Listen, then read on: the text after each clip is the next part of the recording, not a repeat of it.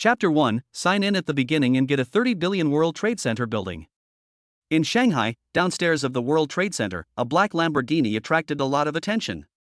Su Rua sat in the car smoking, looking at the people coming and going, the brightly dressed white-collar workers, and couldn't help scratching her head. 2 days ago, he came here diligently with his resume to look for a job. Now, the entire World Trade Center is his property. The night before yesterday, he accidentally linked to the daily sign-in system, and won the World Trade Center worth 30 billion the first time he signed in. Last night was his second time signing in, and he won a Lamborghini Bull and 100 million in cash. Su Rua is now considered a wealthy man even in Shanghai. Su Rua sat in the car, with a lot of thoughts in his mind. After all, with the circumstances in his life, he really didn't expect that he would end up like the protagonist of the novel. Now he drove here, firstly to appreciate the World Trade Center, after all, it is his asset now.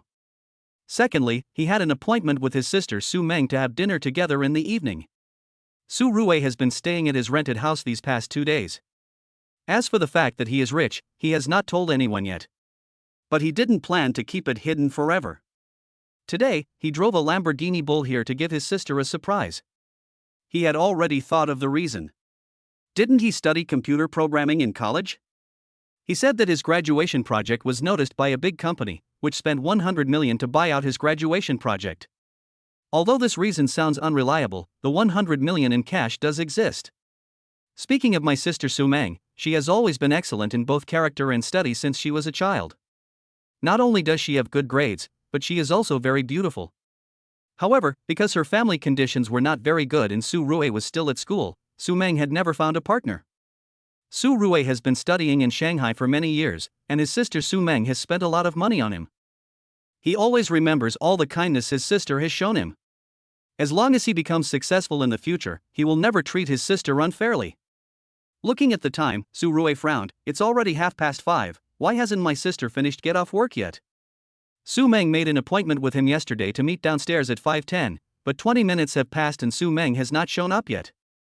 Su Rua's eyelids twitched twice, and she suddenly became a little impatient. Sister, won't something happen to her?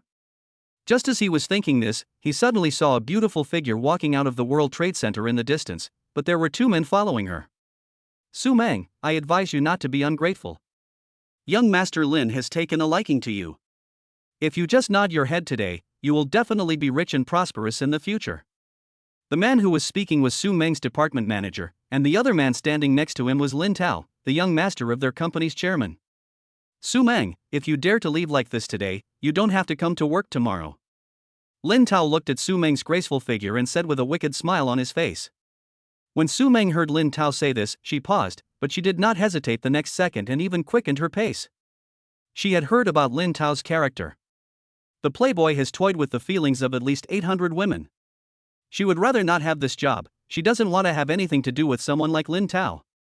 Seeing Su Meng quicken her pace, Lin Tao took 2 steps at a time and walked directly in front of Su Meng, blocking Su Meng's way. You fucking bitch, I'm attracted to you, don't be so shameless. Lin Tao stopped pretending and angrily cursed with a straight face. I have never failed to get the woman I like in bed, you little slut. The more you resist, the more excited I am.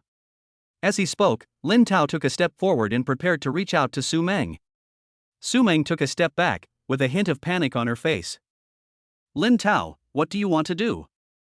What do you think? What do you think I want to do? Ha ha. Lin Tao licked his lips and spoke impatiently. Just when Su Meng closed her eyes in despair, the sound of sudden brakes attracted the attention of several people. A black Lamborghini stopped in front of them. Fuck you, just try to touch her. Although Su Rua didn't know who Lin Tao was, he knew that this person was definitely not a good person. If anyone dares to bully her sister, Su Rua will chop him into pieces and feed him to the fish. Su Meng was stunned. Because Su Rua just drove a Lamborghini sports car over here. Lin Tao was stunned. But then he frowned and shouted at Su Rua, who the hell are you? But before he could finish his words, Su Rua rushed forward and punched Lin Tao directly in the nose. How could Lin Tao, a rich second generation whose body was hollowed out by alcohol and sex, be a match for Su Rua? You know, Su Rua is the captain of the school basketball team, and his muscular body is not built for nothing. Lin Tao was knocked to the ground with just 1 punch. As for Lin Tao's lackeys, they were so scared that they dared not move. Sister, are you okay? Su Rua walked up to Su Meng and asked with concern. I'm fine, Xiaorui, what are you doing? Su Meng frowned, she was a little confused. Sister, I'll tell you in detail later, what should we do with this person? Su Rui walked up to Lin Tao, pinched the back of his neck with her hand, and lifted him up like a chicken. You are the brother of that bitch Su Meng, right? You dare to hit me? You are done for, and your sister is done for too. When Lin Tao heard Su Rui call Su Meng's sister, he remembered that Su Meng had a younger brother who had just graduated from college. However, he didn't take Su Rui and her brother seriously at all. As for the Lamborghini that Su Rui drove over, he naturally thought that Su Rui rented it to show off. Snap. Snap. The next second, Su Rui gave Lin Tao 2 big slaps directly to the face. Lin Tao was completely stunned. He covered his face and shouted, "You are done. Do you know who I am?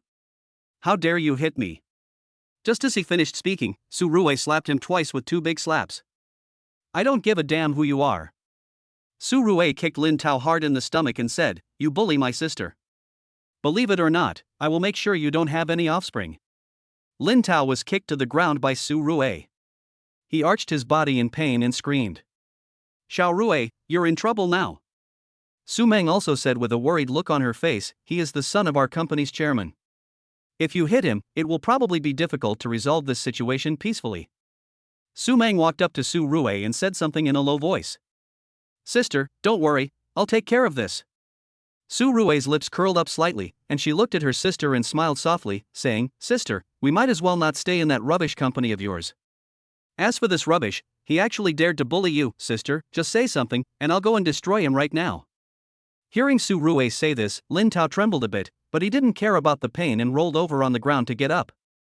Chapter 2. Did you really sell your graduation project for 100 million? How dare he? Lin Tao roared in his heart. In his opinion, Su Rui was a lowly person who was not even worthy of carrying his shoes, so how dare he hit him? But at the moment, he couldn't think so much. After all, Su Rui really beat him to death. Forget it, Xiaorui, don't make a big deal out of it. Su Meng was afraid that if Su Rui really killed Lin Tao, Su Rui would not be able to escape legal sanctions. You should thank my sister for letting you go. Otherwise, just because you tried to touch my sister just now, I would definitely make sure you have no children or grandchildren. As Su Rui spoke, she stepped on Lin Tao's face again. Next time if I find out that you still have improper thoughts about my sister, it won't be as simple as a beating you up. At this moment, Lin Tao was like a lost dog. Where was the arrogant and domineering look he had just now? But for what Su Rui did to him, he swore to make Su Rui pay the price. Stop. Who are you to commit a crime here in broad daylight? When Lin Tao heard this voice, it was like the sound of nature. He looked up and saw Wang Su running towards them with a team of security guards. Manager Wang, hurry up and catch him. Lin Tao showed a wicked smile on his face, thinking to himself, aren't you a good fighter? What's the point of being able to fight? If you want to get involved in the underworld, you need connections. He knew Wang Su, he was the general manager of the World Trade Center and was considered a top figure in Shanghai.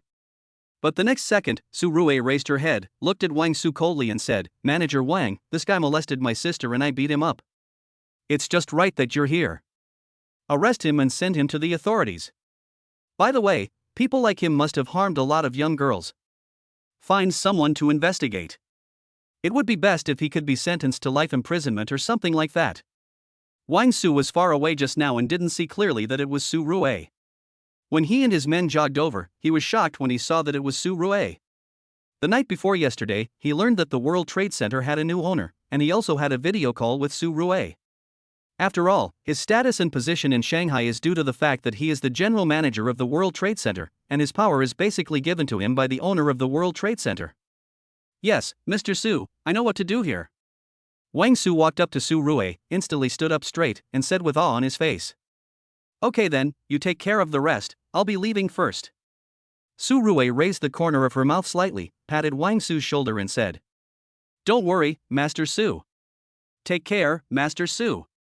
Seeing Wang Su being so respectful to Su Rui, Lin Tao was completely stunned. He knew very well who Wang Su was. Although he is a rich second generation, he is not as good as Wang Su in terms of strength and background. But now, the famous Wang Su was so reserved and fawning in front of Su Rui? He doesn't understand. After all, in his opinion, Su Meng was just a country girl with no identity or background. As for her younger brother, didn't he just graduate from college? How could Wang Su be so respectful to him? Lin Tao's eyes were filled with fear. The next second, he was held up by 2 security guards. Wang Su punched him in the face, causing him to scream in pain. As for the lackeys around Lin Tao, they were also directly controlled by the 2 security guards. They were so scared that their whole bodies became limp, like a puddle of mud. Su Meng followed Su Rui into the car, but she was also full of question marks on her face. How could she not know what was going on with her brother? However, this was a supercar, and it made people like Wang Su treated with respect. She really couldn't figure out what had happened to her brother. After Su Rui drove away, Su Meng came to his senses and stared at Su Rui and asked, "Tell me, what's going on?" "Sister, I'll tell you. Su Rui chuckled and said, "It's like this. Didn't I study computer programming? Then my graduation project was noticed by a big boss in the industry, who spent 100 million to buy it. As for Wang Su, well, the big boss who bought my graduation project is Wang Su's boss." Although Su Rui's explanation sounded unreliable, Su Meng could still accept it. If Su Rui said that he was now the owner of the World Trade Center and Wang Su was working for him, Su Meng would probably think that he was suffering from delusions, right? Moreover, although Su Rui had revealed her hand, she was not prepared to reveal it completely. After all, he is carrying a big secret now. He will never tell anyone about binding to the daily sign-in system, not even his relatives. That sounds ridiculous. Su Meng curled her lips and said something. "Sister, it's true. If you don't believe me, I'll show you the account balance later." Su Rui parked the car on the side of the road, took out her mobile phone, and opened her online banking. "Sister, I spent 10 million on the car, and I still have 90 million left. If you don't believe me, count it." Su Rui transferred 10 million to her other bank card yesterday, so there is 90 million left in her account now. Su Meng didn't look carefully, but she was not stupid. She knew that Su Rui did have that much money in her account. "Did you really sell your graduation project for 100 million? Although Su Meng still couldn't quite believe that this was true, the money in the account wouldn't lie. How could it be false? "Sister, this is 100 million. Even if I rob a bank, I can't steal that much money, right? And have you heard that anyone has robbed a bank recently?" Su Rui took her phone back with a smile. "Sister, don't you want to start a design company? Now that I'm rich, I'll invest in you to start a company. I'm not saying anything bad about you, but you start showing off as soon as you have a little money." Although Su Meng said this, she was actually very happy in her heart. After all, my younger brother is now successful, so I, as his elder sister, can rest assured. "Sister, this is 100 million. What's wrong with showing off a little?" Su Rui smiled and said, "Sister, you took care of me before, but from now on, I will not allow anyone to bully you." "Good." Su Meng nodded. "I'm hungry, let's go eat first." "Aha!" Su Rui responded quickly and drove towards Jingnan Road pedestrian street. "Sister, there's a new buffet restaurant here, 800 yuan per person. Normally we wouldn't be willing to eat there, but now that we're wealthy, it's not too much to splurge a little, right?" "Okay, not too much." Su Meng also knew the buffet restaurant that Su Rui mentioned, but with a price of 800 yuan per person, she would just look it up online under normal circumstances. But now, Su Rui is worth hundreds of millions, so it is not too much for her to go and taste a buffet of this level. The black Lamborghini Bull shuttled through the roads of Shanghai, attracting many envious eyes of young people. I really envy these rich people. When will I be able to drive a supercar? In a dream. You don't have to attack me like this, do you? I'm really not trying to discourage you. The price of a Lamborghini Nero is at least tens of millions. Do you think you can afford it? Ah. If that doesn't work, I can buy a Maserati. I saw one on AutoHome before. It's a cheap one, about $1 million or so will do. Chapter 3, When the National Martial Arts Bajikwan Grandmaster Skills Through Lottery. During the meal, Su Rui waved her hand and directly transferred 50 million to her sister. Hiss. When Su Meng saw that her younger brother transferred 50 million to her, she couldn't help but gasp. "Xiao Rui, why did you transfer so much money to me?" "Sister, didn't I just tell you that I will invest in your company? That doesn't cost that much. Sister, what's mine is yours. So, if you can't spend all the money, just save it for me." Su Rui said so, and Su Meng nodded and said with a smile, okay. Xiao Rui, I'll save this money for you and use it when you get married in the future. Sister, you haven't even gotten married yet. I'm still young, there's no rush. Su Rui stuck out her tongue at Su Meng and said with a chuckle. After dinner, I went shopping in the nearby mall to help digest the food. While Su Meng was going to the bathroom, Su Rui found out that she could sign in today. Without hesitation, Su Rui signed in directly and got the reward. Ding, congratulations to the host for signing in for 3 consecutive days and winning a Tan Palace villa worth 1 billion. Ding, congratulations to the host for signing in for 3 consecutive days and getting a chance to win a prize. A chance to win a prize? Su Rui was stunned for a moment. There was no such reward when she signed in before. Does the host want to draw the lottery now? Lottery! A lottery panel instantly appeared in Su Rui's mind. After Su Rui confirmed the lottery panel also started to rotate. Ding, congratulations to the host for winning a Chinese martial arts Bajikwan Grandmaster level skill book. Would the host like to learn it immediately? Study. Su Rui didn't hesitate and chose to study directly. Compared to rewards like luxury cars and mansions, skill rewards are more attractive to Su Rui. Chinese martial arts Bajikwan. And he is at the Grandmaster level. This is definitely something you need to learn. After becoming rich, the first thing Su Rui considered was safety. After all, he became rich overnight and had no background. If someone with ulterior motives knew his specific situation, it is hard to say that someone would not take action against him. The security issues around us definitely need to be resolved. But if you are strong, you will have an extra layer of protection. The moment he chose to study, Su Rui felt that his brain had gained a lot more knowledge about Bajikwan. Tai Chi practitioners don't go out for 10 years, but Baji can kill people in 1 year. Among all Chinese martial arts, Bajikwan is still superior in terms of actual combat power. At that moment, Su Rui secretly clenched his fists. He was quite excited. What's wrong? Why are you laughing so happily? Su Meng came out of the bathroom and saw from afar a smile on Su Rui's face that she could hardly hide. Ah, nothing, just thinking of something happy. Su Rui said casually, and Su Meng didn't ask any more questions. The two were about to leave, and the next second, a man holding a baby quickly walked past them. Catch the human trafficker. That man stole my grandson. Su Rui originally felt that something was not right. After all, how could a grown man walk so fast while holding a baby? Sure enough, a shout came from a distance, instantly confirming what Su Rui was thinking. When encountering such a thing, even if you don't know the person, as long as you still have a conscience, you will stand up. Su Rui, a passionate young man who just graduated from university, is naturally no exception. He ran towards the man quickly and blocked his way. Where did you come from, you little brat? Get out of here. The man holding the baby was blocked by Su Rui and seemed very impatient, and started scolding Su Rui. Keep your mouth clean. Su Rui also replied bluntly, the child in your arms is not yours, right? You're talking nonsense. If it's not my child, how can it still be yours? Get out of here now, or I'll be rude to you. As they were talking, the man holding the baby wanted to leave, but Su Rui was certain that he was the human trafficker who stole the child, so how could she let him leave? When the human trafficker saw the woman behind him getting closer and closer, he actually threw the baby in his arms towards Su Rui. Su Rui reached out and hugged the baby, allowing the human trafficker to run away. Damn, this human trafficker is so despicable.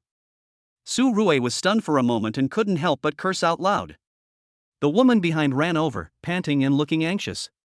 Thank you, thank you. If it weren't for you, I really don't know how to face this child's parents. Seeing her grandson lying safe and sound in Su Rui's arms, her legs went weak and she collapsed to the ground. It's okay. I felt something was wrong just now. Plus, when I heard you shouting that someone was snatching the child, I realized that the man was a human trafficker. It's a pity that he got away. Su Meng walked up and helped the woman who was slumped on the ground up. Su Rui walked up and handed over the crying baby in her arms. This human trafficker is so despicable. He actually snatched the child in broad daylight. That's right, it's a pity that he got away. Otherwise I would have just broken his legs.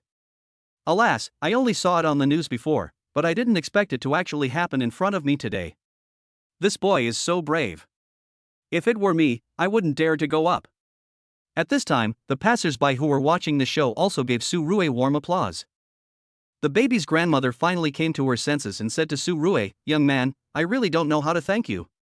I have several $1,000s here. Auntie, I can't take this money." Su Rue refused directly and said with a smile, "As long as the child is fine, this is what I should do. How could I ask you for money?" After saying that, Su Rue didn't stay here for long. She took Su Meng and left. Originally, the two were planning to shop in the mall for a while longer, but after what happened just now, they decided to go back. However, as soon as they came out of the mall, Su Rue felt something was wrong. He walked in front and let Su Meng stand behind him. "You little bastard, how dare you ruin my good deeds? I'm going to kill you today." Su Rue frowned and looked at the 8 ferocious-looking men in front of her. The one who was speaking was none other than the human trafficker who had just escaped. "I let you run away just now, but I didn't expect you to dare to come back." Su Rue looked at the people in front of him jokingly, clenched his fists, and thought to himself that he didn't expect that the Bajiquan he had just learned would come in handy so soon. "Brothers, this is the guy, get him." These human traffickers were indeed evil people, each holding a baton, and they rushed towards Su Rue while talking. "Sister, stay away." Su Rue shouted to Su Meng behind him, then clenched his fists and rushed towards those people. Originally Su Meng was still worried about Su Rue's safety, but the next second, her eyes widened. Su Rue moved like a dragon, punching each of those people one by one. In less than half a minute, all the human traffickers were lying on the ground groaning in pain. Chapter 4, he is actually a rich second generation and looks so low-key. The onlookers around all gasped. 1 against 10, I have only seen this kind of scene in movies, but I didn't expect to see it with my own eyes today. Moreover, these people are all extremely vicious and cruel, each holding a baton and with a ruthless look on their faces. Fuck, this is awesome. Really 1 person against 10? Does anyone know what's going on? I'm not sure. But these guys are obviously not good people. This little brother is really awesome. He kills them one by one with 1 punch. If I hadn't seen it with my own eyes, I wouldn't have believed it. I know. That person is a human trafficker. He just tried to snatch someone's child in the mall but was stopped by this guy.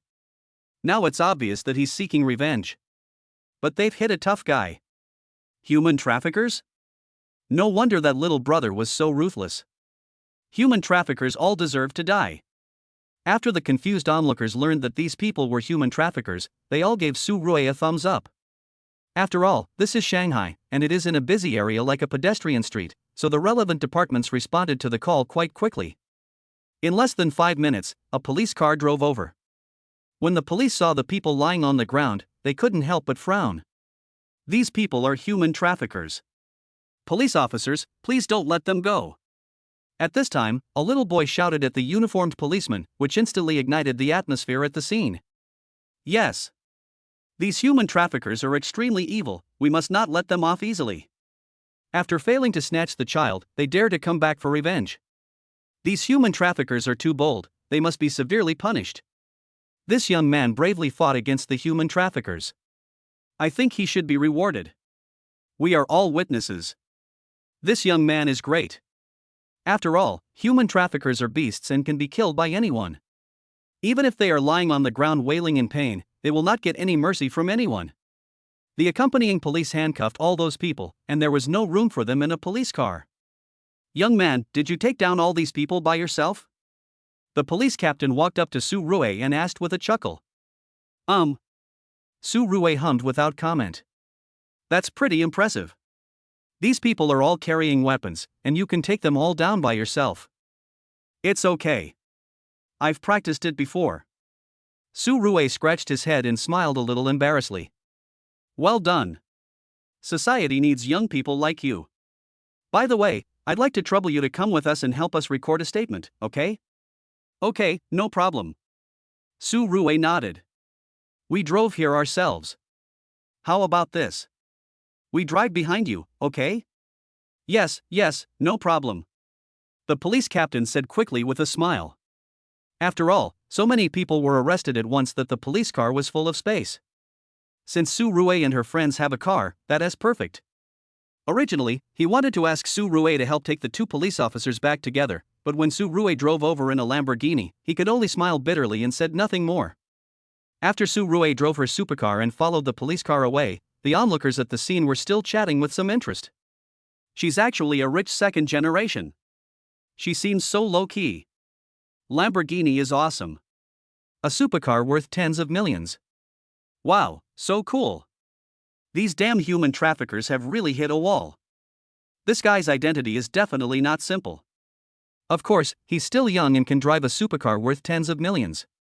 He must be a rich second generation. At the Jingnan Road police station, Su Rui and Su Meng finished recording their statements and came out. The police captain personally escorted them out. Brother Su, don't worry, these human traffickers will be severely punished by law. Yeah, trust the government. Su Rui nodded, smiled, and said, Brother Luo, if there is nothing else, we will leave first. If you need our cooperation later, just call me directly. Hearing Su Rui say this, Luo Ping smiled and said, Okay, if you need anything, I'll call Brother Su again. It was only half an hour, but Su Rui and Luo Ping had become close friends. More friends mean more paths. In Su Rui's opinion, it is definitely not a bad thing to have the police captain Luo Ping as a friend. As for Luo Ping, he naturally had the same idea. After coming out of the police station and sitting in the car, Su Rui looked at Su Meng and said, Sister, we haven't been home for more than half a year, right? Yes. Su Meng sighed when she heard Su Rui say that. We went back for the Qingming festival holiday in the first half of the year, and it's less than a month until the Chinese New Year. Time flies by so fast. Su Rui couldn't help but sigh. Mom and Dad have worked hard over the years, they should enjoy their lives in the future.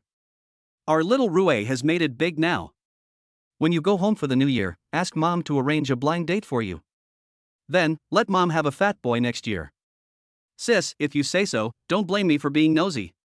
When we get home, let's see if Mom cares about my lifelong event or yours. Su Rui drove Su Meng back to where she lived. Sister, when I make more money later, I will buy you a house in Shanghai. Okay, save the money you earn to get married. You don't need to worry about me, your sister.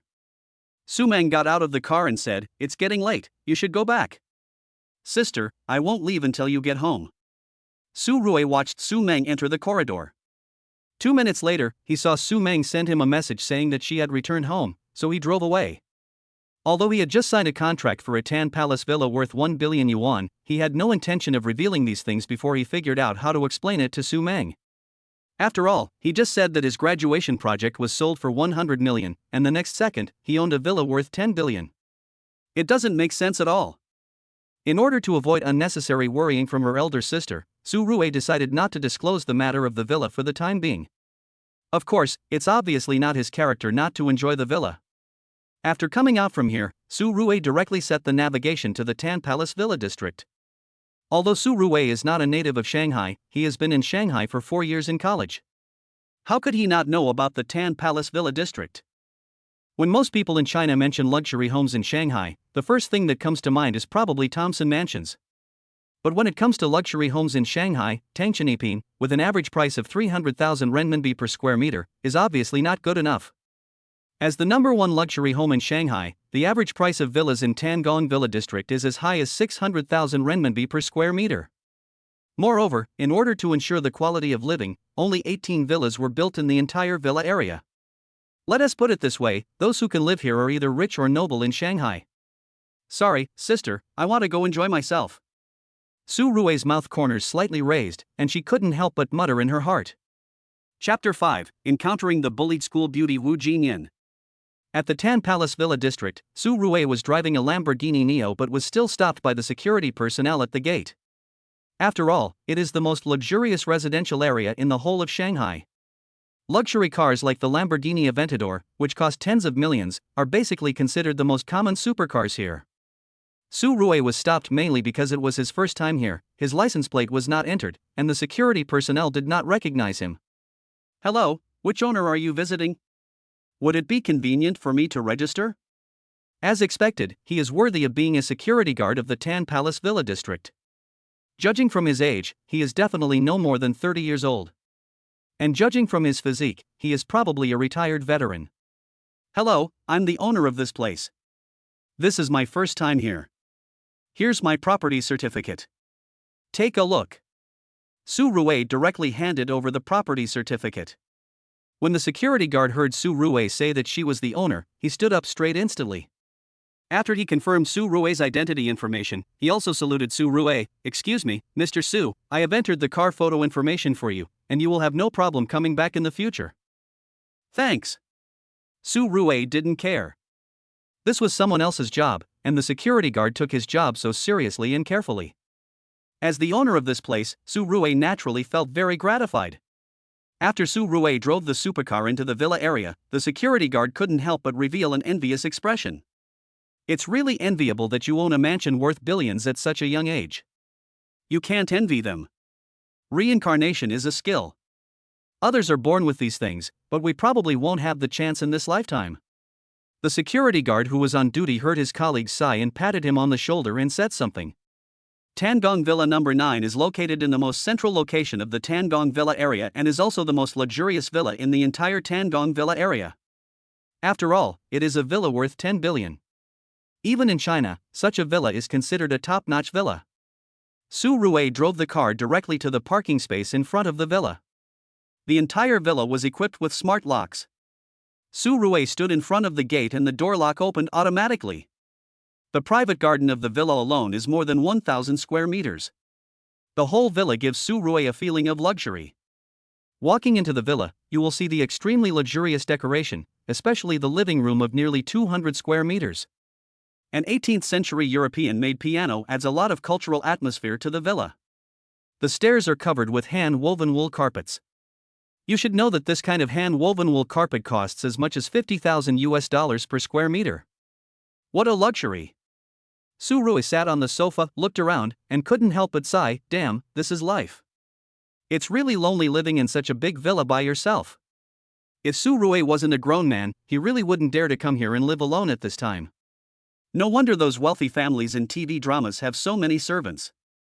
With such a big villa, it must be exhausting just to clean it. Su Rui crossed her legs and decided to find some professional servants to help her look after the villa. "But it's so late today, I'm destined to spend the night here alone. After a night's sleep, I woke up and it was already past 9 in the morning." Before, he had to worry about finding a job, but now he is financially free and can sleep until he wakes up naturally every day as long as he wants. Lying on the soft big bed, Su Rui stretched and yawned. "I finally understand why people say it's easy to go from frugality to luxury, but difficult to go from luxury to frugality. Who wouldn't be confused if they lived a life like this?" After a simple wash, Su Rui drove out directly. Today, he plans to find some professional servants for himself. By the way, he also plans to hire a professional private butler to take care of his daily life. When he went to the villa last night, he just felt that the villa was so big and it would feel lonely if he lived alone. But when he woke up in the morning, he felt different. For example, he hasn't had breakfast after getting up in the morning. For example, when he wanted to drink tea, there wasn't even any tea leaves at home, let alone someone to serve him tea. I need a personal butler, a servant, a Chinese chef and a Western chef. In this case, I also need 2 bodyguards. Enjoy life, it's not excessive to spend a little money. Besides, I am now worth hundreds of billions, so there is no problem in enjoying myself. Su Rui was indeed a little hungry as she hadn't had breakfast yet. When we drove into the city, we happened to see a Nanhuai beef soup restaurant on the side of the road. Although it is not a high-end tea restaurant, it is a specialty of his hometown after all. In the past few years, when he didn't know what to eat in the morning, he would choose a bowl of beef soup. When the car was parked on the side of the road, it instantly attracted the attention of many passers-by. After all, it is a supercar worth tens of millions. Even in this city where supercars are everywhere, the Lamborghini Bull's ability to attract attention is unquestionable. What the hell? Driving a Lamborghini to eat beef soup? The second generation of rich people are just experiencing life. But he looks really handsome. I have to say, Su Rui's appearance is really amazing. He is 1.85 meters tall and has a body with golden ratios. Since he is on the school basketball team and likes to work out on weekdays, his muscular body is absolutely perfect. "Boss, a bowl of beef soup and 2 sesame cakes." Su Rui walked into the breakfast shop and said something to the busy breakfast shop owner with a smile. The breakfast shop owner was slightly stunned. When Su Rui calmly sat down at the table, he quickly responded, "Okay, wait a moment, I'll make it for you right away." After all, he was watching Su Rui getting off the supercar, so there was an invisible hint of flattery in the breakfast shop owner's words and expression. Su Rui had just sat down for less than 2 minutes when the entrance of the breakfast shop suddenly became noisy. Originally, Su Rui didn't want to join in the fun, but when he saw 6 grown men surrounding a girl who was dressed simply, he couldn't help but frown. The main thing is that he knows this girl who is dressed simply. Wu Jinyan. Wu Jinyan, known as the civilian campus belle of Magic City University. Su Rui is in the same grade as her. Su Rui is from the computer science department, and Wu Jinyan is from the business administration department. However, although Wu Jinyan is the school belle, in addition to being good-looking, she is also a top student, and has always been among the top 3 in her grade. As Wu Jinyan is one of the 4 campus beauties of Magic City University, Su Rui knows that she is also normal. What's going on with her? Since we are university alumni, even though we are not classmates, in this situation, you can't just watch her being bullied, right? Chapter 6, this kind of garbage will be dealt with soon. Little girl, when is your father going to pay back the money he owes to our brother Nan? I didn't expect that old man Wu has such a pretty daughter. TSK, don't say we don't give you a choice. Either you pay back the 200,000 you owe to our brother Nan today, or you go over and warm brother Nan's bed today. When old man Wu pays back the money, we'll let you go back. This little girl is so beautiful. Her skin, wow, you can even squeeze water out of it. How about it? Have you thought about it? 6 hooligans with dyed hair and a shabby look pushed Wu Jinyan into a corner. My dad owes you money, I will pay you back when I make money. I won't go with you either. Wu Jinyan pursed her lips and spoke with a worried look on her face. When is the future? Damn it. It's only natural to pay back debts. Go out and ask around, who the hell dares to owe our brother Nan money and not pay it back? The gangster leader obviously lost his patience and raised his voice, which scared Wu Jinyan, who was already a little timid. There were quite a few onlookers gathered around, and when they heard that the hooligans were looking for Wu Jinyan to collect a debt, none of them were prepared to step forward to help. After all, as people say, a son should pay for his father's debts, and it is only natural to pay off debts. Although it is not right for these grown men to bully a girl, who would dare to stand up in this situation? Moreover, it is clear at first glance that these people are not easy to mess with. The spectators are only responsible for eating spectators. As the saying goes, if it's none of your business, just stay out of it. No one wants to take responsibility for such things. Wu Jinyan looked at the people around her who were watching the show, but to her disappointment, no one was willing to come forward to help her. Tell me. Pay the money back or go with us. There are 2 options. You have to choose one, right? Ha ha. The leading thug snorted coldly. Okay, I see you don't have any money either. Do you want to follow us obediently, or do you want us to carry you? After hearing what the gangster said, Wu Jinyan almost despaired. Money, she certainly didn't have it. But she also knew that these people would never let her go just like that. Go with them? Who are these people? If I really follow them, my life will be ruined. Wu Jinyan didn't say anything. She just hoped that these people wouldn't dare to do anything in broad daylight. But who are these people? They are hooligans, what can't they do? The leading gangster had already reached out to grab Wu Jinyan, but just when he was about to touch Wu Jinyan, Wu Rui stepped forward in time. In broad daylight, you grown men are bullying a girl. Do you have any shame? Su Rui's voice arrived before she did. This sound really confused these little gangsters. Fuck, someone really wants to meddle in other people's business, right? The gangster who was leading the group looked at the crowd of onlookers and said with a chuckle. The next second, Su Rui walked out from the crowd and stood in front of the arrogant gangster. Say what you just said again. Su Rui's aura was definitely enough to crush the gangsters. Even though he was alone, he managed to scare the 6 gangsters. However, this kind of gangster is not easily frightened. When the gangster reacted, he shouted at Su Rui fiercely, "Fuck you." Bang! Before he could finish his words, Su Rui slapped him hard in the face. What does it mean that a person is ruthless and doesn't talk much? Su Rui is just like that. How dare you hit me? Do you know who I am with? After being slapped hard in front of so many people, the gangster was immediately furious and prepared to fight with Su Rui. But in the next second, Su Rui hit him with a baji bang, directly sending him flying 5 or 6 meters away and smashing him heavily to the ground. This scene scared the remaining gangsters silly. One punch sent the man flying so far away. Not to mention that they were outnumbered. If a fight really broke out, I guess they would also kill him with one punch. I paid back the money her father owed you. Su Rui walked over to the hooligans who were still lying on the ground and wailing. You should thank me for holding back my strength in that punch just now, otherwise you would have half a leg over the Naiha bridge by now.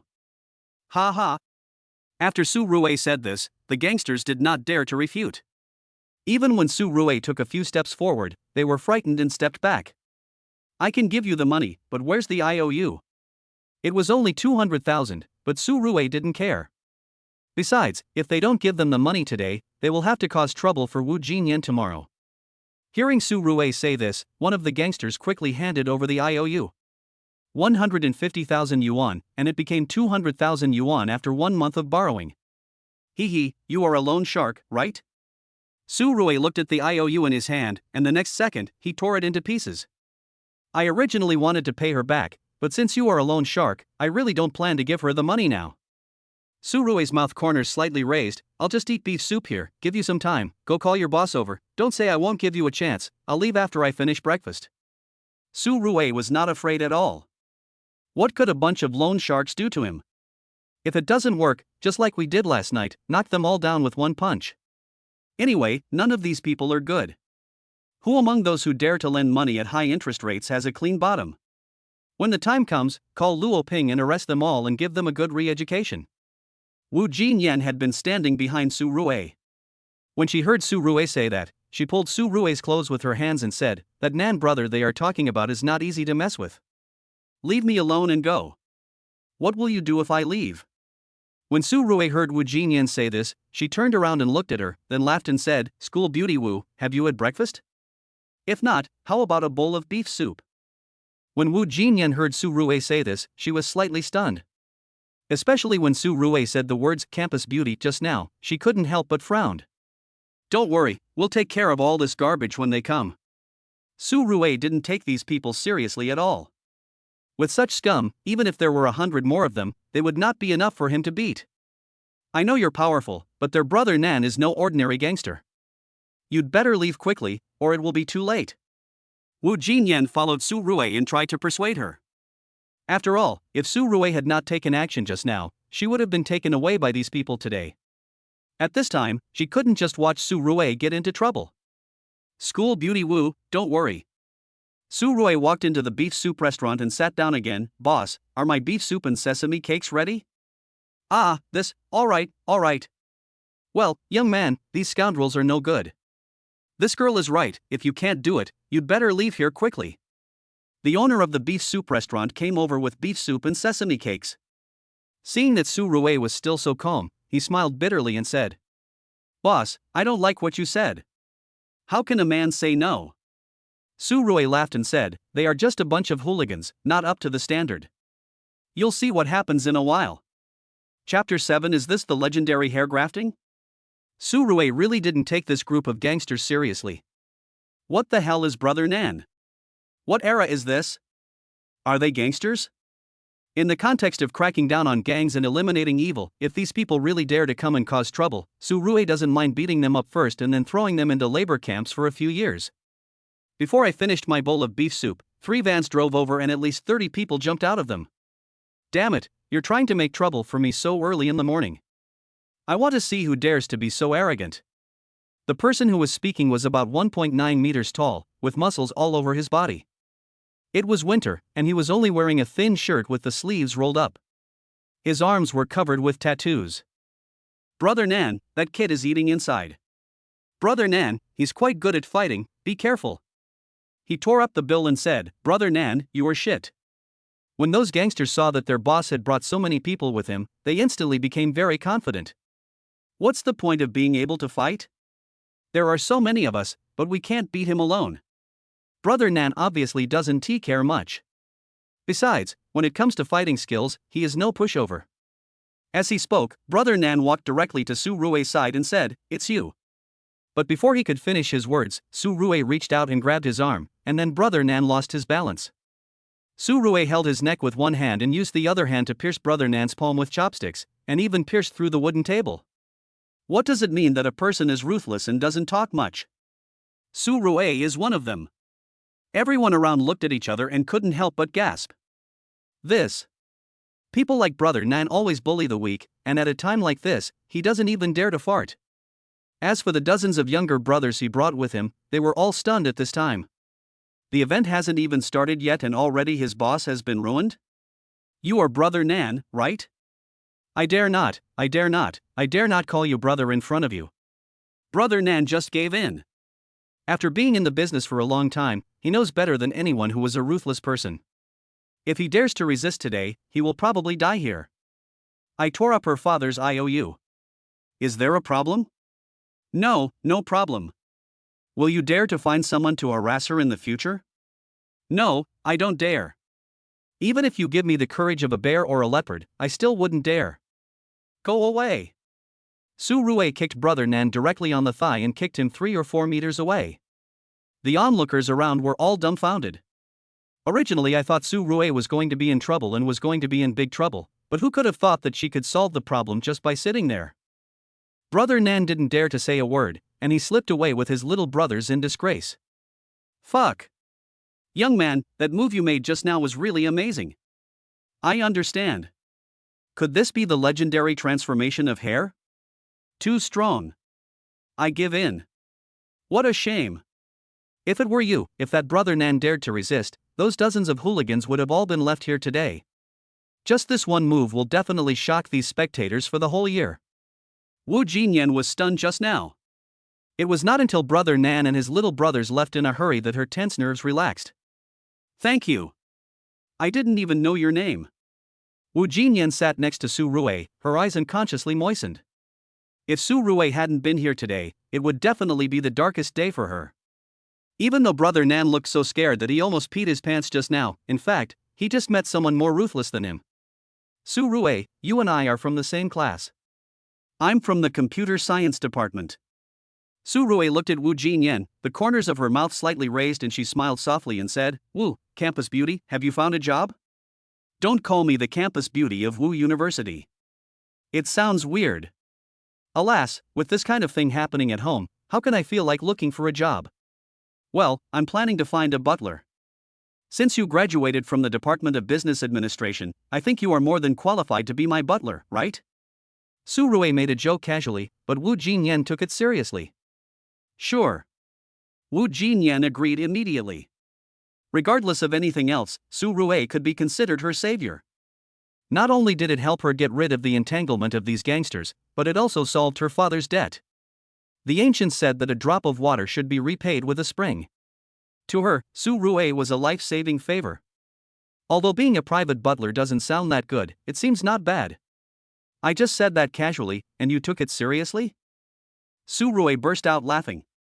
If the people in her dormitory knew that she had asked Wu Jinyan to be her personal housekeeper, they would probably say to her heartbrokenly, you really deserve to die. Really?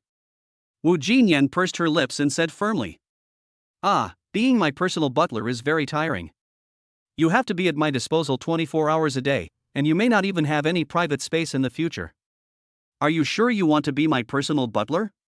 Su Rui wasn't trying to scare her, this was exactly what he required of his personal butler. Sure. Wu Jinyan nodded without any hesitation. Okay then. It saves me from going to the job market to look for one later. Su Rui laughed and said, but then again, being my personal butler may not necessarily be a loss for you. As for the monthly salary, I'll give you 50,000 a month for now. Su Rui said this casually, but Wu Jinyan didn't react. 50,000 a month? Wu Jinyan asked in a silly way. Yeah, what's the problem?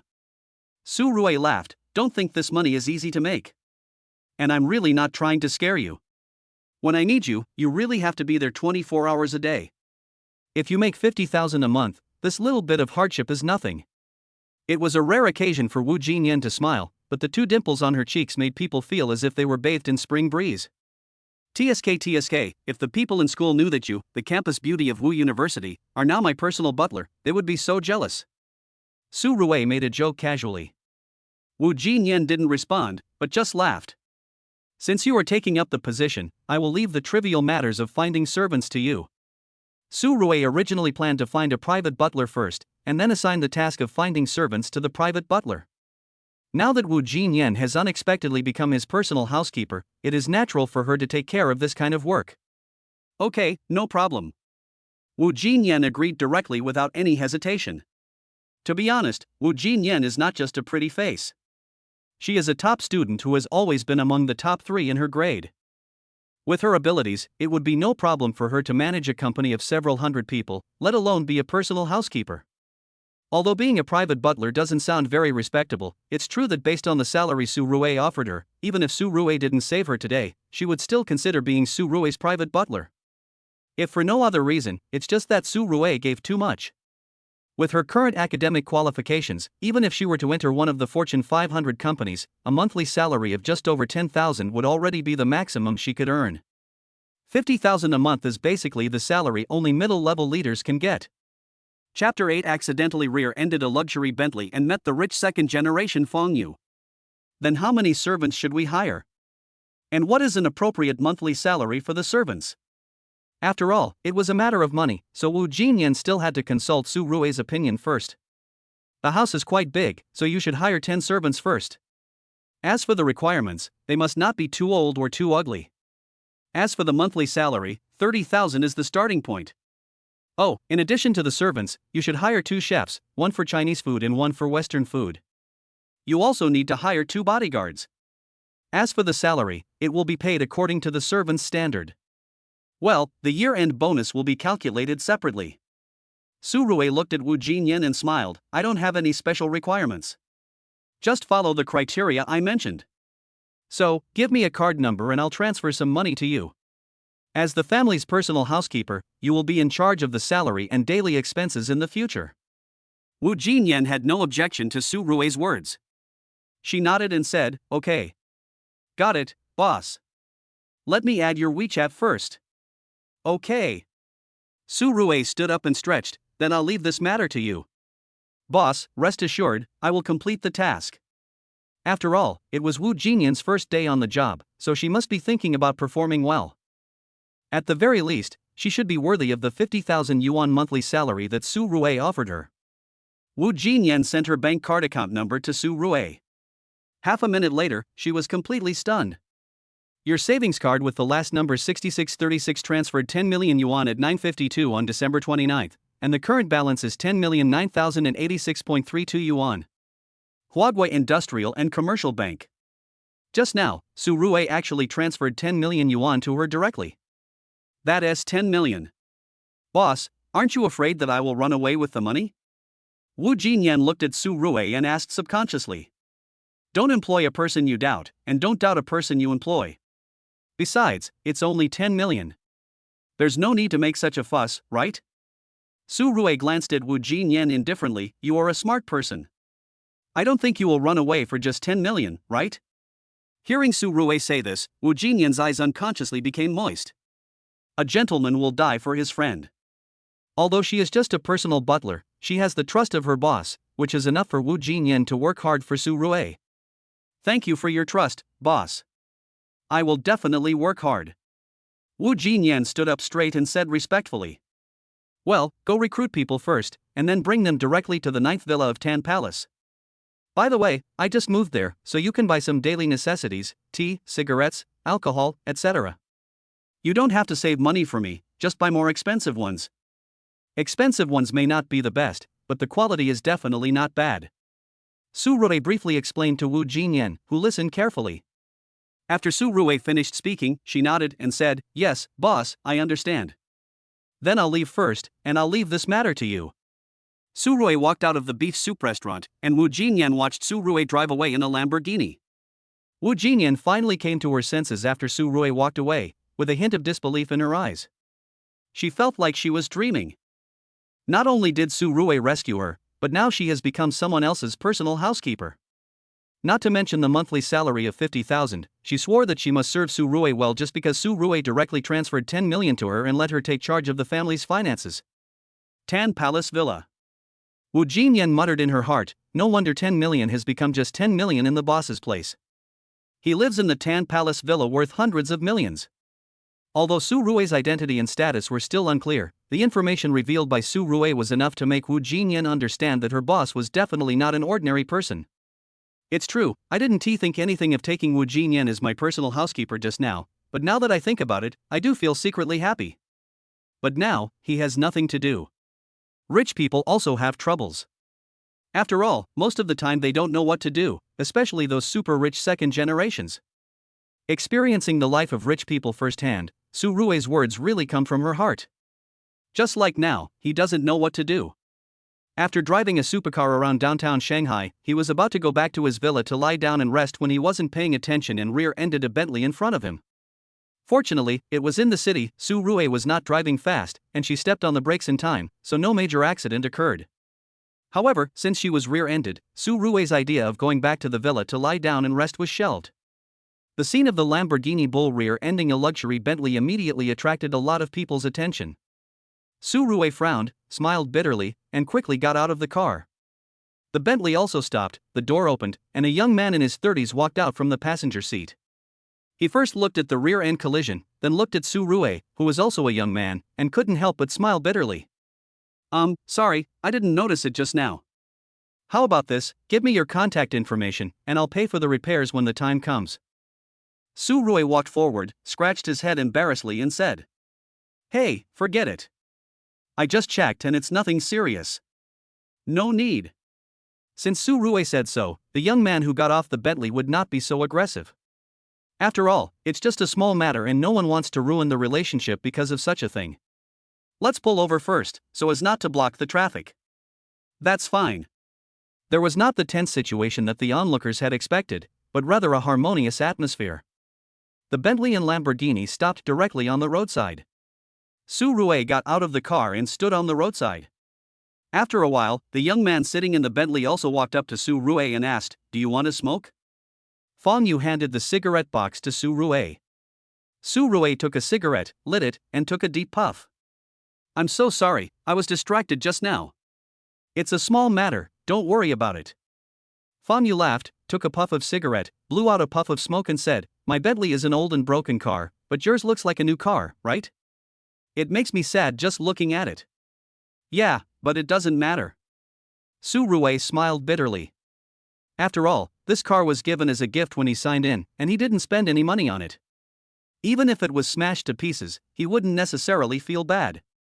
Besides, after all, he was the one who rear-ended the other person, and Su Rui felt a little embarrassed that the other person didn't hold him responsible. "Well, my name is Su Rui. Let's add each other as WeChat friends. Today's matter will be mine. Let's have dinner together some other day. Then let's not postpone it. We already know each other. We just so happen to have a dinner today. Shall we join us?"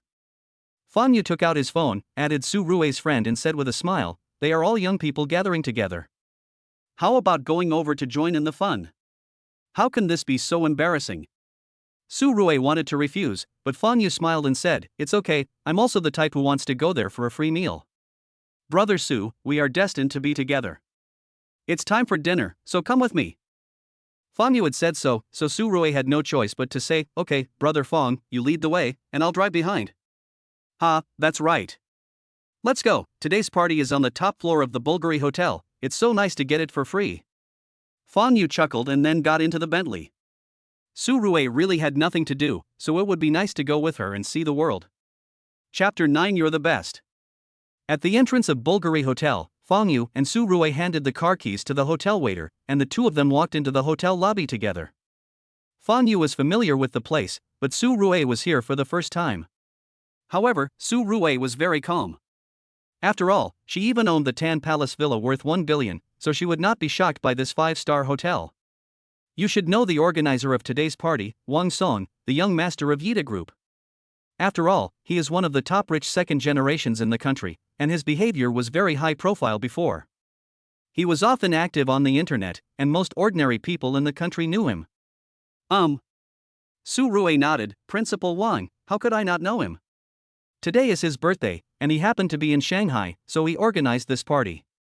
Fong Yu laughed and said, "I'll introduce you to him later." Su Rui was stunned when she heard Fong Yu say that. From what Fong Yu said, he and Wang Song should be friends. As a friend of Wang Song, Fong Yu was undoubtedly one of the top second-generation rich people in the country.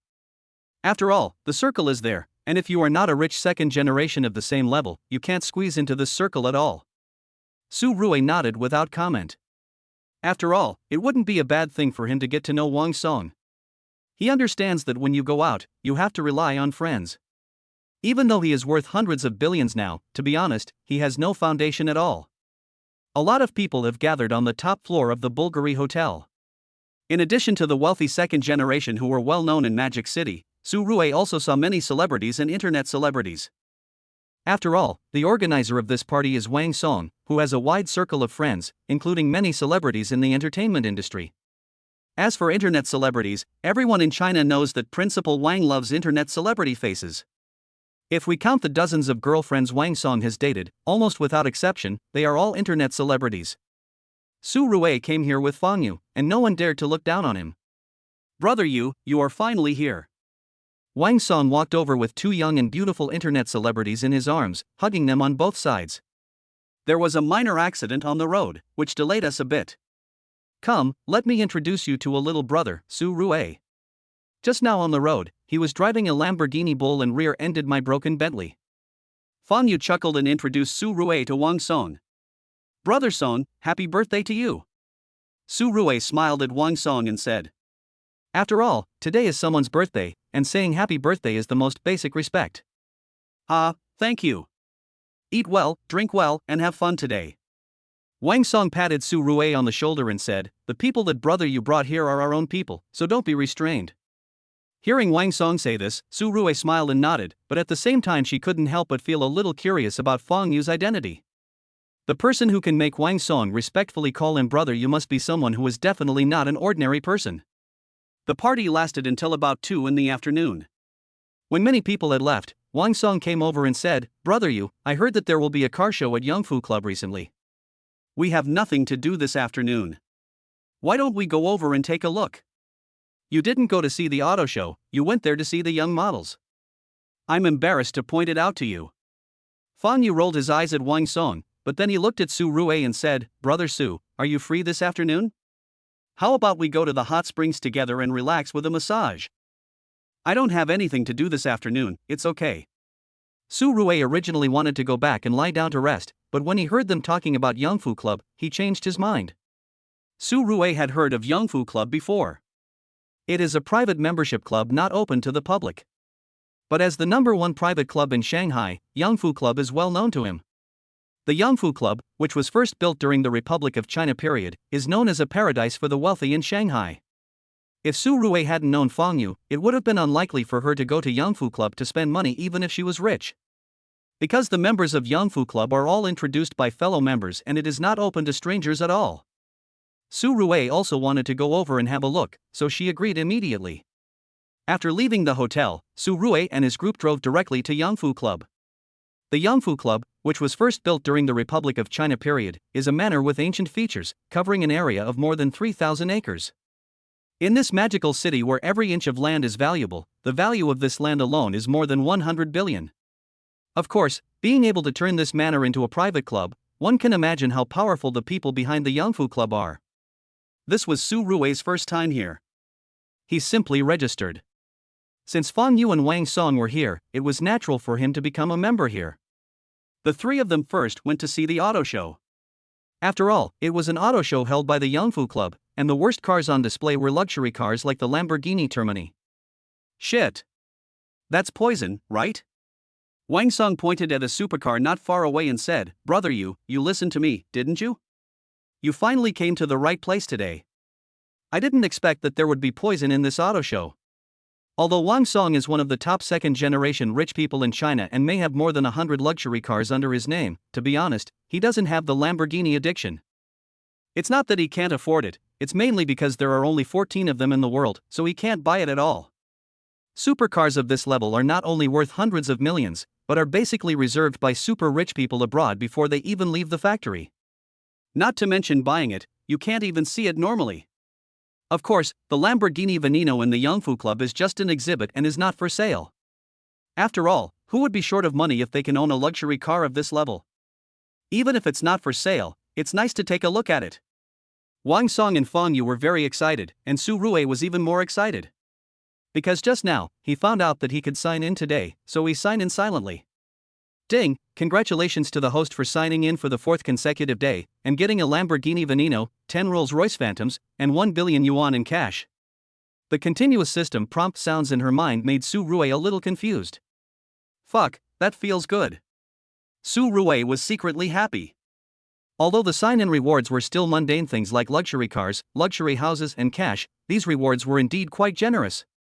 A Lamborghini Veneno, 10 Rolls-Royce Phantoms, and $1 billion in cash. That's really cool. Wang Song walked around the Lamborghini Veneno 2 or 3 times and couldn't help but say excitedly, "It's a pity that this car is not for sale. Otherwise, even if it costs a little more, I will definitely get it." As the young master of Yida Group, Wang Song has to be said to have the ability to do so. "Brother Song, if you like, I can lend it to you for a few days." Su Rui, who had been silent all this time, suddenly smiled and said this to Wang Song. Hearing Su Rui say this, Wang Song and Fan Yu were both full of doubts. "Well, Lamborghini Veneno, I also have one." Seeing the questioning expressions on their faces, Su Rui scratched her head and explained. "Wang Song. Fan Yu." Originally, both of them had doubts on their faces, but after Su Rui's explanation, their faces were filled with disbelief. "That's a Lamborghini Venom. There are only 14 limited editions in the world, and each one is worth hundreds of millions of dollars. This is a top-notch supercar. Brother Su, don't be ridiculous. We are talking about poison, not bulls." Wang Song recovered and said to Su Rui. "I'm not kidding. I really do. You'd better." "I'm not kidding. Damn it, Brother Su, that's a Lamborghini Venom worth hundreds of millions." Fan Yu was also shocked. He had only known Su Rui for a short time. Although he could feel that Su Rui's identity and background were not ordinary, he really didn't expect that Su Rui's identity and background were even deeper than he thought. "It's true. If you don't believe me, come to my house and take a look."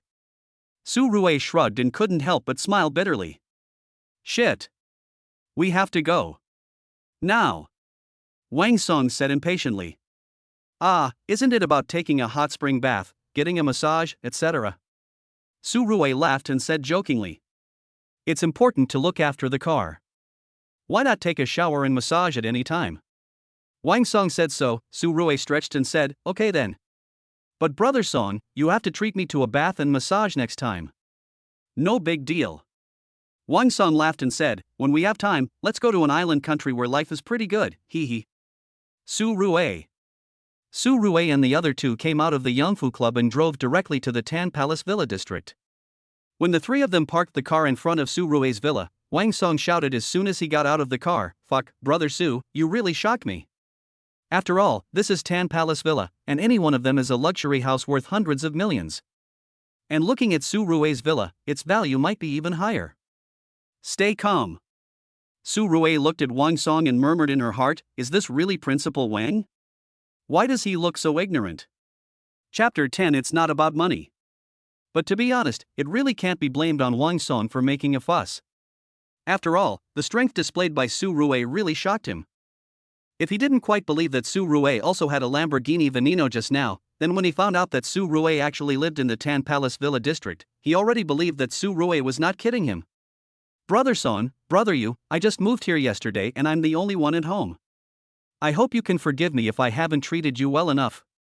After entering the villa, Su Rui looked at Wang Song and Fan Yu and said with a smile, "What's the big deal? We didn't come here to drink tea anyway. Come on, take us to see your Lamborghini Veneno." Wang Song, who had recovered, waved his hand and responded anxiously. "Look how anxious you are." Fan Yu could hardly bear to watch it anymore.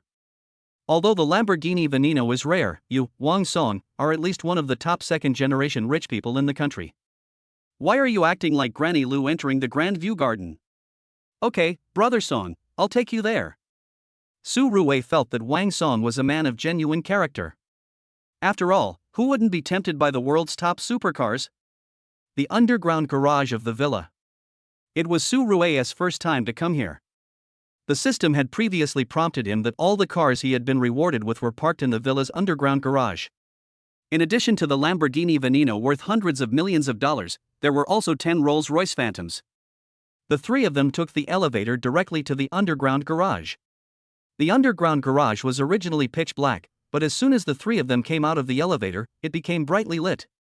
I have to say that the underground garage under this villa is really big, with at least hundreds of parking spaces. Not far away, a black Lamborghini Veneno was parked quietly in the parking space, surrounded by 10 brand new Rolls-Royce Phantoms. Wow! This is so cool. Brother Sue, this bottle of poison is worth all the luxury cars in my garage. Wang Song stared at the Lamborghini Veneno and said with envy. Even though he is one of the top second-generation rich people in the country and his family assets are over hundreds of billions, there are some things that really cannot be bought with money. Just like the supercar in front of you. If Brother Song likes it, drive back and play for a few days. Su Rui chuckled and said nonchalantly. Then forget it. Wang Song felt a little nervous when he heard Su Rui say that, but he shook his head and said, if I accidentally get scratched when I drive out, I'll be heartbroken if you don't feel bad. If it really hits me, it's my fault. Su Rui chuckled and replied. It's not about the money. Wang Song sat in the driver's seat, looked at Su Rui and said with a smile, I feel so sorry for her, so sorry for her. What Wang Song said was really a true expression of his feelings. After all, as one of the top rich second generations in the country, he is not short of money. When he was studying abroad, his annual living expenses were 5 million euros. After returning to China, his father gave him 500 million yuan in startup capital. Although Yida Group encountered a cash crisis in the past 2 years and it was revealed that Yida Group had a debt of 800 billion yuan, but with the iron-fisted approach of Wang Song's father, Yida Group has come back to life in the past 2 years. Last year alone, Yida Group announced a profit of 50 billion. However, as he grows older, Wang Song has been much more low-key in the past 2 years than when he first returned to China. Apart from changing girlfriends frequently as before, he is not very active on the internet. Now Wang Song has figured it out. As a rich second generation, he just needs to have fun. After all, eating, drinking and having fun doesn't cost much, but starting a business will really burn money. Wang Song and Fang Yu also took turns sitting in the driver's seat of the Lamborghini Veneno to experience the charm of the world's top supercar. Brother Sue, our Magic City Supercar Club will have a party in a few days. You can drive this car over then. Wow, it will definitely dazzle everyone. Didn't Chianqing spend over 40 million to buy a Koenigsegg Regera a while ago? I've been filming him driving around with girls all day. Brother Sue, wait until you drive this car around for a couple of laps, and see if Chianqing still shows off. Wang Song said this, but his face was already beaming with joy. Su Rui also knew something about Chianqing, whom Wang Song mentioned. Like Wang Song, he was considered one of the top second-generation rich people in the country. As one of the top second-generation rich people in China, even Wang Song rarely makes Chianqing lose face. Therefore, when Wang Song thought about the Supercar Club party in 2 days, when Su Rui would drive the Lamborghini Veneno to crush Chianqing's Koenigsegg, he was really looking forward to it. After coming up from the underground garage, Wang Song and Fang Yu didn't stay with Su Rui for long and left directly. Brother Song, if you like it, you can drive it back and play for a while. I don't drive that car much on weekdays anyway. Forget it. Driving this car out is really too high profile. If I really drive this car out for a spin, in less than an hour, the entire internet will be filled with news about me buying a Lamborghini Venetian. Wang Song smiled bitterly and waved his hands, forget it, forget it. If this car was mine, it would be fine because this matter became a hot topic. Otherwise, if someone finds out that it was borrowed, I'm afraid someone will make a fuss about it again. What Wang Song said made sense, so Su Rui laughed and said, okay, anyway, whenever you need a car, just tell me. Su Rui really didn't take this car seriously. After all, it's hard to cherish something that comes easily. Just after sending Wang Song and Fang Yu away, Wu Jinyan called me. Boss, we are at the gate of Tan Palace Villa District, but the security guard won't let us in. I'll come pick you up. Su Rui had seen the security level of Tan Palace before, so she didn't say anything and drove her Lamborghini to the gate of the community. Su Rui came over in person, and the security guard at the door quickly stood up straight. I'm sorry, they are servants I hired. Today is their first time here. I will ask them to get passes tomorrow. Su Rui's politeness made the security guard at the door feel a little embarrassed, so he immediately sent a car to take Wu Jinyan and her group directly to the door of Su Rui's villa.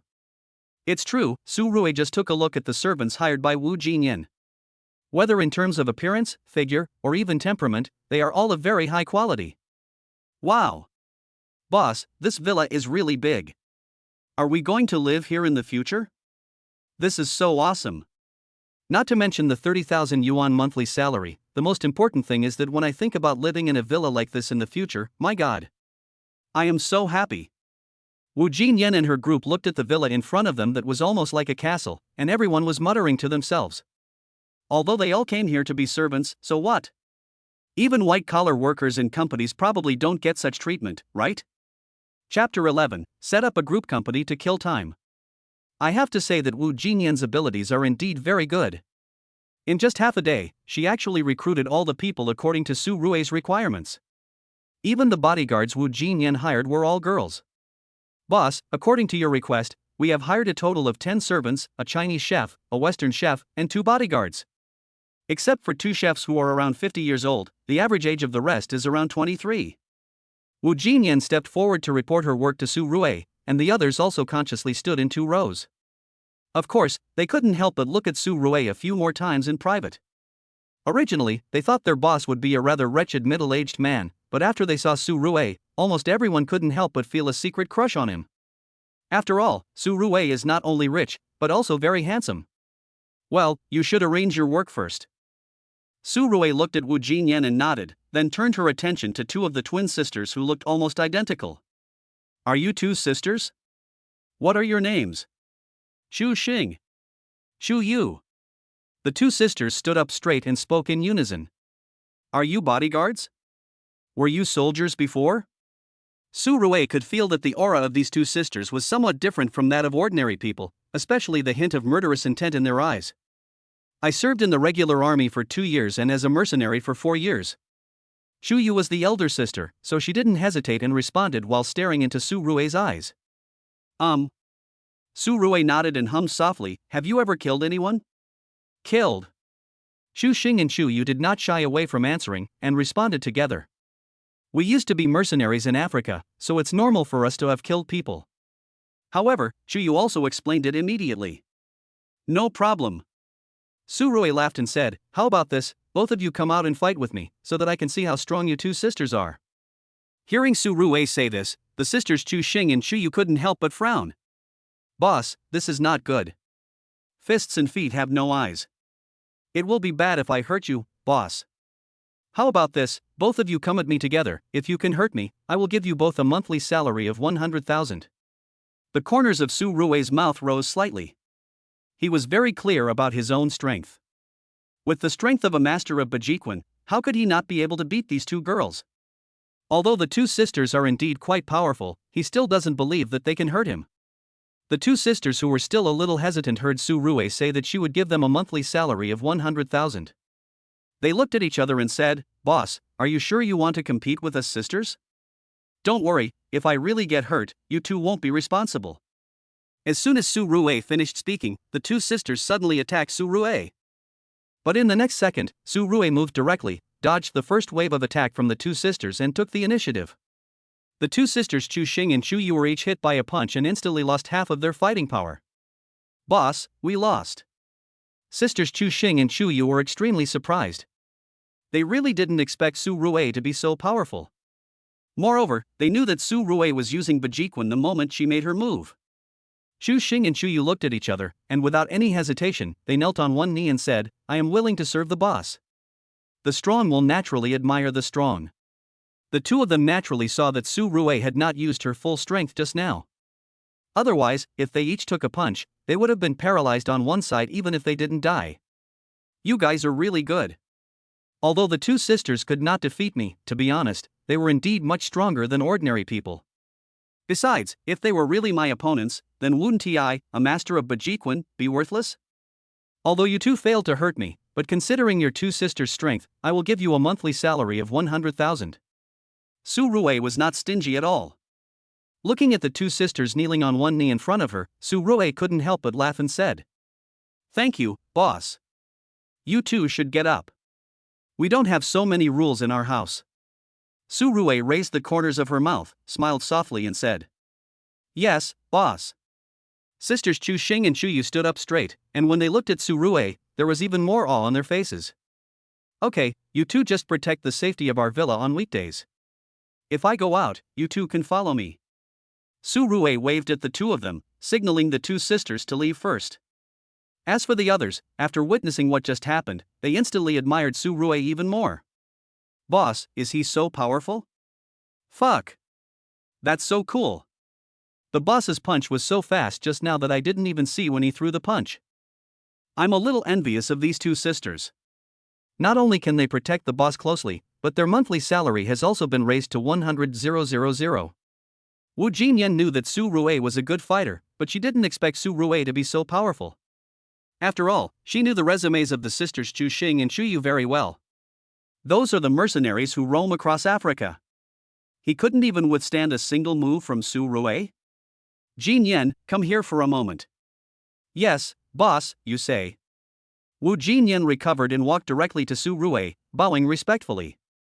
We have several Rolls-Royces in our basement garage. When you travel in the future, you can just use those Rolls-Royces. Su Rui sat on the sofa, lit a cigarette, and took a deep puff. By the way, have you purchased the tea I asked you to buy? Wu Jinyan nodded, and then asked the servant standing nearby to make some tea.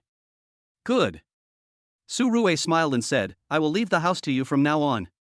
Don't worry, boss. Wu Jinyan hummed and responded. Go ahead and do your work. I'll call you if I need anything.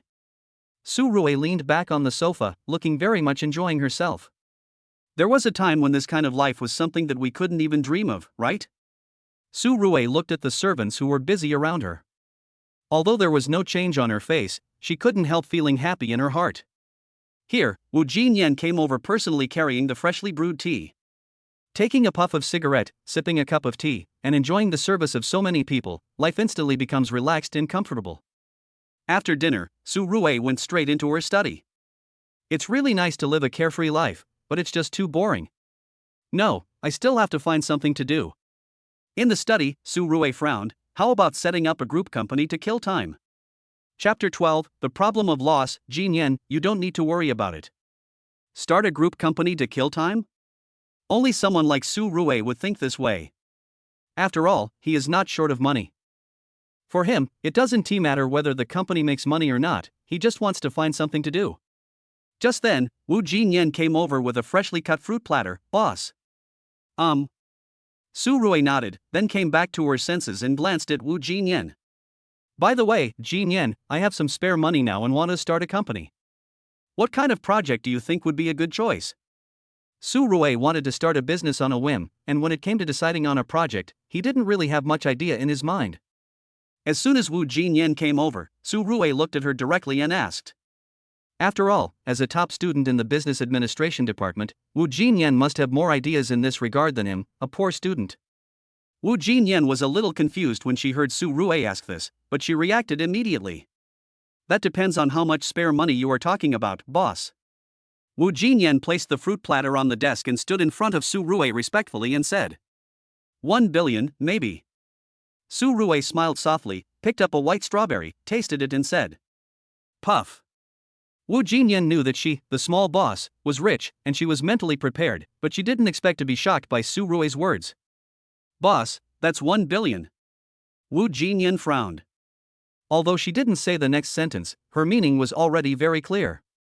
1 billion, and you tell me this is some spare money? If you don't need so much money, it's just spare money. Su Rui understood the hidden meaning of Wu Jinyan's words and said casually, Look, your boss, I'm unemployed at home at such a young age. I'm bored. I have to find something to do, right? Wu Jinyan. Wu Jinyan said she didn't want to talk at this moment. After all, the life of Su Rui, a top rich second generation, is something many people dare not even dream of. If it's 1 billion, I suggest you stop starting any entrepreneurial projects. After all, starting a business is risky. If you really feel bored, you might as well use the money to buy dozens of school district houses and drive a supercar to collect rent every day. Wu Jinyan was not joking, she was giving the suggestion seriously. After all, if you start a business, there is an 80% chance of losing money. But if you use this money to buy dozens of school district houses in Shanghai and collect rent, it can definitely be considered a sure profit. That's a good suggestion, but the entire World Trade Center belongs to me. If I want to collect rent, I can rent it out in different lots every year. Su Rui raised the corner of her mouth slightly, and said softly, besides, collecting rent every day is very tiring and not very interesting. What Su Rui said had a bit of Versailles meaning. But Wu Jinyan beside him was shocked again. What did the boss just say? The entire World Trade Center belongs to him? After all, today was Wu Jinyan's first day on the job, and she knew nothing about Su Rui's identity and background. Of course, in her opinion, Su Rui is definitely not an ordinary person as she can live in Tan Palace Villa. Although she was a little confused when Su Rui said that 1 billion was spare money, she could actually accept it. But now that she knew that Su Rui was actually the big boss behind the World Trade Center, she couldn't remain calm anymore. That's a landmark building in Shanghai. That's the Shanghai, and even in the country, it's considered a top-notch office building. There is no need to say much about the market value of 30 billion. The key is that the identity and background behind it can definitely be described as terrifying. It's nothing, just an office building worth a little money. Su Rui saw Wu Jinyan's shocked expression and coughed softly. How about it, do you have any good projects to recommend? Boss, if it's 1 billion, I suggest we start a medical project, which will benefit the country and the people. Wu Jinyan came back to her senses and said, our country has a population of 1.4 billion. Currently, there are about 267 million people over the age of 60, accounting for 14% of the total population. Moreover, it is estimated that by 2035, the total population of our country over the age of 60 will exceed 400 million, accounting for 30% of the total population. Well, by then our country will enter a serious aging stage. Su Rui listened to Wu Jinyan's analysis and nodded without comment. The development prospects of the pharmaceutical industry are self-evident. After all, who doesn't have some underlying diseases when they get old? Wu Jinyan looked at Su Rui and continued, but boss, although the pharmaceutical project is good, the investment cost is high and the technical content is much higher than other industries. Besides, many major domestic pharmaceutical manufacturers started their layout 20 years ago. If we enter the market now, I'm afraid we won't have any advantages. We may not even make a splash with our 1 billion yuan. Wu Jinyan's analysis is relatively objective and includes both the pros and cons. However, Su Rui scratched his head without caring. In fact, Wu Jinyan had said so much just now, but he only listened to the first sentence about benefiting the country and the people. You are right. If the medical project can achieve success, it will definitely be a good thing that benefits the country and the people. Su Rui had no intention of making money by starting a business. He just wanted to find something to do to kill his boring time. Of course, if it can benefit the country and the people as Wu Jinyan said, it would be even better.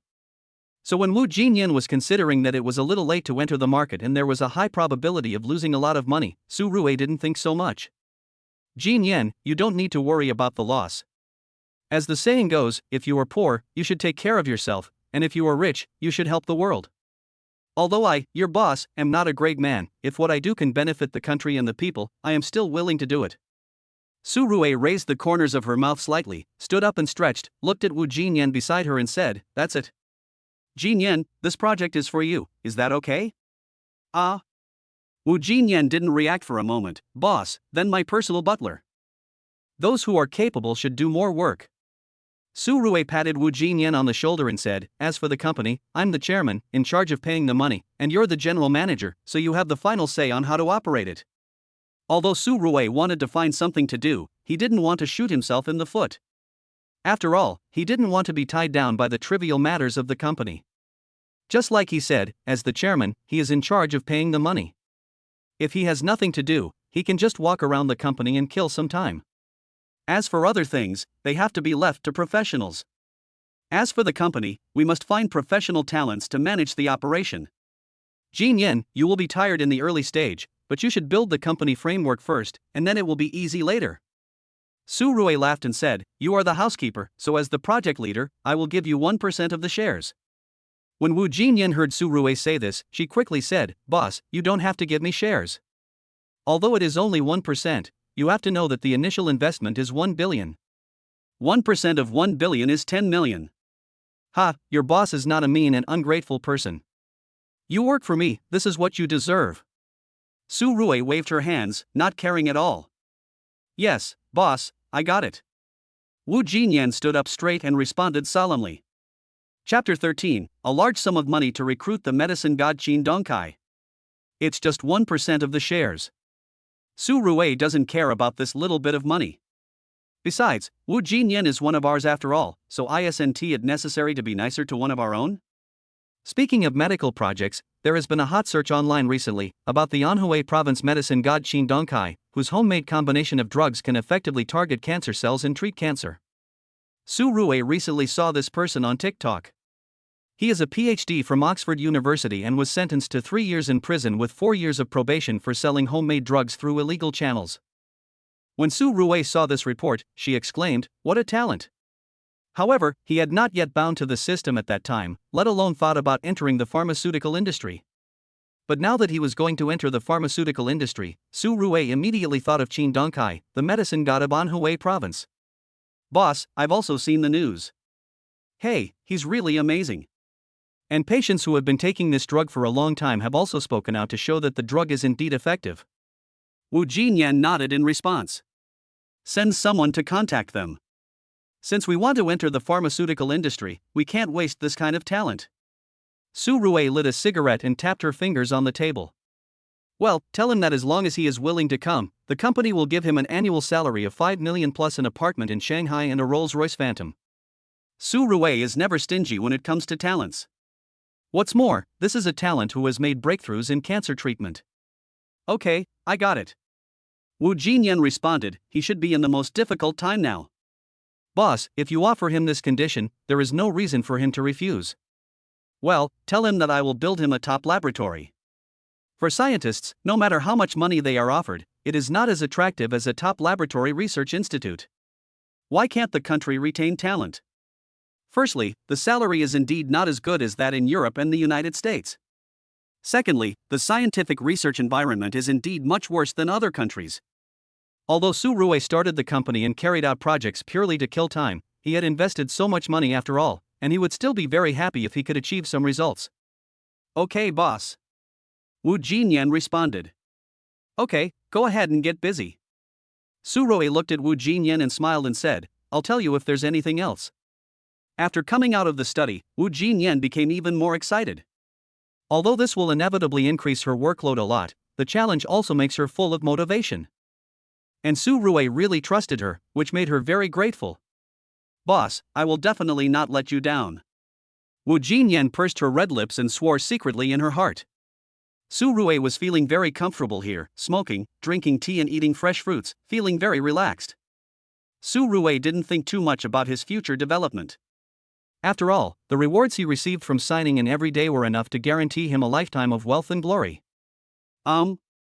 Su Rui was watching a short video on Dwine when his high school classmate Zhang Su sent him a message. "Brother Rui, have you returned to your hometown? I'm getting married at the end of the year, can you come and be my best man?" Zhang Su was Su Rui's best friend in high school. Although they didn't keep in touch as closely during college, every time they went home for the new year, the two of them would still have a drink or two and get together. Fuck. Is it so sudden for you? Getting married right after graduation? When Su Rui saw the message, she replied immediately. "Hey, I've been doing internship for half a year, and then I met my wife through the introduction of my family. She's 2 months pregnant now, so..." Zhang Su explained to Su Rui, and Su Rui also casually sent an emoticon pack that said, "You are the sexiest one." "Well, I'm getting married on January 19th, so you should be back home by then, right?" "No problem. When my good friend gets married, there is naturally no problem for me to be his best man. I have some things to deal with in Shanghai recently, so I probably won't be back until before the new year at the earliest. So, you better remind me when the time comes, so I don't forget." There is still nearly a month until the Chinese New Year, and Su Rui still has a lot of things to deal with. "Aha!" Zhang Su replied with an emoticon and didn't say anything else. Time flies, and in the blink of an eye, this kid is going to be a father. Su Rui couldn't help but sigh, and then thought about the fact that she didn't even have a girlfriend yet, so she murmured unconsciously, "Why don't I find a girlfriend too?" That being said, when it comes to things like having a girlfriend, how can you just talk about it? Without thinking about these things, Su Rui played the game for a while and then went back to the bedroom to sleep.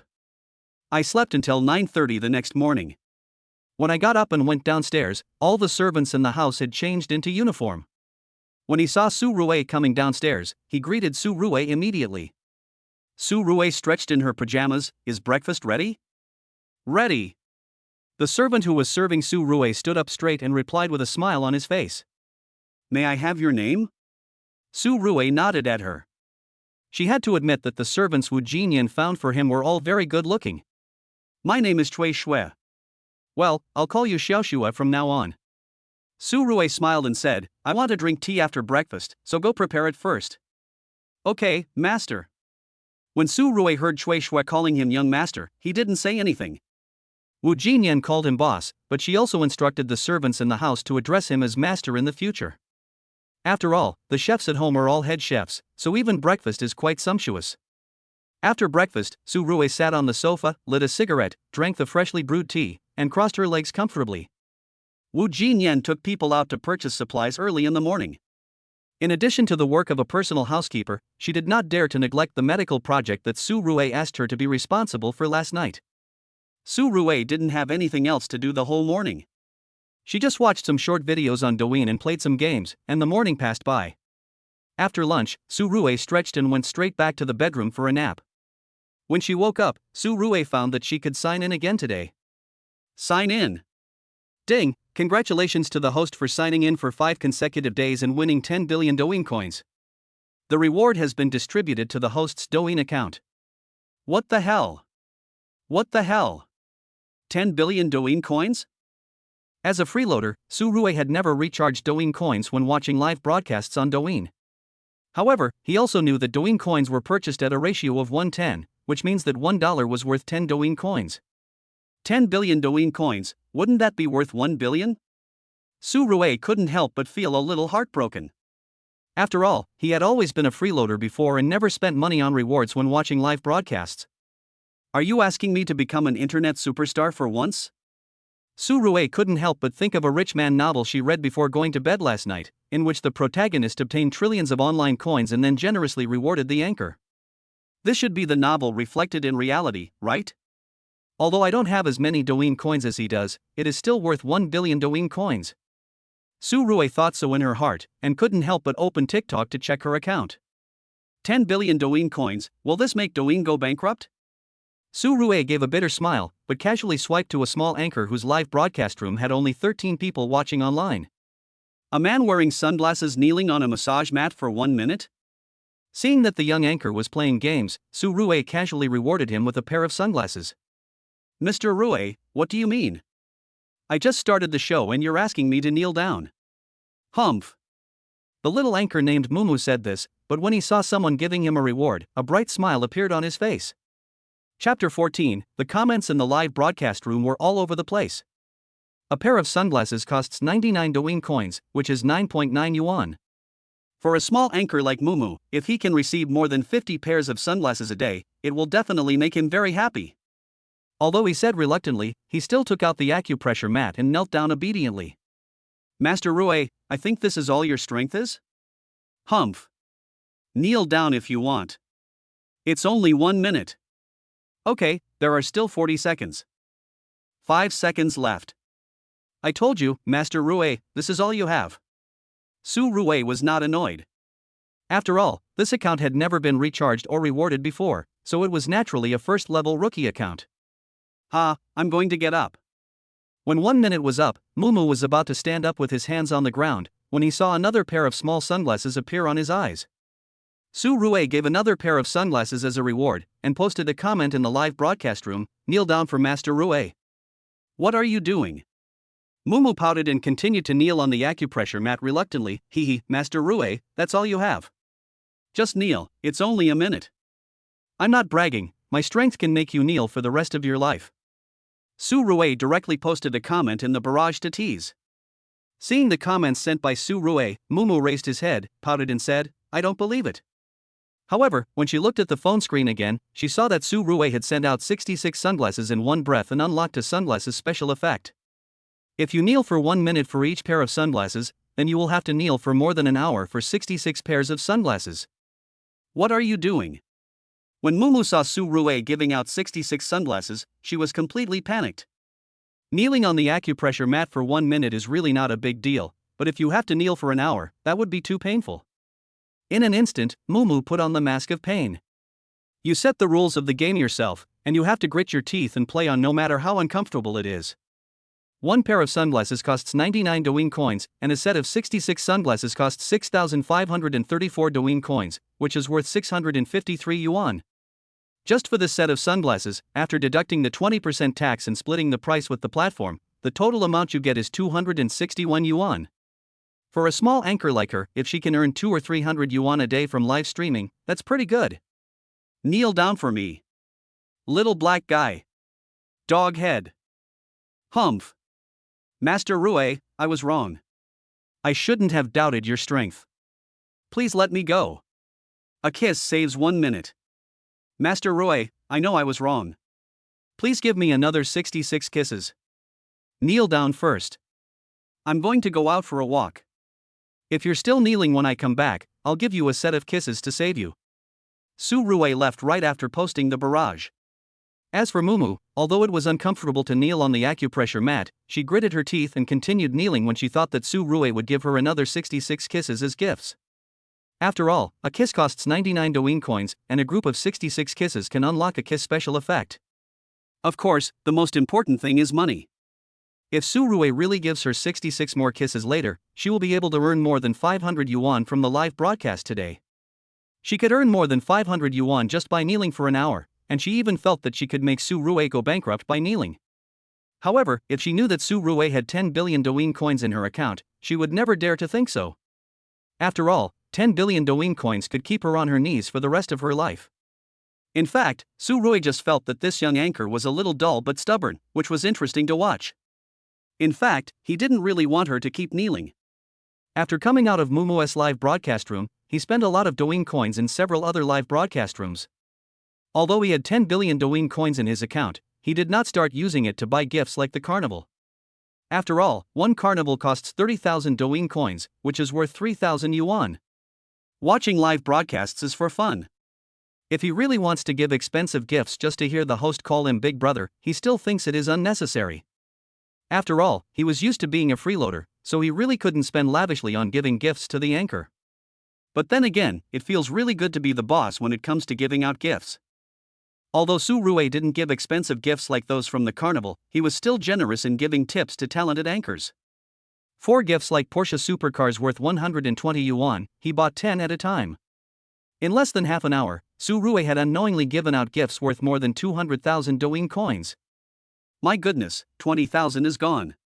It would be really painful to spend my own money.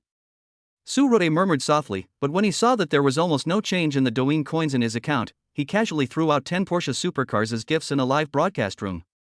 As for the level of Su Rue's Douyin account, it took less than an hour to go from a level 1 rookie account to a level 35 Big Brother account.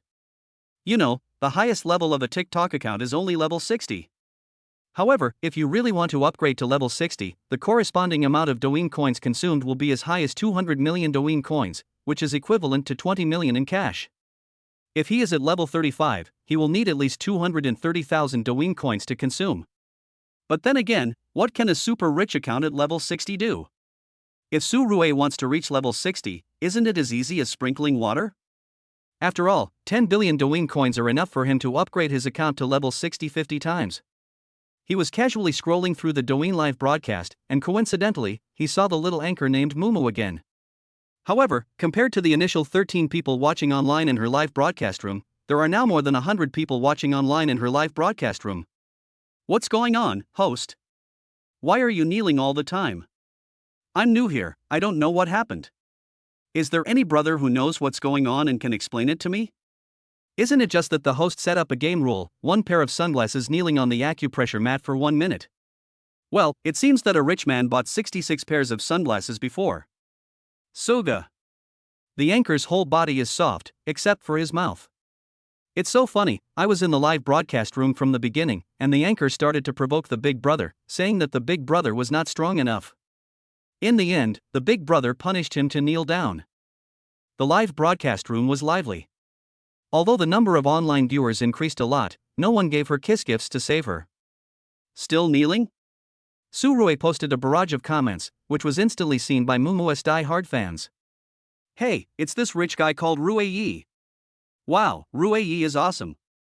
When he first entered the live broadcast room, he was still a level 1 rookie, but in less than an hour, he's already a level 35 Big Brother.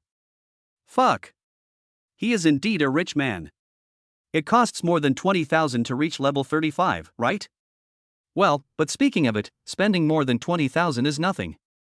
After all, there are too many big brothers at level 35 on Dwine to count them all. You overlooked one thing. He upgraded from a novice to level 35 in less than an hour. The barrage in the live broadcast room was indeed a lot more lively than before. Although Mumu was kneeling on the acupressure mat, his face looked a lot paler than before. However, since no one gave her a kiss as a reward, she really never got up secretly. Master Rue, you are finally here. Mumu also discovered that Su Rue had come to her live broadcast room again, and she also noticed the change in Su Rue's level. Master Rue, I have deeply realized my mistakes. Please spare me a hand. Mumu looked at the camera of the mobile phone pitifully, and the next second Su Rue fulfilled her promise and directly rewarded a group of 66 kisses. But just when Mumu stood up from the ground with tears of gratitude, Su Rue gave 10 carnival rewards in a row. In an instant, the live broadcast room became a little stuck. What the hell? What the hell? In an instant, the two words WTF appeared all over the screen in the live broadcast room. Chapter 15. Since there are 10 billion Dwine coins, why not just set up a live broadcast company? One carnival is worth 30,000 Dwine coins, which is equivalent to 3,000 yuan in cash. Su Rue gave away 10 carnivals in a row, that would be 30,000 yuan. Mumu was stunned on the spot in an instant. You have to know that she is just a small anchor with less than 1,000 fans. The most expensive gift she has ever received was the Dwine #1 rocket, which was only worth 1,000 yuan. As a small anchor who barely makes ends meet, the number of carnivals he can receive in a year is very limited. Even many anchors have been live streaming for 2 or 3 years and have never received such expensive gifts. That's 10 carnivals. Even after deducting the tax and the half-and-half share with the platform, she would still be able to get 12,000. Thank you, Master Rue, for the carnival. At this moment, Mumu's eyes were moist, and it was obvious that he was moved. After all, this was the first time she received a carnival since she became a host, and there were 10 at once. This is really rich. Master Rue is awesome. I'm convinced. Mr. Rue's money is equivalent to half a year's salary for me. The anchor is really getting close to someone important. The anchor was so envious of this 1 hour of kneeling. There were already quite a few people watching online in the live broadcast room. As soon as Su Rue gave out rewards for the 10 carnivals, the screen was filled with comments, all of which were praising Su Rue. As for Su Rue, her account level went directly from level 35 to level 38. Don't think that it's just a 3-level upgrade. You should know that the maximum level for a Dwine account is only 60. It's easy to upgrade at the beginning, but it becomes harder as you upgrade higher. A level 38 account means that you need to spend at least 510,000 Dwine coins in the Dwine live broadcast room, which is 51,000 yuan. Su Rue enjoyed the feeling of being a wealthy person in the virtual network. It was really exciting. But there is no point in just giving gifts, and there are 10 billion Dwine coins in my account, which is worth 1 billion. I have so many Dwine videos, but I can't cash them out. Well, I can start a live streaming company. Su Rue took a sip of tea and murmured softly. After all, live streaming is the current trend on the internet, and many live streaming companies are making a lot of money. As for this little bit of money, Su Rue didn't really care, but as for making money, who could complain about having too much money? It just so happened that my sister had lost her job and had originally wanted to help Su Meng open a design company, but Su Meng did not agree.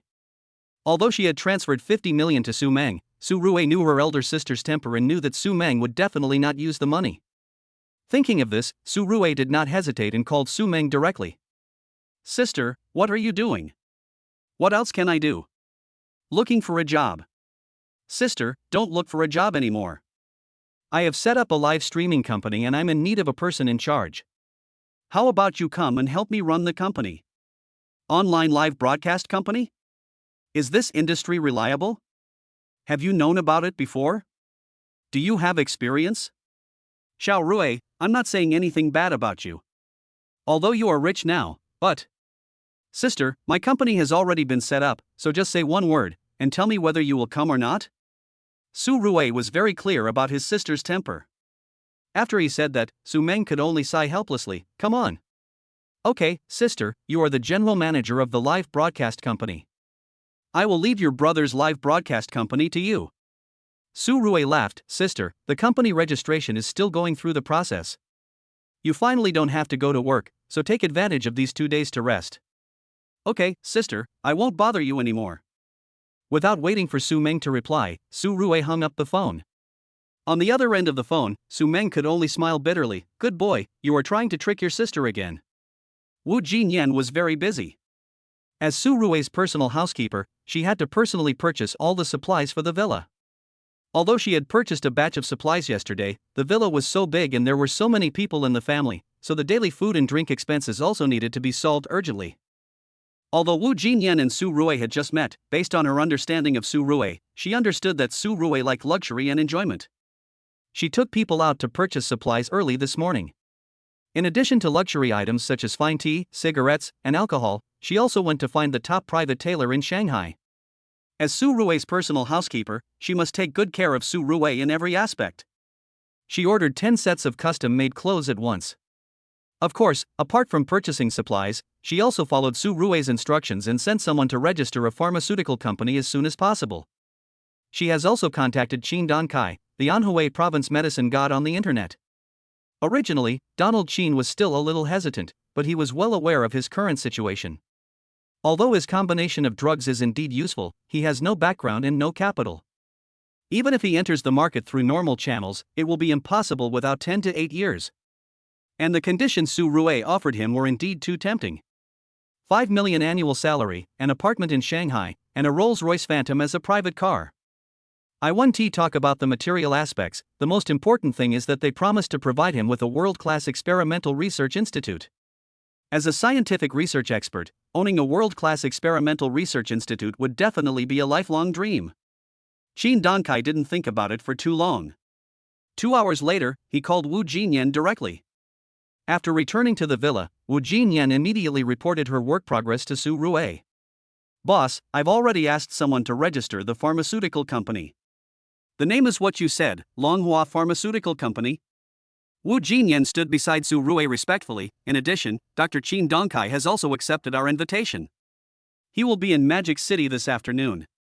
Yeah, not bad, not bad. Su Rui nodded, looked at Wu Jinyan and said with a smile, Jinyan, don't stand either, sit down. Wu Jinyan originally wanted to refuse, but after thinking it over, she sat down obediently. When the servants in the house saw Wu Jinyan sitting next to Su Rui, they were all very envious. After all, in this villa, the only person who can sit on the sofa and talk to Su Rui is Wu Jinyan. Jinyan, I was right about you. Your work efficiency really surprises me. Su Rui laughed and said, oh, there is one more thing. Ask someone to register a live broadcast company and call it Rui Meng Live Broadcast Company. Ha! Wu Jinyan was stunned for a moment. Boss, are you talking about the live broadcast company? Yeah, it's the kind of live broadcast company that recruits some anchors, and then we help them become famous. Su Rui looked at Wu Jinyan's worried expression and instantly understood what she was thinking. Ha, Jinyan, you don't have to be in charge of the live broadcast company. I have a sister named Su Meng, and she has nothing to do recently, so this live broadcast company is for her. After Su Rui said this, Wu Jinyan instantly breathed a sigh of relief. Okay, boss, I'll ask someone to do it. Wu Jinyan stood up directly and nodded in response. Don't worry. The 99th and 100th floors of the World Trade Center are still vacant. I have already told the manager there, Wang Su, that they will be used as offices for the live broadcast company. You can also send someone to take over. The renovation should be finalized before the end of the year. Good. Wu Jinyan nodded and said okay. She knew last night that the World Trade Center belonged to her boss, so she was not surprised at all when Su Rui said that the 99th and 100th floors of the World Trade Center would be used as the office space for Rui Meng Live Broadcasting Company. Chapter 16 Don't give up, we can win. Needless to say, Wu Jinyan's efficiency is very high. Of course, this is mainly because Su Rui provided sufficient funds for the activities. Registering a live streaming company is obviously much simpler than registering a pharmaceutical company, and it took less than half a day to go through all the procedures. Su Rui had nothing to do anyway, so she sat in the study room in the afternoon and watched live broadcasts. On the one hand, it was to kill time, and on the other hand, she hoped to discover some good anchors to join her own live broadcast company. As long as Su Rui thinks a host has potential, starting with giving rewards is like a carnival. In one afternoon, Su Rui gave away more than 200 carnivals, worth more than 6 million Dwine coins. The Dwine account level was directly upgraded from level 38 to level 47, with a total consumption of 7 million Dwine coins. After spending 700,000 cash in one afternoon, Su Rue was firmly labeled as a super rich person by passers-by fans. Su Rue is very casual when it comes to giving gifts to anchors. Basically, as long as he likes the anchor, he will give 1 or 2 carnival gifts. Here, Su Rue entered the live broadcast room of a new female anchor, which had only about 10 people in it. Look at the live broadcast background of the anchor. Are you a college student?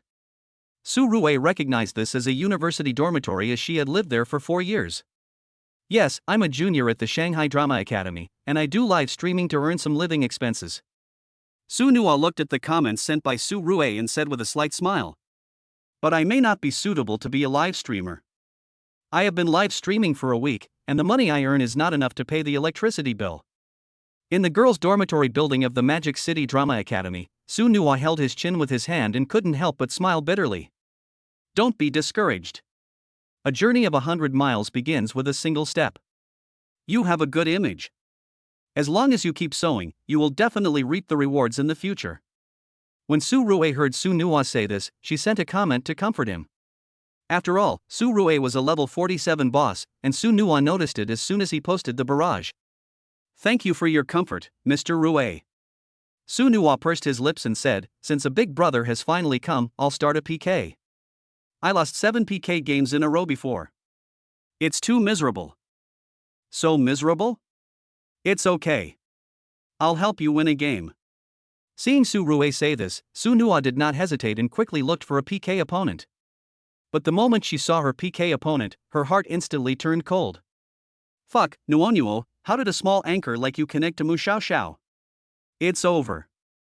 Finally a big brother came, but the person opposite is Mu Xiao Xiao.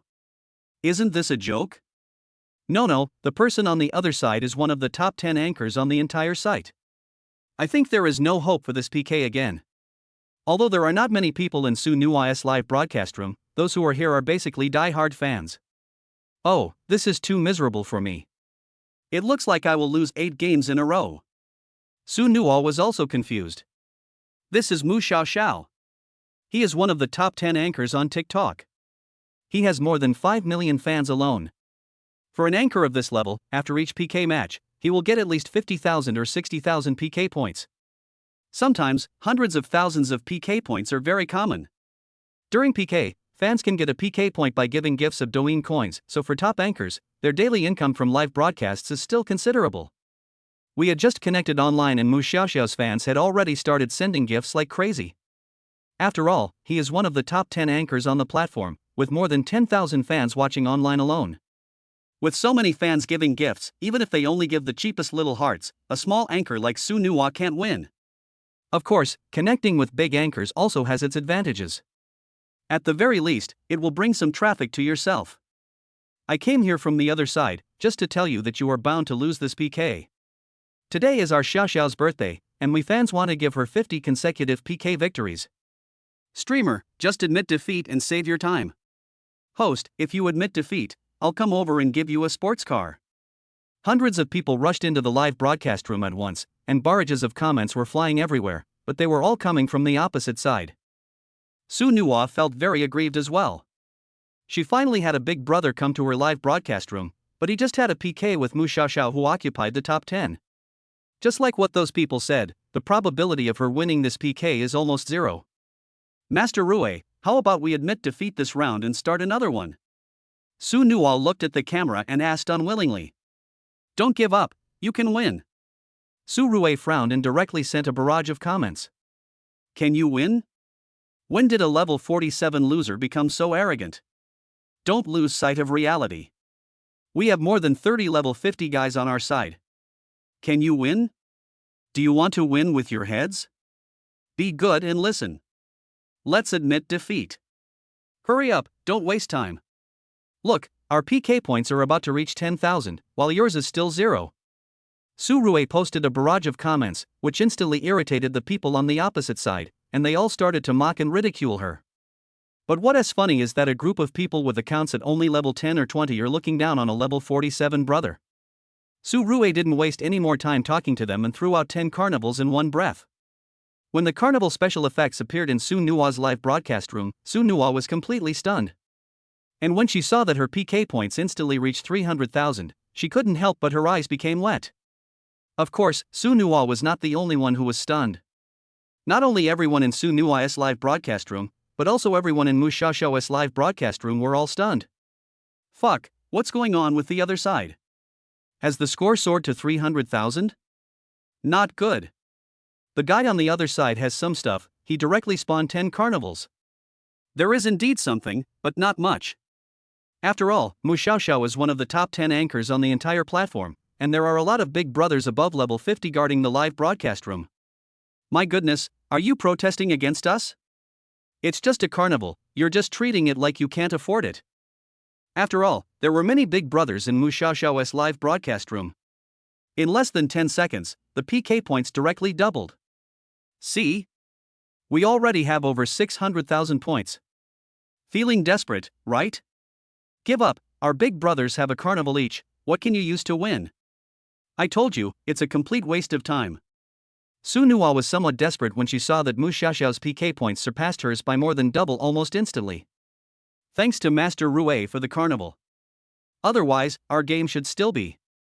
But before she could finish her words, she saw the carnival special effects lighting up her live broadcast room again. And this time, the special effects didn't seem to be interrupted at all. Su Rue was also irritated by the brainless fans on the opposite side, and she kept her finger on the carnival and wouldn't let go.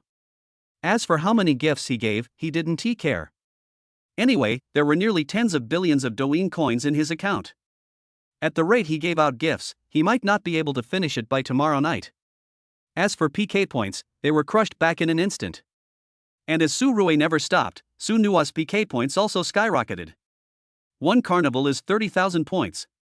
When Su Nua saw the 3 million points displayed on the scoreboard, her mouth opened wide and she was so excited that she couldn't speak. What the hell? Is the big brother on the opposite side so fierce? I've already played more than 100 carnivals, and the key is that they don't seem to have any intention of stopping. There's only one big guy on the opposite side? Damn, isn't the firepower too strong? Mu Xiaoxiao originally had some disdain on her face, but now she had to frown. You know, if she loses this PK round, it would be a small matter to break her 23-game PK winning streak. But if other top anchors get to know about it, they will laugh at her for a whole year. Brothers, let's go for it. There's only one person on the other side. Let's crowdfund. Brothers above level 50 will each clear 5 carnivals. There's only one person on the other side. We will definitely not lose. However, the big brother's money didn't just come from the wind. Although Mu Xiaoxiao has been working hard to canvass for votes, there are really not many people who are willing to reward the carnival. Damn it! Is the guy on the other side crazy? Does he really not take money seriously? Mu Xiaoxiao looked at Su Nua's PK points which were still skyrocketing, and she felt terrible. Chapter 17, Mr. Rue is definitely a super rich man. An ordinary PK only takes 5 minutes, but according to Su Rue's reward speed, after a PK, at least 300 or 400 carnivals can be rewarded. Although Mu Xiaoxiao has many big brothers, and there are even dozens of them above level 50, what's the use? There is no one who can fight. Su Rue alone completely defeated the group of big brothers on the opposite side. Su Nua was completely stunned. She knew that Su Rue was a big shot, but she didn't expect Su Rue to praise her so much. Her PK points were still soaring, and in a short while they had exceeded 6 million points. I'm impressed. I've already given 200 carnivals. Master Rue is awesome. Broken voice. I'm sorry, I admit that my voice was a bit loud just now. The clown is actually me? This is really rich. One carnival costs 3,000 yuan, 200 of them is 600,000 yuan? The opponent is already numb, and the PK points are no longer moving. How can we fight this? Isn't this fire suppression too strong? In Mu Xiaoxiao's live broadcast room, although Mu Xiaoxiao was trying hard to ask for tips from her big brothers, it was obvious that her big brothers had already given in.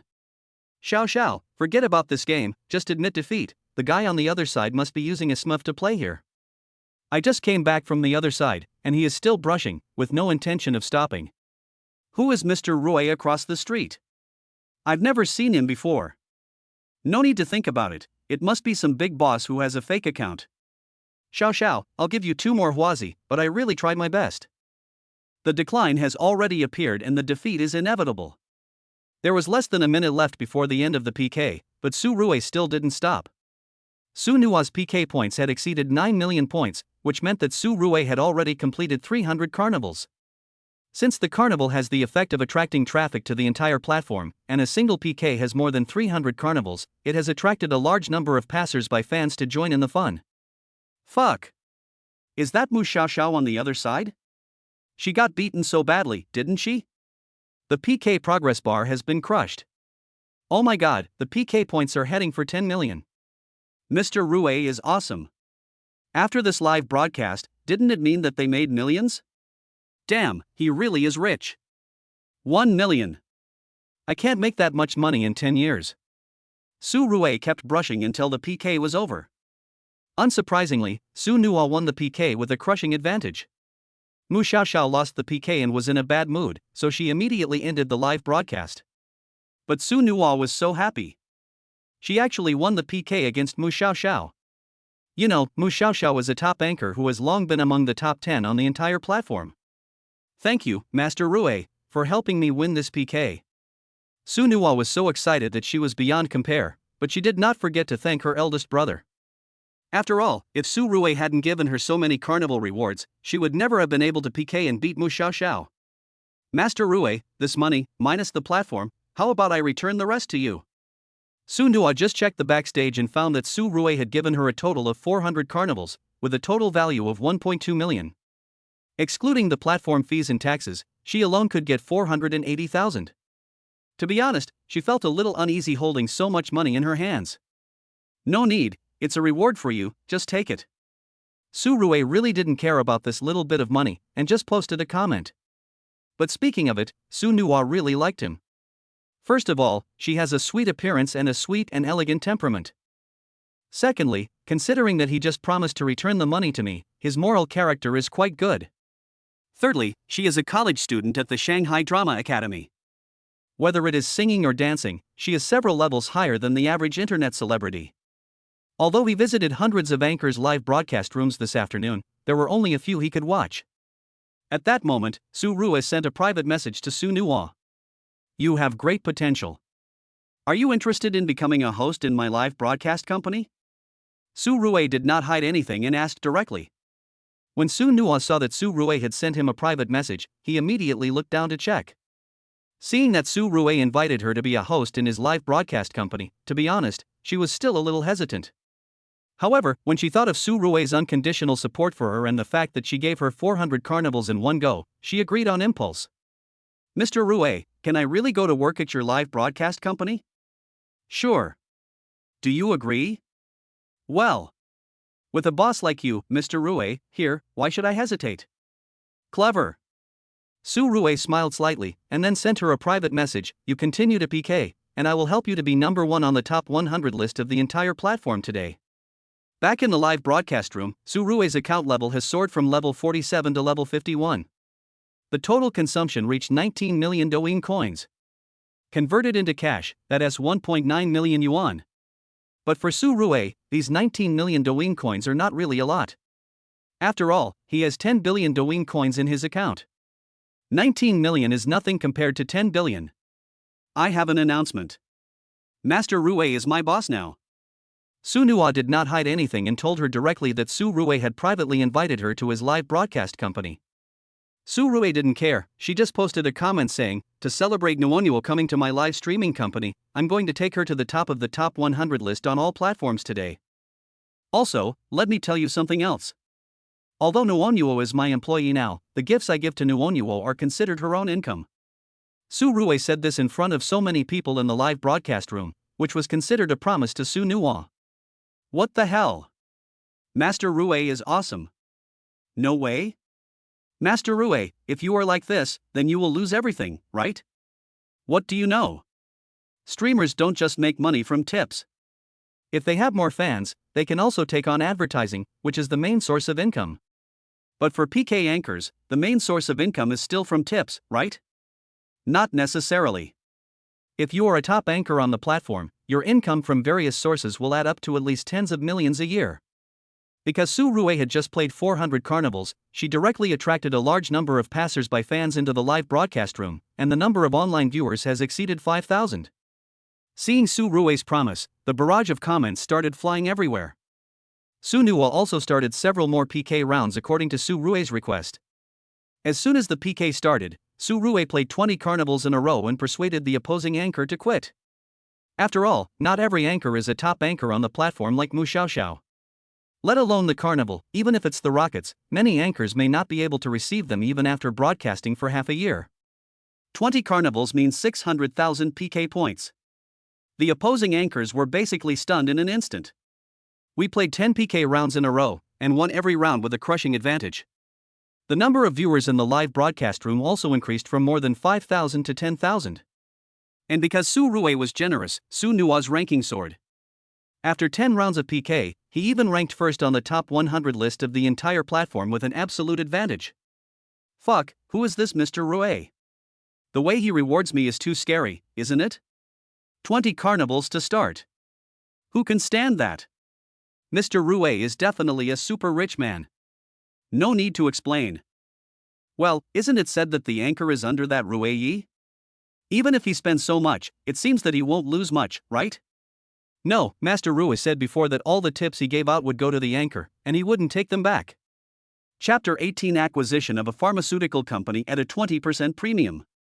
Although Su Nua is a newcomer, he has Su Rue's support. After he ranked first on the top 100 list, the traffic in his live broadcast room was terrifyingly large. Su Rue also spent a lot of money on gifts and was not stingy at all.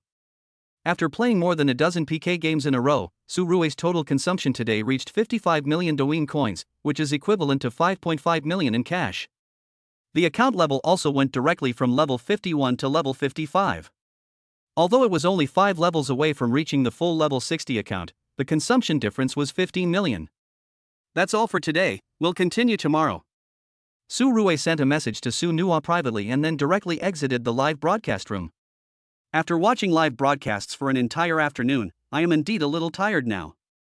He stood up and stretched, and just as he walked out of the study, Wu Jinyan walked towards him. Boss, Dr. Qin Dongkai has been settled. Su Rue nodded and said with a smile, if he has any requests, we will try our best to meet them. We can't let such talents go to waste. No. Wu Jinyan responded. After dinner, Su Rue received a call from Wang Song. Mr. Su, do you have anything to do tomorrow afternoon? It should be fine, what's wrong? Didn't I tell you a few days ago that our Shanghai Supercar Club is having a party recently? Since you have nothing to do, why don't you drive your Lamborghini Veneno over to have some fun? Okay, I just happen to have nothing to do at home these 2 days, so I'm bored anyway. After hanging up the phone, Su Rue also enjoyed a delicious dinner. After eating and drinking, Su Rue had nothing to do. She sat on the sofa, drank tea, and smoked a cigarette. Her life was so comfortable. However, Su Rue was quite comfortable, while Wu Jinyan was very busy. In addition to managing all matters in the villa, she now also has to manage 2 projects, the medical project and the live broadcast company. Fortunately, in the past 2 days, Wu Jinyan has recruited a lot of talents from the talent market. As long as the company's framework is established, she will be able to relax a little in the later stage. However, Wu Jinyan also understood Su Rue's thoughts a little bit. That is, she has a lot of ideas and she is rich, so she will do what she thinks. She had only been working as a personal housekeeper for 2 days, and Su Rue had assigned her 2 projects. She was now considering whether to recruit more talents as a reserve. After all, there was no guarantee what projects Su Rue might think of one day, and she would be able to deal with them calmly then. At the Shanghai Drama Academy, Su Nua ended the live broadcast at the speed of light after Su Rue left the room. Although the number of online viewers in the live broadcast room exceeded 50,000 when she ended the broadcast, she ended the broadcast without hesitation for a second. After all, Su Rue was not in the live broadcast room, so she was somewhat lacking in confidence. Secondly, she had gained a lot tonight, so how could she have the energy to continue the live broadcast? She excitedly checked her background. She was shocked when she saw it. The total value of the gifts Su Rue gave her was worth 4.8 million in cash, and as her popularity grew, many passers-by fans also gave her a lot of money. After deducting the share with the platform and taxes, the revenue is actually 2 million. Su Nua covered his mouth with his hands and was so nervous that he almost screamed. Of course, she also knew why Su Rue praised her so much. After all, she was now Su Rue's employee. I must work hard in the future and never let Mr. Rue down. Su Nua is well aware of how deep the water is in the live streaming industry. There are many anchors who have better conditions than her, but the income of most of them is just around the subsistence level. There are even more cases where people can't even make back the money they spent on the live streaming equipment after 1 or 2 months of live streaming.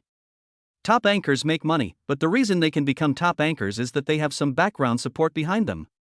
A host with her good looks may not necessarily be able to obtain resources even if she joins a live broadcast company. After all, if there is no PY transaction behind this, who would give you resources for nothing? When she was live streaming before, many people invited her to work as an anchor in a live streaming company. At that time, they also promised a monthly salary of more than 30,000 yuan, with no upper limit. But Su Nua refused without even thinking about it. She is simple, but not stupid. After all, there were many cases online where female anchors were cheated by live broadcast companies, and she was familiar with them. But Su Rue is different from those people. After all, when Su Rue proposed that she work as a host in his live broadcast company, he had already given himself gifts worth 1.2 million in cash. Moreover, Su Rue did not make any other excessive demands. After she agreed to work as an anchor at the live broadcast company, Su Rue took her to the top of the top 100 list of the entire platform in one go. The most important thing is that from beginning to end, Su Rue never made any excessive demands on her in private. With a boss like this, if I don't work hard, I would be really sorry to Su Rue. Su Rue didn't really think too much when he was giving gifts.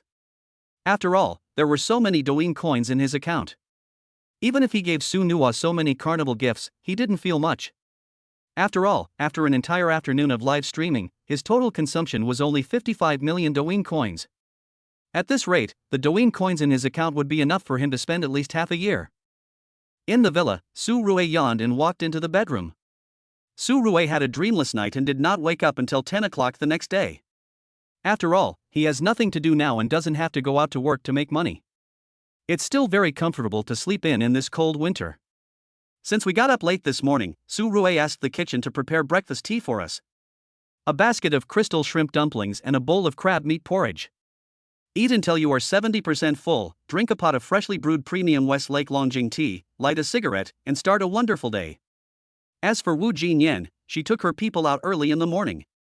According to Su Rue's request, she has also been paying attention to several pharmaceutical factories in Shanghai these 2 days.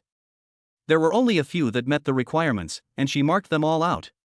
Her task today was to acquire one of the pharmaceutical factories. Time was tight and the task was heavy, so she had no time to rest. In the western suburbs industrial park of Shanghai, inside the Chianqing pharmaceutical factory, 3 Rolls-Royce Phantoms stopped in front of the office building. Mr. Sun, according to our evaluation of you, Chianqing Pharmaceuticals' current market value is about 400 million. We are willing to acquire you at a 20% premium.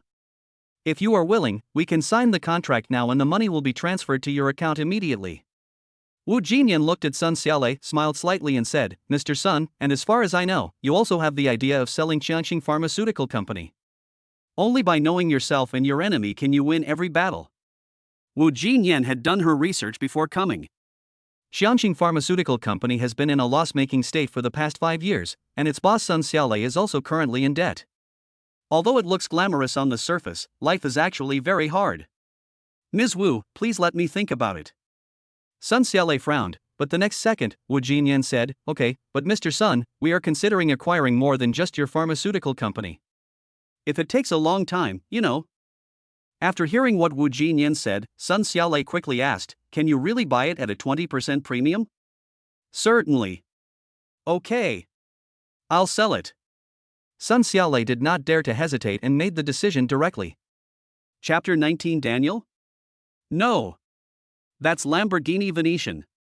The market value is 400 million, the premium is 20%, and the acquisition price is 480 million. After the contract was signed, Wu Jinyan immediately arranged for someone to transfer the money to Sun Xiaolei. Sun Xiaolei looked at the group of people behind Wu Jinyan, including a group of lawyers and accountants. For a moment, he couldn't help but guess the identity and background of the boss behind Wu Jinyan. After all, it was a large transfer of 480 million yuan. Even though the bank had been notified in advance, the entire transfer process took nearly an hour. Taking advantage of this 1 hour, Sun Xiaolei personally took Wu Jinyan to take over the entire pharmaceutical factory. As soon as the transfer arrived, Sun Xiaolei drove away in a hurry.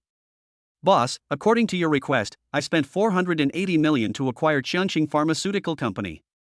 Wu Jinyan also notified Su Rui of the news of the successful acquisition as soon as possible.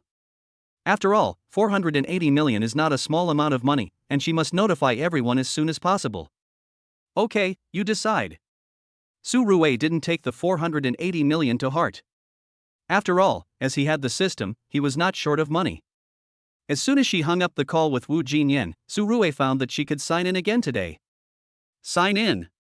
Ding, congratulations to the host for signing in for 6 consecutive days.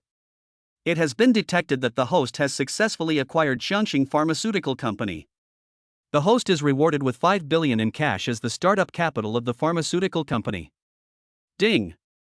It is detected that the host has established Longhua Pharmaceutical Company. The host will be rewarded with a super slimming cola formula. Fuck. That feels great. After receiving the reward, Su Rui couldn't help but sigh from the bottom of her heart. He didn't have much money in the first place, and although he said he was not panicking, he was actually a little panicked deep down. After all, I have no money in my pocket, so I must be panicking. Moreover, for pharmaceutical companies, this is also a very expensive project, with large investments and slow returns. If you want to become bigger and stronger, you may not even make a splash if you don't invest tens of billions of dollars a year. With so much money, even for Su Rui now, it must be a certain pressure. But now, Su Rui also breathed a sigh of relief. With the system in place, what is he afraid of? There is no need to say much about the 5 billion startup capital. The key is the formula of Super Diet Coke, rewarded by the system, which is definitely a good thing. Su Rui checked the information about this Super Weight Loss Coke as soon as possible. After reading the introduction, he was full of confidence in this Super Weight Loss Coke. Super Diet Coke, drink 3 bottles a day and happily burn a pound of fat. According to the introduction, you don't need to diet or exercise, just drink 3 bottles of Super Diet Coke every day and you can lose at least 1 pound every day. In 1 month, you can easily lose 30 pounds. And after your weight drops to the standard weight, you only need to drink a bottle of Super Diet Coke every day to easily maintain your figure, burn fat and reshape your body. The point is, Super Diet Coke is a beverage in itself and there will be no side effects if you drink it for a long time. Not to mention how huge the global weight loss market is. Just in China, the number of overweight and obese people has reached 226 million. As for adults, half of them are overweight or obese. Obesity not only affects personal image, but also leads to various diseases. The prospects for the weight loss market are huge, at least it is a trillion-level market. But those who are obese have the absolute say on how difficult it is to lose weight. Although the current way to lose weight is mainly to control your diet and move your legs, after all, losing weight is a process of calorie consumption. Only when the calorie intake is lower than the calories consumed by the body can you burn fat and lose weight. That being said, if you can really control your diet and move your legs, how can you become a fat person? But Super Diet Coke is different. It can help you achieve rapid weight loss without dieting or exercising. The key is that it has no side effects. It's really good stuff. And you don't have to worry about your skin becoming loose after losing weight. After all, it has the effect of tightening the skin. Su Rui murmured, if this thing appeared on the market, people would go crazy. Wu Jinyan hadn't come back yet, but Su Rui immediately transferred another 2 billion to her. Jinyan, I just transferred another 2 billion to you. Please check it. We are not short of money, and the medical project is beneficial to the country and the people, so we should do it well. After Su Rui transferred the money, she also sent a message to Wu Jinyan, by the way, I have something to do this afternoon and will be out for dinner. I probably won't be home for dinner tonight. After briefly explaining the matter, Su Rui changed her clothes and drove out in the extremely cool Lamborghini Aventador. As for Wu Jinyan, she was also stunned after seeing another 2 billion in cash deposited into her account. But after seeing the message Su Rui sent her, she couldn't help but sigh, yeah, the boss really doesn't need this little money. 2 billion is indeed not a small number, but that is for most ordinary people. As Su Rui's personal butler, Wu Jinyan felt that she still didn't know Su Rui well enough. But there is no doubt that my boss is definitely a man with no shortage of money. After all, from what she knew so far, the Shanghai World Trade Center was his. He lived in a billion-dollar villa, owned a Lamborghini Aventador, one of only 14 cars in the world, and he could easily spend $1 billion in pocket money to start a project. But in Wu Jinyan's view, these are just the tip of the iceberg of what she knows. Okay, boss, don't worry. Wu Jinyan breathed a sigh of relief and immediately sent a message to Su Rue. Su Rue drove his Lamborghini Aventador towards the location Wang Song sent him. Along the way, everyone's eyes were focused on Su Rue's Lamborghini Aventador. Fuck, there are so many rich people in the Magic City. Another Lamborghini. After all, today is a party held by the Shanghai Supercar Club, and many rich second generations have come here in their supercars to join in the fun. No, this isn't Daniel.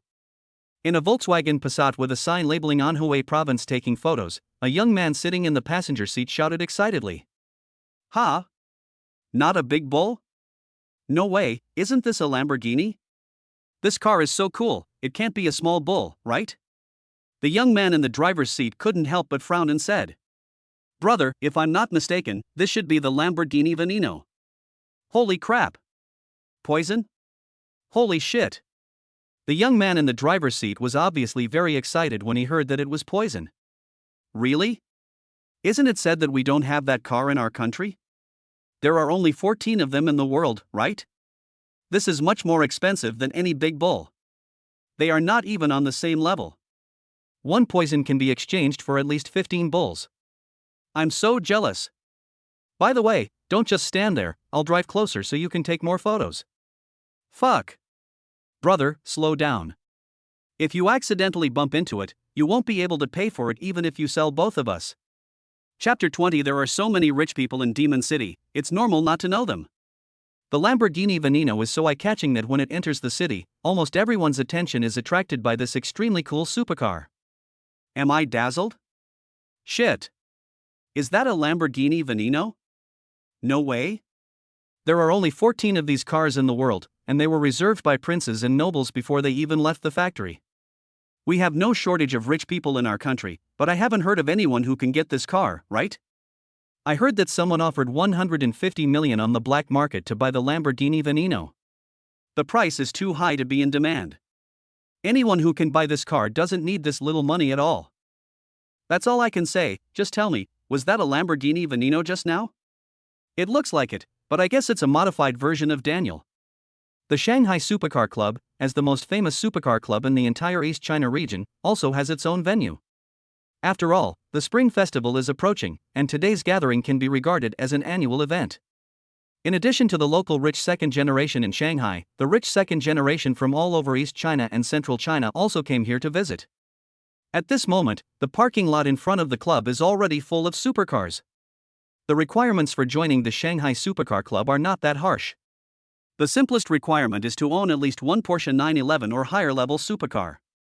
Apart from that, there are no other rigid requirements, and there is no membership fee. Wang Song, Qin and others, as the top second-generation rich in China, are naturally also members of the Shanghai Supercar Club. Brother Song, you just said there would be a surprise later, what is it? Next to a Koenigsegg, Qin looked at Wang Song and asked with a smile. I already said it was a surprise. If I told you in advance, would you still be able to feel it? Wang Song's mouth curled up into a wicked smile. Your Koenigsegg is indeed good, but it's still a little lacking. Brother Song, did you buy a limited edition supercar? Although mine is not a Koenigsegg 11, it still cost more than 40 million yuan. Qin curled his lips and said, I haven't heard of anyone in the Magic City buying a more expensive supercar than mine recently. It's not me. Don't you understand my situation? Wang Song laughed and said, don't worry, you will know in a moment. Fang Yu was also there. He didn't say anything, but he was trying to hold back his laughter. Brother Yu, what's going on? Can you tell me? Qin was also an impatient person. The more mysterious Wang Song acted, the more anxious he became. He turned around and saw Fang Yu trying to hold back his laughter, so he looked at Fang Yu and asked. No rush, no rush. Before Fang Yu finished speaking, he saw the crowd around him getting agitated. He followed their gaze and looked over to a place not far away. Then, here they come. What's coming? Qin scratched his head and looked towards the distance. Shit. Poison. Unlike ordinary people, Chianqing is one of the top second-generation rich people in the country after all. He can basically name all the supercars with just one glance. He doesn't have the Lamborghini Veneno, but you have to know that the person who offered 150 million to buy the Lamborghini Veneno on the European black market was him. How about it? Your Koenigsegg can't be the protagonist today, right? Wang Song patted Chianqing on the shoulder and said with a chuckle. Brother Song, please stop laughing at me. Don't say my Koenigsegg is not good. Even the Koenigsegg 1-1 is not as good as the poison. Chianqing curled his lips and said, Brother Song, you were so dishonest. Judging from the situation, you knew that the Lamborghini Venom was coming today? It's just a guy I met a few days ago. I'll introduce him to you later. As Wang Song was talking, Su Rui drove the car directly to Wang Song and his group. Everyone present couldn't help but focus their eyes on the driver's door. After all, this is the owner of a Lamborghini Veneno. You can imagine his status and position. When Su Rui opened the driver's door and came out, except for Wang Song and Fang Yu who were relatively calm, everyone else including Chianqing seemed a little uneasy. After all, Su Rui looked too young. At most, she was in her early 20s. Whose young master is this? I haven't seen him before? I don't know him, but there are so many rich people in Demon City, it's normal that I don't know him. From the looks of it, he knows Wang Song and the others? Needless to say, that's a Lamborghini Veneno. To be able to buy this car, one's background must be incredibly powerful.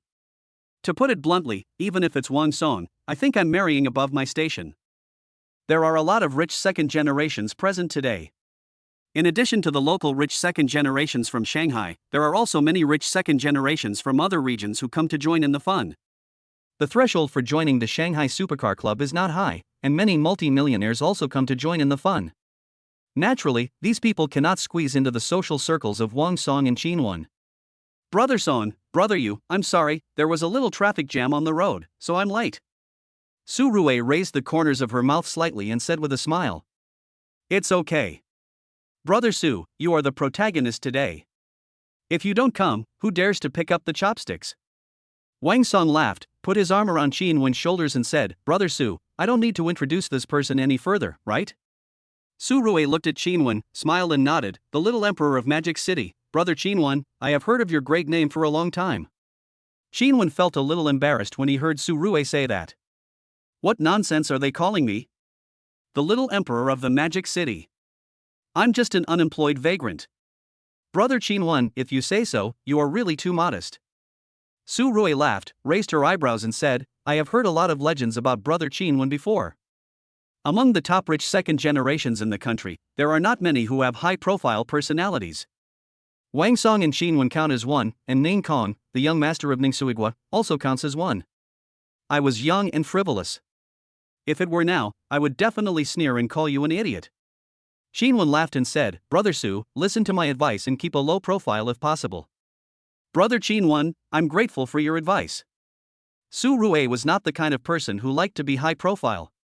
If he had not promised Wang Song to drive the Lamborghini Veneno over today, he would have at most driven the Danish bull. Although Su Rui was more than 10 years younger than them, there was not much of a generation gap in their communication, and they became familiar with each other in a short while. Brother Su, I'm telling you, you have to be careful of Ning Kong. This guy is no good.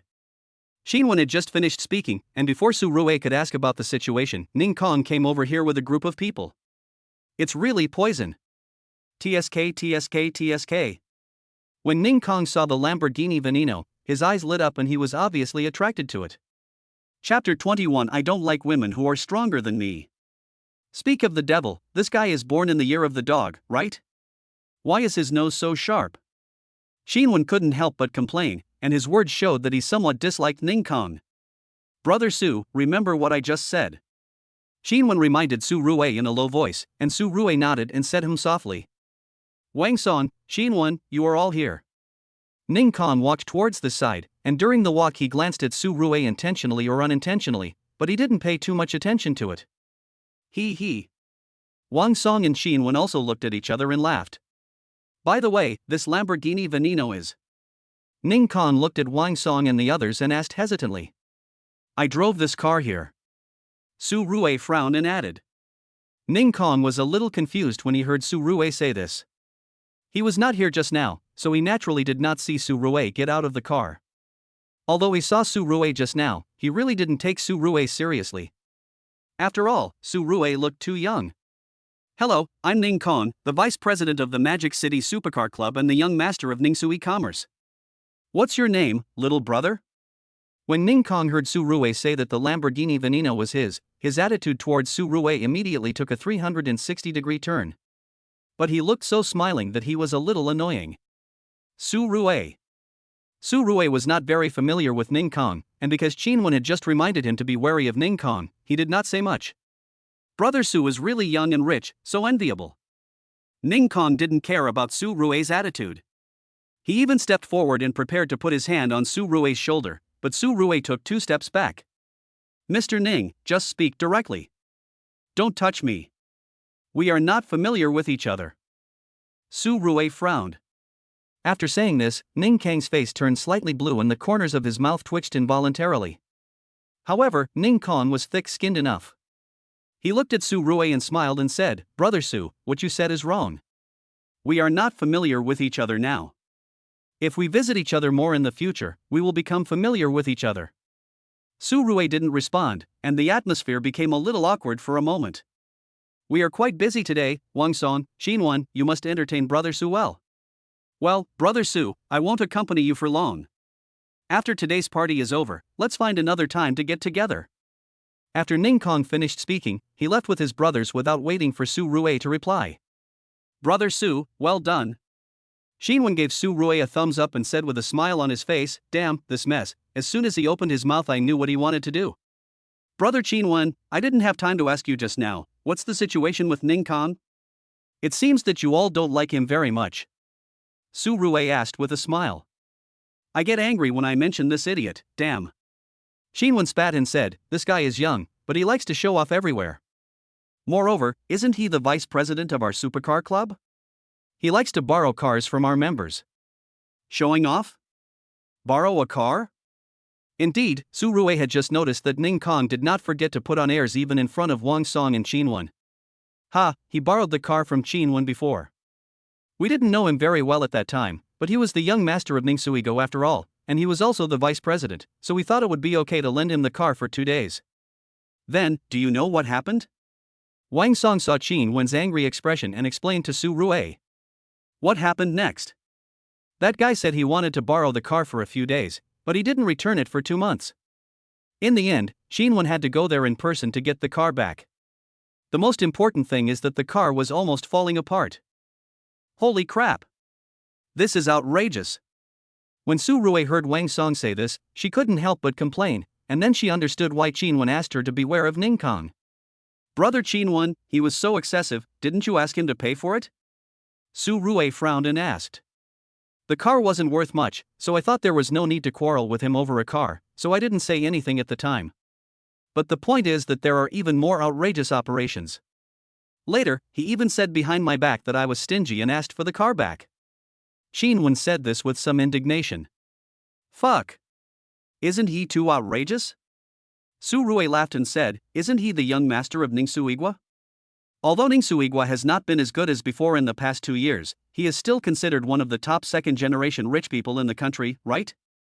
He can do such a thing? Be thick-skinned. Wang Song complained, it's normal operation, his whole family is like this. Recently, Construction Bank has been chasing him for money.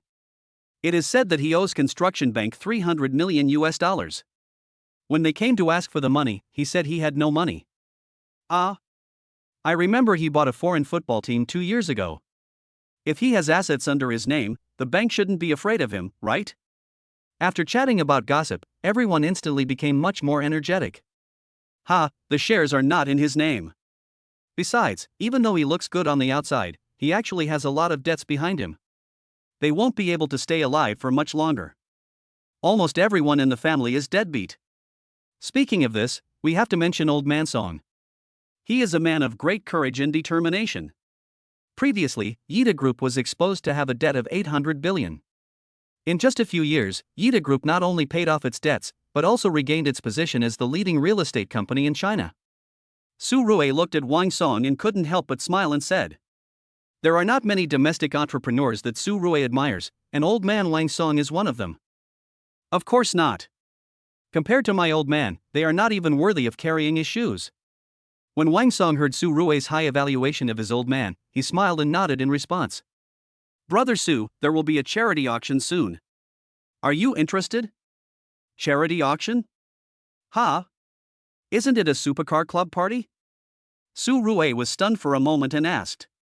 There are so many wealthy people here today. Let's take this opportunity to hold a charity auction. All the proceeds from tonight's auction will be injected into the Supercar Club's charity foundation, mainly to help with education and medical care in the western part of the country. Since Su Rui asked, Fang Yu explained it casually. By the way, I heard that the person who spends the most money tonight will have the chance to have dinner with the eldest daughter of the Yi family. When Fang Yu mentioned the eldest daughter of the Yi family, Wang Song and Qinwen could not help but be stunned. The Yi family in the imperial capital? Yes. Fang Yu smiled and said, I just found out today that Yi Ruqing, the eldest daughter of the Yi family, will be here tonight. Oh my god, what a pity. Wang Song and Qinwen said in unison, what a pity. Su Rui, who was standing beside them, looked at them with a puzzled look on her face.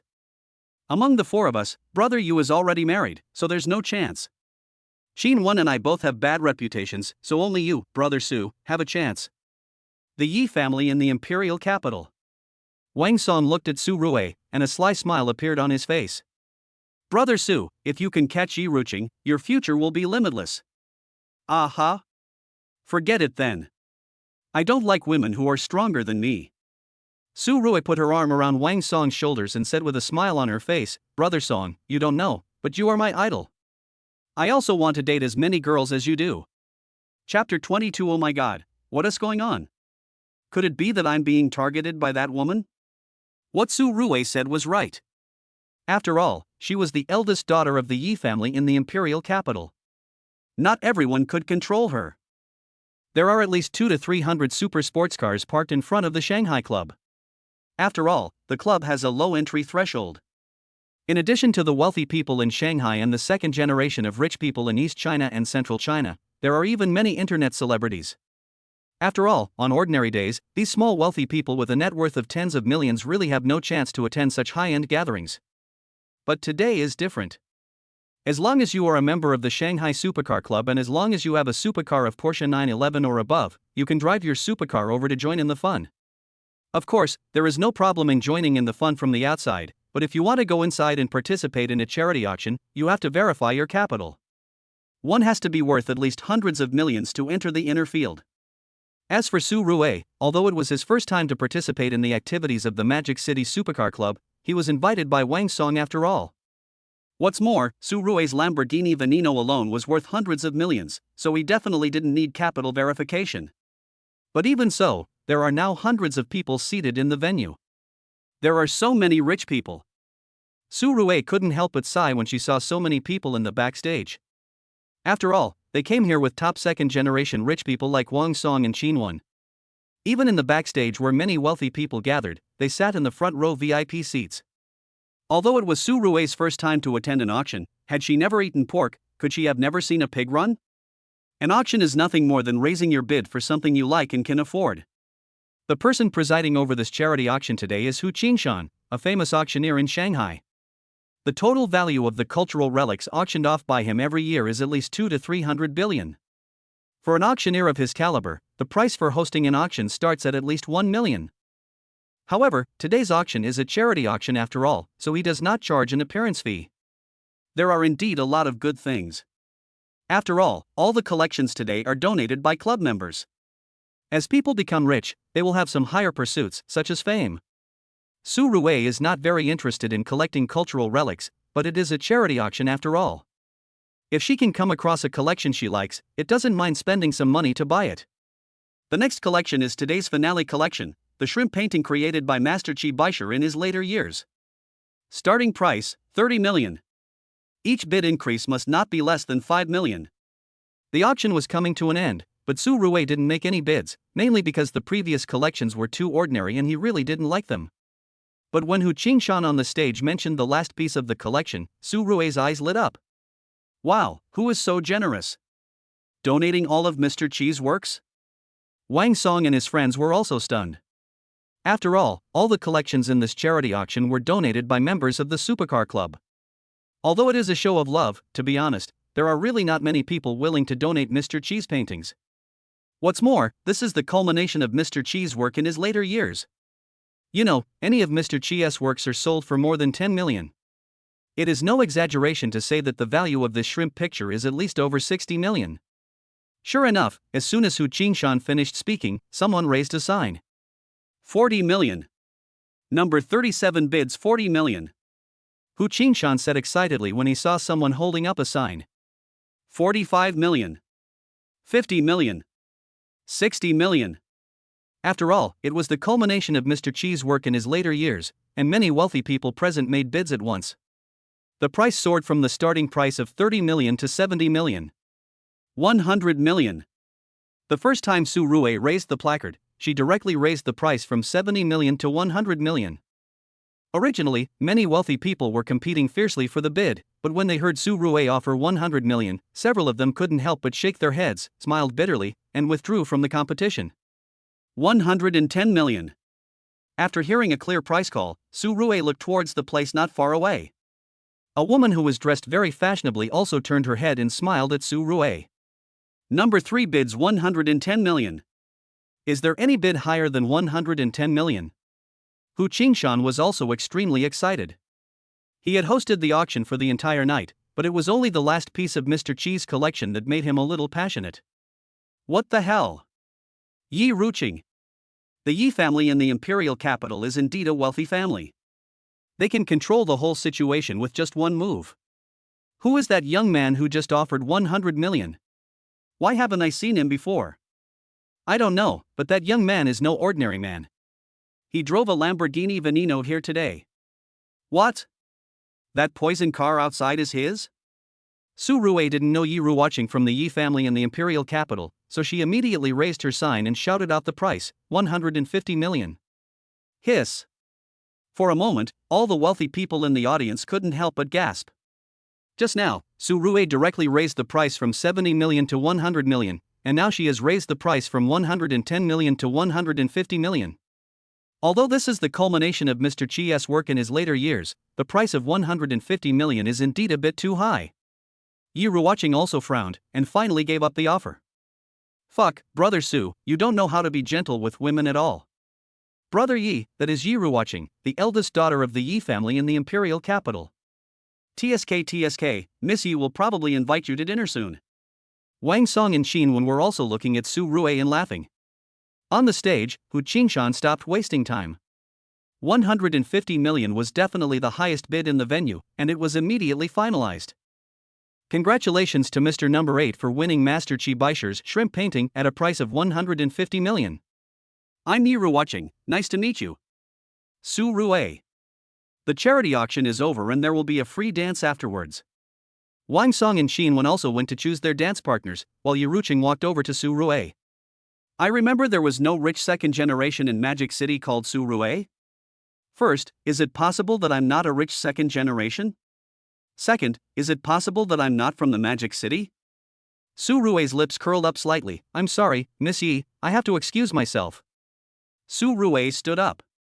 He really didn't want to have any more entanglement with the eldest lady of the imperial capital.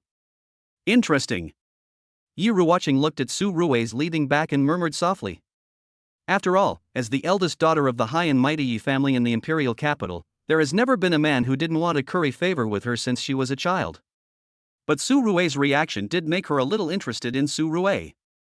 Su Rue couldn't help sneezing when she came out of the bathroom. Oh my god, what's going on?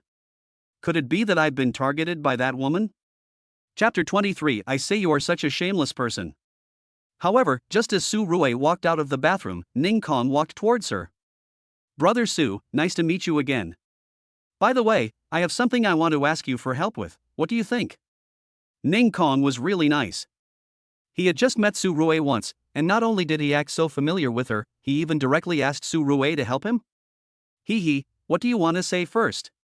Well, a good friend of mine is getting married tomorrow, and he asked me to help him find a good car to use as a lead vehicle. Look, can you lend me your poison for 2 days? I'll return it to you after I use it, how about that? Ning Kong is such a shameless person. Not so good. Su Rui refused directly on the spot. Vice President Ning, first, I don't know you well, and second, I'm afraid that you will damage my car and have no money to compensate. Su Rui really didn't give Ning Kong any face at all. When Ning Kong heard what Su Rui said, his face immediately drooped. Brother Su, this is a bit inhumane. Please don't. I'm just unkind. What's wrong? Su Rui hadn't originally intended to completely break up with Ning Kong. After all, it didn't seem right to do so on such an occasion. But Ning Kong is totally shameless. If that's the case, there's no need to give him any face. Ning Kong didn't expect Su Rui to be so disrespectful to him, and his face turned pale and blue. Vice President Ning, if there is nothing else, I will leave first. After saying that, Su Rui ignored Ning Kong and turned around and left. Brother Qianwen, this Ning Kong is really shameless. Su Rui returned to the venue and saw Qianwen, who had just returned from dancing. She casually mentioned what Ning Kong had just done when he asked her to borrow his car. Qianwen laughed after hearing it. Okay, Brother Su, this is how you deal with such shameless people. Oh, what a pity, I wasn't there just now. Yeah, I really didn't expect it. How could he have the nerve to say that? The forest is big, there are all kinds of birds, don't worry about it, Brother Su. The subsequent gathering was also boring. Su Rui said hello to Wang Song and the others and drove away. It was already past 10 o'clock in the evening when we returned to the villa, and most of the servants in the house had already gone to bed. However, Wu Jinyan was still staying in the living room and hadn't gone to bed yet. Boss. Seeing Su Rui coming back, Wu Jinyan came up to her immediately. You're back. Su Rui nodded and handed the shrimp painting that cost 150 million yuan at the auction to Wu Jinyan. I'll have someone hang it in my study tomorrow and tell them to be careful. This painting is worth 150 million. Wu Jinyan had just taken the painting, and when she heard Su Rui say this, she suddenly felt her arms heavy. What kind of painting is worth 150 million? Wu Jinyan frowned and couldn't help but mutter to herself. But think about it, if a painting is favored by your boss, it must be something extraordinary. Okay, boss. I got it. Wu Jinyan held the painting carefully, stood in front of Su Rui and said respectfully, Boss, Dr. Qin has made all the arrangements. Su Rui nodded, and then thought of the formula of the super diet cola that she had obtained. This is a good thing, and as long as it is put on the market for sale, it will definitely be a cash cow. By the way, Jinyan, go acquire another cola company in the next 2 days. My research team has developed a weight loss cola project, and the results are quite good. Su Rui fabricated a research team for herself out of thin air, and then explained the matter of the diet cola to Wu Jinyan. Originally, when Wu Jinyan heard Su Rui asking her to acquire the Coca-Cola company, she was stunned. As expected, the boss had a new idea. But when she heard Su Rui say that her research team had launched a weight loss cola project, she was completely stunned. What? Diet Coke? Can drinking Coke help you lose weight? But when she heard Su Rui talking to her about the effects of Diet Cola, she was completely skeptical. After all, the effect that Su Rui described was too incredible, right? Drink 3 bottles of Diet Cola every day and you can easily lose 30 pounds in a month? No need to diet, no need to exercise, and no side effects. It can even have the effect of tightening the skin. If this effect is real, she couldn't even imagine how much money she could make. Boss, is the effect you described really that magical? Wu Jinyan looked at Su Rui and asked back very carefully. That's for sure. Su Rui raised the corners of her mouth slightly, smiled softly, and said, The effect will definitely be fine, but can you still handle it over there? Hearing Su Rui's question, Wu Jinyan quickly said, Boss, don't worry. In the past 2 days, I have also built a super strong secretarial team to serve you exclusively. Good. Su Rui nodded, then I'll leave this matter to you. Hurry up and try to put it on the market before the new year. Good. Wu Jinyan stood up straight and responded very respectfully. So how much do you think the price of a bottle of our cola should be? Su Rui sat on the sofa, lit a cigarette, took a sip of tea and asked softly. That depends on how much this diet cola costs. It's not much different from the cost of regular Coke. Ah. In this case, boss, if we focus on weight loss health products, the price of a bottle of diet cola should be at least around 50 yuan. Wu Jinyan bit her lip and continued, but if we focus on beverages, the price of a bottle can be at most 20 yuan. Okay, then let's do as you said, 20 yuan a bottle. Su Rui smiled and said. Okay, I got it. Wu Jinyan also nodded. Although a bottle of Coke costs 20 yuan, you should know that this is not ordinary Coke, it is a Diet Coke with some super weight loss effects. After briefly explaining the follow-up work matters to Wu Jinyan, Su Rui went straight back to the bedroom to sleep. After a good night's sleep, Su Rui woke up early the next morning. After breakfast, Su Rui was used to sitting on the sofa to drink tea, smoke a cigarette, and check out the hot news. What the hell? What happened? What happened to Brother Song last night? When you open Douyin, the first trending search that catches your eye is about Wang Song. Principal Wang beat someone in the street, and the victim's nose bone was broken. According to reliable information, Principal Wang has been detained. At 4 o'clock in the morning, in front of the bar, Principal Wang beat up ordinary people in the street? Su Rui looked at a few trending searches and directly found Wang Song's WeChat and sent him a message, Brother Song, are you okay? At this point, Su Rui thought that Wang Song would not reply to her message. But the next second, Wang Song immediately replied to Su Rui's message. It's okay. Hi, I was drunk last night and thought that person was secretly filming me. It's okay now. I spent a little money to solve it. Having said that, Su Rui also laughed when she saw the latest updates in Wang Song's circle of friends. 2.09 million. Wow, this will probably be on the trending search list for a few more days. Chapter 24, Principal Wang's amazing move, he got back all the settlement money through a live broadcast.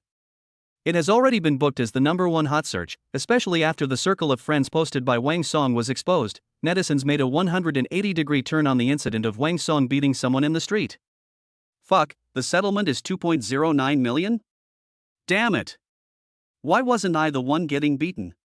Principal, if you hit me, I don't want that much. I'm willing to settle for 1 million. A life can't be worth so much money, right? Someone from our village fell to his death on a construction site and we only got 400,000 yuan in compensation. Is it too late to stake out Principal Wang's home now? I seem to have found a way to get rich. It became a hot topic on the entire internet for a while, and even the gossips in the village were talking about it. The more Wang Song thought about this matter, the angrier he became. Although 2.09 million was only a small amount for him, to be honest, he always felt like he was being blackmailed. But then again, he was the one who caused the trouble, and it was wrong for him to hit others. If he spent the money, it could only be considered as paying for a lesson. However, at noon, Wang Song started a paid live broadcast on Douyin. You have to give a reward of a pair of sunglasses to enter the live broadcast room.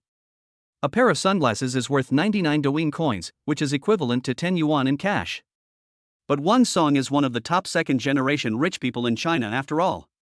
Although he has always been very active on the domestic internet, he seldom does live broadcasts. After all, for a second-generation rich person like him who can easily give out millions of tips, he really doesn't care about the little money he earns from live broadcasts. Therefore, when Wang Song started the live broadcast and named the title of the live broadcast room, "Donate $10 to listen to my story about the 209 settlement fee," Wang Song's live broadcast directly rushed to the hot search list for a while. The Douyin platform naturally would not miss such a huge amount of traffic, and immediately filled Wang Song's live broadcast room with enough traffic. Even though a tip of 10 yuan is required to unlock entry into the live broadcast room, it still cannot stop the majority of netizens from wanting to be the first to watch the show. After all, I can't afford the 2.09 million yuan settlement fee, but a pair of sunglasses worth 10 yuan is not a problem. When Su Rui entered Wang Song's live broadcast room, she was also shocked by the number of people online in the room. A full 300,000 people are online. If one person donates a pair of sunglasses, and 300,000 people donate, that would be 300,000 pairs of sunglasses, worth 3 million yuan in cash. Hey guys, are they planning to start a live broadcast to get back the 2.09 million settlement fee? Su Rui raised the corners of her mouth slightly and smiled softly. It's true, in addition to the 10 yuan gift reward for unlocking the live broadcast room, many people also gave Wang Song other gifts. I want to ask about the principal's recent schedule. I'll go over there and check it out now. Principal, you're awesome. 2.09 million in settlement money. To be honest, if it were me, I would probably kneel down and beg you to beat me up again. Otherwise, I wouldn't feel comfortable taking this money. I gave the principal a supercar as a reward. Does it feel like I'm throwing a copper coin into the principal's golden bowl? The number of people online in the live broadcast room is still growing rapidly. When Su Rue first came in, there were 300,000 people online. In less than 10 minutes, the number of people online has grown to 500,000. Well, there's nothing much to say. It was wrong of me to hit someone. I was wrong about this matter. The main purpose of doing the live broadcast today is to say sorry to everyone. Wang Song smiled bitterly. I didn't sleep much last night, and I just dealt with this matter this morning. That's it, I'm going to end the broadcast now. After Wang Song finished speaking, he immediately closed the live broadcast room. Fuck, he's worthy of being the principal. Just looking at the traffic just now, no top anchor on TikTok has such a large traffic, right? The principal is not here to apologize, he is clearly asking us netizens to pay for it. Fuck. This is terrifying. There were 530,000 people online in the live broadcast room just now. The number of people who gave tips to unlock the sunglasses in the live broadcast room alone must have been 5.3 million, right? Add to that so many people giving tips in the live broadcast room, the principal must have received at least tens of millions of tips in this short live broadcast of less than half an hour. Almost. If that's the case, even if we deduct the platform share and taxes, Principal Wang's income from the live broadcast of less than half an hour is at least 4 million? Oh my god. Not only does this pay off the settlement fee, but I can even make some money. Su Rue just gave 10 carnivals as a reward, but there were so many people in the live broadcast room that Wang Song did not notice Su Rue. Brother Song, it's possible. You can make the money back in one live broadcast? Huh, Brother Su, you weren't in the live broadcast room just now, were you? Wang Song replied to Su Rue's message immediately. Of course not. I just gave you 10 carnivals. And you didn't even thank me. Ah. There are too many people here. I didn't notice you just now. What's your TikTok ID? I'll follow you. Master Rue. Okay, I'll pay attention to it first. Not long after, Wang Song replied, as expected of my brother Su, this account is almost at the maximum level. TSK, Brother Song, it sounds like your account level isn't 60. He had nothing to do in the afternoon, so he had lunch and had a good nap. After waking up, he sat in the study, drinking tea and watching Dwine. Just when Su Rue was watching the carnival for the young anchor, her phone suddenly vibrated. Unknown caller? Normally, he would hang up on such unknown calls, but somehow, he answered this call. Brother Rue, I'm Xiao Xiao. Xiao Xiao? What's going on? What's wrong with you? Zhou Xiaoxiao is the daughter of his neighbor in his hometown. She is only 16 years old this year and is very well behaved and adorable. Su Rue always brings her some snacks every time he goes back to his hometown. After all, this little girl has been following Su Rue and calling him Brother Rue since she was a child, which is very likable. On the phone, Su Rue could hear that Zhou Xiaoxiao's voice was trembling, and it was obvious that she had suffered a great injustice. Brother Rue, my brother went on a blind date, and the guy asked for a dowry of 200,000 yuan. Then my parents betrothed me to the idiot from the next village without my consent. They said they were betrothing me, but in fact they sold me off. 260,000 yuan dowry. I wanted to study, go to college, and see the big city, so I ran away from home. Zhou Xiaoxiao choked up as she finished speaking, and Su Rue couldn't help but frown. Where are you now? I just arrived in Shanghai. I'm at the train station now. Shanghai is so big, I seem to be lost. Xiao Xiao, stand at the exit of the train station and don't move. I'll pick you up right away. Su Rue was naturally very worried about Xiao Xiao's safety, and then she said, by the way, Xiao Xiao, if a stranger approaches you, ignore him and wait for me to come over. Do you hear me? Yeah, okay. Zhou Xiaoxiao nodded and responded softly. Chapter 25. Do you think you can bully my sister? To be honest, Su Rue is very angry now. Xiao Xiao is only 16 years old. They are not yet adults. Even though Zhou Xiaoxiao was adopted by her parents, they had lived with her day and night for 16 years. As parents, how could they be so cruel as to do such a thing? In order to get the dowry for his own son's marriage, he actually did such a shameful thing as selling out his daughter? Fortunately, Xiao Xiao has been smart since she was young, otherwise if she really wanted to get married, her life would be ruined. Su Rue couldn't help but feel a little scared. He had treated Xiao Xiao as his own sister since she was a child, and he didn't want to see Xiao Xiao get married before she reached adulthood. Who the hell is that? Su Rue couldn't help but complain about Xiao Xiao's parents. Jin Yan, it's just right. Come with me and pick someone up at the train station.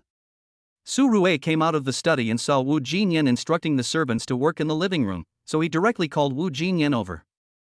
Okay, boss. Wu Jinyan naturally couldn't have any objection, but she couldn't help but wonder in her heart, who could this important person be that the boss had to go pick him up in person? At the train station, Zhou Xiaoxiao was standing alone at the exit of the train station wearing thin clothes, shivering from the cold. After all, she was only a 16-year-old underage girl. She couldn't eat any nutritious food at home and was very thin. Although Shanghai is a southern city, it is winter after all and the temperature is close to below zero. Zhou Xiaoxiao had never traveled far before, and she had never even been to the provincial capital. If it weren't for this incident, she, as a good girl, would never have run away from home. When she came out of the train station, looked up and saw the prosperity of the big city of Shanghai, in fact, in her heart, she felt more fear. After all, she is an underage girl. It would be difficult for her to survive on her own in such a big city without Su Rue's help. Since she ran away from home secretly at night, she didn't bring any luggage with her, and she didn't even wear a jacket. Standing at the exit, she clasped her hands in her arms, lowered her head, and looked at the passers-by very cautiously. She also kept in mind what Su Rue said to her on the phone just now. Although she was young, she had been to school after all. She also often sees news about human traffickers abducting minors. She had finally managed to escape from home, and she didn't want to fall into the tiger's mouth just after escaping from the wolf's den. As for Su Rue, she is probably the last person she can trust in this world, right? Although Zhou Xiaoxiao is thin, she is sweet and lovely and has been a beauty since childhood. Even now, standing at the exit of the train station and shivering from the cold, it still couldn't hide her beautiful face. Although the public security at Shanghai railway station has been much better in the past 2 years, there are still many criminals lurking in the vicinity. For example, gangs of thieves, fraud gangs and the like. Zhou Xiaoxiao was alone and looked very innocent, which made her the first target of a group of scammers. Brother Long, look at that chick. TSK, she's pretty. Judging from her appearance, she must be working here from a small place, right? Brother Long, I heard that Brother Feng's by Jinhan Club is hiring girls. This girl is pretty. I think she can be sold for a good price. Hey, let's go, the old way. Brother Long took a puff of his cigarette and said with his eyes narrowed. Okay. The younger brother beside Brother Long also smiled maliciously, and then he walked straight towards Zhou Xiaoxiao. Wife, what are you doing? Even if I'm wrong, you can't abandon the newborn baby, right? Come on, come home with me. Brother Long's younger brother walked up to Zhou Xiaoxiao, grabbed her arm and tried to pull her towards him. Zhou Xiaoxiao didn't react for a moment and was simply frightened by him. But Zhou Xiaoxiao was alert and quickly broke free after realizing what was happening. Who are you? I don't know you. What do you want to do? Zhou Xiaoxiao shouted loudly, which attracted the attention of passers-by. Wife. I was wrong. Just hit me. Brother Long's younger brother had a depressed look on his face and even slapped himself twice in front of so many people. But the child is still young and can't be without his mother. His voice was very loud, and passers-by around him thought they understood the reason. Alas, what's wrong with people nowadays? They're giving birth to a child at such a young age. You can give birth to it if you want, but the key is that they don't raise the child after giving birth. Isn't this mother too cruel? Is she planning to run away right after giving birth? That boy looks pretty good. This girl is so cruel. It turned out to be a quarrel between a young couple. Hey, I thought it was human traffickers. The people watching around started pointing and talking at Zhou Xiaoxiao. I don't know him. I'm not his wife. He's a human trafficker. Zhou Xiaoxiao shrank her body and looked towards the people around her for help. Wife, I'm useless. But I'm still young. I swear, I will work hard as a delivery boy and make money to support you too. Brother Long's little brother was so good at acting that his superb performance instantly won the sympathy of those who were watching around him. Yes, little girl, your son has just been born, and your husband loves you so much. Go back and live a good life, that's better than anything else. That's right, don't be angry, it's so cold, go home quickly. It's not easy for your husband either, you should be more considerate of him. After listening to what the people around her said, Zhou Xiaoxiao collapsed. At this time, Brother Long also jumped out from the crowd. Sister, what are you doing? I'm telling you, your brother-in-law is a good person, you're just too vain. Your husband loves you so much, can you really bear to abandon your husband and children? Brother Long came up and scolded Zhou Xiaoxiao directly, then grabbed Zhou Xiaoxiao's arm and tried to pull her into his car. Zhou Xiaoxiao couldn't break free, but she was quick-witted and squatted down. Let me go. You are not my brother, I don't know you. You are human traffickers. Even though Zhou Xiaoxiao was shouting hysterically, the people around her remained indifferent. They had preconceived ideas and took it for granted that Zhou Xiaoxiao was a bad woman who abandoned her family and children. Brother Long and his younger brother looked at each other and immediately prepared to carry Zhou Xiaoxiao into the car. After all, if you delay, something unexpected will happen. If someone sees through you, even if you fail to kidnap the person, you will still get yourself involved. Zhou Xiaoxiao once again witnessed how vicious human nature is.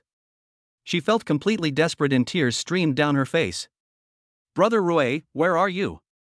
Come and save me. Zhou Xiaoxiao was in a state of confusion. In this situation, only Su Rui could come and save her. Just when she was about to be stuffed into the car, a Rolls-Royce Phantom slowly drove over from a distance, instantly attracting the attention of most people. Brother Long and the other man were also stunned for a moment, but they didn't stop. Just the next second, Su Rui got out of the car and ran towards the side quickly. Seeing Xiaoxiao being stuffed into the car by Brother Long and his two men, he was also furious. He flew forward and kicked Brother Long and his men to the ground one by one. Damn it, do you think you can bully my sister? Su Rui snorted coldly, and stepped forward angrily to kick Brother Long and his younger brother again. Brother Rui. The frightened Xiaoxiao threw herself into Su Rui's arms. Are you all blind? My sister is only 16 years old. Su Rui yelled at the passers-by around her, and those people didn't dare to say much. After all, Su Rui not only drove a Rolls-Royce Phantom here, not to mention that she couldn't afford to offend him, but judging from the posture, the two people lying on the ground were really human traffickers. Chapter 26 Brother, isn't this too expensive? Brother Long never thought that he would offend Su Rui, a big shot who drives a Rolls-Royce. If he knew that there was such a big shot behind Xiaoxiao, he would not dare to touch Xiaoxiao even if he had 10 bear hearts and leopard courage. The key point is that Xiaoxiao's outfit doesn't look like she has any power behind her. Instead, she looks more like a little girl who came to the city from a remote area to work. Su Rui had no mercy on this kind of human trafficker and beat him up violently. Brother, I was wrong. Please show some mercy and forgive me. The two brothers Long were also beaten black and blue, but how could they dare to resist? Spare you? Ha ha. Su Rui snorted coldly and called Luo Ping directly. Brother Luo, it's me. My sister was targeted by two human traffickers at the train station. Well, I've already controlled the traffickers. Just bring them over. Because Su Rui knew Luo Ping before, he did not contact the local police, but called Luo Ping directly. In less than 10 minutes, Luo Ping brought his men over. Seeing the two brothers Long lying on the ground like dead dogs, Luo Ping didn't say anything. Brother Luo, these two guys are not very honest. My sister was almost kidnapped by them just now. Su Rui briefly told Luo Ping what had happened, and Luo Ping immediately said that he must investigate these two people thoroughly. Okay, Brother Luo, I have something else to do here. If you have any questions that require my cooperation, please feel free to contact me. Okay. This time, Luo Ping did not ask Su Rui to go with him to take the statement. After all, some things were just a formality. Seeing Su Rui change into another Rolls-Royce Phantom, Luo Ping couldn't help but narrow his eyes. This Su Rui, her background is not simple. After watching Su Rui and the others drive away, Luo Ping ordered people to handcuff Brother Long and the other two. Xiaoxiao was indeed frightened. If Su Rui had not arrived in time, she couldn't imagine what would have happened to her. Sitting in the car, Xiaoxiao leaned towards Su Rui unconsciously. At this moment, only Su Rui can give her a sense of security. Drive to the nearby mall. Su Rui gave an order, and then looked at Xiaoxiao with concern and said, "Why don't you wear more clothes when you go out? You are weak to begin with, don't get sick from the cold." I sneaked out at night. Xiaoxiao lowered her head and said a little aggrievedly, "Brother Rui, if my family asks you if you have seen me, can you say you didn't see me?" Xiaoxiao, it's okay. You'll stay with me from now on. No one can take you away. Su Rui held Xiaoxiao's hand and spoke very gently. Wu Jinyan was sitting in the passenger seat, and she was also very curious about who Xiaoxiao was. She originally thought that Su Rui was here to pick up some important person, but she didn't expect that it was actually a girl who was not yet an adult. And seeing Xiaoxiao's dress and hearing what Xiaoxiao said just now, Wu Jinyan couldn't help but frowned. The boss. Xiao Xiao, don't worry. They are not your biological parents. Even if they have raised you, the moment they decide to sell you off, that kindness will be gone. Su Rui smiled slightly and continued, Xiao Xiao, you will stay with me from now on. You want to go to college, right? Brother Rui will support you in your studies. Su Rui has always treated Xiao Xiao as his own sister, and he would never allow Xiao Xiao to suffer such harm again. Brother Rui, sometimes I wonder if I should never have come to this world. Xiao Xiao lowered her head and pursed her lips. My biological parents abandoned me when I was born. My adoptive parents also only treated me as a tool. Only Brother Rui was truly kind to me, so I only contacted Brother Rui when I came out this time. Don't worry, I won't allow anyone to hurt you again. Hearing Xiao Xiao say this, Su Rui was also deeply touched. She was only a 16-year-old child and not yet an adult. Sometimes God is so unfair. It's just like the saying goes, a hemp rope breaks at the thinnest part and bad luck only strikes the suffering people. But fortunately, Xiao Xiao still has Su Rui. Wu Jinyan also pricked up her ears to eavesdrop on the conversation between Su Rui and Zhou Xiao Xiao. She originally thought that Xiao Xiao was tricked by Su Rui to come to the Magic City, but now she has roughly figured it out. She couldn't help but sigh in her heart. Fortunately, she still knows the boss, otherwise it would be too miserable. There is a Yida shopping mall nearby, and Su Rui took Xiao Xiao there to buy some winter clothes. This down jacket is too expensive. Xiao Xiao glanced at the tag on the clothes and couldn't help but say with a guilty conscience, Brother Rui, let's go to another store. This is too expensive. A down jacket costs more than 30,000 yuan. It's okay, Xiao Xiao, try it on and see if it fits you. Su Rui directly handed the down jacket to Xiao Xiao, and immediately asked the shopping guide to take Xiao Xiao to try on the clothes. Wu Jinyan stood beside Su Rui, who sighed, she is such a pitiful little girl. In order to help their son find a wife, her adoptive parents actually betrothed her to a bachelor in his 30s from the next village for a gift of 260,000 yuan. She is only 16 years old. Boss, life is unpredictable. In fact, there are many such things happening in this world every moment. Yes. Su Rui sighed, Jinyan, help Xiao Xiao find a better high school. Wu Jinyan also nodded heavily, and she felt very sympathetic for Xiao Xiao's tragic experience. After a while, Xiao Xiao also came out wearing a down jacket. Yes, it looks like a good fit. Then Su Rui said to Wu Jinyan beside her, Jinyan, help Xiao Xiao pick out a few more clothes that fit her. Okay, boss. Wu Jinyan responded, and then took Xiao Xiao to choose clothes. From top to bottom, Wu Jinyan also helped choose several sets of clothes. Xiao Xiao is also very well behaved when she is with Wu Jinyan. Sister Jinyan, just buy this much. I can't wear so much. Well, I'll take you out for a stroll when I have time. The shopping guide followed behind the two of them with a big smile on his face. After all, this is a brand store, and any piece of clothing costs thousands or even tens of thousands. When paying the bill, Xiao Xiao secretly glanced at it, and then she was stunned for a moment. 520,000. Although she was not yet an adult and did not have much concept of money, she knew that his parents only asked for a dowry of 260,000 yuan when they married her off. When they got back in the car, Xiao Xiao looked at Su Rui and seemed to be hesitant to speak. Su Rui saw her like this and gently touched her head with her hand. What's wrong? Brother Rui, please don't buy me such expensive clothes in the future. It's okay, you're my sister. Who else should I spend money on if not you? Su Rui chuckled and said, by the way, you are in the first year of high school now, right? Well, but my parents won't let me go to school this semester. They say it's useless for girls to study so much, it's better for them to get married early. Speaking of this, Xiao Xiao lowered her head unconsciously, and her eyes instantly became moist. Chapter 27, the TikTok account has been upgraded to the maximum level. When I brought Xiao Xiao back to the villa, Xiao Xiao was a little confused when she saw such a big villa. How much does such a big villa cost? Brother Rui, you are so awesome. Xiao Xiao looked at Su Rui with admiration. In her opinion, Su Rui was able to buy such a big villa because of her hard work. After all, she was very clear about Su Rui's family situation, which was similar to theirs, and they simply didn't have that much money. Jinyan, take Xiao Xiao to choose a bedroom. Wu Jinyan knew Xiao Xiao's tragic life experience, and naturally felt sorry for Xiao Xiao. What's more, although Xiao Xiao is only 16 years old, she is really sensible and especially well behaved. Where had Xiao Xiao ever lived in such a big villa before? Xiao Xiao, take a shower and change your clothes first, then come down to eat.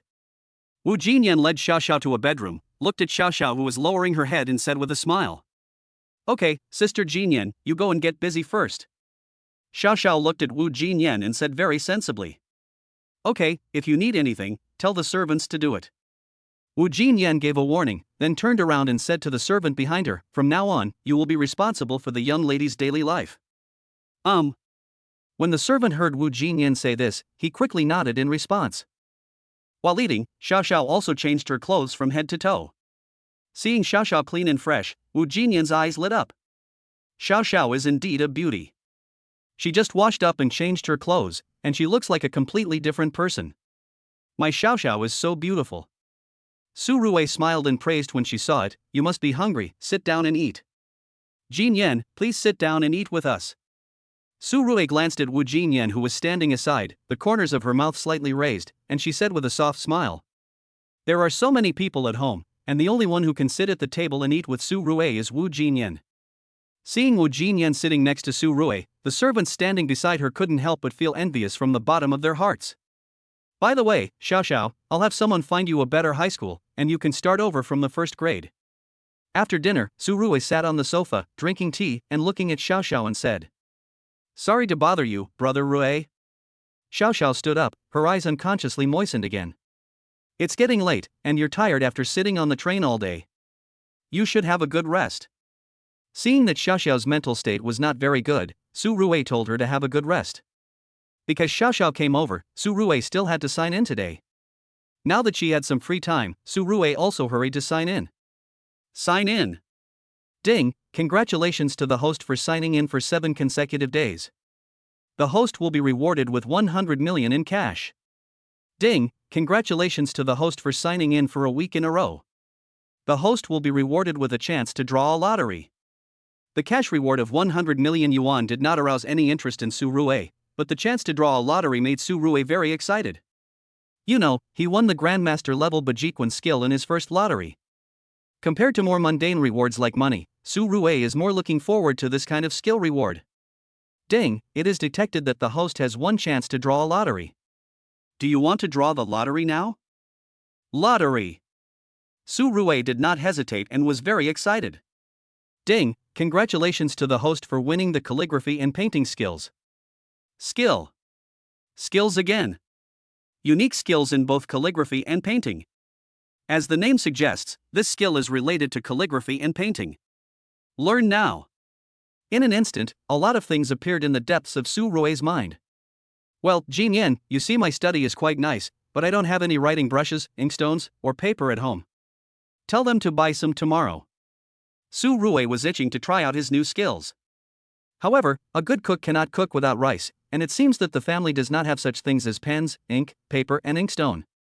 Wu Jinyan couldn't help but be stunned when she heard Su Ruwei say that, but she recovered the next second and said, Okay, boss, I got it. Although she didn't know what Su Ruwei wanted the pen, ink, paper, and inkstone for, since Su Ruwei had given the order, she, as a personal housekeeper, would definitely take it to heart. There was nothing to do at night, so Su Ruwei returned to the bedroom, lay on the bed, watched the Douyin live broadcast for a while, and then went to sleep. When I woke up, it was already past 9 in the morning. Upon learning that Wu Jinyan had taken Xiao Xiao to school, Su Ruwei nodded. She had to say that Wu Jinyan was indeed very efficient. After breakfast, Su Ruwei sat on the sofa and enjoyed life as usual. Drink some tea, smoke a cigarette, and then give the anchor some carnival. Although Su Ruwei didn't do much grinding in the past 2 days, after all, every time he made a move, he would start with at least a carnival. In addition, he spent most of his time watching live broadcasts on Douyin, and now his level has reached the maximum level of 60. As a level 60 boss, the official Douyin Live will contact him and prepare exclusive gifts for him. Su Ruwei is no exception. Even 2 days ago, the official operator of Douyin Live had already paid attention to Su Ruwei. After all, Su Ruwei has 10 billion Douyin coins in her account, which is worth 1 billion. In addition, Su Ruwei is very generous in giving gifts every time she watches live broadcasts. She gives at least several million a day. It is only a matter of time before she reaches the maximum level of 60. So when Su Ruwei just upgraded her level to the maximum, the official operator of Douyin called Su Ruwei privately. Congratulations Mr. Su for successfully joining the ranks of top bosses. I am the official operator of Douyin Live. What's the matter? Su Rue frowned and asked. It's like this. All the top-level bosses have their own customized gifts. I called you to hear if you have any special ideas about customized gifts. Mr. Su, is it convenient for me to add your WeChat? Is that so? Sure, add me as your friend. He had also heard about the customized gifts for Douyin Live broadcasts. Compared to the carnival gifts that cost 3,000 yuan each, the customized gifts are worth 15,000 yuan each. This is also for the rich to help the anchors they support to rank on the charts. After all, sometimes when PK points are tight, carnival is really not very useful. Once this customized gift is given, the outcome of a PK can basically be decided instantly. As soon as I hung up the phone, the official operator of Douyin Live sent a friend request. Su Rue also directly accepted the friend request. Hello, Mr. Su, I am your exclusive customer service, Momo. If you have any questions, you can contact me at any time. I will help you solve the problem as soon as possible. So what do you think of your customized gift? Well, let me think about it. So, the special effects are like this. The Monkey King holds his own golden cudgel and keeps shouting data data. This shouldn't be difficult, right? Okay. Momo blushed unconsciously when she saw Su Rue's reply and said softly, "Humph, man." But she didn't dare say such words to Su Rue. As for the name of the gift, let's call it a pillar supporting the sky. When Su Rue thought of this, although she hadn't seen the special effects yet, she already had a sense of the picture. Chapter 28, 10 more school district buildings added to the assets. Okay, Mr. Su, I will report your request to the technical department. If nothing unexpected happens, a customized gift will be enabled for your Douyin Live broadcast account within a week. Okay, I got it. Then I won't bother you for now. I wish you a happy life and all the best, Mr. Su. It's true, the attitude of this exclusive customer service is different from that of general customer service. Yes, the top-level boss has already spent at least 20 million cash on Douyin live streaming. A boss of this level, in real life, would be worth at least tens of billions, right? After all, anyone who can easily give 20 million to reward the anchor cannot spend so much money without a net worth of billions. Of course, the big bosses of live streaming companies don't count. Although Su Rue also established a live broadcast company, he is still a little different from those big bosses. After all, according to his promise to Su Nuo, the gifts he gave did not need to be returned to him. This alone made the ID Rue famous on the Douyin live broadcast platform. In addition, Su Rue's account was recharged with 1 billion yuan at one time, so the official Douyin paid attention to Su Rue at the first time. After all, it was a one-time recharge of 1 billion yuan. No matter what Su Rue's purpose was in recharging so much money at one time, as long as the source of the money was not a problem, the official Douyin would definitely treat Su Rue as their own father. Moreover, Su Rue also broke the record of the fastest tycoon on Douyin to reach the maximum level. It took less than 3 days in total, and the total reward consumption exceeded 20 million in cash. If such a big money sponsor is not a super rich man, then what kind of person can be considered a super rich man? In the official office of TikTok, Momo was in a very good mood after adding Su Rue's WeChat. After all, if you serve a max-level boss like this well, you won't have to worry about the bonuses in the future. Of course, the prerequisite is to serve the boss wholeheartedly. If he is not satisfied and just makes a complaint, she will have to pack up and leave. At the villa, Su Rue went straight into the study. As soon as he entered, he saw the shrimp picture that he had bought at an auction for 150 million 2 days ago hanging on the wall opposite the desk. It's true that he didn't know much about ink painting before, but this shrimp picture is, after all, Shi Baishi's culmination of his later years, so it didn't matter if he spent a little more money on it. However, after he won the lottery yesterday and won the skills of calligraphy and painting, his ability to appreciate calligraphy and painting also increased sharply. Mr. Qi is indeed a national treasure-level Chinese painting master. He made the shrimp come alive with just a few strokes, and the artistic conception is even more profound. It's well-deserved, well-deserved. Standing in front of the desk, Su Rue looked up and admired it carefully, muttering something to herself. At this time, Wu Jinyan also rushed back to the villa from school. When she learned that Su Rue was in the study, she came to report to Su Rue about Zhou Xiaoxiao's school situation. Boss, here are the writing brushes, ink, paper and inkstone you requested. Of course Wu Jinyan did not forget that Su Rue had asked her to prepare writing brushes, ink, paper and inkstone last night. After sending Zhou Xiaoxiao to school today, she also went to Rongbozai and purchased some top quality pens, ink, paper, and inkstone. Since it was what Su Rui wanted to use, it was naturally not a common item that could be easily purchased on the market.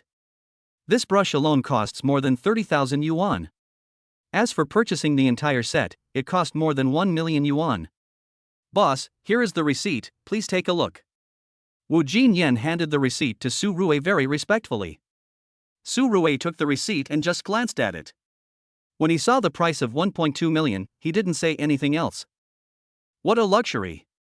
Su Rui grumbled in her heart, but she didn't blame Wu Jinyan.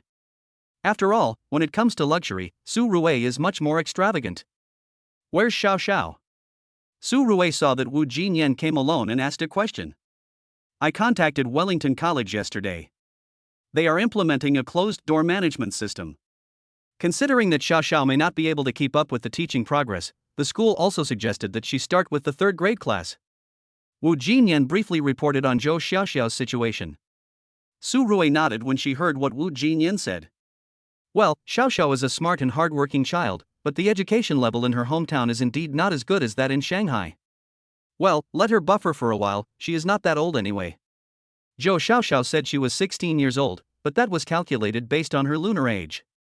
Plus, she was born in the 12th month of the lunar calendar, so if she was really counted based on her actual age, she would have just turned 15. Wellington College is the best private school for the nobility in the entire Magic City, and the tuition for 1 year starts at $300,000. But for Su Rui, who spends hundreds of millions of dollars casually, hundreds of thousands of tuition fees are nothing. Moreover, Su Rui truly regarded Xiao Xiao as his own sister. Although he sympathized with Zhou Xiaoxiao's fate in the past, reality did not allow him to care about Zhou Xiaoxiao's problems. Now that he has money and this incident happened to happen to him, he will definitely take care of it. Su Rui didn't think much about other things. Anyway, as long as the problem could be solved with money, it was not a problem for him at the moment. Jin Yan, help me grind the ink. Su Rui raised the corners of her mouth slightly, smiled softly, and said. While talking, Su Rui had already spread the rice paper on the desk. What a nice paper. Boss, this is Red Star Shen paper, top-notch craftsmanship, and the price of one cut is 100,000 yuan. Hearing Su Rui say good paper, Wu Jinyan also hurriedly explained. It's definitely worth the price. Su Rui did not comment. Whether it was top-grade rice paper or not, as a person with superb skills in both calligraphy and painting, he could tell at a glance. Wu Jinyan didn't say much. She was not good at grinding ink, but she also anticipated that Su Rui might ask her to help grind the ink, so when purchasing pens, ink, paper and inkstone, she also deliberately followed the owner of Rongbozai to learn. Although the movements are a little unfamiliar, there are no problems overall. Su Rui looked at Wu Jinyan with some surprise. Have you studied calligraphy before? No, this is learning and applying now. Wu Jinyan also briefly recounted how she had just learned how to grind ink from the owner of Rongbozai. Yes, it's very spiritual. Su Rui looked up at Wu Jinyan and smiled, saying, as expected, you are the top student in the management department of our school. Thank you, boss. Wu Jinyan pursed her lips and stood aside serving respectfully. Su Rui saw that the ink was almost ground, so she picked up the brush and dipped it lightly in the ink. I don't know what to write for the moment. Jinyan, tell me what you like. I'll write this for you. Wu Jinyan frowned and thought for a while. I was reading a book recently and there is a sentence that I think is very good. The road is long and difficult, but if you keep walking, you will reach your destination. Su Rui repeated what Wu Jinyan said when she heard it, the road ahead is long and difficult, but if you keep walking you will reach your destination. That's true. After saying that, Su Rui picked up the brush and started writing. Her smooth and flowing movements stunned Wu Jinyan who was standing beside her. Although she doesn't know much about calligraphy, she can still tell whether it is well written or not. His writing is as smooth as flowing clouds and running water, and his strokes of the brush seem to penetrate into the wood. Looking at the 8 big words written on the paper, Wu Jinyan was shocked. As for Su Rui's understanding, she originally thought that she knew him well enough, but now, Su Rui shocked her again. Boss, although I don't know much about calligraphy, I can feel that your handwriting is very good and the artistic conception is very profound. Wu Jinyan definitely didn't say this intentionally to compliment Su Rui. She had to admit that the handwriting was indeed very elegant. Ha ha. Su Rui smiled and said, I'll give you this calligraphy. Hee, if you're short of money in the future, you can sell it. If you meet a buyer who knows the value of it, it might be worth $1 million or so. Su Rui is still very confident about his calligraphy. Of course, a few $100,000 is an understatement. His current level is no worse than those of calligraphy masters. Thank you, boss. Wu Jinyan did not act pretentiously. After following Su Rui for so many days, she had figured out Su Rui's temper. She immediately put away the calligraphy carefully. Have someone make another pot of tea. Oh, and bring a fruit platter. Su Rui had satisfied her desire to use her hands, and asked someone to pack up the pens, ink, paper, and inkstone. Then she lit a cigarette, took a long puff, looked at Wu Jinyan and gave an order. Okay, boss. Wu Jinyan left the study, and soon after, the servant came into the study carrying freshly brewed tea and fruit. The life of rich people is naturally very comfortable. As for Su Rui's life, it can no longer be described as comfortable, it can simply be called extravagant. Fortunately, Su Rui was not the kind of loser who couldn't control his mind. He didn't do anything ridiculous and extravagant just because he became rich overnight. In fact, unlike most rich second generations, Su Rui's life can be described as simple. Su Rui sat at the desk, with nothing to do, so he simply calculated his current assets. In terms of real estate, an entire World Trade Center worth 30 billion yuan and a Tan Palace villa worth 1 billion yuan. In terms of luxury cars, a Lamborghini Aventador worth 10 million yuan, a Lamborghini Veneno worth more than 100 million yuan, and 10 Rolls-Royce Phantoms worth 10 million yuan. As for cash, there is no less than 3 billion in cash in my own card alone. By the way, there are 10 billion cash worth of Dwine coins in the Dwine account.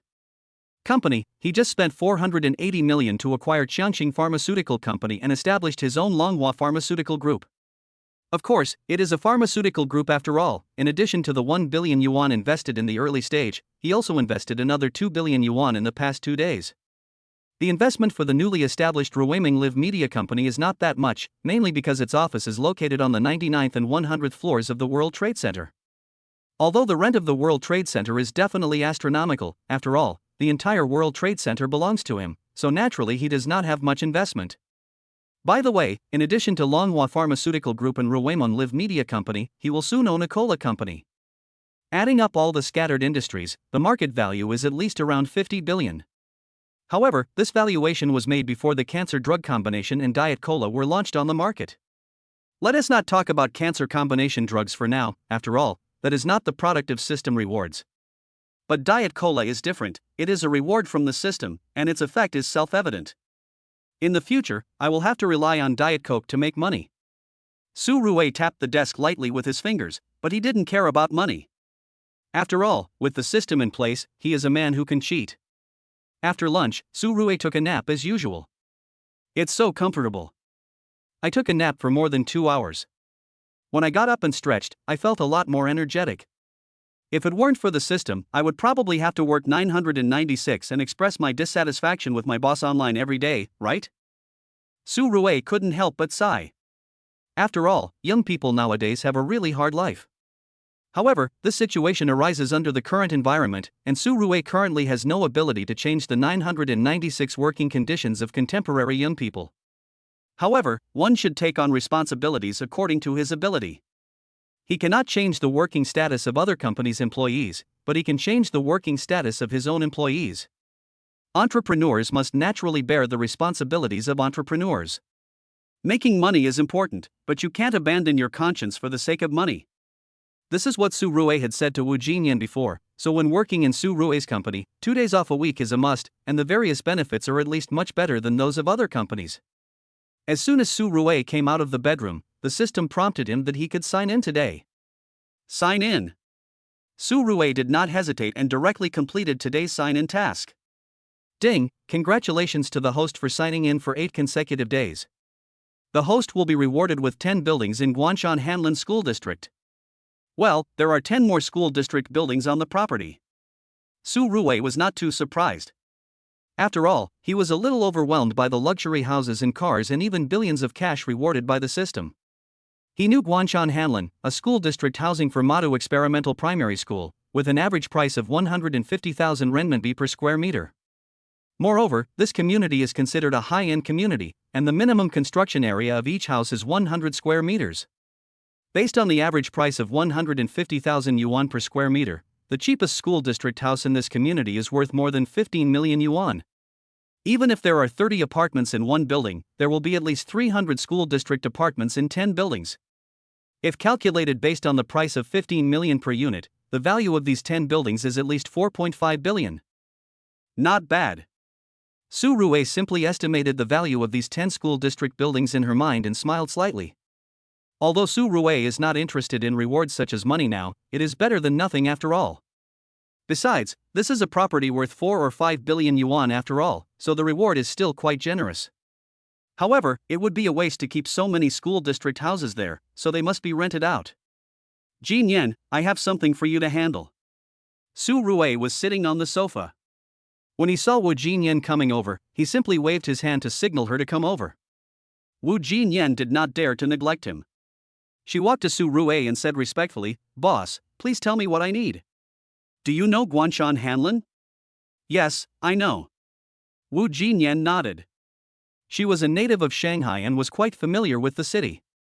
Although Shanghai Experimental Primary School is not the best primary school in Shanghai, it is also one of the top 10 primary schools in Shanghai. Guanshan Hanlin is the school district housing for Shanghai Experimental Primary School, and it is also a high-end and exquisite community. The average price of 150,000 yuan per square meter makes it prohibitive for many ordinary people. I bought 10 school district buildings over there. The new houses are delivered today. Can you take someone to check them out? And by the way, can you rent out those houses? Su Rui felt a little embarrassed. After all, he was asking Wu Jinyan to do more and more things. Okay, I'll take someone there right away. When Wu Jinyan heard Su Rui say that she bought 10 buildings, she couldn't help but gasp. But when she thought about it carefully, this style of doing things was indeed very much like her boss's. "Boss, how about this? I'll have someone set up an agency to rent and sell your house?" "Okay, this is better and will make management easier in the future. Well, if nothing unexpected happens, I should buy quite a few more properties in the next few years." Su Rui nodded in response. There is no need to say much about Wu Jinyan's work efficiency. Of course, this is also because she recently recruited dozens of secretaries to form a strong secretarial team to help her with her work. On Wu Jinyan's side, the matter of receiving the new house was quickly handled. After all, he is a super customer who sold 10 buildings, so the developer of Guanshan Hanlin naturally dare not neglect him. Since Su Rui paid for the house in full, all the procedures were completed very quickly.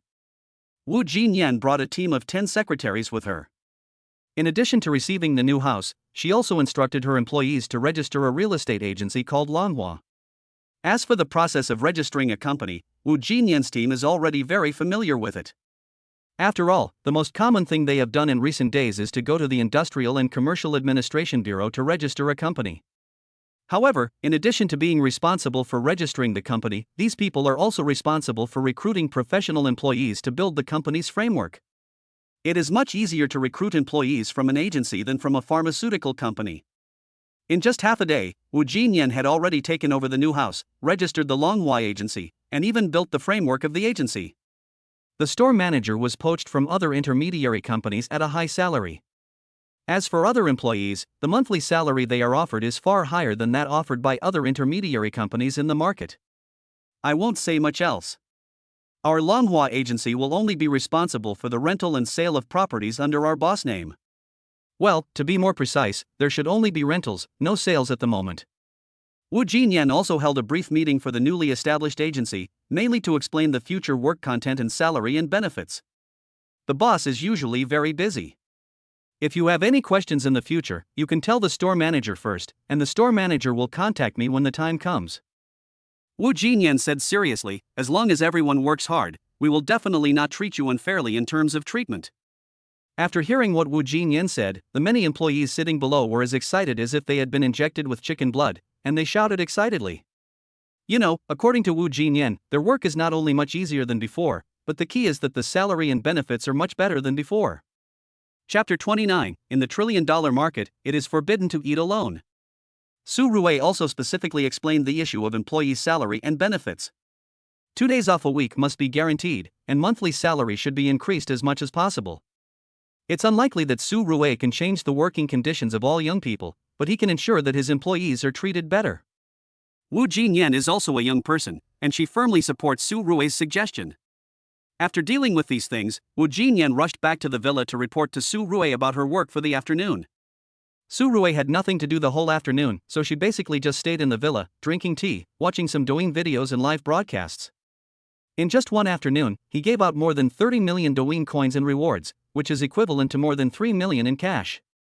However, even though Su Rui was so generous, the Douyin coins in her account were only less than 300 million. For Su Rui, who had 10 billion Douyin coins, this amount of money was just a drop in the bucket. However, Rui's name is becoming more and more famous in the Douyin live broadcast circle.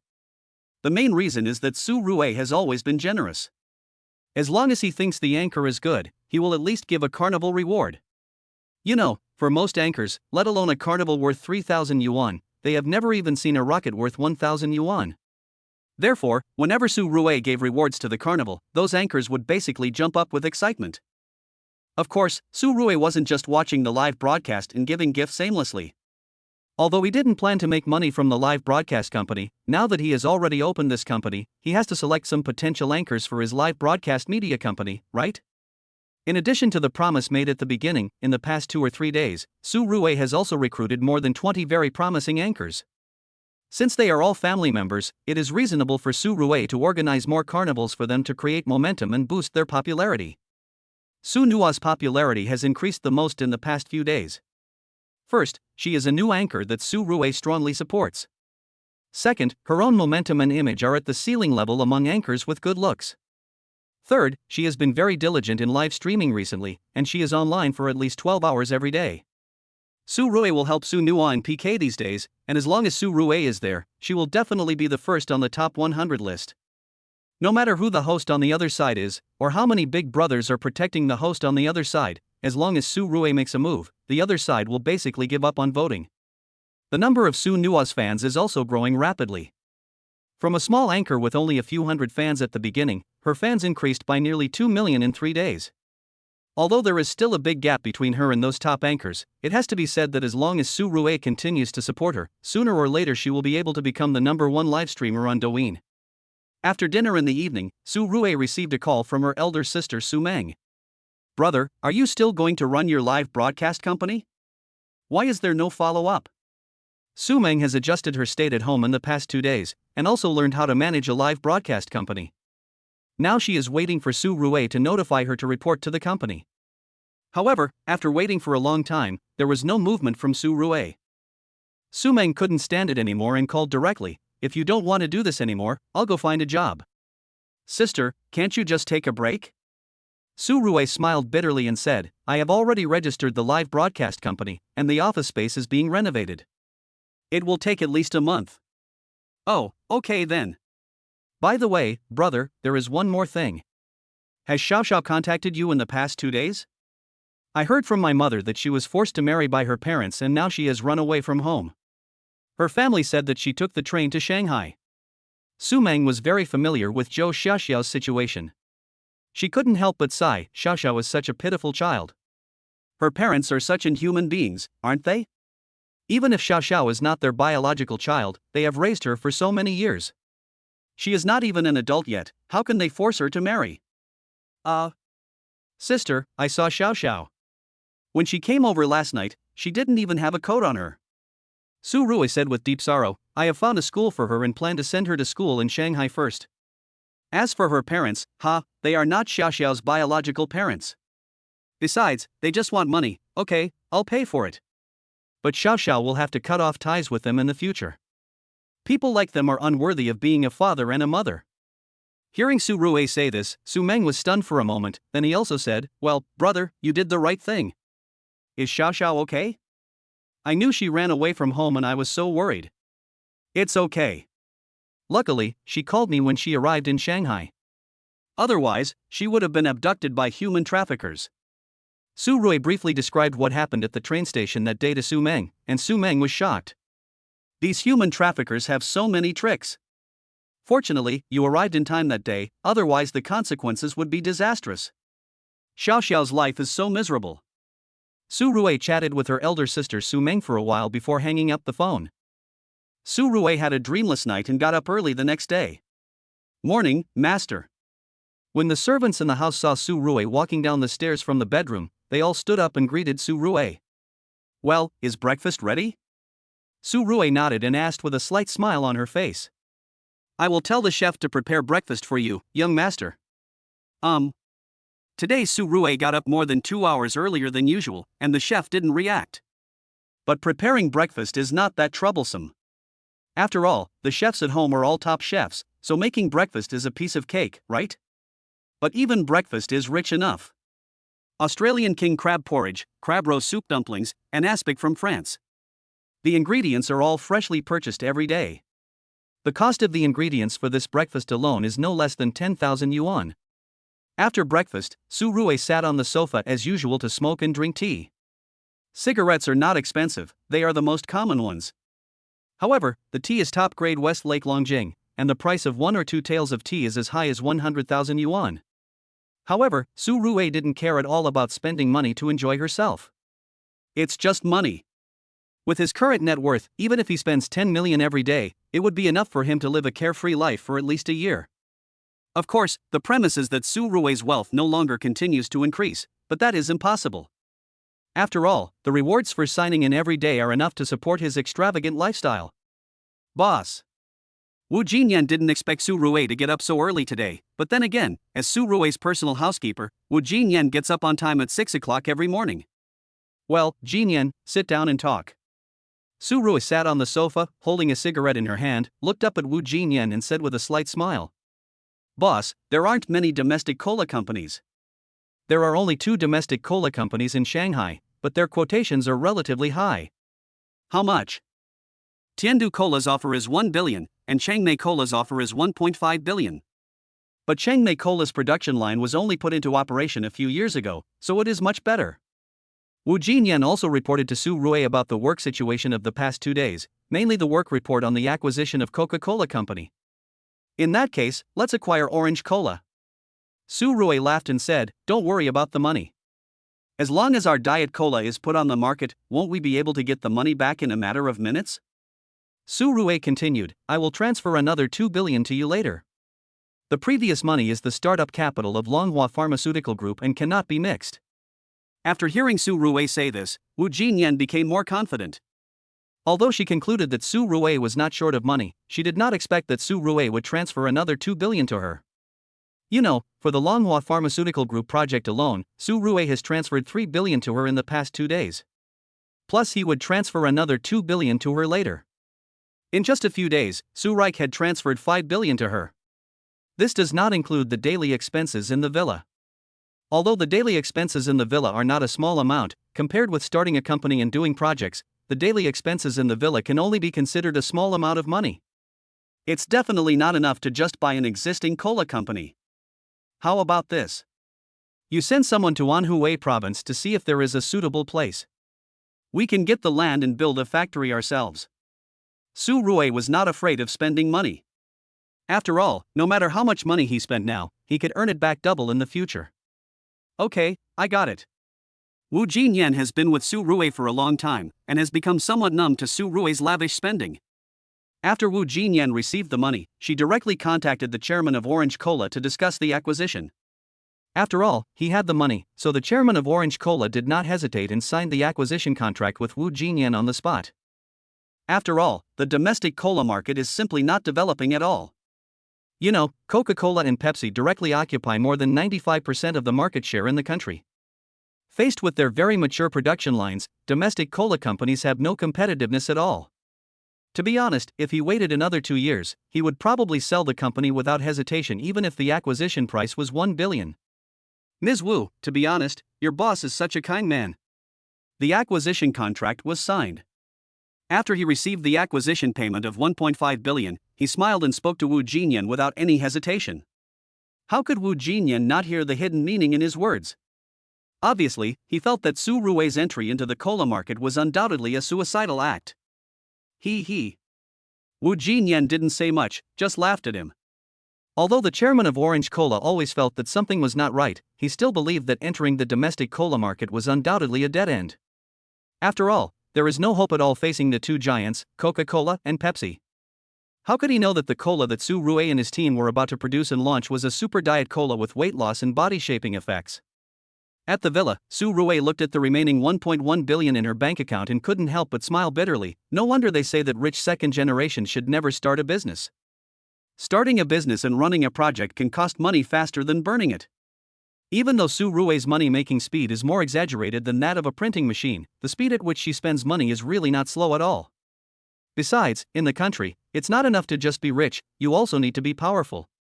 Su Rue is well aware of this, and also knows that it is best to keep a low profile while she is still young and inexperienced. But once the Diet Cola was on the market, it became difficult for him to keep a low profile. After all, a unicorn that can leverage $1 trillion market will attract the covetousness of many people. Based on the current situation, it is almost impossible to eat alone. Su Rue is not that naive. She thinks she can fight against the global capital forces. Brother Song, are you free at noon? Since you can't eat alone, you have to get more people on board. Wang Song, Xinwan, and Fong Yu are naturally his current first choices. Brother Su, what's the matter? It was almost 11 o'clock now, and Wang Song had just woken up, so he was still a little groggy when he spoke. I have a great project to make money recently, but I can't handle it alone. How about it? Are you interested in working with me? After Su Rue said this, Wang Song was silent for a few seconds. The main reason is that Wang Song and Su Rue have not known each other for a long time, and Wang Song is not very clear about Su Rue's identity and background. If it was something about eating, drinking, and having fun on a daily basis, Wang Song would definitely agree to it without hesitation. However, when it comes to starting a company or doing projects, he is extremely calm. Brother Song, it's not convenient to talk in detail over the phone. Let's talk about it when we meet at noon. By the way, I also invited Brother Qin and Brother Yu. After hearing what Su Rue said, Wang Song didn't know what to say, so he just agreed. Okay then. See you in the attic at noon. After hanging up the phone, Su Rue changed his clothes and asked the driver to drive him to Ming Tower. Mingdala is the #1 Chinese restaurant in Shanghai. Due to its high cost, it only receives the second generation of wealthy people in Shanghai. Generally speaking, if you are entertaining guests at night, there may not be private rooms. But at noon, it's still no problem. After all, the rich second generation sleeps during the day and only comes out at night. Ming Pavilion, Su Rue directly asked for the most expensive Mingjia Pavilion private room. You know, the cost of using the private room of Mingjia Pavilion is more than 20,000 yuan. But why would Su Rue care about such a small amount of money? Not long after Su Rue arrived, Wang Song, Qinwan and Fong Yu followed suit. Originally, the shopkeeper of Ming Pavilion was still guessing about Su Rue's identity and background. When he saw Wang Song and others coming, he also had a general understanding of Su Rue's identity and background. This is definitely a top-notch second-generation rich man. The owner of Ming Pavilion was naturally a shrewd man, and he immediately gave Su Rue a platinum VIP card. Su Rue casually accepted the platinum VIP card and said to the shopkeeper of Ming Pavilion, "Thank you, we can start the dishes now." "Okay, you guys take your time chatting, I'll tell the kitchen to prepare the dishes." The shopkeeper of Ming Pavilion also calmly left the private room and gently closed the door. Brother Su, what is the fortune-making project you mentioned on the phone? Fong Yu looked at Su Rue and asked directly. My research team has recently developed a diet cola that is very effective. Su Rue lit a cigarette and spoke softly to Wang Song and the other two. Diet Coke? Is the effect still significant? What the hell? Is it true that drinking Coke can help you lose weight? When Wang Song and the other two heard Su Rue say this, they frowned slightly and were a little bit unconvinced by what Su Rue said. Well, in terms of effectiveness, it is definitely the best weight loss product on the market. And there are no side effects. Su Rue's lips curled up slightly, and she smiled softly and said, I have spent 1.5 billion to acquire Orange Cola Company, and I plan to invest 10 billion to build 5 more production lines in 5 first-tier cities across the country. I have no shortage of money, but it is not a good idea to keep a monopoly on a project that can leverage $1 trillion market. Su Rue laughed and continued, I am going to offer 15% of the shares. Are the three brothers interested in participating? Su Rue didn't hesitate any longer and said directly, 1 billion to subscribe for 5% of the shares only gives you the right to dividends, but you don't participate in any of the company's operations. After Su Rue finished speaking, Wang Song and the other two also frowned and remained silent. Brother Su, is the weight loss effect of your diet cola really as miraculous as you said? Certainly. There are no side effects, and it can also shape the body? Aha! Su Rue did not comment, but nodded and said with a smile, "Three brothers, I have no shortage of money, and you should also know what I want. It's a unicorn in the trillion-dollar market. To be honest, it's not impossible for me to eat alone, but I understand the principle. We can make money together and eat the cake together. 1 billion for 5% of the shares?" Wang Song was indeed a little hesitant. He was still not sure whether Su Rue was fooling them. After all, that is 1 billion, which is definitely not a small sum even for them. Yes, 1 billion can only subscribe to 5% of the shares. Su Rue nodded. "No matter how many shares I have, I won't give them out. It's just my three brothers.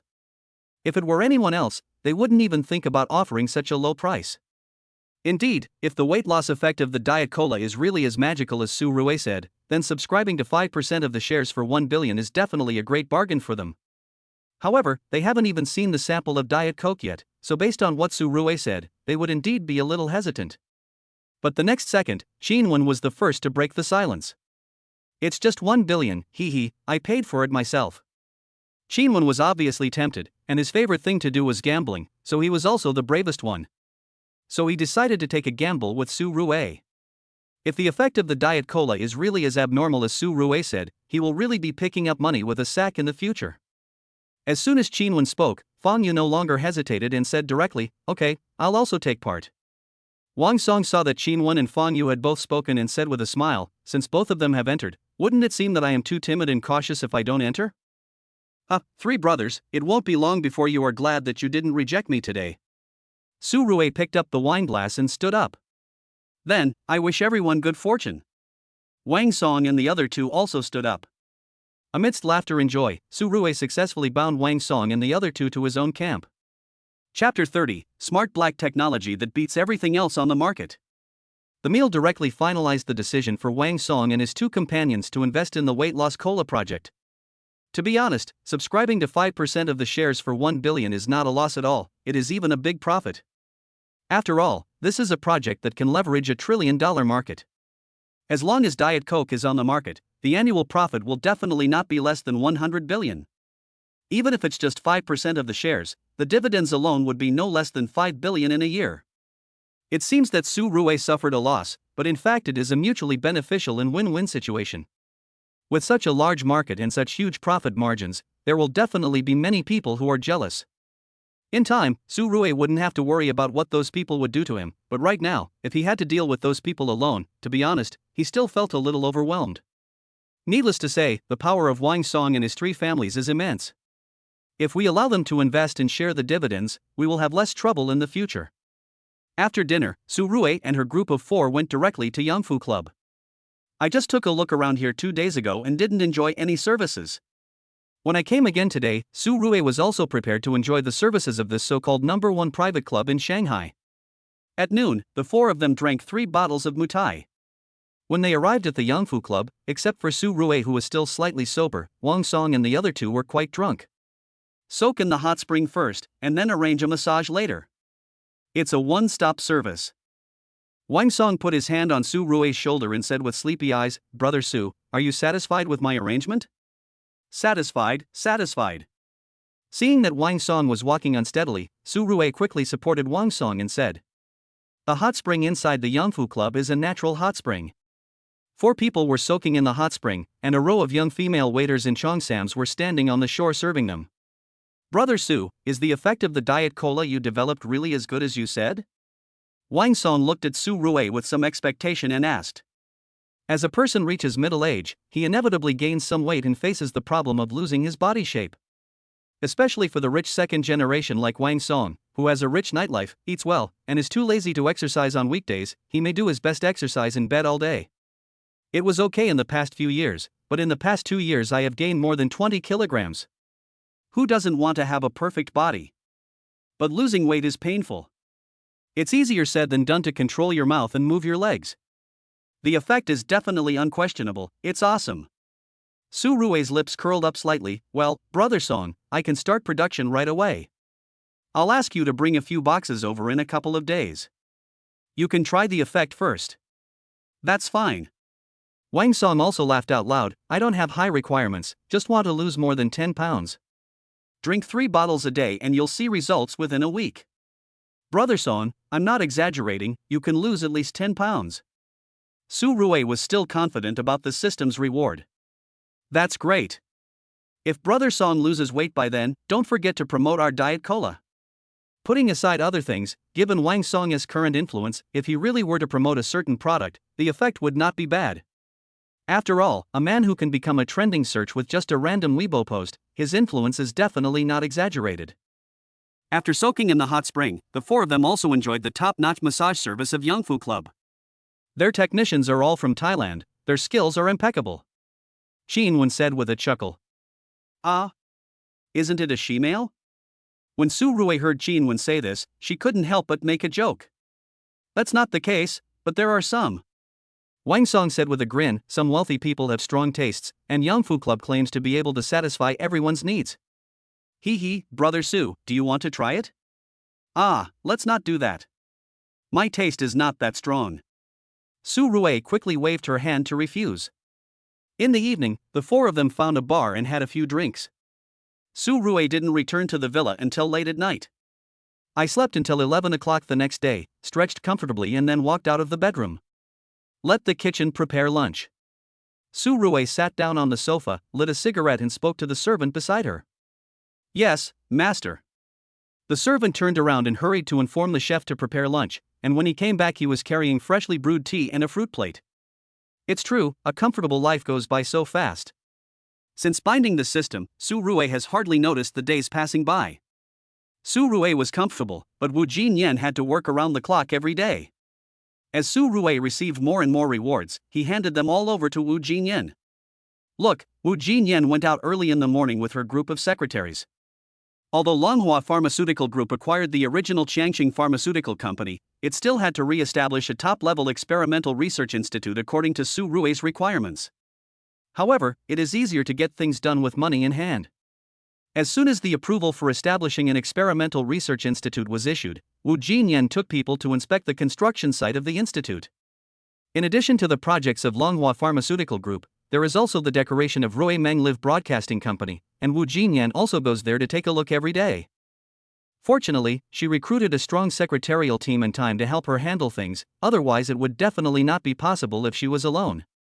But then again, Wu Jinyan has obviously adapted to Su Rui's rhythm in the past few days, and is becoming more and more adept at doing things. After lunch, Wu Jinyan just returned to the villa. Boss, the approval we applied for to build an experimental research institute has been approved.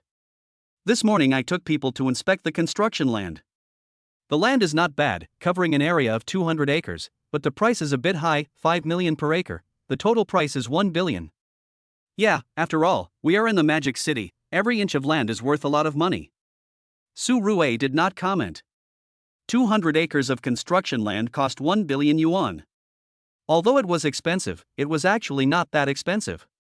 We must build an experimental research institute, and it's reasonable to spend some money on it. Su Rui laughed and continued, by the way, I had dinner with Wang Song, Chianqing, and Fang Yu yesterday, and I just happened to persuade them to invest in the Diet Cola project. 1 billion yuan for a 5% stake. Ask our company's legal department to quickly draft the contract. When Wu Jinyan heard Su Rui say this, she nodded and said, okay, boss. By the way, although they hold shares, they only have the right to dividends, which is very important. Su Rui reminded. Yeah, got it. Wu Jinyan nodded and said, by the way, boss, the first batch of Slim Cola has been produced, and the effect is amazing. After acquiring Orange Cola Company, Wu Jinyan immediately ordered the production of Super Diet Coke. The recipe was naturally the one that Su Rui had given to Wu Jinyan before. The entire production process is not much different from the normal production process. Except for adding natural extracts to Coke, other production steps are the same. In terms of taste, it is no different from normal cola. After all, the production line of Orange Cola was only installed 2 years ago, so the production efficiency is guaranteed. However, trial runs must be arranged before the product is put on the market, so the first batch of 20,000 bottles of Enjoy Coke produced are all trial packs. Wu Jinyan also specially selected 100 workers from the factory to try out the Slim Cola. In just 2 days, almost everyone lost 2 kilograms. By the way, have someone deliver 10 boxes of Slimming Coke to each of Wang Song, Xin Wan, and the others. Hearing Wu Jinyan say that the first batch of Enjoy Coke had been produced, Su Rui also gave Wu Jinyan a direct instruction. Also, we need to hurry up and arrange the early publicity and advertising spokespersons. Yes, arrangements are already being made. Su Rui didn't need to say more about this. Wu Jinyan was already looking for someone to handle it. However, the feedback Wu Jinyan received was not particularly good. In terms of publicity, the publicity department of Enjoy Coke Company also wrote several news articles based on the effects of Enjoy Coke, and also invested more than 1 million in traffic. However, after seeing these reports about Slim Cola, netizens began to curse. This is so funny. Drinking Coke can help you lose weight? This is the funniest joke I've heard today. The media nowadays are really willing to report any news just for money.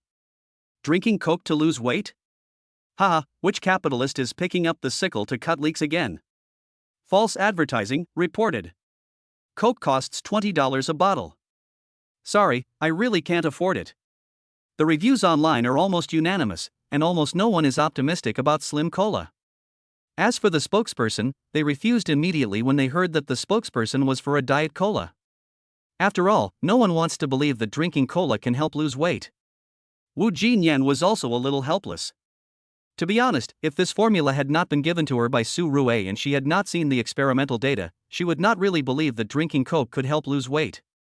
But the fact is, Slim Cola not only helps you lose weight, but the effect is frighteningly good. Good wine needs no bush. The effect of her own products is obvious, so Wu Jinyan is not worried about the subsequent market sales. As for the promotional activities, Wu Jinyan also specially arranged a 15-day trial registration online, limiting the number of places to 1,000. After all, as long as the word of mouth is good, why would you worry about not being able to sell your products? In the dormitory of a third-rate university in Shanghai. Fuck, this is ridiculous. Drinking Coke can help you lose weight? Gao Wei was lying on the bed watching TikTok and couldn't help but complain when he saw the trial sign up on the screen. Brother, if you have time to focus on this, why not go to the playground and run a couple of laps? It's a great way to burn fat. I believed you. I calculated that running 2 laps can only consume 50 calories at most. To put it bluntly, I can replenish this energy by drinking a sip of cold water. Gao Wei laughed. It's really hard for me, your second brother, to lose weight because I gain weight even if I drink cold water. Brother, I'm not saying anything bad about you, but isn't it easy to lose weight? Just control your diet, move your legs, and stick to self-discipline. In half a year at most, it will be easy to lose 10 or 20 pounds? If losing weight was as easy as you say, there would be no fat people in the world. Gao Wei curled his lips, but then again, we should still take advantage of others if we can. After all, drinking 3 bottles of Coke a day for a trial period of 15 days means you can get 45 bottles of Coke for free, which is definitely a fatal temptation for college students with limited financial resources. Since this trial activity was only limited to Shanghai, Gao Wei received 45 bottles of Slimming Coke in less than 2 hours after he successfully registered. Oh my goodness, just by getting these 45 bottles of Coke for free, I'm going to give it a good review no matter if it works or not. Gao Wei took out a bottle of Coke, unscrewed the cap and took a sip. Hiccup. Gao Wei took a big gulp of Coke, burped, and stretched himself. I have to say, this fat otaku happy water is really good. But it's a pity that the price is too expensive. The pre-sale price is 20 yuan a bottle. Who can afford it? However, after drinking Slim Cola for a day, Gao Wei was completely stunned. Fuck. Is this true? I seem to have lost 2 pounds? Gao Wei said that he didn't believe that drinking Coke could help lose weight, but since he had signed up for the trial activity, he did have some expectations in his heart. And according to the rules of the trial activity, he has to upload his weight every day. I weighed myself last night and it was 210 kilograms.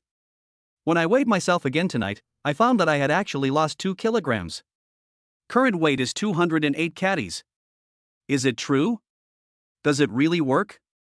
Brother, maybe you ate 1 less bowl of rice at night. Don't get excited yet. Let's observe for a while. I don't believe that drinking Coke can help you lose weight. No one else in the dormitory believed this was true. Even if Gao Wei had really lost 2 kilograms, they thought the weight loss was due to other reasons. No? I ate quite a bit less today than usual, didn't I? Gao Wei frowned. No way? Could it be that the effect of this diet cola is real? Yao Wei murmured a few words and couldn't help but think so in his heart.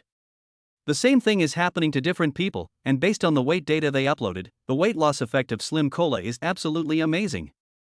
Wu Jinyan also followed Su Rui's instructions and sent someone to deliver 10 boxes of Slimming Coke to Wang Song and Xin Wen respectively. Wang Song drank a bottle of Slimming Coke as soon as he received it, and then sent a WeChat message to Su Rui, "Brother Su, I received the Coke. I have to say, your Coke is really delicious. Brother Song, if you keep drinking this for a month, I guarantee you'll be amazed by the results." After Su Rui saw Wang Song's WeChat message, she replied immediately. "Brother Su, if you say so, then I'll have to look forward to it." After all, he spent 1 billion to buy a 5% stake. If the effect is as good as Su Rui said, then his investment will definitely not be a loss. By the way, Brother Song, I have asked the company's legal department to draft a contract. Can we find a time to sign the contract in a couple of days? Okay, no problem. Afternoon.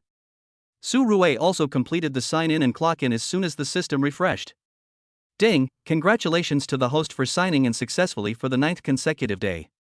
I will reward the host with an enhanced cancer combination drug formula. Ding, it is detected that the host has established the Shangshou Cola Group, and the host is rewarded with 5 billion in startup funds. Ding, the host has successfully signed in for 9 consecutive days. The source code of the first-generation intelligent optical computer system is rewarded to the host. Fuck.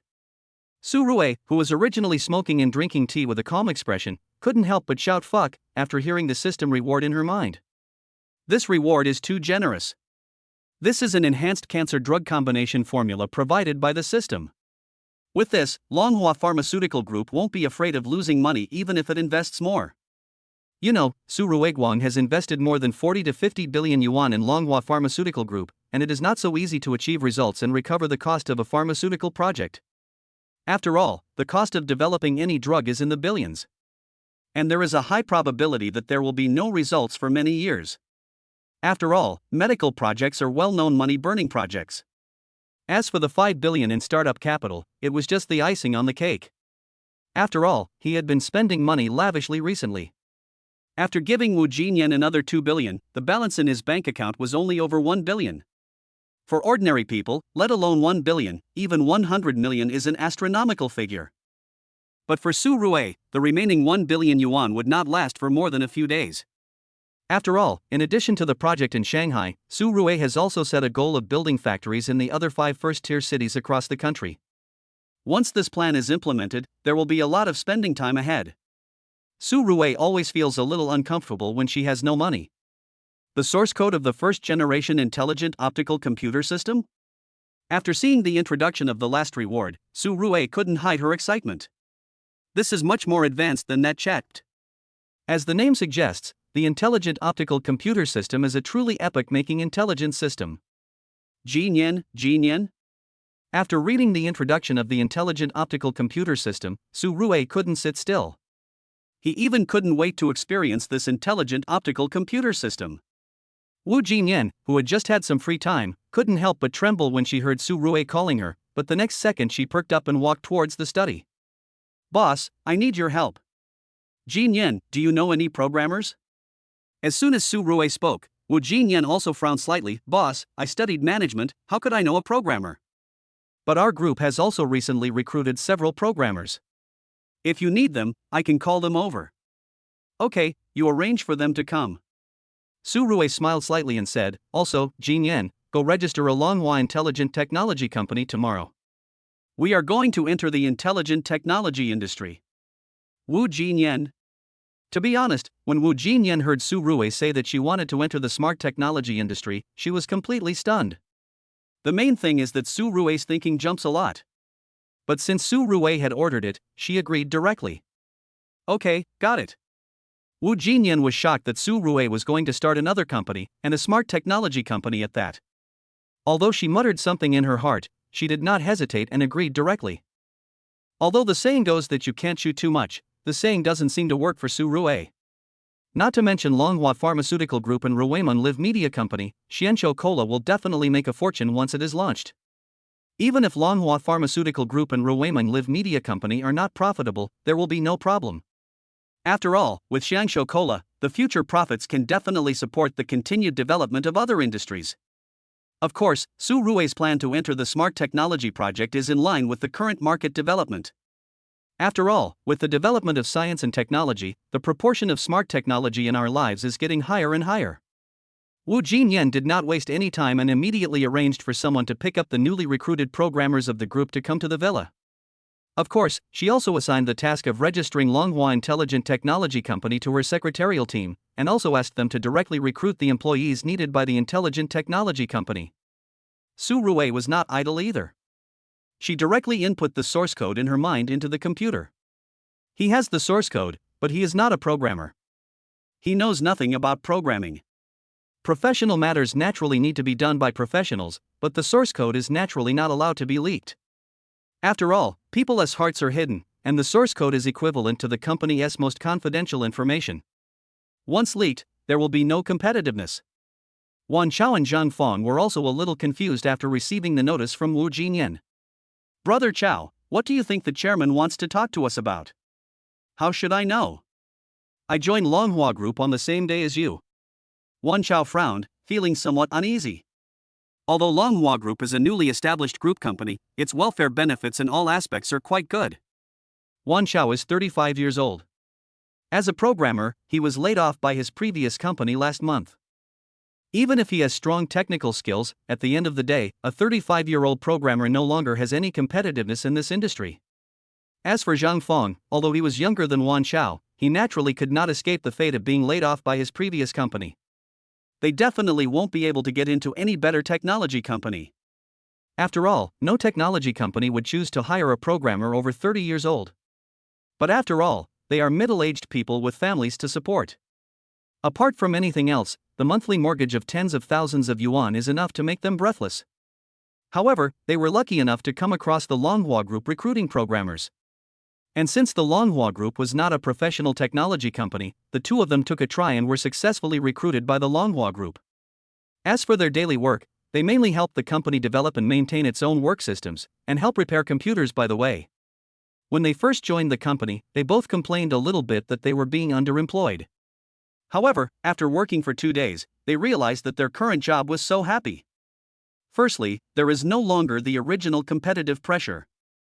Secondly, as one of the few programmers in Longhua Group, they both receive an annual salary of 1 million.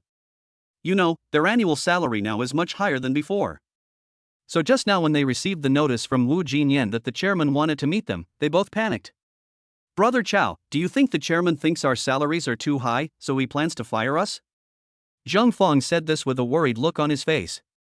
After all, he had just paid the down payment in Shanghai 2 years ago, and now he had to pay more than 30,000 yuan in mortgage every month. When he was laid off before, he fell into depression for a while. He finally found a job, and not only was the work much easier than before, the salary was also much higher than before. He is really scared now. If he is laid off again, he will even think about jumping off the building. Shouldn't it be? Wan Chao was also a little nervous, but he appeared much calmer than Zhang Fong. "Let's stop guessing here. The people who are coming to pick us up are almost here. Let's go down quickly." Wan Chao held his laptop and smiled bitterly. "When we get to the chairman's place later, we'll know everything." Downstairs of the World Trade Center, a Rolls-Royce Phantom is particularly conspicuous. When Wan Chao and Zhang Fong got into the car, they couldn't help but look at each other. Although they didn't say anything, they could feel each other's shock. The chairman actually sent someone to pick them up in a Rolls-Royce Phantom? In that case, it seems that we shouldn't fire them? When they arrived at the villa, Wan Chao and Zhang Fong were shocked once again. They knew that their chairman was rich, but they never expected that the chairman would be that rich. Tan Palace Villa District. And this villa in front of you can actually be called an ancient castle, right? After getting off the car, the two became more cautious. "Please follow me, both of you." The servant in the villa led the two people into the villa, but before they met Su Rui, they also saw the security work in the villa. After making sure that the two of them were not in any danger, Wu Jinyan took them to Su Rui's study. Wan Chao and Zhang Fong had only met Wu Jinyan once before, and as for Su Rui, they definitely had never met her. "Boss, the programmers from the group are here." Wu Jinyan walked up to Su Rui and said something very respectfully. Wan Chao and the others looked up at Su Rui, and they were both stunned for a moment. Isn't the chairman too young? Ah, this is what people often call a promising young man, right? I'm so jealous. The two of them couldn't help but mutter to themselves, and the envy on their faces was naturally beyond words. Hello, Chairman. After Wan Chao and Zhang Fang recovered from their shock, they quickly walked up to Su Rui and greeted her. Su Rui also looked at the two of them and smiled and said, I asked you to come here today because I have the source code of an intelligent system. I don't know much about programming, so I want you to help me with it. Su Rui didn't beat around the bush and directly told them the purpose of calling them over today. Hearing Su Rui say this, Wan Chao and Zhang Fang also breathed a sigh of relief. After all, as long as they are not fired, it's fine. Source code of the intelligence system? Wan Chao frowned and muttered something in a low voice. This is a smart app. You should have no problem making an app, right? Su Rui was not very clear about the strength of the two people in front of her, so she looked at them and asked with a slight smile. Hearing Su Rui ask this, Wan Chao also breathed a sigh of relief. Chairman, no problem. Wan Chao has previously led a team to develop several popular apps on the market. For him, making apps is really not difficult. Besides, from what the chairman said, they don't even need to write the source code, that would be too easy. Zhang Fang recovered and nodded heavily, saying, Chairman, I have no problem with that either. For programmers of their technical level, making an app is not difficult at all. If there is any difficulty, it may be the writing of source code. But I can't let you see my source code. You can use my computer to write the program. When you need to embed the source code, I will input it. Even though they are our employees, we still need to be on guard. Is everything all right? After Su Rui finished speaking, she looked at the two of them and asked a question. No problem. How could Wan Chao and the others dare to say there was a problem? Even if there really is a problem, we must try our best to solve it. Okay then, time waits for no one, let's get started right now. After Su Rui finished speaking, she stood up and let the two of them use the computer on the desk. Wan Chao and the other person also walked timidly to the desk and sat down. It can be seen that they were still very nervous at this moment. Don't be nervous, just do your best. I won't blame you if you don't do well. Su Rui noticed their nervousness and immediately looked at them and smiled, saying, If you can make it, I'll give you two a big red envelope. Wan Chao and his colleagues started writing the app program as soon as possible. Making an app was not too complicated for the two of them. It only took half an hour to complete the overall framework. Of course, except for the part where the source code is to be embedded, which is left blank. Chairman, the overall framework of the app has been written. As long as the source code is embedded, the app installation package can be automatically generated. Wan Chao breathed a sigh of relief and said to Su Rui with excitement. Su Rui, who was smoking, was also stunned when she heard Wan Chao say this. Sure, it's pretty fast. Su Rui took a deep puff of her cigarette, then put it out and walked to the desk. Where should I embed the source code? Here. Wan Chao pointed at the computer screen, then quickly stood up, respectfully stepped aside and tactfully turned around with his back to the computer screen. Su Rui raised the corners of her mouth slightly and smiled softly, then directly embedded the source code into the entire app program framework. The next second, just as Wan Chao said, an app installation package was automatically generated, and the automatic deletion setting was also activated for the previous app program framework. Good, that's thoughtful. Su Rui nodded. Turn around, I can just follow the procedure now, right? Yes, Chairman. Su Rui directly clicked to install, and the installation speed was very fast. In just 1 second, the app of this intelligent optical computer system was installed on Su Rui's computer. Su Rui did not hesitate and opened the app in front of Wan Chao and the others. The next second, everyone present, including Su Rui, was shocked. Right in front of the computer screen, a three-dimensional light-projected demon lowly appeared in front of everyone. Hiss! Wan Chao and Zhang Fang couldn't help but gasp. They are both technical people and they can see at a glance how valuable this 3D light projection technology is. Hello, Master. I am your exclusive smart butler. You can call me Devil CC. Devil CC, please play a song called The Lone Brave Man for me. Yes, Master. The next second, the accompaniment of the song Lone Brave Man sounded on Su Rui's computer. Devil CC, what time is it now? Master, it is 6:20 p.m. now. Devil CC, can you change into a cuter little lowly image? Master, if you like, I can also become a young woman. After saying that, the 3D light projected demon Cece in front of him turned into a soft and cute little loli. After all the operations, Wan Chao and Zhang Fong were stunned on the spot, their mouths slightly open, and their breathing became obviously much more rapid. Wu Jinyan was also shocked by this intelligent optical computer system. This is truly intelligent technology. Although Wu Jinyan doesn't know much about smart technology, if she were a user, she would definitely fall in love with this smart technology. Chairman, this is simply incredible. I feel that this is much more shocking than the chat abroad. Wan Chao recovered and couldn't help but praise from the bottom of his heart.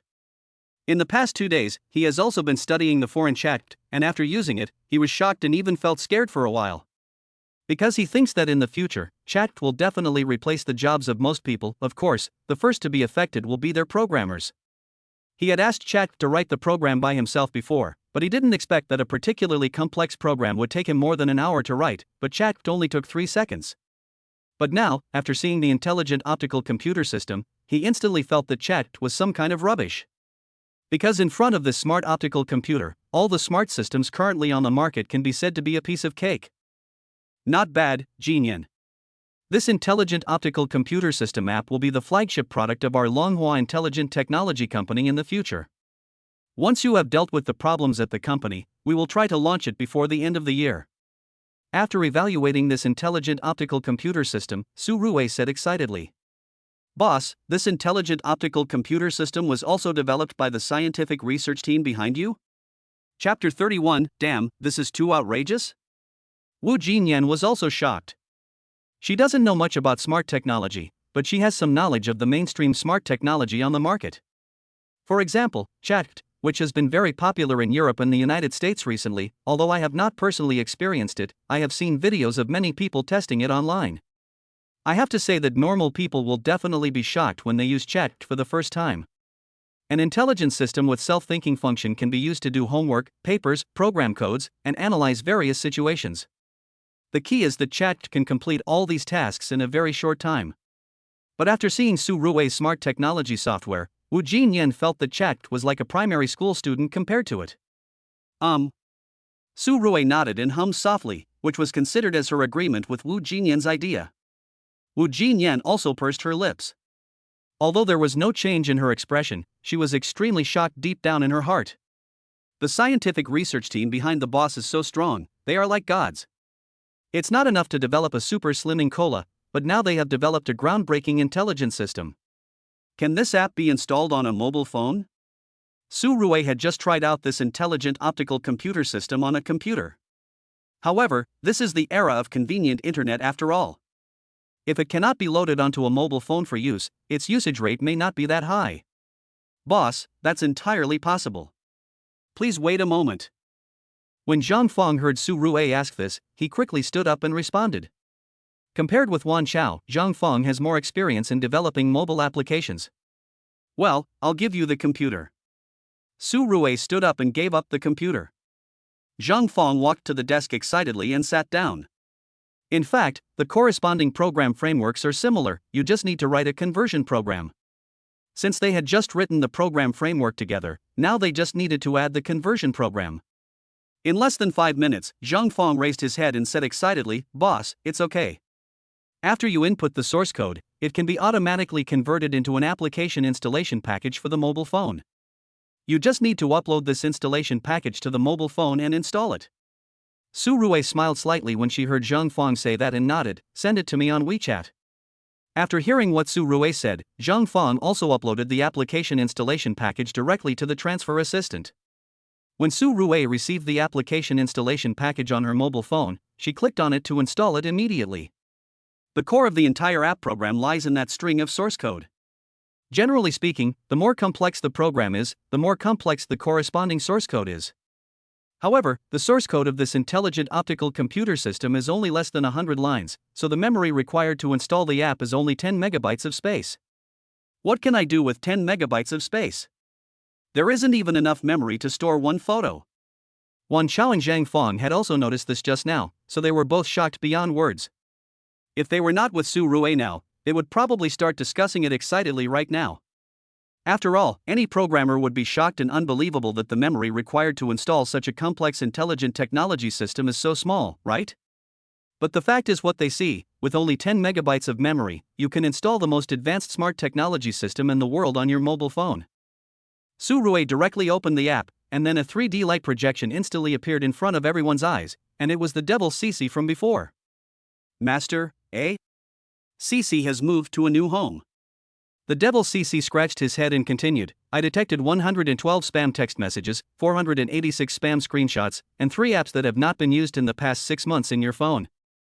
Master, can Cece help you clean up your phone? Sure. Su Rui looked at Cece, smiled slightly, and nodded in response. The next second, the devil Cece responded directly, Master, I have cleaned up your phone and released a total of 2.5 gigabytes of memory. By the way, Master, as your exclusive smart butler, you can do anything with this phone by calling my name. Also, you no longer need to use complicated face, fingerprint, or password unlocking to turn on the phone. You only need to call Cece and I will automatically unlock your phone for you. When everyone saw this scene and then heard Cece say this, to be honest, they were all dumbfounded. Isn't this too smart? And is this the IQ that a fictional character should really have? It's like an elf with its own thoughts. The key is that as intelligent virtual characters, their learning and evolution process is entirely completed by humans feeding them billions of pieces of information. You know, when it comes to learning human knowledge, intelligent virtual characters have a natural advantage. Boss, isn't she too amazing? Wu Jinyan couldn't help but praise it. To be honest, the intelligence level of the virtual character in front of her has completely overturned her understanding of intelligent technology. If chat made her feel worried and thought that humans would most likely be replaced by artificial intelligence in the future, then now, when she saw the intelligence system in front of her, she even felt that she would soon be replaced by artificial intelligence. Thank you for the compliment, you are very beautiful too. When Cece heard Wu Jinyan say that she was very capable, she immediately started interacting with Wu Jinyan with great joy. It would have been fine if there was no interaction, but once there was interaction, everyone present was completely shocked by Cece. Boss, I can't wait to see the moment it goes on the market. Wu Jinyan was very excited. This would subvert the existence of all the current smart technologies in the world. Their Longhua group was about to create a new height for mankind in the field of smart technology. And she believes that in the next 20 years, no intelligent technology will surpass their intelligent optical computer system. If there is, it must be the advanced intelligent technology developed by the scientific research team behind his boss. Boss, can we install this smart app on our phones in advance? Wan Chao and Zhang Fong were also deeply shocked and couldn't help but ask about it. Of course, no problem. Su Rui was in a good mood and agreed directly. Moreover, he also thought of another way to test this intelligent optical computer system. Cece, help me send Wu Jinyan an application installation package for a smart app like yours. Yes, Master. As soon as Cece finished speaking, Wu Jinyan's phone vibrated. She quickly picked up her phone and took a look. Sure enough, Cece had sent her an application installation package via WeChat. Isn't this too outrageous? Not only Wu Jinyan, but even Wan Chao and Zhang Fong, 2 senior programmers, were completely impressed. Chapter 32 Enhanced Cancer Combination Drug Formula. What is artificial intelligence? This is real artificial intelligence. Compared with this, the artificial intelligence on the market can only be described as weak. Wu Jinyan installed the application app as soon as she received the application installation package. She was really impatient to see her smart virtual butler. As soon as the app is opened, a 3D light projection is projected in front of everyone. Similar to Su Rui's demon Cece, but Wu Jinyan's intelligent virtual character is an elf. Hello, Master. I am your exclusive smart butler. You can call me Alice. Wan Chao and Zhang Fong also installed this intelligent optical computer system as they wished. Of course, their intelligent virtual butlers look different from Su Rui and Wu Jinyan. It can be said that everyone's smart virtual butler is different. But in terms of functionality, it is naturally equally powerful. I'm sorry to bother you two today, Jinyan. Give each of them a bonus of 100,000 yuan, and send someone to send them back. Su Rui was in a very good mood after experiencing the intelligent optical computer system, and she immediately gave Wan Chao and the other two a bonus of 100,000 yuan each. In addition, our intelligent technology company has just been established, and you are also considered professional talents. How about this? You will be transferred to Longhua Intelligent Technology Company to work first. Su Rui looked at Wan Chao and Zhang Fong and said, this is currently a beta version. Before our company launches it, I hope it can only be circulated in a small circle. In addition, small servers will definitely not be enough. Before this intelligent optical computer system is launched, the server problem must be solved. When building this intelligent optical computer system, we did rent a small server, which could only serve a few hundred or 1,000 people at most. With the potential of this intelligent optical computer system, once it is launched on the market, it will have tens of millions, hundreds of millions, or even billions of users. Without a super large server, it will definitely not be enough. Wan Xiao and Zhang Fong were also very excited and stood up straight immediately. Thank you, Chairman. Actually, the two of them didn't actually do anything. At most, they just built the framework of the application. As for the core source code of the application, it was still provided by Su Rue. In fact, Su Rue also studied programming, but he was a poor student. The key point was that building this kind of application framework was not something that a freshly graduated college student could easily accomplish. Wan Xiao and Zhang Fong are both quite capable, but they are a little old. But this is not a big problem. Su Rue has never been stingy with her employees. Wu Jinyan immediately sent someone to drive them home, and Wan Xiao and the others also received the money transfer from Wu Jinyan. The chairman is so generous. Is that a joke? Anyway, we have to work harder next time. Of course, the chairman is so good to us, we must not let him down. After Wan Xiao and his friend returned home, they also talked to each other on the phone for a few more words.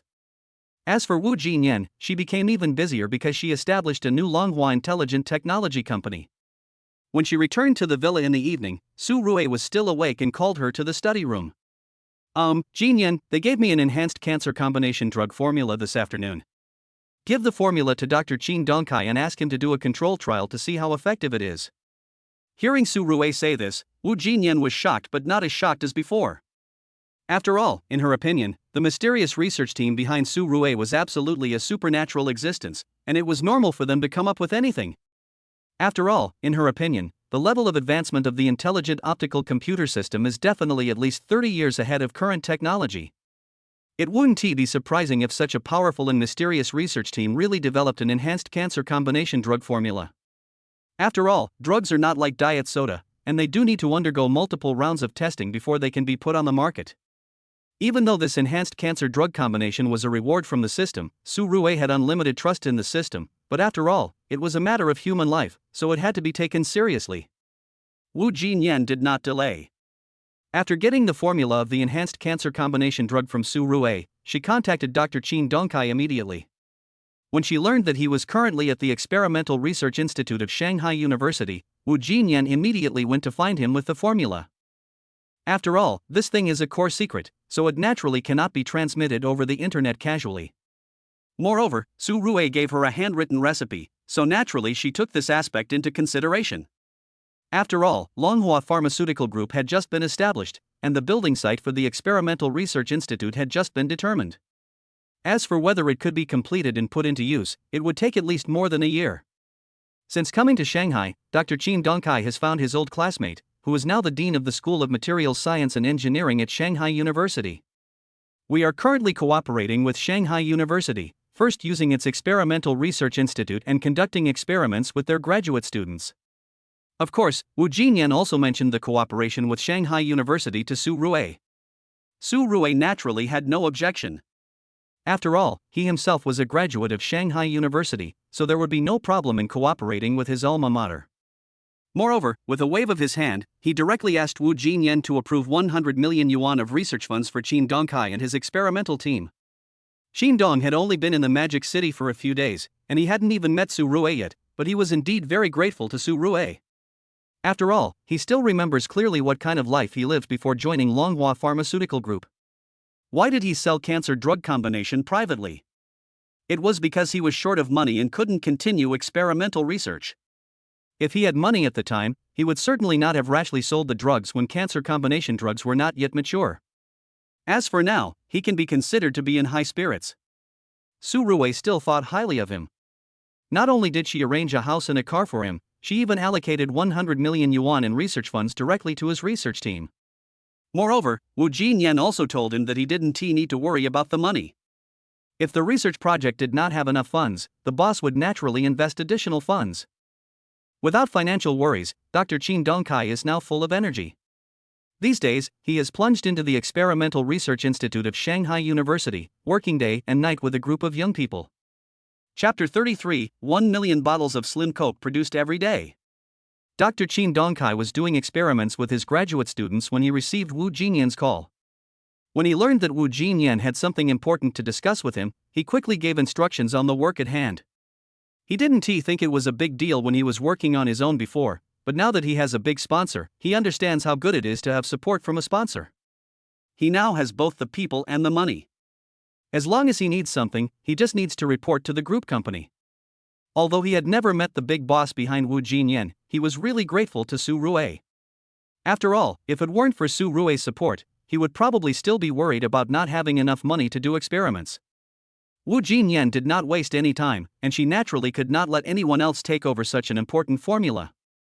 After contacting Dr. Qin Dongkai, she rushed to Magic City University as soon as possible. Dr. Qin, although doing experiments is important, you still have to pay attention to your health. Wu Jinyan hadn't seen Dr. Qin Dongkai for a few days. When she saw him now, she found that he had become thinner and had a lot more white hair on his temples than he had 2 days ago. But she had to admit that his mental state was much better than before. The group company has invested so much money in this project of mine, I dare not neglect it. Dr. Qin Dongkai smiled and said, I wonder if Butler Wu came to visit you late at night because of something important? Wu Jinyan nodded and took out a file bag directly from her briefcase. Dr. Qin, this is the formula for an enhanced cancer combination drug, which was recently developed by the research team behind our boss. What the boss meant is that we should conduct a drug trial first to see the effect. Wu Jinyan didn't say much nonsense and went straight to the point. However, when Qin Dongkai heard what Wu Jinyan said, he frowned and immediately took the file bag from Wu Jinyan's hand. Looking at the enhanced cancer drug combination formula in his hand, Qin Dongkai frowned and relaxed for 2 or 3 minutes. Genius. This is definitely a recipe that only a genius could come up with. After all, he is an expert in this field. He had some doubts at first, but when he saw the formula of the enhanced cancer combination drug, he knew how valuable this formula was. Butler Wu, I have a request. Can I meet the research team behind the boss? Qin Dongkai's hands holding the formula began to tremble uncontrollably. He had just calculated the feasibility of this enhanced cancer drug combination in his mind. It must be said that this formula was definitely something that only a genius could have thought of. Sorry, I can't. Wu Jinyan didn't even say that this kind of thing required the boss's approval. She directly rejected Qin Dongkai's unreasonable request. You know, even she has never seen the mysterious and powerful research team behind Su Rue. Dr. Qin, I'll give you the formula. I have other things to do, so I won't disturb you from doing the experiment. As Su Rue's personal housekeeper and the current actual helmsman of Longhua Group, it is natural for Wu Jinyan to be busy with work. After watching Wu Jinyan leave in the car, Qin Dongkai immediately devoted his attention to the development and experimental work of the enhanced version of the cancer combination drug. Conquering cancer is his biggest wish at present. On the one hand, it is to repay the Longhua Group for its kindness. On the other hand, he also hopes that the majority of cancer patients in the country can use this special cancer medicine as soon as possible and get rid of the torture of cancer to the greatest extent. Of course, Wu Jinyan also repeatedly emphasized the importance of this formula, which must not be leaked out. Qin Dongkai also understood this point, and immediately stated that no one except himself would ever see the complete recipe.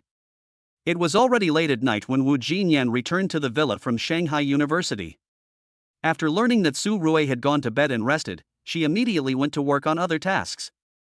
Although she now has a strong secretarial team to help her handle various tasks, there are still many tasks that require her to review, sign and stamp before they are completed. Although the work is tiring, it has to be said that Wu Jinyan's work ability has made a qualitative leap in these days. From being overwhelmed at the beginning to being able to handle various projects in an orderly manner now, she has indeed invested a lot of time and energy. Although Wu Jinyan was also tired, when she thought about her previous life, she might have lost hope of living if Su Rue hadn't saved her. So when she agreed to be Su Rue's personal housekeeper, she decided to work hard and not let Su Rue down. Su Rue went to bed early last night and woke up early the next day. After waking up, Su Rue just touched his mobile phone and directly called his virtual butler. "Cici, what time is it now?" "Master, it is now 7 hours 32 minutes and 25 seconds in the morning. Cici wishes you a happy day." Su Rui put on her clothes and said directly to Cici, send a message to the chef and ask them to prepare breakfast. Yes, master. After all, it is an intelligent technology that can change people's daily lives. Last night, all the servants in the villa, including chefs, drivers and bodyguards, installed this intelligent optical computer app. It has to be said that with the help of this intelligent optical computer system, Wu Jinyan is able to manage all the employees in the villa with ease. Su Rui came out of the bedroom after washing up, and the chef had already prepared today's breakfast. After breakfast, Su Rui sat on the sofa, lit a cigarette, and sipped tea very comfortably. Wu Jinyan was also sitting on the other side reporting to Su Rui about her work yesterday. Boss, this is the data of the Diet Cola trial users, please take a look. Wu Jinyan handed the tablet to Su Rui, and Su Rui took it and casually looked through the data. Not bad, the effect is obvious. Although the trial data has only been uploaded for 2 days, the feedback received is quite explosive. Most people lost 2 to 3 kilograms after drinking Slim Cola for 2 days. Some people even lost 5 kilograms in 2 days. Well, word of mouth on the internet is also fermenting, and the response is very good. Wu Jinyan also breathed a sigh of relief. After all, when Slim Cola first started marketing a few days ago, there was a lot of criticism on the internet. How is the output at the factory? We are currently operating in 3 shifts around the clock, and our daily output can reach 1 million bottles. The output is still small. Producing 1 million bottles a day may sound like a lot, but you have to know that there are at least 300 million potential consumers in China alone. Moreover, in the early stages of weight loss, in order to achieve the best results, you should drink at least 3 bottles a day. To be honest, the daily output of 1 million bottles is not enough to supply the consumption in Shanghai. Chapter 34, One day's profit easily exceeded 10 billion. Boss, the previous production line's daily output was only this much. When Wu Jinyan heard Su Rui say that the production volume was still small, she quickly explained, but I have already sent people to other first-tier cities to investigate, and we will try to invest in 1 or 2 more 10 million level production lines before the end of the year. Well, there's no rush. Su Rui nodded. It's just right to do some hunger marketing in the early stage. Our products are effective, so the reputation will naturally not be bad. Wu Jinyan did not comment, but naturally agreed with Su Rui's statement. By the way, boss, according to your request, the legal department has already drafted a subscription contract. Here, please take a look. If there are no problems, I will contact Wang Song and others to sign the subscription contract now. No need, as long as you have read it and it is okay. Su Rui still trusted Wu Jinyan very much. She looked at her, waved her hand and said with a smile, Jinyan, you don't need to report to me one by one about some unimportant matters in the future. Needless to say, Wu Jinyan's work attitude was excellent, but she had one bad point, which was that she would report every detail of the previous day's work to Su Rui. At the beginning, it was nothing, after all, it was only about Longhua Pharmaceutical Group and Ruiming Live Media Company. However, as Su Rui signed in and received more and more rewards, and the assets and company projects under his control became more and more extensive, if he really had to report everything to him, it would probably not be enough for the whole morning. Su Rui is doing these projects to kill time, but she shouldn't spend most of her time on work, right? Hearing Su Rui say this, Wu Jinyan also nodded and said, Okay, boss, I understand. In fact, Wu Jinyan had omitted many unimportant little things. For example, Wu Jinyan omitted the issue of renting the Guanshan Hanlin School District building and did not report it. It seems that from now on, we don't have to report any expenditures below 100 million yuan to the boss. Wu Jinyan muttered to herself and immediately made adjustments to her future work content. By the way, isn't it almost the end of the year? Even though our group company has just been established, we cannot lose even a penny of the benefits that our employees deserve. Su Rui also started out as an ordinary person, so she naturally understands how difficult it is for ordinary people. When it comes to being considerate of her subordinates, Su Rui is never ambiguous. Yes, I have asked the group's financial department to compile the report. Everyone's salary will definitely be paid before the end of the year. Wu Jinyan nodded and said, But boss, since they have not been working for long and there is less than a month left until the end of the year, will they still receive the year-end bonus this year? When Su Rui heard Wu Jinyan's question, she thought for a moment and said, Let's send it out. The economy has been bad in the past 2 years, and it's not easy for everyone. Now that the year is over, we have to let everyone have a happy new year. Well, let's do this. Before the new year, our group company will also organize an annual meeting to make it lively and prosperous, which can also be regarded as a good start for the next year. Hearing Su Rui say this, Wu Jinyan, as Su Rui's personal housekeeper, was actually very moved. After all, in today's society, there are really not many good bosses like Su Rui who can consider their employees. Okay, I'll arrange it. Wu Jinyan agreed immediately. After all, she agreed with Su Rui's idea of seeking benefits for ordinary employees. Su Rui didn't care. There were billions of dollars in the account, and he thought there was no problem in taking out some of the money to improve the salaries of his employees. After instructing Wu Jinyan on the follow-up work content, Wu Jinyan immediately went to arrange the next work. Su Rui sat on the sofa, drinking tea and watching TikTok videos as usual. When people are busy, they want to take a break and have a rest. But if I really have some free time, I will feel that life is a bit boring. Su Rui is in this state now, but compared to ordinary people, he is the type of person who does whatever he wants and doesn't do whatever he doesn't want. Ordinary people are also busy with their lives. Not to mention mortgage and car loans, many people may not even have enough food to eat if they don't work. People often say that 99% of a person's troubles are related to having no money. Su Rui is not short of money, so the worries that ordinary people have are not worries at all for Su Rui. Wu Jinyan helped Su Rui to establish Longhua Group from the very beginning. As Su Rui has been undertaking more and more projects these days, the strength of Longhua Group has also grown. Longhua Group is the headquarters, and its branches include Longhua Pharmaceutical Company, Rebirth Live Media Company, Chianqing Cola Company, Longhua Intermediary Company and the newly established Longhua Intelligent Technology Company. Although the group company was established less than half a month ago, because the welfare benefits of Longhua Group far exceed those of similar companies, even in a short period of time, the number of employees in the entire group company has exceeded 2,000. Moreover, in order to cope with the subsequent rapid expansion, Wu Jinyan is now also reserving talents. For example, we will recruit 2 or 3 more employees for each position to prepare for future needs. However, because Longhua Group was established too recently, all of the group's projects have not yet achieved profitability, including the hugely potential Slim Cola Company. Moreover, since the initial investment is too huge, it is estimated that the earliest time to achieve profitability will be after the new year. At the beginning, Wu Jinyan was still a little worried. After all, tens of billions of dollars had been invested, and it would naturally be difficult to recover the cost later.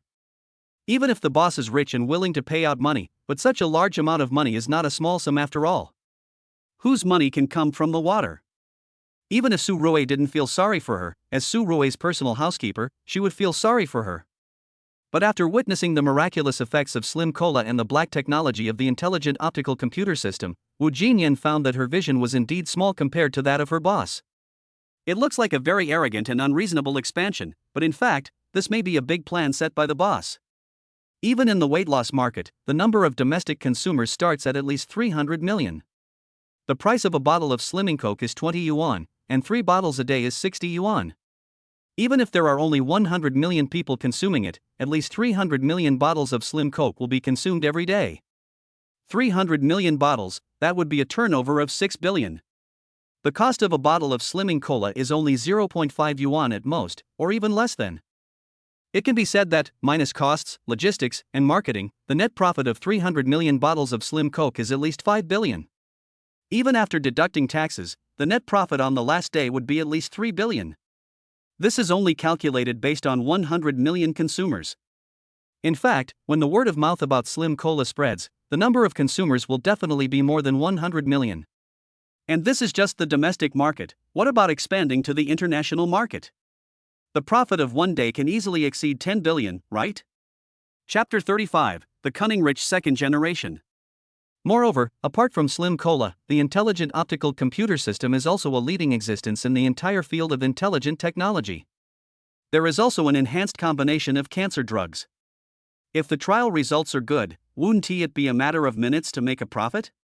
As for Rebirth Live Media Company, to be honest, even in Wu Jinyan's opinion, this is a company that was set up purely as a hobby by the boss. Moreover, Su Rui also mentioned to her that this live broadcast media company was opened entirely for his sister, and it didn't matter whether it made a profit or not. However, live streaming is a hot topic, and as long as the content is not too bad, you will basically not lose money. If more operating funds can be invested on this basis, it will be very easy for live broadcast media companies to make profits. So even though Su Rue invested a lot of money in various projects in the early stages, and did it in a hurry, the fact is that every company under the Longhua Group now has its own profit point. As expected of the boss, this vision is not something that ordinary people can have. Wu Jinyan couldn't help but mutter in her heart. At the same time, in the boys' dormitory building of a third-rate university in Shanghai. Holy crap! I'm shocked. I lost another 2 pounds. Gao Wei stood on the scale and looked at his weight of 203 pounds. Not only did he not show any worried expression, but he was quite excited. 2 days ago, before he tried Slim Cola, his weight was 210 pounds. In just 2 days, he has lost a full 7 kilograms. The effect can be said to be extremely explosive in the entire weight loss industry. Fuck, this Coke is really awesome. Second brother, you have really found a treasure by taking advantage of this opportunity. I'm sorry, I was ignorant. It turns out that drinking Coke can really help you lose weight. To be honest, with this effect, is 20 yuan a bottle expensive? Although I only lost 7 pounds, the effect is obvious. Wow, I think I will succeed in losing weight this time. It's so difficult. Yao Wei was so excited that he almost cried. He was the type of person who was prone to gaining weight. He had tried to lose weight countless times since he was a child, but every time he tried, he ended in failure. In his words, someone like him who gains weight even by drinking cold water will probably never be able to lose weight in his lifetime. But this time, he really saw hope. No, there are only 45 bottles in the trial pack, which is only enough for 15 days. Yao Wei has begun to worry about whether he will rebound if he does not have Slim Cola to drink. Brother, why are you worried about this? Didn't they say that there will be no rebound and no side effects? Besides, you still have a lot. At your rate of weight loss, after drinking the rest of the Coke, you can probably lose at least another 20 pounds. The company that invented this diet cola is really awesome. With such effects, they must be making a lot of money. Wang Song was also very happy. He had been drinking Shangshou Coke these past 2 days, almost like drinking water. The effect was naturally obvious. He lost a full 5 kilograms in 2 days. Wow, this effect is amazing. As soon as Wang Song got up, the first thing he did was to open a bottle of Slim Cola and drink half of it in one breath. Then when he stood on the scale and saw that he had lost another 2 kilograms overnight, he was quite excited. Fortunately, I didn't reject Su Rue at that time. 1 billion in exchange for 5% of the shares, Brother Su was obviously giving away money. Wang Song murmured to himself, and suddenly remembered that he had not signed the subscription contract with Su Rue, and he felt a little flustered. No, I have to transfer the money first before I can feel at ease. Wang Song was also afraid that Su Rue would go back on her word. Although he knew that Su Rue was definitely not the kind of person who would go back on her word, he was still a little worried before signing the subscription contract. What if Su Rue didn't want to play with them? That would be a real loss. But after all, that was 1 billion yuan. Although he was considered one of the top second-generation rich people in the country and certainly had no shortage of money to spend on a daily basis, he really did not have 1 billion yuan in cash deposits. Not to mention that he doesn't have it, even asking his father to come up with 1 billion in cash at once would be a bit difficult. Ever since seeing the amazing effects of Slim Cola, Wang Song knew that the 1 billion could not be paid by Yida Group. After all, this is real high-quality assets. If you can own shares in it individually, it would definitely be the best. Dad, let me tell you something. I need 1 billion to buy 5% of a company's shares. At this time, Wang Song had no choice but to call his father for money. On the phone, he briefly recounted his recent acquaintance with Su Rue, and then talked about the 1 billion subscription for 5% of the shares of Shashou Cola Company. At first, Wang Song's father was also confused. When he heard that 1 billion yuan was used to subscribe for only 5% of the shares, he directly scolded his son for being a prodigal son. Dad, I know you are angry, but please don't be angry. Just listen to me first. Wang Song didn't care at all that his father called him a spendthrift. He even said confidently, Dad, I tried the diet cola for 2 days and it worked amazingly well. In 2 days, I lost a full 5 kilograms. During this period, I didn't diet at all, and of course I didn't exercise. After Wang Song finished speaking, his father fell silent. Dad, are you listening? How about you say something? Wang Song was a little anxious. How could he let the duck that was right in front of him fly away? Ask your friend if he's still short of money. We can ask for more shares. 10 billion for 50% of the shares? Wang Song's father is also a ruthless man. He immediately saw that this diet cola has unlimited potential. Dad, let me be honest with you. They don't need money at all. After all, these 5% of shares are just given to us for free. Can't you see their purpose? It's obvious that they want to tie us together. Wang Song understood such a simple truth, so how could his father not understand it? What a shame. I was just asking casually. Wang Song's father also sighed and expressed some regret. The subscription contract must be signed as soon as possible. As for the money, I will transfer it to you in a while. Transfer the money to them directly after you receive it. Although they are not short of money, we must show our sincerity when we should show our goodwill. Hearing his father say this, Wang Song finally felt relieved. At the same time, Xin Wan and Fang Yu had already transferred 1 billion yuan to Su Rui's account as soon as possible. As for Xin Wan, he himself has 1 billion in cash deposits. As for Fang Yu, he told his family about it as soon as he confirmed the effect of Slim Cola, and unsurprisingly, he took out 1 billion in cash deposits from his family as support. To be honest, don't think that the second generation of rich people are all good for nothings. In fact, their vision and knowledge are much broader than ordinary people. TSK, another 3 billion in deposits. Just after Wang Song transferred 1 billion to Su Rui's account, Su Rui couldn't help but murmur. Chapter 36, an exclusive gift for the boss at the maximum level. Brother Song, I have already drafted the subscription contract. Jin Yan will bring someone to you to sign the contract later. The 1 billion yuan was transferred over before the contract was even signed. Su Rui also mentioned the signing of the subscription contract to Wang Song and others. Okay, no problem, I have nothing to do today, I'm at home. When Wang Song heard Su Rui mention the subscription contract, he grinned and agreed. Wang Song had met Wu Jinyan before, and knew that Wu Jinyan was Su Rui's personal housekeeper and the CEO of Longhua Group. Okay, Brother Song, if there are any problems with the contract, just tell me. Jinyan can fully represent my opinion. Su Rui said this to support Wu Jinyan. After all, she will represent Longhua Group in the future and is his, Su Rui's, face. Hearing Su Rui say this, how could Wang Song not understand what Su Rui meant? Okay, then I'll contact Mr. Wu first. Su Rui had just hung up the call with Wang Song when Momo, the exclusive customer service representative of Douyin Live, sent her a WeChat message. Mr. Su, I hope I did not disturb you. Your exclusive gift, one pillar supporting the sky, has been opened for you. This is the special effects screen recording when giving the reward. Please take a look. Is there anything that needs to be improved? After reading the message sent by Momo, Su Rui directly clicked on the screen recording of the reward special effects. The opening scene is the Monkey King Sun Wukong doing a somersault and soaring into the sky.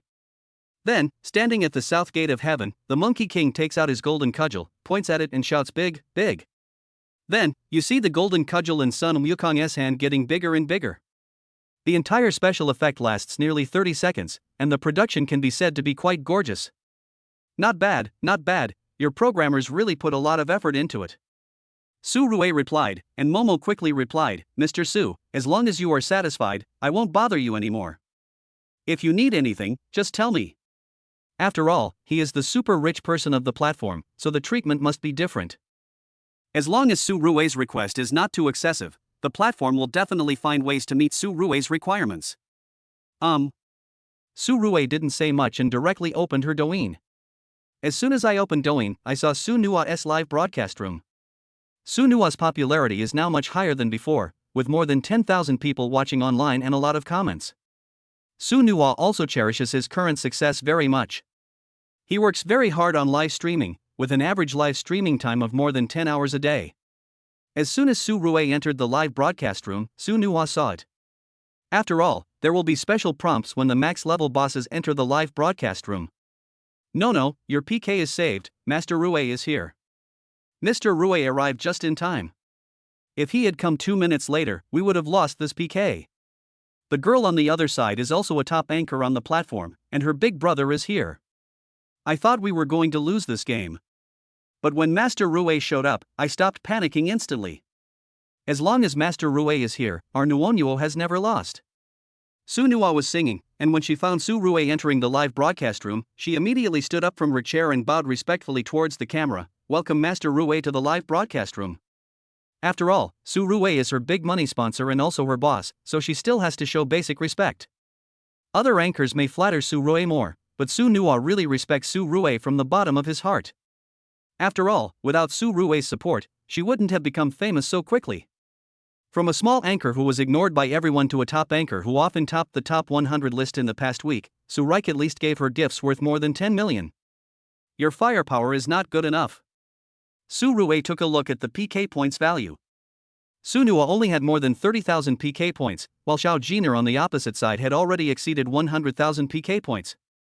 Master Ruwei, there are several big brothers on the opposite side. Although we have a lot of people, there are not many big brothers who can kill us. Now that Master Ruwei is here, we don't need to panic. No matter how many big brothers they have, they are no match for our Master Ruwei. Master Ruwei, forget about the formalities and go straight to Huazi. The big brother on the other side is a bit arrogant. It's time to suppress their arrogance. Just now when Su Ruwei was not in the live broadcast room, the big brother on the opposite side ran over to taunt Su Nuwa, saying that she had no big brother to support her.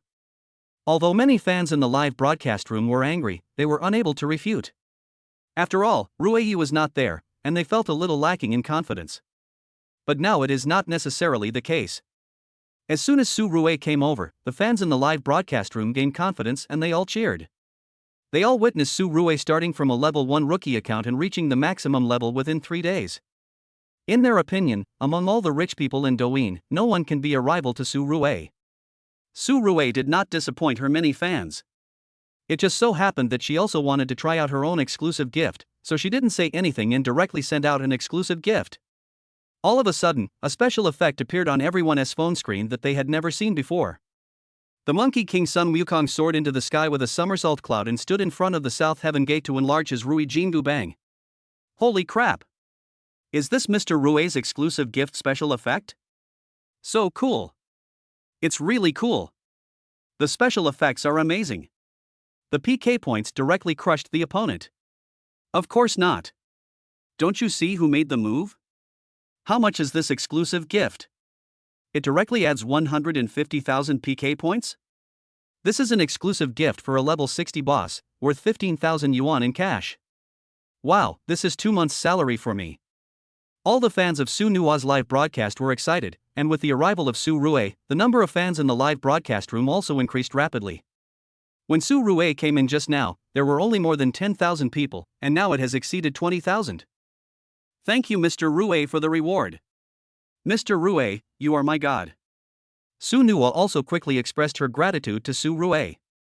This was the first exclusive gift she received from a max-level boss. How could she not be excited? Su Nuwa was very excited, but Xiao Jiner opposite him seemed a little unhappy. However, she is a relatively Buddhist anchor and doesn't really care about winning or losing in PK. Oh no! Master Ruwei is online. There's no chance of PK in this game. Xiao Jiner is also very self-aware.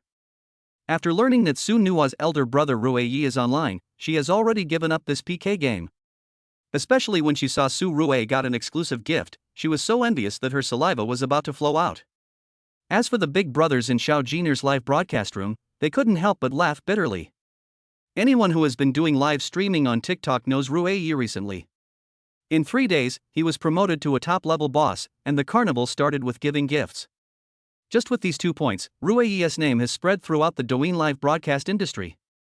Su Ruwei was not satisfied after giving out 1 exclusive gift, and then gave out 3 exclusive gifts in a row. 1 exclusive gift is worth 15,000 yuan, and together with the one given out before, there are 4 exclusive gifts with a total value of 60,000 yuan. The PK points increased by 600,000 points in less than 30 seconds. Not surprisingly, with Su Ruwei there, Su Nuwa won the PK round easily. Next, the host of the losing PK team will play a penalty game. Xiao Jiner's attitude was still quite good. If she lost, and she was willing to complete the punishment. However, just when she was about to complete the punishment, a special effect of a pillar supporting the sky appeared in her live broadcast room. Wow! Thank you Master Ruwei for sending 1 pillar supporting the sky. Master Ruwei, you came to my live broadcast room to send gifts. If Nuonyuo knew about it, she wouldn't be angry, right? Oh, Master Ruwei, you're so scary. Unlike me, I will only call you Geijai. Xiao Jiner is also a master at making things happen. Su Rui didn't grasp the situation for a moment, and with a trembling hand, she sent out another exclusive gift worth 15,000 yuan in her live broadcast room. Chapter 37. Was this some kind of deal reached privately? I have to say that Dwine official put a lot of effort into making this exclusive gift. It is basically the same as Su Rui's request, and even added elements such as the somersault cloud and the havoc in heaven. But it is true that a casual tip would cost 15,000 yuan. Although it is nothing for Su Rui, for ordinary people, this exclusive gift is 2 months' salary for many people. Xiao Jiner is pretty good. Although she is a top anchor, she is not arrogant, and the content of her live broadcasts is also rather silly. Su Rui had just helped Su Nuo win the PK, and giving her 2 exclusive gifts was a way of comforting her. After all, he is the top anchor of Douyin live broadcast, so we should give him some face. However, after Su Rui casually gave Xiao Jiner 2 exclusive gifts, the barrage of comments in the live broadcast room exploded. Rui is awesome. In the entire Douyin live broadcast, I only recognize Rui as the richest man. Oh my god. The special effects of this exclusive gift are really beautiful. 15,000 each, it must be pretty. Does Master Rui really not care about money? Damn, he just gave me half a year's salary as a reward. That's just the beginning. Master Rui reached level 60 in 3 days, breaking the record for the fastest leveling of a rich man on Douyin. In my opinion, it was because those gifts were not valuable before that Master Rui's spending was restricted. Otherwise, Master Rui would have been able to reach level 60 in 1 day. Mr. Rui is so generous. No need to say anything. Xiao Jiner, if you ask me, you should just follow Master Rui. Su Rui also sent a private message to Xiao Jiner. Have you signed a contract with another live broadcast company? Su Rui just felt that Xiao Jiner was attractive to her, and she was also one of the top anchors on TikTok. If she could sign her to her Rui Meng Live broadcast media company, it would undoubtedly be a great boost to the company's development. Yes, I signed a contract with Luziwang Live Media Company. When Xiao Jiner saw Su Rui sending her a private message, she did not dare to neglect it and replied to Su Rui's message in seconds. That's a pity. Master Rui, my contract with Six Dogs Live Media will expire at the end of this year, and I haven't signed the follow-up contract yet. Xiao Jiner also got to know Su Rui privately. After all, the circle is so small. Su Rui has successively recruited and signed dozens of anchors during this period, and the treatment he gave made all the anchors jealous. Well, that's it. Then I won't beat around the bush. I have a live broadcast media company called Rui Meng Live Broadcast Media Company. If you are willing to come, I will give you the same treatment as promised. How about it? Su Rui sent a voice message directly, and Xiao Jiner did not hesitate and replied to Su Rui immediately. Well, then I will rely on you, Master Rui, from now on. Xiao Jiner knows how to curry favor with powerful people. Even though it's a bit realistic, there's nothing she can do about it since Su Rui gives her so much and treats her well. And even though she is now considered a top TikTok anchor, her ranking is actually only around the top 20. After a month of live streaming, the highest monthly reward income was only over 1 million. The key is that the platform takes half of the money, and there is also tax to be paid. After the fact, the live broadcast company will deduct a lot. What she really gets is only about 100,000. This is the case when her reward income exceeds 1 million. In fact, her average monthly reward income is only around 700,000 to 800,000 yuan, and the income she can actually receive is only 50,000 to 60,000 yuan. This is why when she learned about the welfare benefits of Rui's live broadcast media company, she was very envious of the anchors who joined Rui Meng's live broadcast media company. Take Su Nuo for example. Su Rui has given her gifts worth at least tens of millions in the past few days. According to the agreement between Su Rui and Su Nuo, he did not need to rebate the gifts he gave, and the anchor kept them all.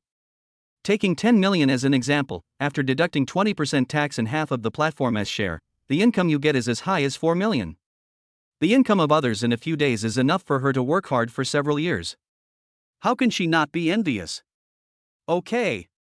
Su Rui sent an okay emoticon to Xiao Jiner, and immediately went back to her live broadcast room and gave her 10, one pillar supporting the sky, in a row. One exclusive gift is 15,000 yuan, and 10 of them are worth 150,000 yuan. To be honest, when Xiao Jiner saw that Su Rui gave her 10 exclusive gifts in a row, she was both touched and a little distressed. After all, she is still the anchor of Luziwang Live Media Company, and she can only get a few of the gifts given by Su Rui.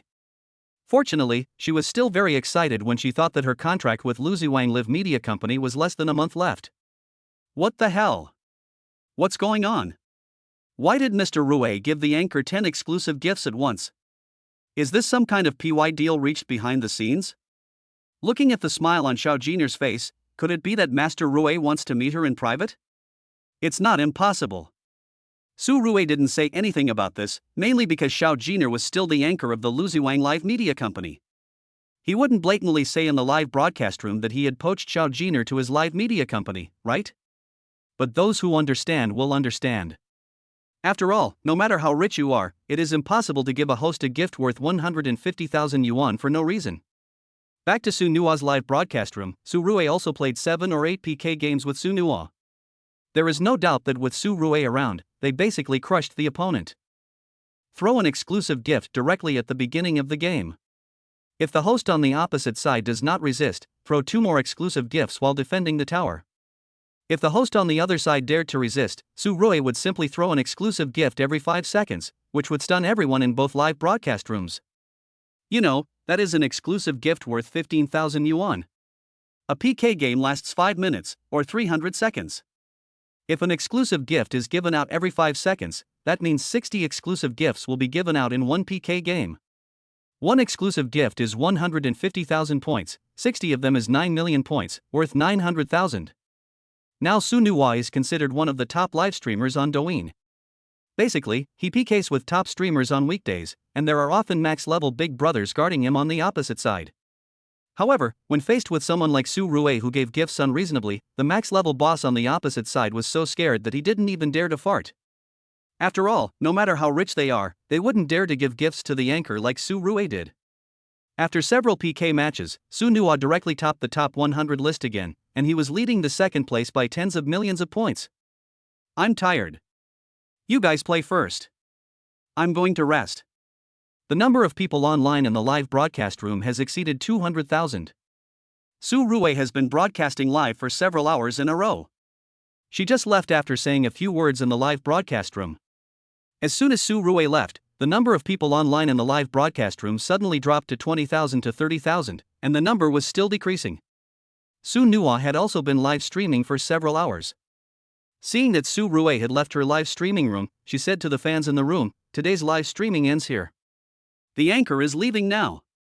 After speaking, Su Nua ended the live broadcast at the speed of light, not regretting his high popularity at all. After all, as long as Su Rue is around, gaining popularity is no big deal. Chapter 38, Lottery, Obtain the Golden Eye Skill.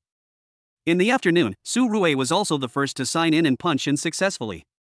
Ding, congratulations to the host for successfully signing in for 10 consecutive days.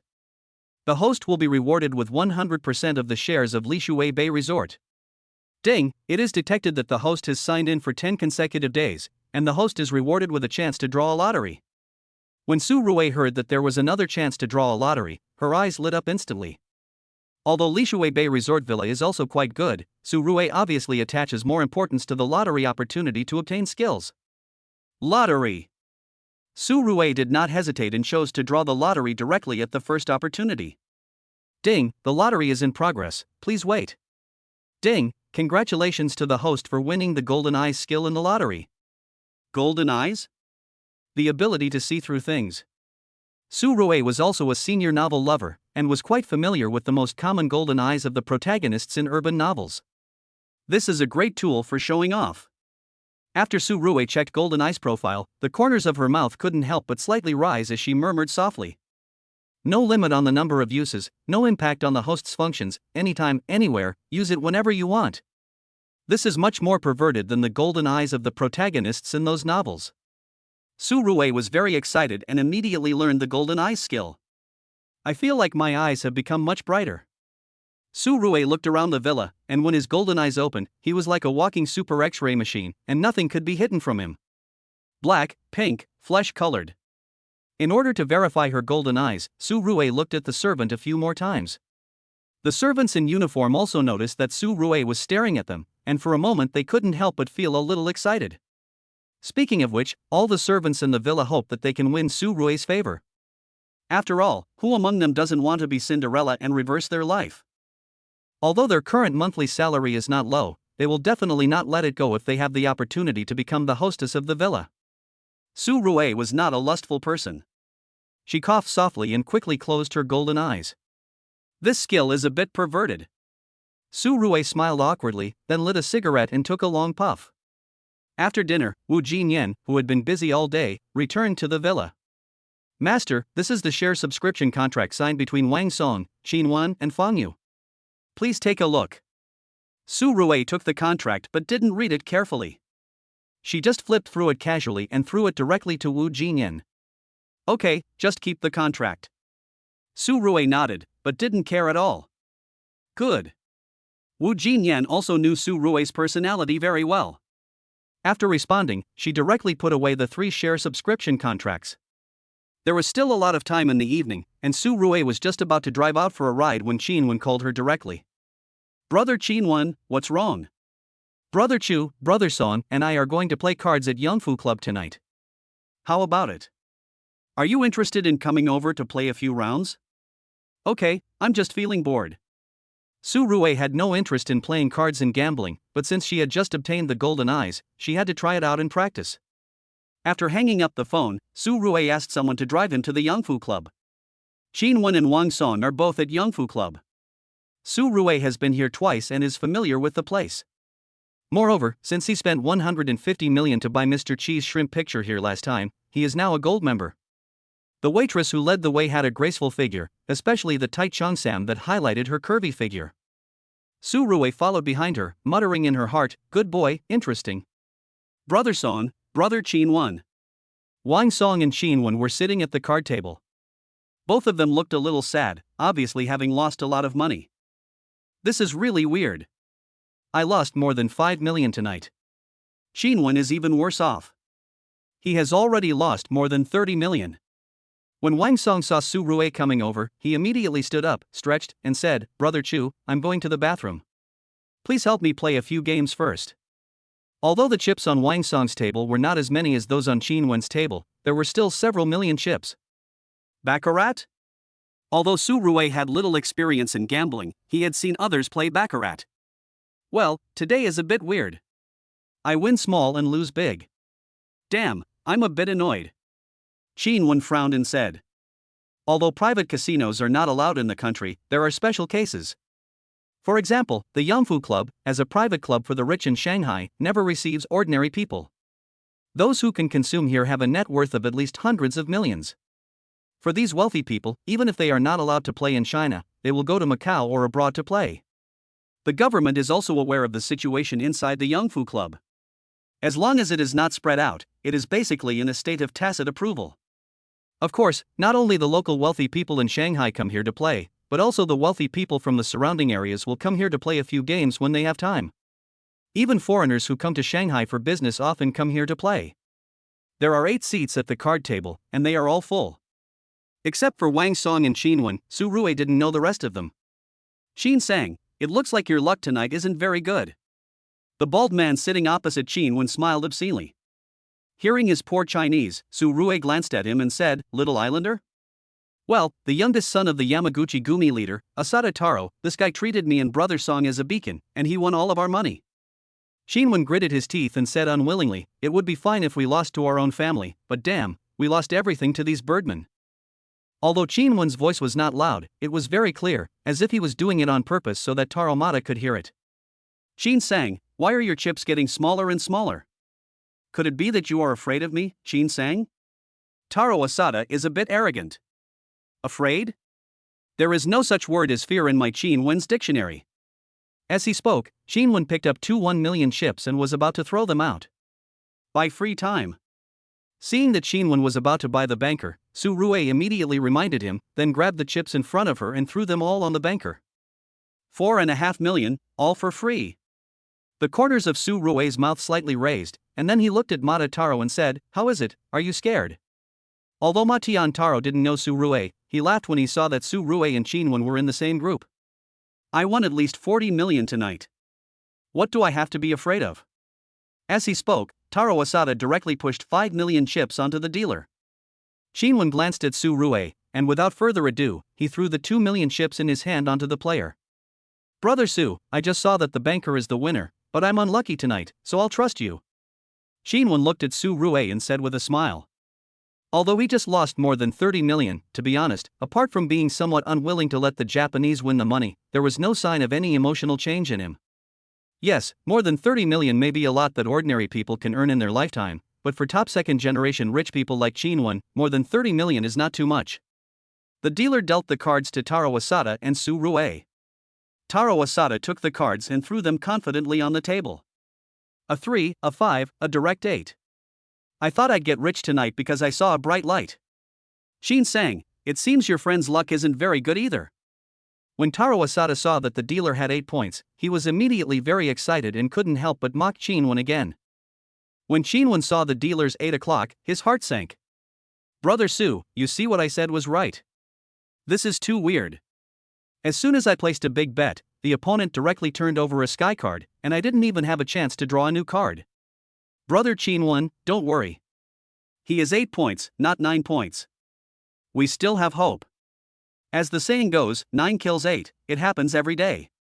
Who knows, maybe we are the natural 9 points. Su Rue didn't even swipe the cards, but threw them directly in front of her table. Brother Su, please don't comfort me. My luck today is too bad. The probability of getting 9 points is almost 0. However, just after Shinwan finished speaking, he glanced at the 2 playing cards in front of Su Rue, and was stunned for a moment. Shit. It's really 9 o'clock. Shinwan smiled instantly. Although he only bet 2 million chips, when he saw Taro Asada lost 5 million in this round, he was so happy. Winning more than 40 million isn't a lot. If you lose 5 million in one round, I'm afraid you'll have to give back all the money you won in a few rounds. Shinwan's words were very clear. He said them just to ridicule Taro Asada. Chapter 39, What are you barking about here? Taro Asada, who lost 5 million in one game, was obviously a little upset when he heard Shinwan's sarcasm. What's more, he was really angry that his 8 points were killed by 9 points. Why are you showing off? It's just a win, Shin sang. Have you forgotten that you lost more than 30 million? Taro Asada said with a chuckle. Shinwan was so angry but couldn't refute. Although he won 2 million in this round, it was just a small amount compared to the money he lost. We should have done it bigger just now, just go all in. No hurry. Su Rue was extremely calm. When the dealer finished dealing the cards, he simply pushed the 10 million chips in front of him directly to the player again. Seeing Su Rue going all in again, Shinwan, who was thinking about going all in just now, was stunned. Brother Su, I was just saying it casually, why are you all in again? Being brave is more important than anything else. Su Rue raised the corner of her mouth, looked at Shinwan and said with a slight smile. Well. Shinwan hesitated for a moment, and simply pushed the 30 million chips in front of him directly to the player. I'll give you a chance to defeat me, but I'm afraid you won't be able to do it. Shinwan looked up at the hesitant Taro Asada and said something provocative. Taro Asada, who originally wanted to quit while he was ahead, was also provoked by Shinwan's words. Men are most afraid of being told that they are useless. Okay. If you want to give me money, I won't stop you. After saying that, Taro Asada directly pushed 40 million chips onto the dealer. Firstly, he is an expert at playing baccarat, and he is 80% confident that the banker will be the next winner. Secondly, Shinwan was unlucky tonight. He had played so many games before, but he had never won consecutively. Although the appearance of Su Rue is a variable, but if he can win all of Shinwan's chips in one go, he can still follow. After the bet was placed, the dealer dealt the cards to Taro Asada and Shinwan. Taro Asada didn't flip the cards directly like he did just now. After all, he had bet 40 million chips. When he squinted his cards, the excitement was at its maximum. But the next second, Taro Asada threw the cards in his hand hard on the table. Shin sang, I don't believe you can still be 9 o'clock. Taro Asada's cards are exactly the same as in the previous round, a 3 and a 5, adding up to an 8. If you can be 8, why can't we be 9? Su Rue chuckled, he had already seen the points clearly through his golden pupils. The enemy cards are exactly the same as the previous hand, a 2, a 7, and a natural 9. Shinwan saw that Taro Asada had 8 points again, and his hands were shaking as he squinted his cards, and he couldn't help feeling uneasy. You know, he bet 30 million this time. Brother Su, why don't you come and see it, you are lucky. Shinwan didn't dare to open his cards. Instead, he turned and looked at Su Rue and said, "Brother Qinwen, what are you afraid of? If I were you, I wouldn't even squint at this moment. I would just turn it over. It won't change anything anyway." After hearing what Su Rue said, Qinwen suddenly became enlightened. He stopped squinting at the cards and just did as Su Rue said and threw the cards directly on the table. The player has 9 points, the banker has 8 points, the player wins. When the dealer saw the cards, he reported the result with an expressionless face. Fuck. This is exciting.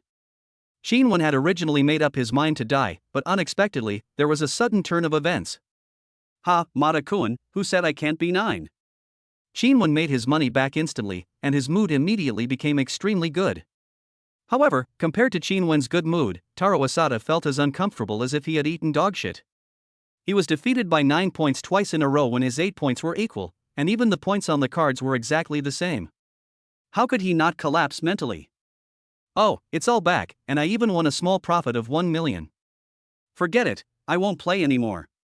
Qinwen was completely trying to provoke Taro Asada by saying this. As soon as he finished saying this, Taro Asada, who was sitting opposite him, could no longer sit still. Qin sang, how about we do the big one?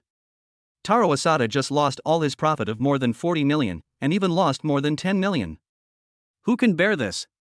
When he heard Qinwen say he didn't want to play anymore, he became anxious. Here's the big one? How big? Qinwen asked with a chuckle. Here's a check for 1 billion. How about we make a bet? Taro Asada slammed the check in his hand on the table, and Qinwen was a little confused looking at the check. Are you so addicted? Playing such a big game? That's 10 billion. How can I afford so much money to accompany you? Qinwen was about to refuse the bet, but the next second, Su Rue agreed directly.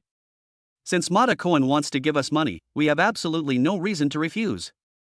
Su Rue chuckled and agreed directly.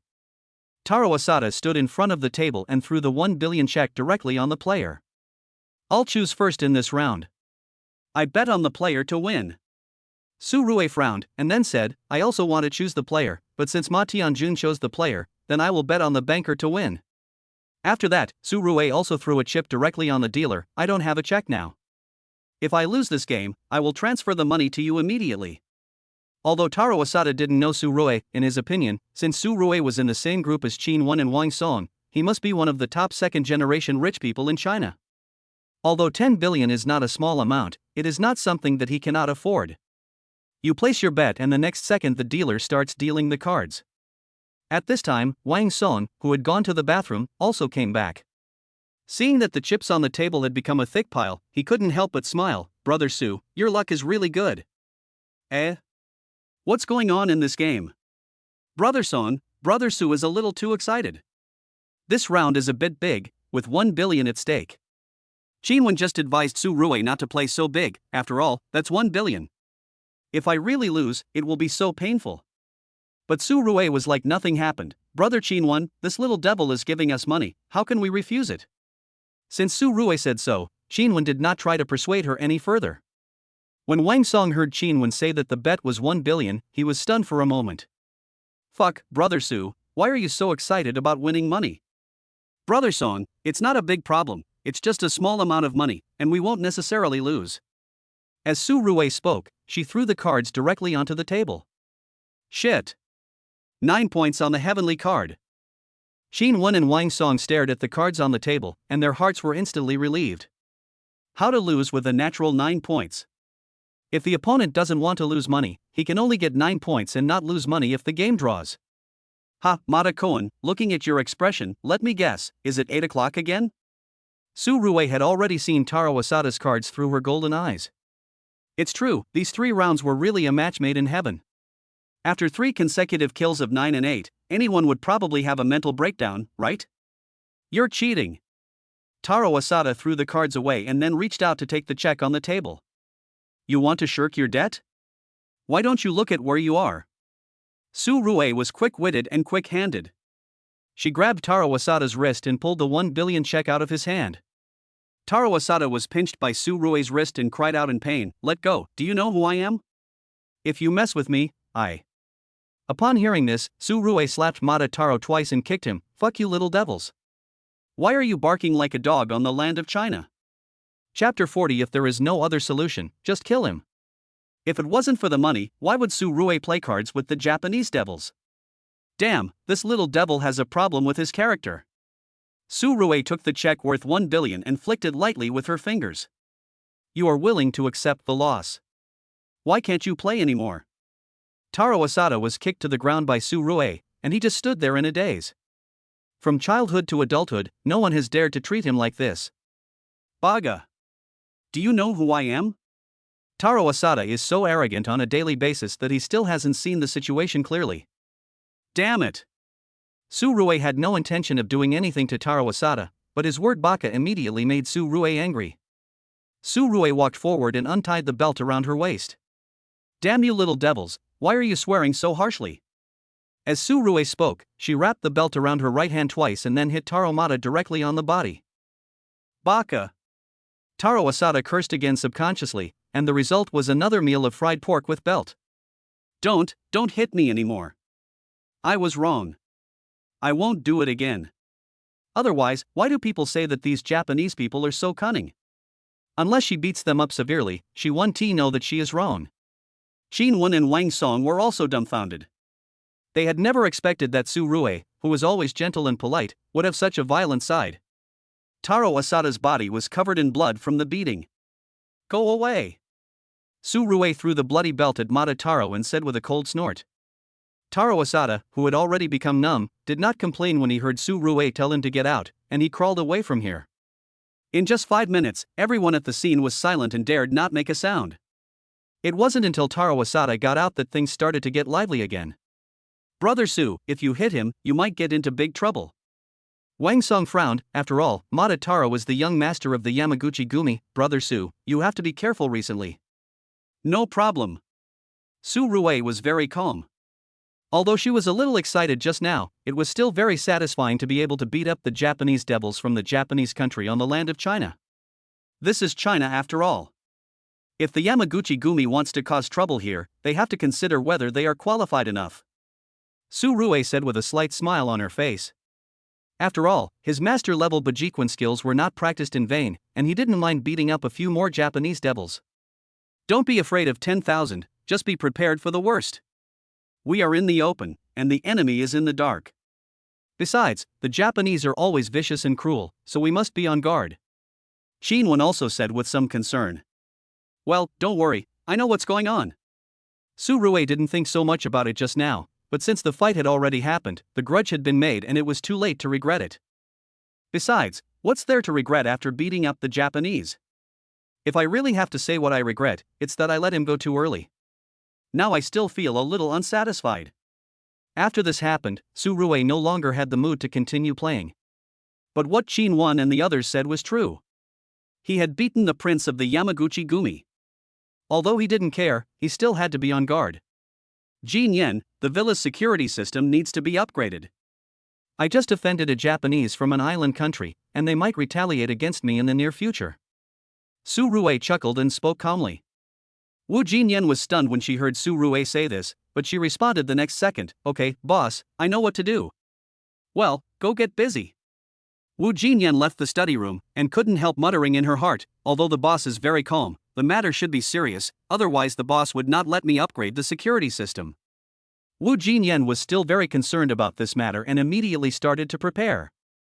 On the other hand, the group of the second generation of rich people in Shanghai was in an uproar. Fuck, this is a big news. Have you heard about what happened in Yangfu Club today? This is so fucking awesome. I've been fed up with that little devil, Asada Taro. Isn't Master Su too brave? Mr. Su? Su Rue? Did he beat up Taro Mata? I'm not sure, I just heard it from a friend. But if you're interested, you can ask Qin Wen and Wang Song, they were there at the time. I heard from my friend that Su Xiao kicked the Japanese soldier, and then Taro Asada cursed him, and Su Xiao cursed him back, and then took off his belt and gave the Japanese soldier a belt fried with shredded pork. What the hell? Is it so cool? What a pity that I didn't get to see such a wonderful scene in person. But although Asada Taro is hateful, he is the prince of the Yamaguchi Gumi after all. If young Master Su beats him, he will probably be retaliated against, right? How dare he? This is China. If those people really dare to come to China to cause trouble, I guarantee they will never come back. Don't underestimate young Master Su. You should know that young Master Su drives a Lamborghini Aventador. He has a very deep background. Su Rui had participated in one or two activities with Wang Song and others before. Although he was not particularly high profile, the fact that he drove a Lamborghini Aventador and spent 150 million to buy shrimp picture alone made his name known in the circle of rich second generations in Shanghai. As for the beating of Taro Asada just now, it directly pushed Su Rui to the forefront. Su Rui sat on a chair in the study and smoked a cigarette. To be honest, after calming down, Su Rui was a little worried about retaliation from the Japanese. I was a little impulsive, but facing the devils, my bloodline genes couldn't be suppressed. Su Rui smiled bitterly. If he was given more time and grew stronger, he would definitely not care about such trivial matters. But he is still in the development stage after all, and it is really difficult to solve this trouble. Ding, the host is detected to have beaten up the Japanese devils, and the host will be rewarded with 12 mechanical guards. Just when Su Rui was thinking about how to face the revenge of the Japanese devils in the future, the voice of the system suddenly rang in her mind. 12 mechanical guards? Su Rui's face instantly showed a hint of surprise. The system really understands me. After briefly reading the introduction of the mechanical guard, Su Rui stood up directly from her chair. Fuck. This mechanical guard is too awesome, right? Mechanical guard, a bionic robot made of special metal materials with incredible strength that can withstand an explosion equivalent to 1 million tons of TNT. With so many mechanical guards, what are we afraid of? Su Rui murmured, if it really doesn't work, why not send a few to the island country and wipe out the Yamaguchi Gumi? Chapter 41, 5 apartments in the Magic City. If you can't afford them all, you'll have to take them with you. Su Rui directly extracted the 12 mechanical guards rewarded by the system. In the study, Su Rui became calmer as she watched 2 rows of mechanical guards kneeling on the ground. Number 1 and Number 2, go to my hometown and protect my parents. Do not reveal your identity unless necessary. Number 2 and Number 3, go protect my sister. Numbers 4 to 6 are hidden around the villa. Number 7 and Number 8, the 2 of you protect Wu Jinyan. Number 9 and Number 10, you 2 are going to the island country now. As for Number 11 and Number 12, you 2 stay with me. After Su Rui finished speaking, she also shrunk these mechanical guards to a size of 1 nanometer. Not to mention the naked eye, even with a microscope they might not be able to be seen. This is the abnormality of mechanical guards. Although they do not have stealth skills, they can control their own size at will. The 1 nanometer sized mechanical guards are no different from invisible ones. As long as they don't show up, no one can find them. Su Rui wasn't so bloodthirsty as to want to kill an entire family at will, but as the saying goes, one must always be on guard against others, so facing the unscrupulous Japanese devils from the island country, Su Rui had made adequate preparations. Now I can rest assured. Luckily the system was generous and directly rewarded us with 12 such abnormal mechanical guards, otherwise there wouldn't be enough to go around. He himself is not afraid, but he is afraid that those people will secretly attack his family. If he regrets it then, it will be too late. If the Japanese dare to retaliate, we'll teach them a lesson. Su Rui breathed a sigh of relief, drank her tea, and felt a lot more relaxed. Before going to bed, Wang Song and Qin also called Su Rui specifically. Brother Su, I'm so sorry. If I knew this would happen, I would have asked you to come over tonight to join in the fun. Qin felt a little guilty. After all, if he had provoked those people from the Yamaguchi Gumi, he would definitely be in a lot of trouble. Brother Qin, look at what you said. I have to thank you. If you hadn't called me over, I wouldn't have earned 1 billion for nothing. Although the Japanese devils from the Japanese island country are hateful, the 1 billion cash check is real. Well, you better be careful recently. I have asked my friends in the island country to keep an eye on the Yamaguchi Gumi. If there is any movement, I will report to you immediately. Qin was also afraid that something might happen to Su Rui. After all, this incident was caused by him, and he always felt a little sorry for Su Rui. Brother Qin, don't worry. I have already made all the arrangements. Su Rui raised the corner of her mouth, laughed and said, if the Japanese devils from the island country really dare to come to China to cause trouble, we must make sure they never come back. Well, that's fine. As soon as Qin hung up the phone, Wang Song called. Wang Song's meaning was roughly the same as Qin Wen's. In any case, he just emphasized that Su Rui should be careful recently and it would be best to strengthen security. In the Magic City, in a ward of a private hospital wholly owned by an island country, Taro Asada was howling with his teeth bared. Find out all his ancestors for me. Baka. I'm going to kill his entire family. Taro Asada's eyes were fierce, and he looked like a possessed man, going hysterical. As the successor of the Yamaguchi Gumi, he has been the only one who bullied others since he was a child. How could he be bullied by others? And he was beaten with a belt by a Chinese man in front of many people, leaving his skin and flesh exposed? Master, this is China after all, it's not easy for us to do things here. Taro Asada's servant knelt on the ground and said something tremblingly. Waste. You are all waste. I don't care what methods you use, within 3 days, I want to see Su Rui's entire family kneeling at my feet. Taro Asada had somewhat lost his mind. All he could think about was the scene of Su Rui kneeling in front of him and begging him to let her go. Yes, master. The servant kneeling on the ground was well aware of Taro Asada's vindictive character, so he immediately agreed reluctantly. Su Rui, who had arranged everything, didn't take Taro Asada seriously at all. After a sleepless night, Su Rui slept until 9 o'clock the next day. After breakfast, Su Rui sat on the sofa, smoking and drinking tea as usual. Just as she was about to watch some short videos on TikTok, Su Rui's phone rang. Brother Rui, I just had a small problem and didn't intend to trouble you. Zhou Yang is Su Rui's cousin. They had more contact when they were young, but they had less contact after growing up. Apart from a few words when visiting relatives during the Chinese New Year, Su Rui did not have much interaction with this cousin who was 1 year younger than her. However, Su Rui had a relatively good impression of Zhou Yang. Although he was rather dull and his academic performance was not very good, and he came to Shanghai to work before finishing high school, he was an honest and enthusiastic person. When Su Rui first came to Shanghai to attend university, Zhou Yang invited him to dinner several times. What's wrong? Su Rui couldn't help but frown when she heard that his voice sounded a little anxious. If her cousin asked him for help with something, then she would definitely help. Speaking of which, it has only been 10 days since Su Rui bound the system, and he has been busy recently, so he has not found the time to help his relatives and friends. It's not that Su Rui is heartless, it's mainly because Su Rui hasn't had time to consider this aspect. Besides, Su Rui had originally planned to help her relatives and friends when she returned home for the new year. Although it is not as exaggerated as one person's success brings prosperity to the whole family, it is not the case that he is the only one who gets rich and enjoys it while his relatives and friends are still busy with life. Brother Rui, when I was delivering food just now, a woman knocked the food out of my hand. I didn't say anything at the time, I just wanted her to compensate me for the money for the food. Zhou Yang sighed and continued helplessly, then the woman yelled at me directly. She also said that her husband was an official in Shanghai and her family had 5 houses in Shanghai. If I couldn't afford it, I would have to pay for it. I didn't dare to fight back, so she hit my head with a chair on the side of the road. Alas, there is a cut on my head, and now I am in the First People's Hospital of Shanghai. I saved all my salary for my family. Emergency sutures cost more than 2,000 yuan. I didn't dare to tell my family for fear that they would worry. Brother Rui, can you lend me some money? I will pay you back when I get my salary at the end of the month. After listening to what her cousin Zhou Yang said, Su Rui couldn't help but frown. Okay, you are in the First People's Hospital now, right? Stay there and I'll be there soon. Su Rui hung up the phone and directly transferred 10,000 yuan to Zhou Yang via WeChat. A few seconds later, Zhou Yang also sent a voice message, Brother Rui, why did you transfer so much money to me?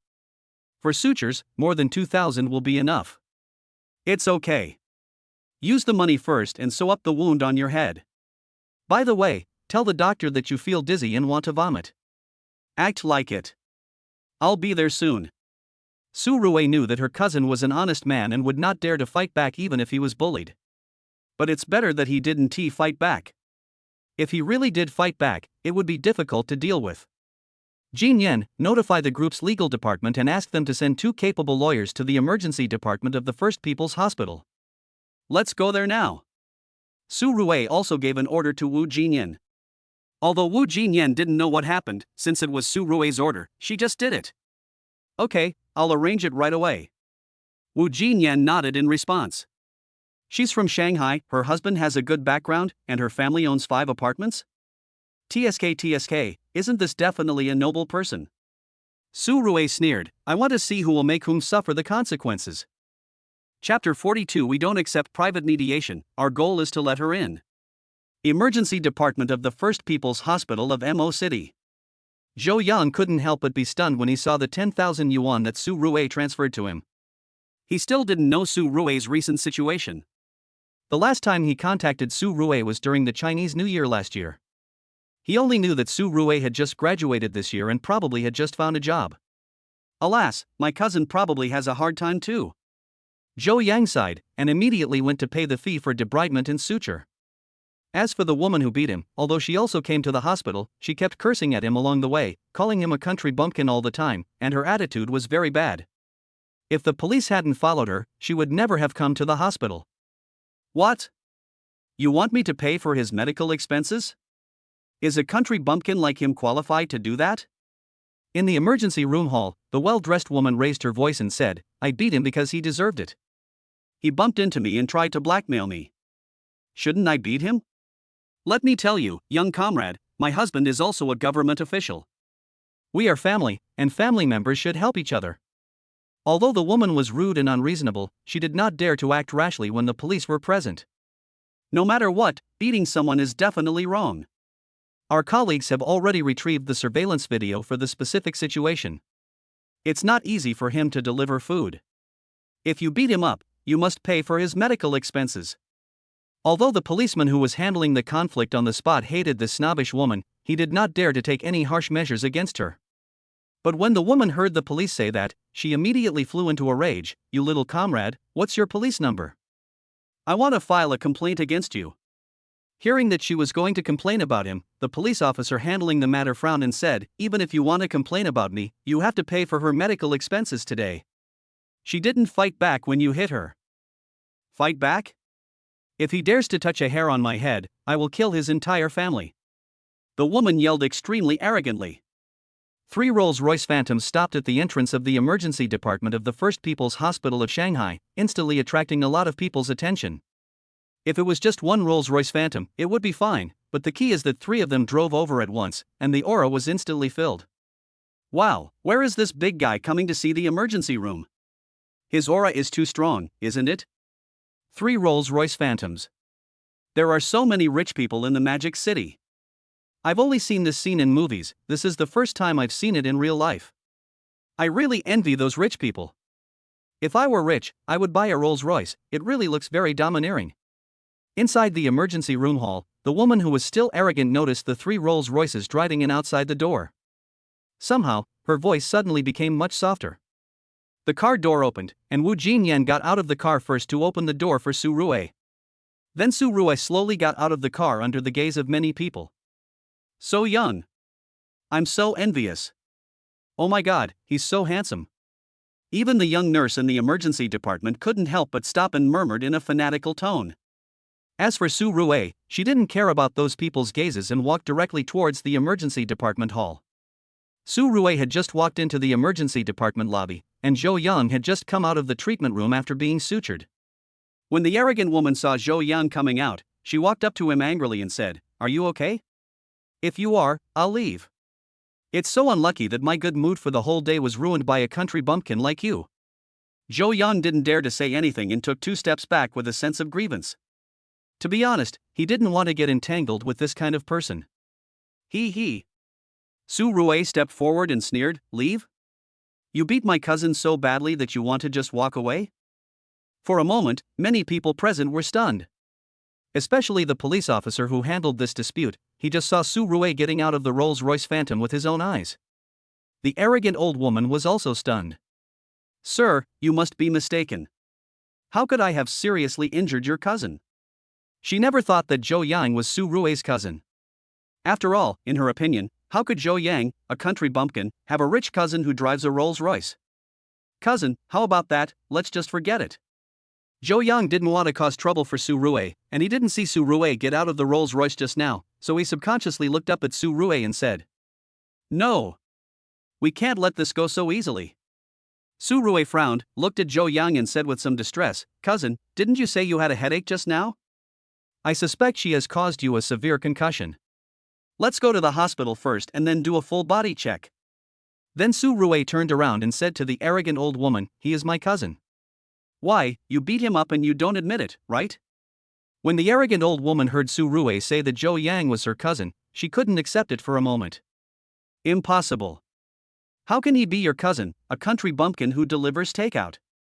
When she said this, her voice trembled and she was obviously a little panicked. She naturally understood that Su Rui was the kind of person she couldn't afford to offend. "Your husband is from an official family, right? Your family owns 5 houses in Shanghai? You feel so superior with such a tiny asset, right?" Su Rui snorted coldly. "We will investigate this matter to the end. Our lawyer will be here soon. I am going to take my brother for a checkup now. If you have anything to say, please tell my lawyer." Su Rui laughed, then looked at the old woman and continued, "By the way, I have asked someone to investigate your husband. I hope he is not who you said he is. Otherwise, you have really screwed your husband to death." After hearing what Su Rui said, the arrogant old woman finally felt afraid. "Well, no, I'll pay for the medical expenses. This matter is my fault. Isn't it okay for me to pay for the medical expenses?" When she changed her tone, even the police officer next to her couldn't help but be dumbfounded. Is this still the same arrogant shrew from before? He couldn't help but mutter something, but think about it, if it were him, facing someone more powerful than himself, he would have to bow his head and admit his mistake, right? Don't say so much useless things. If you have anything to say, just tell my lawyer. As soon as Su Rui finished speaking, 2 middle-aged men in suits and leather shoes trotted towards Su Rui. "Boss, I'm sorry, there was a traffic jam on the road just now, so I'm late." It was also the first time for the 2 lawyers to meet Su Rui, but they knew Wu Jinyan.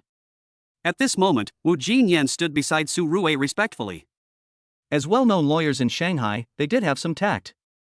"Well, this woman beat my cousin so badly that if we prosecute her, how many years can she be sentenced to at most?" Su Rui pointed at the old woman and asked directly. "Under normal circumstances, the minimum sentence is 3 years, but if the lawyer is us, we can at least sentence her to 10 or 8 years. "Okay." Su Rui laughed and said, "We don't accept private mediation. I've sent people to collect evidence and stuff. I'll leave this matter to the 2 of you." The 2 lawyers immediately stood up straight and said respectfully, "Boss, don't worry, if we take action on this small case, a sentence of more than 10 years is almost certain." Chapter 43, Could those 3 Rolls-Royces outside also belong to my cousin? Although Longhua Group was established only a few days ago, Wu Jinyan spent a lot of money to build up the legal department. As for the 2 lawyers in front of them, they are well known in the domestic legal community. Handling such small cases is a piece of cake for them. Now the arrogant old woman finally wilted like an eggplant hit by frost. She was the kind of person who bullied the weak and feared the strong. She originally thought that Zhou Yang, a delivery man, was a soft persimmon and could be bullied at will. But how could she have imagined that Zhou Yang had such a powerful cousin?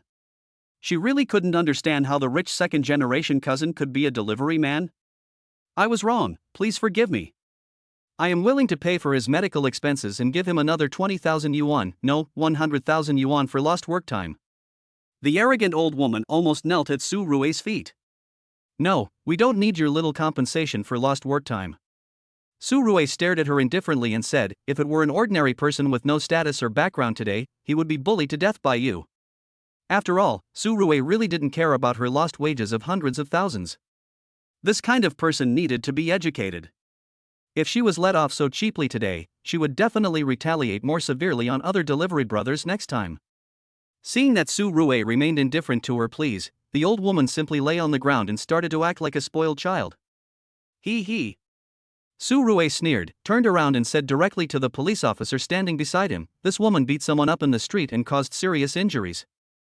I now ask you to arrest her." "Sir, don't worry, we will definitely deal with people of this evil nature according to the law." Su Rui nodded. "My lawyer will follow up on this case. Thank you for your hard work. I will give you a banner someday." Hearing Su Rui say this, the police officer showed a hint of excitement on his face, but he quickly said, "Serving the people is my duty." "You are too polite." This police officer was very perceptive. Su Rui was not an ordinary person. Although he did not flatter Su Rui, he certainly could not offend her. Zhou Yang followed behind Su Rui, looking quite dull.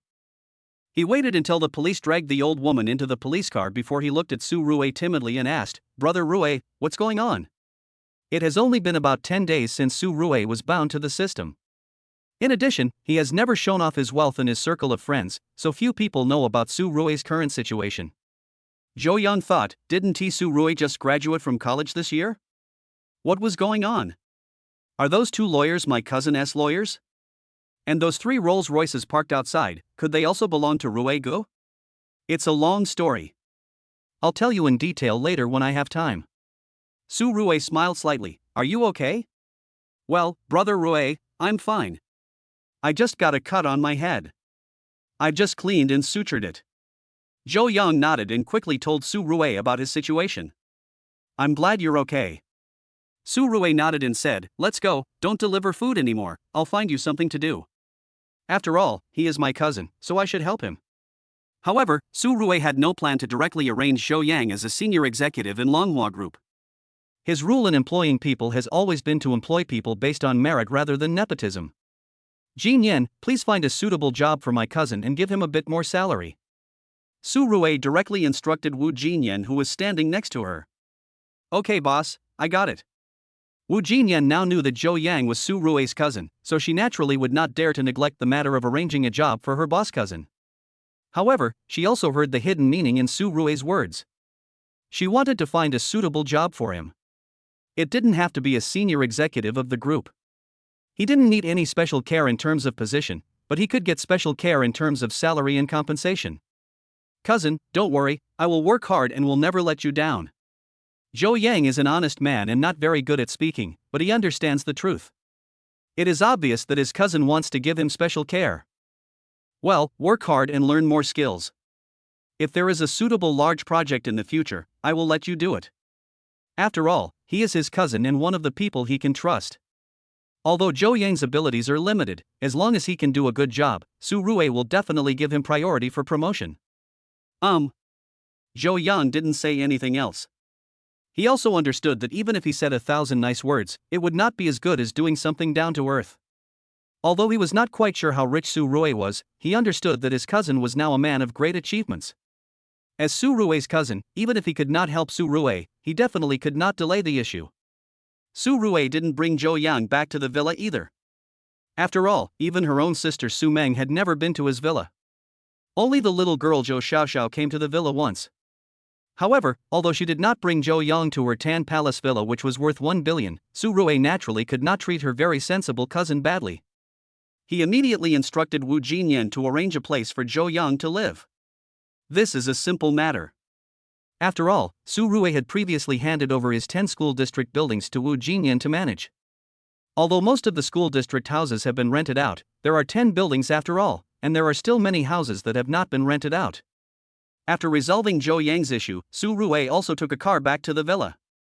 Zhou Yang followed Wu Jinyan to Guanshan Hanlin. As for work, I will notify you directly once I have arranged it. This is the boss's house, so you can live here with peace of mind from now on. Wu Jinyan led Zhou Yang to a school district house of more than 100 square meters, looked at Zhou Yang, smiled slightly and said. Zhou Yang knew that Wu Jinyan was someone close to Su Rue, so he naturally said to her with great respect, well, I know what my cousin means, and I also know my own level. Butler Wu, you don't have to take care of me too much. I will work hard in the future. Wu Jinyan didn't say much, just looked at him and nodded. After Wu Jinyan left, Zhou Yang stood alone in the luxurious living room. He couldn't help feeling a little dazed, as if he was dreaming. Su Rue returned to the villa and went straight into the study. The new year is coming soon, and we really need to make some arrangements at home. Su Rue was born in an ordinary family. From childhood to adulthood, he has seen a lot of human warmth and coldness. To be honest, if his family and friends knew about his current situation, many of them would come to flatter him. Of course, Su Rue couldn't be unaware of what those people were up to. Su Rue is not the kind of person who doesn't care about family affection. If any relative really has an emergency, he will definitely help. But he still understood the principle of human greed, and he was afraid that some people would not know why and would just keep asking for more. When setting up a family foundation, you need to explain these things to them at the beginning. Su Rue took a deep puff of her cigarette and tapped her fingers lightly on the desk. The family foundation is there to help the family develop. As long as it is legal and compliant, and as long as it is positive, you can get a startup fund from the Family Foundation. Chapter 44 Sign and Reward Whitening Moisturizer Formula. Longhua Group adds a new company. Although Su Rue comes from an ordinary family, he is now a big shot with tens of billions of dollars after all. Once Slim Cola is launched on the market, his net worth will be at least 100 billion. The concept of family foundation has always been very popular among wealthy circles. Take Su Yinjia, the chairman of a large group that owes 2 trillion yuan in debt. Although the group is on the verge of bankruptcy due to a debt of 2 trillion yuan, his living standards will not be affected even if the group goes bankrupt. Before a certain big company went bankrupt, he took out 50 billion to set up a trust fund for his family. Let's put it this way, he will never be able to withdraw this money, but his family can enjoy the dividends from this 50 billion trust fund. Generally speaking, this type of trust fund will only invest in stable financial projects, and the annual rate of return is basically around 5%. Don't underestimate this 5% annual rate of return. You have to know that it's a trust worth 50 billion. 100 million can be distributed as dividends of 5 million a year, 1 billion can be distributed as dividends of 50 million a year, and 100 billion can be distributed as dividends of 500 million. As for the 50 billion, even if the annual rate of return is only 5%, it would still be 2.5 billion. Without moving the 50 billion yuan in principal, 2.5 billion yuan will be deposited into the account within a year. 2.5 billion, what does this mean? The landing price of a Lamborghini Nissan is only 10 million, and 2.5 billion can buy 250 Lamborghini Nissans.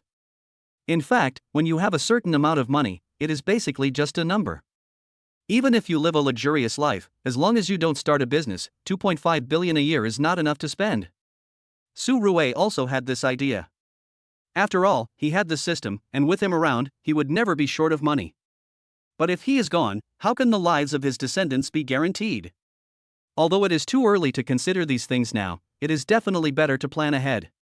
In the afternoon, Su Rue also signed in and punched in successfully as soon as the system refreshed the sign-in function. Ding, congratulations to the host for successfully signing in for 11 consecutive days. I will reward the host with a whitening moisturizer formula. Ah, this.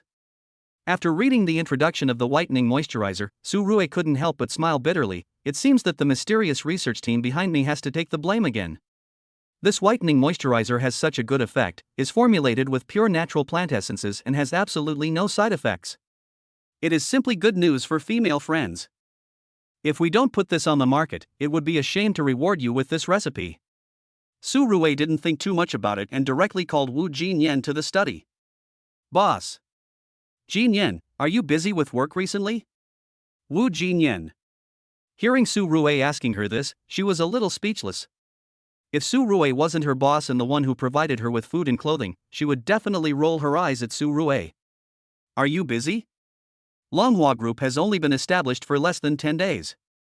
How many projects has the group already completed?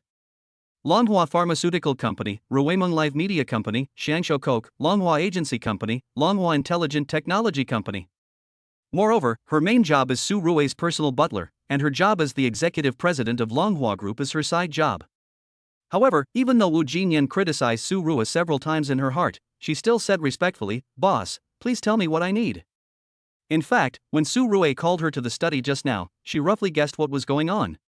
When she heard Su Rue ask her if she could help with her work, she was sure what Su Rue wanted to say. Well, my research team always likes to tinker with little inventions and creations. Today, they gave me a formula for a whitening moisturizer. It's said to be very effective. Anyway, everyone who has used it says it's good. Su Rue chuckled and directly brought up the mysterious research team behind her. Really? Wu Jinyan was stunned for a moment. Is that a small invention or a small creation? If we don't talk about anything else, just by bringing up the intelligent optical computer system, it can beat all the smart technology companies in the world, right? Although I thought so in my heart, I responded directly, "Boss, are you talking about whitening moisturizer? The effect is so good that it can't be described? But what kind of effect is it exactly?" To be honest, as a woman, Wu Jinyan was quite looking forward to the whitening moisturizer that Su Rue mentioned.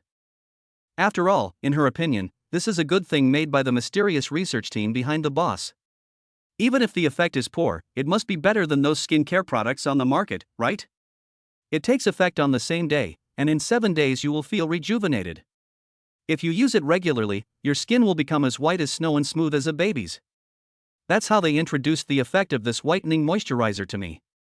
By the way, the formula is all made of pure natural plant essences, without any side effects. It can be used by anyone from newborn babies to 98-year-old ladies.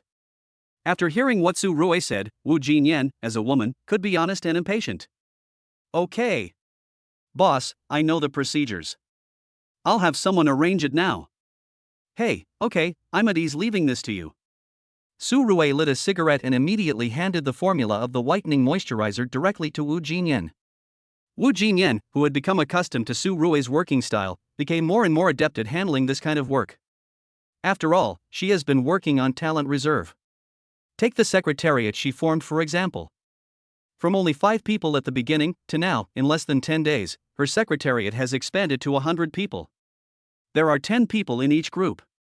As long as Su Rui has a new project assigned to her, her secretarial team can directly complete the work of building the preliminary company framework, including registering a company, acquiring corresponding factories, and recruiting talents with corresponding professions.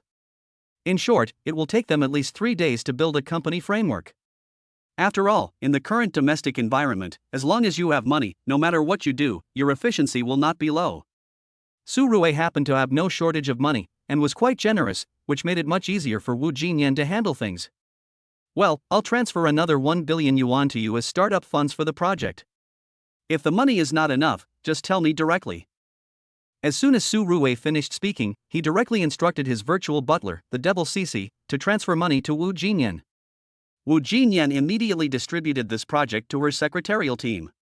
After all, there are many people but few projects now. According to Wu Jinyan's request, the old team will lead the new team. With more people, the work efficiency will be doubled. When a project is just launched, usually one old team leads 2 new teams, which also allows the new teams to get into working order better. Less than half a day after the new project tasks were assigned, the entire company's framework had been initially established.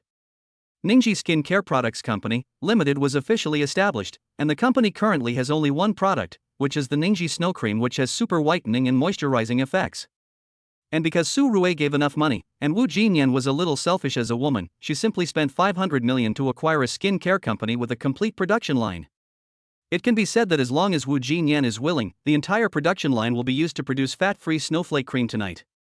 When working behind Su Rui, Wu Jinyan has only one secret, which is to ensure her efficiency at all times. Chapter 45, Principal Wang promotes a product for the first time, and word of mouth explodes? The raw materials of the snow cream are all pure natural plant essences, and they are all common plants, such as aloe vera, kudzu root, etc., so it is quite easy to control the cost.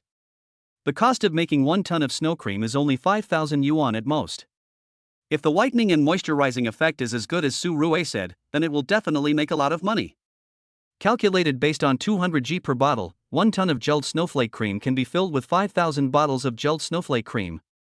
The whitening and moisturizing effect of the fat-free snowflake cream can surpass all the skincare products on the market, and the retail price is at least 1,000 yuan per bottle. 5,000 bottles, that is 5 million in sales. The production cost is at most 10,000 yuan, and if you add in the operating expenses and other miscellaneous expenses, it will be no more than 50,000 yuan. And the greater the production volume, the lower the cost. It can be said that such a low cost can basically be ignored. After all, the acquired skin care company has a complete production line, and the raw materials needed for the fat gelling snowflake cream are also very common plants. Therefore, in order to verify the effect of the fat gelling snowflake cream, Wu Jinyan immediately arranged for the workers to produce a batch of products. If the effect is really that good, then the entire skin care industry will usher in a major earthquake. As a woman, Wu Jinyan also attaches great importance to taking care of her skin on a daily basis. But even the best skin care products on the market have different effects on each person. Of course, there is currently no skin care product that can achieve the effect that Su Rui said, which is to take effect on the same day, to give your skin a second spring within a week, and to make your skin as white and tender as jade. To be honest, if Wu Jinyan hadn't seen the amazing effects of Slimming Coke, she wouldn't have believed that any whitening moisturizer could have such a skin care effect. But now, her expectations for this whitening moisturizer can be said to be at their highest level. As for the test data of Slim Cola, it was also uploaded simultaneously, including the data of internal employees and volunteers previously recruited from all over Shanghai. Judging from the data they uploaded every day, the weight loss effect can be said to have beaten all the weight loss products on the market. The good results naturally brought about a wave of explosive good reputation. I want to recommend Slimming Coke. Not only does it taste better than other cola, but its weight loss effect is really unexpected. Take me for example, I have been fat since I was a child. I can say that I will gain weight even if I drink cold water. At first, I signed up for the trial with the idea of giving it a try, but the effect really surprised me. In 4 days, I lost a full 10 kilograms. Moreover, I didn't feel any discomfort at all. Gao Wei can be said to be quite excited these 2 days, and he also spontaneously uploaded his weight data to the internet, along with photos of himself before and after drinking Slim Cola, which instantly attracted a lot of attention on the internet. Diet Coke? Is this true? Is this another advertisement? Xianzhou Coke? What the hell, I just searched on Taobao and didn't see this brand of Coke. It's still in the internal testing phase and hasn't been officially put on the market yet. But the effect is really amazing. A friend of mine also participated in the internal test and she lost 20 pounds. She looks thinner. It really works. I didn't believe it at first, until I participated in the internal test and received 45 bottles of Enjoy Coke for free. The effect is really amazing. And I heard that the pre-sale price is only 20 yuan a bottle. I have prepared 10,000 yuan and am just waiting for it to go on sale. I will directly stock up 500 bottles. Everyone, those people above who said it works are all scammers, please don't be fooled. That's right, drinking cold water can make you gain weight, and you tell me you lost 11 pounds by drinking Coke? Are you kidding me? Slim Cola? This name doesn't sound very reliable. I've seen their promotion online before, but to be honest, I don't believe even a single punctuation mark. Although there are many supporters online, there are only 200 people participating in the internal test. Even if their relatives and friends are included, there are less than 2,000 people who can really see the weight loss effect of Slim Cola. Therefore, the overall reputation on the internet is not particularly good, and most people regard those who recommend Slim Cola as agents of the Slim Cola company. However, good products naturally do not require excessive marketing. As long as they are put on the market and the effects on users become apparent and word of mouth explodes, sales will definitely show exponential growth. Neither Su Rui nor Wu Jinyan were worried about this. Wang Song has also been insisting on drinking Slim Cola these days. Since Wu Jinyan had sent him 10 boxes directly before, he doesn't have to be as stingy as other people. He just drinks a bottle whenever he is thirsty. As for the effect, of course, it goes without saying. It only took 4 days, and he lost weight from 170 kilograms to 158 catties, a total of 12 catties.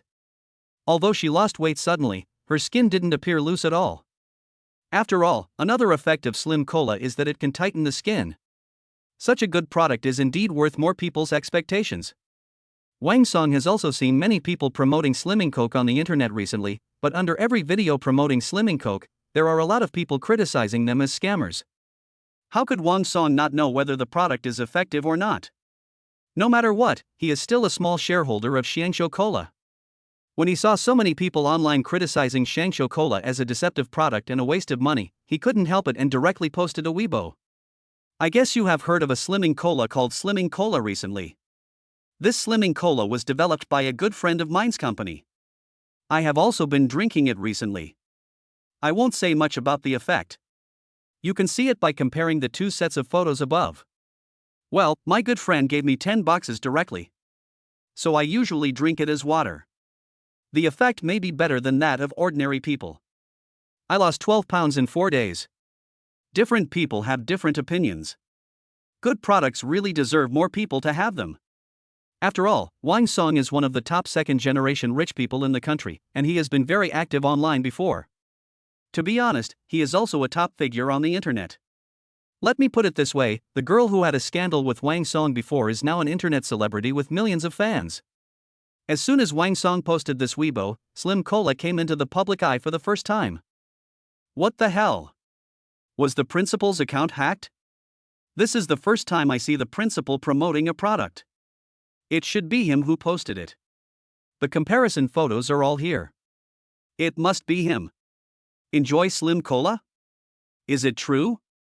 I've seen people recommend this Slimming Cola before, but I thought it was fake, so I didn't pay much attention to it. Fuck. To be honest, the principal looks like he has lost a lot of weight. He lost 12 pounds in 4 days. Is the effect really that amazing? If the effect is really that good, I really have to try it. Fortunately, the price is not too expensive, 20 yuan a bottle. If it is really as good as advertised, this price can be considered a very conscientious price. Chapter 46, 10 billion to subscribe for 5% of the shares of Longhua Skincare Products Company. It's true, with Wang Song endorsing Shangshou Cola, the publicity effect is immediate. Many people who originally questioned the effectiveness of Slim Cola have now changed their tone. No matter what, I still believe in Principal Wang. It seems that the effect of this diet cola is really something. Although I still don't quite believe that this weight loss effect is real, if it is on the market, I will definitely buy a few bottles to try the effect. If it really works so well, then the price of 20 yuan a bottle is really a conscience price. I used to buy diet pills, fat-reducing meals, and even signed up for private lessons. I spent 50,000 to 60,000 yuan in a year, but not only did I not lose weight, I actually gained 10 kilograms. Oh my god. If it really works, this diet cola is a boon for people who are prone to obesity. Who can understand the thoughts of us fat people? We also want to lose weight, but losing weight is too difficult. Don't argue with me about controlling your mouth and moving your legs. If I control my mouth and move my legs, can I still become fat? For a time, the Weibo post posted by Wang Song directly made it into the top 10 hot searches. At the same time, the number of entries related to Slim Cola has gradually increased. In fact, Slim Cola has already been tested by professional departments and is fully qualified to be marketed. However, since the current daily production volume is only 1 million bottles, even though Slim Cola has been produced 24 hours a day recently, there are only 3 million bottles of stock in the warehouse. Originally, Su Rui wanted to wait a little longer. After all, the stockpiled quantity was not enough for market consumption. But Wang Song's sales promotion was so effective, so he must take advantage of this opportunity to directly launch the product. So when she saw more and more people online asking how to buy Slim Cola, Su Rui decided to put the product directly on the live broadcast room of the anchor signed by Ruimeng Live Media Company tonight for the first round of pre-sales. Su Rui directly handed the matter over to Wu Jinyan to arrange. Of course, he also informed the anchors he had signed contracts with in advance, and no one had any objection. After all, Su Rui had given them a lot of gifts during this period of time. Su Nuwa had originally planned to rest tonight. After all, she had been doing high-intensity live broadcasts for several days in a row and her body was a little exhausted. But after receiving Su Rui's notice, she agreed without hesitation. Mr. Rui is actually the boss of the Slim Cola Company. Well, he's Principal Wang's good friend, no wonder. Su Nuwa had also seen news about Slim Cola before, but she didn't take it seriously at first, thinking it was just a product that was a waste of money. However, after Wang Song posted that Weibo in the afternoon, she also started to pay attention to Shangshou Coke again. To be honest, when she saw so many people recommending the weight loss effect of Slim Coke, she was also quite looking forward to it. After all, as a girl, who doesn't want to have a perfect body? So, Slim Cola is actually a product of our group? Su Nuwa knew that the group behind the Ruimeng Live Media Company she signed with was the Longhua Group, but she was not very clear about other companies under the Longhua Group. Now Su Rui asked her to put up the sales link of Slim Cola in the live broadcast room, so she went to check the introduction of Longhua Group. However, there is not much information about Longhua Group on the internet. After all, it has only been about 10 days since Longhua Group was established. However, there is not much detailed introduction, but you can still check on the internet what companies are under the Longhua Group. Longhua Pharmaceutical Company, Ruimeng Live Media Company, Longhua Intermediary Company, Shangshou Cola Company, Longhua Intelligent Technology Company, and even the Longhua Skincare Products Company, which was just established today, can all be found. Mr. Rui is so amazing. I didn't expect that our group has so many companies under its umbrella. Su Nuwa was also shocked. In addition to Su Nuwa, Ruimeng Live Media Company has currently signed contracts with at least 30 anchors.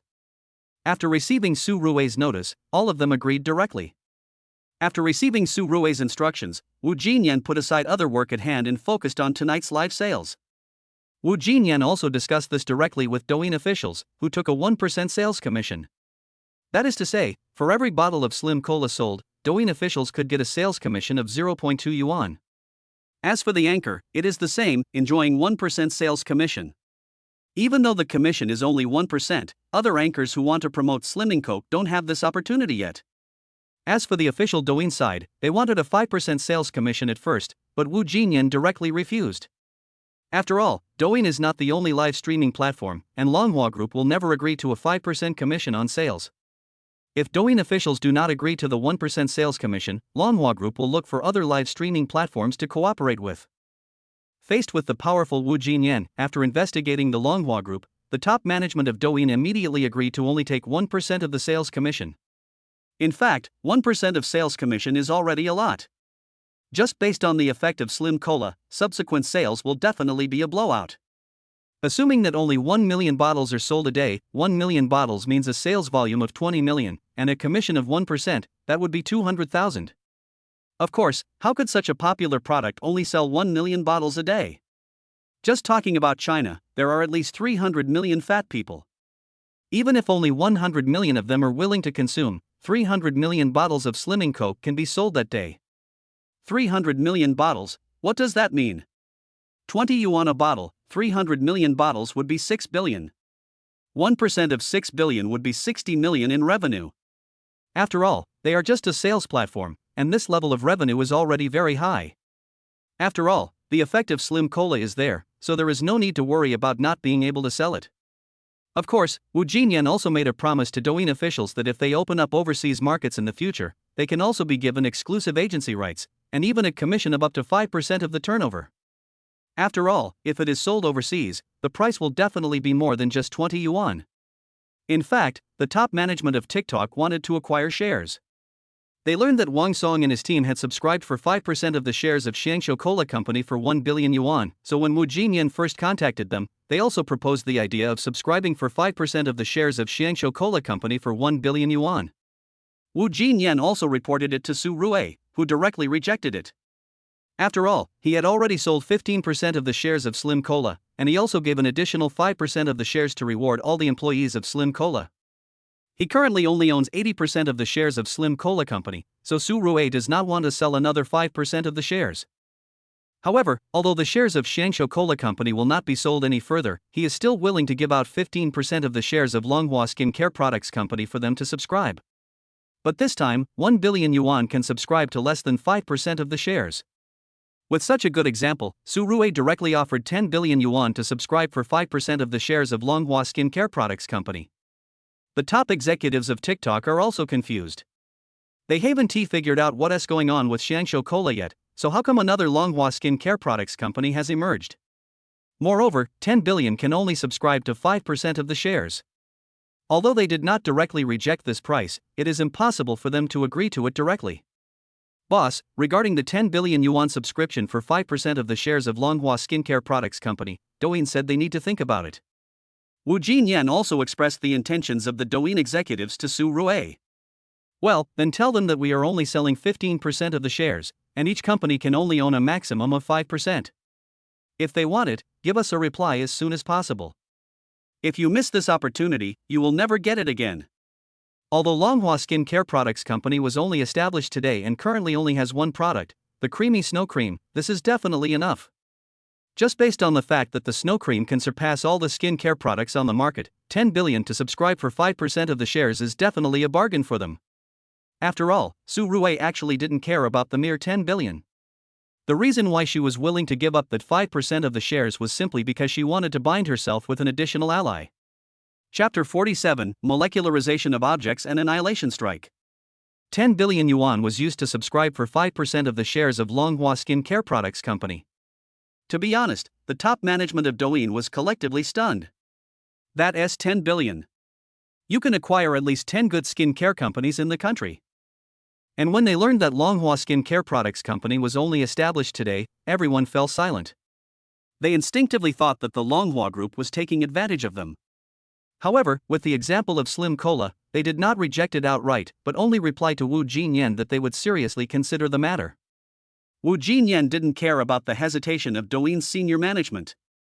Anyway, they are not short of money, so it doesn't matter whether they have the 10 billion investment or not. And in Wu Jinyan's opinion, if the effect of the snow cream is as good as Su Rue said, it will definitely be a product that can take the current skincare market by storm. Since the cost of the fat gel snowflake cream is low, the net profit will definitely be incredibly high. After all, skin care products are originally targeted at the female market, and as a woman, she clearly understands what a skin care product with amazing whitening and moisturizing effects means. That means that Ningxi Snowfrost may be making money faster than a money printing machine.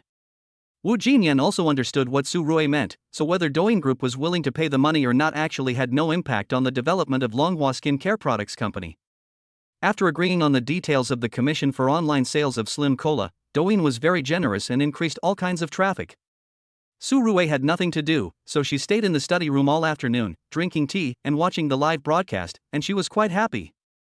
However, the mechanical guards number 1, number 2, number 3, and number 4 who were sent out earlier did report the emergency situation to him one after another. Mechanical guards number 1 and number 2 were sent to protect the safety of their parents, while number 3 and number 4 were protecting their sister Su Meng. Master, we have detected a group of 10 people lingering downstairs of your parents' house. We have learned that they are sent by the Yamaguchi Gumi from the island country to capture your parents. Should we annihilate them? Master, we have detected a group of 8 people following your sister. We have learned that they are sent by the Yamaguchi Gumi from the island country to capture your sister. Should we annihilate them? When Su Rui heard that the Japanese Yamaguchi Gumi had actually sent thugs to capture her relatives, the expression on her face instantly turned gloomy. Destroy them, do it cleanly, and don't leave any evidence. Su Rui directly issued an annihilation order to the mechanical guards. After all, Su Rui had no intention of letting go of these little devils who attempted to harm her family. In just 1 second, mechanical guard number 1 replied directly, Master, the annihilation is complete. This annihilation uses molecularization of objects, and no evidence is left. Less than a second later, mechanical guard number 3 also responded, and the method of annihilation adopted was still molecularization of objects. Molecularization of objects, as the name suggests, means decomposing objects into molecules directly in an instant. Su Rui nodded. How could these little karami sent by the Yamaguchi Gumi be a match for the mechanical guards? 9, 10, both of you charge directly into the Yamaguchi Gumi and launch an annihilation strike. Since the Japanese have already attacked the people around him, there is no need for him to hold back anymore. He decided to go all out and kill them right away. Number 11, number 12, the two of you go directly to Taro Asada and molecularize and annihilate him and everyone around him. Su Rui never drags his feet in doing things, and he never shows mercy to his enemies. After all, being lenient to the enemy would mean being cruel to yourself. What's more, this enemy is a Japanese devil from an island country. In a private villa in the Magic City, Taro Asada was lying on the sofa, imagining the scene of Su Rui kneeling in front of him and begging for mercy in the near future, and a sinister smile unconsciously appeared on his face. Master, this is bad. All the thugs we sent out have lost contact. It's as if they disappeared from the face of the earth. Taro Asada's servant walked in from outside with a panicked look on his face and spoke in a trembling voice. What? After hearing his servant's report, Taro Asada stood up from the sofa and said, Quick, contact a flight for me. I want to go back as quickly as possible. Although Taro Asada is arrogant, he is not stupid. The people he sent out were dealt with quietly, which showed that Su Rui had been prepared for this. If he still stays in the Magic City now, I'm afraid his life's safety will not be guaranteed at all. Yes, master, I'll arrange it immediately. When the servant kneeling on the ground heard that Taro Mata was going back, he quickly responded. In fact, he was not optimistic about Taro Asada's desire to take revenge on Su Rui from the beginning. First of all, this is within the territory of China after all. Secondly, according to his investigation, although Su Rui's background did not seem ordinary on the surface, in fact, Su Rui's situation looked very strange. As for what was weird, he couldn't really tell. But after learning that the thugs he sent out to capture Su Rui's relatives had all disappeared inexplicably, he understood one thing, that is, Su Rui was definitely not the kind of soft persimmon that could be easily bullied. But the next second, another servant of Taro Asada rushed in from outside in a panic. Master, something terrible has happened. News just came from the island that the building of our organization has disappeared. Everyone in the building has also disappeared. What? When Taro Asada heard his servant's horrified words, he also stood there in a daze. What does it mean that the building disappears directly? It was just, in an instant, the entire building disappeared. Look, this is a photo sent from the island. However, before he could finish his words, his entire body disappeared in front of Taro Mata at a speed visible to the naked eye. Taro Asada's eyes widened, and then he saw his room disappearing, followed by the servant next to him, and finally his own body. He was completely frightened, and just when he was about to call for help, his entire body was completely decomposed into a pile of molecules and blown away by the wind. The mechanical guards were quite efficient in their actions. It took less than 5 minutes from the time Su Rue gave the order to the time Taro Asada was decomposed into a pile of molecules. The entire Yamaguchi Gumi organization building disappeared without a trace, causing panic on the island for a while. Although the island government blocked the news as soon as possible, the disappearance of a building would inevitably spread no matter how much it was blocked. Wang Song and his team received the news about the mysterious disappearance of the Yamaguchi Gumi an hour later, and they were completely stunned. Fuck, is this a supernatural incident? I heard that a building with more than 80 floors disappeared without a trace, and along with it, the thousands of Yamaguchi Gumi members in the building disappeared. This is truly a supernatural event. Science can no longer explain this. I received news that Taro Asada's private villa has also disappeared, and Taro Asada himself has also disappeared without a trace. No way? Could this matter be related to Brother Su? Wang Song and Xin Wen were together, and the two of them looked at each other. It was not difficult to see a hint of fear in each other's eyes. After all, what kind of horrible method is this that can make a person, or even a villa or a building disappear silently? I think this matter is 80% related to Brother Su. Wang Song stood up immediately. No wonder Brother Su is so dismissive of the possibility that Taro Asada might take revenge on him. But, what kind of method is this to make someone disappear silently? It's too scary. Chapter 48, Mr. Rue is so generous. The molecular annihilation of objects is beyond everyone's comprehension. After all, even if it is a mechanical guard, it is beyond the comprehension of current technology. Through this incident, Su Rue came into the sight of many important figures for the first time. However, as long as Su Rue himself does not admit that he was the one who sent people to annihilate the Yamaguchi Gumi, no one can be sure whether Su Rue sent people to do it. But one thing is certain, Su Rue has a grudge against Taro Asada of the Yamaguchi Gumi. Moreover, for them, investigating a person is even easier than eating. When they saw Su Rue's basic life information, everyone was stunned unconsciously. Just over 10 days ago, I was just an ordinary college graduate, but suddenly my whole life took off like a rocket. He drives a Lamborghini Aventador, owns the entire World Trade Center, lives in the Tan Palace villa worth billions, and quietly founded the Longhua Group. If it were an ordinary person, he would not be familiar with Longhua Group. However, how could those big guys who were interested in Su Rue not investigate the Longhua Group founded by Su Rue? Longhua Pharmaceutical Company, Ruemeng Live Media Company, Longhua Agency Company, Longhua Smart Technology Company, Xiangshu Cola Company, and the newly established Longhua Skincare Products Company. The Longhua Group had only been established for less than 10 days, and its subsidiaries had sprung up like mushrooms after a rain. Su Rue didn't care. He sat on a chair in the study, drinking tea leisurely, while preparing for the official launch of Slim Cola tonight. As long as you are an anchor under Ruemeng Live Media Company, the live broadcast will be started uniformly during this time period.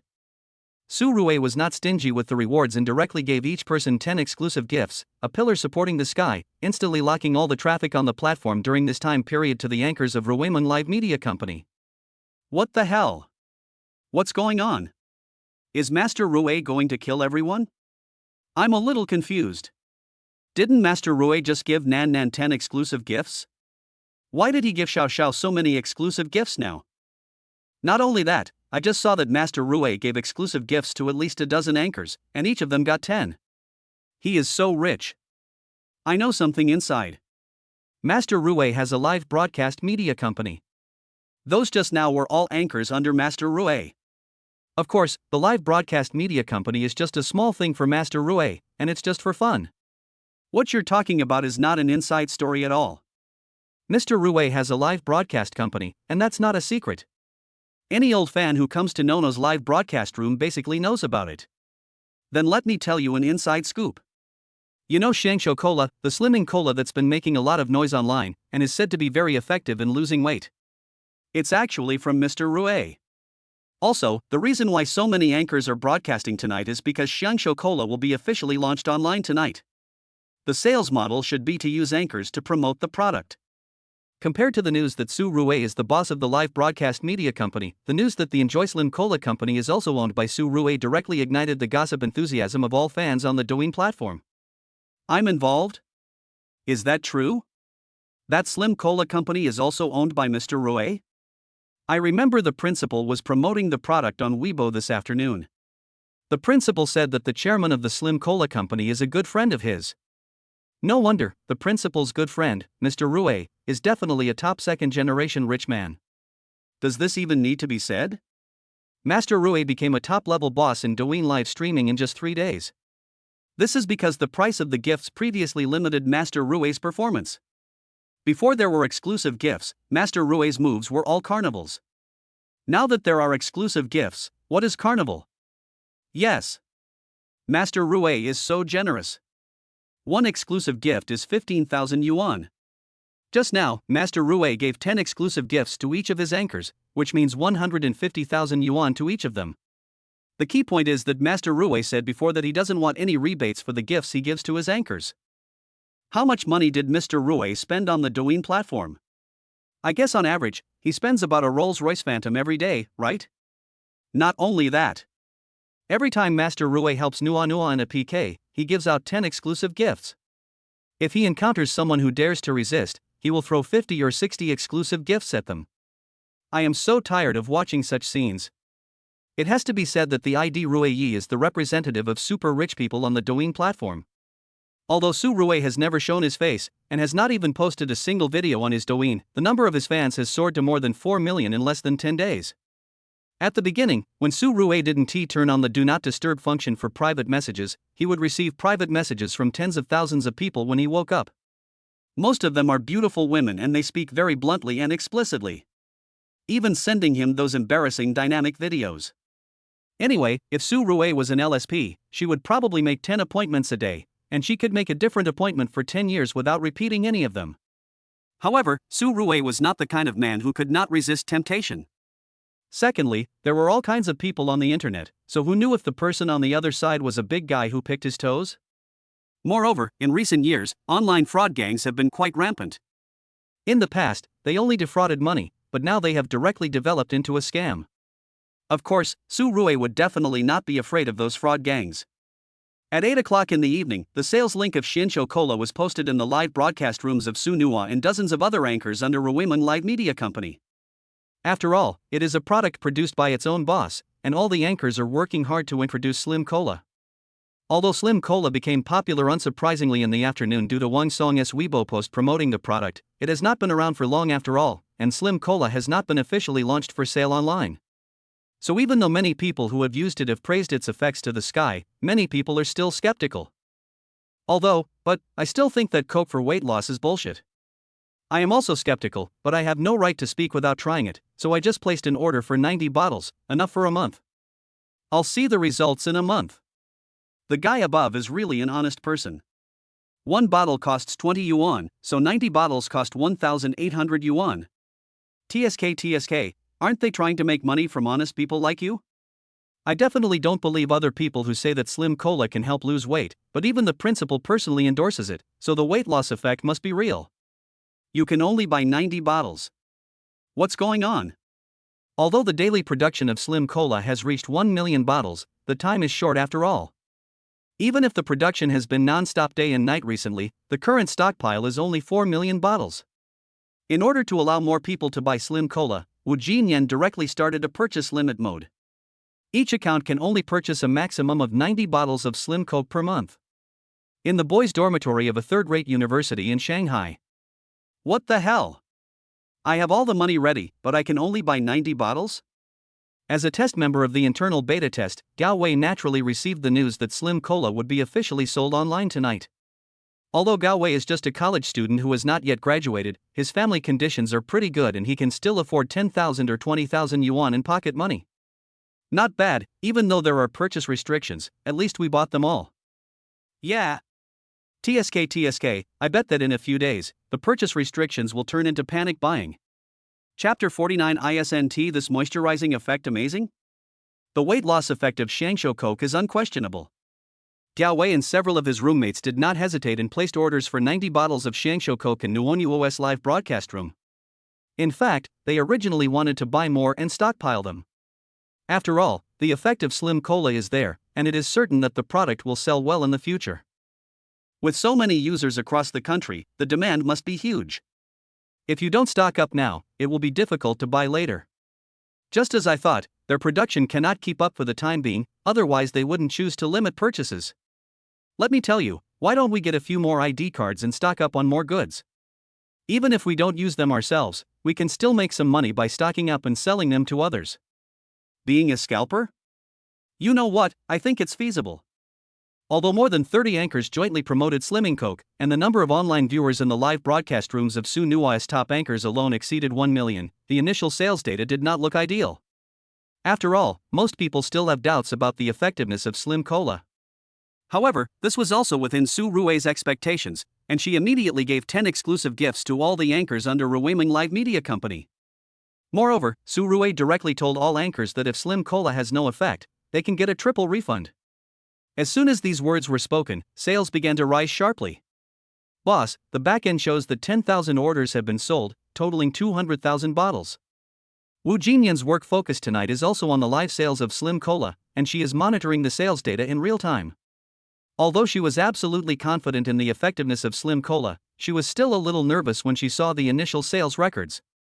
It was not until Su Rui asked the anchors to promise in the live broadcast room that if Slim Cola was ineffective, they could enjoy a threefold refund, that the sales data began to grow rapidly. No hurry, we're just getting started. Su Rui was not panicked at all. He still had absolute confidence in the effect of Slim Cola. As long as the first batch of consumers see obvious weight loss effects after drinking Slim Cola, repeat purchases will definitely explode. Whether a product is good or not, the repurchase rate is very important. Generally speaking, a product with a repurchase rate of 50% is considered normal. If the repurchase rate can reach more than 70%, then you can just pick up money with a sack. According to Su Rui's vision for Slim Cola, within 3 months, the repurchase rate of Slim Cola will be at least over 80%. There is no way. The hard power is there. There is no weight loss product on the market that can have the effect of Slim Cola. The key is that Slim Cola has no side effects and can be drunk as daily drinking water. No more watching, Jinyan, you should also go to bed early. Su Rui yawned, stood up and stretched, looked at Wu Jinyan and said with a smile. Boss, I'll keep an eye on it for a while. Wu Jinyan stood up straight and responded respectfully. Okay, I'm going to go back to the bedroom and rest. Until the early hours of the morning, a total of 100,000 people placed orders in the live broadcast rooms of more than 30 anchors, and more than 2 million bottles were sold. Although it was not as popular as expected, the effect was achieved. As long as the product is effective enough and word of mouth spreads, are you still worried that there will not be a shortage of supply? Mr. Wu, tonight's sales data has been summarized. A total of 2,184,892 bottles were sold, with sales of 43,699,640 yuan. More than 43 million. After deducting the costs and logistics, the net profit is at least 40 million. Of course, the sales of more than 40 million will have to be divided into a commission of 2% for the Dwine platform and the anchor, which is 800,000 to 900,000 yuan. As for the tax payment part, as a responsible and accountable entrepreneur, it is naturally impossible for me to evade taxes. A bottle of Slim Cola costs 20 yuan, including value-added tax and surcharges. The total corporate income tax is 5 yuan, accounting for 25% of the selling price. In other words, the taxes and fees to be paid for this live sales tonight alone are as high as 10,924,910 yuan. All in all, the net profit is about 25 million. This is just the profit from selling more than 2 million bottles. It won't be long before a live broadcast sales volume is estimated to at least increase tenfold from this amount, or even more. Wu Jinyan took the data report and read it carefully from the beginning. After all, this was the first profitable business of Longhua Group, so she attached great importance to it.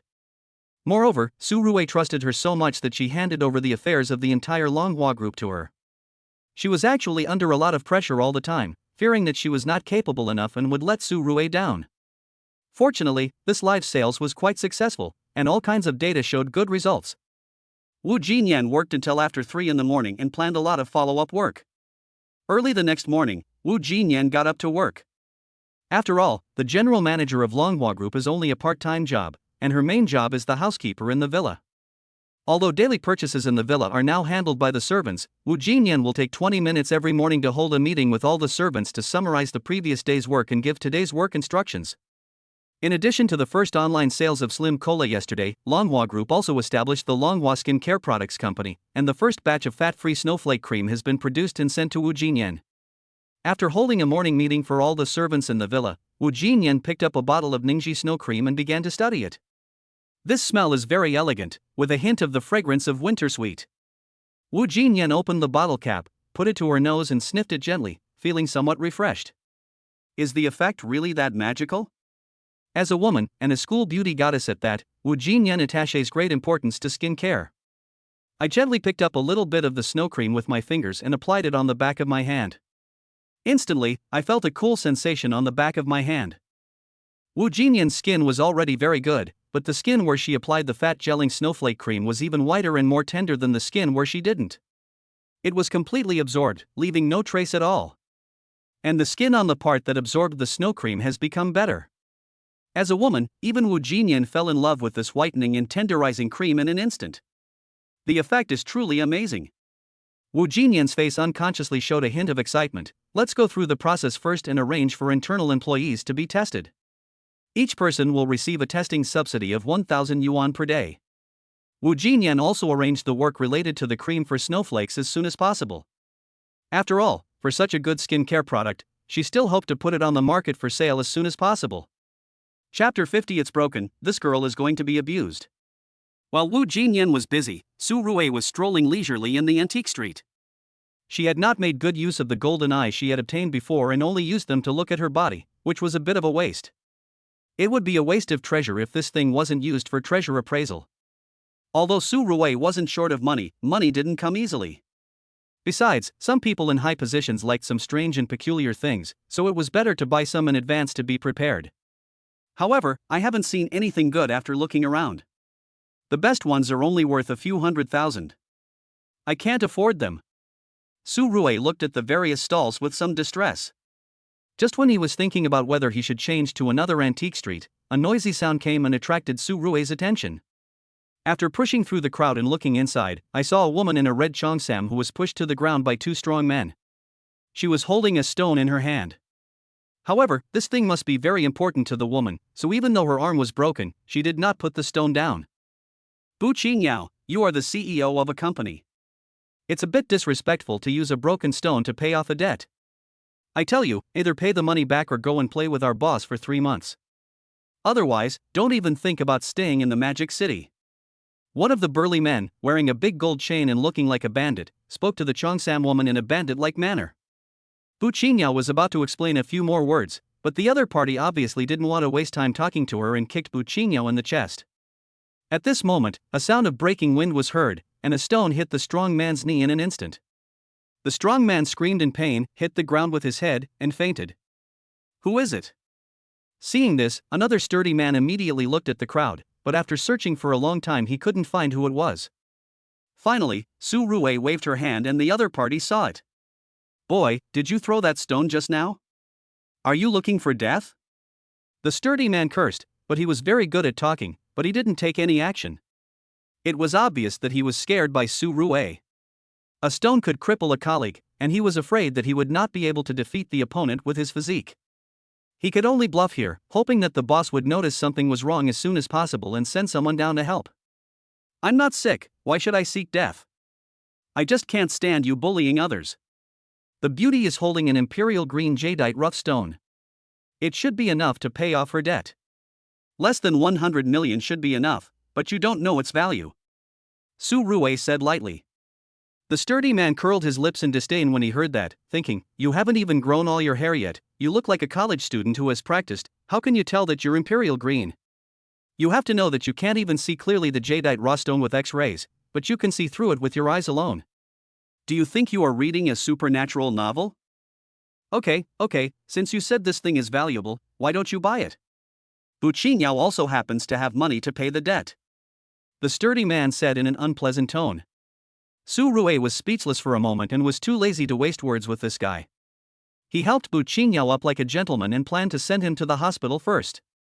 As for the sturdy man, he just watched Su Rui's actions and didn't dare to step forward to stop her. Thank you, but you'd better let me go. If you have anything to do with me, those guys won't let you go. Seeing Su Rui's gentlemanly appearance, Bu Qingyao was very grateful in his heart, but he still broke free from Su Rui's arms. Sending you to the hospital is considered a relationship? What you said is quite interesting. Su Rui was speechless. She didn't know who Bu Qingyao was and who he had offended to be so timid. However, I'll buy this stone for 100 million. Su Rui didn't continue to argue and directly expressed his thoughts. There is no other reason. The stone in Bu Qingyao's hand is really imperial green jadeite. If he can get it, its value will definitely not be exceeded by 100 million. You? Are you serious?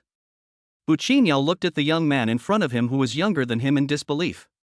At this age, he was probably still in college. How could he possibly come up with 100 million? What else? I don't have the time to joke with you. If you are willing, I will ask the bank to transfer the money to you right now. Su Rui took out her cell phone. Seeing that Su Rui was serious, Bu Qingyao repeated her bank card number half-believingly.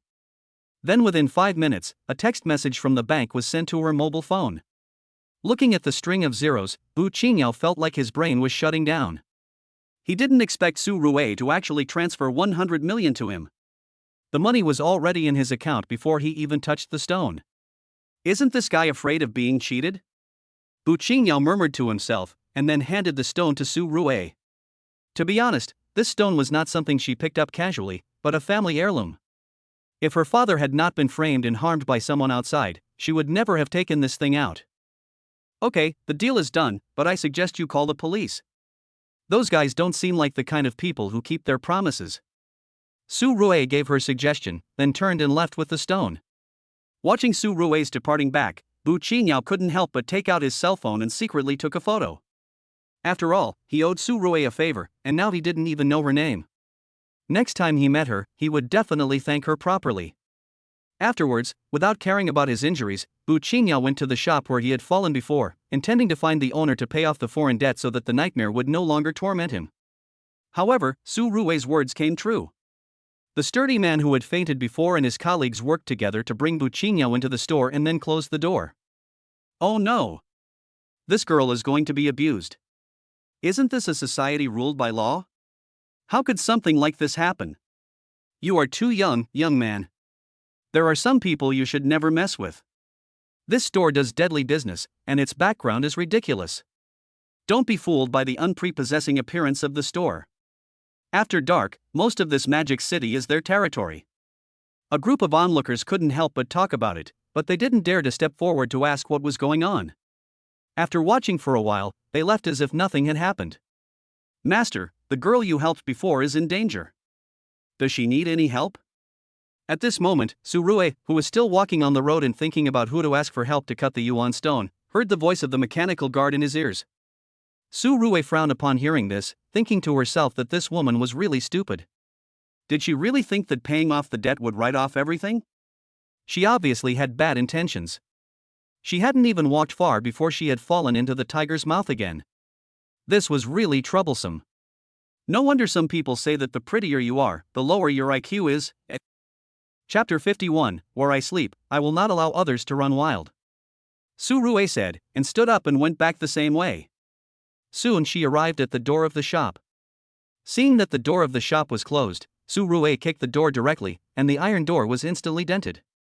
This scene scared many people so much that they looked sideways, secretly marveling at how nimble this young man was that he could even kick an iron door out of shape. If he kicked it in the head, it would probably explode directly. Young man, don't cause trouble here. You can't offend this kind of person. A kind-hearted stall owner nearby quickly reminded Su Rui. I'm not someone who can offend anyone. The girl I just helped was caught by them. What's the difference between this and getting in close to them and using a very powerful weapon? Su Rui cursed, then directly dismantled the iron door and crawled in. Seeing such a vigorous Su Rui, the stall owner swallowed his saliva and dared not say anything. On the 5th floor of the shop, Bu Qingyao had been tied to a chair. A thin middle-aged man was staring at Bu Qingyao's body with a pair of Buddhist beads in his hand.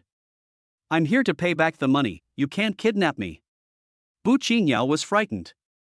Although she was also the boss of a company, she had never seen such a situation before. She shouted quickly, but no one paid any attention to her. Stop shouting, you know very well what I mean. As long as you coax me, let alone 100 million, even 1 billion will be nothing.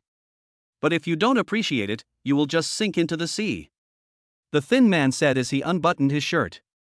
You all seem to be in a good mood. The door has been demolished, yet you are still here talking about love. Just as the man was about to do something wrong, Su Rui's voice sounded faintly from the door. Everyone was stunned for a moment.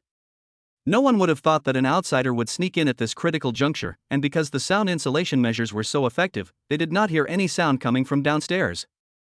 Bu Qingyao was even more incredulous. He didn't expect Su Rui to come to save him again. Was this a coincidence or? Boy, who are you? How dare you act wild here? The thin man looked at the young Su Rui, and came to his senses at this time.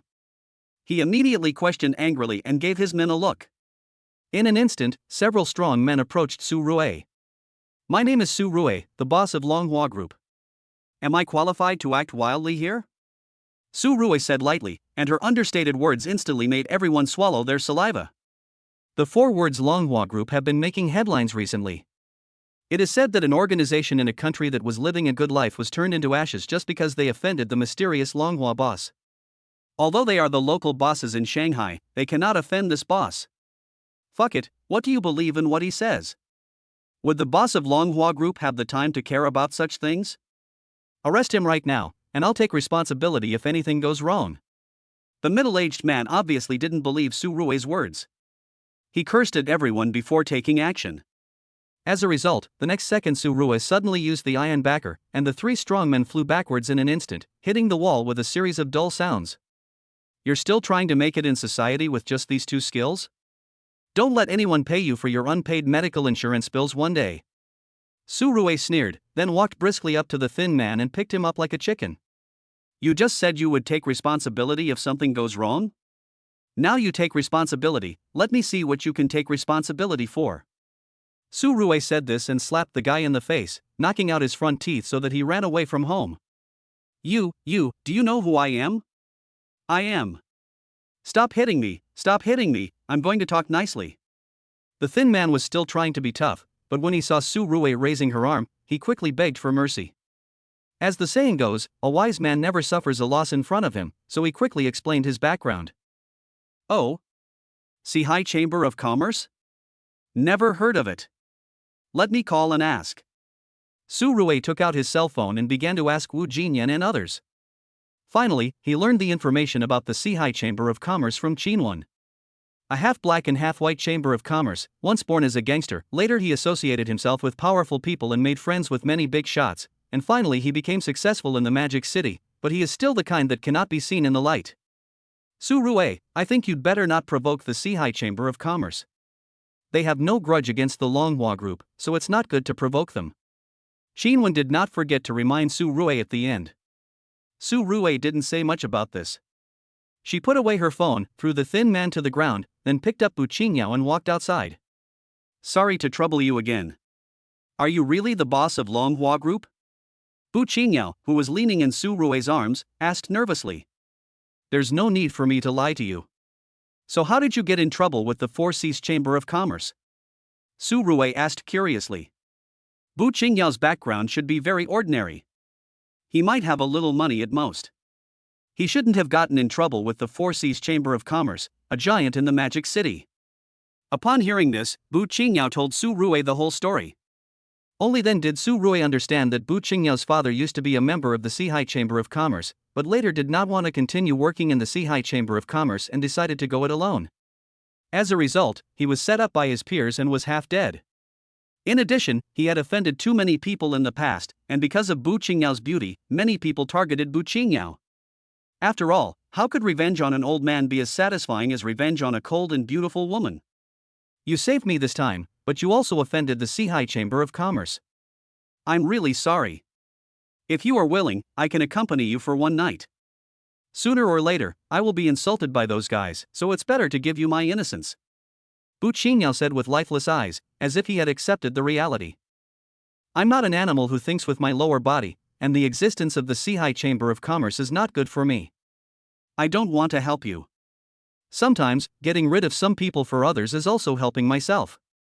Su Rua said lightly, without saying anything more, and soon she came to a Rolls-Royce Phantom holding Wu Qingyao. At this time, Wu Jinyan hurriedly got out of the car and opened the door. Seeing Su Rua holding a beautiful woman, Wu Jinyan was a little surprised. She thought, why did the boss go out and bring back a beautiful woman? Is she not pretty enough? Don't think too much, we're just friends. By the way, please keep an eye on the company's affairs during this period. I have something to entrust to you. Please help me investigate all the affairs of the Shanghai Chamber of Commerce. After getting in the car, Su Rua said to Wu Jinyan seriously. Wu Jinyan was stunned when she heard this. Looking at Su Rue's serious expression, she couldn't help but frown. Is the boss going to take action against the Shanghai Chamber of Commerce? Boss, we should be more cautious about this matter. Although I don't know much about the Shanghai Chamber of Commerce, it is certain that it is not easy to mess with. Wu Jinyan advised. To be honest, in her opinion, it would be inappropriate to mess with the Shanghai Chamber of Commerce for a woman from the perspective of interests. The existence of the Shanghai Chamber of Commerce is of no benefit to the Longhua Group. There is no baring of teeth now, but that does not mean that there will be no baring of teeth in the future. How can we allow others to snore on our bed? Chapter 52, Visitors from Special Departments. After Su Rua finished speaking, Wu Jinyan stopped talking for a while.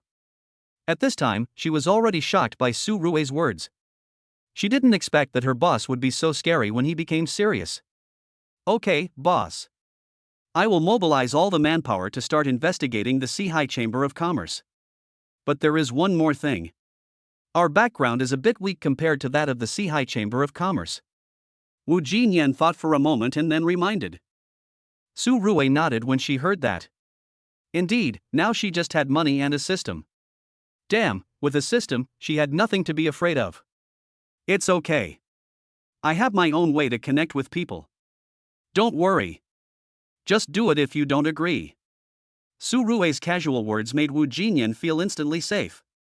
Then, without saying a word, he drove the Rolls-Royce towards the villa area. At the same time, on the top floor of the Shanghai Chamber of Commerce building, a white-haired old man was holding a cup of tea, looking down at the streets of the Magic City with deep eyes. Longhua Group, Su Rua, a fierce dragon has come to our Magic City. The old man muttered to himself, and the assistant beside him hurriedly took out a document and handed it over. The old man glanced at the document and then chuckled. Well, I will host a banquet for this young friend Su tonight. The assistant nodded after hearing that, then walked out of the room and began to make arrangements. Not long after, Su Rua received a message. Looking at the message, Su Rua frowned. She hadn't even reached home yet, but the text message from the Shanghai Chamber of Commerce had been sent to her mobile phone. I have to say that the power of the Shanghai Chamber of Commerce is quite huge, so huge that it is shocking. Since they have invited us, we have to give them some face and make some arrangements. Then come with me to keep the appointment. Su Rua said to Wu Jinyan. Boss, this might be a hongmen banquet. Isn't it a bit dangerous to just go there like this? Wu Jinyan felt that her boss was still too young and not very cautious in doing things. Dangerous? Are you talking about them or me? Su Rua chuckled when he heard that, and then without further adu, he returned to the villa, settled Wu Qingyao down, changed his clothes and waited for the night to fall. Time flies. A few hours later, although he was wearing an expensive suit and had 2 mechanical guards in his pockets, with these 2 guys around, the one in danger was not Su Rua, but the Shanghai Chamber of Commerce. Afterwards, Wu Jinyan drove a Rolls-Royce Phantom and took Su Rua and Wu Qingyao to the 6-star private restaurant where the banquet was held. Su Rua discovered something very strange on the road, that is, there were not many cars. From the time she came out until now, she had not encountered any other vehicles on the street, as if there was a traffic restriction. Is this a show of force for me? Su Rua smiled when she saw this. This method could only scare children. For Su Rua, who had the system, it was a bit childish. Soon the car drove into the restaurant's garage. As soon as Su Rua got out of the car, she saw 2 rows of bodyguards in black suits lining up to welcome her. It looked quite impressive. Mr. Su, our boss has been waiting for a long time. Please come with us, Mr. Su. The leading bodyguard said to Su Rua, and at the same time glanced at Wu Jinyan and Wu Qingyao, thinking to himself that Su Rua is not very old, but has a good kidney. Can he withstand 1v2? Okay, lead the way. It's okay for me to just take a look this time, but don't blame me for digging your eyeballs out next time. Su Rua came to the bodyguard and whispered. The latter said nothing after hearing this and took Su Rui to the restaurant. Soon the group arrived at the 9th floor of the restaurant. It was said that there were only a handful of people in the entire demon city who could eat on the 9th floor, which showed how high the standard was. As soon as Su Rui entered the room, he saw an old man pouring tea. There was no food on the table, not even chopsticks.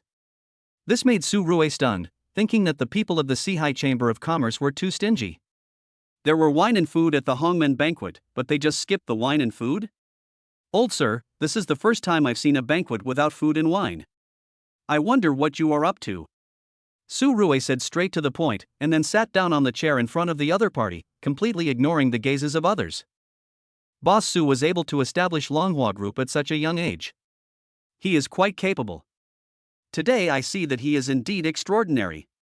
The old man invited you to a dinner, so of course there will be wine and food. However, what the wine and food are depends on what we talk about. The old man took a sip of tea and said with a smile. To Su Rui's ears, this sentence sounded like a bunch of twists and turns with some hidden words, which sounded extremely uncomfortable. It is said that it is very convenient to communicate with smart people. It seems that the old man is not very smart. Just tell me what you want to talk about. I am not in the mood to waste time here. Su Rui said lightly with his arms folded, not giving the chairman of the Shanghai Business Council any face at all. When the latter heard Su Rui's words, his brows immediately frowned. He thought Su Rui was a very cultured young man, but he didn't expect him to be so rude. But Su Rui did it on purpose. There was no other way. She had to say whatever she wanted to him. You are a person involved in the gray industry. Why should I talk to you about etiquette? The atmosphere was a bit tense for a while, and finally a waiter ran in and broke the deadlock. Mr. Luo, some people from a special department came outside and said they want to attend the banquet together. It seems that they have no good intentions. The waiter whispered to the old man. Upon hearing this, Mr. Luo couldn't help but glance at Su Rui. At this moment, Su Rui was also confused, but she still sat there expressionless, pretending not to see the other party's gaze. I was thinking in my heart that I seemed to have nothing to do with the special department, so it shouldn't be that they were here to find me, right? At this moment, in front of the restaurant, several men in ordinary clothes stood in place like javelins, and the bloodiness on their bodies was incomparable to that of ordinary people. Captain, we came all the way from the imperial capital just to attend a banquet? One of them asked the middle-aged man in the lead curiously, wondering what kind of mission required them to participate. Don't ask if you shouldn't know. This mission is different from the previous ones. You just need to know that Su Rui cannot be harmed and her authority must be maximized. The middle-aged man said lightly. However, it was this statement of maximum authority that made everyone gasp in shock, and they secretly wondered who Su Rui was that made the higher-ups pay so much attention to her. Ladies and gentlemen, please come in. Just as everyone was guessing, the assistant beside Mr. Luo walked out of the restaurant and said respectfully to everyone. Upon hearing this, the captain led his team members into the hotel in an orderly manner, took the elevator directly to the top floor, and the first thing they did after entering was to look for Su Rui. Are you Su Rui? The boss of Longhua Group? The captain looked at Su Rui and asked. Yes, I am Su Rui, you are. Looking at the man in front of him, Su Rui was confused. He didn't know where the other party came from, and he was a little nervous. Could it be that his system was exposed and he was going to be taken away for slices? Chapter 53, The Prescription is the Stepping Stone. Thinking of this, Su Rui became alert and reached one hand into his pocket. If these guys made trouble, he would have no choice but to use the mechanical guards. Don't be nervous. We are here to discuss some matters with Boss Su on behalf of our superiors. We don't have any other intentions. Seeing that Su Rui was a little nervous, the captain hurriedly explained, while trying not to sound too serious. After all, Su Rui is a talented person. It would be bad if she scared the young people. So that's how it is. You've worked hard along the way. It just so happens that Mr. Luo is hosting us today. Let's have a meal together. Hearing that someone had come to discuss something with him, Su Rui was immediately relieved, and then started to make arrangements. For a moment, people even suspected that he was the host this time. Ahem, Xiao Chen, have someone serve the food. Seeing this, Mr. Luo didn't dare to say anything more. Although he was the head of the Shanghai Chamber of Commerce, he was just an ant in front of the special department. Afterwards, everyone had a simple meal.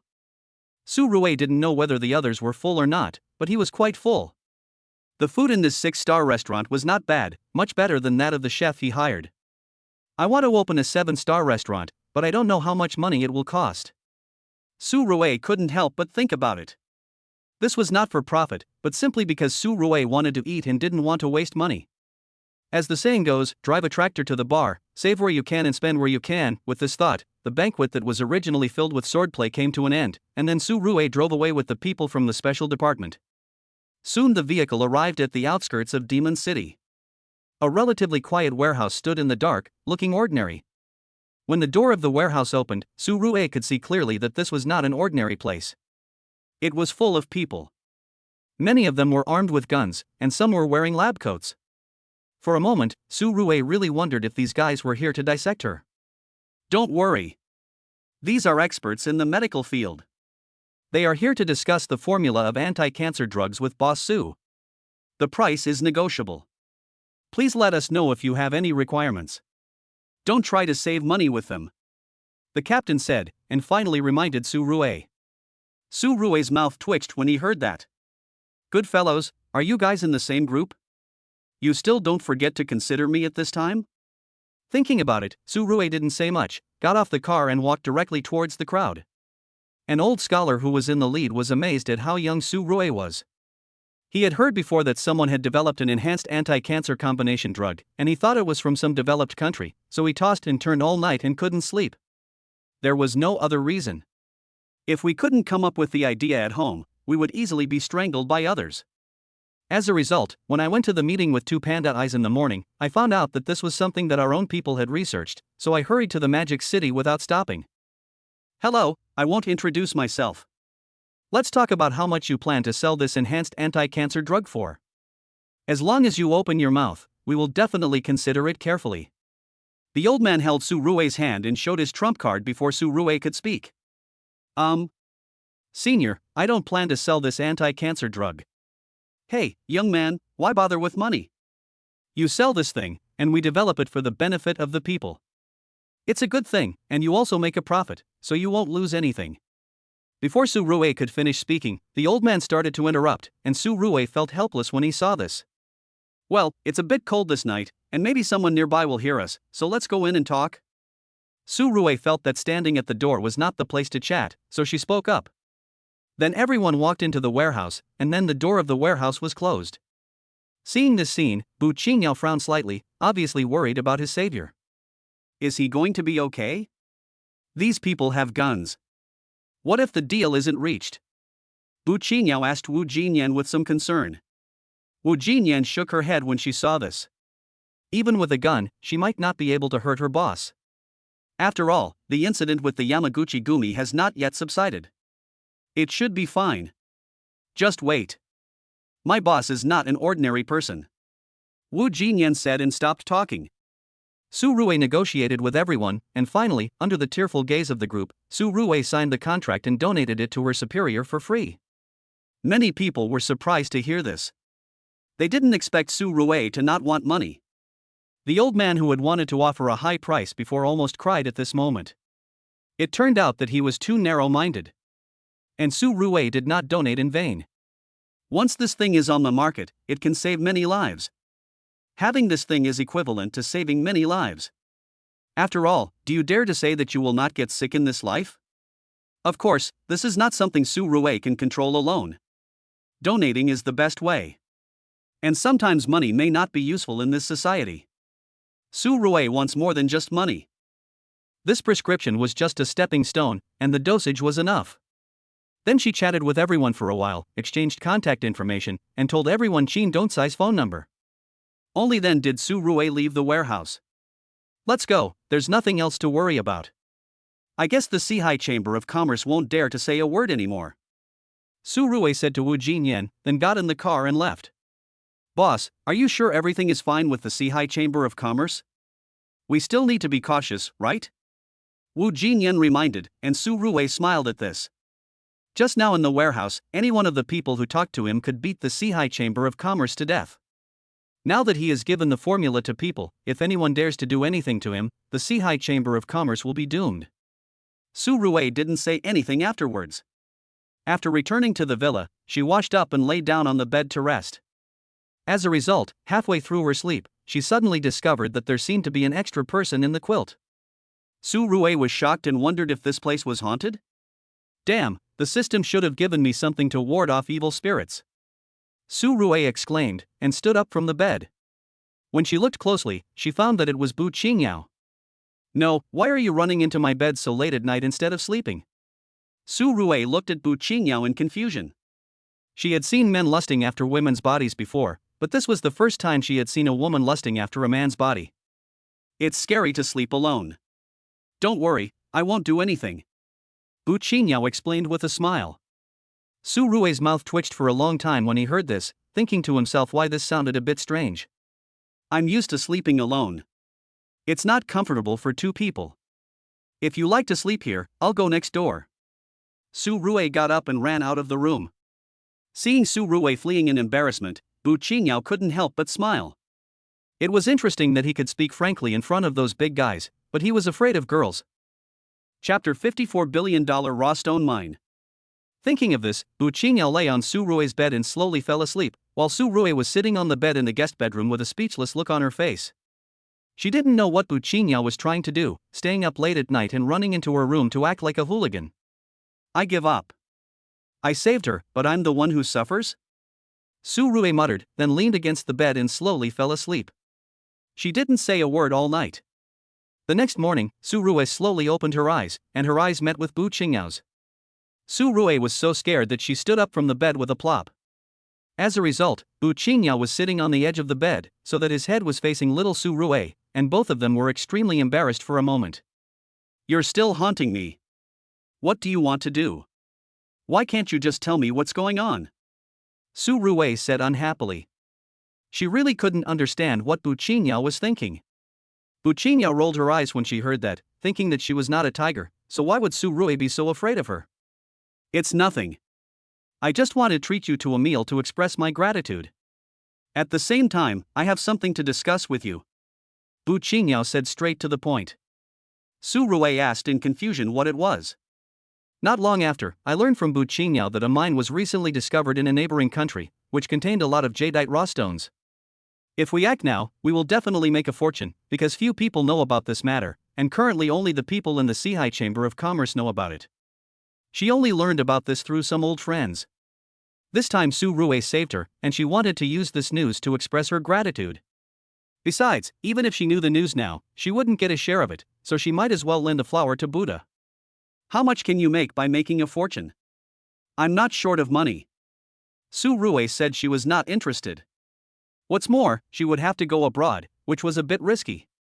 It would be better for her to develop honestly in Shanghai. If you can take it, hundreds of billions are no problem. Bu Qingyao said lightly.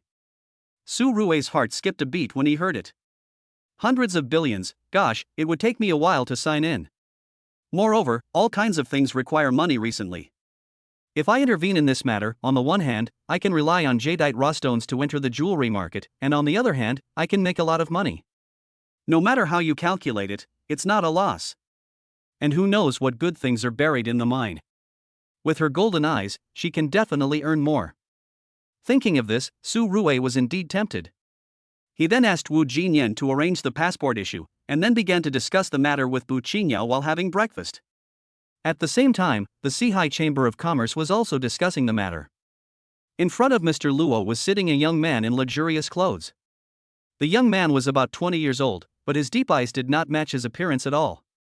He looked more like an old fox. Master Sikong, do you want to have a piece of the pie too? Old Luo looked at the young man in front of him and asked cautiously, with a very humble attitude. It was obvious that the young man in front of him had a very high background, so much so that even a half-black and half-white entity like the Shanghai Chamber of Commerce had to look at that person's face. No, I'm not interested in those jadeite raw stones. This time I came here for the ancient tomb under the jade mine. Don't worry, Mr. Luo. If you want to take over the jade mine, you can do so at will. Hearing Mr. Luo's cautious words, Sikong Changpeng smiled. Upon hearing this, old Luo breathed a sigh of relief. He had been coveting this jadeite mine for a long time. If it was targeted by the Sikong family in the imperial capital, he would probably have to lose money and gain publicity this time. Then I can rest assured. The departure time is in 2 days. If you have no objection, I will arrange it here. Old Luo began to explain. Sikong Changpun was speechless when he heard it. Seeing this, old Luo hurriedly stood up to make arrangements. Time flies, and 2 days passed in a hurry. At this time, Su Rui had been sent to the airport by Wu Jinyan. She was accompanied by 2 female bodyguards, Chu Xingchuyu and Bu Qingyao. Bu Qingyao was responsible for leading the way, while Chu Xingchuyu was responsible for carrying the luggage. As for the security issue, it can be left to the mechanical guards. Su Rui thought he had made a good arrangement, but what he didn't know was that his movements had been noticed by a special department. This was not to monitor Su Rui, but to ensure Su Rui's safety. One old man even made a statement that no matter who got into trouble, Su Rui must not get into trouble either. So many people in the dark were busy arranging a protection plan. Boss, please be careful when you go abroad this time. It's different abroad than at home, especially at this destination, it's very chaotic. Wu Jinyan reminded before leaving. Unconsciously, Wu Jinyan seemed to have become a nanny, thinking about Su Rui all the time, which also made Su Rui feel very warm. Okay, don't worry, we're just going to see the raw jadeite. By the way, what flight did you book this time? Su Rui asked curiously. Wu Jinyan was in charge of all this, so he didn't quite understand it. It's an ordinary ticket. I didn't book first class because I was worried that it would be too conspicuous. Wu Jinyan said as she handed the ticket to Su Rui. Su Rui was very satisfied seeing this. Sometimes it's better to keep a low profile when you go out. Then he took Bu Qingyao and the bodyguards and began to wait. During this time, Su Rui also checked the sign and rewards for the past 3 days. It turned out that there were no special rewards except some cash. Could it be that I have passed the novice protection period? Su Rui was a little disappointed. Just when he was depressed, he caught a glimpse of a familiar figure out of the corner of his eye. Looking at this figure, Su Rui's expression changed. Isn't this Yi Ruqing? Why did the eldest daughter of the Yi family come to the civilian airport instead of taking her own private plane? Experience life? Su Rui was a little puzzled. If it wasn't for the need to keep a low profile, who would have the leisure to experience life? Don't be fooled by the things on TV, because what you see is just what they want you to see. Thinking like this, Su Rui didn't say anything and waited quietly. He didn't know how much time had passed. Just when Su Rui was feeling drowsy, Chu Yu and Chu Xing beside him suddenly stood up and stood in front of him. Seeing this, Su Rui opened her eyes and discovered that it was Yi Ruqing who came over. Looking at the smiling eldest lady of the Yi family, Su Rui frowned slightly. You two get out of the way, this is my friend. Su Rui spoke quickly, worried that Chu Yu and Chu Xing would misunderstand. Hearing this, the two sisters Chu Yu and Chu Xing quickly made way. Seeing this, Yi Ruqing immediately laughed. I didn't expect Boss Su to be so good at managing his subordinates. It's not easy to meet him. Just kidding. I wonder what Miss Yi wants to talk to me about. Su Rui didn't care about the other parties teasing and asked directly. It's nothing. I just think it's a coincidence. We met at the airport again after we parted at the auction house last time. Where are you going, Boss Su? Yi Ruqing said as he sat down next to Su Rui as if they were familiar with each other. Chapter 55, We are one family, don't panic. This made Su Rui feel uncomfortable, and she thought to herself that if other people saw this, they would probably misunderstand her. The eldest daughter of the Yi family has considerable influence. If she were to meet a suitor of the other party, she would not be able to explain herself even if she had 100 mouths. Moreover, those who can pursue Yi Ruqing all have strong backgrounds. Thinking of this, Su Rui couldn't help but move her body to distance herself from him, and then began to chat with him. During the whole process, Su Rui didn't even look at Yi Ruqing. This made Bu Qingyao, who was standing by, want to laugh. He thought Su Rui was just afraid of him, but he didn't expect that Su Rui was shy around women.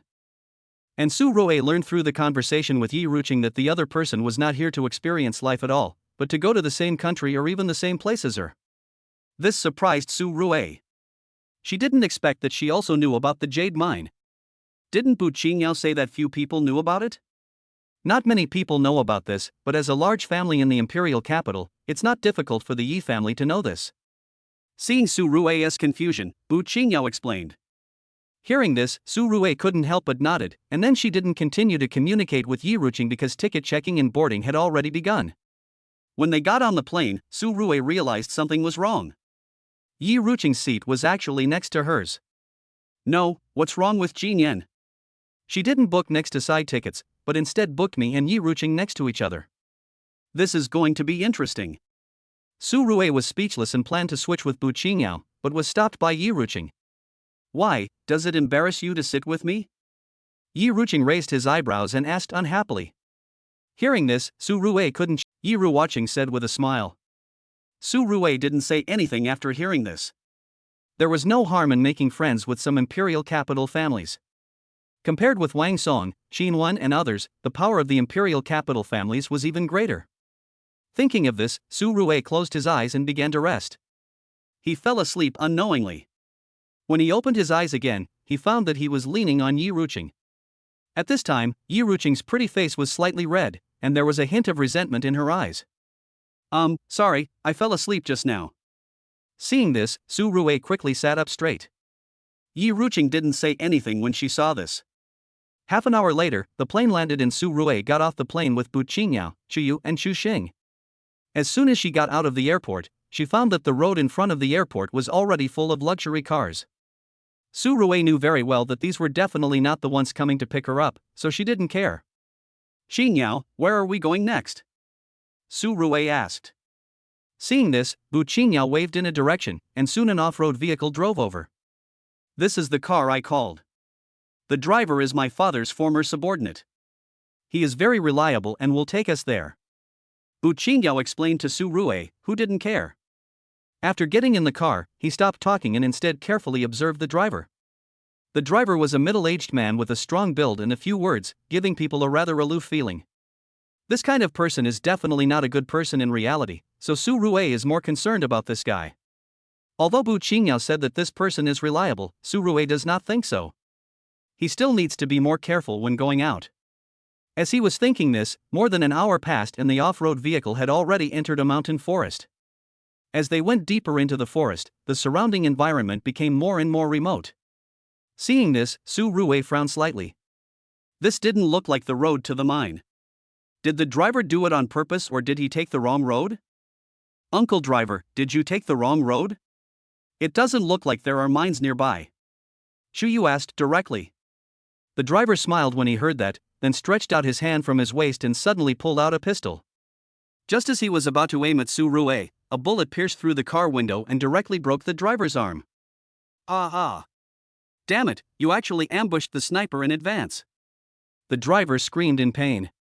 Not everyone can endure the pain of a broken arm. Sniper? Su Rui was full of questions when she saw this. She wondered when she had a sniper. As a person who runs a company, she is at most an entrepreneur, not a sniper. However, Su Rui did not waste time. After such an incident, she definitely could not stay in the car. Tai Kaoshan instantly opened the car door and then jumped out with Bu Qingyao. Seeing this, the two sisters Chu Yu and Chu Xing jumped out of the car with their luggage. The driver was in so much pain from a broken arm that he didn't care about the steering wheel at all. With a dull bang, the car hit the tree head-on, and due to inertia, the driver broke the window and was thrown out. There are snipers nearby. Boss, my advice is to stay put and wait until dark. It's useless to run in circles when you are exposed to the sniper's range during the day. Chu Yu said. Su Rui nodded when he heard this. He did not express any opinion on such professional matters, nor did he feel the slightest bit of panic. After all, he brought 2 mechanical guards with him when he went out, which were more than enough to deal with a sniper. The reason why she didn't choose to take action directly was mainly because the sniper broke the driver's arm to save herself. Su Rui was worried about accidentally injuring friendly forces, so she chose to wait and see for a while. Strange, why is there no movement after waiting for so long? Give me some feedback whether it is an enemy or a friend. Su Rui waited for a while, talking to himself in some confusion. At this moment, I received a text message on my mobile phone. I opened it and found only one sentence on it: "We are one family, don't panic." Seeing this, Su Rui let out a long sigh, then stood up and walked out with a few people. Not long after, a soldier with a sniper rifle came over with a map. Boss Su, this is what you need. Follow the route on the map and you will reach the mine in an hour. It is safe along the way, so don't worry. After saying that, the other party turned around and left. Chapter 56. Young Master Su is indeed young and promising. Looking at the very detailed map, Su Rue couldn't help but admire the means of the special department. Even where she was going and the route along the way were clearly marked. If nothing unexpected happened, there must be more than one sniper on this road.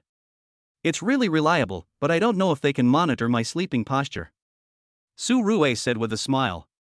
Not long after she finished speaking, a text message alert sounded. When Su Rue opened the phone, her face turned black. It actually said, "We will not monitor you when you sleep." It would be better not to send this text message, Su Rue said without wasting time, and led everyone to the destination, walking and stopping along the way, feeling very comfortable. As for what happened before, she put it all behind her mind. Su Rue was not interested in the driver's final fate. He probably couldn't have survived, but it had nothing to do with her. An hour later, Su Rue and everyone finally arrived near the mine.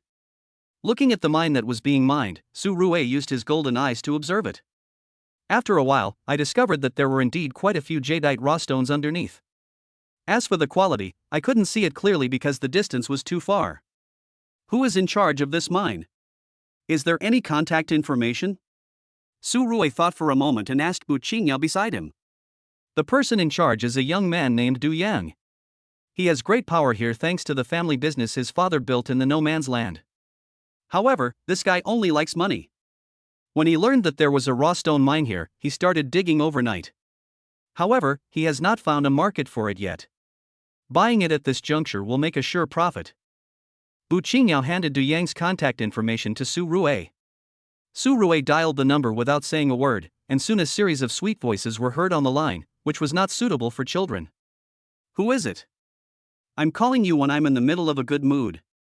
Is there going to be trouble? Du Yang said into the phone unhappily. I'm Su Rue, the boss of Longhua Group.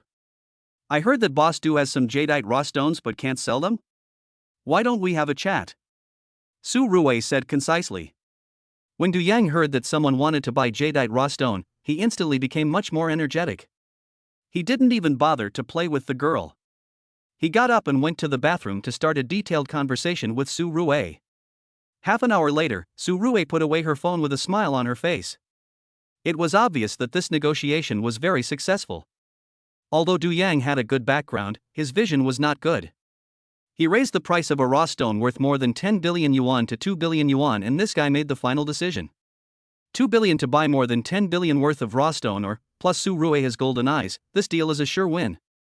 Damn it, how could Du Yang go back on his word? Luo Lao, who had not yet reached his destination, was furious because his subordinates actually said that the raw stone mine had been intercepted by someone. According to Du Yang's words, he would sell it to whoever paid more. Originally, the Shanghai Chamber of Commerce was planning to make the most of their money and wanted to spend 1 billion to buy it, but unexpectedly, Su Rue doubled the price. Does this fellow Su Rue intend to make things difficult for our Shanghai Chamber of Commerce? Does he really think that he can compete with our Shanghai Chamber of Commerce with the support of a special department? I, an old man, have eaten more salt than you have eaten rice, Old Luo said, and quickly told Xikong Changpeng about the matter. Xikong Changpeng, who was having a small gathering with the children of the major imperial capital families at this time, was speechless when he heard about this. With only 18 billion worth of things, they still have the nerve to beg him for help. The Shanghai Chamber of Commerce is really rubbish. Brother Changpeng, what's wrong with you? The young master of the Wan family saw that Xikong Changpeng looked unhappy and asked curiously. It's okay. I just had some trouble. Someone wanted to acquire this raw stone mine, but was intercepted by someone else. Xikong Changpeng said lightly, not taking the matter to heart at all. Is the Shanghai Chamber of Commerce going to acquire it? Yi Ruoqing asked hurriedly after hearing this. Xikong Changpeng was stunned when he saw Yi Ruoqing's reaction. That's right, the Shanghai Chamber of Commerce wanted to acquire the mine, but was intercepted by a guy named Su Rue. We should go back and teach Su Rue a lesson for being so ignorant. Xikong Changpeng said lightly, but as soon as he finished speaking, Yi Ruoqing's face changed and he stood up directly. If your Xikong family dares to take action against Su Rue, just expect to be liquidated. Don't blame me for not telling you. Yi Ruoqing said without staying any longer and left the hotel with his men. The others were all surprised when they saw this, wondering if the Su Rue had any relationship with Yi Ruoqing. Being liquidated? Damn, who did this old dog Luo offend for me? Xikong Changpeng muttered Yi Ruoqing's words, and the next second he was panicked. The word liquidated is not used casually, it does not refer to a family dispute, but a higher level dispute. Thinking of this, Chianqing quickly called Mr. Luo, and then scolded him, almost sending him to the ICU on the spot. No, Master Chianqing, didn't you say before that you would not interfere in this matter and only wanted the ancient tomb? What's going on now? Old Luo was puzzled, not knowing why Chianqing went back on his word. You don't need to know too much. You just need to know that Su Rue is not someone you can deal with. Take your people and go back to where you came from. From now on, this mine belongs to Su Rue. After saying that, Chianqing hung up the phone directly, not intending to waste time with the other party. Anyway, I told him that if this old guy still refuses to repent, it will have nothing to do with me. On Luo's side, his face was as gloomy as if water could drip from it. Chianqing had actually gone back on his word and now made him make a wasted trip. How could he have the face to go back? Since you're here, you have to eat this piece of cake no matter what. I don't know what kind of deal Su Rue made with the special department, but my Shanghai Chamber of Commerce is not to be trifled with. Mr. Luo said as he started to take out his cell phone contacts. Su Rue didn't know all this at the moment. He had already met Du Yang, and the two of them discussed the matter in detail and finalized it. As for the contract, there was no need to sign it. In this lawless area, the contract had no legal effect at all. Boss Su is indeed young and promising. He took out 2 billion without blinking an eye. I admire him. The goods will be delivered through formal channels soon. You can rest assured. Du Yang said somewhat flatteringly. Su Rue smiled awkwardly when she heard this. Those who knew would think that she was buying or, while those who didn't would think that she was doing something illegal. Okay, then I'll go take a look at the mine first.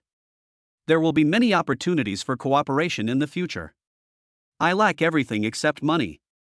Su Rue said with a smile, then stood up and said goodbye to Du Yang. Seeing this, Du Yang was very considerate and personally sent Su Rue to the mine before leaving. At the same time, he was worried that Su Rue might meet someone blind, so he assigned a few gunmen to protect her. It can be said that he thought very carefully. Chapter 57, Digging a Grave? Is that really that important? You don't have to be too nervous, I'll just take a look. Looking at the gunman that Du Yan left behind for him, Su Rue didn't know whether the other party could understand him. After saying this, he began to walk around the mine. At the same time, the ability of the golden eyes was activated, scanning the jadeite raw stones in the mine bit by bit. The way he commented on them as he walked made everyone confused. They didn't know what Su Rue was doing. Was there something wrong with his brain? Strange, what's wrong with Su Rue? Bu Qinyao was a little confused when he saw this, and then went forward to check. As a result, he heard Su Rue muttering something about glass seed. Don't tell me this guy has X-ray vision? That's impossible, right? Bu Qinyao was surprised, but looking at Su Rue's expression, it didn't seem fake, and he suddenly felt that his brain was not enough. Su Rue ignored this guy and only breathed a sigh of relief after observing for an hour. The 2 billion yuan was not wasted. After deducting various handling fees after shipping it back to the country, she could make at least tens of billions of yuan. This was because Su Rue's vision was limited. There must be more good things buried underneath. I don't know what Yi Ruqing is doing. I've been here for a long time, but I haven't seen any trace of her. Su Rue did not continue to observe, but began to be curious about what Yi Ruqing was doing. Didn't she agree to introduce the children of the Kyoto family to her? Just as Su Rue was thinking, bursts of helicopter sounds came from a distance. Following the sound, she found that 5 helicopters were flying towards here. Wow, they are indeed a big family. They always take a plane when they go out. Su Rue sighed secretly upon seeing this, and thought to herself that she would get a few planes to play with someday. However, when she thought about the domestic flights and the routes that she would have to arrange, it would be too troublesome, so she simply gave up thinking about it. Not long after, the helicopter landed and Yi Ruqing walked out of it. The moment he saw Su Rue, his face turned into a smile, which surprised the people around him. My goodness, does the young lady have any special relationship with this Mr. Su? Is that something we should consider? Be careful not to know too much, or you might end up being fed to the fish one day. A few people whispered to each other and then shut up. Yi Ruqing ignored what the others said and came to Su Rue to say hello. I didn't expect that you got this mine so quickly. Not bad. I'm going to do some business from your mine later. I hope Boss Su won't mind? Yi Ruqing teased with a smile. Su Rue was speechless when she heard this. This woman was asking even though she knew the answer. Then she smiled and nodded. Don't worry, Miss Yi, you can do whatever you want. Just treat this place as your home. As she said that, Su Rue was about to take a look at the other people who got off the helicopter, and found that she didn't recognize anyone except Yi Ruqing. Let me introduce you, this is Chianqing. Then, Yi Ruqing introduced everyone to Su Rue. Su Rue nodded at everyone and memorized their names. There was no more chatting. Su Rue and Yi Ruqing took a rest on the side and watched everyone looking for the entrance to the ancient tomb. Because there were many jadeite raw stones buried underground, it was very troublesome to find it. It took several hours to locate the entrance to the ancient tomb. By this time, it was getting dark, and several gunmen tactfully lit a bonfire to provide lighting and warmth for everyone. It looks like you won't be able to sleep tonight. I'm going to sleep first. Don't call me if there's nothing important, and don't call me if there's something important. Su Rue said to Yi Ruqing, then went into the tent and began to rest. Seeing this, Bu Qingyao also went in, which made Su Rue helpless. However, due to the large temperature difference between day and night here, Su Rue did not drive Bu Qingyao out. It was better to hug him to keep warm. So, having a woman in bed is more comfortable than being alone, right? Bu Qingyao looked at Su Rue and teased with a smile. It's okay. Don't spray perfume next time. I don't like the smell. Su Rue said with her eyes closed. Bu Qingyao curled his lips when he heard it, thinking that this kid has a lot of things to do, but he still kept this matter in mind. Unconsciously, the two fell asleep. However, before they slept for long, a muffled sound was heard, which instantly woke Su Rue up. He got up and went outside to observe. He found that the mine, which had been intact, had collapsed, and a deep pit appeared in Su Rue's field of vision. My goodness, the thing I bought for 2 billion was blown up? Su Rue looked extremely ugly. Smelling the smell of gunpowder in the air, he found it hard to accept it for a moment. The jadeite raw stone would definitely be damaged by the explosion. It cost a lot of money. It's okay. If there is any loss, I will compensate Boss Su. Seeing that Su Rue looked a little unhappy, Chianqing came forward and said with a smile. By the way, is it necessary to make such a big fuss just because you are digging a grave? Su Rue was puzzled. When the latter heard Su Rue's words, he felt embarrassed and thought that Su Rue was really outspoken. We can't do that. There are many mechanisms in this ancient tomb, and it's filled with strange things. We can only blow it up to ensure safe entry into the tomb. Boss Su, are you interested in going in and taking a look? Chianqing asked with a smile. Su Rue shook his head when he heard that. He was not interested in this kind of thing. He always felt it was a bit dangerous. Seeing Su Rue's refusal, Chianqing didn't say much. Soon he sent a team of people to explore the way. After making sure there was no danger, everyone began to walk towards the entrance of the tomb. Su Rue ran back to the tent and continued to rest. Unknowingly, a night passed quietly. The next morning, when Su Rue opened her eyes, she was not awakened naturally, but was awakened by a burst of noisy noises. This made Su Rue a little overwhelmed. These guys are not done yet, are they? Su Rue walked out of the tent again and saw several corpses lying on the ground, covered with white cloth. Seeing this, Su Rue frowned. How could someone die while digging a grave? What's going on? Su Rue came to Yi Ruqing and asked in confusion. When Yi Ruqing saw that it was Su Rue, he did not hide anything and told her what happened last night. It didn't take Su Rue long to understand what was going on. It turned out that there were some mechanisms in the ancient tomb, which caused the explorers to accidentally fall into the trap and 4 people died. By the way, what on earth is there in this ancient tomb that you need? Why do you continue digging even though there are dead bodies? Su Rue was puzzled. She really couldn't think of anything that could make these children of the imperial capital families give up their lives. A kind of water. It is said that this water can restore dying people to health. However, it is only a rumor now. The details are still unknown. Yi Ruqing frowned and explained to Su Rue. Su Rue's mouth twitched for a long time when he heard this, and he thought to himself, how could a child from a wealthy family like Yi Ruqing believe such a rumor? Chapter 58. Are you sure? However, as soon as he had this thought, Su Rue was stunned, because didn't he have a system himself? In other words, this kind of water could really exist. My goodness, this thing is a treasure. If I had it too, wouldn't it be? Su Rui secretly exclaimed in her heart. If she could get this kind of thing and produce it in batches, she would have money and power at that time. After all, who doesn't he have to go through life? Compared to anti-cancer drugs, this water is more valuable. No, to be precise, the two are not equal at all. Thinking about it, Su Rui didn't say much and chose to sign in. What Su Rui didn't expect was that what she signed in for was also a bottle of water, but there was no information marked on the bottle of water. System, what's going on? Why is there no information about this bottle of water? Su Rui asked the system in her mind with a puzzled look on her face. This was the first time such a thing had happened. However, the system did not answer Su Rui's question at this time, so Su Rui did not dare to touch the bottle of water, for fear that it was poisonous and would take her away. In desperation, Su Rui had to find something to fill his stomach first. While he was eating, 2 helicopters flew over from the distance. These 2 helicopters were completely different from the ones Yi Ruqing and others had been riding before. They looked like armed helicopters. Military personnel? Su Rui frowned upon seeing this. After careful observation, she found that they were not from the military. They looked more like mercenaries. The equipment on them was varied and looked a bit strange. Don't worry, we hired these guys, and it's safer for them to go robbing tombs. Yi Ruqing looked at Su Rui's expression and explained quickly. Su Rui didn't say anything more and continued to eat breakfast. Are you eating alone? You didn't even make something for me. I've let you hold me in your arms all night for nothing. At this time, Bu Qingyao walked out of the tent and said with some resentment while looking at Su Rui who was eating. I forgot about you.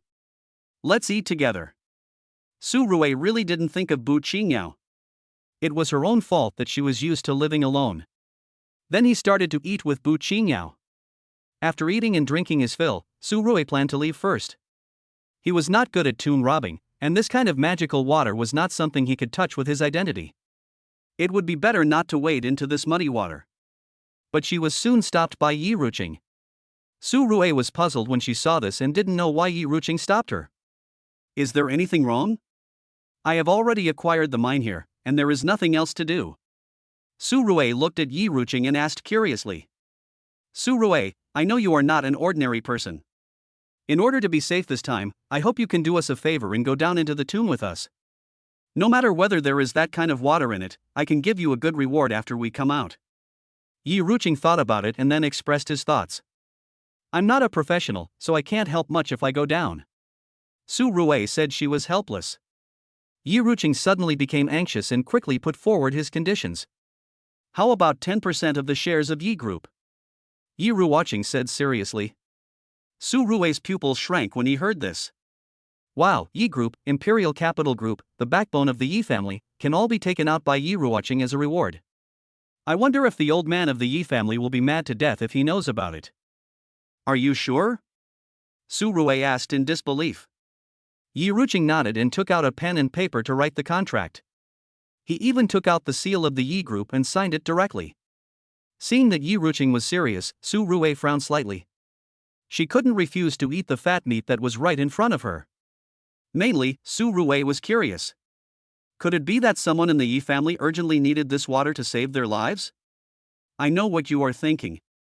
There are indeed people who need this kind of water to save their lives, but they are not from my Yi family. You can ask the people in the special department who it is. They may know. I can't tell you in detail. Yi Ruqing said as he handed the contract to Su Rui. Su Rui signed directly upon seeing this. With the system and mechanical guards, it would not be a problem for her to reach the next tomb. Afterwards, he put away the contract and went to the vicinity of the tomb to observe.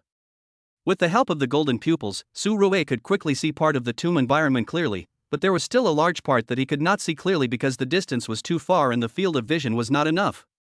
Su Rui, going into a tomb is a very dangerous thing. Do you want to reconsider it? Bu Qingyao, who was standing aside, looked at Su Rui's expression and asked nervously.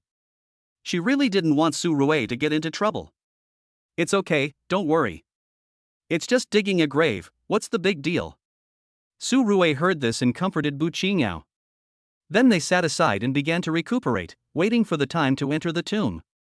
Half an hour later, everyone was ready to go, and Su Rui was also among the crowd. As for Bu Qingyao, he did not come with them. This matter was quite dangerous and Bu Qingyao was not suitable to participate, so he could only stay there with Chu Yu and Chu Xing. Soon the group landed in the ancient tomb via a zipline. It was pitch black everywhere and the air was filled with an extremely unpleasant smell of decay. Su Rue, this is a night vision goggles, please wear it for safety. Yi Ruoqing handed something over, but Su Rue refused. No, I've had good eyesight since I was a child, so I don't need this thing. Su Rue said, and began to walk forward slowly. He didn't encounter any danger on the way, but as he went deeper, Su Rue found that the temperature in the tomb was getting lower and lower. It was like a ghost. Su Rue was a little nervous, thinking to herself, could there really be ghosts in this world? Damn, the system even popped up, so it makes sense that there are ghosts. They continued to go deeper in fear and trepidation. Soon, they saw a ray of light coming from a distance. Su Rue quickened his pace and the others followed closely. Soon they stopped in front of a rock wall. The light just now came from this rock wall. Seeing this, a mercenary reached out and knocked on the rock wall with the butt of his gun. A hollow echo came from inside. Seeing this, the mercenary was about to use explosives to blow it up. Don't be so troublesome, it would be bad if you hurt yourself. Su Rue waved her hand to stop him, then clenched her fist and punched the rock in the next second. In an instant, the rock was pierced by Su Rue's fist. Hiss. Seeing Su Rue's powerful punch, everyone took a breath of cold air. Seeing how young Su Rue was, who would have thought that he had such strength? Su Rue was too lazy to pay attention to everyone's gazes. She looked into the rock wall through the hole, and found that there was a pool of water inside, flashing a faint blue light, giving people a sense of antifreeze. Chapter 59, Being Bombarded. Is this the thing you are looking for? Su Rue said to Yi Ruqing and others. Everyone came forward to ask, but when they saw the glowing water, they frowned. This shouldn't be the case. What we are looking for is no different from ordinary water. It is impossible for it to glow. Yi Ruqing couldn't help but mutter when he saw this. Indeed, this water should not be what we are looking for, but what kind of water is it? Chianqing looked puzzled. Then he asked someone to make the cave bigger and went in himself to observe it carefully. As a result, he retreated in a panic less than a minute after entering. At this time, Chianqing looked pale, as if he was poisoned. Hey, are you okay? Su Rue felt a little scared when she saw this, and secretly thought that it was a good thing that she didn't get in there herself. Looking at Chianqing's half-dead appearance, she knew that he was in great pain. It's okay, it's just that the air in here is not circulating, and there is a pungent smell, as if someone is poisoned. Chianqing explained, and then he was dragged to the ground by the staff. Looking at Chianqing's appearance, everyone lost interest in this glowing water and could only continue searching. Just as everyone was looking for something in the tomb. At this time, on the ground, in a forest, a large group of people were gathering, holding guns and cannons, and were fully equipped. We are going to take Su Rue's life today. As long as you complete the task, each of you will be rewarded with 1 million, and your parents, wives and children will be treated preferentially. At this time, a subordinate of Mr. Luo shouted to everyone. Everyone's eyes lit up when they heard this. Although 1 million is not a lot for rich people, it is a huge sum of money for people like them who don't know when they can have dinner after eating breakfast. Yes. Today, either Su Rue dies or we die. As they said that, a group of people began to advance cautiously towards the mine. Mr. Luo's plan this time was very thorough. Taking into account that Su Rue had a connection with a special department, there would definitely be someone secretly protecting Su Rue, so this operation was very covert. They also found some tunnels left over from the war years, which allowed them to approach the mine quietly. By then, as long as we find Su Rue's approximate location and cover her with firepower directly, Su Rue will not be able to escape death even if she has 9 lives. Su Rue, why do you have to offend me? We in the Shanghai Chamber of Commerce have always been on the edge of a knife. Mr. Luo was sitting in the room drinking tea with a sneer on his face, as if he had seen the scene of Su Rue kneeling on the ground and begging for mercy. At this time, Su Rue didn't know all these things. He was now leading everyone to wander around in the tomb. After spending more than an hour, Su Rue looked very ugly. There was no water in the tomb that Yi Ruqing and others were looking for. Strange, did you dig the wrong grave? Su Rue couldn't help but ask, seriously doubting this. Yi Ruqing shook his head seriously when he heard this, and then took out a very special map, which was made of sheepskin. The location and specific structure of the tomb were outlined in twists and turns. Su Rui took a quick look and found that it was indeed very similar to this tomb. This meant that everyone was not in the wrong place, and everyone was in trouble for a moment. Could it be that the legend is false? But if so, then Mr. Su. A young man murmured to himself, with a frustrated look on his face. So much manpower and material resources were spent, and several people died, but in the end, it was all in vain and no one was saved. It was a huge loss. Yi Ruqing felt helpless when she heard that, thinking to herself that she had sold all the shares of Yi Group but still couldn't find it. When it comes to losses, she is the one who suffered the most. Do you think this water is hidden in the rocks? At this moment, Su Rui suddenly spoke. Boss Su, are you kidding? How could there be something in the stone? A young man was about to refute when he heard Su Rui's words, but he saw Su Rui dig out a round stone from the soil beside him. With a gentle tap with the hand, a gap appeared on the surface of the stone like an eggshell. Looking along the gap, I found that there was actually water inside. It's actually true. Come on, let's test it. Yi Ruqing didn't expect that Su Rui could find what they had been dreaming of so easily, so he quickly started calling people. Soon some technicians came over and started testing. Su Rui didn't say anything about it.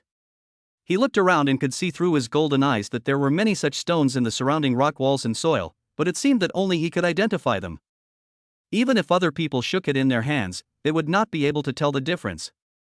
Moreover, there were very few stones like this. Su Rui had only found 4 so far. Su Rui, thank you so much this time.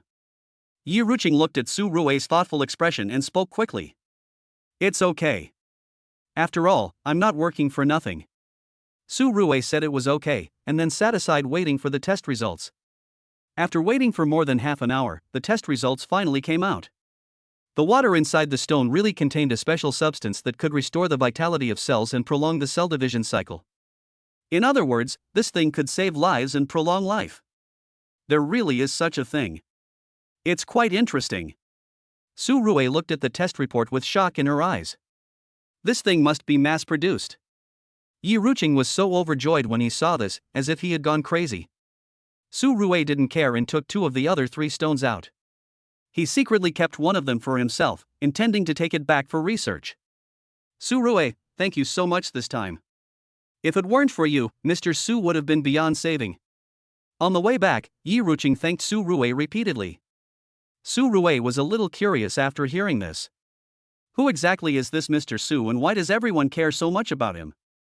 She has never heard of the Su family in the imperial capital. Seeing Su Rui's confusion, Yi Ruqing did not explain. After all, there were some things she could not say casually. Soon everyone returned to the ground, but a burst of gunfire made everyone stunned. What's going on? Why did a fight break out? Su Rui frowned, a little confused as to why this place had become so chaotic. I hope Bu Qingyao and the others are okay. Su Rui was about to go out, but as luck would have it, a shell landed not far in front of him. Seeing this, Su Rui quickly rolled on the ground and rolled back to the entrance of the ancient tomb. A sharp bang was heard, which stirred up a large cloud of dust and almost buried the entrance to the tomb. Damn it, my luck is so bad. Su Rui cursed. Although the previous attack did not hurt him, it scared him to death. This was the first time he was bombarded in his life. Chapter 60. I'm not the turtle in the wishing well. How could this happen? Could it be that the news about this water has leaked out? Yi Ruqing looked extremely ugly and quickly took out his communication equipment to call people. This water is used to treat Mr. Su, and there must not be any mistakes. Otherwise, it wouldn't be as simple as a few deaths. If we hadn't found this kind of water, it would be fine and we couldn't blame anyone else. But now that we have found it and someone has taken it away, that would be a big problem. Soon, many relevant personnel got the news, and they were all frightened to the point of cold sweats breaking out on their foreheads. No one had expected that these things would actually happen. Even the people in the special department who were protecting Su Rui were confused at this time, and couldn't figure out how Su Rui had offended the foreign mercenaries. But there was no point in figuring it out, so they immediately launched an attack on the mercenaries. For a while, gunshots rang out near the mine.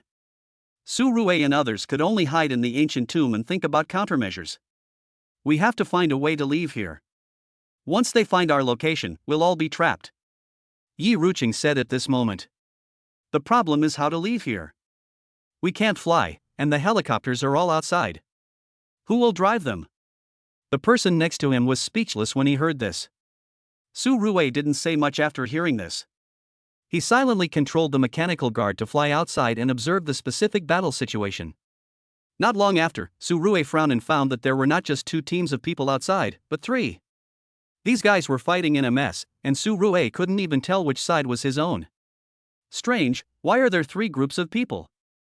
Su Rui was a little hesitant for a moment, not knowing which side to let the mechanical guards attack, so he could only start looking for the traces of Bu Qingyao and the other 2. Soon they found Bu Qingyao, Xu Yu and Xu Xing hiding in a small cave.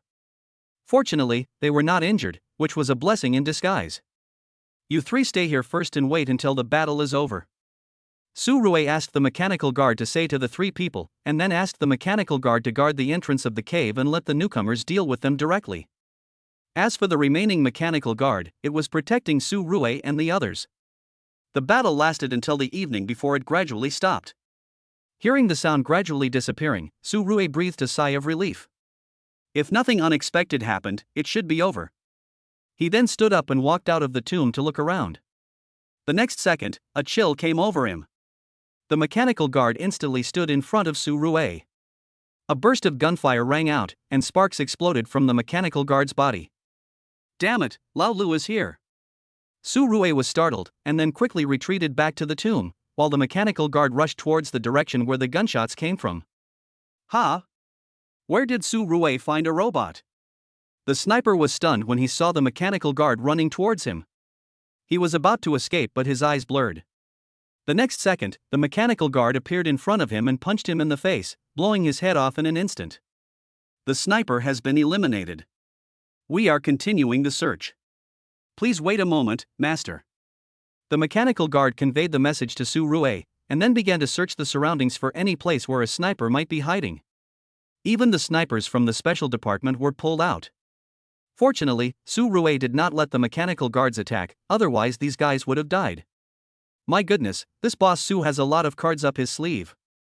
Looking at the leaving mechanical guards, the sniper from the special department couldn't help swallowing his saliva, as if he was watching a science fiction movie. Meanwhile, on Su Rui's side, Yi Ruoqing looked at Su Rui, who was resting with his eyes closed, with a look of surprise on his face. He wondered why this boy was so calm. Did he have another trump card? Su Rui, do you have any solution? Yi Ruoqing asked curiously.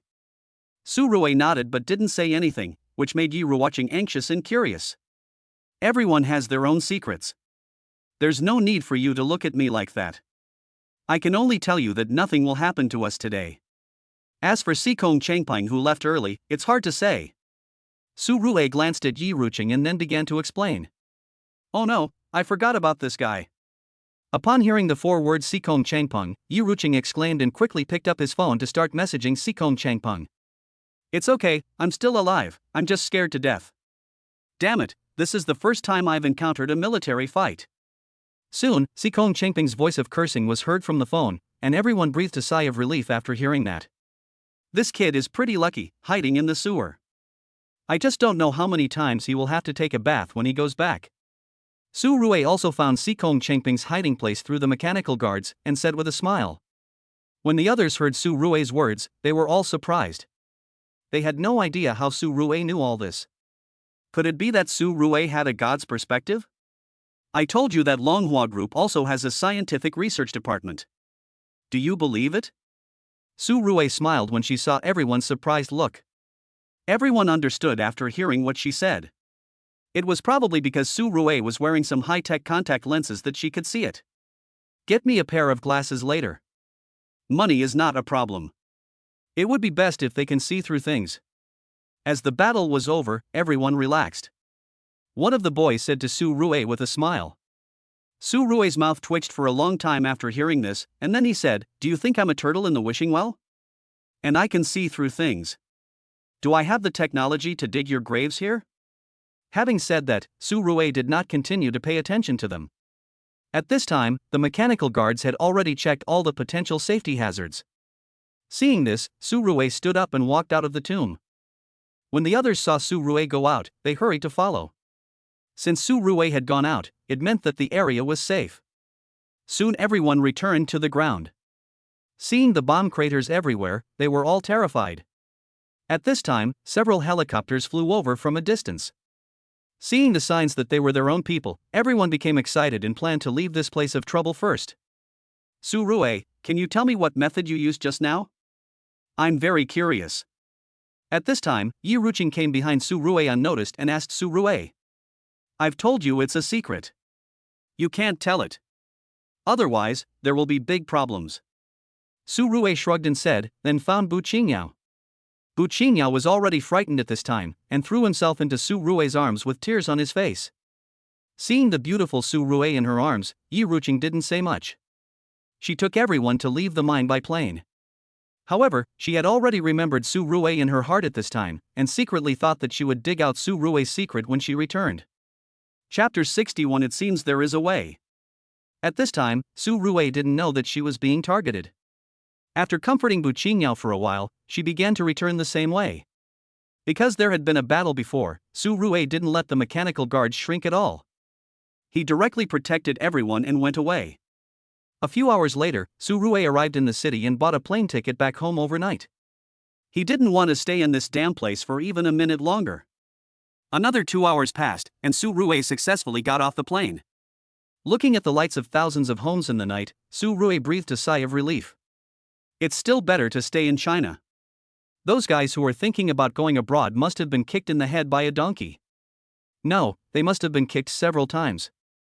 Su Rue muttered, and then turned around and found that Wu Jinyan had parked behind him in a Rolls-Royce Phantom. Boss, why did you return home so hastily? Did something happen?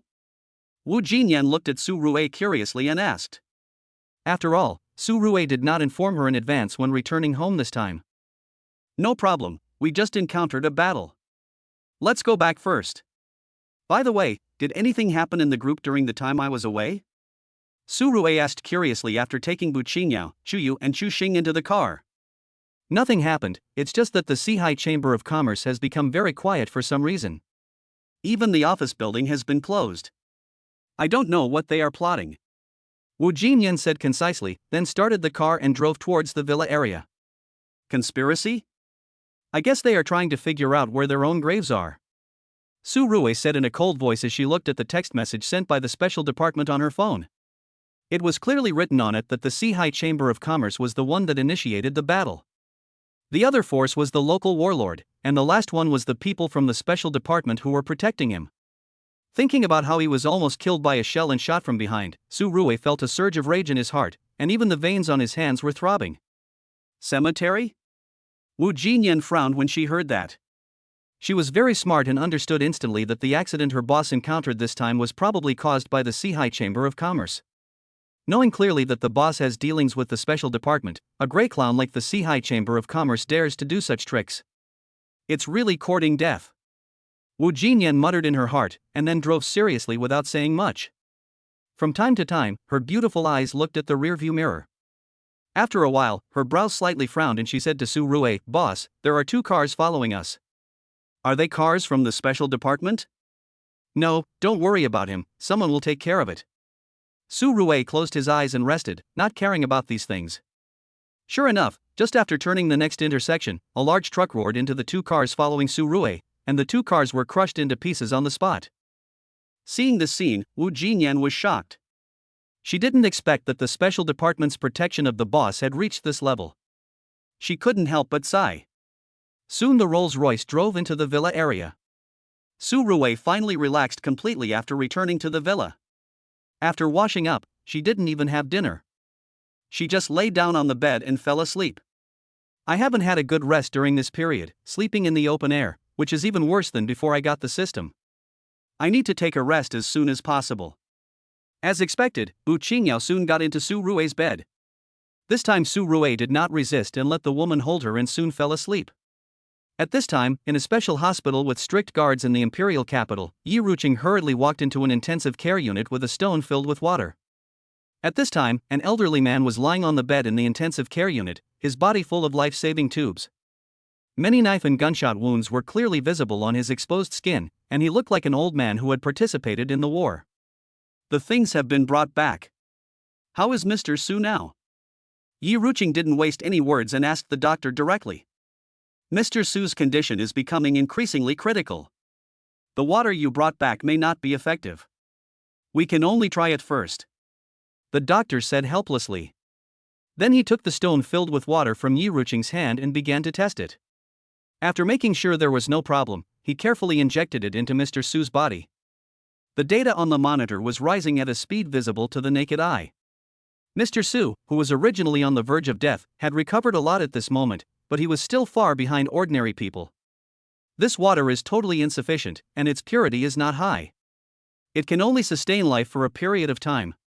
Looking at the data, the doctor sighed, as if issuing an ultimatum. Yi Ruqing's face turned a little ugly when he heard this. He didn't expect that the treasure he had obtained with great effort could not save the old man's life. For a moment, Yi Ruqing didn't know what to say. Maybe that guy still has a way. Doesn't he have many trump cards? Suddenly, Yi Ruqing thought of Su Rue. This guy is hiding something. He must have something good. He can even develop enhanced anti-cancer drugs. Prolonging life should not be a problem. Then he took out his cell phone to contact Su Rue. Su Rue was asleep at this time. The ringing of the phone instantly made Su Rue furious. She took the phone while cursing, and found out it was Yi Ruqing. This woman is up in the middle of the night and doesn't let others sleep. Has her menopause come early? Su Rue couldn't help but complain, but she still answered the phone. Su Rue, let me ask you a question. Do you have any way to prolong his life? I'm not kidding you. This matter is very important. It concerns the life of an old man. Yi Ruqing asked directly without beating around the bush. Su Rue frowned when she heard this, and finally she lay on the bed with a headache and said, Missy, I am a human. You have to go to the temple to make a wish. Where can I find a way to extend my life? Besides, the water you brought back before didn't work? It works, but the purity is not enough, unless we collect a large amount of water for purification, but there is obviously no time now. Yi Ruqing explained the reason, and Su Rue looked helpless when he heard it. He was just about to hang up the phone and go back to sleep. After all, there was nothing he could do about it, but then he suddenly thought of something, which was the bottle of water that he had signed for before without any markings. The system shouldn't give such a cheap thing. After all, it's a bit embarrassing for the master. Could it be that this water is the purified one from the stone? Thinking of this, Su Rue hurriedly found the bottle of water and carefully identified it with his golden eyes. It turned out that this thing was really different from ordinary water, and was similar to the water in the stone. Well, I think I really have a solution. Wherever you are, I will send the things to you, Su Rue said on the phone. Upon hearing this, Yi Ruqing burst into tears of joy and quickly told Su Rue her location. Upon hearing that she was in Kyoto, Su Rue's face turned black. She had to take another plane. Chapter 62 without violating the principles. However, after hearing that Mr. Su had made outstanding contributions, Su Rue did not delay. After getting dressed, he rushed to the airport overnight and arrived at the airport to buy a ticket in a short time. As a result, the security personnel asked Su Rue to drink a sip of the water in her hand. Fortunately, there was a note from a special department, otherwise it would be uncertain whether Su Rue could arrive in Kyoto with the water. Can I go through now? Su Rue asked the security personnel. Upon hearing that, several people quickly let her go, whispering at the same time. They didn't expect that Su Rue, who was so young, was actually from a special department. Make way, don't block the way. Just as Su Rue was walking towards the boarding gate, a group of noisy people came over here and pushed Su Rue aside. Damn it, who are you? I have an emergency here, Su Rue asked unhappily when she saw this. She was going to save someone, and it would be terrible to delay things at this critical moment. How can you talk like that? Can't you see my idol is getting on the plane? It's your blessing to travel with my brother. One of them, a girl with heavy makeup who just turned 18, shouted to Su Rue. What a blessing! I'm really impressed to meet you. Get out of the way. You guys have to go in if you delay anything. Su Rue was too lazy to argue with this group of fans, and as she spoke, she tried to push through the crowd and get through. As a result, he accidentally knocked a sissy to the side. All of a sudden, a group of people went crazy and kept shouting brother and so on, which gave Su Rue goosebumps all over her body. Boy, you actually bumped into our brother, apologize now. Yes, kneel down and apologize. Otherwise, you can't leave today. You staff members are the same, why don't you stop them? It's not enough for one person to kneel down together. Everyone got angry instantly. Su Rui ignored them and then looked down at the sissy. She found that this guy was unlucky. He didn't use much strength, but when he fell, he used his hand to support the ground, so that his little finger was deformed.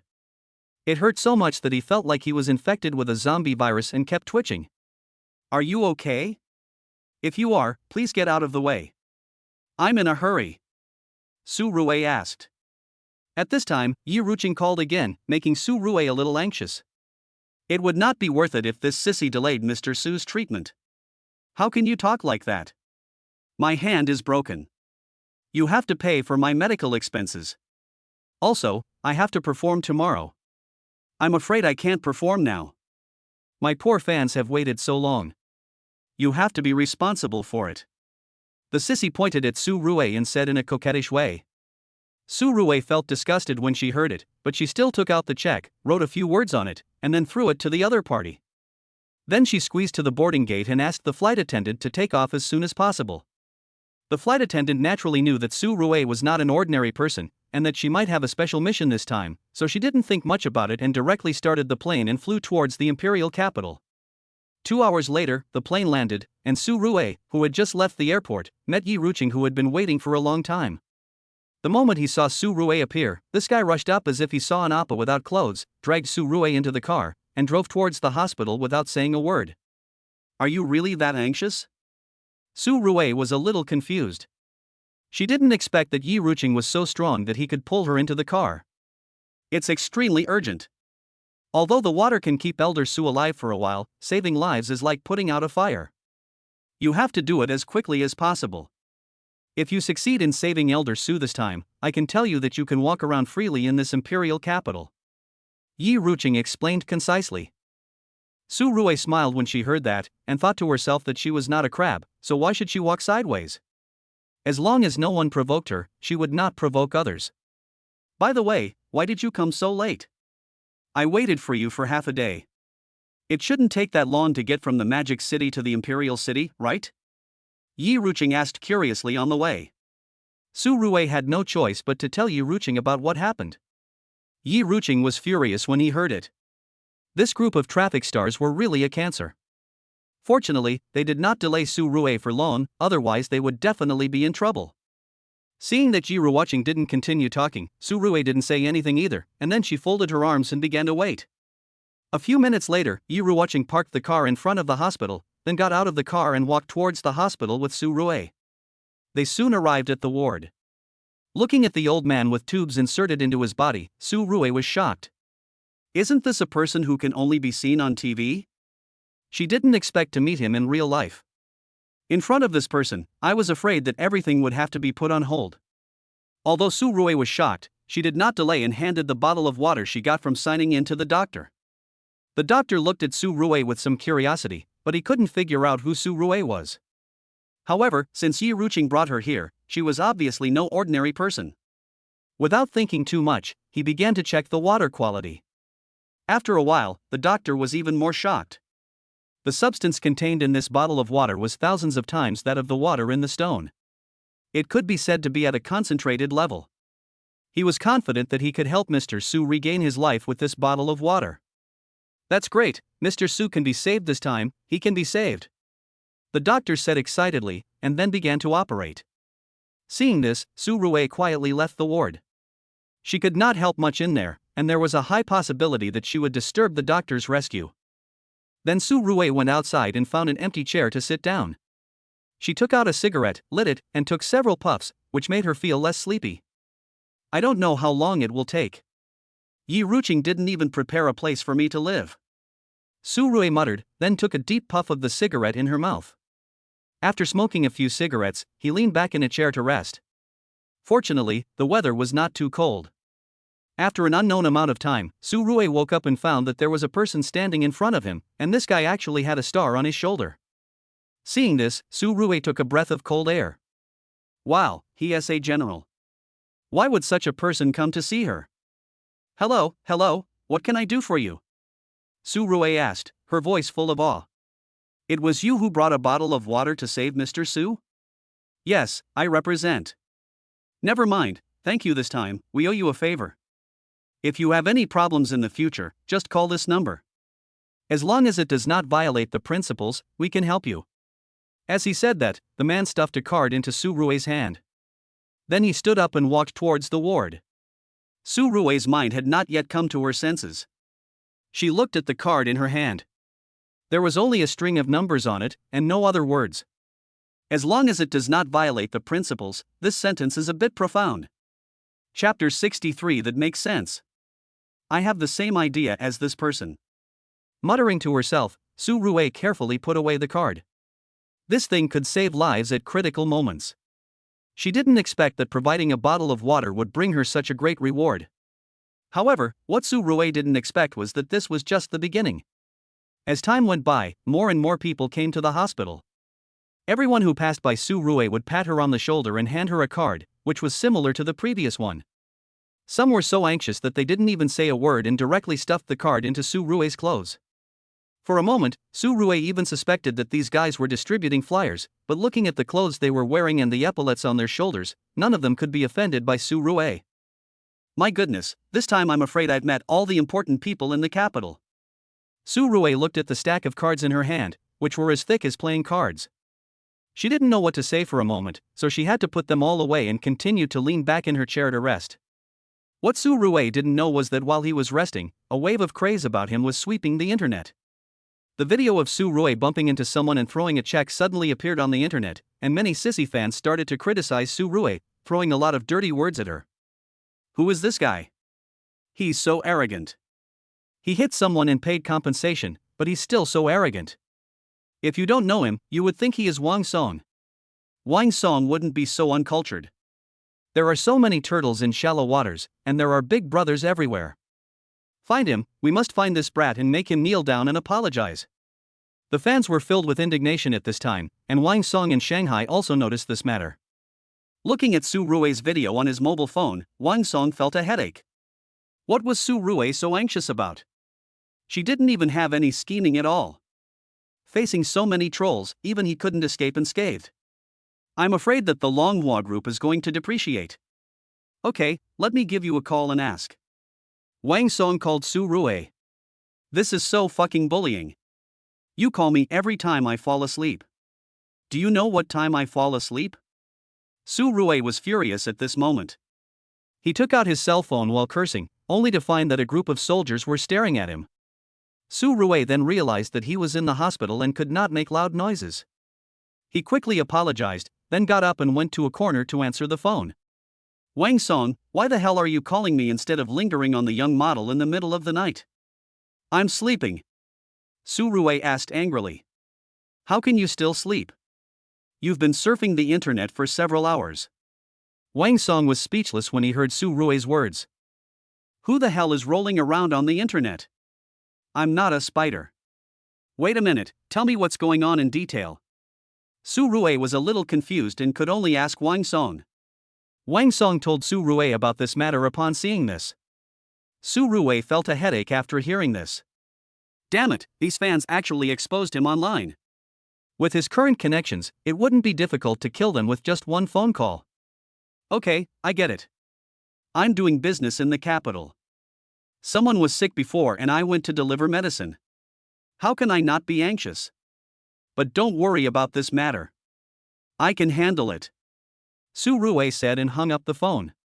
Wang Song on the other end of the phone was stunned when he heard this. What was this guy doing in the capital? And he was saving people. Does this guy have any acquaintances in the capital? Apart from Yiru watching, he probably doesn't have any acquaintances, right? Wang Song couldn't figure it out, so he stopped thinking about it. With Su Rui's intelligence, there must be a way to deal with it.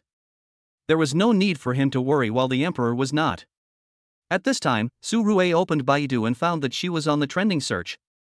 Great, she didn't expect that she would become popular in this way. The level of swearing of these guys is quite poor. Su Rui couldn't help but comment on them, but when she turned around, she found a soldier staring at her with a gun. Brother, you are not allowed to urinate or defecate anywhere here. The soldier reminded him, then got up and left. Su Rue was speechless when she heard this. She then stood up and leaned back in her chair. Soon she fell asleep again. This time no one disturbed her and she slept until dawn. When Su Rue woke up, she found someone had put a piece of clothing on her body. When she looked closely, she was stunned. It was a piece of clothing with a star on it. Okay, you want to play the midnight awarding game with me, right? Su Rue was speechless. She didn't know which big shot was so, well, naughty. Then he found Yi Ruqing to ask, but it turned out that Yi Ruqing was exhausted after working all night. He was leaning on the chair and drowsy, and had no mood to pay attention to Su Rue. Just take it and put it on you. It's not a big deal to wear just one piece of clothing. Yi Ruqing fell asleep after saying that. Su Rue had no choice but to sit aside with the clothes in her hand. The situation was unclear now, and she couldn't just leave. She could only wait for Yi Ruqing to wake up before making plans. At this time, people in the special department also noticed that Su Rue was attacked on the internet. They originally planned to deal with it coldly and wait for the storm to pass. However, they learned that Su Rue actually saved Mr. Su, and everyone immediately held a meeting about it. This matter is very serious. How we handle it will demonstrate our attitude. If Su Rue really takes it to heart, then the problem will be even more serious. Tell me how to handle this matter? A leader looked at the others and spoke. I think we should arrest and detain those who are trolling and bashing people without knowing right from wrong, and then clarify the whole story with everyone. Isn't this a bit too simple? That sissy must have been involved in this matter. Now that it's on the trending search, there must be someone who wants to take advantage of it to spread the word. That sissy must also be dealt with. That makes sense. I have the same idea as this person. You always think the same as others. Can't you have your own ideas? Everyone was talking about it at this time, and after a while, there was a result. First, the sissy star was dealt with, and then those who were leading the troublemaking were arrested. At one time, many people went out to check the water meter along the internet cable. At this time, Su Rue didn't know about these things. He was also thinking about how to deal with it. He couldn't just ignore it. It would be okay if he was subjected to cyberbullying, but it would be bad if people around him were implicated. It's such a headache. Never mind. I'll ask Yi Ruqing how to deal with it then. Thinking of this, Su Rue waited for Yi Ruqing to wake up. On the way, she even had a meal in the hospital cafeteria. She had planned to order takeout, but there was no way. This place was a restricted area and it couldn't be delivered.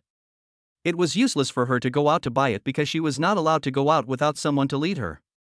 Chapter 64, Too Outrageous. After waiting for more than 3 hours, Yi Ruqing finally woke up. As soon as he opened his eyes, he saw Su Rue's face full of resentment. If you didn't know, you would think that someone had done something to Su Rue. What's with that expression on your face? You're like a resentful woman in the inner palace. Yi Ruqing was speechless, then stood up and poured herself a glass of water. What else can I do? I can't even get out of the door without you. By the way, how is Mr. Su doing? Can I leave now? There are still things waiting for me to deal with over there. Su Rue said speechlessly. We have to observe further. You were the one who brought the bottle of water, so you naturally can't leave. So, what could have happened to you? Has Longhua Group been targeted again?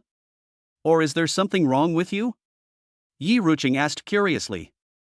Upon hearing this, Su Rue told Yi Ruqing about the sissy thing, and when Yi Ruqing heard this, he burst out laughing. So it's just a trivial matter like this. Someone will help you deal with it. Don't worry. If the special department can't even handle this kind of thing, then they are really just eating for nothing.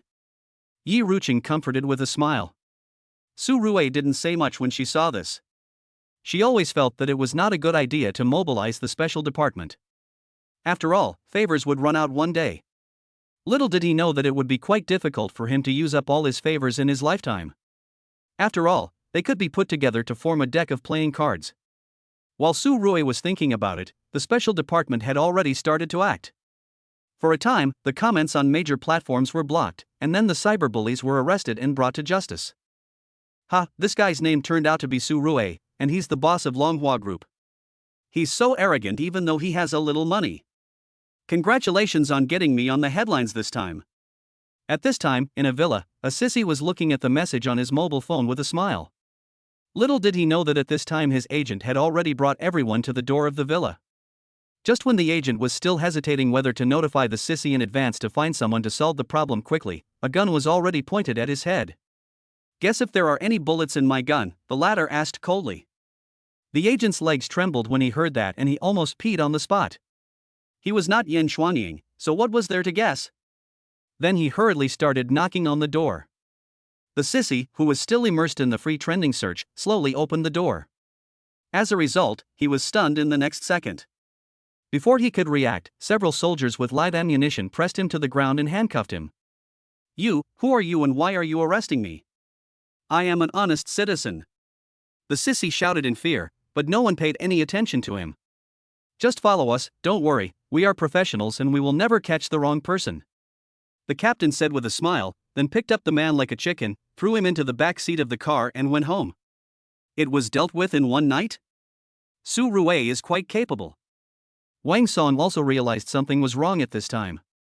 He searched the internet for a long time but could not find any criticism of Su Rui.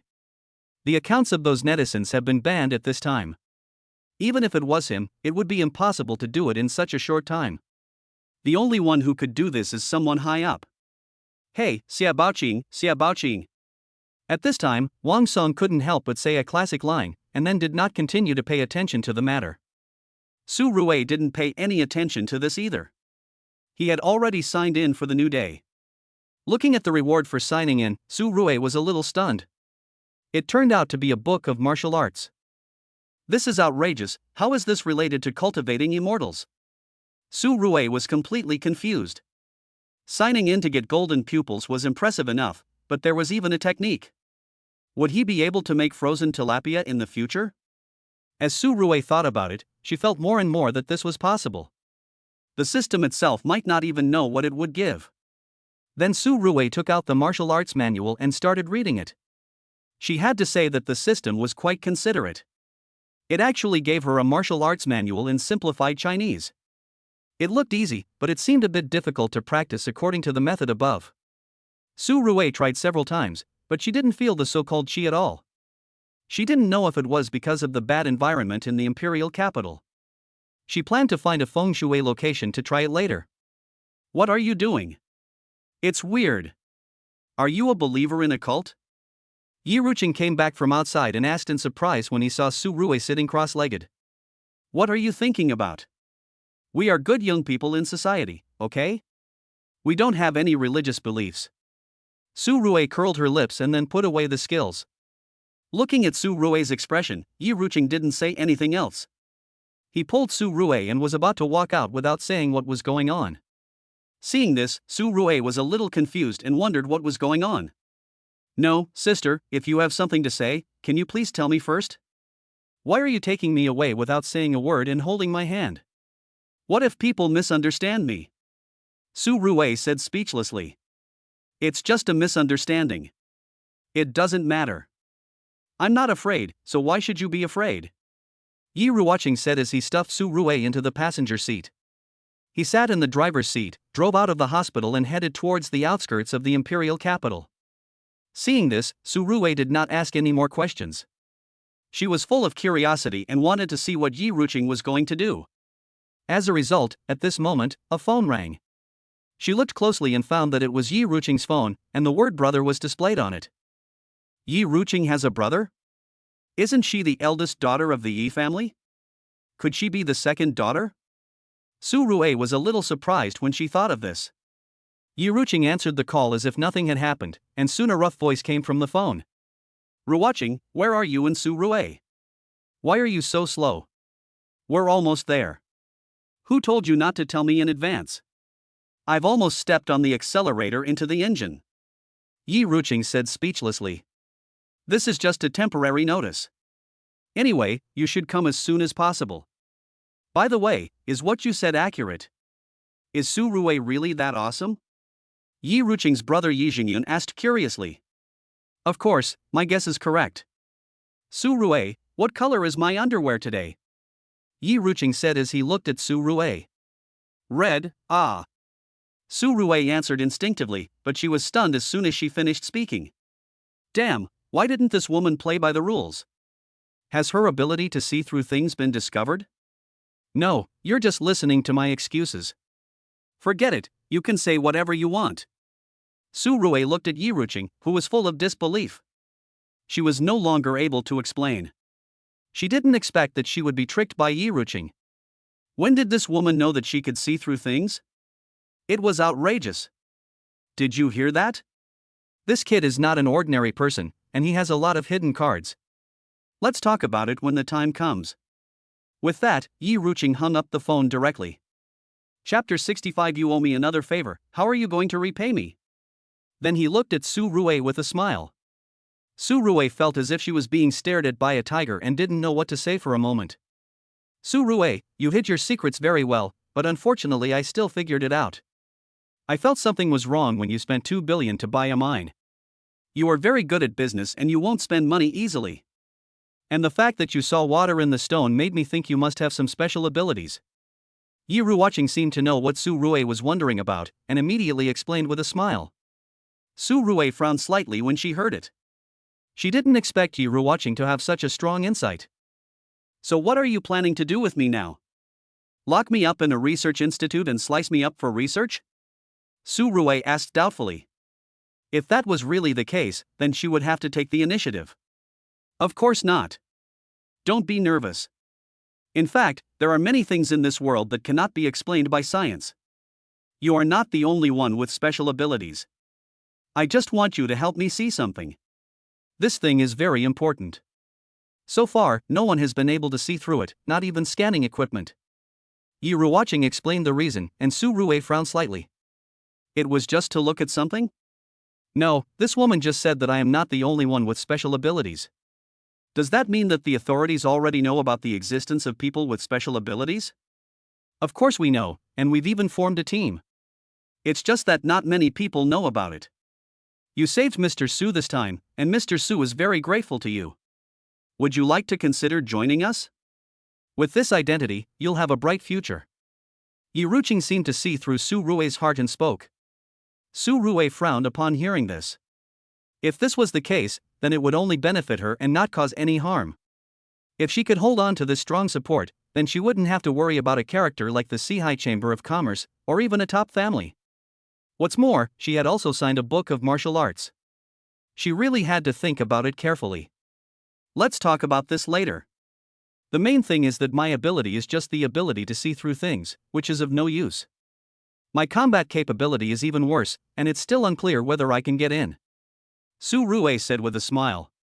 Yi Ruqing didn't respond after hearing this. I don't know what he was thinking. Not long after, the car drove into a forest. In the distance, a number of large trucks were parked deep in the forest, and armed soldiers were guarding both sides. Seeing this, Yi Ruqing parked the car aside, then took Su Rui out of the car. When everyone saw that it was Yi Ruqing, they did not stop them. One of them took the two of them and walked towards the truck. The things are in here. Miss Yi cannot go in, but Su Rui can. This is an order from above. The soldier explained to the two. Yi Ruqing nodded when he heard that, then leaned aside and looked at Su Rui. Su Rui felt helpless when she saw this, not knowing what was so mysterious. Then she got up and walked to the side of the truck. With a series of muffled sounds, the container on the truck slowly opened, and a hand suddenly stretched out and pulled Su Rui in. Damn, what's going on? Su Rui instinctively threw a punch upon seeing this, and a figure was knocked back in an instant. Martial artist, there aren't many people who can beat me with one punch. No wonder my sister is so optimistic about you. Yi Jinyun looked at Su Rui in surprise, as he thought Su Rui didn't know martial arts. Your sister? Are you Yi Ruqing's brother? What exactly do you want me to see? Su Rui asked puzzledly. Upon hearing this, the latter pointed to something that looked like a coffin at the side. Su Rui was a little surprised when she saw this thing. It didn't look like it was artificially carved, but more like it was formed naturally. The material was similar to a gem. She had no idea what it was. There is something in here. Our technicians can't tell what it is, and the people in the special department can't identify it either. We can only rely on your eyes. Yi Jinyun explained. Su Rui nodded when he heard it, and then approached the coffin and his golden eyes activated instantly. After a blur, her vision gradually became clear. Not long after, a ring appeared in Su Rui's field of vision. There was only one ring in the coffin. It was silver-white in color with some words on it, but Su Rui didn't recognize them at all. There is only one ring, and I don't know what it is used for. Get me paper and pen, and I'll draw it for you. Su Rui explained. Upon hearing this, Yi Jinyun quickly found paper and pen and handed them to Su Rui. Soon Su Rui drew the appearance of the ring. Looking at what Su Rui drew, Yi Jinyun was a little surprised, as if he knew it. Okay, my mission is completed, can I go now? Su Rui looked at Yi Jinyun, who was in shock, and asked. Aren't you curious about what this thing is? Yi Jinyun looked at Su Rui and asked with some surprise. I don't want to know what I shouldn't know. If you wanted to tell me, you should have told me long ago. There's no need for me to ask. Su Rui was about to get off the car, but was stopped by Yi Jinyun. It is indeed a secret from other people, but not from you. This thing is actually an ancient artifact, similar to an antique, but with some differences. For example, there are two types of people, ordinary people and people with special abilities. This ancient artifact also has a special function. We have been collecting this kind of thing. Yi Jinyun explained the matter and Su Rui nodded. She didn't feel surprised. After all, she even had a system, so no matter what happened in this world, she didn't think it was outrageous. Now that I'm done, I'll be leaving first. Su Rui was about to run away, but was stopped by Yi Jinyun again. You and Yi Ruqing are exactly the same. You always like to pull people in. Can you finish what you want to say in one go? Su Rui looked at Yi Jinyun speechlessly. Yi Jinyun smiled awkwardly when he heard that. I also want to ask, do you have any way to open this coffin? We have tried many ways but failed. Yi Jinyun explained. I am a human and I do have some special abilities, but this is not suitable for my major. Aren't there other special people who can handle it? For example, someone with infinite strength or who can take objects from a distance? Su Rui asked curiously. Yi Jinyun was embarrassed when he heard Su Rui's words. He thought, are you reading a novel here? Can you find that kind of person just by saying so? Even the state machinery can't do that. Well, forget it. It's good enough to know what's inside. I'll take you out. Yi Jinyun said helplessly, and then let Su Rui out of the container. What happened? Is it dealt with? Yi Ruqing asked curiously when he saw Su Rui coming out. Su Rui nodded when he heard it. It's done. Does this mean you owe me a favor again? How do you plan to repay it? Su Rui looked at Yi Ruqing and couldn't help but teasing. Chapter 66. How about giving yourself to me? How about promising yourself to me? Let's go get a room now. Yi Ruqing said directly. Su Rui's face turned black when he heard it. Damn, what is this woman thinking? Forget it, I'd better go home. No, I have to stay in the imperial capital. I don't know how long it will take Mr. Su to recover. I can't stay in the imperial capital forever, right? Thinking of this, Su Rui was speechless. She thought she came here just to save someone, but who would have thought that she couldn't leave now? You don't have anything to do, why are you in such a hurry to leave? Yi Ruqing looked at Su Rui's embarrassed expression, immediately put away his playful thoughts, and asked curiously. Su Rui didn't know what to say to her for a moment after hearing that. She couldn't just say that she needed to find a blessed place to try to cultivate immortality, right? Forget it, let's go back first. It feels weird in this woods. Su Rui didn't say anything more. Yi Ruqing didn't delay after hearing that. Soon, the two of them drove away from the forest. Not long after, the two returned to the hospital, only to find that the hospital was deserted. Looking at the empty hospital building, Su Rui and Yi Ruqing were now full of questions. What's going on? Did we go to the wrong place? Why is there no one here? Su Rui couldn't help but ask Yi Ruqing. The latter ignored Su Rui and took out his cell phone to make a call. After a long while, he let out a sigh of relief. It's okay. Mr. Su has recovered. This hospital is no longer useful. But I don't recommend you to leave because Mr. Su wants to treat you to a meal. Young man, you must seize the opportunity. Yi Ruqing explained with a smile. Su Rui was stunned when she heard Yi Ruqing's words. She didn't expect that someone like Mr. Su would invite her to dinner. She was probably a little flattered. Although she saved the other person's life, the benefits she got were enough. Okay, then I'll stay in the imperial capital for a few more days. After thinking about it, Su Rui nodded and asked Yi Ruqing to find her a place with a better environment to live. I didn't expect you to have such high requirements for the living environment. This is the villa with the best environment that my Yi family has found in the imperial capital so far. You can live here first, and I will come to find you when Mr. Su is ready. Having said that, Yi Ruqing stood up and left, while Su Rui sat in the hall of the villa and began to try to find the so-called qi according to the description of the immortal cultivation method. As a result, he sweated a lot but still didn't find any qi. Damn it, is it possible that the skills given by the system are not right? Don't tell me it's pirated. Su Rui said and began to try to ask the system, but the system was like a hosted one and didn't say a word. After asking for a long time, Su Rui did not get a response from the system. She had no choice but to start studying the exercises on her own. 3 days passed in this study. During these 3 days, Su Rui did not sign in for anything good, only a rusty bracelet. The material seemed to be stainless steel, which made Su Rui speechless. She was really curious whether this system was infected with a virus. Why did it always give her such garbage? She was not a garbage dump. System, you'd better give me a reasonable explanation, even if it's just some money. Why give me a stainless steel bracelet? Are you planning to let me get involved in mining? Su Rui shouted angrily. At this moment, he was really getting restless. If the system didn't give him a reasonable explanation today, he would really think about uninstalling it, although he didn't know whether the system could be uninstalled. Host, please be patient. The items you get by signing into the system are all useful. Please identify them by yourself. At the same time, the system is being upgraded, and there is a certain probability that you will sign in special items.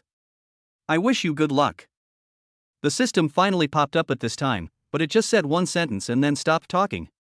Su Rui looked at the stainless steel bracelet in her hand. For a moment, she really couldn't think of what use this thing could have. She threw it on the marble floor beside her. In an instant, a crack appeared on the floor, and the bracelet returned to Su Rui's hand. Oh! Su Rui never dreamed that this bracelet was actually a weapon, and it was extremely powerful, shattering the marble in an instant. If it hit a person, the effect would be comparable to a cannonball, right? It is indeed useful. I understand. The more ordinary the things given by the system look, the more useful they are. Su Rui's eyes showed joy. However, before he could be happy for long, his eyes rolled back and he fell to the ground with a thump. Soon, he began to snore. 2 days passed in this sleep. When Su Rui opened his eyes again, it was already evening 2 days later. Looking at the afterglow of the setting sun, Su Rui shook his head. The feeling of a hangover made him feel very uncomfortable. Strange, how could he suddenly faint without eating anything? Su Rui carefully recalled the previous details and finally set his eyes on the bracelet. Could it be that using this thing has side effects? Tip: before you master Qi, using magic tools will shorten the host's lifespan. At this time, the system's voice suddenly sounded, and Su Rui's face turned green when he heard it.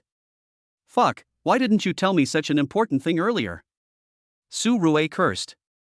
Did he spend money to buy his life? It was fine if others spent money, but he was overdoing it to buy his life. The host didn't ask. The system said lightly, and then dived again. At this time, Su Rui didn't want to talk anymore. He got up from the ground and got himself some food. He hadn't eaten or drunk anything for 2 days, which made Su Rui feel like his body was an empty shell. If he were given a woman at this time, he probably wouldn't be interested in her. After a simple meal, Su Rui felt better. At this moment, the phone rang. Su Rui took out her phone and saw that it was Yi Ruqing. Without thinking, he answered the phone, and Yi Ruqing's slightly panicked voice came from the other end. Su Rui, are you still in the villa? Help me later. Help? What help?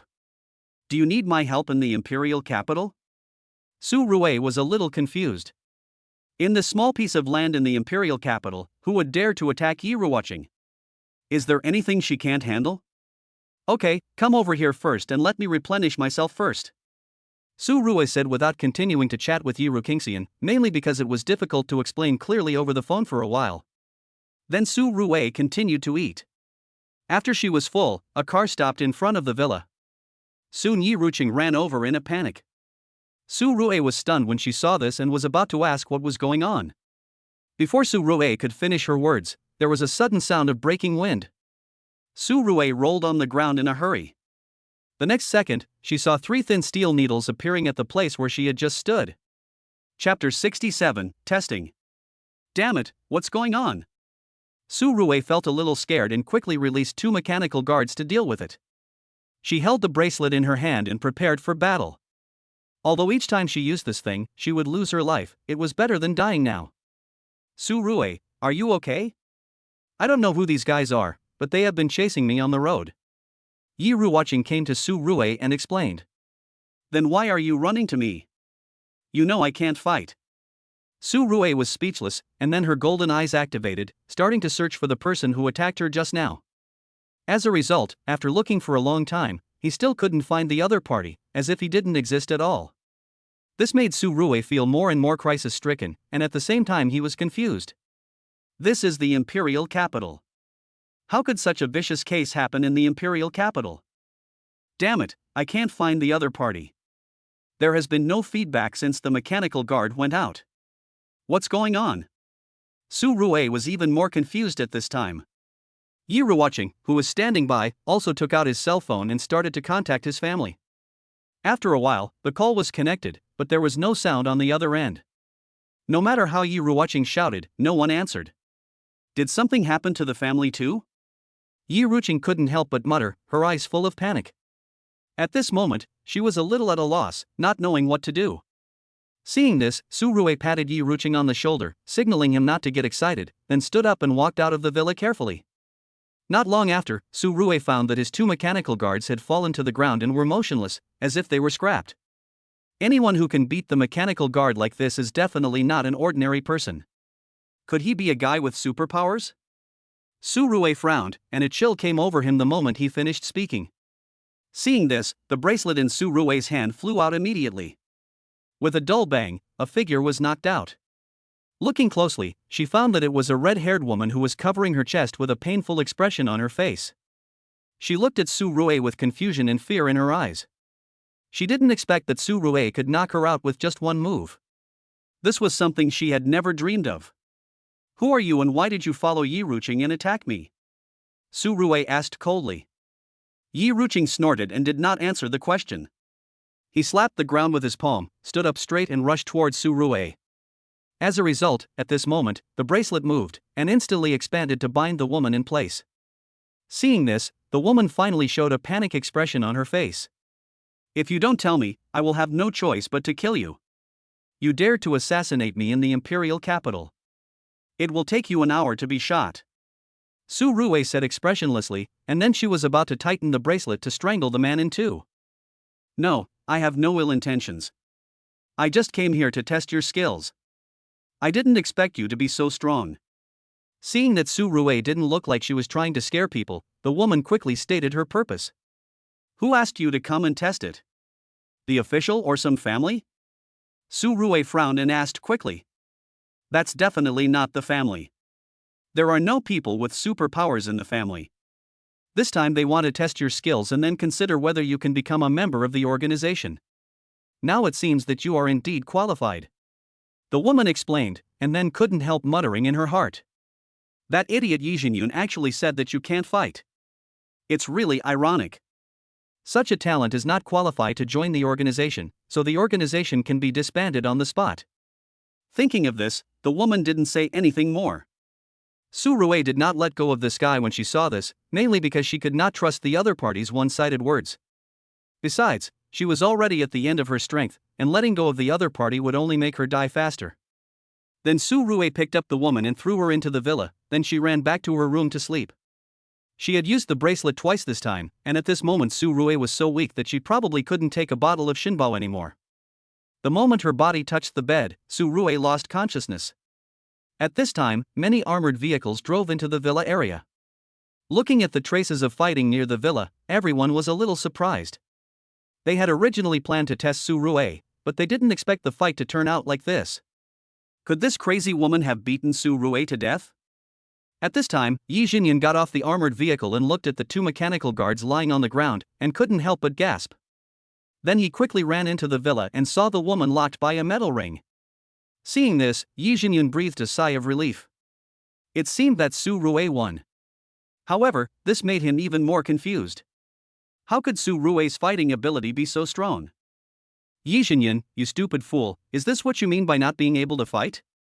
If I had just spoken slower, you could have started eating. Seeing Yi Jinyun coming, the red-haired woman could no longer hold back and started cursing at Yi Jinyun. Yi Jinyun was so upset after being scolded. How could he have known that Su Rue was so capable? The previous reports were all Su Rue's own narration. This old man had nothing better to do than to be humble with the officials. He was really impressed. Okay, this matter is over. Su Rue is now qualified enough to join the organization. So, what about others? Yi Jinyun interrupted the red-haired woman's complaints, then looked at Yi Ruqing and asked. Let's go upstairs. You probably need to rest for a while. Brother, you've really gone too far. Do you know that those needles almost hurt me in Su Rue? How can you test like this? Yi Ruqing looked at his brother and understood the whole story. He immediately said unhappily. Hearing his sister's complaints, Yi Jinyun felt a little headache for a moment. It would be fine if the person who was tied up complained a few words, but why was his sister speaking for outsiders? Okay, it's my fault this time. It has nothing to do with me. It wasn't my decision. Never mind. I won't argue with you anymore. I'll go see how Su Rue is doing. Yi Jinyun said as he walked upstairs. However, before he could get close to Su Rue's room, a gust of air hit him and instantly sent him flying. Haha, you deserve it. You'd better wait here for him to come out, otherwise you will be tied up like me and disgrace yourself. The red-haired woman looked at Yi Jinyun's embarrassed appearance and couldn't help but curled her lips. Yi Jinyun didn't know what to say for a moment after hearing this. He could only sit on the sofa beside him and wait for Su Rue to come downstairs. At this moment, Su Rue didn't know that the martial arts book on his body was flashing with light that sometimes flickered, and with each flash, the aura on Su Rue's body would become a little stronger. After an unknown amount of time, Su Rue slowly opened his eyes, and at this moment, his eyes were flashing with a lively luster.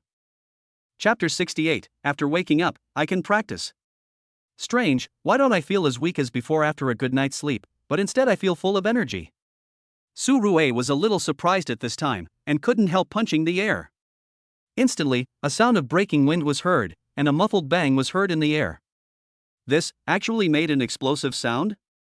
Su Rue looked at his arm in shock, and then found that his body, which was not very strong to begin with, had become much stronger than before. At the same time, there was a sticky liquid attached to her skin, which made Su Rue feel nauseous for a long time. She quickly got up and rushed into the bathroom to start washing. After a while, Su Rue looked at herself in the mirror and she seemed like a different person. At the same time, some knowledge that he had never been exposed to emerged in his mind, including how to condense qi, how to release qi, how to rely on qi to repair injuries, and even treat other people. Could it be that I felt the existence of qi after I fell asleep, and then successfully practiced the technique? No, how could I practice when I fell asleep? Was it in a dream? Su Rue was a little confused at this time, and had no choice but to stop thinking about these things for the time being. After that, he got dressed and walked out of the room, only to find that there were many people sitting in the hall downstairs. Yi Ruqing and Yi Jinyun were there, as well as the red-haired woman trapped by his bracelet, and some unfamiliar guys. There are many soldiers patrolling around the villa, and it seems that the place is completely blocked. If you don't know, you might think there are terrorists here. We meet again, but I didn't expect to meet in this occasion. Su Rue looked at Yi Jinyun and said with a smile. He was very angry at first. After all, he had tested him too much, but it was a blessing in disguise that allowed him to practice successfully, so that he no longer had any resentment in his heart. I'm ashamed to say that I frightened you, Brother Su. Now could you please let the man go first? After all, he has been trapped for a whole day. When Yi Jinyun heard Su Rue's words, he thought Su Rue was teasing him and said hurriedly with some embarrassment. Su Rue nodded when she heard that. Without saying anything more, she waved her hand and the bracelet let go of the woman, then returned to Su Rue's wrist. Seeing such a magical scene, everyone was amazed.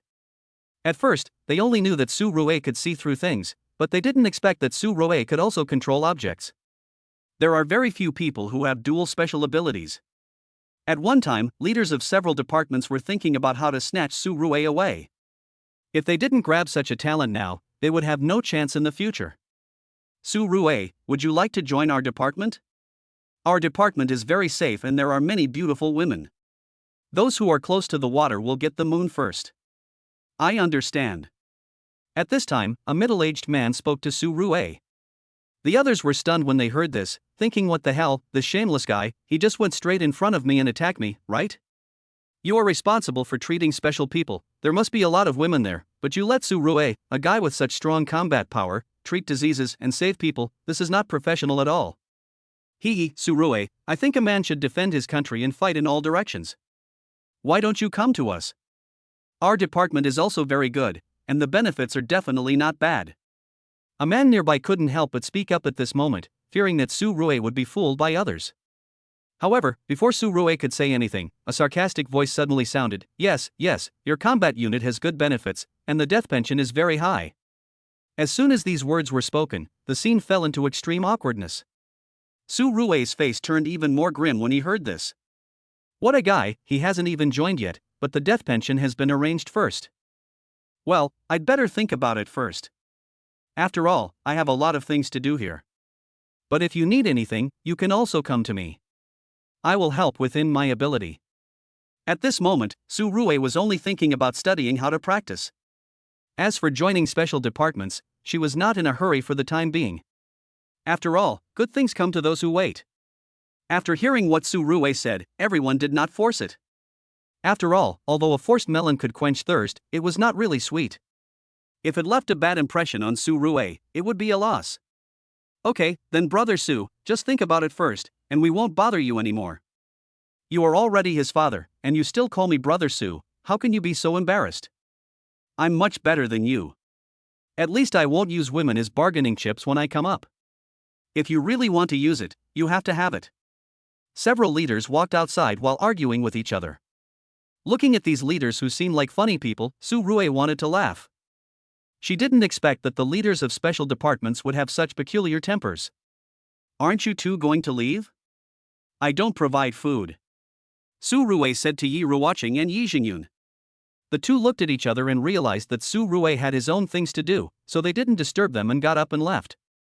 However, what Su Rue did not expect was that there was still one person in the villa who had not left, that was the red-haired woman whose fighting power could be described as terrifying. Why don't you leave? Do you still want to fight? Su Rue asked in surprise. He thought to himself that he didn't do anything excessive to her. It was nothing more than tying her up. No, that was a special situation. Who could he blame if the woman started it first? Therefore, Su Rue couldn't understand the other party's intention to stay at this time, and the woman slowly walked towards Su Rue after hearing the words, and forced Su Rue to the corner before stopping. What are you doing? If you do this again, I will tie you up again. Su Rue warned, then took the bracelet in her hand. You like to tie others up? That's a good hobby. The woman looked at Su Rue's actions and showed a sly smile on her face. It was the kind of pure smile with ill intentions. It almost made Su Rue suffer from social phobia. He thought to himself, where did this woman get such social skills? Don't worry, I won't do anything to you. I'm just curious. I don't know what cards you have hidden. You seem to be a different person after waking up. Others may not notice it, but I can see that you are much stronger than before. The woman looked at Su Rue, her eyes seemed to see through her. Su Rue's heart skipped a beat when she saw this. This woman's insight was truly terrifying. She had noticed something that Yi Xingyun and those leaders hadn't noticed. Maybe you're overthinking it. How can you get stronger after a good night's sleep? If that's the case, then all the fat guys would have become supermen. Su Rue said lightly without arguing with the other party. However, the woman didn't say much either. She just sat on the sofa and put her long legs on the coffee table. She had no intention of leaving. Seeing the woman acting so shameless, Su Rue felt a headache.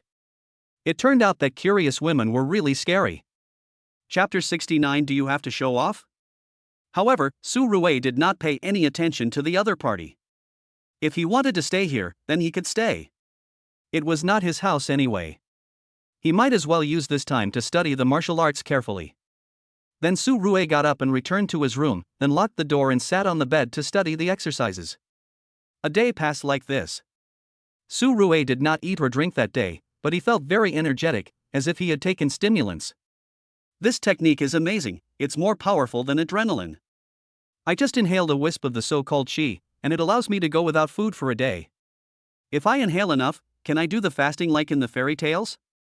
Su Rui was very excited, and then continued to practice according to the method recorded in the technique to feel the qi around him. I don't know how long it was before the door was suddenly knocked, interrupting Su Rui's practice. Seeing this, Su Rui frowned slightly. Is this woman sick? She actually knocked on the door at the critical moment. Then he went to the door with a lot of anger and opened it, only to find that the red-haired woman had turned into a woman with black hair, red lips, wavy teeth, and a voluptuous figure that was mature and seductive. Ha! Have you changed your body? Su Rui exclaimed when she saw this. Are you kidding? The woman didn't have this face during the previous battle. What do you mean by changing bodies? I'm also taking over other people's bodies. My ability is to change my body shape while in combat, so as to enhance myself in all aspects. In other words, I can control my body and reorganize it at will. The woman rolled her eyes and said, Oh? Random reorganization? Then, can you make a pair of 36F? I haven't seen them yet. Damn, don't do it.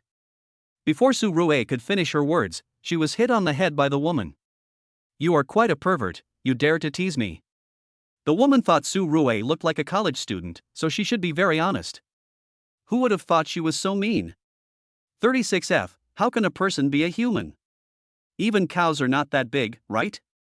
Didn't you say it can be reassembled? I'm just asking out of curiosity, really. Su Rui dodged and said speechlessly. God is my witness, he really didn't covet the other person's body, okay? I won't talk nonsense with you. This is the practice method to enter the organization. There is also the organization's WeChat group later. You can choose to join the group first and take a look. As she said that, the woman handed a business card to Su Rui, then stood up and left the room without saying a word. Seeing this, Su Rui picked up the business card and looked at it, and found that there was only a phone number and a group number on it, and there was no other writing. This made Su Rui speechless, and she thought, why don't you write the name of the organization? The special department is really special. Su Rui took out her mobile phone to add the WeChat group and quickly entered it. It turned out that there were only 23 people in it, plus herself, there were only 24 people in total. This could be called a group at most, not an organization at all. I give up. What can this organization do? He was about to quit the group. If there were hundreds of people, Su Rui would have observed them more. But when he was about to quit the group, a message page suddenly popped up with a line of red words written on it. Quitting the group chat can be defined as treason. Fuck you. Only then did Su Rui understand that she was cheated by that female transformer. She had directly set a hidden clause for herself, and it was a capped clause. The others would at most pay compensation or be sentenced to a few years in prison, but this might even wipe her off the family tree. Therefore, Su Rui took a few deep breaths before she managed to calm down. Then she sent a series of middle fingers in the group chat to express her gratitude. After finishing all these, Su Rui felt a little hungry. She looked at the time and found that it was already past 9 o'clock in the evening. She got up and left the villa, planning to go out for a good meal. In the past few days, apart from sleeping, she had been studying martial arts and had not eaten anything at all. No one can suffer, but I can't make myself suffer. What should I eat? Su Rui couldn't help muttering to herself as she walked on the road. Then she found a small restaurant. Generally speaking, the food in the small restaurants that can survive in the imperial capital is always excellent. However, what Su Rui did not expect was that as soon as she stepped into the restaurant, the doors slammed shut, and a group of people came out with steel pipes and daggers in their hands and surrounded Su Rui. Kid, the money your father owes us has been overdue for half a year. If he doesn't pay it back, I'll use your kidney to pay it off. The burly man in the lead symbolically pushed his glasses on the bridge of his nose, and then said in a cold voice. Su Rui was stunned when he heard this. As the father of the boss of Longhua Group, how could his father owe others money? If he hadn't gotten the system, Su Rui might have believed it, but now he would never believe it even if he was beaten to death. Maybe you have recognized the wrong person. This is my first time in the imperial capital. My father has never been here in his life. How could he be in debt here? Su Rui said helplessly. Ha! Don't move for a moment. The sturdy man was stunned when he heard that, Then he took a closer look and realized that he had recognized the wrong person. Damn, this severe myopia is really disgusting, the sturdy man said with embarrassment. He went to the wrong person to collect the debt. If this got out and got to his colleagues, they would be so embarrassed that they would laugh their heads off. Damn it, you two, what are you doing running around when you have nothing better to do? Why do you have to come here when you can't eat anywhere else? Get out of here right now, or I'll stab you with your legs. The sturdy man pointed at Su Rui's nose and cursed, but before he could finish his words, Su Rui punched him in the nose. In an instant, the sturdy man was knocked out and hit his head against the wall, unconscious on the spot. Damn it, I just got cheated and I have no place to vent my anger, and you are still cursing at me. Su Rui said, gritting her teeth. She was just planning to eat something, so she could tolerate being misunderstood. You said you are not a bitter tea person, so why do you have to pretend to be like this? Su Rui flew forward as he spoke. In less than a minute, all the people surrounding Su Rui were lying on the ground. From time to time, blood-stained teeth could be seen on the ground. After dealing with this guy, Su Rui stood up and walked to the muscular man with glasses. He slapped him in the face, knocking out several of his teeth on the spot and successfully awakening his dormant mind. Don't play dead. Go cook me 4 dishes and a soup. I'll give you half an hour, or I'll chop your dick off. Su Rui said coldly. The sturdy man was about to say something harsh after hearing Su Rui's words, but when he looked out of the corner of his eye, he saw that all his brothers were lying dead, so he swallowed back the words that were about to come out of his mouth. Okay, I'll arrange it for Big Brother right away. I'll go right away. He didn't care about the pain anymore and got up and ran out to buy groceries and cook. As for whether he had any idea of escaping, he definitely didn't. Anyone who has such skills in the capital is not an ordinary person. If he runs away, he will be caught. Then he will probably be beaten even harder. Chapter 70, Never seen it is almost the same as not being able to offend it. Seeing this, Su Rui found a chair to sit down, and then posted the matter in the group. Soon, a girl with the online name by Sibu de Chijiat sent a message. Where is the location? I haven't eaten yet. If it's close to me, I'll go over and have a meal. I've never eaten anything cooked by a big brother in society. Looking at this message, Su Rui wanted to laugh. She didn't expect that the people in this special department were so idle. Then she quickly told the other party the address. The reason for doing so was mainly because she didn't know much about this department, so she wanted to ask through her colleagues. In less than 10 minutes, a motorcycle stopped in front of the restaurant, and a young man with a middle-parted hairstyle got off and walked into the restaurant. Gee?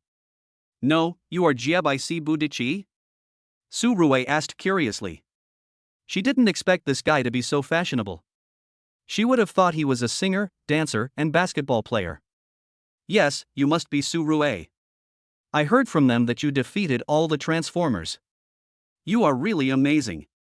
The two began to chat. As for the big brother from before, he also rushed back with the food. Looking at the motorcycle parked at the door, the eldest brother was surprised, because he had never seen this license plate number before. It was black letters on a red background. What kind of license plate number was this? Having never seen it is almost the same as not being able to afford to offend. He thought to himself, and then hurried into the kitchen to cook for Su Rui. Half an hour later, the meal was ready.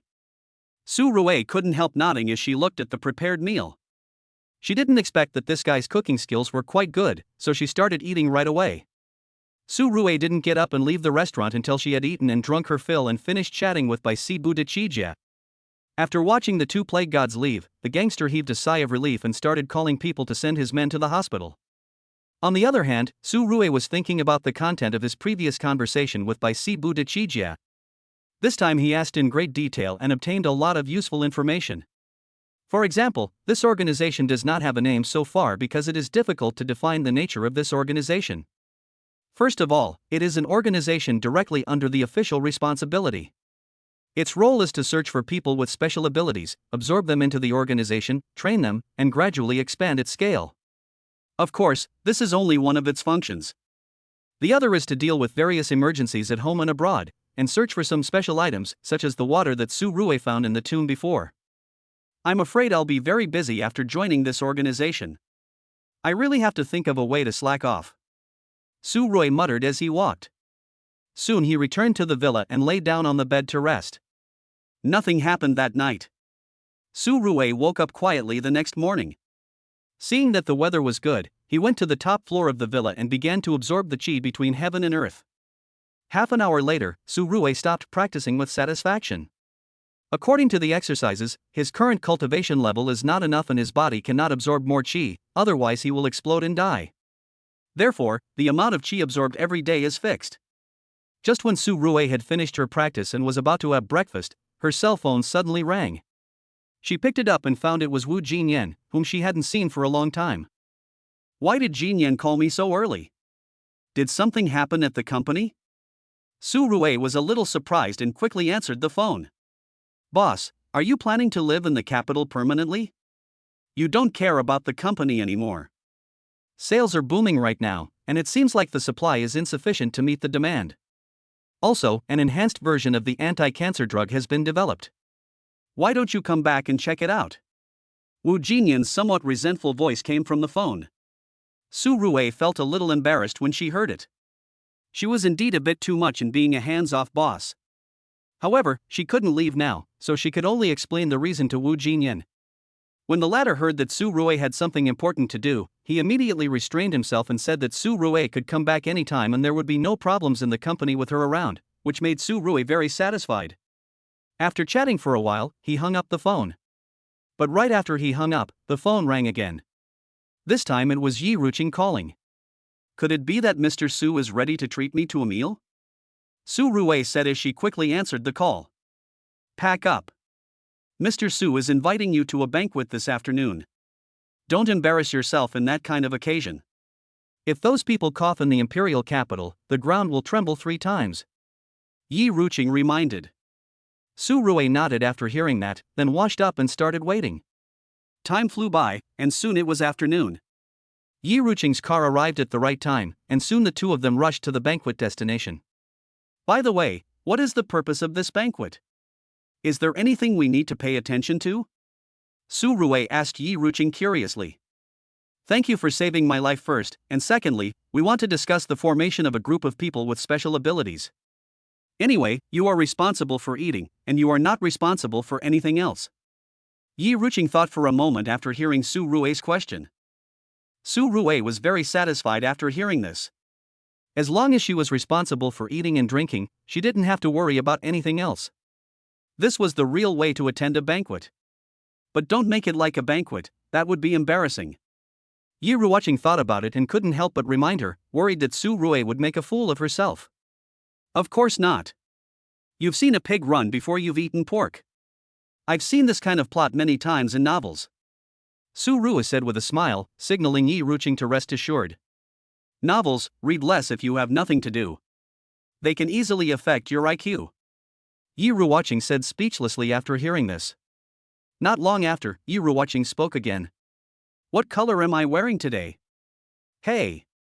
No, why do you always ask me this question? Seeing that he was being tricked by Yi Ruqing again, he suddenly felt unhappy. Then why do you always look at me with your X-ray vision? And you still have the nerve to ask me? Yi Ruqing was furious at this moment. It was no different from being naked in front of Su Rue. It was really infuriating. Okay, I won't watch it anymore. You're so stingy. Su Rue looked at Yi Ruqing angrily and muttered to herself. As a result, Yi Ruqing almost drove the car into the ditch. Fortunately, he was going to attend an important banquet, so Yi Ruqing held back and drove the car into the manor in a short while. The scenery is beautiful, the facilities are comprehensive, and the security measures are very strict. From the moment they came in, Su Rue felt that many people were staring at them. These people had no ill intentions and were obviously security personnel. Stop looking around and follow me. The party venue is far away and we can't drive there. Yi Ruqing looked at Su Rue, who was looking around, and reminded her. Su Rue then withdrew her gaze and followed Yi Ruqing into the manor. On the way, she met many people who also had special abilities, including Sister by Si Bu De Chi from yesterday. Chapter 71. Keeping this thing can save your life. After chatting for a while, Su Rue learned the other party's real name, which was Fongran. The name sounded a bit like a female's, but Su Rue did not say much to him and quickly continued walking forward. On the way, Su Rue was a little curious about why she could tell whether the other person was a person with special abilities. This was a little strange. She had never had this feeling before. Could it be related to the technique I'm practicing? This is a great ability that can instantly tell if the opponent poses a threat. Su Rue was very satisfied with this and couldn't help muttering to himself. Soon they stopped in front of a courtyard gate. There were quite a few people standing at the gate, as if they were waiting in line to enter. Wow, we have to queue up to get in. Su Rue was a little emotional about this. A man next to her heard what Su Rue said and immediately smiled. Otherwise, do you think anyone is qualified to enter? Seeing that you are unfamiliar, let me remind you that you cannot talk nonsense here. Once you offend someone, you will not be able to survive in this imperial capital. The man looked at Su Rue and said with a hint of arrogance. Thanks for the reminder. Su Rue nodded and didn't argue with him. The latter looked at Su Rue's expression and thought that Su Rue was giving in. He sneered and ignored Su Rue. Then Su Rue also began to wait. Not long after, a woman walked out of the courtyard gate and began to search among the crowd. Hello.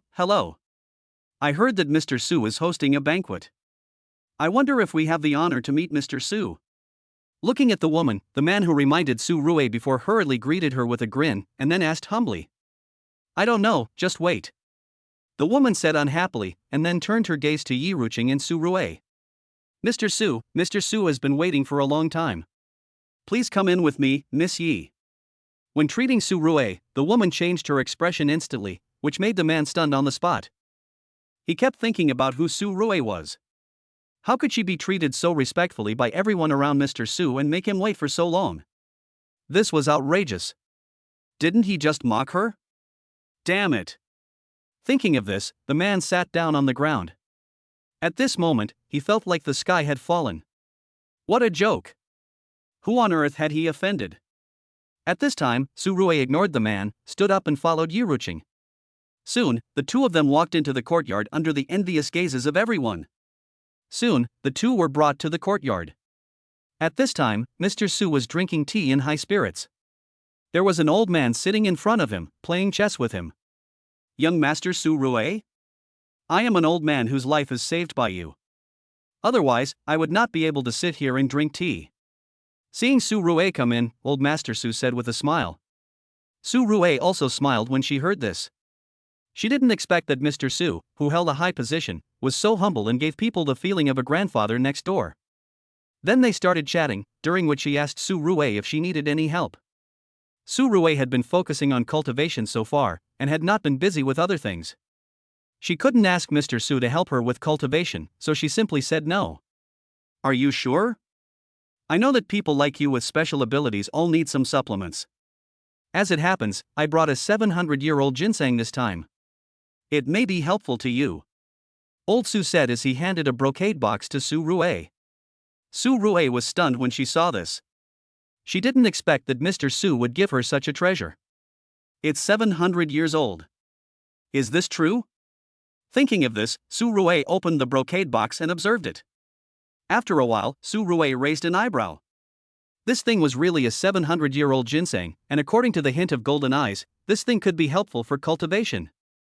Is everything written in the novel true? Can natural treasures really be used for cultivation? Su Rue was a little surprised, but she still returned the ginseng in the end. Mr. Su, this thing is hard to come by, so it's better to keep it for you to nourish your body.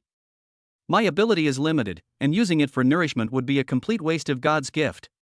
Su Rue explained. Mr. Su frowned when he heard it. There is no reason to take back something you have given away. Take it quickly. You are a grown man, but you are so slow in doing things. You must change this character in the future. Old Su scolded. Upon hearing this, Su Rue quickly hugged the brocade box in her arms, thinking to herself, why did you get angry if you didn't accept it? Well, that's right. You take a rest first. We still have to wait for a few guys for the banquet. I'll play chess here first. Wait, old man, did you make a move behind my back? As Mr. Su was talking, he stood up immediately when he saw the chessboard. Seeing this, Su Rue quickly ran to the side to rest. Yiruching was also very tactful and followed Su Rue to the room next door. That's right. I've only heard of this 700-year-old ginseng. Looking at the ginseng in Su Rue's hand, Yiruching said with some envy. Don't even think about buying 1,000-year-old ginseng in this world. Those that are hundreds of years old are extremely precious. To put it bluntly, the ginseng in Su Rui's hand is worth many lives. This is the first time I've seen something like this. It's really precious. Su Rui nodded, then took out the ginseng and carefully studied how to take it. According to the extra memories in the mind after being able to practice, this thing can be used to boil medicine or make pills after calcining. If it is eaten directly, it cannot be fully absorbed, which is a bit wasteful. Finally, Su Rui decided to use it for boiling, which is safer. Are you thinking about how to eat? Looking at Su Rui's serious expression, Yi Ruqing asked. Yes, what else? Why not eat the good stuff? Su Rui looked at Yi Ruqing in confusion, as if she was looking at a fool. I'm really impressed. This thing can save your life at a critical moment. Yi Ruqing looked at Su Rui with a look of disappointment. Su Rui curled her lips when she heard that. The best way to save your life is to make yourself the strongest, rather than seeking timely treatment after being injured. Su Rui continued to study, and their conversation was heard by Mr. Su. The best way to save your life is to make yourself the strongest. This kid's words make sense. A blacksmith must be strong himself. Old Su was very satisfied with what Su Rui said. Sometimes he wondered why Su Rui was not his grandson, otherwise he wouldn't have to work so hard. What? Do you have any ideas about that kid? Then train him well. The old man opposite looked at Mr. Su's expression and said with a smile. Mr. Su nodded and said nothing more. Looking at the chessboard is like looking at a world map. The world today may appear peaceful on the surface, but it is turbulent and extremely dangerous behind the scenes. After the appearance of people with special abilities, the game has become even more precarious. The appearance of Su Rui may be able to play the role of a stabilizing force, but Su Rui is still inexperienced and needs to grow. Chapter 72. Drink it while it's hot, I'll drink it too. Find an opportunity to let these people with special abilities participate in a selection. Similar groups of people are appearing in various countries now. If we let them form an army first, it will pose a huge threat to us. Old Su said calmly, and then placed a chess piece down. The old man opposite nodded when he heard this, and then continued to play chess with Mr. Su. The others were blocked outside the door, and it was extremely difficult to go in and see Mr. Su. Okay, stop doubting your life here. Su Rui won't care about you. At this time, Fong Ran walked to the man who had reminded Su Rui before, looked at the man who was frightened, and said speechlessly. When the man heard Fong Ran's words, he came to his senses. Looking at the special uniform Fong Ran was wearing, he couldn't help swallowing his saliva. This man was not an ordinary person. At this time, Su Rui didn't know about these things. Seeing that it was still early, he simply boiled the ginseng himself. Watching Su Rui's operation, Yi Ruqing was dumbfounded. The 700-year-old ginseng was stewed so carelessly? You could just put a chicken in it. Su Rui, aren't you being a bit wasteful? Didn't you ruin this thing? Yi Ruqing couldn't bear it anymore and reminded her. When Su Rui heard Yi Ruqing's words, she felt helpless. If this was considered a waste, then there would be no such thing as frugality in the world. If you don't understand, don't talk nonsense. I'll give you a bowl later. Su Rui said, and then continued to boil the medicine. As time passed, a fragrance of herbs wafted out of the room. At this time, Mr. Su, who was playing chess, also smelled the fragrance of medicine. He didn't know if it was an illusion, but he felt refreshed after smelling it. Interesting, this kid can actually make medicine? Old Su said with some surprise. The old man in front of him was also stunned when he heard it. After carefully breathing in the fragrance for a few times, he also felt some changes in his body. He felt a sense of relief from all his old ailments. Don't play chess. You can play it any time. Let's go see what this kid is doing first.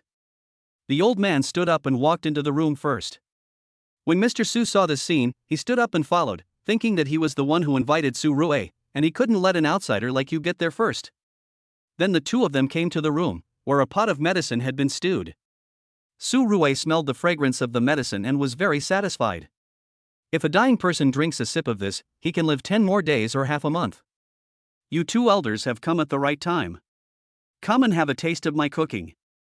Seeing Elder Su and his partner come in, Su Rui tactfully stood up and poured them some ginseng soup, but the portion was not much because it had a strong after effect and the two were too old to drink much. Don't think I'm stingy, elders. If this thing doesn't have some special abilities, it can be fatal if you drink too much. Su Rui explained. Elder Su nodded and then picked up the bowl and took a few sips. Soon, Elder Su's face became more rosy, and even his gray hair had a hint of black. Okay, Su Rui, are you practicing Taoism here? You drank just a few sips of Old Man Su's white hair turned black. The old man at the side was amazed at the changes in Old Man Su, and then he couldn't help teasing Su Rui. Little did he know that what he said was indeed the truth. Su Rui was really cultivating immortality, but only Su Rui himself knew it. You're joking, old man. Drink it while it's hot. Let me try it, too. Su Rui then started to drink the ginseng soup. Only Yi Ruqing was watching in amazement. At this moment, she felt that she had lived in vain for so many years. As a member of the Yi family, she had seen everything in the world, but this was the first time she had encountered a medicine that could make people rejuvenate after taking a sip. If other countries get to know about this, I guess a world war will break out. Yi Ruqing couldn't help but murmur in his heart, and then poured himself a small bowl. After taking a few sips, the pain in his lower abdomen, which had been slightly painful, was gone. Seeing this, Yi Ruqing's eyes lit up and he quickly drank up the soup in the bowl. When he turned around to drink more, he found that Su Rui had already finished the whole pot of soup and was still chewing the remaining ginseng in his mouth. No, are you born in the year of the donkey? You drink so fast? Yi Ruqing was stunned for a moment, and Su Rui curled her lips when she heard it. What? You still want to drink? Do you know what it means to be too weak to be nourished? If you drink another bowl, you will vomit blood. Su Rui said lightly, then sat on the chair and closed his eyes to rest, but in fact he was absorbing the qi between heaven and earth. Not long after, Su Rui opened his eyes. The amount of qi his body could absorb was several times more than before. There was a warm current all over his body, which made him feel very comfortable. Have you rested well? Then let's go. Those guys should have arrived. Old Su looked at Su Rui, who had finished resting, and asked with a smile. Su Rui was somewhat flattered when she heard this. After all, it was somewhat surprising that someone of this status would personally ask for her opinion. Have a good rest. You can leave at any time. Su Rui said with a smile. Mr. Su nodded and let everyone out of the courtyard. During the conversation, Su Rui learned that the old man next to Mr. Su was surnamed Wang, so he was temporarily called Mr. Wang. However, he had nothing to do with Wang Song, so they could only be said to be a relative. Then the group arrived at the banquet venue. Su Rui was a little surprised that it was open air, with all the tables and chairs placed outside, and it was already getting dark. Eating outside at this time is not a party. Isn't this just feeding mosquitoes? Su Rui muttered in surprise.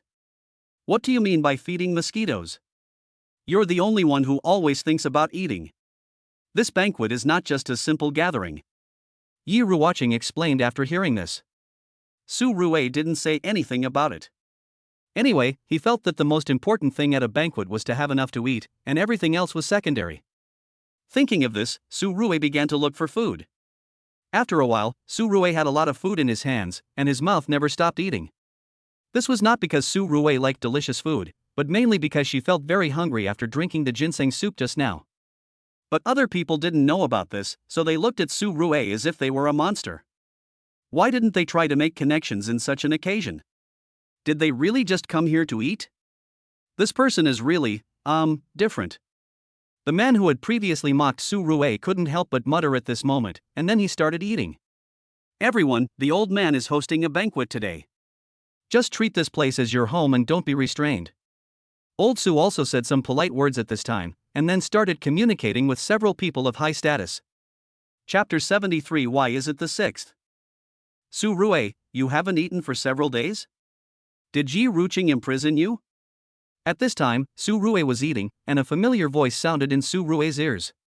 Su Rui looked in the direction of the voice and discovered that the person coming was actually a female transformer. No, my appetite has increased recently. Why are you here?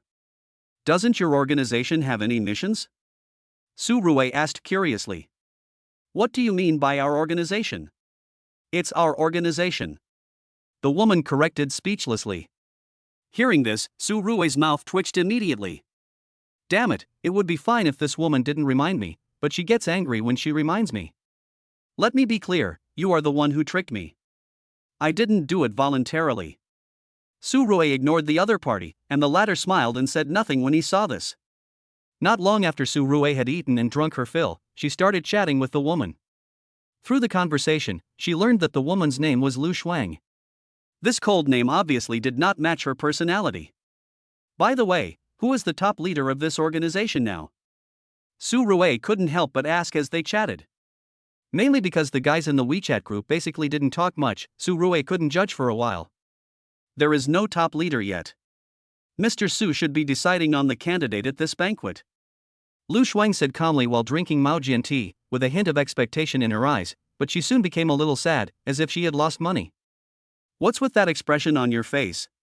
Su Rui was a little surprised at this moment, not knowing what was wrong with Lu Shuang.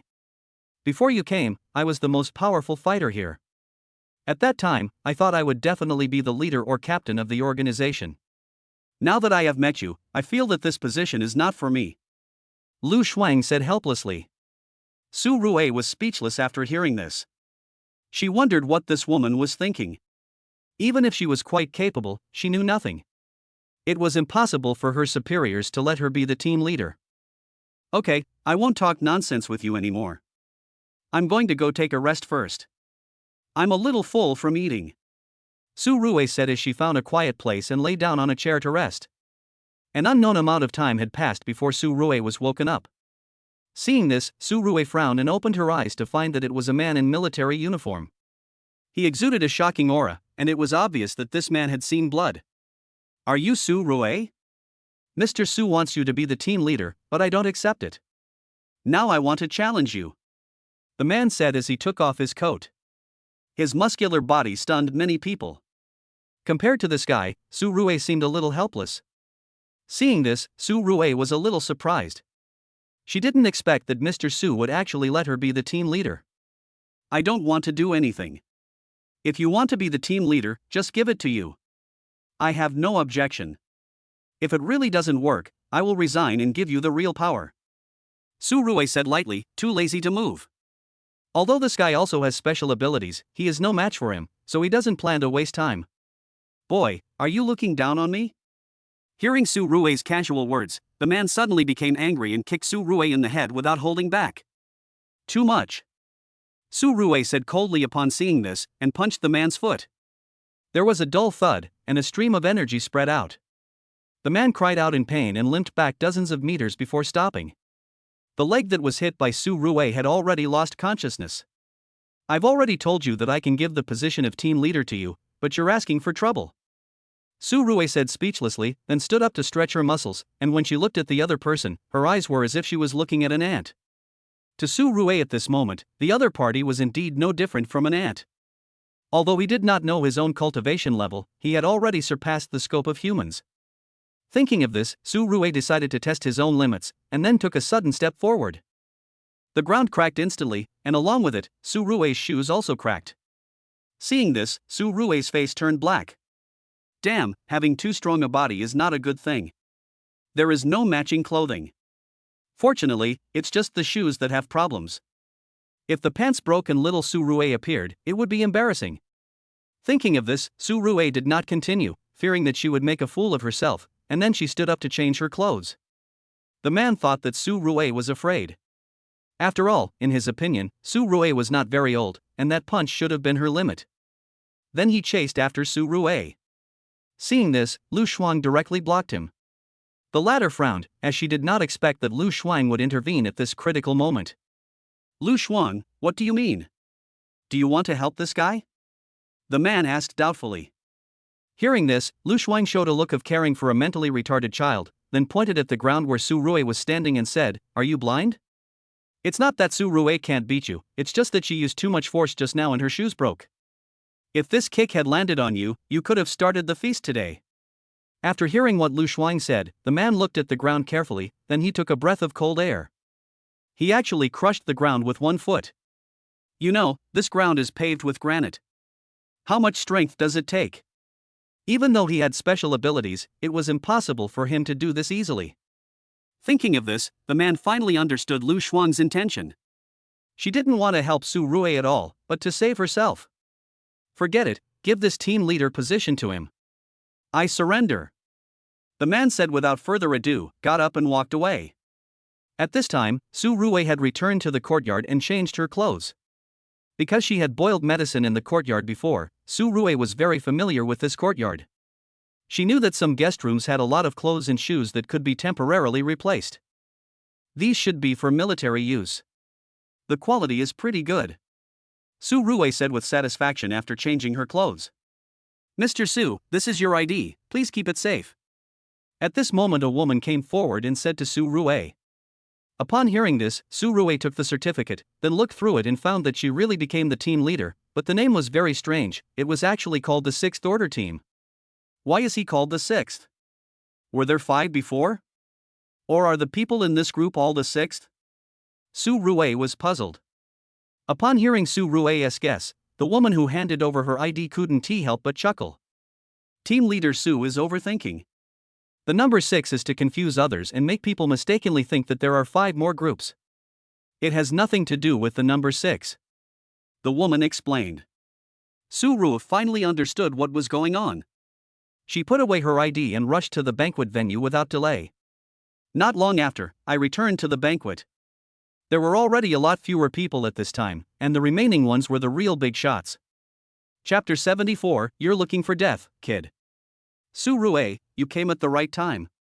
Let me introduce you to all the seniors. We will definitely trouble each other in the future at work.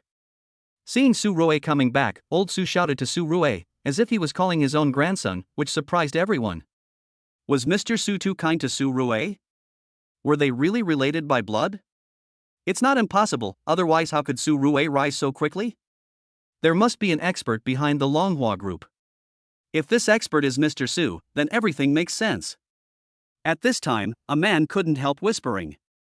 The others nodded when they heard this, and they all felt that this guess made sense, but they didn't say anything. It was better to say less about such things, otherwise it would be easy for something to get into trouble.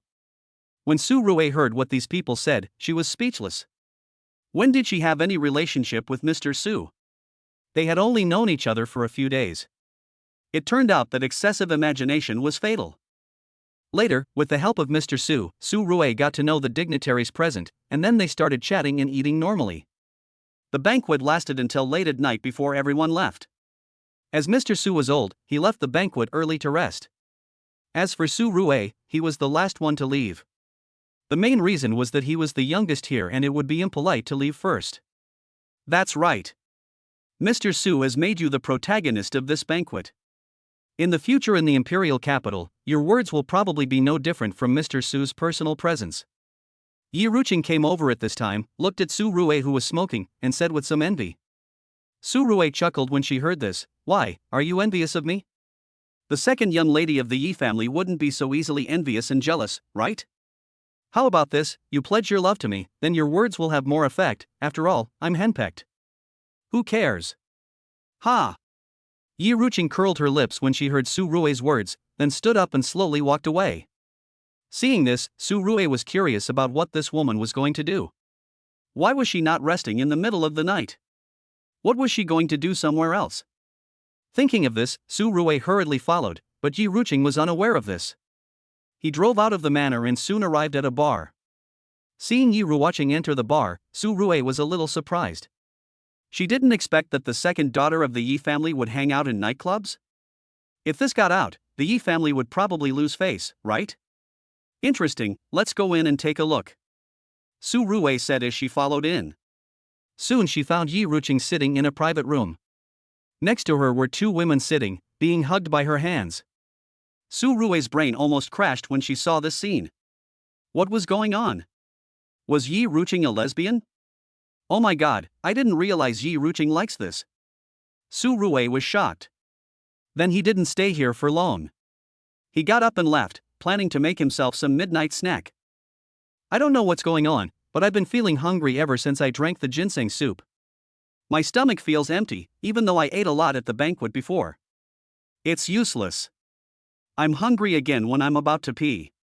Do cultivators need to eat a lot of food to supply their bodies with the energy they need? Damn it, doesn't the novel say that absorbing spiritual energy can help one fast?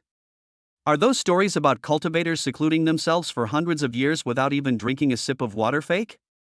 Su Rue was a little puzzled. Su Rue muttered to herself that she would never read those messy novels again. Soon, she arrived at a restaurant, ordered a table full of dishes and started stuffing them into her mouth. "Hello sir, I'm really sorry.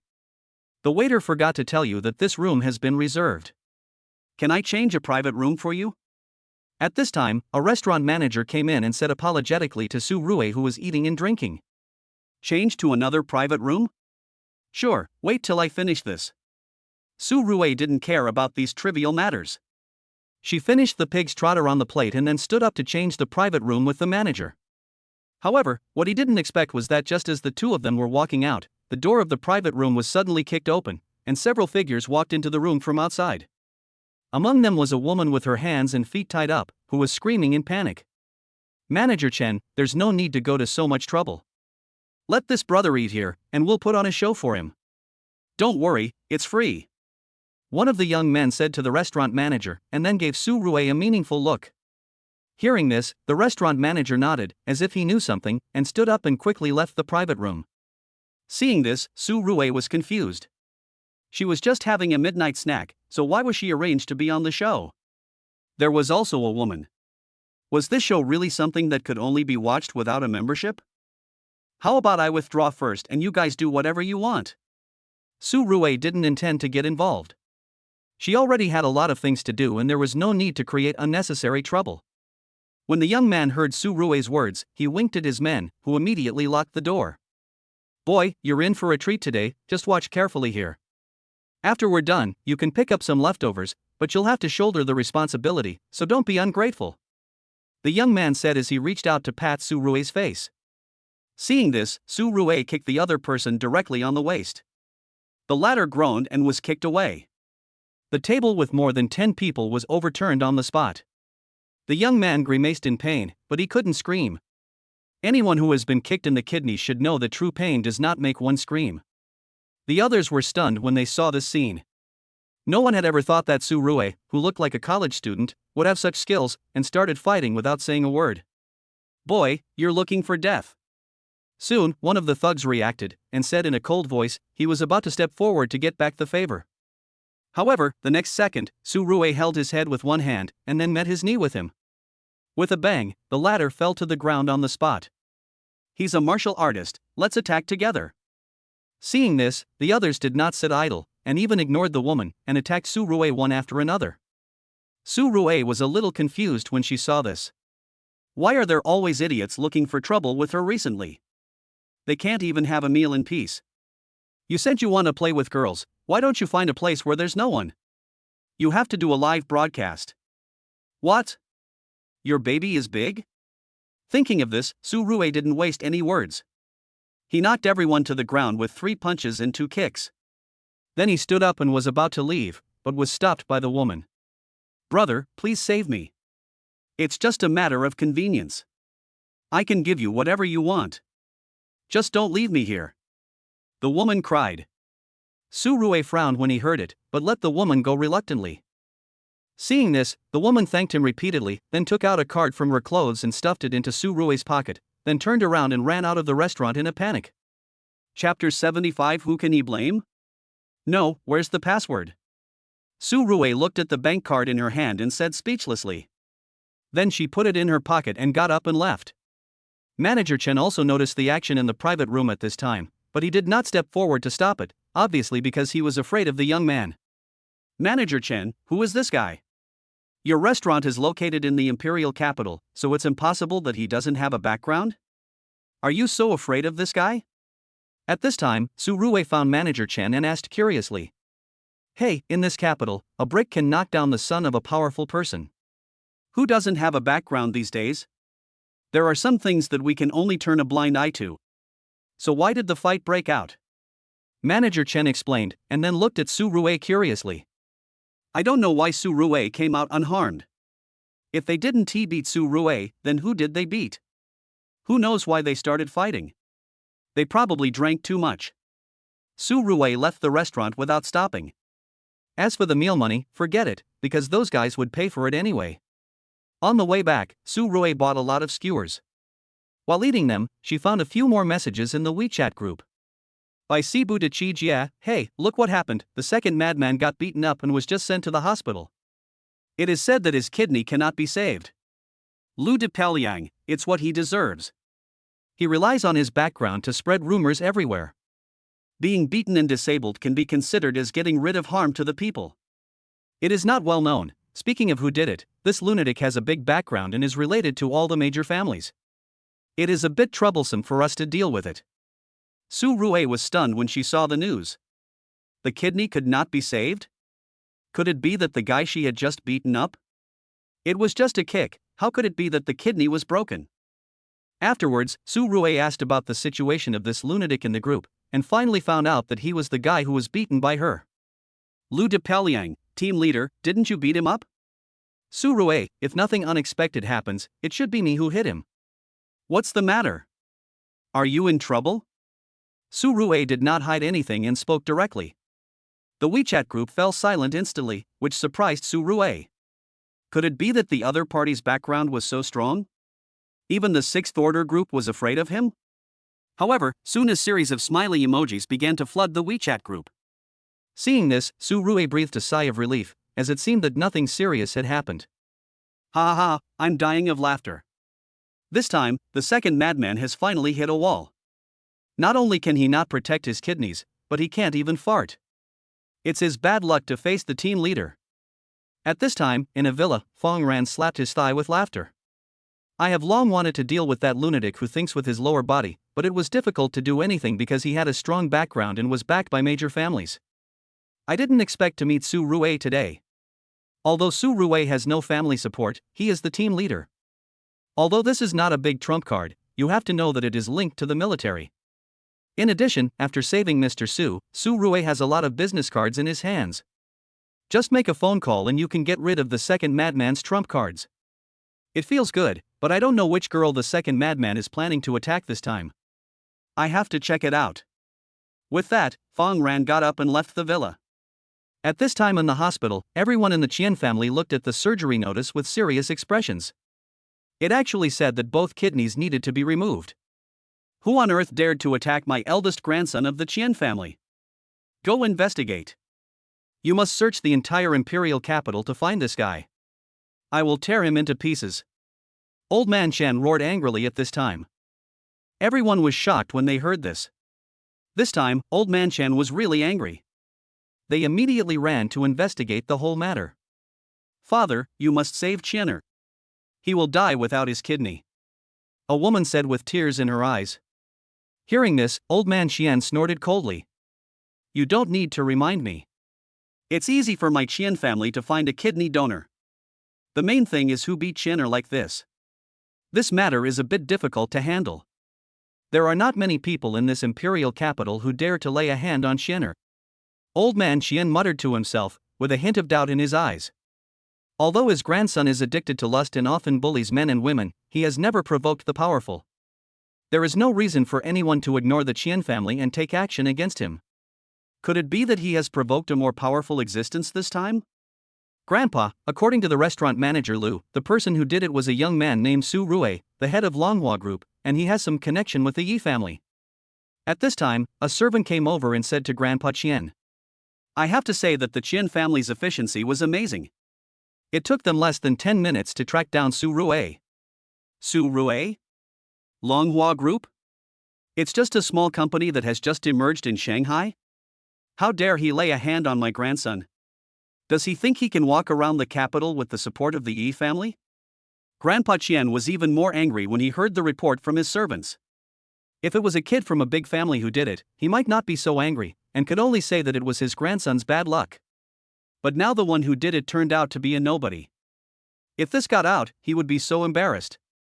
Send someone to capture Su Rue immediately, and capture him alive. I want to dig out his kidneys myself and make soup to nourish my grandson. After a long time, old Master Qian spoke, and the servants hurriedly gathered people upon hearing this. At this time, Su Rue didn't know all this. She was lying in a room in the courtyard admiring the scenery of the imperial capital at night. It must be said that the imperial capital at night has a unique flavor. Su Rue, I heard that you beat up the second young master of the Qian family? At this time, Yi Ruqing suddenly sent a message. Su Rue was stunned when she heard it. She didn't expect that such a small thing would spread so quickly. I was the one who beat him, who can he blame? Su Rue didn't feel anything about it. If she didn't accept it, she could just continue fighting. Thinking of this, Su Rue did not continue to think about this matter. He took out the mechanical guard and began to study it. Ever since the last fight with Lu Shuang, this mechanical guard has been broken and has not been repaired yet. Damn it, Lu Shuang has to pay for this. Su Rue became angrier and angrier as she thought about it. She only had a few things she could afford, and now they were broken. What if she needed them in the future? She couldn't do everything herself, could she? What Su Rue didn't know at this time was that in the Yi family, all the senior members of the Yi family were sitting together, discussing the matter of Su Rue crippling the second young master of the Qian family. Dad, I think those two crazy guys deserved it. Su Rue did nothing wrong. If they want to find fault, let them do it. They can't beat Su Rue anyway. At this time, Yi Ruqing's father Yi Nanxiang spoke. Hearing this, the old man of the Yi family, who was sitting in the main seat, immediately shook his head. Chapter 76, Can't I come to you if there's nothing wrong? Then the old man took a sip of tea and slowly said, They really can't beat Su Rue, but our Yi family can't just sit there and watch. Now is a good opportunity to build a relationship with Su Rue. You should all know who Su Rue is. Now she is a giant dragon that is about to take off. If we seize this opportunity, our Yi family will surely take off. By then, we will have a say in the world, not just the capital. So do you know what to do? Listening to the old man's words, Yi Nanxiang became much more serious for a moment. He didn't think of trying to curry favor with Su Rue. He just thought that it would be enough to have a good relationship with her. After all, this matter had nothing to do with the Yi family. What the old man said makes sense, but isn't it a bit too aggressive to be too proactive and not a good deal? Yi Ruqing's mother spoke up at this time. Hearing this, the old man couldn't help but smile. Beggars should not complain about bad food. If we don't go to the bar, do we expect others to go to the bar and beg us? Are we worthy? After hearing the old man's words, everyone fell silent. In front of Su Rue's background, the Yi family was just a small loach and could not cause any waves. Grandpa, Mom, and Dad, what are you talking about? Why are you still not asleep so late? Yi Ruqing also came back from the bar at this time, looking at everyone with some curiosity and asked. You know about Su Rue beating someone, right? Yi Nanxiang asked Yi Ruqing after hearing this.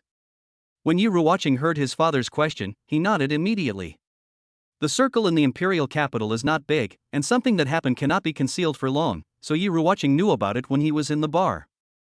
Your grandfather is planning to use this incident to get in touch with Su Rue. I'm afraid my daughter will need to work hard on this.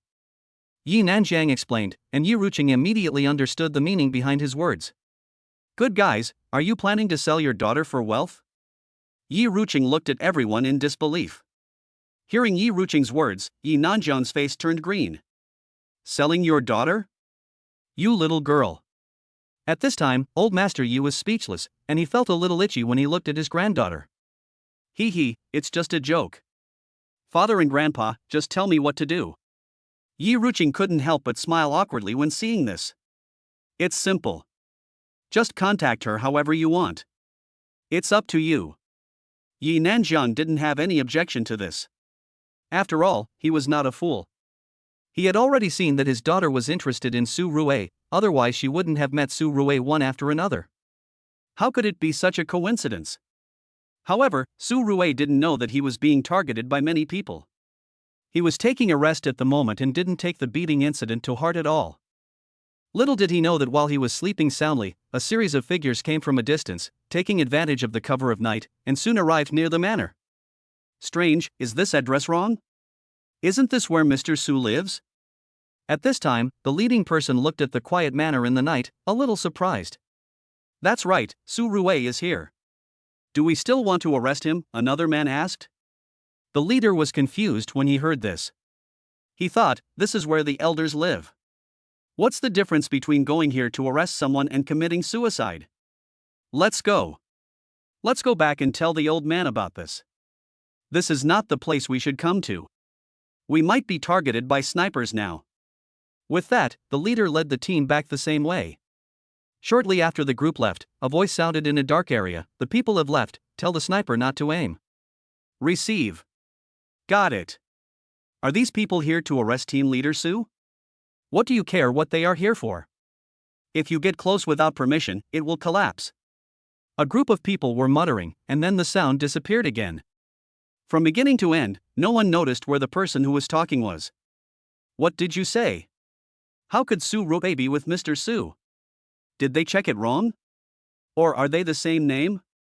Mr. Qian looked at his subordinate in disbelief and asked. Grandpa, it's impossible that you made a mistake. There is only one person named Su Rui in the capital right now, and she is by Mr. Su's side.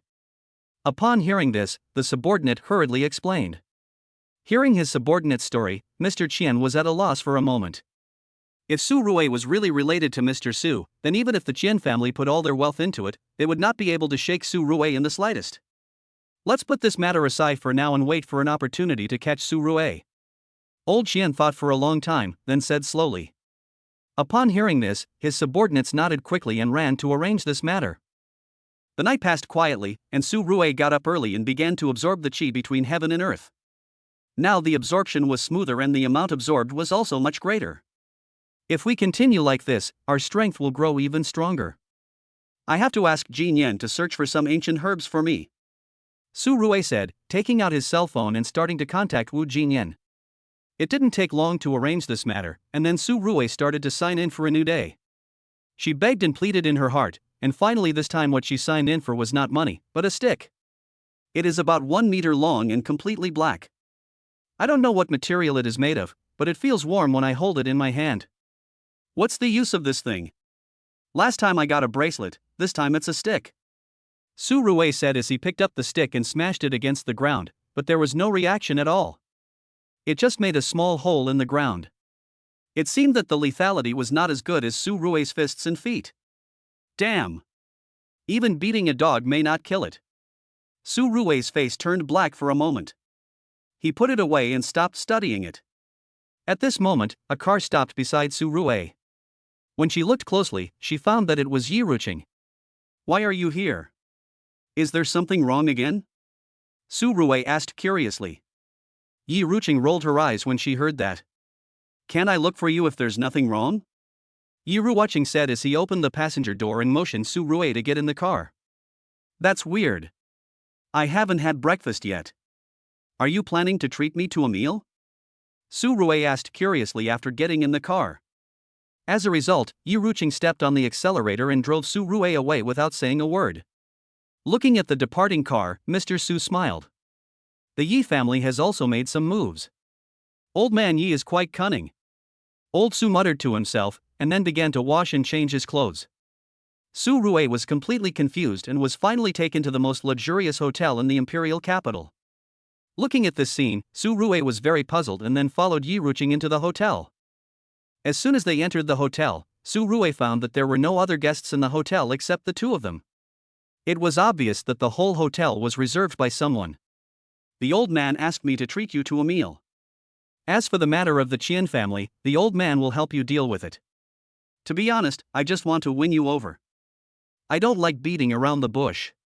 After Yi Ruqing sat down, he spoke directly to Su Rui. Chapter 77. I'm just curious. When Su Rui heard Yi Ruqing's confession, she was stunned. This was the first time she had seen such blatant solicitation. It had to be said that Yi Ruqing's character was very much to Su Rui's liking. Intrigues were too tiring. You are quite honest. To be honest, there is no need to win you over. After all, we are friends now and you have helped me a lot. If it weren't for you, I wouldn't be able to meet so many powerful people now. If you have any questions in the future, just tell me directly. Su Rui said with a smile. Yi Ruqing nodded when she heard it. She also felt that this was the best way. There was no need to deliberately try to win him over, that would make her seem awkward. Okay, you order first. Why are you looking at me like that? At this time, Yi Ruqing planned to let Su Rui order first, but found that Su Rui looked at him with a strange look. I have a question for you. Why don't you like men? Su Rui recalled seeing Yi Ruqing arm in arm with two girls last night, and immediately asked. Who told you that I don't like men? Yi Ruqing was confused when she heard Su Rui's words. There was nothing wrong with her sexual orientation, so why did this guy say that he didn't like men? But you ordered 2 women last night. Su Rua said awkwardly, and Yi Ruqing's face suddenly turned black when he heard it. Good boy, you have learned to follow me, right? I didn't order 2 girls last night. I went to celebrate my friend's birthday. As it was too late, we kept everything simple. Yi Ruqing learned that Su Rua had misunderstood and immediately explained. Su Rua nodded half believingly, and then without saying anything more, she started ordering dishes. Soon, she was full and satisfied. What are your plans next? Go back to the Magic City to continue your group? Or stay in the Imperial Capital and be your team leader? Yi Ruqing wiped his mouth and asked Su Rua curiously. Su Rua shook his head when he heard that. In fact, he hadn't figured out what to do next. He wouldn't get anything good from signing in now, and it was basically of no use to the company's development. Besides, Wu Jinyan is watching over the company, and people from the special department are also on guard, so nothing will happen. It doesn't matter whether I go back or not. I'll stay in the Imperial Capital for a while first. The matter with the kid I beat up before hasn't been resolved yet. I can't let other people take the blame for the things I caused. I have to resolve the Qian family's affairs first. Su Rua explained, and then asked Yi Ruqing about the Qian family.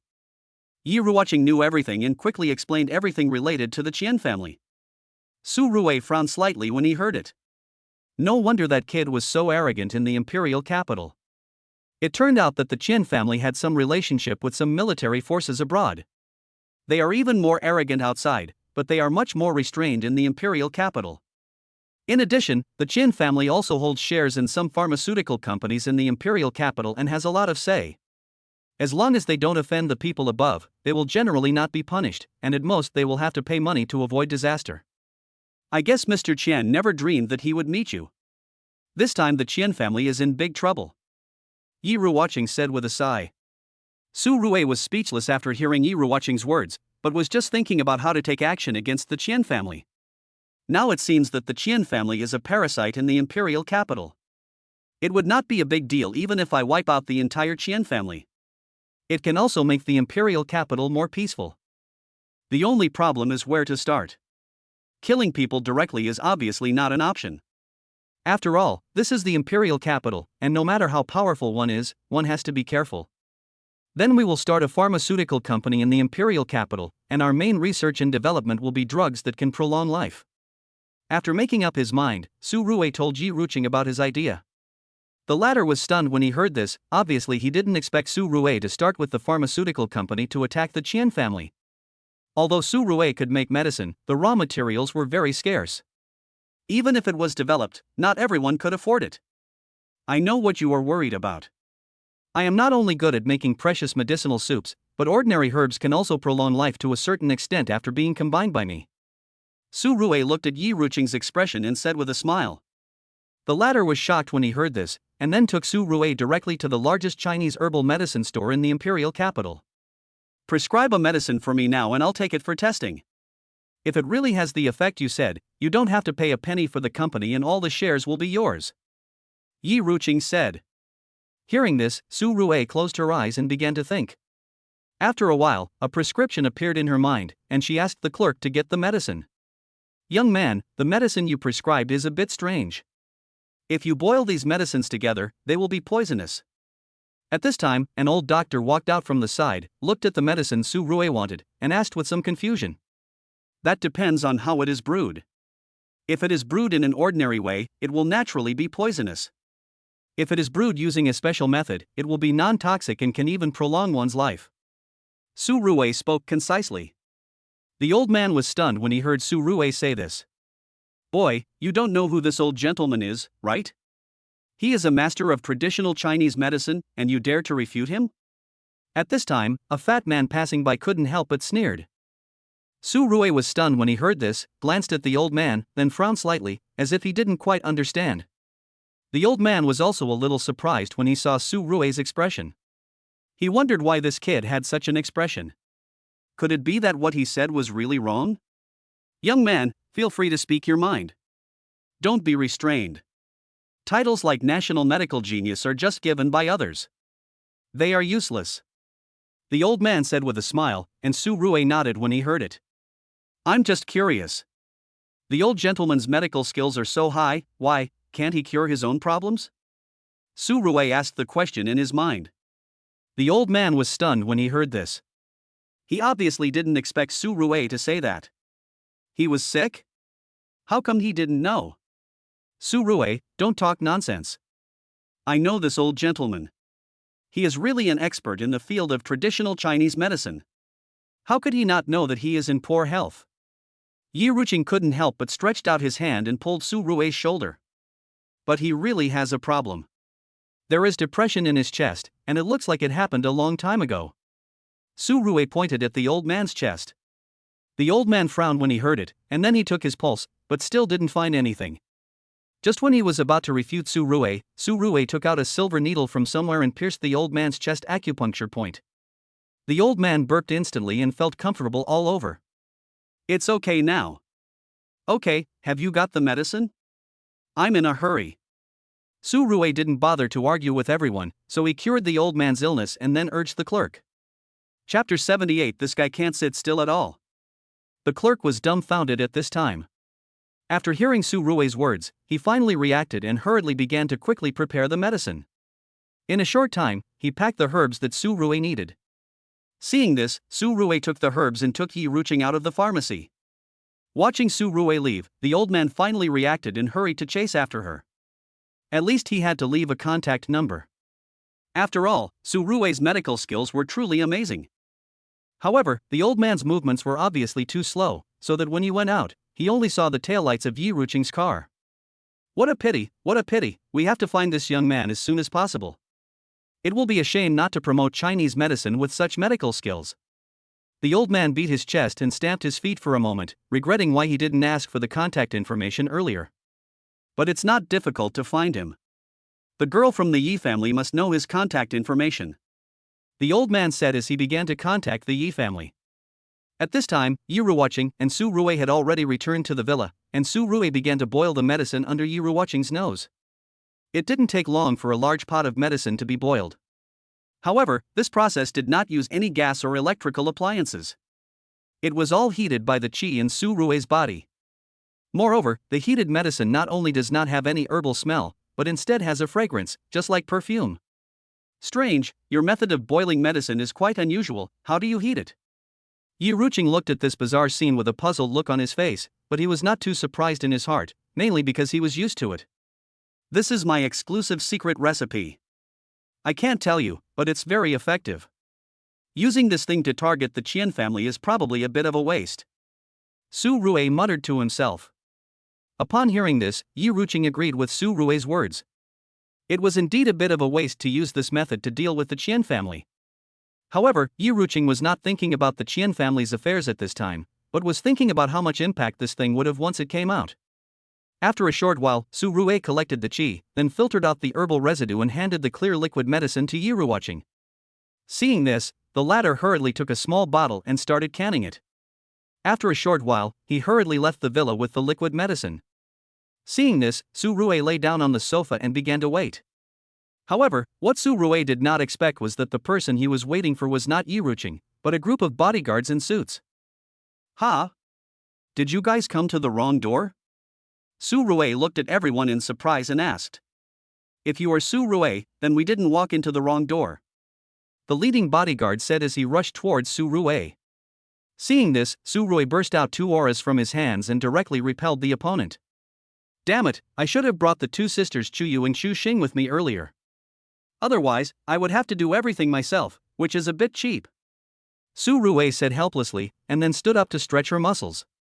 For a while, Su Rui's body made crackling sounds, as if she was frying beans. Come on all of you, I'll deal with you, I still have things to do. Su Rui said and hooked his finger at everyone. Everyone became angry and embarrassed when they heard it. This kid didn't even take them seriously. Thinking of this, everyone rushed forward, and in an instant a group of people were fighting each other. Less than 3 minutes later, these guys were all lying on the ground in a mess. Their half-dead appearance made Su Rui sigh. You said you can't win but still you are so brave, what's the point? I really can't figure it out. You should be from the Qian family, right? Tell me what the Qian family means. Su Rui reached out and slapped the leading man on the face a few times, then asked. The head of the family asked us to take you back. As for what we are going to do, we don't know. If you want to know, you can go and ask the head of the family directly. The leading man looked at Su Rui as if he was facing a vicious snake and scorpion, and explained with some fear. Su Rui nodded when she heard this, thinking it made sense. She then stretched out a finger and tapped the man's forehead. In an instant the man began to twitch as if he had been electrocuted, and soon his head tilted and he passed out. At this moment, a scene emerged in Su Rui's mind, all about the life experience of this man. After a while, Su Rui frowned. It seemed that this guy had never done anything serious in his life except rubbing women's bellies. It's nothing. I thought it had some useful knowledge, but it turned out to be just a trick. Su Rui was speechless, as if she had eaten a fly. Then he stood up and slowly walked out of the villa. Since the Qian family had already taken action against him, it would be unreasonable for him not to reciprocate. Fortunately, the Chen family is not far from here, and we can get there quickly by taxi. Su Rui said as she took out her cell phone and called a taxi. The efficiency of the imperial capital is fast. In less than 2 minutes, a car stopped next to Su Rui. After confirming the last digit of the mobile phone number was correct, Su Rui got in the car and rushed to the Qian family. At this time in the Qian family, old man Qian was feeling a little restless. He had learned this morning that Su Rui had left the manor, and he immediately sent people to intercept her. However, several hours had passed, and there was still no news from the people he sent out. Strange, did something unexpected happen? This shouldn't happen. Old man Qian frowned, unable to understand what was going on. According to his investigation, Su Rui just has some money and some connections, but she doesn't know any martial arts, so it's impossible for her to defeat so many bodyguards. Is the information I investigated not detailed enough? Thinking of this, Grandpa Qian continued to send people to investigate the situation, but he didn't know that Su Rui had already got off the taxi and then quietly entered the Qian family. It's quite grand. In a place like the imperial capital where every inch of land is valuable, it's quite good to have such a large piece of land. Looking at the area occupied by the Qian family, Su Rui was a little emotional. Then he began to stroll around leisurely. If you didn't know, you would think this was Su Rui's back garden. At this time, Yi Ruqing didn't know that Su Rui had already gone to Qian's house. She was holding the identification report of the medicine and was very excited. This thing could actually delay cell aging and stimulate necrotic cells to revitalize them. This is simply the method of a god. No, this matter is too serious to be handled by me alone. I have to go and discuss it with Mr. Su. As he said that, Yi Ruqing drove towards the manor with the appraisal report. He even called Su Rui on the way, but the other party was not in the service area. This surprised Yi Ruqing. He didn't know where Su Rui had gone. This guy can't sit still at all. Yi Ruqing muttered speechlessly. Then, without paying any attention to Su Rui, he drove quickly towards the manor. Chapter 79. It's just a joke. Not long after, the car stopped in the manor. Yi Ruqing quickly found Mr. Su, who was exercising, and told him about the incident. After hearing what Yi Ruqing said, Mr. Su looked at the appraisal results on the appraisal report and became much more serious. He did not expect that Su Rui would give him another surprise.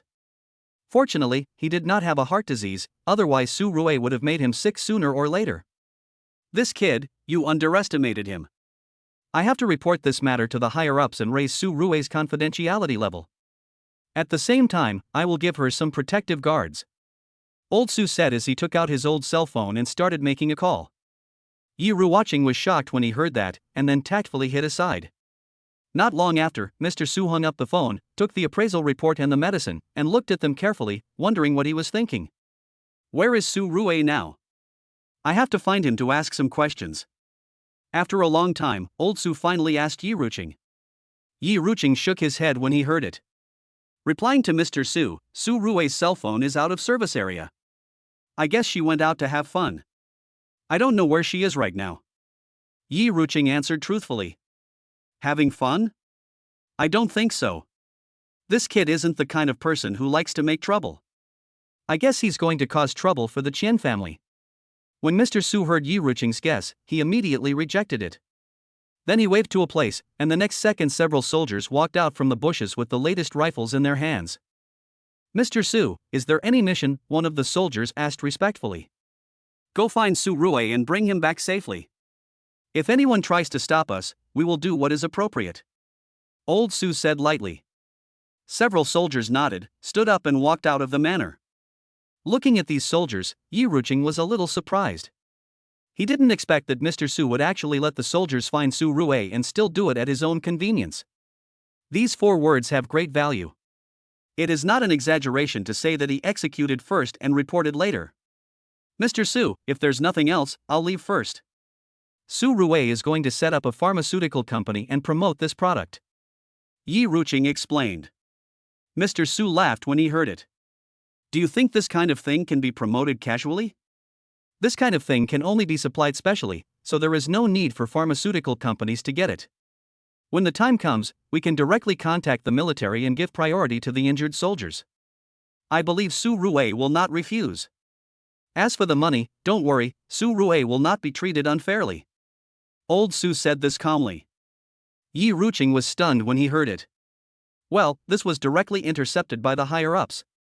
But on second thought, it was indeed impossible to promote this kind of thing across the board. Even if it was promoted, some measures must be taken. After all, this medicine was too special. Okay, then we can only wait until Su Rue comes back. I can't make the decision on this matter. Yi Ruqing said helplessly. When Mr. Su heard this, he looked at Yi Ruqing curiously. This made Yi Ruqing a little at a loss, thinking to himself, did he say something wrong? Mr. Su, why are you looking at me like that? After a while, Yi Ruqing couldn't help but ask. Mr. Su smiled when he heard it. I'm just curious, is it so difficult to take down this kid Su Rue? Even you are helpless? When old Su explained the reason, Yi Ruqing blushed instantly.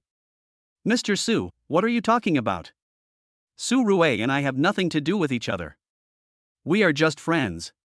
Yi Ruqing hurriedly explained, but Mr. Su showed an expression that said, I understand everything, and didn't say anything else. Seeing this, Yi Ruqing felt helpless. Well, he didn't expect that Mr. Su, who had fought all his life, would also use his imagination. It was totally inexplicable. At this time, Su Rue didn't know all this. She just sneezed several times in succession, rubbing her nose in surprise, thinking that with her physical condition, she wouldn't catch a cold. Could it be that someone misses me? Su Rue muttered. The first person she thought of was Bu Qingyao. She hadn't seen that girl for such a long time and she did miss her a little. She would go back to see her after she finished dealing with the Qian family's affairs. Grandpa Qian, I, Su Rue, am here. Why don't you come out to greet the guests?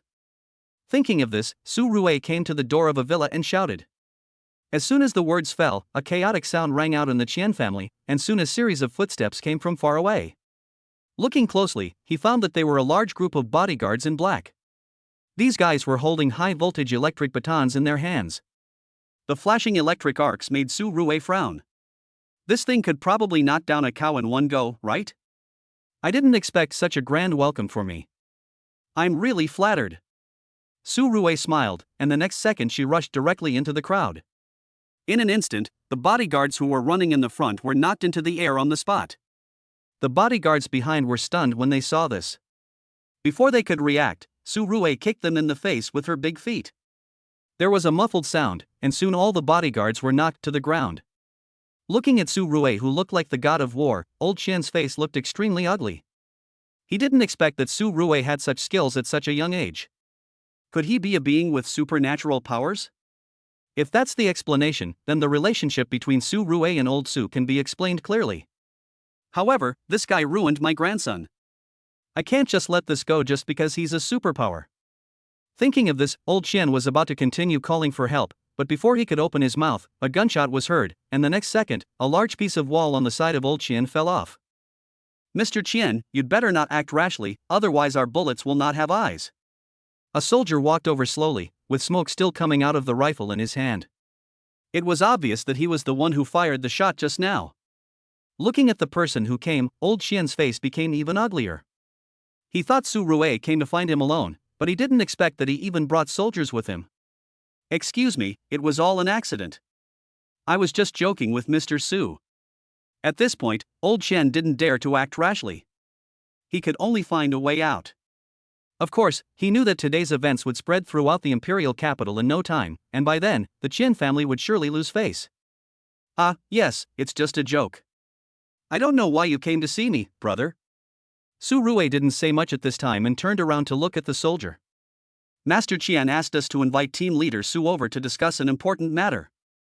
The soldier did not hide anything and explained concisely. Su Rue frowned slightly when she heard this. What did Mr. Su want to see her for? Did something happen?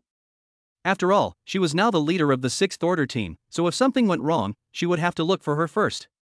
Thinking of this, Su Rue followed the soldier and left the Qian family and headed towards the manor. At this time, Mr. Qian was looking at the mess on the ground, his face gloomy as if water could drip out of it. Not long after, Mr. Qian made an overseas call. Chapter 80. The system is absolutely reliable. Meanwhile, Su Rue had also returned to the manor. After talking with Mr. Su, she learned that it was Mr. Su who wanted the formula of this medicine. Mr. Su, are you going to use this formula for 20 billion? You understand technology. Before Su Rue could ask the reason, Mr. Su directly stretched out 2 fingers, instantly blocking Su Rue from saying anything. This made Su Rue feel a little emotional, thinking that he was really generous. Then he wrote down the prescription and handed it to Mr. Su. However, Su Rue had to do the task of refining the medicine herself. Mr. Su did not treat Su Rue unfairly and gave her a processing fee of 100 million for each batch. Mr. Su, are you sure? This thing doesn't seem to be worth so much money. Su Rue couldn't help but speak at this time. If it were according to Mr. Su's conditions, he would have to give himself hundreds of billions a year, and that's if I refine it slowly. If I refine it faster, hundreds of billions would not be impossible. It's not worth much to you, but it's very valuable to our country.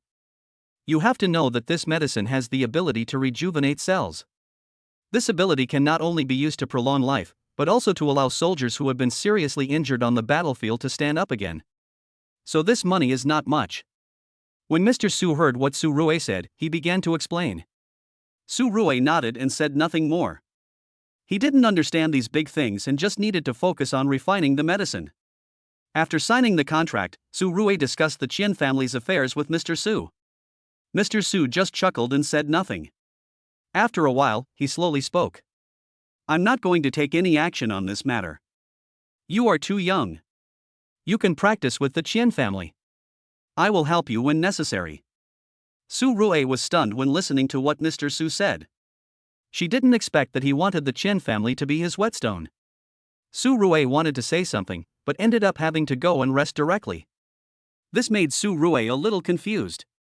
Not bad, you're still ungrateful after getting the advantage, making hundreds of billions every minute and still not satisfied. At this time, Yi Ruoqing looked at Su Rue and said with some jealousy. After all, even according to her Yi group, it is impossible to make money so quickly, and most of those funds are not circulating funds. What Su Rue has in her hands is cash flow. It's not a question of how much money it is. Forget it. I won't study this anymore. I'll take a break. I'm afraid I'll really have to work for the country in the future. Su Rue said with some melancholy. She thought she could just lie down and relax with the system, but now it seems that this damn system doesn't want her to lie down at all. System, do you think you did this on purpose? You made me sign in for some money, and then turned around and gave me all sorts of shit. I was originally a worker, but now I'm a senior worker, right? Su Rue muttered to herself. The host's mood swings are abnormal. The system is being upgraded. Version 2.0 is loading. Please be patient. At this time, the system did not ignore Su Rue, but started to explain directly. Su Rue was stunned when he heard it. This system can be upgraded?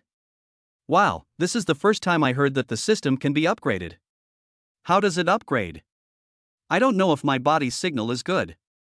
What if a bug occurs when the upgrade is 99%? Su Rue was very excited at this moment.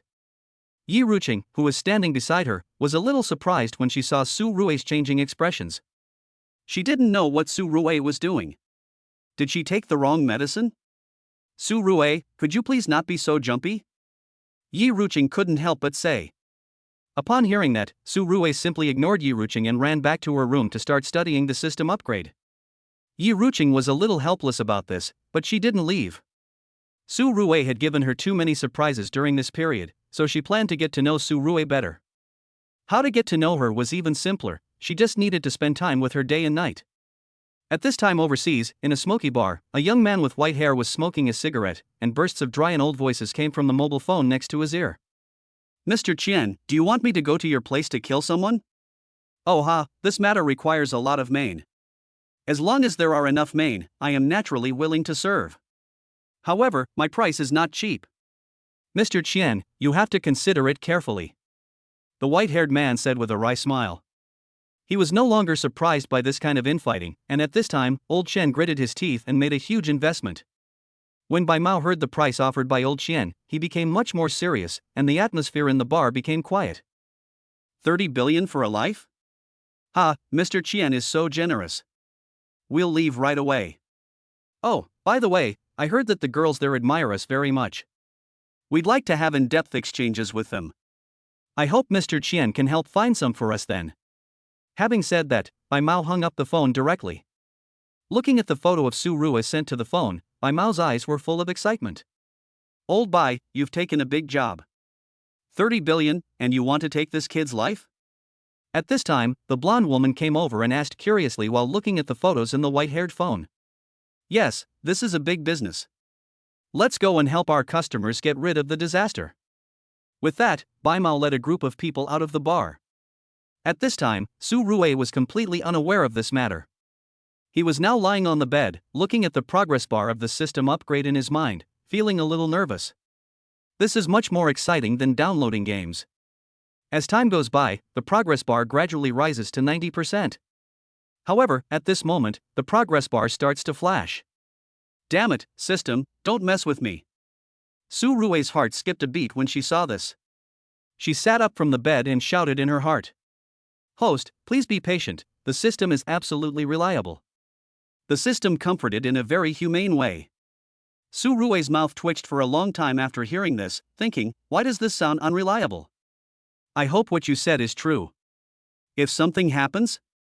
Damn it, if something happens I can't do anything to you. It's so frustrating. Su Rue said and continued to wait. An unknown amount of time had passed before the system progress bar was finally full. With an electric shock, Su Rue discovered that the system page had changed. Not only can you sign in, but there are also various treasure chests to open. There is even a large shopping mall with extremely rich resources, even mushroom bombs. Oh my god, this 2.0 system is so cruel. This thing can be sold? If I buy 2 for self-defense, it will definitely be safe. Su Rue muttered to himself, and then checked the price, only to find that it could not be bought, but obtained through lottery. System, is your last name Ma? Su Rue's excitement instantly disappeared, and she asked the system helplessly. As a result, the system stopped talking at this time, becoming even more aloof than before and ignored Su Rue completely. Chapter 81 Who? With no other options, Su Rue had to study it on her own. A day passed like this. During this time, Bu Qingyao called Su Rue and asked about the latest situation. Su Rue then explained it to Bu Qingyao in a concise manner. Tisk, if I don't call you, you won't call me? As expected, all men are bad. Did you fall in love with some little fox in the capital and forget about me, the yellow-faced woman who shared the same bed with you? Bu Qingyao said in a weird tone on the phone. Su Rue was very upset when she heard it. What is this woman doing? What kind of yellow-faced woman is sleeping with you in bed?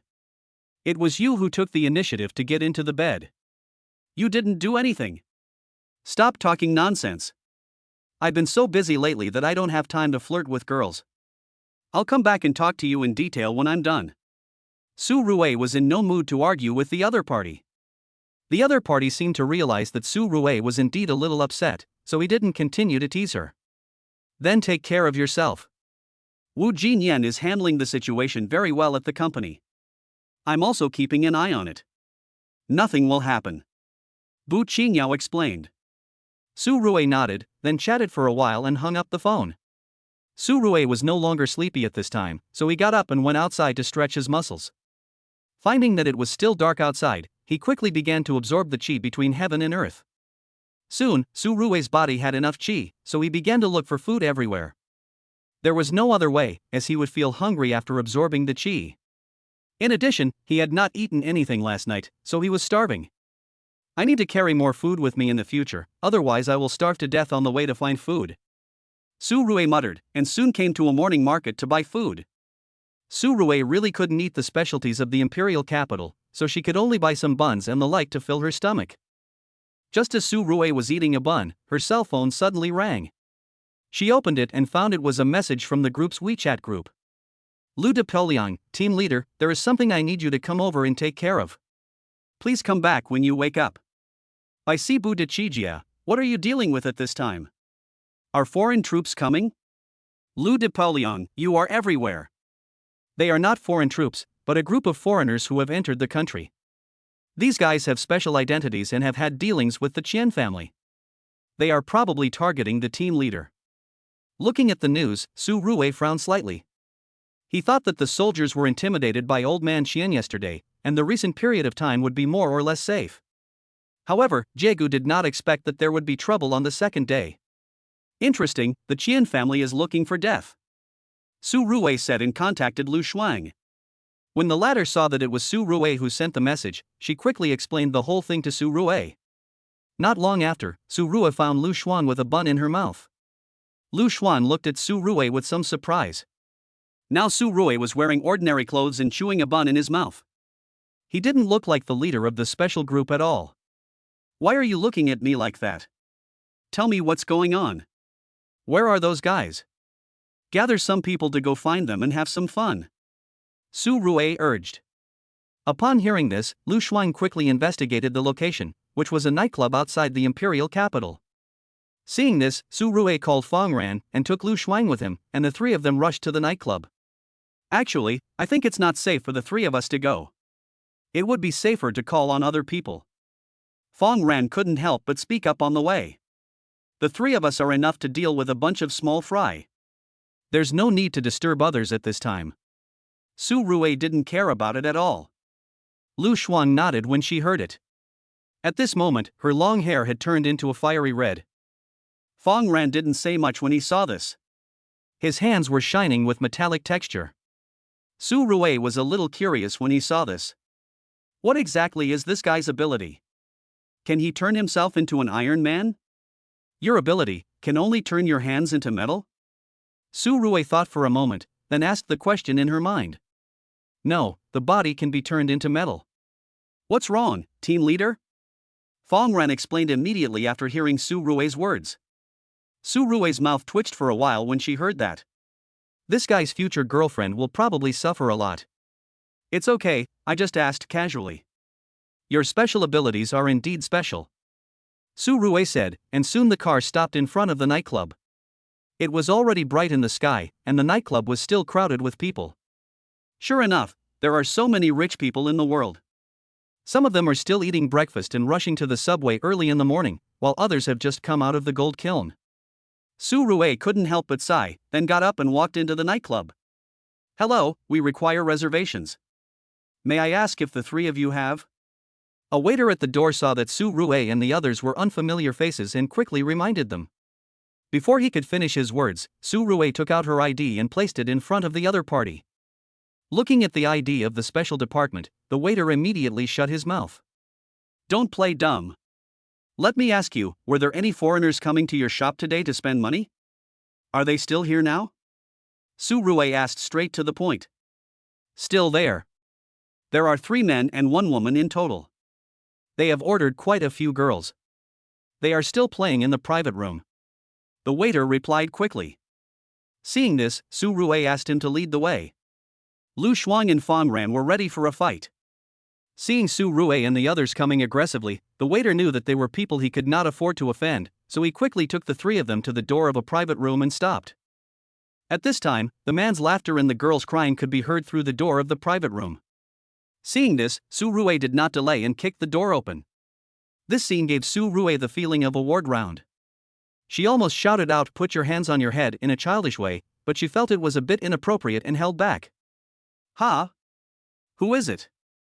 At this moment, Su Rui's action caused the private room to fall into silence in an instant. Bai Mao was a little drunk at this time. He looked at Su Rui and scolded her coldly, but he recognized Su Rui's identity the next second. Oh, we haven't looked for you yet, but you came here first. Not bad, these 30 billion are really easy to make.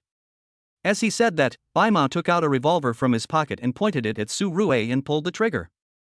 As a result, Fong Ran's figure instantly blocked in front of Su Rui. The bullet hit him and he was bounced away in an instant. Oh? You also have special abilities? Seeing this, Bai Mao became much more serious and sobered up instantly.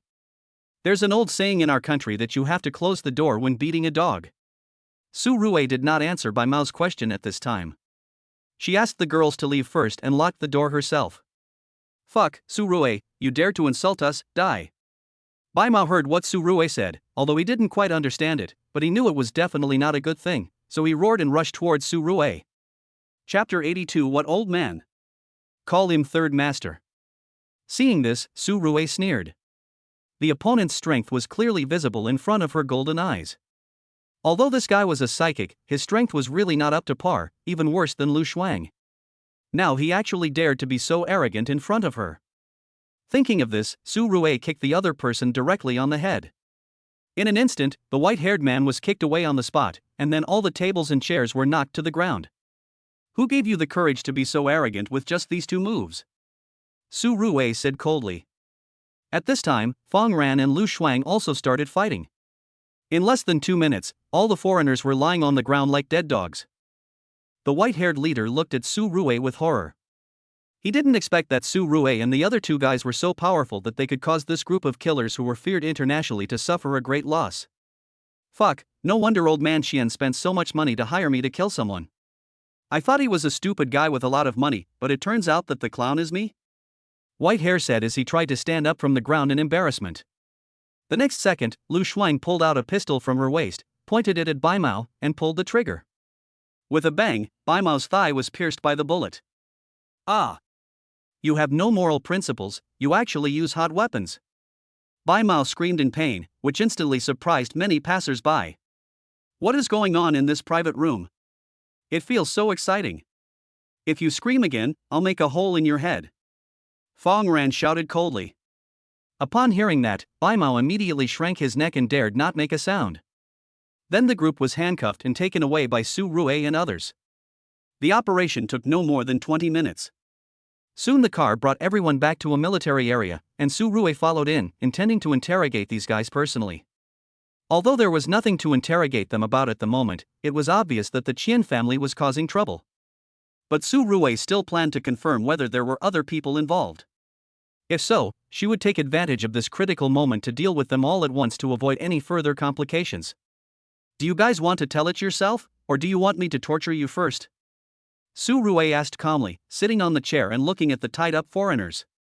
To be honest, Su Rui still hoped that these guys would be tougher. After all, she had never tortured anyone before, and it was a bit exciting for Su Rui. I'll tell you. Bai Mao was afraid that Su Rui would get angry and kill him, so he quickly opened his mouth and told her everything he knew. Su Rui was speechless after hearing this. She didn't expect that this guy was such a coward. He confessed everything before she even did anything.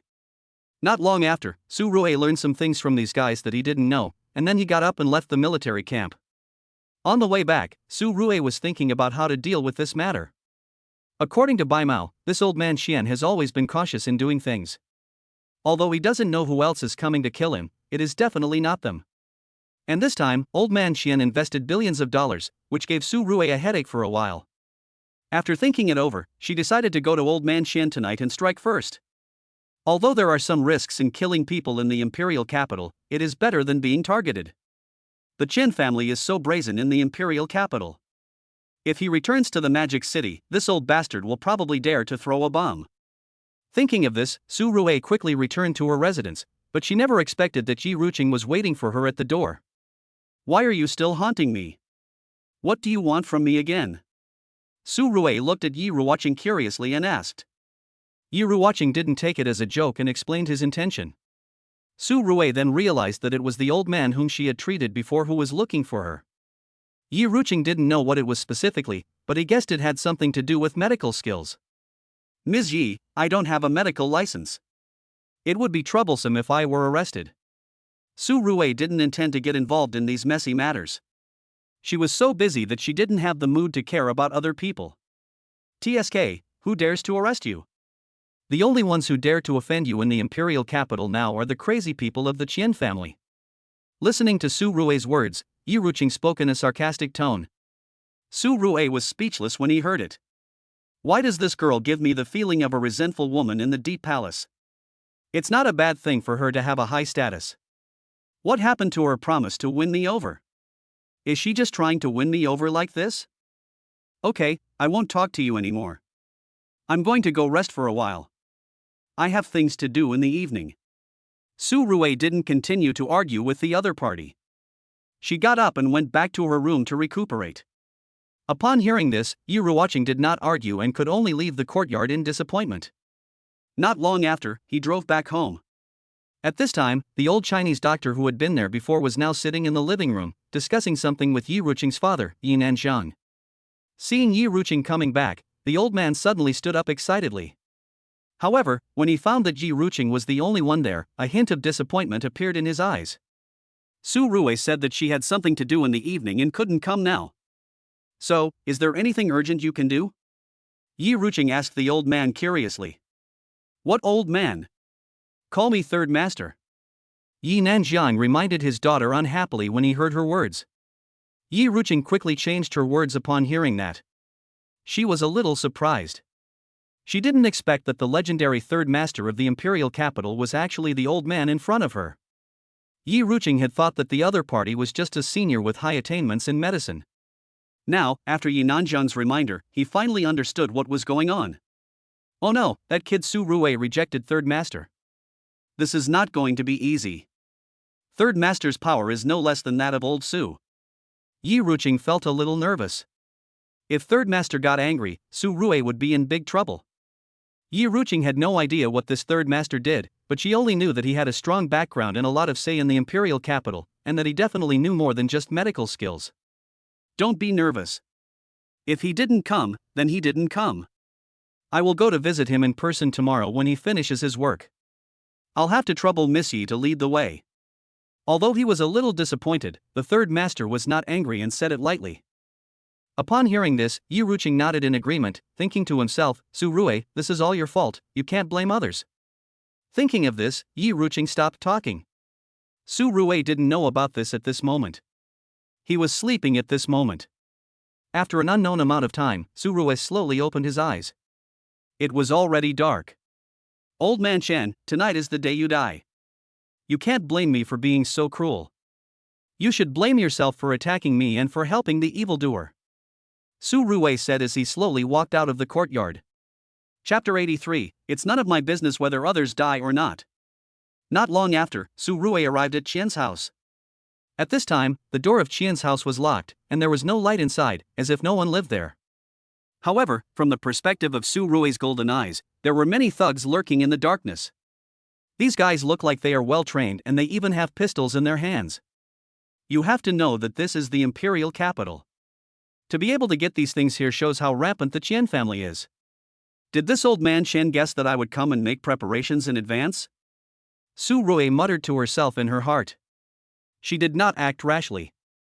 A few hours later, Su Rue slowly put down her phone with a sneer in her eyes. You are the only one who can find people? I can't? Su Rue murmured to himself, and then glanced into the distance. At this time, several figures were rushing towards the side. Their movements were like ghosts, and they were traveling very fast and silently in the dark. Team leader, do we need to call all of us to deal with this group of little guys? Lu Xuan looked at Su Rue and asked in surprise. I've worked with you all before, so I'll use this as an opportunity to practice. Of course, I'm the team leader and I have to be in charge of the overall situation, so those guys outside are left to you. As he spoke, Su Rue concealed his body through qi and slowly entered the Qian family.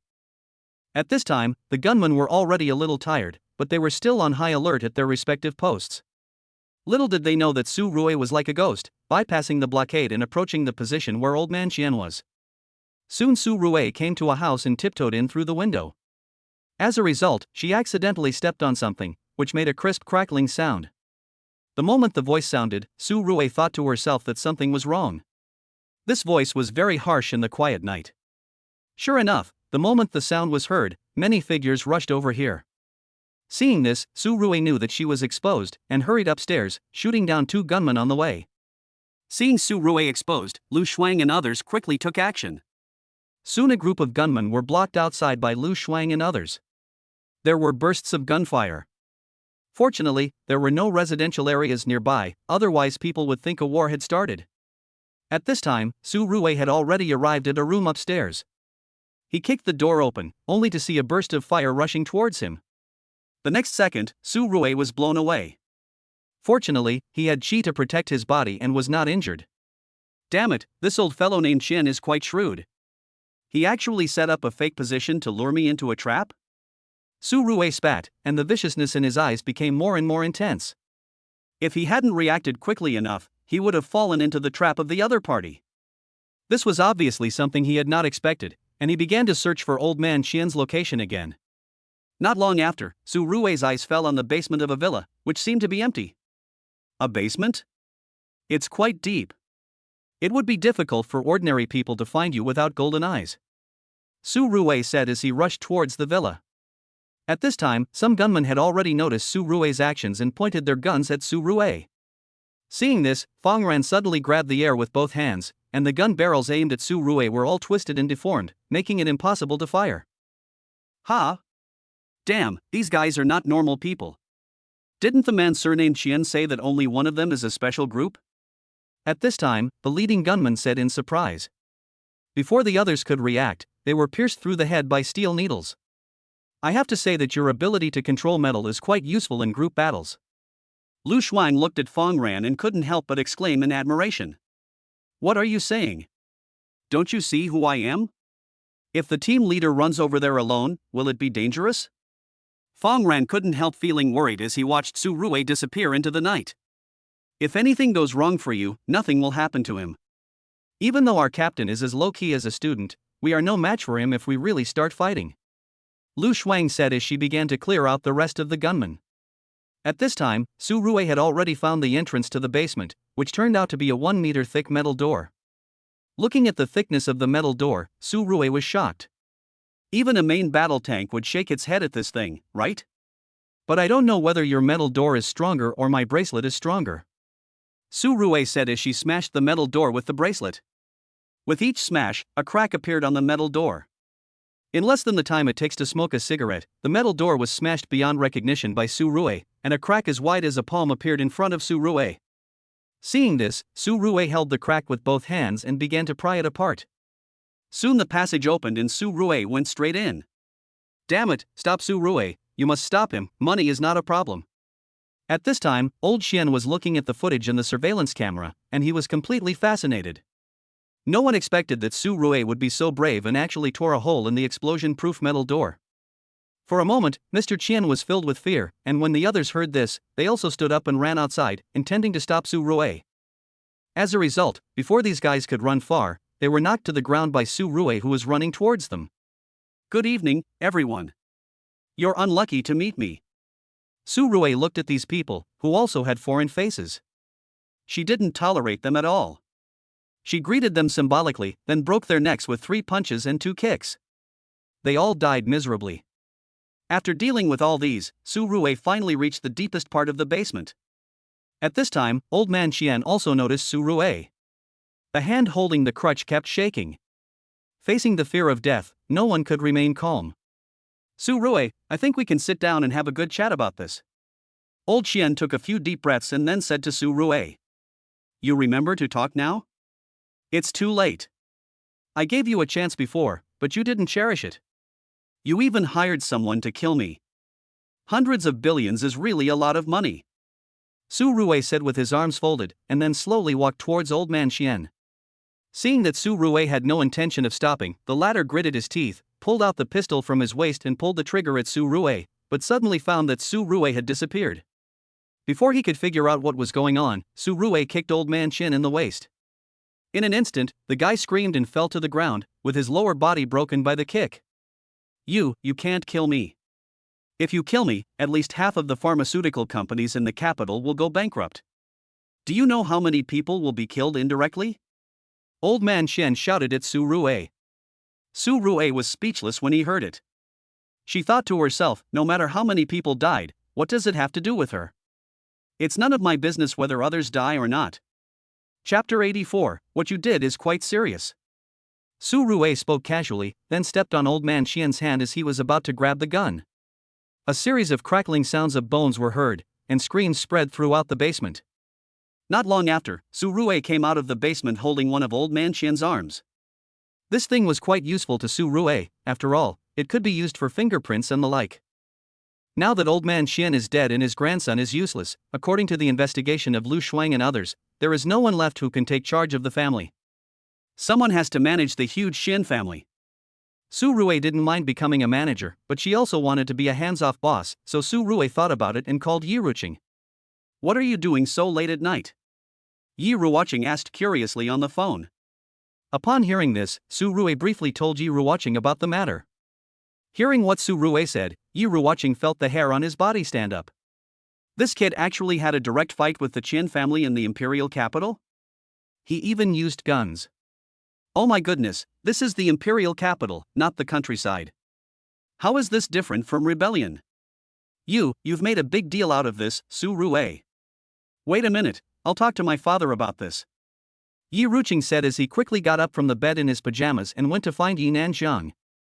Yi Nanxiang took a deep breath when he heard his daughter talk about this. This is so funny. No matter how powerful the Yi family is, they can't suppress this matter. I think we should not get involved in this matter and let Su Rue handle it herself. If this matter gets out of hand, it won't be just a matter of two people dying. Yi Nanxiang was also worried at this time, and after thinking it over, he could only say this. Su Rue waited for a while but did not see Yi Ruqing. She immediately realized that Yi Ruqing did not want to get involved, so she simply started searching everywhere in Qian's house. It's nothing more than finding a contract for the Qian family's pillar industry. This severed hand is still warm now and can be used to press fingerprints, but it will be difficult to do once it gets cold. If you're in a hurry, can we find something to heat it up for you? At this time, Lu Shuang looked at Su Rue's anxious look and spoke. Su Rue's mouth twitched when she heard this. This broken arm can be heated? Do you think this thing is a chicken leg? Stop talking nonsense, let's look for it together. Anyway, we'll find any valuable industrial contracts. Don't accuse me of being disloyal. All the shares of the contracts we find will belong to our group.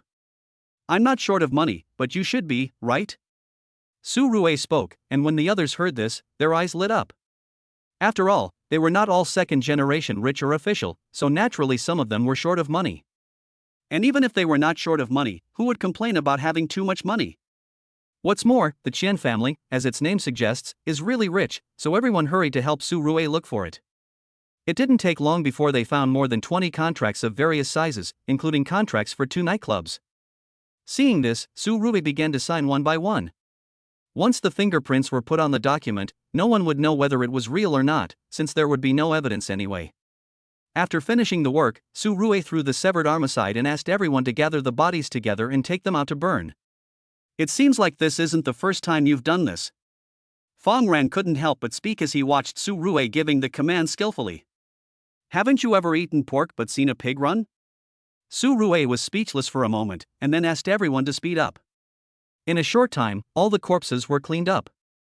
Although there was still a fishy smell in the air, it would disappear soon. Su Rue heaved a sigh of relief after finishing all this. At the same time, she was also thinking about one thing. There was such a big commotion here and no one came to check the situation or stop it. If nothing unexpected happened, it was Mr. Su's credit. Mr. Su has a sharp tongue but a soft heart. He said he wanted me to hone my skills on my own, but in the end he still helped me. Su Rue muttered with a smile, then walked outside with the contract. It was almost dawn, so she went back to catch up on some sleep before dealing with other things. At this moment, Yi Ruqing's car suddenly stopped in front of Su Rue. When the window rolled down, she saw Yi Ruqing's somewhat resentful face. Get in the car and go home with me first. The trouble you have caused this time is quite big. I will find someone to help you. Yi Ruqing explained. Su Rue was a little curious about who Yi Ruqing would ask to help him. He simply followed Yi Ruqing into the car.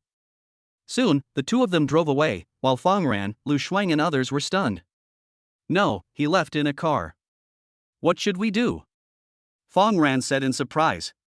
Su Rue didn't tell him anything before he left. Everyone should go back to their own homes and find their own mothers. What else can they do? Wait for the banquet to start? Lu Shuang said speechlessly, then got up and left. Upon hearing this, everyone left. Seeing this, Fang Ren had no choice but to return the same way. At this time, Su Rui was in the car asking Yi Ruqing who he wanted to find to help him, but Yi Ruqing was mysterious and refused to say. You'll know when you get there. This matter can definitely be handled well. Yi Ruqing said and stopped talking.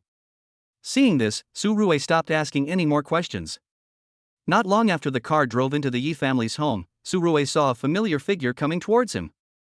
It was none other than the old man whose illness she had cured when she was getting the medicine before. Old man, why are you here? Could it be that you know that Yi Ruqing and I know each other and are waiting for me here on purpose?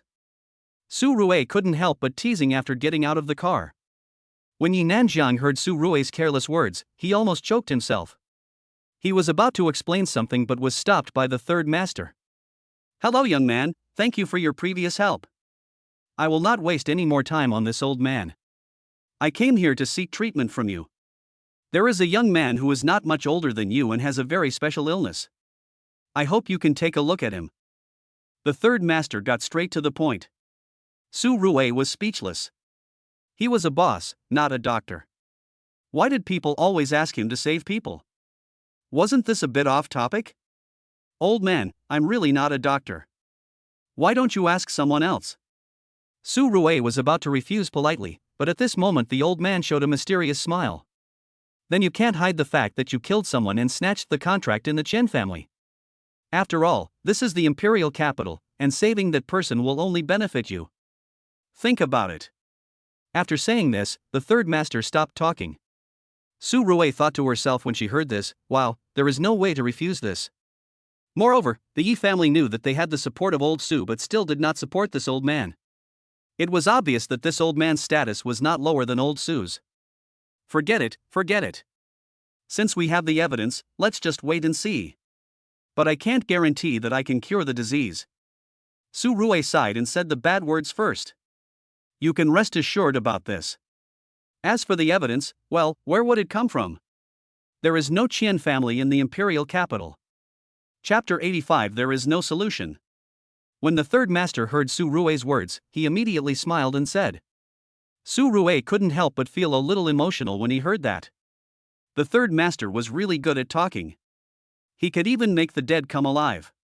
The Chen family, which was still a powerful force in the imperial capital the day before, has now been directly deregistered, and it was not caused by external forces. There is no Qian family in the imperial capital at all. It must be said that when it comes to speaking, Su Rui is still far behind third master. Afterwards, Su Rui did not think much about it and stayed at Ye's house first, waiting to go with third master early tomorrow morning to see who needs her help. Nothing happened that night. The next morning, Su Rui got up early and was the first to sign in.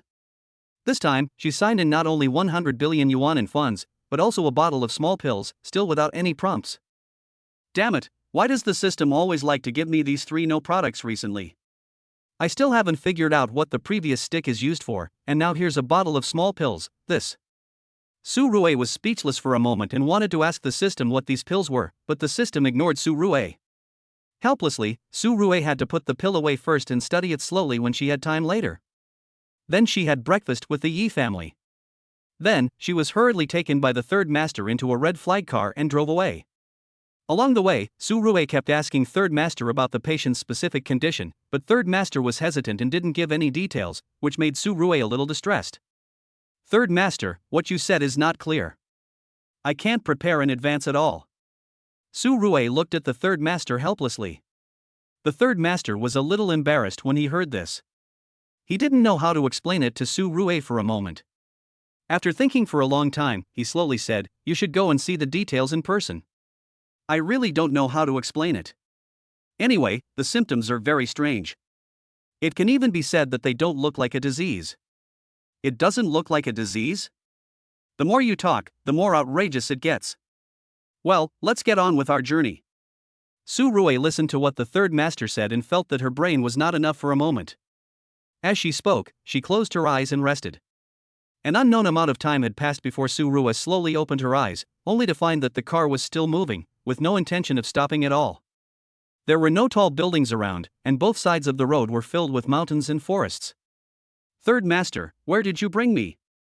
Su Rui asked curiously. You'll know soon. The boy is not in the imperial capital. He's still some distance away. The third master explained while driving. Seeing this, Su Rui didn't say anything more and continued to rest. It was not until it got dark that Su Rui realized that the car had stopped. They had already driven into the deep mountains. Looking around, there was no trace of life. It was a place where few people go. Okay, we have to walk there. Cars can't drive in. After getting off the car, the third master explained to Su Rui. Su Rui was speechless for a while and was very curious why the other party wanted to hide in the deep mountains and forests. Could it be that the other party can also practice? The chi in this world is indeed much more than in the city. Su Rui thought to himself, and then followed the third master into the deeper parts of the forest with doubts. As they went deeper, Su Rui found that the air around them was gradually getting colder, from being slightly cool at the beginning to being quite chilly. Su Rui then realized that the third master had stopped. The small wooden house over there is where he is. You go there by yourself. My old bones can't stand this kind of cold. The third master pointed to the wooden house in the distance in the night and said to Su Rui. Su Rui nodded when she heard that. Without any more words, she moved towards the wooden house in a flash, until she arrived in front of the door. At this time, white mist formed when Su Rui breathed, which showed how low the temperature was. Will you freeze to death if you live in a place like this? Su Rui couldn't help but mutter, then reached out and knocked on the door. Come in, the door is not locked. A lazy voice sounded from the room. Su Rui pushed the door open and walked in. As soon as she entered the room, she found that a layer of frost appeared on the wooden floor. Brother, aren't you afraid of freezing to death living here? Su Rui couldn't help but ask the figure on the bed. The latter was stunned when he heard it, then sat up from the bed and looked at Su Rui curiously. You are so straightforward. I don't want to live here either, but if I leave, I will die of heat. What can I do? The man said helplessly. Su Rui saw the other party sitting up and then she could see his face clearly. He is about the same age as me, and looks very handsome. But the strange thing is that there is a flashing red light on his forehead. If you don't know, you would think he has a red light installed on his forehead. Dead from the heat? Upon hearing this, Su Rui took a few steps to the other person, and then began to mobilize the chi in his body to check the other person's body. The latter also looked at Su Rui curiously, wondering what examination method Su Rui used, which was unheard of. How about I show you the CT scan? Or just take your pulse? The man spoke after a while.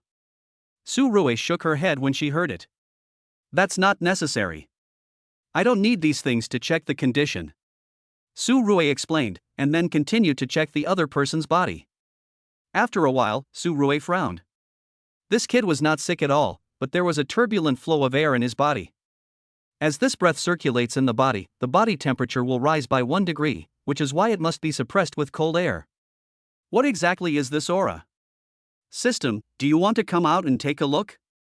Su Rui didn't understand this thing at this time, and could only ask the system in his heart. As a result, the system ignored Su Rui. Su Rui was helpless about this and could only figure it out on her own. Then she began to ask the man when this condition occurred. The man had previously learned about Su Rui's identity from the third master, so he did not hide anything and began to tell Su Rui everything. An hour later, Su Rui's face was filled with worry. This kid just climbed a mountain and ate a fruit and became like this. She had no idea at all. Hey, if it really doesn't work, forget it. I've gotten used to it over the years anyway. The worst that can happen is I'll just stay in this damn place forever. The man looked at Su Rui's embarrassed expression and couldn't help but smile bitterly. It's not that it can't be cured. I'll think about it. Su Rui continued to think. After practicing, a lot of knowledge appeared in his mind, but he couldn't digest it completely for a while, so he had to temporarily search for related things in his memory. An unknown amount of time had passed, and the man was almost asleep. Su Rui suddenly stood up, and then a stream of chi appeared in his hand and injected into the man's body. Chapter 86. Why do I feel like you are in danger now? The man was a little surprised by this sudden scene. Feeling an unknown force surging into his body, the man felt a little panicked. Although Su Rui was introduced by the third master, it was their first meeting after all, so he was still a little worried. Su Rui was in no mood to explain anything to the other party. Now he already knew what the aura in this man's body was. For others, this thing might be a fatal thing, but for Su Rue, it was a great tonic. So Su Rue was very excited, and began to quickly mobilize the qi in her body to draw the breath out of the man's body. As time passed, cold sweat appeared on Su Rue's forehead. It was obvious that this process was very difficult. But Su Rue did not give up, and persisted for about an hour. Just when the qi in Su Rue's body was about to be exhausted, the man's whole body suddenly trembled, and the next second a red light flew out of his body and drilled into Su Rue's body. Damn, even though it's a great tonic, we can't let it get into our body. Su Rue was shocked when she saw this and quickly dodged, while taking out the bracelet and throwing it towards the red light. The bracelet instantly fell into the red light, and began to tighten the next second, locking the red light. Seeing this, Su Rue breathed a sigh of relief. Fortunately, the bracelet was useful, otherwise it would not be easy for her to control the red light. Oh my god, it's so cold. At this time, the red light in the man's body disappeared, and he became no different from a normal person. He could not bear the temperature of the room and ran out. Seeing this, Su Rue followed him away from the wooden house and soon found the sleepy third master. The third master was surprised to see that Su Rue had cured the man so quickly. Boy, you're so good. You finished it so quickly?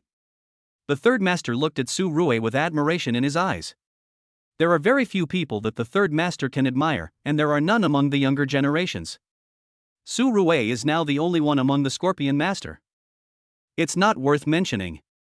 Let's go back first. It's getting late, Su Rue said to the third master. The third master nodded and didn't say anything more. He then took the two of them towards the red flag car. Soon, the three of them got in the car and started to return the same way. It was not until the second half of the night that Su Rue returned to the Yi family. Yi Ruqing had not rested yet, as if he was deliberately waiting for Su Rue. Are you back? You're pretty fast, Yi Ruqing said curiously as he looked at Su Rue who came in. It's okay, the problem is not serious. It's just that we wasted some time on the journey. By the way, why aren't you sleeping yet? Su Rue looked at Yi Ruqing in confusion. I was afraid that no one would open the door for you when you came back, so I left the door open for you. Yi Ruqing rolled his eyes when he heard this. Su Rue was speechless when he heard this lame excuse, as if there were no servants in your Yi family. Stop talking nonsense. Just tell me what you want to say. Don't beat around the bush with me, Su Rue urged. Yi Ruqing felt embarrassed when she heard that. She didn't expect that Su Rue could see through her. Then I'll tell you the truth. Tomorrow you go out with me and be my fiancé for a day. I won't let you work for nothing. How about giving you 10 million? Yi Ruqing explained the reason. Su Rue was stunned. Letting her pretend to be a fiancé? What a joke. Would anyone believe such an old-fashioned thing? Is there no one else around you except me? I'm very busy, okay? I don't have time to play house with you. I haven't visited the company for a long time, and I still have to deal with the jadeite mine. Go and play by yourself. Su Rue didn't intend to get involved in Yi Ruqing's affairs. He stood up and went back to the room and ignored Yi Ruqing. The most important thing now was to rest, recover the qi that had been consumed before, and then try to absorb the red light. I don't know to what extent my strength will be improved after absorbing the red light. I'm really looking forward to it, Su Rue said, and turned over and continued to sleep. At this time, Yi Ruqing was sitting in the living room with an ugly face. Su Rue was speechless. Didn't he understand what it meant to ask him to pretend to be her fiancé? It was not impossible for him to take advantage of the opportunity to make the fake play real. What a blockhead. I'm already trying to get myself killed, but I don't even open my mouth, Yi Ruqing muttered, feeling a little overconfident. Because the Qian family no longer exists, the imperial capital family will hold a banquet in a few days. Those former suitors will definitely pester me at this banquet, and I really can't do this without a strong shield. Su Rue's identity is the most suitable now. Thinking of this, Yi Ruqing went directly to the door of Su Rue's room, tiptoed to open the door, and then threw himself on the bed in an instant. Su Rue was so scared that she stood up from the bed and kicked Yi Ruqing. Yi Ruqing screamed and fell to the ground, holding her stomach and tears streaming down her face. Yi Ruqing? What the hell are you doing running into my room in the middle of the night instead of sleeping? Seeing that it was Yi Ruqing, Su Rue was a little confused. Could it be that this woman really wanted my body? You blockhead, I just wanted to talk to you about this again. You know there are a lot of people pursuing me, and I'm very upset. What's wrong with you being a shield for me? Yi Ruqing wiped the tears from the corners of her eyes, feeling extremely angry. This kick almost caused me to go into menopause. Why don't you just tell me tomorrow? It's not something urgent. Su Rui was speechless after hearing that. She couldn't fly away with wings. No, you have to promise me now, otherwise I will not go out of this room tonight, and tomorrow I will tell everyone that you did that to me, and it was so rude that I can't even stand now. Yi Ruqing said coldly while rubbing his lower abdomen. Su Rui felt overwhelmed upon hearing this, and had no choice but to agree to be Yi Ruqing's shield. Anyway, there were not many people who could threaten her now, and she was not afraid of offending anyone. After hearing Su Rui's words, Yi Ruqing nodded with satisfaction, then slowly left Su Rui's room, holding onto the wall. Looking at Yi Ruqing's appearance, Su Rui closed the door with a frown on his face. After such a commotion, Su Rui was no longer sleepy. He sat cross-legged on the bed and began to absorb the qi between heaven and earth. Not long ago, the qi that was depleted was restored. Then Su Rui took out the red light that was bound by the bracelet and began to think about how to absorb it. The night passed quickly, and Su Rui did not walk out of the room until noon the next day. At this time, the aura emanating from Su Rui was even stronger, and it was useless even if Su Rui tried to restrain herself. So when Yi Ruqing looked at Su Rui, it was as if he was looking at a tiger. Su Rui, what did you do tonight? Why do I feel like you're in danger now? Chapter 87. Are you hooking up with girls again? Yi Ruqing looked at Su Rui and asked after a while. Su Rui did not explain much but just said that his special ability had become stronger. What a freak! I left some food for you. After you eat, come out with me and I'll buy you a set of clothes. If you wear this, people will definitely look down on you. Yi Ruqing explained to Su Rui. Su Rui nodded when she heard that. This set of clothes was borrowed from Mr. Yi. She had been too busy recently and had no time to buy clothes for herself. This time, she could just borrow Yi Ruqing's clothes. After eating and drinking, he followed Yi Ruqing to the Imperial Capital Shopping Center. On the way, Su Rui also checked the WeChat group and found that the 6th Order group didn't have anything else to do, so he felt at ease shopping. How about this suit? It looks like it suits you very well. Standing in a suit shop, Yi Ruqing said to Su Rui while holding a suit of unknown value. It's up to you. I'm definitely not as picky as you are about clothes. Su Rui didn't care and let Yi Ruqing choose for herself. He was standing aside doing nothing, and many passers-by looked at this scene with envious expressions. The beautiful woman helped to choose clothes and also paid the bill. How lucky was this guy to have such a good thing? Okay, we bought the clothes and shoes here, but we're still missing some accessories. What kind of accessories do you like to wear? A watch or a necklace? After buying clothes, Yi Ruqing asked while holding Su Rui's hand. I don't have the habit of wearing jewelry, so it's better not to buy any. Su Rui said lightly after hearing this. It's not that Su Rui was lying, but he just didn't like those things since he was a child. It's not good to have a suit without a watch. Let's go to Patek Philippe and have a look. Yi Ruqing said as he pulled Su Rui aside. Su Rui felt helpless about this. I thought that although the kick yesterday was not very strong, it should still hurt now. How come Yi Ruqing is like nothing happened? Could it be that Yi Ruqing also knows Kung Fu? What no one noticed at this moment was that in a shop far away, a man was looking at Yi Ruqing and Su Rui's intimate behavior with an extremely ugly expression on his face. This Yi Ruqing is really ungrateful. I pursued her for so long but she never treated me well. Now that she is not treated well by others, she is still trying to please me. What a bitch! The man said with anger in his eyes, then he got up and left the commercial building. Su Rui, who was choosing a watch at this time, looked back habitually and found that no one was staring at her. She felt a little confused. She had clearly felt a murderous intent just now, so how come it suddenly disappeared? Is it an illusion? I hope so. Su Rui said in her mind as she randomly picked up a Patek Philippe watch and put it on. She didn't feel that this watch was worth tens of millions. With this money, Su Rui would rather buy gold than a watch.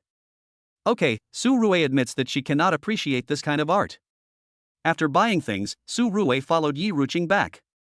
According to Yi Ruqing, a banquet would be held in the next few days, and after the banquet, Su Rui could return to the Magic City. It's good to go back. I miss Wu Jinyan and Bu Qingyao a little. Su Rui murmured to herself, and then after returning to the Yi family, she locked herself in the room to practice. At this time in the Longhua group in Shanghai, Wu Jinyan was looking at some documents, which recorded the sales volume of various products in recent times. There was nothing but growth, which made Wu Jinyan a little numb. No wonder the boss likes to be a hands-off boss. This shows his absolute confidence in the product. Wu Jinyan murmured to herself. She put down the documents and looked at the city scene outside the window with some boredom. She was a little absent-minded for a moment. Sister, what are you doing? At this moment, Bu Qingyao's voice rang out, and then the door opened and Bu Qingyao walked in. Wu Jinyan was a little surprised when she saw the visitor. She didn't expect Bu Qingyao to come to the company. Aren't you busy with things at the mine? Wu Jinyan asked curiously. It's okay. It's almost done. Now we're just waiting to hire someone to cut the ore. By the way, does Su Rui have any intention of coming back from the imperial capital? Bu Qingyao asked curiously. Compared to himself, Wu Jinyan should know Su Rui better. No, he may be very busy recently. We rarely contact each other by phone. Do you miss him? Wu Jinyan knew that Bu Qingyao had feelings for Su Rui, so she teased him. Bu Qingyao nodded generously when he heard this, then took out 2 plane tickets from his pocket and placed them on the table. Do you want to go find him together? There's nothing happening at the company anyway. There are people from the special department to take care of us. No one in Shanghai dares to target us. Bu Qingyao said to Wu Jinyan. Wu Jinyan also felt that Bu Qingyao's words made sense, but if she left her post without permission, Su Rui might be angry. After all, Su Rui handed the group over to her when she left. If something went wrong, wouldn't she be betraying Su Rui's trust? I'd rather not go. You go. Someone has to stay here to guard it. Wu Jinyan said helplessly. Bu Qingyao pondered for a moment and took out his cell phone to send a message to Su Rui. At this time, Su Rui was practicing and did not notice this at all, so Bu Qingyao did not get a reply for a long time. Seeing this, Bu Qingyao smiled. I asked for you, and Su Rui didn't answer, which means she agreed. Let's go to the capital to find him and see if this guy has been flirting with girls again recently. Bu Qingyao said as he pulled Wu Jinyan outside. Seeing this, Wu Jinyan reluctantly followed the other party and left the group. At this moment, Su Rui was completely unaware of this. At this moment, because of the previous fusion of the red light, the qi in his body became much stronger than before, and the knowledge reserves in his mind were also increasing rapidly. Is all this knowledge inherent in the technique? I didn't expect this technique to have this ability. I thought it only had that little bit of knowledge, but I never thought it could increase. Su Rui exclaimed it was amazing upon seeing this. He then continued to practice, intending to improve his strength to a higher level before the banquet, although he did not know what his current strength was. An unknown amount of time had passed before Su Rui opened his eyes. His aura was very strong, but his body was extremely weak. He walked out of the room slowly, looking somewhat embarrassed. Yi Ruqing, help me prepare something to eat, I'm starving. Su Rui shouted somewhat embarrassedly. Then he looked at the time and found that he had been practicing for 2 days. He had not eaten a single bite during these 2 days. Practice consumes food, and now he can be said to be really exhausted. I have to set an alarm next time, otherwise I'll starve to death. Muttering to herself, Su Rui took out her cell phone and saw the message from Bu Qingyao. Chapter 88. Is it really not you? You want to come to the capital with Wu Jinyan? Wow, it was sent 2 days ago, so they should have arrived by now, right? Su Rui was speechless when she saw this. She thought to herself, why don't these 2 guys just stay in the Magic City? Why do they come here to cause trouble? Su Rui was speechless about this. She was already very busy, and now she had to take care of Bu Qingyao and Wu Jinyan. At the same time, she was a little depressed. It was bad enough that Bu Qingyao was messing around, but why did Wu Jinyan also mess around? Thinking of this, Su Rui dialed Bu Qingyao's number, but after trying several times, she found that the other party was out of service area. The same thing happened to the person who called Wu Jinyan later. This made Su Rui's heart skip a beat, and she thought to herself, nothing will happen to the 2 of them, right? Don't let anything happen. Su Rui said as she started posting the 2 people's information in the WeChat group, intending to ask them to help look for them. At the same time, she contacted Mr. Su and Third Master to help look for her. Not long after, Su Rui's cell phone rang. It was third master calling. Boy, your two girlfriends were in a car accident and are now at the imperial capital headquarters. Go and see them. The third master said seriously. Su Rui's face changed when he heard that. After thanking him, he stood up and rushed to the imperial capital headquarters. Su Rui had no time to eat at the moment. Yi Ruqing had just prepared to eat when he saw Su Rui leaving in a hurry, so he hurriedly drove to follow. Strange, what's wrong with Su Rui? Why does she look so ugly? In the car, Yi Ruqing couldn't figure out what was going on. At this time in the Imperial Capital Hospital, a man was standing in the ward with his arms folded, looking at Bu Qingyao and Wu Jinyan, with a hint of coldness in his eyes. Su Rui has two such beautiful women, but he is still arguing with Yi Ruqing. In this case, I will send these two women to death and let you, Su Rui, also feel the feeling of the person you love leaving you. The man muttered to himself, then took out a syringe and was about to attack Bu Qingyao and Wu Jinyan. Just at this moment, the sound of footsteps was heard. The man frowned when he saw it. Without time to do anything, he had to quickly run along the fire escape. Su Rui noticed someone running out of the room at this time, but she had no time to think, and rushed into the ward in an instant. What caught her sight were Bu Qingyao and Wu Jinyan, who were lying on the hospital beds with pale faces. Various data were flashing on the monitor, proving that the two were not in danger of life. I got into a car accident right after arriving in the capital. It couldn't be an accident. Su Rui looked extremely ugly. She couldn't think of who was attacking her people, and there were mechanical guards around them, but no one stopped them? Although the mechanical guard that Su Rui took away was broken, the ones of the others were not broken. She really couldn't understand it. Su Rui's mind was in a mess at this time. After thinking for a moment, she stopped thinking about it. Then, streams of qi were injected into the bodies of the two men, and their injuries were healed rapidly. Half an hour later, Su Rui wiped the sweat from his forehead. At this time, Bu Qingyao and Wu Jinyan's injuries had already healed. The reason why they didn't wake up was probably because the protective mechanism after their bodies were severely injured did not allow them to wake up quickly. Su Rui, what happened? How did they get into a car accident? Yi Ruqing also walked into the ward at this time. He had just found out the cause of the incident and asked Su Rui with some confusion. You ask me, but who should I ask? I think this matter is not simple and it can't be an accident. They both had a car accident when they came to the capital for the first time. It is possible that someone caused it intentionally. Su Rui expressed her guess. Yi Ruqing fell into deep thought after hearing that. Su Rui did have many enemies, but they were all dealt with by Su Rui. Now Su Rui has no potential enemies. I can't think of who did it. This matter needs to be investigated by Mr. Su and the third master. After a long time, Yi Ruqing said somewhat awkwardly. It's okay. I'll stay here with them for the time being. Su Rui didn't say much. She sat on the chair and stared at Bu Qingyao and Wu Jinyan.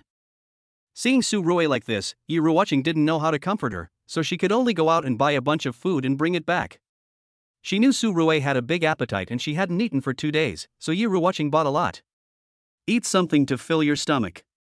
I believe that Mr. Su and the others will be able to investigate the matter quickly. Yi Ruqing said as he handed a piece of braised beef and soy sauce to Su Rui. Su Rui nodded after hearing this and started to eat, while Mr. Su ordered people to investigate the matter as soon as possible. However, what no one expected was that the investigation result turned out to be that a drunk driver really hit the two people. Drunk driving? Do you think I will believe it? Mr. Su looked at the investigator in front of him and immediately shouted angrily. Mr. Su, the investigation results are indeed like this. The driver also admitted it. There is no other situation. The staff member said helplessly, and Mr. Su frowned when he heard it. If we dig deeper, Su Rui can see that something is wrong. There must be someone behind this. Old Su thought for a while and said again. There was no other choice but for the staff to continue investigating. On the other hand, San Yi was also busy, and quickly mobilized his connections to investigate the car accident. All of a sudden, most of the forces in the entire imperial capital were mobilized, and the instigator also felt that things seemed to have gotten a little out of hand. He didn't expect that Su Rui's background was so strong. Damn it, isn't Su Rui just somewhat related to the Yi family? How is she involved with the military? The man was puzzled, with a hint of fear in his eyes, and at the same time a little scared. This was just a car accident. If he really killed these two women, the consequences would be unimaginable. Fortunately, I acted slowly, otherwise I would be finished, said the man, and at this time a middle-aged man walked in from outside. Joe Phone, have you been causing trouble for me outside? I'm not kidding you this time. If it was really you who did it, you'd better tell the truth, otherwise even I, your father, can't save you. The middle-aged man looked at Joe Hao and asked angrily. Upon hearing this, Joe Hao shook his head and rejected it. Are you kidding? Admitting it at this time is no different from seeking death. It really wasn't you? That's strange. Who on earth is so bold as to lay a hand on Su Rui's woman? The middle-aged man looked at his son's answer and was a little confused for a moment. Dad, who is this Su Rui? Why do you feel so afraid of her? Joe Hao was very nervous at this moment, but he pretended nothing happened and chatted with his father, wanting to know more about Su Rui's background. Who is he? He is the one who can kill our Zhou family with just one sentence. He has a very good relationship with Third Master and Old Su. He is also the leader of a special organization. Any background he brings out can make the imperial capital tremble. Chapter 89. How is it? Have you found any clues? Looking at his son, Zhou Qiliang spoke unhappily. Zhou Hao's heart skipped a beat when he heard this. He didn't expect Su Rui's identity to be so terrible. He just made a move on his woman. Wasn't he sinking the Zhou family? Thinking of this, Zhou Hao didn't say anything more to his father. He found an excuse to leave home and went to an unknown place. At this time, Su Rui was still guarding Bu Qingyao and Wu Jinyan in the ward. Although their injuries had healed, they showed no signs of waking up, which surprised Su Rui. After checking several times, she still couldn't find the specific reason. For a moment, Su Rui panicked and began to look for similar situations in her memory. Not long after, Su Rui suddenly opened her eyes, as if she knew what was going on. When a person is seriously injured, not only the body is damaged, but the consciousness is also traumatized. If this trauma is not treated in time, the person will not be able to wake up, and will become a vegetable. How can I repair the traumatized consciousness? Su Rui was puzzled. So far, she didn't know how to treat this condition. After thinking it over, Su Rui took out the bottle of pills she had received when she signed in before. She didn't know what this thing was used for. It looked like a pill and she didn't know if it was poisonous or not. Thinking of this, Su Rui gritted her teeth and stuffed a pill into her mouth. After the pill entered her body, it turned into a warm current and then nothing happened. It had no effect at all. Damn it, what on earth is this thing used for? Su Rui looked puzzled. She looked at the pill in her hand and then at the two people on the bed. Finally, she took a deep breath and fed each of them a pill. After all, this thing was signed in by the system, so it should be a good thing. It's just that there was no effect after I took it. I hope it will have some effect on them after they take it. Thinking of this, Su Rui waited nervously by the side. Not long after, Wu Jinyan moved her fingers. Su Rui was delighted and quickly held her hand, hoping that Wu Jinyan could feel her presence. It seemed as if Wu Jinyan really felt something. After a while, she slowly opened her eyes. The moment she saw Su Rui, a look of disbelief appeared in Wu Jinyan's beautiful eyes. Am I dead? Boss Su, how come you are dead too? Wu Jinyan asked weakly. Su Rui was stunned when she heard that. What are you talking about? She's not dead. She's in the hospital. Su Rui explained quickly. Wu Jinyan breathed a sigh of relief when she heard that, but soon fell asleep again. However, this time Su Rui didn't worry about her condition anymore. She had already woken up and she would probably recover after resting for a while. As for Bu Qingyao, she also woke up soon after.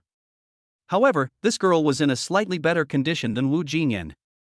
After waking up, she did not fall asleep again, but just hugged Su Rui and cried and wiped her tears. I know you've been wronged. Stop crying and tell me what happened to you. Su Rui hugged Bu Qingyao and comforted him. Upon hearing this, the latter immediately told Su Rui about what happened after he arrived in the imperial capital. As soon as the two arrived in the imperial capital, they got on a taxi and planned to go to the Yi family to find Su Rui. After all, they didn't know where Su Rui was at the time, but they knew the location of the Yi family, so this was the only way to find Su Rui. However, they never expected that the taxi driver took a detour and drove the car to a remote factory. Because both of them were women, they could not resist at all and were locked in the car, unable to get out. In the end, they could only watch a truck crash into them. I don't know what happened afterwards. Did you offend someone in the imperial capital? Otherwise, how could we be murdered as soon as we arrived in the imperial capital?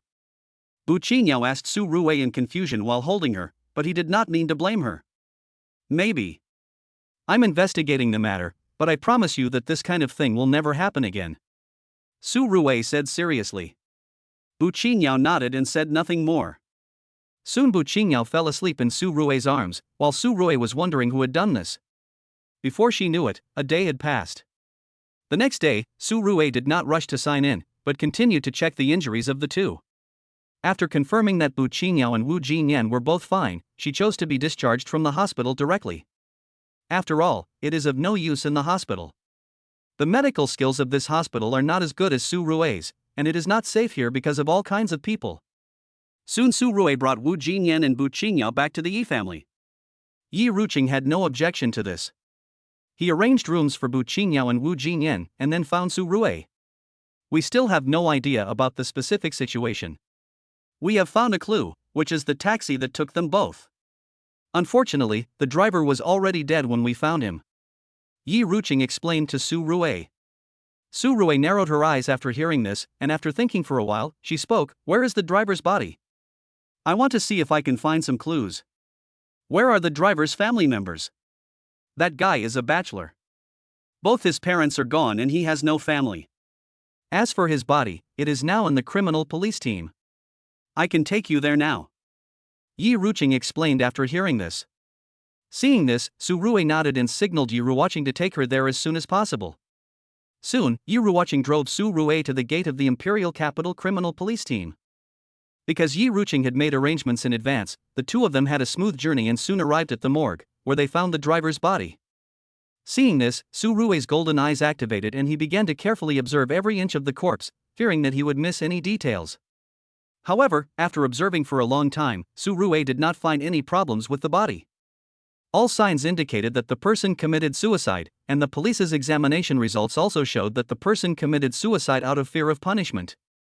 Do you think that committing suicide will prevent me from finding evidence? You think that's too simple, right? Su Ruwei sneered. If it were anyone else, they would definitely be helpless, but Su Ruwei had a way to make the dead open their mouths. Thinking of this, Su Ruwei asked Yi Ruqing to leave, and he took out the martial arts manual and began to read it.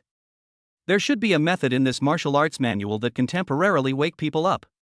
After a while, Su Ruwei really found a method from above, but this method was not to revive the dead, but to arrest the souls of the dead for interrogation. This method is quite amazing.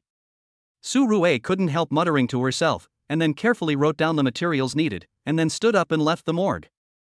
How is it going? Have you found any clues? Yi Ruqing asked hurriedly when he saw Su Ruwei coming out.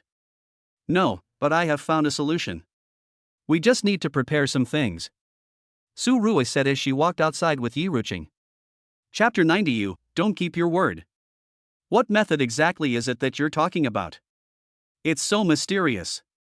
After returning to the car, Yi Ruqing asked curiously. Su Ruwei briefly explained what happened. Yi Ruqing was stunned when he heard Su Ruwei's words. Summoning spirits? No, are you angry and out of your mind? Or have you watched too many horror movies by Lin Zhangying? Where do souls come from in this world? Yi Ruqing looked at Su Ruwei in confusion, as if he was looking at a fool. The superpowers are all out, is it strange to summon a soul? Su Ruwei rolled her eyes when she heard that. Yi Ruqing really didn't know what to say for a moment when she heard Su Ruwei's words. She always felt that something was wrong, but she also felt that what Su Ruwei said was quite reasonable. Afterwards, Yi Ruqing did not argue with Su Ruwei about this matter, and took Su Ruwei to buy materials. At the same time, Yi Ruqing was still skeptical about this matter. She wanted to see if Su Ruwei could really accomplish such a shocking thing. Soon, with the unremitting efforts of the two, they finally bought everything Su Ruwei needed after spending 2 hours. Chalcedony, ancient herbs, volcanic rocks, gold, deep-sea ice, that's enough. Su Ruwei checked the materials that he had purchased at a huge cost and nodded with satisfaction. These things seem to be unrelated, but in fact they all correspond to things in the 5 elements. To be honest, Su Ruwei is not sure whether this method will be successful the first time, so she is still a little nervous. After daydreaming for a while, Su Ruwei and Yi Ruqing returned to the morgue again. This time, in order to prevent others from disturbing them, Su Rue directly used his identity as the leader of the Sixth Order group to block the entire floor, leaving only him and Yi Ruqing at the scene. Su Rue, are you sure you are summoning a spirit? You are not pretending to be a corpse? Yi Ruqing asked with some fear. Although she knew that Su Rue was very powerful, it was impossible for Yi Ruqing, as a girl, to not be afraid when facing these unknown things. Don't worry, even if he really comes back to life, I can make him die again. Su Rue said lightly, and then began to place different materials on the limbs and head of the corpse. Not long after, Su Rue mobilized the qi in his body and poured it into the corpse. Not long after, a shadow appeared in the two's field of vision, and it looked like the dead driver. At this time, the driver looked at Su Rue and Yi Ruqing with a confused face, then turned around and saw his own body, and he stood there in a daze. Me, what's wrong with me? How can there be two of me? The driver muttered in disbelief. Upon hearing this, Su Rue didn't waste any words with him. He condensed the qi in his hand and slapped the guy in the face. With a bang, the driver's soul was knocked to the ground on the spot, and then he was beaten again. Wu Jinyan and Bu Qingyao were injured so badly that Su Rue really couldn't get rid of this anger unless she beat him up. Tell me, who asked you to murder those two girls? After beating him for a few minutes, Su Rue stopped and asked the driver, fearing that she had beaten him to death. Girl? I don't know what girl. The driver was still trying to play dumb at this time. It must be said that this guy was really tight-lipped and would not tell the truth even if he died. Okay, you wanna pretend to be a tough guy in front of me, right? Okay, don't regret it. Su Rue was about to beat this guy up again, but at this moment the system's voice suddenly rang out. Perhaps the host can try using the stick that was signed in before, maybe it will have a different effect. Listening to the system's voice, Su Rue frowned. Could it be that the stick was used to hit the soul? Thinking of this, Su Rue quickly took out the stick and hit the driver. After one hit with the stick, the whole morgue was filled with screams of ghosts and wolves howling. Su Rue was delighted to see that the stick was really useful, and immediately started to attack the driver madly. At this moment, Yi Ruqing was dumbfounded watching this scene. Su Rue actually summoned the soul of the dead man and was beating him up. This was simply outrageous. Damn, I'm a little tired from fighting. What's going on? Su Rue frowned. It hadn't been long since she started fighting, so why was she feeling a little exhausted? Was she getting too old? Attacking the soul will consume the host's own soul power accordingly. Please do it according to your ability. At this time, the system's voice sounded again. Su Rue's face suddenly became extremely ugly when he heard it. Why didn't you say it earlier? Su Rue was furious. This system was so frustrating. The host didn't ask. The system said lightly. Su Rue was so angry that she almost went berserk. She hit the driver twice with the stick to reduce her anger. Will you tell me now? As long as you tell me who ordered you to do this, I can bring you back to life. You have to think carefully, because you only have this one chance. At this time, Su Rue said to the driver's soul again. When the other party heard Su Rue's words, he was stunned. He was about to say, "Are you fooling ghosts?" But when he thought that the other party could even beat ghosts, it seemed that there was no need to fool him. After thinking it over, the driver gritted his teeth and said Zhou Hao's name. When Yi Ruqing heard the name Zhou Hao, her face suddenly changed, because she knew this person and he was one of her suitors. However, Yi Ruqing couldn't understand why Zhou Hao was targeting Su Rue. They had nothing in common at all. Are you sure it's Zhou Hao? Zhou Qiulian's son? Yi Ruqing asked. The driver nodded and seemed very sure. Why, do you know this Zhou Hao? Su Rue asked with some confusion after looking at Yi Ruqing's reaction. Seeing this, Yi Ruqing explained the relationship between them. Su Rue frowned slightly when she heard it, as if she understood something. She probably thought that she was too close to Yi Ruqing, so Zhou Hao misunderstood that she had stolen his woman. Therefore, he investigated his identity and found out that he had two close women. It happened that Bu Qingyao and Wu Jinyan ran to the imperial capital at this time, and he targeted them and wanted to kill them to avenge himself. It looks like the truth has been revealed. Su Rue said as he waved his hand and condensed the qi. He landed a punch on the driver's soul, and the soul shattered like glass in an instant. You don't keep your word. The driver screamed heartbreakingly before he died. Su Rue sneered at this and ignored him at all. I thought to myself, is it necessary for me to keep my word with a dead person? What I said before was just to trick him.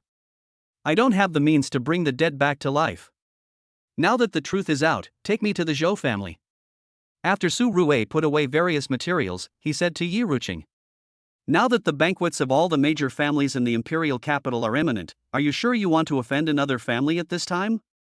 Or else take it slow first? Yi Ruqing knew from the look on Su Rui's face that he would not let it go, but still kindly gave him a reminder. Chapter 91 Don't Die. After all, if Su Rui went to cause trouble for the Zhou family now, it would be tantamount to slapping the faces of all the upper-class families in the imperial capital. By then, even if she had a background, someone might cause trouble for her when she did other things. Su Rui naturally knew this, but she still wanted to cause trouble for the Zhou family. After all, someone had to do something that seemed stupid but was actually right. If she endured it this time, there would be a next time, and the next time. If they retaliate in front of the entire imperial capital family this time, then in the future, anyone who wants to touch the people around Su Rui will have to consider whether they will end up like the Zhou family. Thinking of this, Su Rui looked at Yi Ruqing, trying to see what the other person was thinking. Looking at Su Rui's eyes, Yi Ruqing naturally knew that Su Rui was determined, so he did not refuse. After following Su Rui out of the morgue, he drove all the way to Zhou's house. Damn it, has this guy found evidence against him? This shouldn't be the case. How could he find evidence against him when the person is dead? At this moment, Zhou Hao was in the corner watching Yi Ruqing's car driving towards his home, and he suddenly felt frightened and confused. Unable to figure out where he had been exposed, Zhou Hao did not waste time on this matter without thinking for a moment. He took out his cell phone and dialed a number. Not long after, Zhou Hao sneered, and a look of determination appeared in his eyes. Yi Ruqing, Su Rui, you two forced me to do this, so I have no choice but to kill you. As for your background, who would bother to care about a dead person? As Zhou Hao spoke, he broke the phone into pieces, lit the SIM card with a lighter, and then threw it into the sewer. He was very familiar with the movements, and it was obvious that Zhou Hao had done this more than once or twice. At this time, Su Rui seemed to have noticed something, and a bad premonition emerged in his heart. He looked through the car window to the right. At this time, there was a truck parked on the side of the road not far away. It looked ordinary, but it gave him a feeling of extreme danger. Take a detour and don't get close to that truck. Su Rui shouted to Yi Ruqing upon seeing this. Yi Ruqing was stunned for a moment, but because of this moment of distraction, it was too late to turn around. I saw a flash of fire appearing in the truck, and a violent explosion sounded the next second. In an instant, the glass on the entire street shattered, and the walls of the buildings were blown into cracks. For a moment, the sound resounded throughout the imperial capital. Yi Ruqing and Su Rui, who were closest to the explosion range, were in even greater danger. They both lost their hearing in an instant, and the shock wave from the explosion caused cracks in their internal organs in an instant.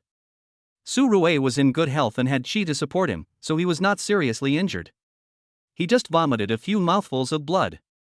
However, Yi Ruqing fainted on the spot. Su Rui crawled out of the ruins holding Yi Ruqing in his arms.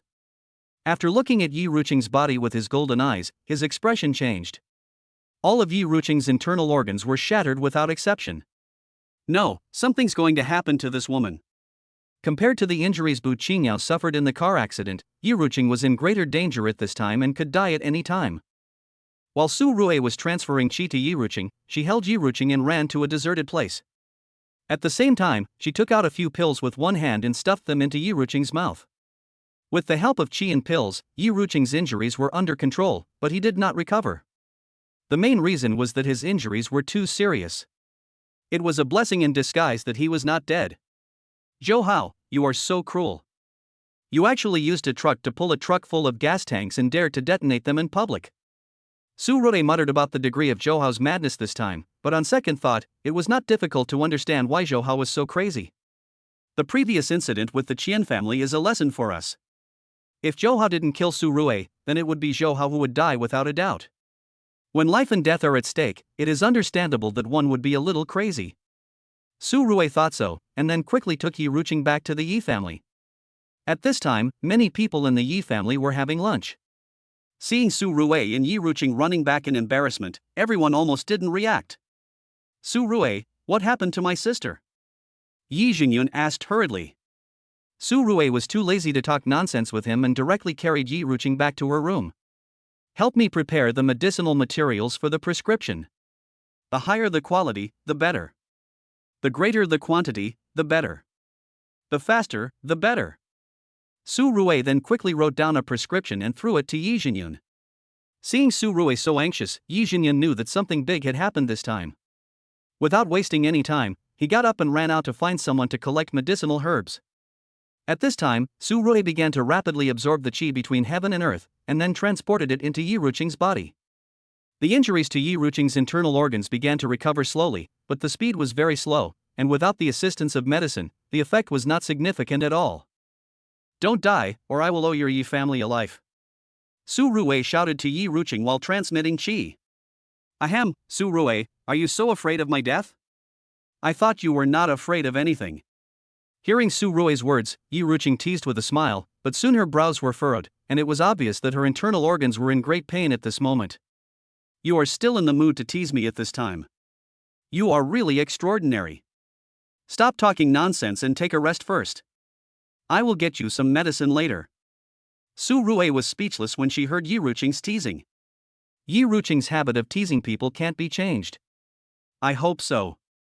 When I get better I will kill Zhou Hao. This guy is too cruel and crazy. Killing him will be like getting rid of harm to the people." Yi Ruqing muttered, blood flowing from the corner of his mouth again. Seeing this, Su Rui's mouth twitched for a long time. She thought to herself, "Your own life is almost gone, and you are still thinking about taking other people's lives. You have a really big heart." At this moment, Yi Jinyun also ran back from outside, holding a bag in his hand, which was full of herbs that Su Rui needed. Seeing this, Su Rui quickly began to mix the herbs together, then found a pot and began to boil the medicine. Yi Jinyun looked at his sister's embarrassed appearance and wanted to ask something, but he didn't dare to disturb Su Rui. He was very conflicted for a moment. "Don't look at me like that. Instead of wasting time, you might as well take your men to find Zhou Hao. It's all that guy's fault." Su Rui saw what Yi Jinyun was thinking and explained without even raising her head. Hearing Su Rui's words, Yi Jinyun frowned, obviously not expecting this to be the reason. Without saying a word, Yi Jinyun got up and left the Yi family. Not long after, several helicopters flew towards the Zhou family. At this time, Zhou Qiliang, who was sitting at home, felt uneasy and couldn't sit still. "Strange, what happened today? Why do I feel like something is going to happen?" Chapter 92, There is someone else in my bed? Zhou Qiliang muttered to himself, his eyes full of confusion, and just as he was puzzled for a while, there was a buzzing sound suddenly. He looked closely and found that there were many armed helicopters in the sky outside, and some soldiers with live ammunition were landing on the ground through the zipline. Seeing this, Zhou Qiliang secretly thought that it was not good. Could it be that Su Rui's woman was really injured by the Zhou family? Thinking of this, Zhou Qiliang quickly stood up and planned to go out and explain to the leader. As a result, before he could reach the door was instantly blown open by a bomb. With a loud bang, Zhou Qiliang was knocked to the ground. "Mr. Zhou, your son is so brave that he even dares to hurt my sister? If your Zhou family doesn't want to stay in the capital, you can just say it." Yi Jinyun walked into the room with a rifle in his hand, and shouted curses at Zhou Qiliang who was lying on the ground. "It's a misunderstanding, Master Yi, it's a misunderstanding. I don't know what my son did." Zhou Qiliang was angry and scared at this moment. He was angry that he gave birth to an evil child who only knew how to cause trouble for him. What he was afraid of was that if Yi Jinyun accidentally fired and killed him, he would be doomed. His family business would have to change hands, and he had just married someone else's wife not long ago, and he hadn't been using her for long, so he would be at a loss no matter how he looked at it. "Don't you know? If the upper beam is crooked, the lower beams will be crooked too. Just say you don't know? I tell you, this time your Zhou family is doomed." As he said that, Yi Jinyun hit Zhou Qiliang's head with the butt of the gun with a bang. Zhou Qiliang turned off his phone instantly. "Take him away. Search the entire imperial city for that bastard Zhou Hao. We must catch him alive," Yi Jinyun said to the soldiers behind him. As soon as he finished speaking, 2 soldiers dragged Zhou Qiliang away. At the same time, the rest of the soldiers began to search for Zhou Hao with Zhou's family as the center. At this time, Zhou Hao still thought that Su Rui and Yi Ruqing were dead, and was releasing himself in the bar. "Yi Ruqing, if you had obeyed me, would this have happened? What a pity, but I have helped you. This time, you two can become a pair of desperate Mandarin ducks." Zhou Hao sneered, holding up a wine glass. Little did he know that Su Ruwei and Yi Ruqing were not dead at this time, but it was his Zhou family who died. After an unknown amount of time, Zhou Hao drank a little too much and left the bar, planning to go home. As a result, he bumped into several soldiers as soon as he went out. The soldiers saw that it was Zhou Hao and immediately pinned him to the ground and handcuffed him. "Do you know who I am? How dare you arrest me? Believe it or not, I will let my father skin you alive?" Zhou Hao was still drunk and his temper was aroused by the alcohol, and he shouted curses. "Nonsense, how can they not know who you are if they arrest you? As for who will be skinned, that's hard to say," one of the soldiers said in a cold voice, and then kicked Zhou Hao on the waist. Instantly, Zhou Hao's kidneys made a crisp sound, and he screamed a few times before he became obedient. "Take him away, take him away. We finally caught this guy." Several soldiers dragged Zhou Hao away. Su Ruwei didn't know that Zhou Hao had been caught. At this time, Su Ruwei was pouring medicine into a wooden barrel, while Yi Ruqing was sitting naked in the barrel, his face getting hot as he watched Su Ruwei's actions. "Is this the only way? If you spread this, Yi Ruqing was a little overwhelmed. Now she could be said to be honest with Su Ruwei. "I don't mean to take advantage of you. All your internal organs are damaged and very seriously. You must take a medicinal bath. Otherwise, even if you are cured, I don't think you will live long unless you have an organ transplant." Su Ruwei explained that to be honest he did not look at Yi Ruqing's body. In a life-threatening situation, Su Ruwei still knew what was important and what was not. "Oh." Hearing Su Ruwei's words, Yi Ruqing nodded. For some reason, she was still a little disappointed at this moment. Not long after, Su Ruwei prepared the medicinal bath and let out a long sigh. While injecting qi into Yi Ruqing's body, he observed the temperature of the medicinal bath and added hot water from time to time. After a night like this, Yi Ruqing's complexion had almost recovered the next morning. As for Su Ruwei, he was weak. It was unknown how much qi Su Ruwei had released that night. He was so tired that he could hardly stand. "Why don't you go and have a rest first? You don't seem to be in good condition." Yi Ruqing looked at Su Ruwei's haggard appearance and said with some heartache, "Why rest? We are only one step away from recovery." Su Ruwei said as he mobilized the qi in his body and sent it to Yi Ruqing again. With the input of qi, Yi Ruqing's injuries were completely healed. At this moment, Su Ruwei's eyes went dark and he dived directly into the wooden barrel. "Su Ruwei!" Yi Ruqing exclaimed upon seeing this, and hurriedly helped her up. After making sure that Su Ruwei was just asleep due to tiredness, Yi Ruqing breathed a sigh of relief, and then carefully helped Su Ruwei to the bed. It was unknown how long it took Su Ruwei to regain consciousness. His limbs were extremely sore, and the qi in his body had completely disappeared. It could be said that he was at the end of his rope. Nothing good happens every day. Su Ruwei muttered to herself, and then planned to turn over and continue sleeping. As a result, as soon as she turned over, her hand touched a person's body, which was smooth and a little elastic. "Ha! There's someone on my bed?" Because his qi was exhausted, Su Ruwei's reaction was much slower, and he only reacted when he was touched. Then he turned on the light in the room and found that Yi Ruqing was lying next to him without any clothes on. "Oh my god! What's going on?" Su Ruwei exclaimed when she saw this. This exclamation woke Yi Ruqing up, and he leaned towards Su Ruwei in a daze. "What's wrong? Why don't you sleep? You're tired after a whole day, go to sleep."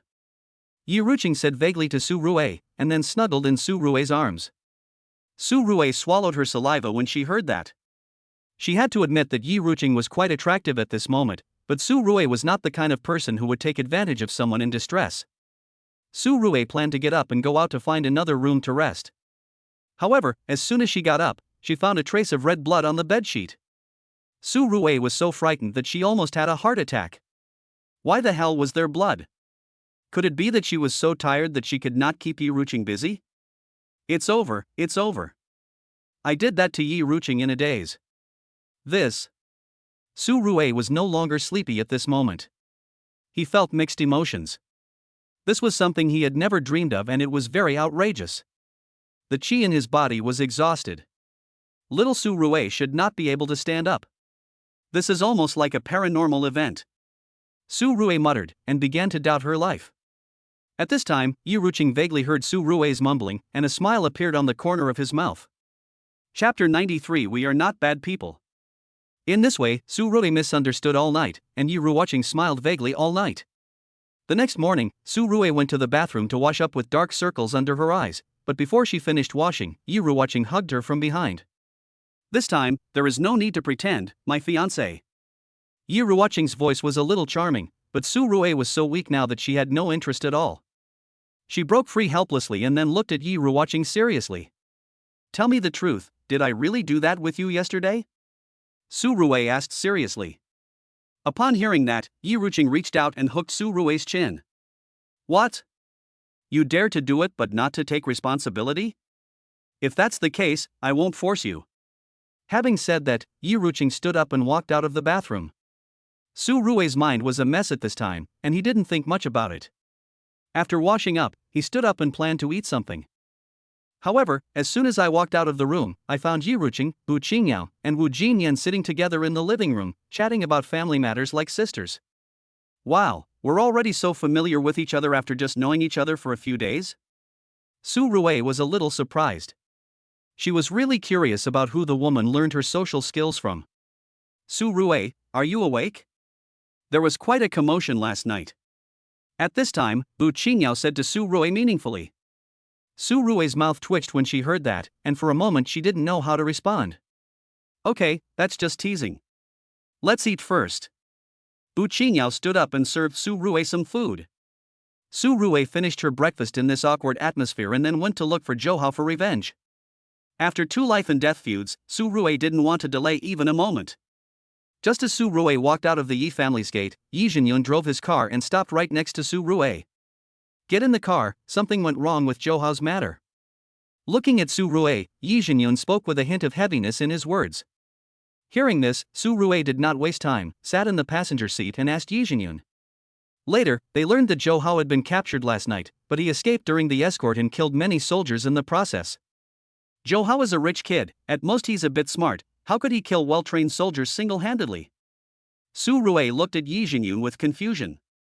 The information we have learned so far is that Zhou might have some special abilities, which were activated at the critical moment, but they are not obvious. We don't have much information right now, and we are currently analyzing it. Yi Zhenyun lit a cigarette, puffing away at the smoke as he explained. At the same time, he looked at Su Rui's pants with some curiosity. There were bloodstains on them. He thought, is Su Rui injured in the lower body? If so, it would be tragic. It is really sad that he became a eunuch at such a young age. Little did he know that the blood belonged to his sister. Su Rui did not notice Yi Zhenyun's unusual gaze. At this moment, he was thinking about where Zhou should go after escaping. If it were him, he would definitely go to a very safe place to avoid the limelight at this critical juncture, and then find a way to go abroad after the storm is over. But the normal way of going abroad is definitely not feasible, so the easiest way is to drive out, and then you can only choose a few neighboring countries. Are you thinking that Zhou might flee the country? At this moment, looking at Su Rui's expression, Yi Zhenyun guessed what Su Rui was thinking. Su Rui nodded when she heard that, then leaned against the car door with a headache. It would not be easy to find Zhou if she went abroad. It shouldn't be possible. The distance from the imperial capital to the border is not short. Unless Zhou can fly, it is impossible for him to go abroad in such a short time. So, do you have any way to find Zhou? Yi Zhenyun asked Su Rui curiously. Su Rui gave a bitter smile when she heard this. She was not omniscient and omnipotent, so how could she know everything? If there is something that Zhou often comes into close contact with, I might be able to find a way. After thinking about it, Su Rui came up with a special way to find someone and then said it out. Things that are in frequent close contact? How about humans? This Zhou is not a good guy. He has a lot of women around him. If it means frequent contact, then they must meet this condition. Yi Zhenyun said after hearing Su Rui's words. Hearing this, Su Rui nodded. She could only try it first. As for whether she could find it, Su Rui was not 100% sure. Seeing this, Yi Zhenyun did not waste any time and drove away. Not long after, the two arrived at an apartment. Then Yi Zhenyun walked to a door and knocked on it. Soon a pretty woman opened the door. Seeing two strangers, she was about to close the door, but Yi Zhenyun was quick to hold the door open. Don't worry, we are not bad people. We just want to consult you about something about Zhou. Yi Zhenyun hurriedly explained. Hearing the word Zhou Hao, the woman became even more excited and slapped Yi Jinyan frantically. Seeing this, Su Rui kicked the door without saying a word. The woman screamed and fell to the ground, and the door opened completely. This is a special department. I ask you to cooperate with the investigation, otherwise I will not be polite. Su Rui was no saint. She spoke concisely and then took out her ID and placed it in front of the woman. Seeing this, the woman stopped struggling. You are Zhou Hao's woman, so you must know Zhou Hao very well. Tell me in detail where he likes to go and what he likes to do. Su Rui asked, and the woman began to explain immediately after hearing that. At the same time, she was defending herself, saying that she had nothing to do with Zhou Hao. Of course, this was not important to Su Rui. While listening to the woman's narration, Su Rui began to condense qi and gather it into the woman's body. This guy has physical contact with Zhou Hao, so there must be some residual things. The probability of finding Zhou Hao with these things is quite high. Sure enough, just over 10 minutes later, a route map appeared in Su Rui's mind. Seeing this, Su Rui did not waste time and called Yi Jinyan to start rushing according to the route map. What's going on with these two guys? I haven't finished talking yet. Watching the two people leave in a hurry, the woman was a little confused at this time, not knowing what Su Rui and the others were doing. Without giving it much thought, he immediately started moving. He thought he could live a good life by hooking up with a rich second-generation man, but who would have thought that the good days didn't last long as people from the special department were attracted. Now he had to cut off his relationship with Zhou Hao as soon as possible. At this time, Zhou Hao was in a forest with several gunshot wounds on his body, and blood was still oozing out. Damn you, Su Rui, if it weren't for you, I wouldn't have ended up like this. But I have to thank you for letting me activate my special ability. Did you think I would run away? Wait until I recover for a while and then I'll kill you. Chapter 94. Sure enough, it's here. At this moment, Zhou Hao was almost insane, muttering to himself against a tree, his eyes full of murderous intent. Then he reached out and grabbed a handful of grass and pressed it on the wound, and the wound healed in a short time. This is one of the special abilities Zhou Hao activated, which allows his recovery ability to increase dozens of times when he is on the verge of death. Even if a bullet pierces his heart, he can still recover. This ability was extremely abnormal, and it was precisely because of this ability that he was able to kill many soldiers while escaping. After resting for a while, Zhou Hao stood up and continued to walk deeper into the forest, intending to avoid the limelight before going out to kill. However, he never expected that at this moment a car happened to be parked at the foot of the mountain. Seeing this, Zhou Hao's face changed. Has he been discovered? This is impossible, absolutely impossible. I didn't leave any clues at all. How could anyone find me? Zhou Hao said in disbelief at this time, and then quickened his pace and ran towards the forest. At this time, Su Rui had already sensed Zhou Hao's presence, and quickly dodged in the direction of Zhou Hao and chased after him. Yi Jinyan was not to be outdone, and took out a machine gun and a single drum from the trunk and followed closely behind. Not long after, Su Rui came to a sparsely populated forest. The surroundings were extremely quiet, and there was not even the sound of insects. Strange, there is not even a sound in such a big forest, it's a bit weird. Su Rui frowned, unable to understand why it was like this here. Could it be like this here? I've encountered this situation before when I was on a mission, and that was in the tropical rainforest. Yi Jinyan, who arrived late, heard Su Rui's words and hurriedly explained. That's the tropical rainforest. This is the north, it's different. Su Rui shook her head. She always felt as if there were a pair of eyes staring at her, but she couldn't see them. By the way, what do you think Zhou Hao's special ability is? Su Rui thought for a moment before remembering that she had forgotten to ask about this matter. Although Yi Jinyan said before that he didn't know much, he could definitely guess something since he had this idea. The recovery ability is quite strong and the speed is also quite fast. I don't know about the other things. So far, I have very little information and I'm not sure if this is a special ability. Yi Jinyan said helplessly. Fast speed, strong recovery ability. Su Rui muttered to himself, and then continued to search around while spreading the qi. With the blessing of qi, Su Rui felt that Zhou Hao would definitely be exposed. However, what Su Rui didn't expect was that after searching for more than half an hour, she didn't find any trace of anyone, as if Zhou Hao was not here at all. Was my previous feeling wrong? This shouldn't be the case. Su Rui was still very confident in her intuition, but now she became a little doubtful. At this moment, a faint voice was heard. Su Rui quickly dodged it. A steel needle brushed past his body and hit the tree trunk, directly piercing through it. Damn it, it's here! Su Rui cursed angrily upon seeing this. At this time, Yi Jinyun moved even faster. He pulled the trigger directly in the direction where the steel needle came from. Tongues of fire spurted out of the muzzle of the gun, and the bullets created clouds of dust in the forest. Su Rui was observing carefully, and soon she saw a blood splash from a bullet hitting a tree trunk, although there was no one there. This grandson has special abilities and can become invisible. Su Rui hurriedly shouted upon seeing this. Yi Jinyun was shocked when he heard this. He has a strong recovery ability, is fast, and can even become invisible. This Zhou Hao doesn't seem like a decent character. How the hell is he so lucky? I'm a little envious of Zhou Hao. Yi Jinyun muttered as he fired. What are you envious of? Envious that he died quickly? Su Rui sneered, took out the bracelet, and threw it in the direction where the blood had appeared before. The bracelet suddenly became bigger and trapped an invisible object in an instant. Seeing this, Su Rui sneered. What kind of ability is it to be invisible? Is it better than my system? Thinking of this, Su Rui slowly approached the bracelet. At this moment, something strange happened again. There was another faint sound of wind. Seeing this, Su Rui quickly kicked the air in front of her. With a dull bang, a figure appeared because of Su Rui's kick.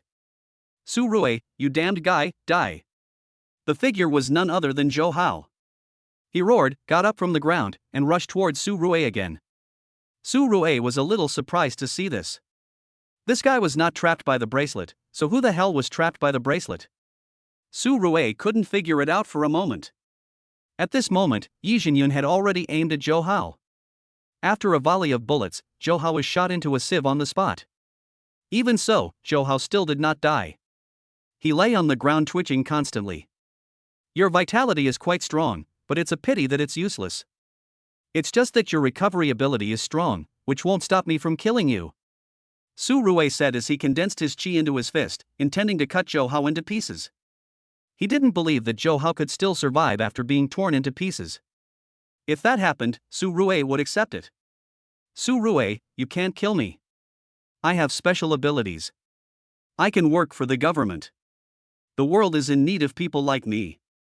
If you kill me, you'll be wasting national resources. Zhou Hao threatened Su Rui. Su Rui almost laughed out of anger when she heard this. This kid actually started to use moral blackmail on her. There are very few people with special abilities, but you are not the only one. Besides, I am the leader of the Sixth Order group. Even if you can make some contributions, it will not stop me from killing you. As he said that, Su Rui threw a punch, instantly blowing Zhou Hao's head off. Red and white stuff splattered everywhere, which was very disgusting, but even so, Zhou Hao's body was still moving. Seeing this, Su Rui's mouth twitched, and she punched him a few more times until Zhou Hao's body was beaten into pieces, and then he stopped moving completely. This little thing is quite hard to kill. Su Rui muttered. She heaved a sigh of relief after making sure that the other party was dead. Then she found some firewood and cremated Zhou Hao on the spot. Only when he was burned to ashes did Su Rui feel completely relieved. I won't come back to life this time. So, what is trapped in my bracelet? Su Rui just remembered that there was still a guy trapped in her bracelet. She hurried over and reached out to feel around. As a result, she found that it was a transparent person, but at this moment he was very cold, as if he had been dead for a long time. Don't tell me Zhou Hao can split himself. Su Rui's mouth twitched as she stroked the other person's face. Su Rui obviously recognized that this guy was a transparent Zhou Hao. Clone? Yi Jinyun was also stunned at this time. He found some ashes and began to rub them on the transparent man. Soon, a black version of Zhou Hao appeared in the eyes of the two. It really is Zhou Hao. Damn, he's so hard to kill. Upon seeing this, Su Rui directly controlled the bracelet to begin to close. With a series of crisp sounds, the second Zhou Hao died on the spot. Chapter 95. It's a deal. Just when Zhou Hao was completely dead, a ray of light emerged from his body and was then absorbed by the bracelet. At this moment, the bracelet became much newer than before and looked slightly different from the stainless steel ring. This bracelet can also absorb the energy of other people with special abilities? Su Rui obviously didn't think of this. It seems that this thing can actually be a weapon that can develop. Thinking of this, Su Rui was very excited. In this way, as long as she could kill as many people with special abilities as possible, the power of this bracelet would definitely be even stronger. Thinking of this, Su Rue was about to leave, but suddenly he felt dizzy and fell to the ground. Seeing this, Yi Jinyun was shocked and hurriedly checked Su Rue's condition. After discovering that she was just unconscious, he breathed a sigh of relief. This kid is always so scary. Fortunately, nothing happened, otherwise I would have a hard time explaining when I go back, Yi Jinyun said as he carried the gun and Su Rue down the mountain. Not long after, Yi Jinyun put Su Rue on the passenger seat and put the gun back into the trunk. However, at this moment, a chill came over him, causing Yi Jinyun to shudder all over. Looking in the direction where the cold came from, I found that two women appeared not far from the vehicle, and were staring straight in the direction of the co-pilot seat. Seeing this, Yi Jinyun quickly took the gun in his hand and pointed it at the two people. These two women gave Yi Jinyun a very special feeling, not like the aura that ordinary people should have. Who are you and what are you doing here? Yi Jinyun asked coldly, his finger already on the trigger. As long as these two people made any strange movements, bullets would instantly shoot at them. I want to do business with the guy in the co-pilot seat. Go wake him up. There will be no such shop after this village. One of the women looked at Yi Jinyun and said in a somewhat stiff tone, giving people the feeling that this guy didn't seem to be very good at talking. Doing business? When Yi Jinyun heard the woman's words, he felt that his brain was not enough for a moment. Two women came to this remote place and talked to him about doing business. What kind of business is this? That's right, it's business. As you guys, forget it, hurry up, stop using that scrap metal in your hand against me. If I wanted to kill you, you would have died long ago. The woman said this unhappily. Yi Jinyun's heart skipped a beat when he heard this. Did he see a ghost? Apart from ghosts, who would say that guns were scrap metal? Thinking of this, Yi Jinyun took a deep breath, then went to the co-pilot seat and began to call Su Rue. At this time, Su Rue opened her eyes in a daze, with a hint of confusion and fatigue in her eyes. Brother-in-law, what are you doing? I'm going to take a nap. We can talk about it after I wake up, Su Rue said helplessly. Just as she finished speaking, Yi Jinyun froze in his place. What the hell? Brother-in-law? No, what did you do to my sister? You? Damn it, it's not this matter, someone is looking for you to do business. Yi Jinyun was almost led astray by Su Rue's words and quickly got to the point. Doing business in the middle of nowhere? Su Rue was a little confused at this moment. She slapped her cheek with her hand to force herself to wake up a little before getting up and getting out of the car. Who wants to do business with me? Su Rue asked curiously, then looked around and found two women not far away staring at her with sharp eyes. Their eyes were like those of a pervert seeing a decent woman without clothes. This look really scared Su Rue, and she became alert. Just when Su Rue was about to use the bracelet, one of the women suddenly spoke. Don't be nervous. We sisters want to make a deal with you. The object of exchange is the breath absorbed by the bracelet on your wrist. We will exchange it for a kind of ancient medicinal herb. How about it? The woman explained. Su Rue was stunned when she heard that. The aura absorbed by her bracelet showed that these two people were not ordinary people. Su Rue knew that this aura could upgrade the bracelet, but it was not easy to obtain. However, the high-grade medicinal herbs mentioned by the other party were also something Su Rue needed very much. For a moment, Su Rue was in a dilemma, because both were things she needed. Su Rue didn't want to pay but wanted the things now, but her strength did not allow it. It was really frustrating. That depends on what ancient medicinal herbs you can come up with. If they are suitable, I will definitely exchange them with you. After thinking it over, Su Rue decided to play the long game. After all, the bracelet was in his hand, and it wouldn't take much time to upgrade it. A blacksmith must be strong himself. As long as I have the ancient medicinal herbs, my strength will surely improve by leaps and bounds. By then, what kind of aura will I need? Thinking so, Su Rue felt that she had made the right decision. When the two women heard Su Rue's words, they were immediately delighted and quickly took out a bunch of herbs. There are many ginseng and Ganoderma lucidum among them, and from Su Rue's golden eyes, it can be seen that these things are of high age, hundreds of years old. Any one of them could be sold at a sky-high price in the outside world. Wow, what are these two women doing? They can actually take out so many ancient medicinal herbs at once. Su Rue was also shocked at this time, and then he checked carefully. After a while, Su Rue was sure that the herbs were fine, and then he released the aura in the bracelet, a total of 3 auras. I only have these 3 auras in my bracelet now. How many herbs do you think I can exchange for them? Su Rue asked tentatively. If the answer did not satisfy him, he could take back these auras at any time. The herbs are all given to you. We want to take these 3 auras. How about that? Although one of the women was excited, she remained calm and said to Su Rue. Su Rue was overjoyed when she heard this. These 3 auras were nothing more than the auras of Zhou Hao's grandson. By exchanging this guy's aura for a bunch of ancient medicinal herbs, she could say that she had made a big profit. Then it's a deal. I'll take the herbs away, and you guys have to figure out how to deal with the aura yourselves. Su Rue said as she picked up the herbs and went straight back into the car. The 2 women quickly collected the 3 auras, then bowed in the direction of Su Rue, and soon they disappeared. Seeing this scene, Su Rue frowned slightly. These 2 guys gave Su Rue the feeling that they were not human. Su Rue, these 2 guys are a bit strange. Would it be dangerous for you to do business with them? Yi Jinyun couldn't help but ask at this time. Everyone takes what they need. If they are really that dangerous, they can just rob them. There is only one reason why they didn't rob them: they can't beat me. Su Rue said lightly. Chapter 96. Is this the improvement of strength? Can't beat them? Are you sure? Why do I feel those 2 women are more dangerous? Yi Jinyun asked with some doubt after hearing Su Rue's words. Su Rue smiled when he heard this, but did not explain anything. Instead, he began to classify the herbs. There were many kinds of these herbs, and it seemed that they had just been dug out not long ago. They had excellent medicinal effects, and he had to go back and refine them into liquid medicine as soon as possible. Seeing that Su Rue ignored him, Yi Jinyun decided not to make trouble. He put away his gun and drove away from the forest.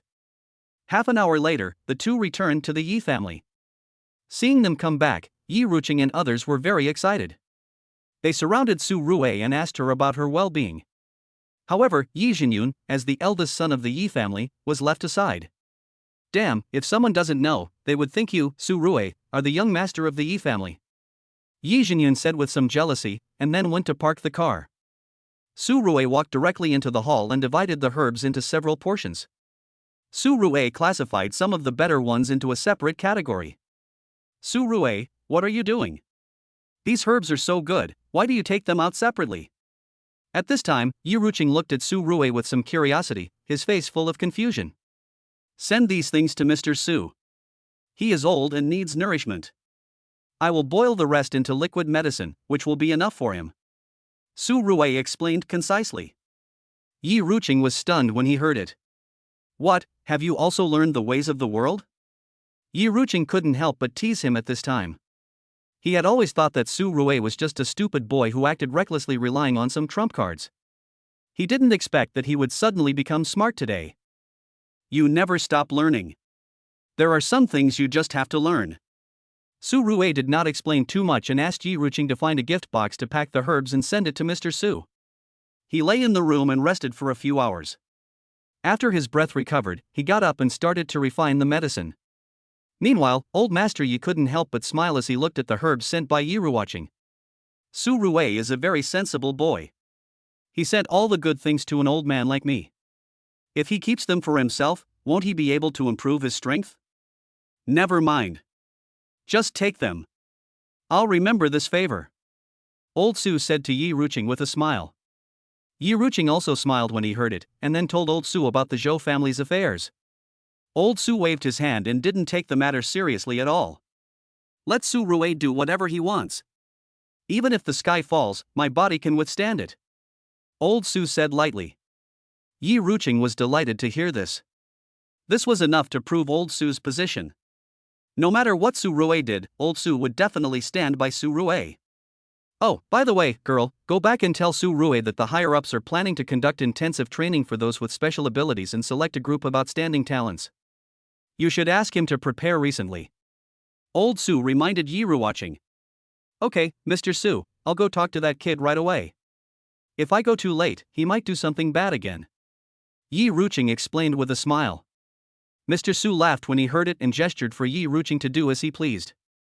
Then Yi Ruqing drove to the Yi family. Watching Yi Ruqing leave, Old Su nodded with satisfaction. His life was saved by Su Rue and Yi Ruqing. Now he received a lot of gifts from Su Rue. It was hard not to like Su Rue. Oh, if only he were my grandson. I'd really envy him. Old Su muttered to himself, and then stopped talking. But Su Rue didn't know all this at the moment. He had already refined all the herbs into liquid medicine, and then put it into a small porcelain bottle. This way, if something happened, he could just take out a bottle and use it. It was quick and convenient.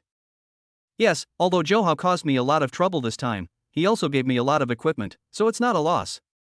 Su Rue muttered, and then after finishing all this, she ate something and then lay down on the bed to rest.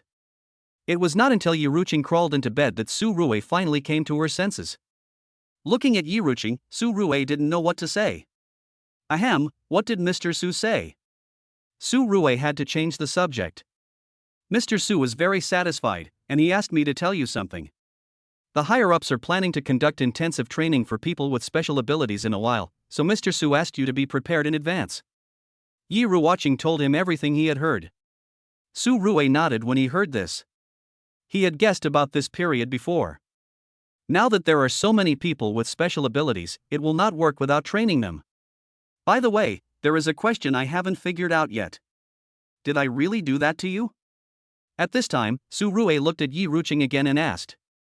Yi Ruqing blushed when she heard this, and she didn't say anything.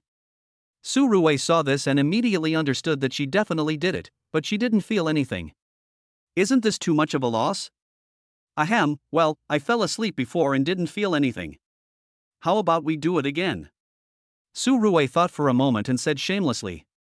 When Yi Ruqing heard Su Rue's words, her neck suddenly turned red. She was about to get up and run away, but Su Rue grabbed her and pulled her into his arms. Looking at Su Rue's actions, Yi Ruqing struggled symbolically for a while and then stopped resisting. An hour later, Su Rue got up and walked out of the room. Then he found an open space and began to absorb the qi between heaven and earth. He drank a bottle of medicine from time to time, and the qi in his body was slowly increasing. Until dusk, Su Rue heard a muffled sound from her body, and then a strong breath spread out from her body. At this moment, Su Rue felt that some changes had taken place in her body. Whether it is strength, speed, or senses, they are much stronger than before. Su Rue now does not even need to open his eyes to clearly feel the surrounding scenery, even mosquitoes. Is this the improvement in strength? Su Rue was feeling the changes in his body at this moment, feeling a little surprised. He didn't expect that he could improve to this level. If he could take more aura to exchange for herbs in the future, wouldn't he be able to become an immortal? What am I thinking about? It's not that easy to become an immortal. But Su Rue quickly dismissed the idea. It was really unrealistic to think about becoming an immortal when she hadn't even started yet. Then Su Rue stabilized his own breath and returned to the villa. As soon as he entered, he saw Bu Qingyao and others staring at him intently, which made Su Rue a little confused. What's wrong? Why are you looking at me like that? Su Rue asked with some confusion. No one said anything, especially Yi Jinyun, who looked at Su Rue as if he wanted to duel with her. Chapter 97, Lucky. You kid, you actually dared to do that to my sister, you. Yi Jinyun couldn't help but stood up and pointed at Su Rue, but before he finished speaking, Yi Ruqing walked out of the room. What's the matter, brother? Do you have any objections? Yi Ruqing said in a cold voice, like a hen protecting her calves. Looking at Yi Ruqing's appearance, Yi Jinyun instantly wilted. He knew that if he targeted Su Rue because of this kind of thing, his sister would definitely not let him go. But Su Rue suddenly became his brother-in-law, which made Yi Jinyun unable to accept it for a while. He snorted coldly and got up and left. How about you go talk to your brother? Su Rue felt a little embarrassed when she saw this, and said to Yi Ruqing. However, before Yi Ruqing could say anything, Bu Qingyao was the first to jump up and punch and kick Su Rue. Su Rue was caught off guard and dodged repeatedly, not daring to resist at all. She was mainly worried about Bu Qingyao's weak arms and legs, and it would be bad if he was accidentally injured. Bu Qingyao, what are you doing? Calm down. Su Rue shouted while dodging. However, Bu Qingyao got even angrier after hearing Su Rue's words and started hitting Su Rue at high speed. After a while, Bu Qingyao seemed to be tired and stopped what he was doing. Su Rue breathed a sigh of relief when he saw this, but at this time he still didn't know what Bu Qingyao was doing. How had he offended him? Su Rue, you are amazing. I climbed into your bed and you were indifferent. But you've been busy for me for only a short time since I came to the capital? Do you think I'm not worthy of you? Then just say it. Bu Qingyao said angrily, pointing at Su Rue's nose. Su Rue's mouth twitched when he heard this. He really wanted to explain to Bu Qingyao what happened between him and Yiruwatching, but for a moment he really didn't know how to explain it. After all, he really did that kind of thing. Forget it, Su Rue, you saved me before, I owe you a life. If you want me to pay you back in the future, just tell me. I'm leaving first. Bu Qingyao was about to leave, but Yi Ruqing grabbed his arm. Su Rue, go wash up first, and come with me later. I'll take care of things here. Yi Ruqing saw that Su Rue was still indifferent and urged him immediately. Su Rue hurriedly ran to wash up after hearing that. At this time, his mind was still a little confused. Damn it, why do all the girls around me like me? Yi Ruqing let it go, because the elders had this idea anyway, so it was just a matter of going with the flow. She also knew what Bu Qingyao was thinking, but she had never thought about that aspect. But just now he noticed that there was something wrong with the way Wu Jinyan looked at him. This was fucking outrageous. Could it be that Wu Jinyan was also interested in him? Am I dreaming? Su Rue looked at herself in the mirror and felt her thoughts were very confused for a moment. She didn't think about it anymore and started washing up directly. After Su Rue finished washing up and walked out of the room, she saw Yiruwatching, Bu Qingyao, and Wu Jinyan chatting about something. They didn't seem angry at all, which made Su Rue wonder if she was just hallucinating. Have you finished washing up? Let's go out for a meal together and have a small banquet. Yiruwatching said with a smile as he looked at Su Rue who came out. Su Rue was stunned when she heard this. 4 of them going out together? Are they attending a banquet? Wouldn't they fight? What? You don't want me to go out with you? Would it embarrass you if I stay with you? Bu Qingyao looked at Su Rue's hesitant look and said unhappily. No, then let's go out together. Su Rue didn't dare to say anything more at this time, for fear that if she said too much, Bu Qingyao would be unhappy. Therefore, the group quickly left the Yi family in a car. Su Rue didn't know who hosted the banquet. Anyway, he was like a quail sitting in the car, not even daring to breathe. Why is the boss so nervous? Sister Yi has already said that we are all family from now on. There is no need to be so formal. Wu Jinyan said to Su Rue at this time. Su Rue's mouth twitched when she heard that. What a great family. In the time it takes for me to take a shower, the family has grown instantly, right? Okay, I won't say much about what she said. By the way, what kind of party is Ruwatching holding this time? Su Rue didn't dwell on this matter too much and changed the subject directly. As Mr. Su mentioned before, this time the banquet is hosted by people with special abilities and some family members. The purpose is to make everyone familiar with each other. Moreover, this training camp is not only for people from our country, but also for other countries. So it seems like we should keep each other warm. Yi Ruwatching explained to Su Rue while driving. Su Rue was stunned when she heard that other countries were actually participating in the training camp. Isn't this a bit unsafe? Big shots have a different perspective, there's no need to be surprised. This can be considered as a side display of our country's strength and a deterrent to the villains. But as far as I know, you are still the pillar this time. Yi Ruqing looked at Su Rue's expression and explained. Okay, then I'll take a rest first. Don't call me if there's nothing else. Su Rue nodded, and then didn't say anything else. She closed her eyes and rested. Not long after, the car stopped in front of a private club. At this time, many luxury cars were already parked in front of the club, including some vehicles with special license plates. It's very lively. Su Rue muttered to herself when she saw this, then opened the door and got out of the car. Yi Ruqing instinctively came to Su Rue and took Su Rue's arm. Su Rue didn't say anything when she saw this. Anyway, the matter had already been done, so there was no need to hide it. As for Bu Qingyao and Wu Jinyan, they followed behind Su Rue. The moment the 4 of them appeared, they attracted a lot of people's attention. Su Rue was already very handsome, and with the 3 other girls of excellent looks, they formed a beautiful landscape. Isn't that Yi Ruqing? Who is the one hugging that pretty boy? At this time, a young man asked the person next to him curiously. Team leader. How dare you say that the team leader is a gigolo? TSK, You deserve it if your medical insurance is fine for arrears. The latter said lightly. The young man before swallowed his saliva when he heard it. Damn, he didn't expect that this was the team leader. It's not his fault that he doesn't know them. It's mainly because Su Rui has rarely met the people from the Sixth Order group. Team leader, this way. Just when Su Rui was curious about where she should go, a voice sounded. Su Rui looked in the direction of the voice and found it was Fongran. Seeing this, Su Rui hurried forward. At this time, Fongran looked at the three beauties following Su Rui and felt extremely envious. The team leader is very lucky.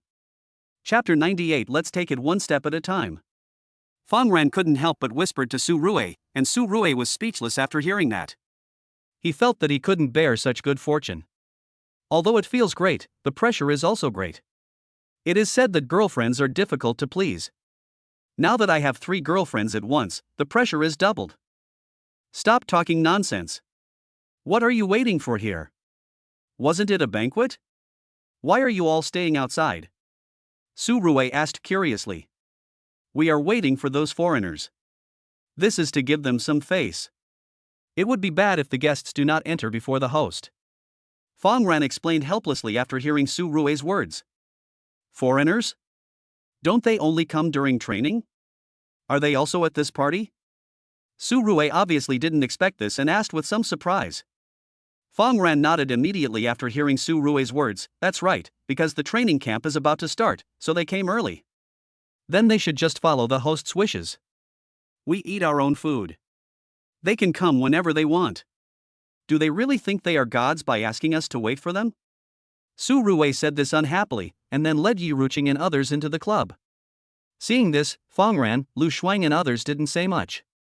Since the boss said so, they could only choose to follow. When the others saw this scene, they immediately started whispering. After all the foreigners who came this time had special abilities. If Su Rui didn't give them face, she might be targeted. However, no one dared to say anything at this time. Anyone who was not a fool knew that Su Rui was not someone to be trifled with, so everyone chose to keep their mouths shut. Su Rui went straight to the main hall of the club and started eating and drinking as if she was back home. Yi Ruqing was about to say something, but seeing that Su Rui was eating happily, he just let Su Rui do whatever she wanted. Su Rui, you're so polite. Do you really treat this place as your own home? After eating for a while, Yi Ruqing said in a low voice. What else? Isn't this our country? What's wrong with treating the country as our home? Su Rui looked at Yi Ruqing with some confusion, not knowing why this woman would ask such a question. That's no problem, but team leader, have you considered how to deal with those foreigners in the next training? At this time, Lu Shuang came to the side and asked Su Rui curiously. I haven't thought about it. Let's take it one step at a time. Anyway, we are going there for training, not to fight. Su Rui said indifferently. Hearing Su Rui's words, Lu Shuang immediately showed a helpless expression. Team leader, this is no different from fighting a war. Although it is a training camp, it must be a real fight with real guns and swords. Lu Shuang reminded Su Rui. Su Rui's face became much more serious after hearing this, then nodded and began to ponder. I have only fought in games, and I have never experienced what it feels like on a real battlefield. How many foreigners are there this time? How strong are they? After thinking for a moment, Su Rui decided to find out the other party's background before making a decision. There are a total of 137 people, including 53 women. The one who needs special attention is the leader of the female team. She is very powerful and is said to have a very special ability. She can rub weapons with her hands. Upon hearing this, Lu Shuang explained to Su Rui everything she knew. Su Rui was stunned when he heard this. Rubbing weapons with bare hands? This ability is really amazing. Isn't it equivalent to a walking arsenal? There may not be much advantage in a one-on-one fight, but if it is a group fight, the opponent does not need to prepare weapons in advance. It's a bit difficult, but not a big problem. I have weapons as well. Su Rui was not too worried about this. Instead, she felt a little excited. My bracelet can absorb their power.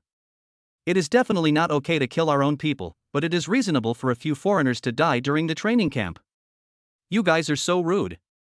You start eating without even waiting for the guests. Is this how you treat guests? Just as Su Rui was thinking, a burst of poor Chinese voice came, and soon a group of people appeared in Su Rui's sight. The leader was a man less than 1.5 meters tall, dressed in Japanese style, looking like the Japanese invaders invading the village. The Japanese? How can people with special abilities emerge from such a tiny country like theirs? At this time, Su Rui looked at Lu Shuang in surprise and asked. He's probably mutated from drinking too much nuclear wastewater.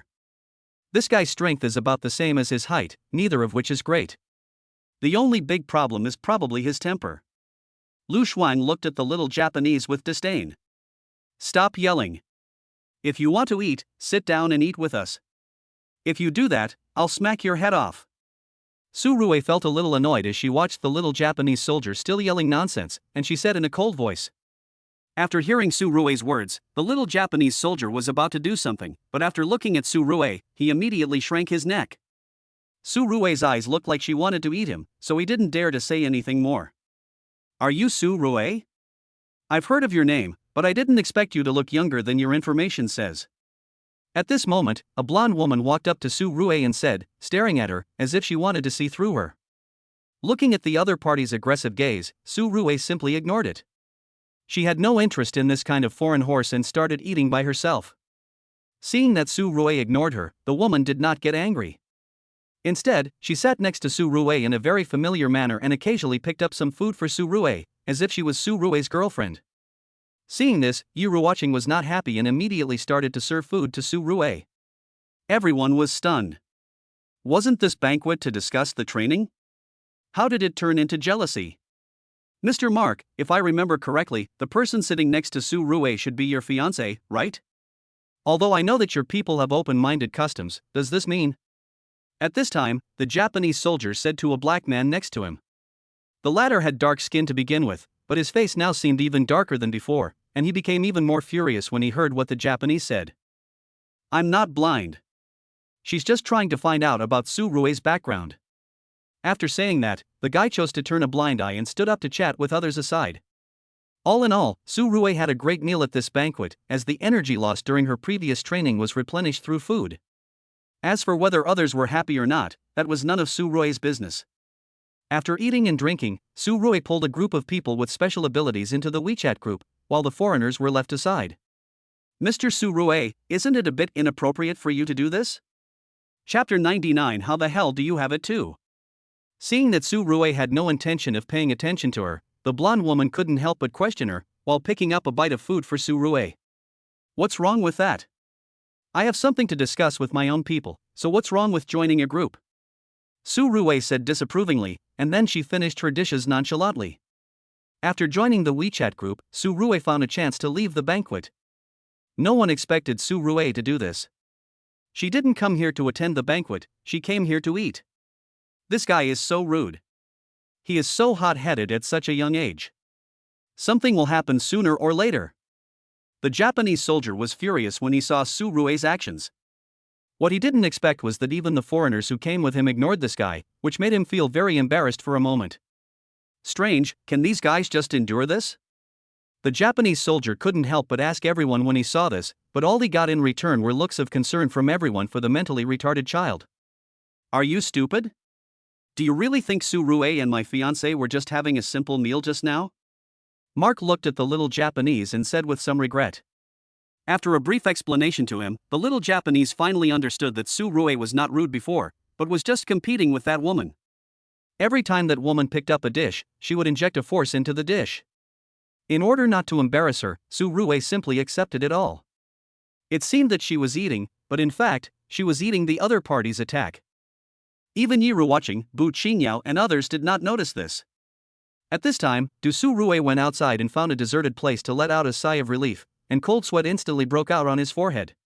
The power that the foreign woman injected into the dish just now was very terrifying. Fortunately, Su Rui had chi to resist it, but he obviously underestimated the opponent's strength, so Su Rui had to leave early. What kind of power does that woman have? Even though she didn't hurt me, it made my whole body hurt so much. It's really weird. Su Rui held onto the wall and spoke with some fear. She thought she was invincible with the system, but she never expected that these foreigners should not be underestimated. Su Rui was not the only one who was shocked at this moment. The foreign woman was even more shocked. She just counted and found that Su Rue had eaten more than 30 mouthfuls of food. In other words, Su Rue took more than 30 attacks from her without changing his expression and was able to escape unscathed. If the two of them fought, Su Rue would definitely not be the one to die. Thinking of this, the woman didn't say anything more. She stood up and left the banquet with everyone else in silence. Strange, why are these guys just like Su Rue, so abnormal? Yi Ruqing muttered in confusion at this time. Lu Shuang on the side seemed to understand something and quickly got up and went out to look for Su Rue. Soon she saw Su Rue resting against the wall. She walked over and found that Su Rue had fallen asleep. Luckily, she was just asleep. It's also my fault that I didn't notice that woman's little trick. After checking Su Rue's body and making sure that Su Rue was fine, Lu Shuang breathed a sigh of relief. Then he helped Su Rue to the rest area of the club. Because of Su Rue's special identity, the place had already been cleared out, and even people from the Sixth Order group could not come in easily. What happened to Su Rue? At this time, Yi Ruqing saw Lu Shuang supporting Su Rue, and asked about the situation worriedly. It seems like we're at a disadvantage when arm wrestling with that woman. This training camp might be a bit dangerous. Lu Shuang told everyone what she knew, and everyone's faces changed slightly when they heard it.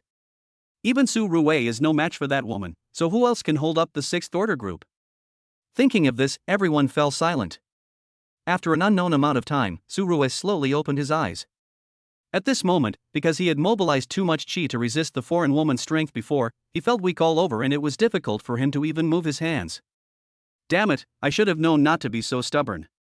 Next time I will make something delicious for that woman. Su Rue muttered to himself. He rested for a while and finally had some strength. He stood up with difficulty and found that the lounge was empty. Did these guys leave me here alone? Su Rue frowned slightly. Just as she was about to take out her cell phone to make a call, she found that her cell phone had also disappeared, as well as other things on her body. Don't tell me we were thieves. Su Rue's mouth twitched for a long time when she saw this, and she was about to say something, but at this moment she found a person standing not far away.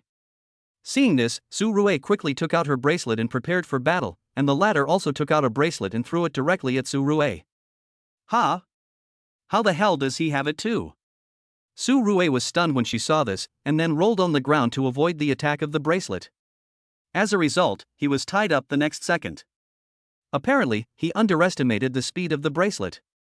Seeing himself being tied up tightly, just like the Wellington steak, he felt terrified for a moment. How could my magic weapon be obtained by a guy like you? I really don't understand. And I was almost killed by a woman. TSK TSK TSK TSK. If it wasn't so difficult to find a successor in this Dharma ending age, I really want to slap you to death. The figure slowly walked in front of Su Rue and looked at Su Rue with some contempt. Your magic weapon? This broken iron ring is yours? Su Rue obviously didn't expect to meet the owner of the bracelet here. What do you mean by a broken iron ring? Can you speak? This is... Never mind. Why am I saying so much to you? Kneel down and kowtow to me right now, and I will pass on my mantle to you. The man was obviously a little impatient and was too lazy to waste time talking to Su Rue. Su Rue was stunned when she saw this. She had to kowtow. She hadn't figured out what was going on yet, okay? However, the man didn't wait for Su Rue to say anything.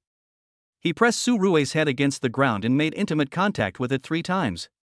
With the sound of bangs, Su Rue felt that his head was about to explode. Before Su Rue could react, a heat rushed into his body.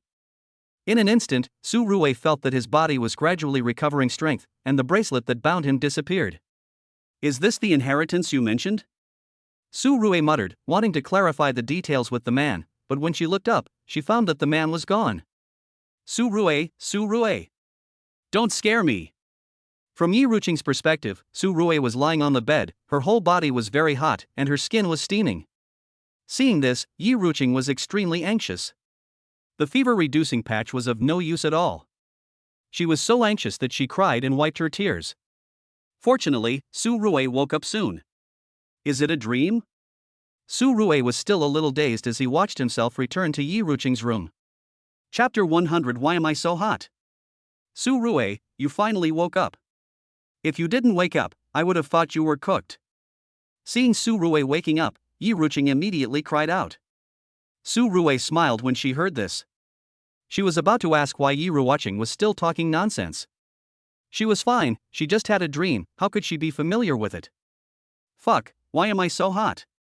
Su Rue was about to say something, but she jumped up from the bed. The heat all over her body made Su Rue wonder if she was thrown into a steamer.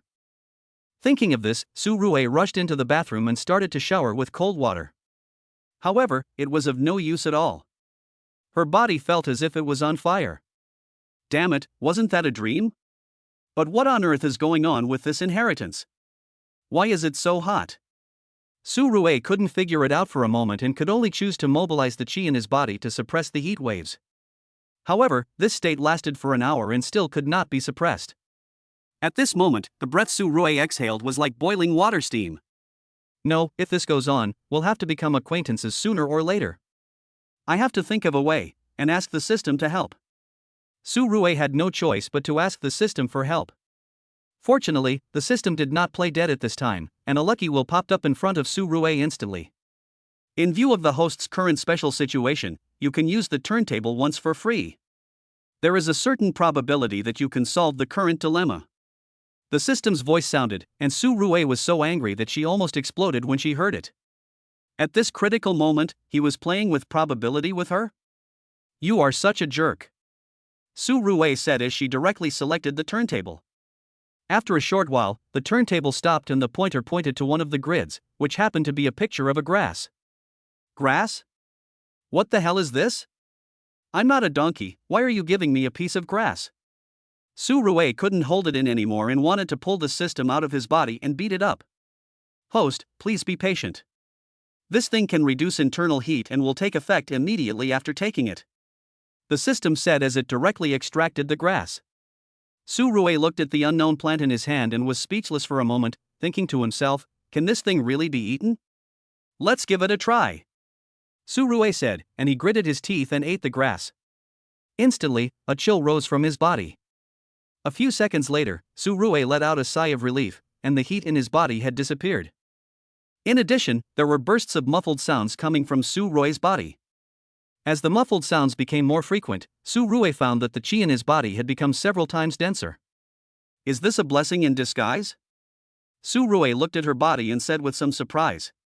If Su Rue were to face that foreign woman now, her chances of winning would be several times greater than before. Su Rue, are you feeling better? Yi Ruoqing asked Su Rue while standing in front of the bathroom door. It's okay now, but I need to take a shower. Go get me some clothes. Su Rue said to Yi Ruoqing. Hearing Su Rue's words, Yi Ruoqing breathed a sigh of relief, then quickly ran to the bedroom to get Su Rue some clean clothes. As a result, just as he walked to the bathroom door and was about to hand the clothes to Su Rue pulled him into the bathroom. Hey, what are you doing? Yi Ruoqing exclaimed, looking at Su Rue at a loss. Let's take a bath. Can you help me scrub my back? What's the big deal? I can't reach your back. Su Rue said as if it was normal, and then started to take a bath. Not long after, Su Rue finished washing up and looked at her phone. She was shocked to find that she had been in a coma for 3 days and 3 nights. Oh no, did I miss this training camp? Seeing this, Su Rue quickly opened the WeChat group, only to see a bunch of messages in the WeChat group, all talking about Su Rue. Beifang Data Gang, is the team leader still awake? The training will start in a few days. At this critical moment, you said that our pillar is not here. I always feel uneasy. After a few drinks, he slapped his leader, who said it wasn't true. What kind of drugs did this foreign woman give our team leader? He slept for so long that even the hospital couldn't find any problem. He started with a bull, if it were me, we should just surround those foreigners, beat them up, and drug our team leader on our land. We would be unworthy of their courage if we don't pay their medical insurance bills. At this time, there were several guys discussing this matter. Seeing this, Su Rue breathed a sigh of relief. From the communication between these guys, she learned that the training camp had not started yet, so it was not too late. I have to practice as quickly as possible during this period to prepare for the training camp. I had planned to go and see how the company was doing before, but now I am too busy to do it. Su Rue said this helplessly, and then quickly started to sign in. Damn it, I missed the sign-in 3 times in 3 days. What a big loss. Along with a system prompt sound, What Su Rue got for signing in this time was actually a piece of clothing. Clothes that can be changed at will. What's the use of this? Su Rue looked at the sign-in rewards and didn't know what to say for a moment. Why did this system always give her these messed up things recently? Forget it, let's try it on. Su Rue muttered, then took out the clothes and found that the clothes looked like an ordinary long gown, similar to the ones worn by Taoist priests, gray and dull, nothing good to look at. But after Su Rue put it on, fluorescent rays appeared on the clothes. As Su Rue thought about it, the clothes instantly turned red, and some of Su Rue's favorite patterns appeared on it. Not bad, but I don't know what the quality of this thing is. Su Rue said as she took a knife and stabbed the clothes. However, the knife broke and the clothes were fine. It's okay, better than ordinary clothes. It's a pity that they don't come in a set. If they did, the shoes wouldn't break when I used too much force in battle. Su Rue muttered, and just as he finished speaking, his pants and shoes also changed. Soon a set of jeans appeared on Su Rue, and he was wearing a pair of canvas shoes. They looked plain, but of excellent quality. Well. System, you finally have some conscience. Keep up the good work next time. By the way, can't my check-ins in these 3 days be accumulated? Su Rue asked the system curiously.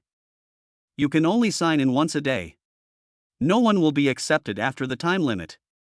Please arrange your time reasonably and do not delay the sign-in opportunity. The system answered Su Rue's question in a very formal manner.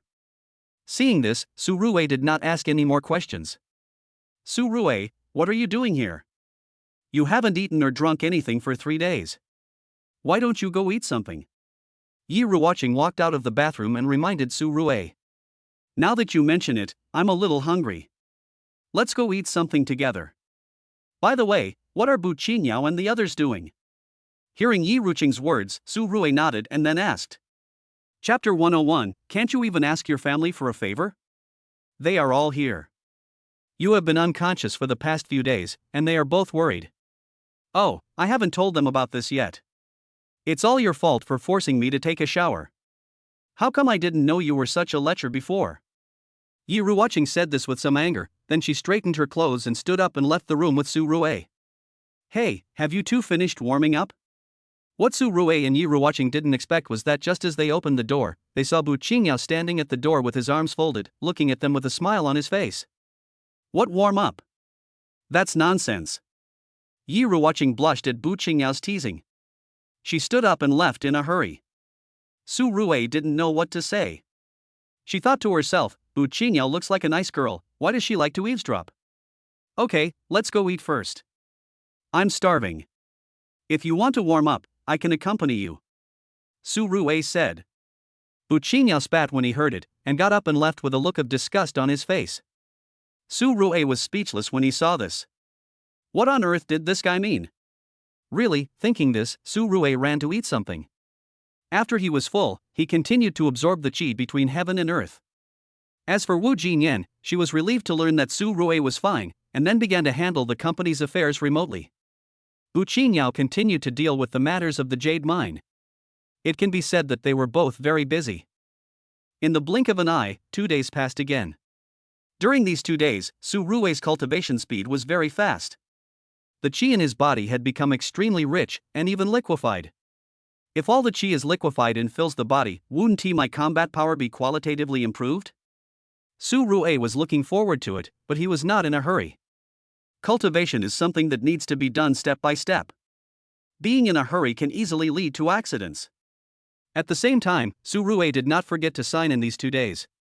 She didn't get anything good when she signed in on the first day, but when she signed in on the second day, Su Rue gasped.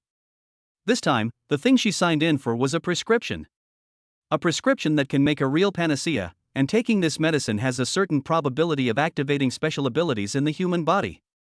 If this thing is mass-produced, the world will be transformed. Su Rue muttered to herself, but did not tell anyone about it. This matter is completely different from other things. My current strength is limited. Once this thing is exposed, I am very likely to die. This is no joke. I'll hand this thing over to Mr. Su after I become stronger. Thinking of this, Su Rue was still planning to practice for a while, but was interrupted by Yi Ruoqing. Don't sit cross-legged here. People who don't know you would think you have become a Buddha. Come with me. My brother seems to have discovered something good again, Yi Ruqing said to Su Rui. Could it be that they have dug up the sealed jewelry from somewhere again? Su Rui couldn't help but mutter when she heard this. Yi Ruqing heard Su Rui's reluctant tone and immediately slapped Su Rui in an angry manner. Why, you can't even ask the family to come over and help?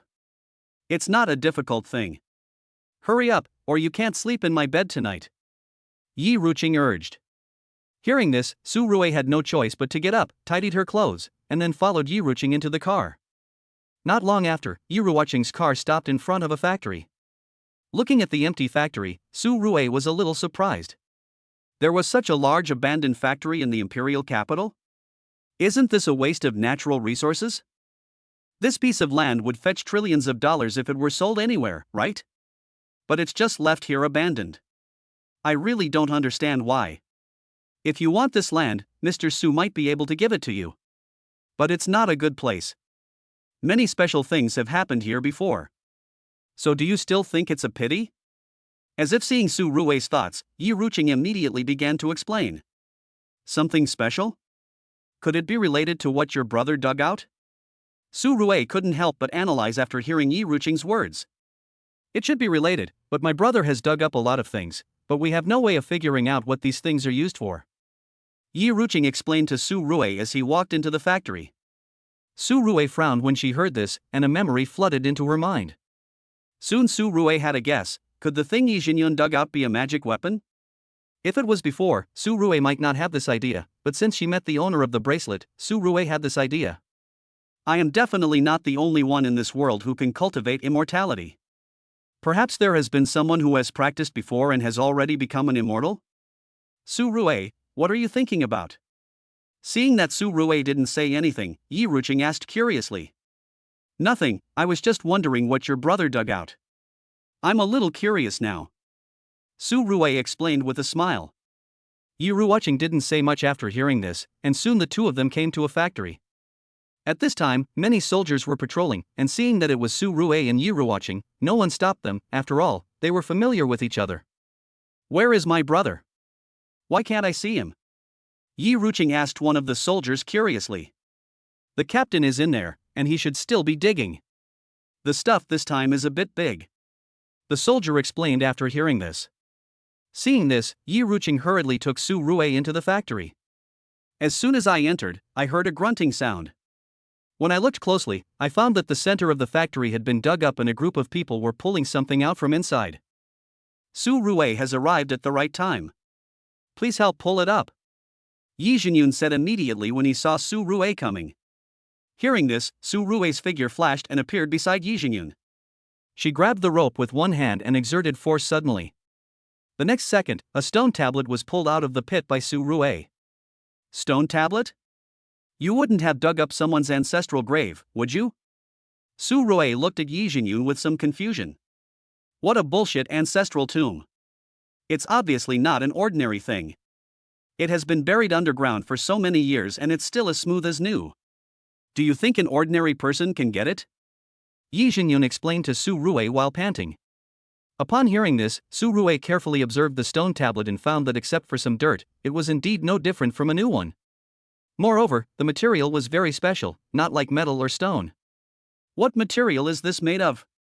It's actually warm. Su Rui reached out and touched the stone tablet, muttering in surprise, wondering if this thing was alive. Thinking of this, Su Rui hurriedly used his golden eyes to observe the car-sized stone tablet. Not long after, the voice of the system rang in Su Rui's mind. Chapter 102, Save People First. When the system detects recyclable items, do we need to recycle them immediately? After the recycling function system is upgraded and launched, you can exchange idle items for items you want and make the best use of them. However, there is a prerequisite: the system needs to scan qualified items before you can exchange them. The voice of the system kept ringing in Su Rui's mind. Su Rui was stunned when she heard it. This system actually had the function of recycling items. This function was quite humane. Then can I redeem the things I got by signing in? Su Rui thought for a moment and then asked. Of course not. The system cannot have bugs. The system explained indifferently. Su Rui's mouth twitched when he heard it. He thought that this system knew a lot and even knew how to have bugs. Then system, can you explain to me what this stone tablet is? Su Ruwei thought about it and did not choose to exchange it immediately. The main reason was that the stone tablet was not hers, and it would not be nice to take it away blatantly. No. The system did not waste time talking to Su Ruwei and rejected her on the spot. Su Ruwei was speechless when she saw this. It seemed that it was impossible to know what this thing was by relying on the system. Then, what can this thing be exchanged for?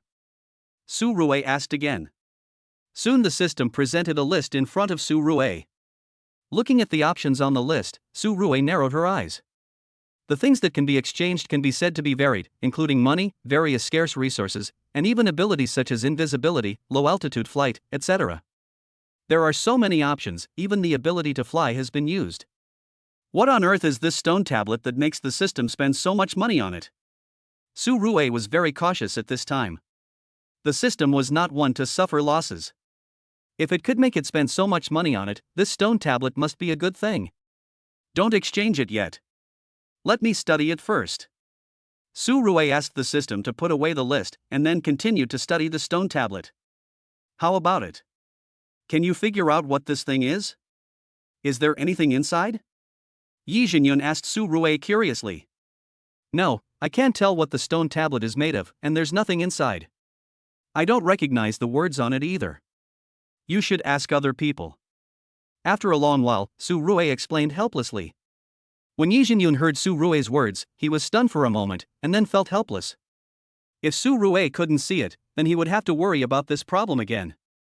Forget it, if that's the case then I can't let you make a wasted trip.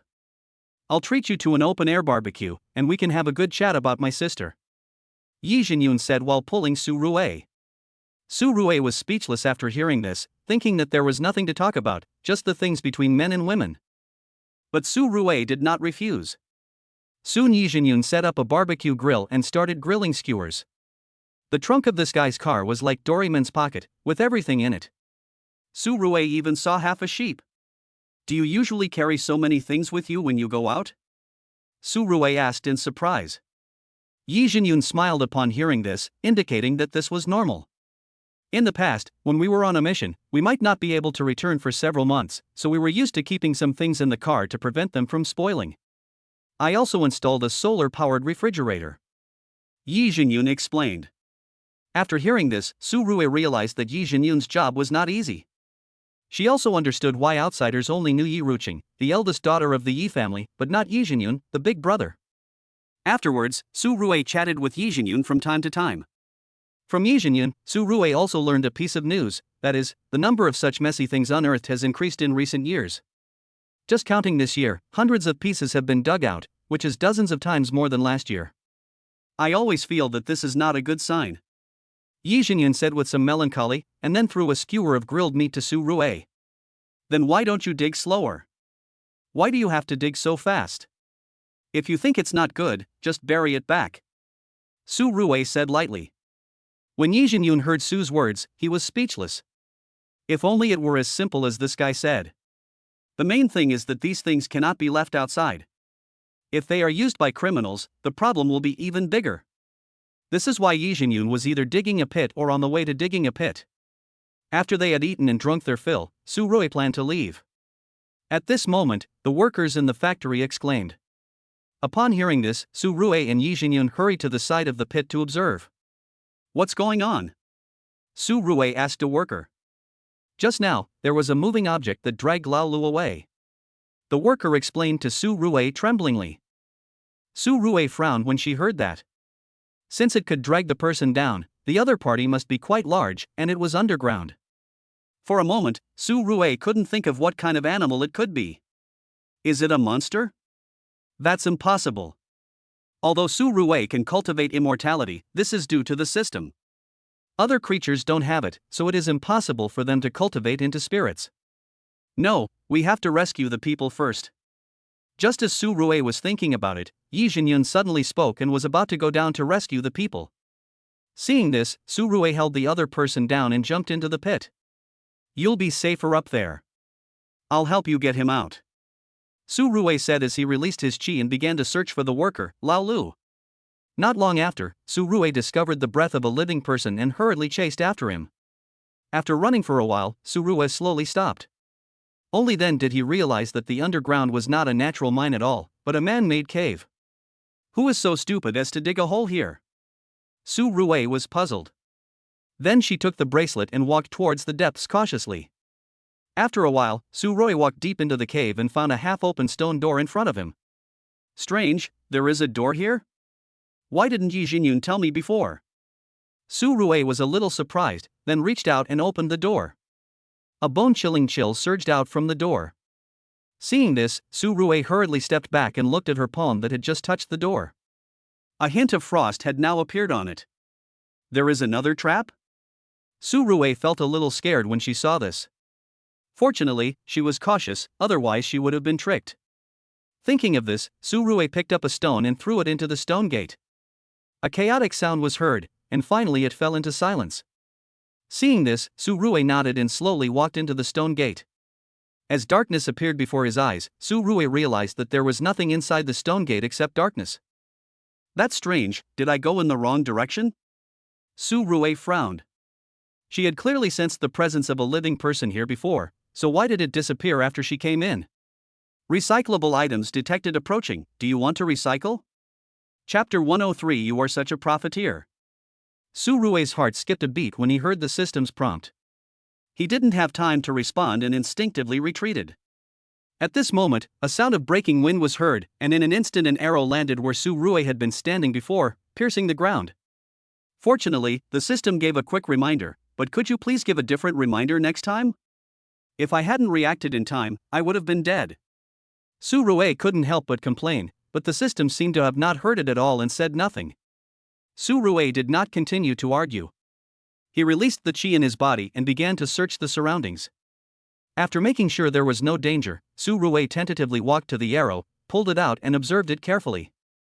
There was a glow flowing on the arrow, which was very similar to the one on his bracelet. Obviously, this was also a magical weapon. My guess was right. Everything Yi Jinyun dug up were magic tools. Interesting. I didn't expect that what was unearthed were not cultural relics, but magic tools of cultivators. Su Rue narrowed his eyes and put away the arrows. For Su Rue, the more of these things the better. They were all for killing people and looting. No, they were all sharp weapons for him to keep on his body. So Su Rue continued to search around. It would be more accurate to say that Su Rue came here to purchase goods rather than to rescue people. It didn't take long for Su Rue to find several magical instruments, but none of them were perfect. Perhaps because they had been sealed for too long, cracks appeared on them. At the same time, Su Rue also found a lot of remains in this ghost place. Compared with the magic weapons, these remains were more complete. The bones had not changed much and looked like they had just turned into white bones. Are they all the remains of cultivators? Why do I feel that this bone rack is better than a magic weapon? Su Rue had the urge to pack up these bone racks and take them away. After thinking about it, Su Rue still did it. Unfortunately, there were too many of these things for Su Rue to take them away by herself. Fortunately, the system could temporarily put them away, which saved Su Rue a lot of trouble. Now we have to find that person. Where did he go? Su Rue put away the things and made sure that nothing valuable was missed. Then she stood up and continued to look for the worker. Not long after, Su Rue found a corpse. The corpse was still wearing modern clothes, but the flesh had become dry. This should be the worker, but was he killed by something? Su Rue was a little confused at this time. He looked at the body with a serious expression for a while, then took the body away without staying for long. They soon returned to the ground. Looking at the corpse that Su Rue brought out, everyone had a solemn look on their faces. They didn't expect that someone would die this time, and the death was so miserable. It had already become like this when I found it. The specific reason is still unclear. Su Rue explained it briefly. Yi Jinyun nodded and then asked someone to take the body back for careful study. Su Rue did not stop, but got up and left with Yi Ruqing. On the way back, Su Rue kept thinking about this matter. The world was much stranger than he had imagined. I always feel that this day is going to change. Su Rue murmured to himself, with a hint of melancholy in his eyes. Why are you so sad? If the sky falls, there are tall people to hold it up. Don't think too much. Looking at Su Rue's expression, Yi Ruqing couldn't help but speak. Su Rue nodded when he heard this. It was indeed true. There was no point in worrying about it now. He should think about how to deal with the upcoming training. With this in mind, the two of them quickly returned home. However, before they could even sit down, Mr. Su sent someone to look for Su Rue. Looking for me? Does Mr. Su have any instructions? Looking at the two soldiers, Su Rue asked curiously. They didn't go into detail. They just asked us to take you to a place. You'll know when you get there. The leading soldier explained immediately after hearing Su Rue's question. Su Rue nodded after hearing that, then stood up and left with the two soldiers. Soon the car stopped at a military airport. Looking at the plane parked not far away, Su Rue looked puzzled. She didn't know what was going on. Why did even military planes come out? Let's go. We have to take a plane this time. The soldier looked at Su Rue in a daze and spoke. Su Rue nodded when he heard that, and got on the plane without asking any more questions. He found that he was the only one on the plane besides the pilot. My goodness, what on earth are they going to do with this situation? Su Rue muttered to himself, and soon the plane took off. Don't be nervous, little brother. This time, Mr. Su plans to let you adapt to the training environment first, so he sends you there in advance. Others will go there in a while, so don't embarrass us. The driver saw Su Rue's thoughts at this time and hurriedly explained to Su Rue. Su Rue finally understood what was going on. She didn't expect that Mr. Su actually opened a back door for her. Where is our destination this time? Is there anything we need to pay attention to? Su Rue thought for a moment and then asked the driver. There are a lot of messy things in the primeval forest. There is only one thing you need to pay attention to, and that is to get out alive. The driver said concisely and then stopped talking. An hour later, Su Rue got off the plane, and a primeval forest stretching as far as the eye could see appeared in Su Rue's field of vision. She could also faintly hear the roars of wild beasts coming from the forest. Good luck to you. To be honest, I wouldn't dare to stay here any longer even if I had a gun. The driver said something to Su Rue before leaving. When Su Rue heard this, the corners of her mouth twitched. I thought to myself, you might as well keep silent. Now I am even more nervous. Then Su Rue walked towards the forest. The plane had already left. I took out my cell phone and found that there was no signal at all. We came here in a hurry and didn't bring any supplies. Su Rue felt a headache at this moment. Even with the system, it would be troublesome to survive here. There was nothing to eat or drink. Although he could practice, he couldn't do without food and drink. Let's find a water source first. Food is easy to find. Su Rue said as he began to wander alone in the forest.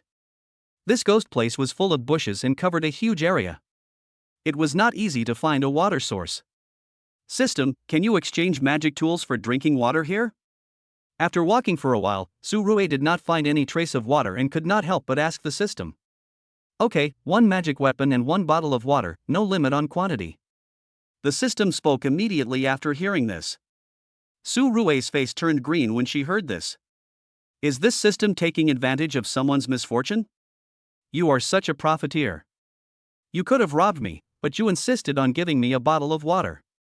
Chapter 104. Is this a bit too outrageous? Su Rue couldn't help but complain, and then continued to search. On the way, Su Rue encountered a wild boar. Without saying a word, she killed it and saved it for dinner. Time passed quickly, and soon the sky gradually darkened. The primeval forest was completely plunged into darkness. Without the sunlight, the temperature dropped rapidly. Even though Su Rue had a rich chi in his body, he could still feel the chill. If an ordinary person were here, he would probably lose half his life in one night. Su Rue couldn't help but complain. Then he found an open space, built a fire, and took a temporary rest. At the same time, at the Yi family, everyone was a little worried about Su Rue. So far, there was still no news. Yi Ruqing was a little curious about what Mr. Su asked Su Rue to do. After asking Mr. Su several times, he still didn't get a reply, which made Yi Ruqing even more worried. He had no choice but to find the third master and ask him to find a way to investigate. Hey, I haven't seen you for a few days. Why are you so concerned about that kid? The third master looked at Yi Ruqing, who had an anxious face and couldn't help but teased with a smile. Third master, you're joking. Let's investigate where Su Rue is first. Yi Ruoqing was in no mood to joke and went straight to the point. Seeing Yi Ruoqing so anxious, third master didn't waste any time and immediately asked someone to check. Not long after, the third master received the news and told Yi Ruoqing about Su Rue entering the primeval forest in advance to adapt to the environment. Isn't this too hasty? He doesn't even have time to prepare. Hearing this, Yi Ruoqing said in a panic. If she had known it would be like this, she would never have let Su Rue go. The enemy won't give you time to prepare. There's nothing wrong with what Mr. Su did. Besides, you know better than me how strong Su Rue is. Nothing will happen to him, so don't worry. The third master consoled with a smile. But Su Rue is not a soldier, is it necessary to do this? It would be better to let him be a hands-off boss. Now he can't even take care of the company, not to mention his life is in danger. What's the point? Just because he is so capable, he has to bear all this? At this moment, Yi Ruoqing turned into a hen protecting her calves and complained to the third master. The third master just smiled and didn't say anything. It was estimated that Yi Ruoqing would not listen to anything he said now. Soon Yi Ruoqing finished complaining and got up to leave. The third master couldn't help but breathe a sigh of relief as he watched Yi Ruoqing leave. Third master, I think there is nothing wrong with what Yi Ruoqing said. We really shouldn't put the burden on Su Rue alone. At this time, the young man who had been rescued by Su Rue walked out of a room on the side and said to the third master. You don't understand. Old man Su has high hopes for Su Rue. I guess he plans to let Su Rue take over. The third master said lightly. The young man almost choked when he heard this. Damn, anyone can take over old man Su's team? Isn't this a bit too outrageous? Can Su Rue do it? I admit that he is great at treating illnesses and is good at fighting, but he is still a bit too green.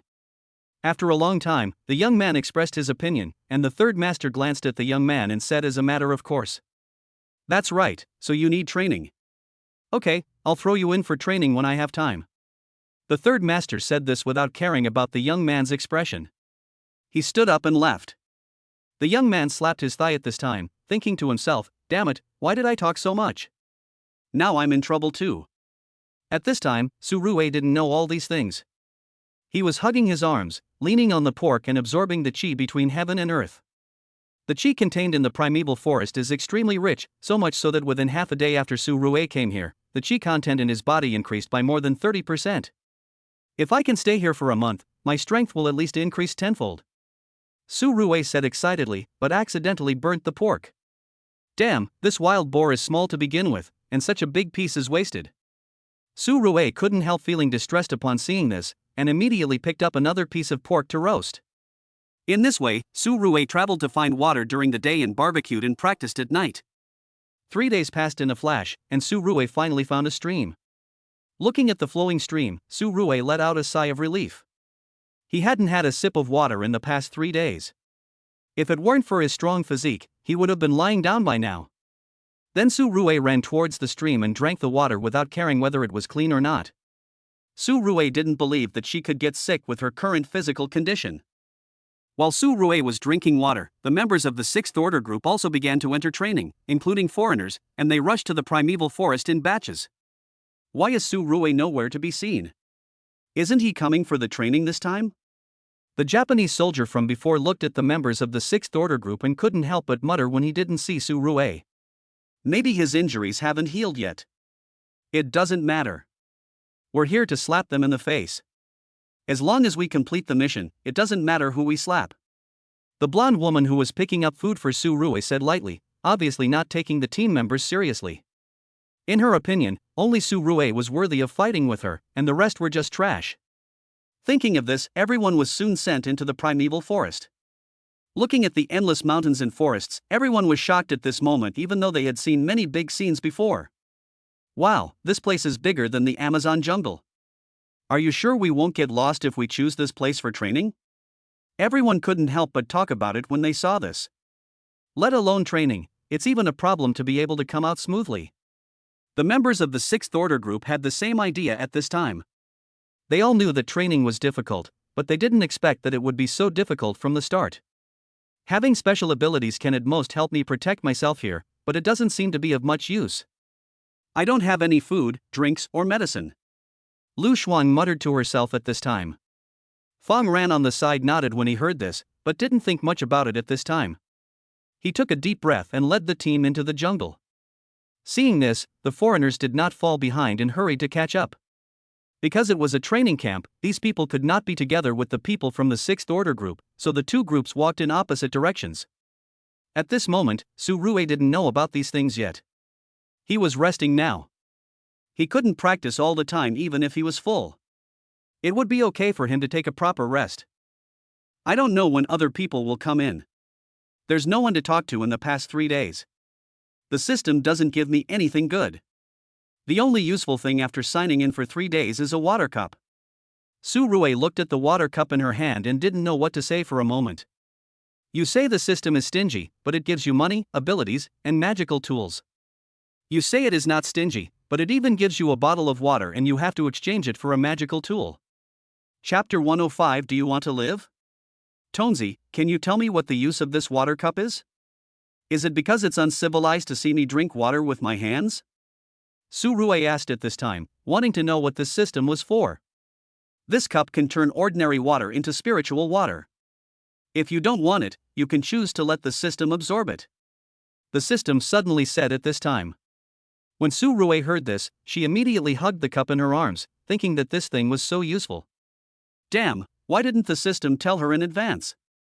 If she had dropped it in anger just now, she would have had no place to cry. Sometimes there's no need to be too low-key. Su Rue emphasized to the system, and then filled the cup with stream water.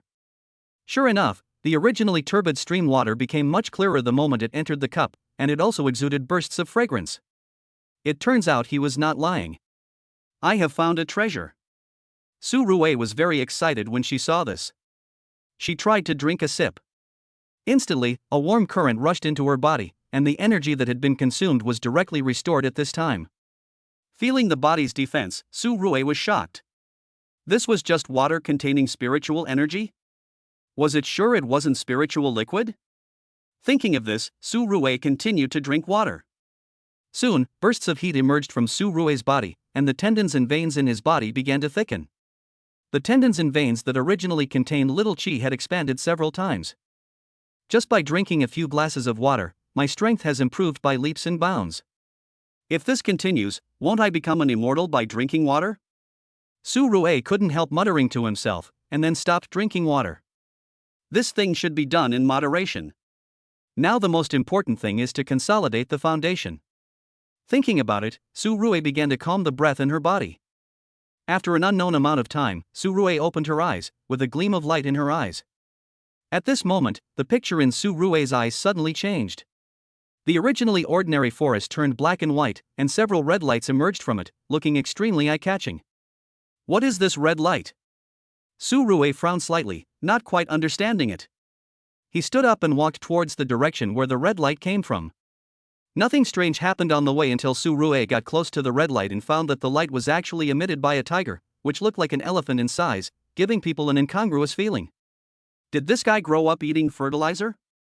Su Rue couldn't help but wonder in her heart when she saw this. This guy is several times bigger than a Siberian tiger. Are you sure it's a real tiger? Roar! Just when Su Rue was in a daze, the tiger seemed to have discovered Su Rue's presence, and with a low roar, it pounced on Su Rue in an instant. Seeing this, Su Rue's bracelet flew out and hit the tiger. However, the tiger flexibly avoided the attack of the bracelet and came behind Su Rue the next second. Seeing this, Su Rue's heart skipped a beat and realized that this didn't seem to be an ordinary tiger. He quickly rolled on the ground, and at the same time, a stream of qi condensed in his hand, and punched the tiger behind him. With a bang, his fist hit the tiger's claws directly. In an instant, a muffled sound was heard, and Su Rue was knocked back several steps, and a tingling sensation came from his arms. Damn, how could there be such a thing here? Is it also part of the training? Su Rue couldn't figure it out. Then, without too much time to think about it, she controlled the bracelet to return to her hand. At the same time, he began to infuse spiritual energy into the bracelet. In the blink of an eye, the spiritual energy that Su Rue had accumulated from drinking water was swept away by the bracelet. At this time, a rich luster appeared on the bracelet, and it kept spinning in the air. Waves of sharp edges emerged from the bracelet and hit the tiger the next second. the tiger immediately wailed and was knocked away by the bracelet, breaking several trees before it stopped. At this time, it looked at Su Rue with fear and did not dare to attack easily. Seeing this, Su Rue did not continue to attack. At this time, the spiritual energy in his body had been exhausted, and the chi he could condense was pitifully small. He took the bracelet and began to retreat cautiously. Soon he had distanced himself from the tiger, and then Su Rue ran away quickly. Seeing this, the tiger was about to follow, but was beaten hard by the bracelet again. He stopped on the spot, feeling dizzy. Su Rue breathed a sigh of relief upon seeing this. Thinking back to when he had wandered around here looking for water, he couldn't help but feel a little scared. Damn it, there was such a horrible existence in this damn place, and he hadn't even discovered it before. Now he could be considered to have saved his life. Looks like I need to build a shelter, preferably on a tree, which is safer. This kind of tiger is too big, and it must make a lot of noise when climbing a tree. I can know in advance before it comes up. Su Rue secretly planned in his mind, and then found a place that looked relatively safe and took a temporary rest. At this time, Lu Shuang and the others also encountered some troubles. A large group of crocodiles the size of carrots surrounded them. These crocodiles don't look very scary, but just now one of the team got caught by accident and was eaten to a skeleton by a group of crocodiles on the spot. The speed was so fast that no one had time to react. How could there be such a thing here? It's so weird. At this time, Fong Ran had turned his body into metal for fear of being bitten by the crocodile. I'm not sure, but this should be one of the training items. Lu Shuang said after hearing this, feeling a little apprehensive. Damn it, we've only been here for a short time and we've already lost a teammate. If this continues, we're probably going to lose our lives here. One of the teammates couldn't help but complain. Or you can just quit? That way you'll be safe. Lu Shuang reminded him, and the latter's face changed when he heard this. Forget it, it's better to die here than to be criticized as a coward. The teammate muttered and then stopped talking. Fong Ran was now wondering who had saved him and who had set the fire. He had asked around and everyone said they had not set the fire because they did not know how to control fire. Strange, is there someone helping us secretly? Fong Ran couldn't figure it out at this time, so he could only ask. When Lu Shuang heard Fong Ran's words, she became curious for a moment. She had also noticed something was wrong before. Who could control fire? What do you think? Could it be that team leader Su is helping us? Suddenly, a teammate spoke up and expressed his guess. However, it was quickly rejected by Lu Shuang. The reason was very simple, Su Rue didn't know how to use this method at all. However, her guess was correct, because Su Rue at this time didn't know they came in at all. At this time, Su Rue was squatting on a tree branch, looking around the surrounding mountains and forests to see which tree was suitable for building a treehouse. These look very sturdy, but in fact they can be broken with a single slap. They are not suitable for building a shelter. Su Rue was in a dilemma at this moment. After a short while, she jumped down from the tree and planned to continue looking for a suitable place. Unconsciously, Su Rue came to a relatively open place. There was not even a blade of grass growing around. Seeing this, Su Rue became alert. There must be something wrong if there was no grass in this ghost place. Generally speaking, there is no grass only near animal nests. After all, animals often roam around nearby, and any grass would be trampled to death. Could this be some animal's nest? Su Rue guessed secretly, and then planned to stay away from this place. As a result, at this moment, a hissing sound was heard. Su Rue's face turned extremely ugly when he heard it. This sound was not surprising, it should be the sound of a snake, right? Judging from the sound, the opponent should be quite big. Su Rue muttered, and ran away in a flash. However, before he could run far, a black shadow flashed by and knocked him away in an instant. At this moment, Su Rue only felt a pain in her chest and almost fainted. She looked carefully and found that the black shadow was actually a snake. A huge snake about 100 meters long slowly raised its head, and its yellow eyes stared at Su Rue with murderous intent. Su Rue couldn't help swallowing his saliva when he saw this. What the hell? He has been afraid of two kinds of things since he was a child, one is without legs, and the other is full of legs. I would rather meet that tiger again. Su Rue muttered, and then prepared for battle. However, maybe it was because he had a bad mouth, but just after he finished speaking, a tiger roar was heard in the distance. Seeing this, Su Rue's face became even uglier. A big snake and a tiger, this was going to kill him. However, what Su Rue did not expect was that after hearing the tiger's roar, the snake immediately shifted its gaze away from Su Rue. It was obvious that the tiger made it feel more threatened than Su Rue. Seeing this, Su Rue dodged and ran away. At this point, even a fool would know that he should run away. Not long after, Su Rue ran to a bush and hid there. It was not until it got dark that Su Rue breathed a sigh of relief, thinking, there would be no danger this time, right? I'm so awesome to have lived another day. Su Rue muttered to herself, then leaned against a tree to rest, thinking about how she should spend tomorrow. After experiencing what happened today, Su Rue truly realized the sense of crisis. I also understand why so many guys with special abilities have appeared now. It seems that they are here to deal with these terrible beasts. Things have really changed. I still want to be a wealthy man, honestly. Cultivating immortals is not fun at all. Su Rue now regretted why she wanted to cultivate immortals. It would have been better if she hadn't practiced in the first place. Now she is still a simple and unpretentious wealthy man. Now, even if she wants to be a hands-off boss, she can't do it and has to face such dangerous things. Su Rue feels upset when she thinks of this. I'll go talk to Mr. Su later and ask if I can quit. Su Rue thought to himself. Then, while paying attention to the movements around him, he began to slowly absorb the chi between heaven and earth. The night passed quickly, and Su Rue had a good rest, but the others were not so lucky, especially the group of foreigners who were chased by wild beasts and ran around everywhere, suffering heavy casualties and no time to rest at all. Fuck, what the hell is this place? Why are there so many wild beasts and they are so aggressive? Mark cursed as he ran away. However, no one paid any attention to him. He was still in the mood to curse at this critical moment. He was really energetic. Okay, stop screaming here and save some energy to escape. The blonde woman who had tampered with Su Rue's food before said to Mark in annoyance. Mark had no choice but to shut his mouth after hearing that. Soon, everyone crossed a river and finally escaped from the wild beasts. These monkeys are afraid of water, that's why. Looking at the group of monkeys blocked by the river, Mark let out a long sigh, then sat on the ground gasping for breath as if exhausted. The blonde woman was now extremely exhausted. She had thought that this training session was just a competition with a group of people, but she had not expected that there would be such a hidden crisis. Do you think they knew about this a long time ago? That's why they didn't let Su Rue come here. Their purpose is to let us die in the mouths of these beasts and weaken our strength? The blonde woman couldn't help but speculate. Everyone nodded when they heard this, and the Japanese devil from before even supported this guess wholeheartedly. After all, he never liked this place, and could even be said to hate it. These guys are definitely capable of doing this kind of thing. I think we should cut our losses in time and go out to challenge them, the Japanese soldier said in a cold voice, and everyone agreed when they heard it.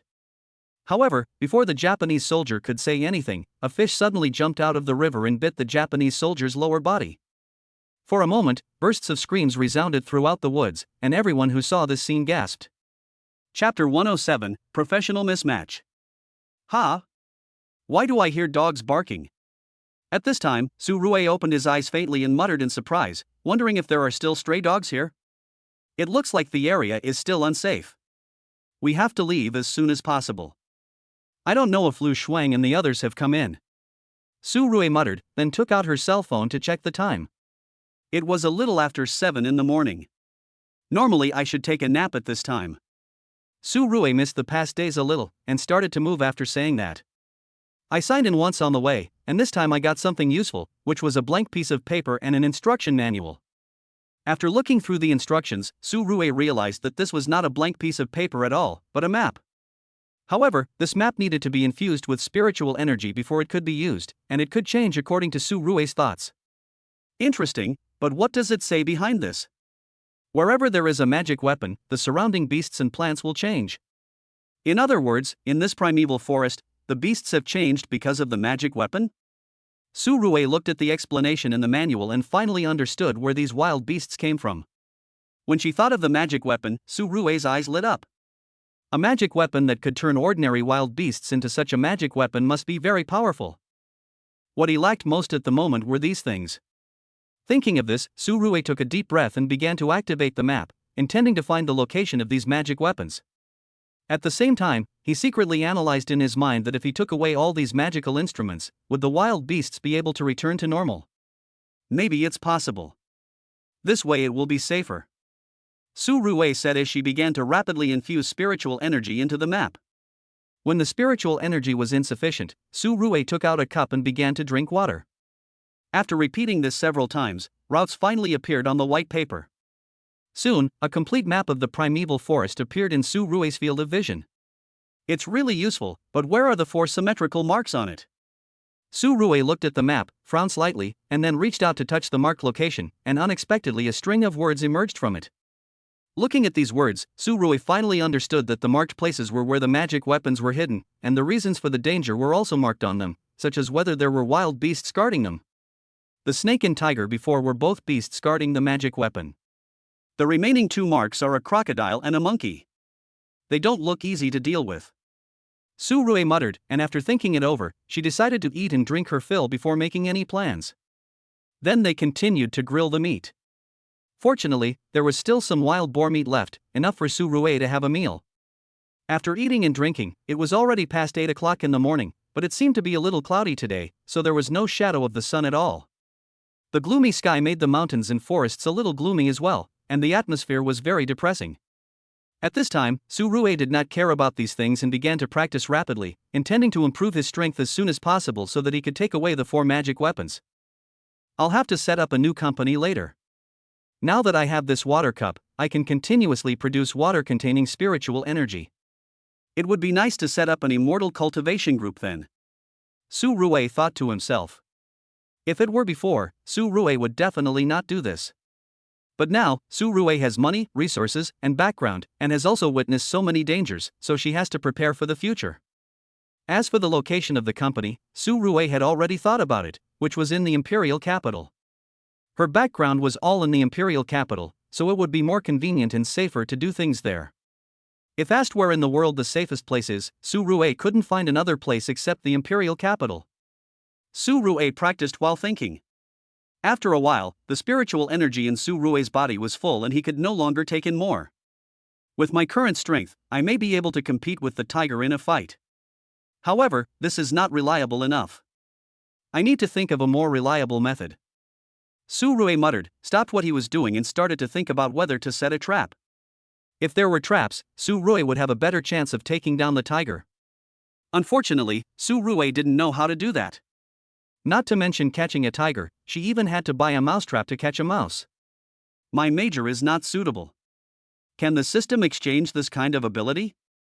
Thinking of this, Su Ruwei had to ask the system. Yes, you need 2 magic tools to exchange for the corresponding abilities. When the system heard that Su Ruwei wanted to exchange, it responded a little faster. 2 magic weapons. Su Ruwei felt a little distressed when she heard that, but when she thought that she would get a better magic weapon later, Su Ruwei gritted her teeth and took out 2 magic weapons that she had looted from the underground before, and exchanged them with the system for the ability to set traps. Soon a stream of light flashed by, and a bunch of knowledge about wild beasts and plants emerged in Su Ruwei's mind, even introductions to more dangerous monsters. These 2 magic weapons deserved their demise. Su Ruwei was very satisfied with this and quickly began to absorb the knowledge. A few hours later, it was afternoon and Su Ruwei had mastered some of the knowledge points. He then took out the magic weapons he carried and began to set traps. The arrow obtained before came in handy at this moment. Not long after, a simple trap was made by Su Ruwei. It looked like a crossbow. Although it was a bit small, it was powerful enough to hurt the tiger. Then Su Ruwei took the small trap and rushed to the location of the tiger on the map. Because the map changed at any time, Su Ruwei could know the tiger's whereabouts at all times. Soon Su Ruwei arrived near the tiger's guard position, placed the trap under a tree, and then covered it with bushes. After that, he carefully approached the tiger. At this time, the tiger was lying on the ground to rest.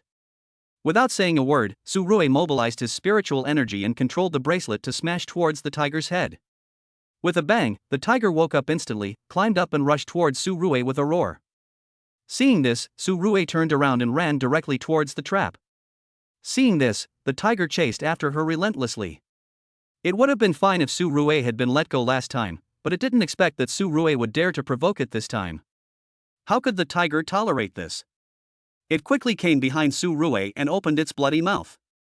Seeing this, Su Ruwei quickly jumped onto the tree, and the tiger's bite missed, triggering a mechanism. In an instant, an arrow shot out from the bushes and hit the tiger's mouth in the blink of an eye, and a stream of blood spurted out. Seeing this, Su Rui was delighted, and quickly controlled the bracelet again to smash the tiger's neck. With a few dull sounds, the tiger fell to the ground. At this time, his neck had been broken, and he fell limply to the ground. However, the fatal wound was not on the tiger's neck, but on the arrow. It seemed to be poisonous, because the blood flowing out of the tiger's mouth gradually turned black. Chapter 108, really accurate in judging people. Poisonous? Damn, luckily I dodged quickly last time, otherwise I would have been killed. Su Rui was frightened when she saw this, and then carefully pulled the arrow out of the tiger's mouth. This thing should be able to be reused and should not be wasted. After dealing with these, Su Rui began to search among the magic tools, and soon found a sharp knife, and began to gut the tiger. Based on the knowledge provided by the system, Su Rui knew that there might be good things in the body of this beast, which would be most suitable for cultivation. Not long after, Su Rui found a glass ball-sized bead in the beast's body, which was now flashing with a faint blue light. Is this the inner elixir? The tiger is so big, but the inner elixir is so small. People who don't know would think it is a stone. Su Rui was a little disappointed. Then he put away the inner elixir and stood up and walked forward. As for the tiger's body, it was discarded on the spot. Because the arrow was poisonous, the tiger's body was no longer of any use. Not long after, Su Rui arrived at the location where the magic weapon was hidden as shown on the map, but it was still an empty space without even an entrance. Strange, do I have to dig it myself? Su Rui was a little embarrassed at this time. After searching for a while and confirming that there was no entrance, he could only take a magic tool and start digging on the ground. After working for more than an hour without digging very deep, Su Rui was exhausted. After thinking it over, she felt that this was not a solution and finally had to ask for help from the system.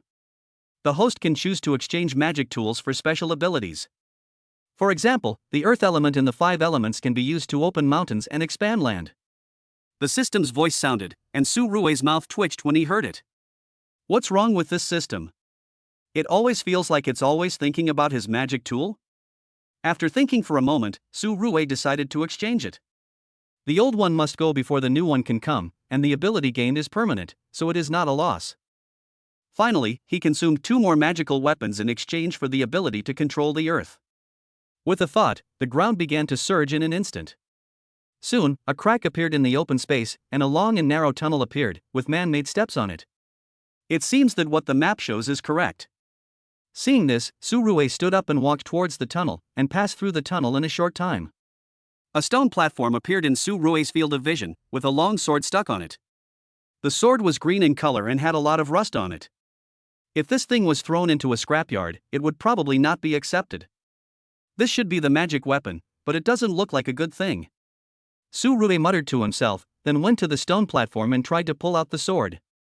However, what Su Rui did not expect was that the long sword seemed to have merged with the stone platform. No matter how hard Su Rui tried, he could not pull the long sword out. Even mobilizing his spiritual energy was useless. Damn it, how come this thing is so firmly inserted? Su Rui was dumbfounded at this time. He mobilized his strength again, but instead of pulling out the sword, a special force pushed Su Rui back several steps. Seeing this, Su Rui's face became extremely ugly. He had spent so much money and finally found this magic weapon, but if he was told that he couldn't take it away, it would be a big loss. Maybe there is a mechanism. At this moment, a voice sounded. Su Rui looked in the direction of the voice and found that a man appeared not far behind him. He was wrapped in a robe and his face could not be seen clearly. Who are you? Su Rui was horrified when he saw this. He didn't expect that with his own strength, he didn't even notice the other party's existence. If the other party had attacked him just now, he would definitely not have been able to dodge. We are one of us. Elder Su is worried that you will be wiped out, so he asked me to keep an eye on it. This weapon obviously has some restrictions. If we don't remove them, we can't take it away. According to some information we have learned so far, each weapon has different restrictions, similar to the formations in novels. As for how to remove them, we don't know. The man explained to Su Rui, who frowned. Formation, restriction? These words were not unfamiliar to Su Rui, but he didn't know these things. Don't tell me I have to exchange with the system again. I don't have many good things left. Su Rui muttered to himself, and then began to observe the stone platform carefully. There were some messy lines on the stone platform. Su Rui had previously thought that this was caused by the ravages of time, but now it was obvious that this was not the case. These lines should be the formation, but where are the starting and ending points of these lines? Su Rue murmured to himself, and then continued to search. After more than half an hour of hard work, Su Rue finally found the end of a line. He mobilized his spiritual energy and infused it into it. In an instant, the stone platform was lit up with a green light. This kid really has a lot of cards up his sleeve. Mr. Su is really good at judging people. The man couldn't help but mutter as he watched Su Rue's actions. Then he folded his arms and began to look forward to Su Rue's performance. As time passed, the green light on the stone platform became more and more intense, and finally it was even impossible to see the existence of the stone platform. With a crisp sound, the stone platform exploded instantly, and the long sword inserted on it fell to the ground. Due to the shock, the rust on the long sword fell off, revealing the white sword body inside. In the sunlight, the sword was flashing with a chill, which was daunting. Su Rue carefully took the sword in his hand at this time. The bone-chilling chill made Su Rue sober up a lot. How many people has this thing killed?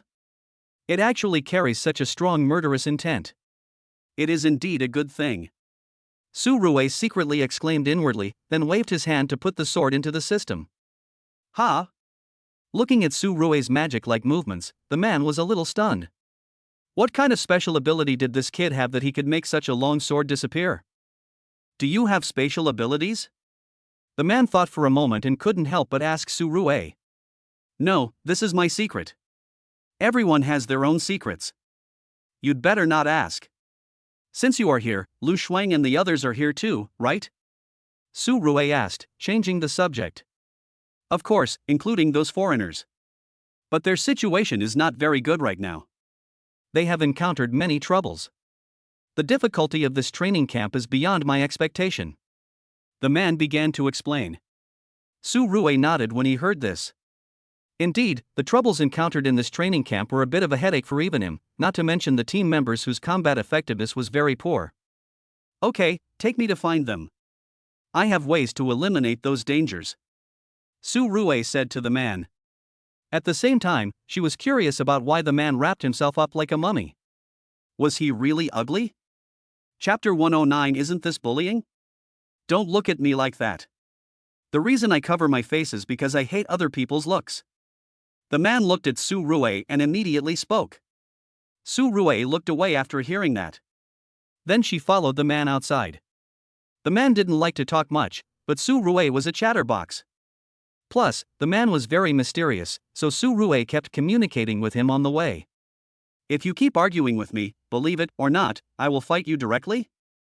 As if he was annoyed by Su Rue's nagging, the man couldn't help but threaten her. Well, forget it. But can you tell me what your ability is? I'm just curious.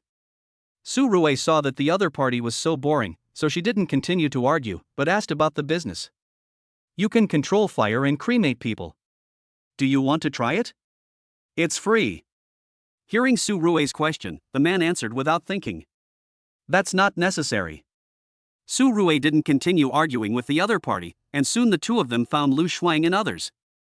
At this moment, no one knew what they had been through. In short, they all looked haggard and like refugees, which was in sharp contrast to Su Rue. Team leader, you're finally here.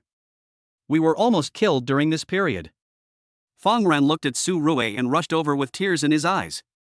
Seeing this, Su Rue's mouth twitched. She thought there was no need to be so enthusiastic. She dodged to the side and came to Lu Shuang's side, asking what happened. Upon hearing this, Lu Shuang explained to Su Rue in a concise manner.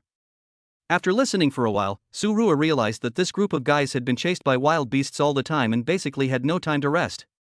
Captain, who is that person? At this time, Lu Shuang couldn't help but point at the man who came with Su Rue and asked. Don't you know that the people sent from above to protect you play with fire? Su Rue explained. After hearing Su Rue's words, everyone realized who set the fire when they were surrounded by crocodiles. Okay, let's not talk about this for now.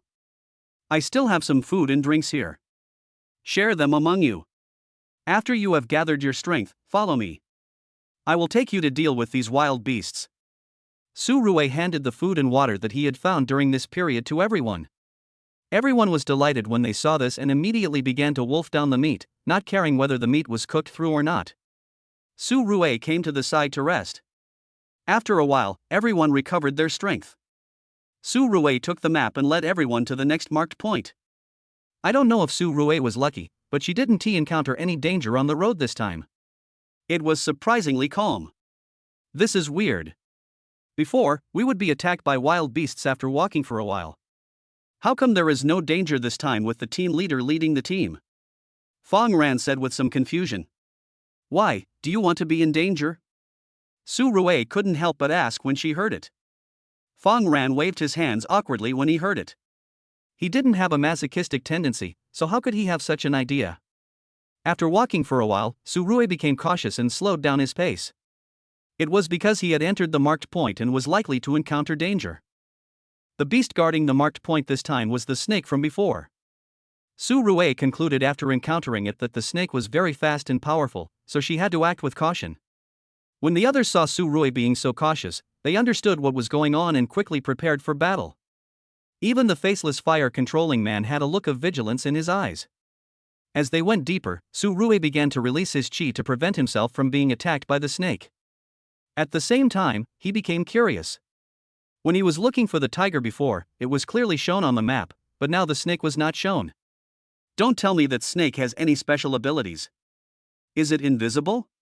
Su Rue couldn't help but murmur in her heart. After a while, Su Rue realized something was wrong, and the fire-controlling man had already taken action. A scarlet flame spread out from his hand, instantly igniting the surrounding trees. In an instant, a black shadow was forced to appear by the flames. Su Rue, you have a lot of cards up your sleeve, but too little combat experience, the fire-controlling man said to Su Rue. Nonsense, I'm a boss, not a special forces soldier, where do I get my combat experience? Su Rue was speechless for a while, then took out the bracelet and hit the snake's shadow. However, the snake was faster and disappeared in an instant, and the bracelet went missing. This surprised Su Rue a little, and it was her first mistake. This snake is much more difficult to deal with than that tiger. Su Rue's face was a little solemn. He then took out the sword he had obtained before and tried to infuse chi and spiritual energy into the sword. With the infusion of 2 auras, the long sword burst out with a ray of light, and then floated in the air. The sword body kept turning, as if locking onto the enemy's position. When did you change your weapons, team leader? At this time, Lu Shuang looked at Su Rue curiously and asked. I just changed it. I don't know if it's convenient to use. Su Rue said as he directly summoned the long sword. In an instant, the long sword turned into a white light and disappeared. When it appeared again, Su Rue found that there was a trace of blood on the long sword. Did it work? Su Rue looked at the blood on the sword and felt excited. She didn't expect that this thing could really track the enemy. It looked like the snake was obviously injured. However, before Su Rue could figure out what was going on, her eyes rolled back and she fainted on the spot. Seeing this, Lu Shuang and the others were shocked. Team leader, what's wrong with you? Don't scare us. Lu Shuang shouted, but Su Rue didn't react at all at this time. If she wasn't still breathing, everyone would have thought Su Rue was dead. I guess it's exhausted from controlling the weapon to attack. I'll go check on the snake first. You guys stay with Su Rue. The fire-controlling man said to everyone, then stood up and walked away. Su Rue was held in Lu Shuang's arms. It was unknown how long it took before Su Rue responded. She kept twisting in Lu Shuang's arms while one hand was scratching around. Finally, Su Rue found a fulcrum and calmed down. Looking at Su Rue's actions, everyone couldn't help swallowing their saliva. Su Rue actually grabbed Lu Shuang's thing. Lu Shuang was also shocked at this time. She didn't expect that Su Rue had such a hobby when he was asleep. Lu Shuang wanted to break free from Su Rue's hand, after all, so many people were watching. However, she found that she was unable to break free at all. She had no choice but to let Su Rue do whatever she wanted. What are you looking at? If you keep looking, I'll dig out your eyeballs. When Lu Shuang noticed the strange looks from everyone, she immediately scolded them in a cold voice. When everyone heard this, they immediately shrank their necks and quickly turned their heads to look elsewhere. They couldn't help but wonder in their hearts, why can Su Rue touch her but they can't even look at her? Isn't this bullying? Chapter 110 Is anyone eating barbecue? In this way, time flew by, and Su Rue finally woke up after a night. Seeing herself lying in Lu Shuang's arms, she felt embarrassed. She didn't expect that she had blacked out and let Lu Shuang hold her to sleep all night. If this got out, Yi Ruqing would kill her. Sorry, there was a mistake before. Su Rui stood up and said to Lu Shuang. Lu Shuang rolled her eyes and ignored Su Rui. Su Rui was stunned when she saw this, wondering what was going on. She had blacked out and didn't do anything, so why did she feel that something was wrong with Lu Shuang? What did I do after I fell into a coma? Thinking about this, Su Rui came to Fong Ran and asked curiously. It's nothing. I just fell asleep. The snake is dead. Fong ran hesitant when he heard Su Rui's question. Su Rui was not a fool. She immediately realized that Fong Ran was hiding something from her. Thinking of this, Su Rui directly picked up Fong Ran. Fong Ran was very strong, but at this moment he was like a little chicken in Su Rui's hands. Will you tell me or not? If you don't, I'll throw you into the crocodile group. Su Rui threatened. Fong Ran was about to cry at this point. How could he explain what happened before? If he told her, Lu Shuang would be able to defeat him, but if he didn't tell her, Su Rui wouldn't let him go either. For a moment, Fong Ran felt that he was having a hard time. He hadn't done anything, but he was always the one who got hurt. In desperation, Fong Ran had to tell Su Rui about this incident in a veiled manner. Su Rui's face turned green after hearing this. Shit, he was dreaming at that time. He fell down the mountain and was looking for something to grab. Unexpectedly, he actually grabbed the bottle. Thinking of this, Su Rui wanted to find a crack in the ground to crawl into. After letting go of Fong Ran, Su Rui felt a little embarrassed and did not dare to look at Lu Shuang. Then she went to the corpse of the big snake and started cutting it with a knife. Soon, the second inner elixir was taken by Su Rui, and the fire-controlling man saw all of this. He looked at Su Rui with more and more surprise, as if Su Rui understood everything. Who told him this knowledge? It's strange, I always feel that this kid is a little bit not human. The fire-controlling man muttered to himself, keeping the matter in mind, and planned to report it to his superiors. Su Rui didn't know about these things.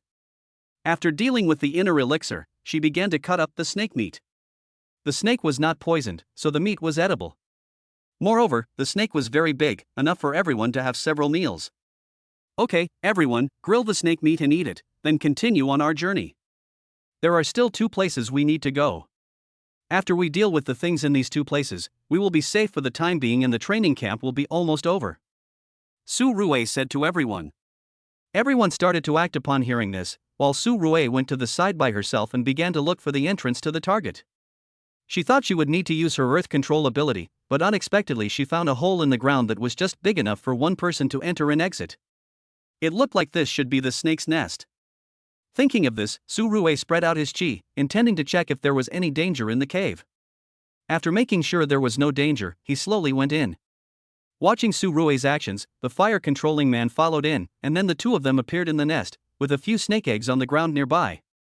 For egg-laying animals, the first creature they see after breaking out of the shell will be regarded as their mother. These snake eggs can be taken back and cultivated. When they grow up, they may have the fighting power of the snake just now. At this time, Su Rui spoke to the fire-controlling man. You don't want to participate in such a good thing? How about half each? There are several of them anyway.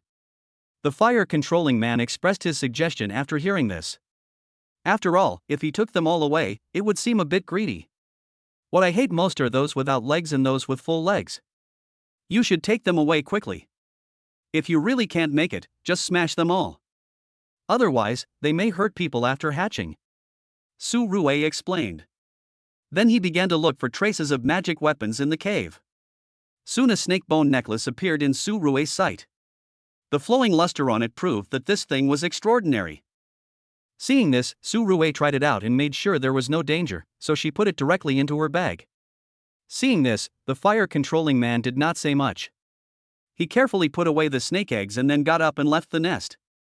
Then they ate something and rested for a few hours before continuing on their way. At this time, in another place, the group of foreigners were hiding in the trees, looking at the densely packed little crocodiles on the ground, each of them with an extremely ugly look on their face.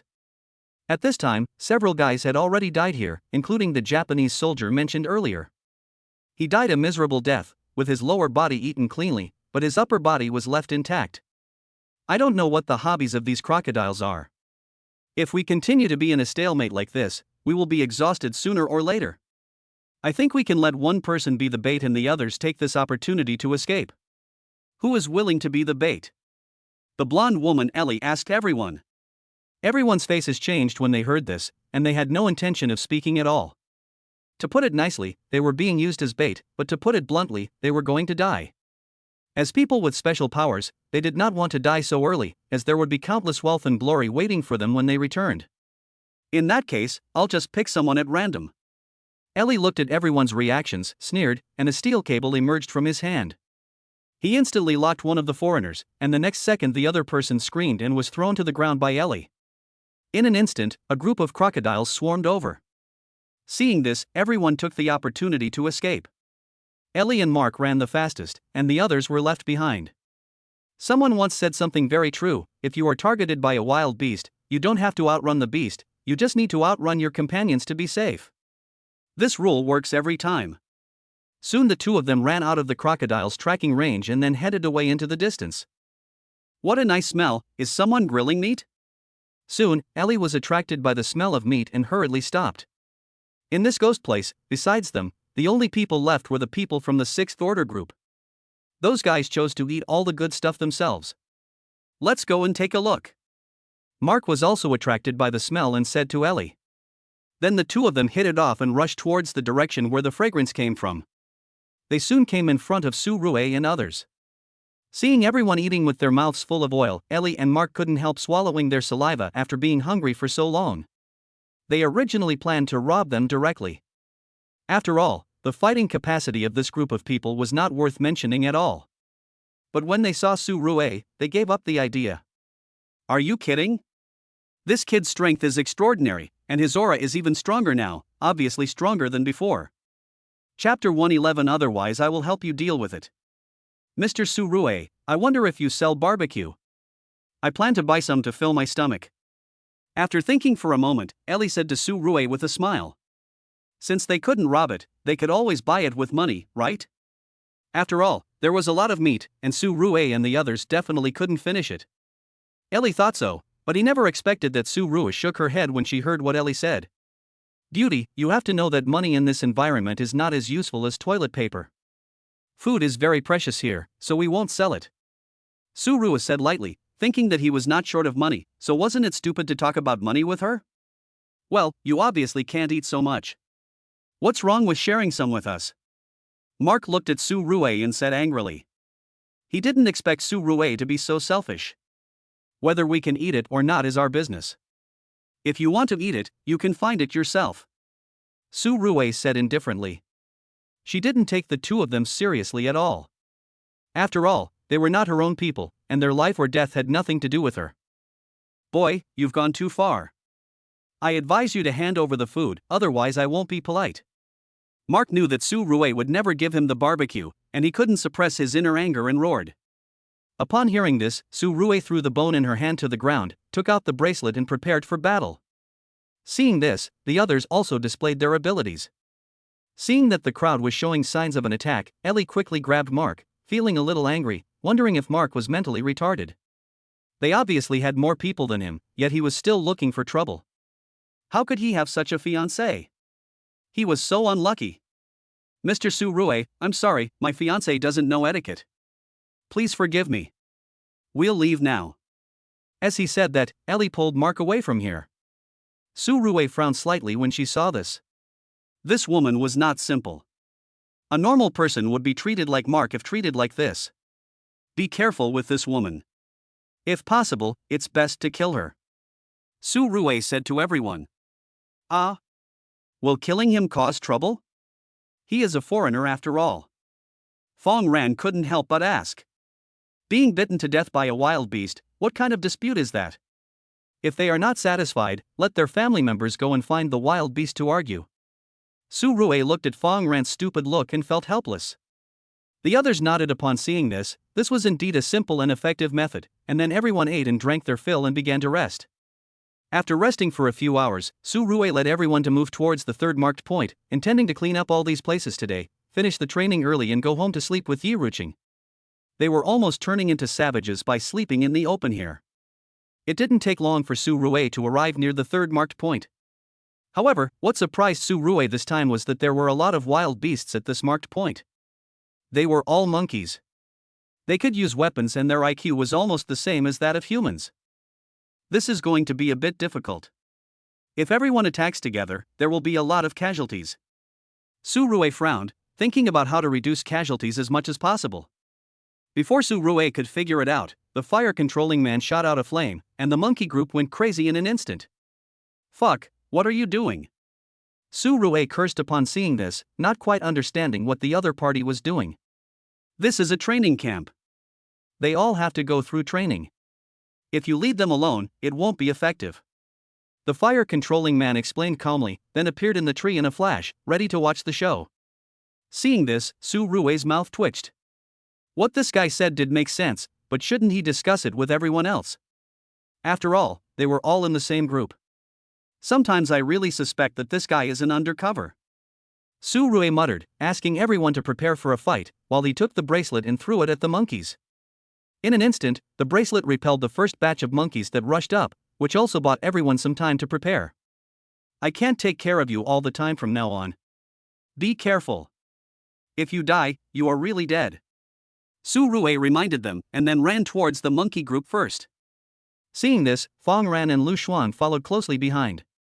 A fierce battle broke out, and the strange cries of monkeys and the screams of team members were heard everywhere. The battle lasted for 2 hours before it was considered over. The team members were in relatively good condition. Although they were all injured, no one died, which was a blessing in disguise. It's just that Lu Xuan's condition is not very good. The injuries on her body are quite serious, and she was also hurt by a wooden thorn in the back. At this moment, blood is oozing out of her back from time to time. Your wound needs to be treated, otherwise something bad will definitely happen. Su Rue said as she took out the cup she got when she signed in earlier, filled it with water and handed it to Lu Xuan. The wound is on my back. I am not very convenient. Lu Xuan said awkwardly. Su Rue was stunned when he heard that. Then he wanted to find a woman to help deal with it. However, he found that Lu Xuan was the only woman in the team, and the others were all men. Well, how about I help you deal with it? Su Rue thought about it and gave her suggestion. Lu Xuan blushed when she heard that, but she still nodded. After all, she had already touched him before, so it was no big deal now. Upon hearing that, the others moved away one after another to make room for the two of them. Not long after, Su Rue took off Lu Xuan's clothes and checked the wound on her back. The wound was caused by a wood thorn and was a little deep, but fortunately it was not very big. After washing it several times with the spiritual water, the bleeding stopped. Then Su Rue found some cloth strips and bandaged Lu Xuan. This was considered the end of the treatment. Although Su Rue did not look around, to be honest, he had seen Lu Xuan's body quite a bit. For a moment, both of them were a little embarrassed. Okay, you take a rest first, I'll go find something. Su Rue interrupted the awkward atmosphere and then stood up to look for the third magic weapon. However, she didn't know where the group of monkeys put the magic weapon, and Su Rue couldn't find it after searching for a long time. Damn it, is it in the wrong place? Where did this thing go? Su Rue was a little confused. Is there no magic weapon here? Or was it taken away by someone? The map cannot be wrong. If we can't find it, it's likely that someone took it away during the chaos. Could it be those foreigners? Su Rue couldn't help but analyze it, and after a while she felt that this possibility was very high. Damn it! They're taking advantage of someone's misfortune. Su Rue was furious. Almost all of my men were injured, but in the end, we didn't get anything. Wasn't this battle in vain? Thinking of this, Su Rue really wanted to kill, and released his chi, intending to find the group of guys. However, he found that they were not within the coverage range at all. It was obvious that they had already run away. Chapter 112. The cooked duck cannot fly away. No, we can't let the cooked duck fly away. Su Rue said, and ran back directly, asking everyone to start searching in different directions. Once they found it, they would attack directly into the sky, which was equivalent to sending a signal. But we are all injured. Shouldn't we take a rest? Fong Ran couldn't help but say at this time. We can rest, but the enemy didn't give us time to rest. If we let them escape, the loss will be huge. Remember, these guys are holding our things. Su Rue said with regret. To be honest, it doesn't matter if this magic weapon is given to those above you, but it must never be given to outsiders, as that would be tantamount to boosting the prestige of others. Understood. When everyone heard Su Rue's words, they said in unison in a serious tone, and the next second they all began to search around. He does look a bit like a leader, but I'm afraid he has disappeared now. It's a bit too late to look for him now. The fire-controlling man said as he stood on the tree, hugging his arms. As soon as he finished speaking, Su Rue's bracelet instantly knocked him down, and the guy grimaced in pain. You still have the time to make sarcastic remarks. You didn't do anything just now. Couldn't you just keep an eye on the situation on the battlefield? Let me tell you, if the things were really taken away by outsiders, even if Elder Su lets you go, I won't let you go. You have seen the power of these things, and you should know what impact this kind of thing will have if it falls into the hands of the enemy. Su Rue said in a cold voice. The fire-controlling man didn't know what to say for a moment. In fact, he was indeed staring at the battlefield just now, but he didn't notice anyone coming in. For a moment, he didn't know how to explain it. Don't pretend to be disabled here, go find them quickly. Su Rue said as she took back the bracelet and began to search for the scent of Ellie and others. At this time, Ellie and Mark were running out of the primeval forest. Ellie was holding a half-meter-long metal stick in his hand. There was a luster flowing on the stick, which was obviously the magic weapon that Su Rue was looking for. Ellie, aren't we going to stop training? Mark asked hurriedly when he saw that Ellie had no intention of stopping. We have everything we need, why are we still training? Mark, have you eaten too much butter and blocked your brain? Don't you know what we are doing here? Ellie was speechless when he heard Mark's words. Mark nodded when he heard that. This time he just wanted to test the other party's background. Now he has tested it and found that except Su Rue, no one can pose a threat to them. He also got a good thing, so he should leave. But how do we cross the border? This is a difficult task, Mark asked with some confusion. There's an old saying in this country, mountain people have their own tricks. It's not easy to get in, but is it not easy to leave? Ellie obviously had a way, and he said confidently at this time. Then the two of them fled the primeval forest at a high speed. After searching for several hours, Su Rue and others still found nothing. In desperation, Su Rue had to ask everyone to go back and not search anymore. By that time, the people would probably have run out of the border. It would be very easy for a being with superpowers to escape. Su Rue felt distressed about this. Although she didn't know what the magic weapon was this time, she was sure that its power was definitely not bad, at least not weaker than the long sword. It's a huge loss, it's a huge loss. Don't let me meet you, otherwise I will never let you go. Su Rue said, gritting her teeth, then sat down against a tree and began to recover her breath. Not long after, Su Rue almost recovered, and then he stood up and led everyone towards the last marked point, intending to go back after solving this marked point. Everyone knew that Su Rue was in a bad mood, so they didn't dare to say anything. Even though she was injured, she was enduring it. Soon, everyone took advantage of the night to arrive at the last marking point, where there were many small crocodiles guarding it. Compared with the previous marking points, this marking point was more dangerous. Although creatures like snakes and tigers are powerful, there is only one of them after all, so they cannot be easily ambushed. Although there were many monkeys, they were large in size and easy to see. As for the crocodiles, they were a bit tricky. Each one is very small, but there are large numbers of them, they are agile and their lethality is equally astonishing. If we judge the power of the magic weapon by the strength of the wild beasts guarding here, then the magic weapon here should be the strongest. Su Rue muttered to himself. He did not rush to take action, but let everyone rest first. Then he turned his body to the fire-controlling man, telling this guy to cheer up. He had thrown a magic weapon before, and if he threw it again this time, Su Rue would really kill people. Don't worry, there won't be any accidents this time. The man nodded when he heard this. Su Rue didn't say much about this. He condensed the chi in his hands and then rushed out instantly. Those little crocodiles sensed the slightest movement and rushed towards Su Rue. However, before they could get close to Su Rue, they were directly knocked away by the chi condensed by Su Rue. Taking this opportunity, the man controlling the fire waved his hand, and flames shot out in an instant, directly burning a large number of small crocodiles to death.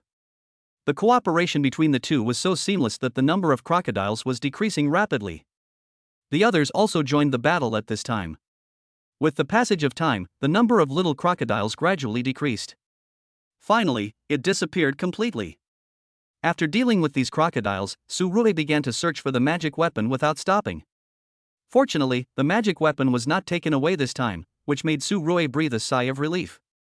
But the next second Su Rui was stunned, seeing that the magic weapon he found was actually a fan. This made Su Rui a little surprised.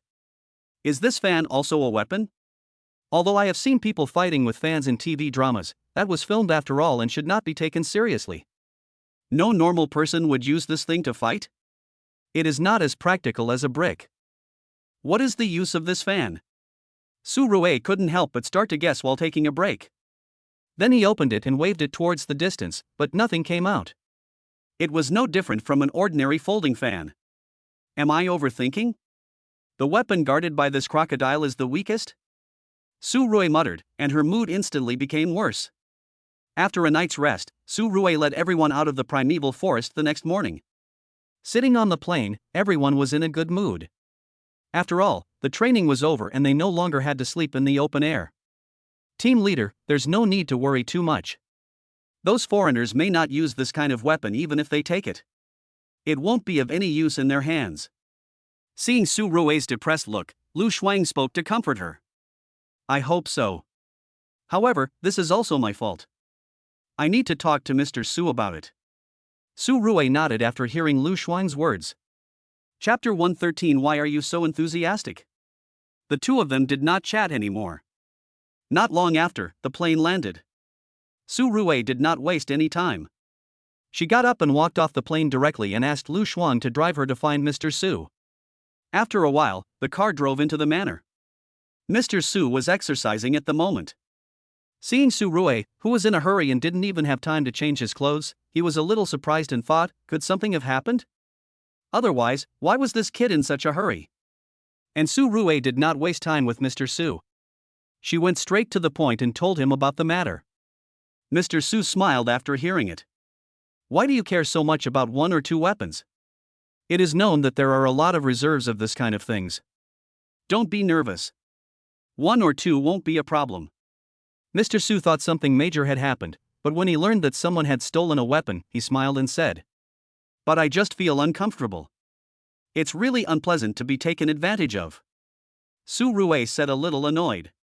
Hearing this, Mr. Su smiled again and poured Su Rui a cup of tea himself. You are a little impatient now. You are not stable enough in the face of big storms. You need to learn to be calm and composed, otherwise you will be easily taken advantage of. There are intrigues in a small company, let alone the game in the world. Mr. Su carefully counseled Su Rui, and Su Rui nodded. It made sense indeed, but it was a pity that she was young and hot-tempered and was not quite used to this kind of personality. Okay, go back and have a good rest. During this time, take care of your own company's affairs. If you can directly entrust it, you will be required to lead a team abroad in a while. The current money is of no use. Instead, you need to buy some materials. You have a good vision, so I'll leave this matter to you. As Mr. Su spoke, he reached out and patted Su Rui on the shoulder. Su Rui was stunned when she heard that. She didn't expect that she would be given a job before she even had time to sit down. She didn't know whether she would be paid or not. However, before Su Rui could refuse, Mr. Su got up and returned to the room. Seeing this, Su Rui did not ask any further questions and asked Lu Shuang to take him back to the Yi family. At this moment, Yi Ruoqing already knew that Su Rui had returned and was asking someone to prepare meals. He didn't know how much Su Rui had suffered during this period. When he thought of Su Rui in training, Yi Ruoqing felt a little distressed. Watching the car slowly driving into the Yi family, Yi Ruoqing hurriedly got up and went out to greet it. Su Rui felt warm at heart seeing this. Although she had not been with Yi Ruoqing for a long time, Yi Ruoqing was really good to her and it could be said that he was thinking about her all the time. Why are you so enthusiastic? Can't you sleep when I'm not around? Su Rui teased with a smile. You're dreaming. I've slept well in the past 20 years without you. So how did you become like this? Go wash up quickly. The food is ready. Hearing Su Rui's teasing, Yi Ruoqing curled her lips and said. Su Rui nodded when she heard that, and after saying goodbye to Lu Shuang, she went to the bathroom to wash up, but she didn't expect Yi Ruoqing to follow her in. Why, you want to take a shower too? Su Rui asked in surprise. Is it not possible? Let me check if you are injured. It would be bad if you can't pass on the family line. Yi Ruoqing said as he started to take action. Su Rui felt embarrassed when he saw this and thought to himself, when did Yi Ruoqing become so ferocious? No, Ruoqing, I'm scared if you do this. Be more reserved. Su Rui couldn't help but speak, but Yi Ruoqing ignored her, so Su Rui took a full hour to finish the bath. Then they got up and went to the restaurant to eat. As for Yi Ruoqing, Su Rui sent him back to his room to rest. During this period, because of the improvement in strength and the lack of food and sleep, Su Rui ate up the food in no time. Many servants were stunned. They knew that Su Rui was the son-in-law, but those who didn't thought he was a homeless person. Son-in-law, how about we prepare something else to nourish us? Dragon and phoenix soup or farewell my concubine? A servant stepped forward and asked Su Rui. I want both, especially the taste. My mouth has been dry for a while. Su Rui said, and the servants immediately started to make arrangements. The meal lasted 2 hours before Su Rui finally felt fully full. She lay on the sofa and began to digest the food. At the same time, she held up her phone and asked Lu Shuang if she knew what she was going to buy abroad in a while. The reply she received was that she did not have sufficient authority, and she did not know what specifically she was buying, but it seemed to be related to jade. Do I need to go abroad to buy jade? I have a lot of it in my mine. Su Rui was a little puzzled. She couldn't understand why she had to go abroad to buy something. Then Su Rui began to rest and fell asleep unknowingly. She slept very well. It seemed that someone was touching her body in her dream, which surprised Su Rui. She thought that she shouldn't have this kind of dream. Su Rui suddenly opened her eyes and found that she had been lying on the bed without knowing when. There were 2 women lying on her left and right. They were Bu Qingyao and Wu Jinyan. Why are you 2 on my bed? Su Rui was shocked when he saw this. He had only seen this kind of scene in movies in his entire life and had never seen it in real life. We are all family, why are you so surprised? Are you still shy? Bu Qingyao looked at Su Rui and couldn't help teasing. Su Rui's mouth twitched when he heard this. As a grown man, he had no reason to be shy. He just felt that this might not be a good idea. Ahem, okay, I won't say any more. I need to continue sleeping. I haven't been sleeping well recently. Su Rui changed the subject directly, then hugged the quilt and began to take a nap. Hey, you would rather hold the quilt than us? Are we not as good as the quilt? Bu Qingyao was immediately annoyed upon seeing this, feeling as if he was despised by Su Rui. You don't hug a girl, but you hug a blanket for fun? Can this blanket give birth to a baby for you? After saying that, Bu Qingyao and Wu Jinyan looked at each other and went straight into Su Rui's arms. Su Rui had no choice but to hold one of them in each hand. It was quite comfortable. She secretly thought that it was a good thing that she was strong now, otherwise her waist would be in danger. After a night like this, Su Rui slept in the next morning, which was a rare occasion. Even after Yi Ruoqing knocked on the door for a long time, Su Rui still didn't get up. This guy, did he have too much fun last night? Yi Ruoqing said a little depressed, and then ignored Su Rui.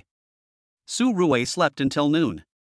When she woke up, she saw Bu Qingyao and Wu Jinyan looking at her with smiles, which made Su Rui feel a little embarrassed. Don't you 2 have anything to do? Why are you looking at me like that? Su Rui asked curiously. Seeing this, Wu Jinyan and Bu Qingyao began to explain. It turns out that Longhua Group has been taken over by the higher-ups today, and this time the 2 of them can just be hands-off bosses. Chapter 114 Why are you here?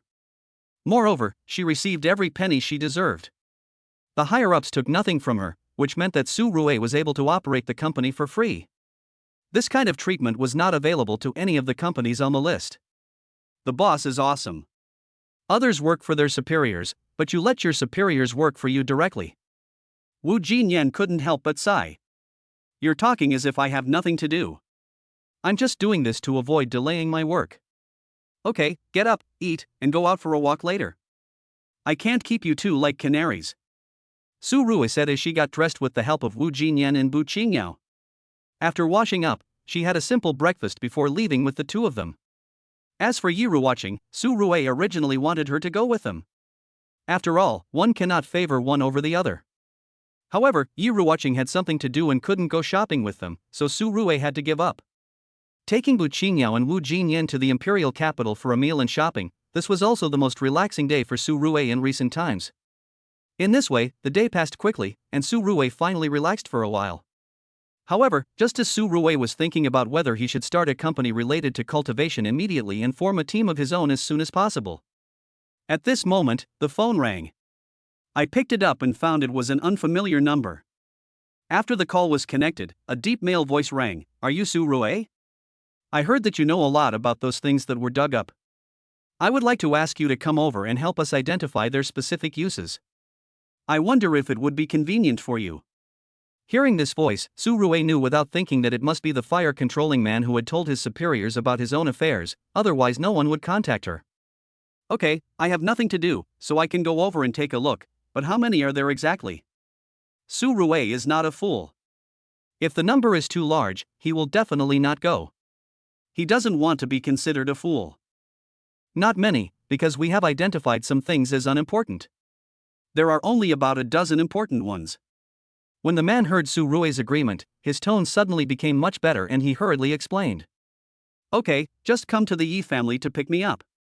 Su Ruwei nodded and said, then hung up the phone and rushed to the Yi family with Bu Qingyao and Wu Jinyan. She soon returned to the Yi family, only to find that Yi Ruqing was not at home. She did not answer the phone and did not know what she was doing. Su Ruwei was a little worried. He then picked up the phone and asked Yi Jinyan, but Yi Jinyan was also confused and didn't know what was going on. "My sister has always been obedient and never runs around. Could something unexpected have happened to her?"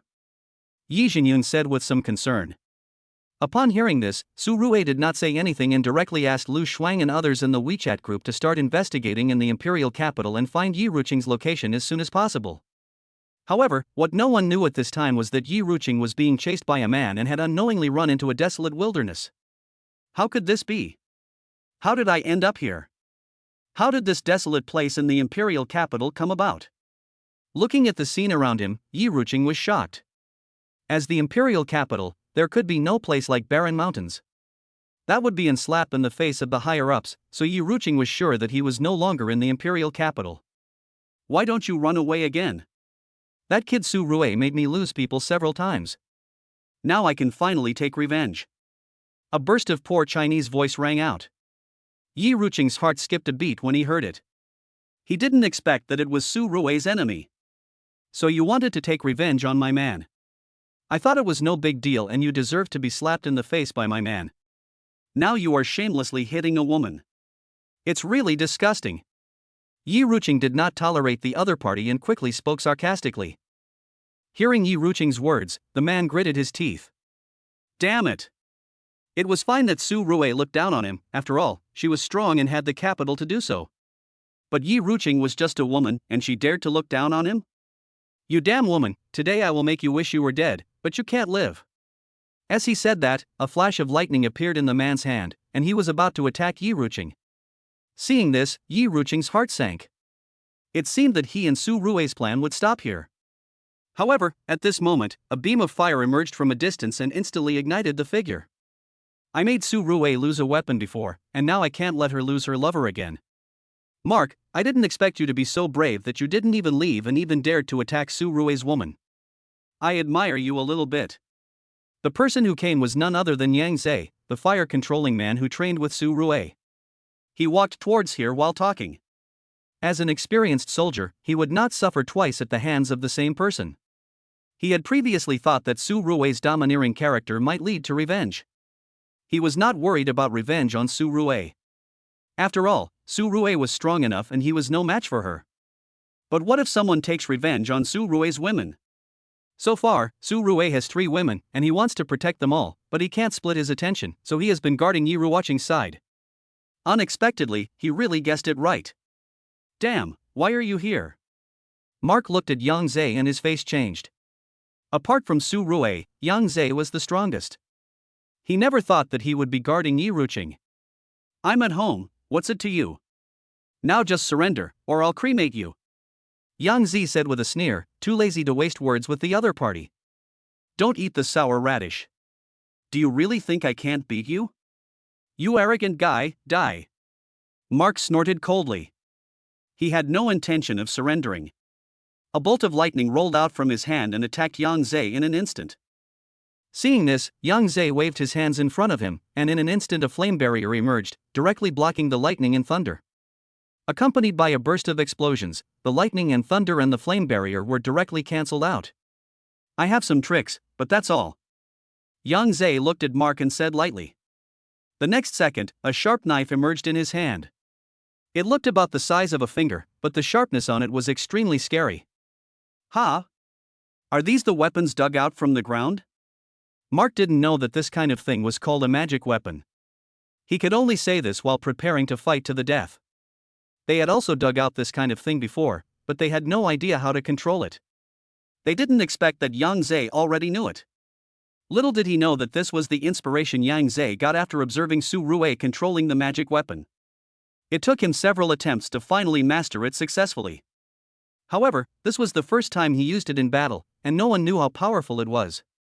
Chapter 115. What happened just now? Can you tell me in detail? You are the first person to have tasted this weapon. Remember to leave a 5-star rating in your last words later.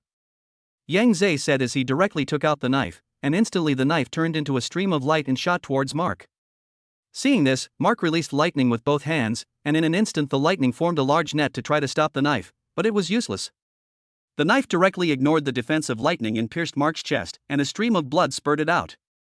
Damn it, you won unfairly. Mark was frightened when he saw this, and quickly blamed Yang Zhe. As a result, Yang Zhe simply ignored the other party's words and said, "You must be kidding. A battle is about life and death. When do we need to care about other things? Only those who survive are the winners." Yang Zhe then planned to continue controlling the magic weapon to attack. However, he forgot one thing, that is, even if Su Ruwei controlled the magic weapon, it would freeze on the spot, not to mention that his strength was not as strong as Su Ruwei's. Just as he was about to mobilize his strength, he felt a black screen in front of his eyes and almost fell to the ground the next second. Damn, I finally know how Su Ruwei fell into a coma on the spot. Yang Zhe now understood what was going on. He asked Yi Ruqing to leave and run out of the range covered by Mark's ability as soon as possible to contact Su Ruwei. Now only Su Ruwei can save you. Go quickly. I can't stop you for long. Yang Zhe urged Yi Ruqing. Yi Ruqing was a little confused when he heard it. Why did Yang Zhe, who had the upper hand just now, suddenly become like this? However, he also knew that he would be a burden if he stayed here, so he nodded, stood up and ran away. Watching Yi Ruqing leave, Yang Zhe breathed a sigh of relief. Then he reached out to take the knife back and stabbed himself in the thigh twice, which made him sober up a lot. Mark, let's fight to the death. Yang Zhe said, flames burning all over his body. Seeing this, Mark secretly cursed this guy and called him a lunatic. Using his superpowers like this was no different from suicide. Afterwards, he didn't even have the mind to catch up with Yi Ruqing, and quickly distanced himself from Yang Zhe, so Mark was forced back by Yang Zhe. At this time, Yi Ruqing had already run out of the coverage of Mark's supernatural power. He quickly took out his mobile phone, found that the signal was restored, and directly called Su Ruwei. At this time, Su Ruwei had been taken to a laboratory by several soldiers and was observing weapons. As a result, her cell phone suddenly rang. She picked it up and found it was Yi Ruqing calling, so she quickly answered the call. Ruqing, where are you? Why can't I find you? Su Ruwei asked worriedly. Upon hearing this, Yi Ruqing quickly told Su Ruwei the whole story. Upon learning that it was a black guy who attacked Yi Ruqing, Su Ruwei was filled with anger. If she remembered correctly, among the group of foreigners before, only Mark was black. Fuck this guy, he's really twisted. Not only did he take my things, but he also wanted to kill my woman. He must die. As he said that, Su Ruwei asked the soldier next to him to locate the cell phone signal. The soldiers started to operate without saying a word after hearing this. After a few minutes, the location was locked, which was in the city next to the imperial capital. Take me there right now. If anything happens to my woman, you can beat me to death, but I will not help you identify anything. Su Ruwei didn't waste time talking to the crowd and directly stated his thoughts. The group of people were stunned when they heard this. Not long after, the fighter jets were ready and they took Su Ruwei and rushed towards Lincheng quickly, fearing that something might happen to Yi Ruqing if they were a second late. To be honest, not many people care about Yi Ruqing's safety. What they care about most is Su Ruwei's mood. Once this young gentleman is unhappy, it will be all over. The main reason is that Su Rui's ability is unique to Scorpion Baba, and there is no one else who can match her. Once she gives up, they will be useless. At least in terms of people with special abilities, they will have no help from anyone. Therefore, a lot of people were dispatched this time, and even some cities were temporarily controlled. Soon Su Rui arrived in a fighter jet not far from Yi Ruqing's location. After getting off the plane, he immediately released Qi to search for Yi Ruqing's breath. Soon Yi Ruqing's position was locked by Su Rui, and his figure flashed like lightning and ran away. Seeing this, a group of soldiers immediately chased after him desperately. Yi Ruqing was important, but Su Rui was more important. If anything happened to him, they could just take off their clothes and go home to farm. Hurry, hurry, hurry up and catch up. How can we catch up? He's running as fast as a bullet. Stop talking nonsense and hurry up. A group of soldiers were chattering and shouting, but Su Rui didn't care about these things at this time. He quickly came to where Yi Ruqing was, but he didn't find Yi Ruqing's figure. He just caught Yi Ruqing's breath in the air. Ha! What's going on? Is it a trap? Su Rui's face changed when he saw this, and then he quickly looked around, but still did not notice the presence of anyone. Just when Su Rui thought that he had made a mistake, a soldier suddenly screamed. Seeing this, Su Rui suddenly rushed towards the soldier. When they arrived at the scene, they found that the soldier's arm had been cut off and the wound seemed to have scabbed over due to the high temperature. Seeing this, Su Rui took out the pill she had signed in before and stuffed one into the soldier's pocket. The soldier's pain was relieved a lot. Tell me what happened just now. Su Rui saw that the other party had stopped wailing, so he asked. A glowing black shadow flashed by, and then that was it. It was so fast that I couldn't see clearly who it was. When the soldier heard Su Rui's question, he hurriedly explained. Black shadow? Glowing? Su Rui frowned slightly when she heard this. What special ability is it that can glow? According to the 5 elements, fire and gold can both glow, and so can lightning. What ability does the other party have? Su Rui fell into deep thought for a moment, and at this moment the soldier exclaimed again. Seeing this, Su Rui took out his sword and stabbed behind him in an instant. There is no other reason. The soldier exclaimed while looking behind him, so there must be someone behind him, and it is definitely not one of his own. After all, there is no need to exclaim when meeting one's own people. Thinking of this, the sword directly pierced Mark's body. At the same time, Su Rui twisted the sword and pulled it out violently. In an instant, a bunch of messy internal organs splattered everywhere. Is it fun? Seeing this, Su Rui remained calm and then looked at Mark and asked. In fact, Su Rui had guessed that it would be this guy. After all, he had been humiliated by her and his brain was not very good. Su Rui, you are really strong, huh? But if I tell you that if I die, Yi Ruqing and that kid who plays with fire will also die, will you regret stabbing me with this sword? Mark sneered, covering his wound. When Su Rui heard this, her expression suddenly changed. Chapter 116, Are you worthy enough to fight to the death with me? If you die, will they both die too? Do you have the ability to bind people's lives to yourself? I don't really believe it. Su Rui said lightly. Although he said it lightly, his attention was extremely focused at this moment. What Mark said before his death was very likely true. Although it was a little unbelievable, Su Rui did not dare to gamble with Yi Ruqing's life.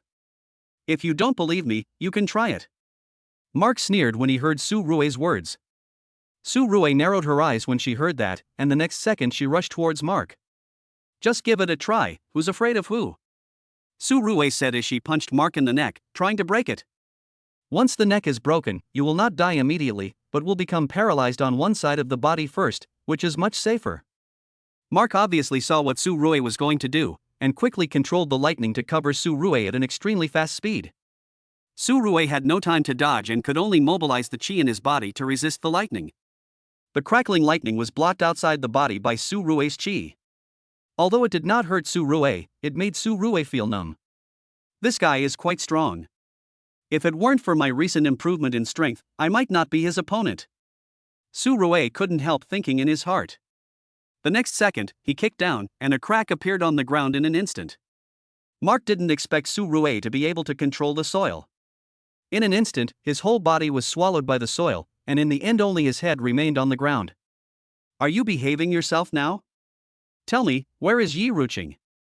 Seeing that the other party was controlled, Su Rui waved her hand to disperse the lightning, then walked up to Mark, bent down and asked. At the same time, she put the bracelet on the other person's head. At this time, Mark looked like a black-skinned monkey king. As long as Su Rui was willing, the bracelet would tighten with a thought and directly strangle Mark's head. Looking at Su Rui's actions, Mark's heart sank, knowing that he would probably die this time, so he made up his mind not to say anything.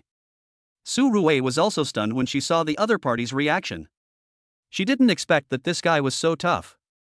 Let's see whether your bones are harder or my fist is harder. Thinking of this, Su Rui's mind moved, and the bracelet began to tighten instantly.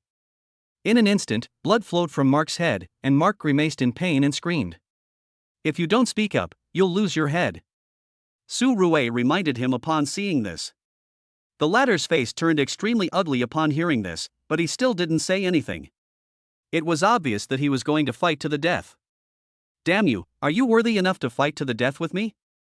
Seeing that the other party was so stubborn, Su Rui instantly stabbed a finger into Mark's head, then infused qi into it, and began to search for Yi Ruqing's location through Mark's body.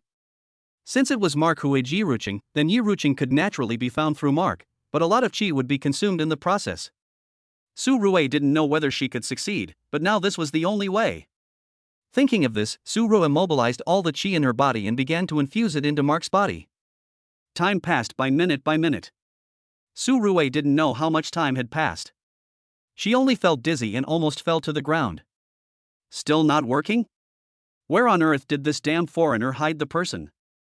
Su Rui muttered to herself, with cold sweat pouring down her forehead and a hint of despair in her eyes. If she couldn't find Yi Ruqing, she would be in real danger. What's that over there? Why is there smoke? At this moment a soldier suddenly shouted. Su Rui stood up with his weak body and looked over.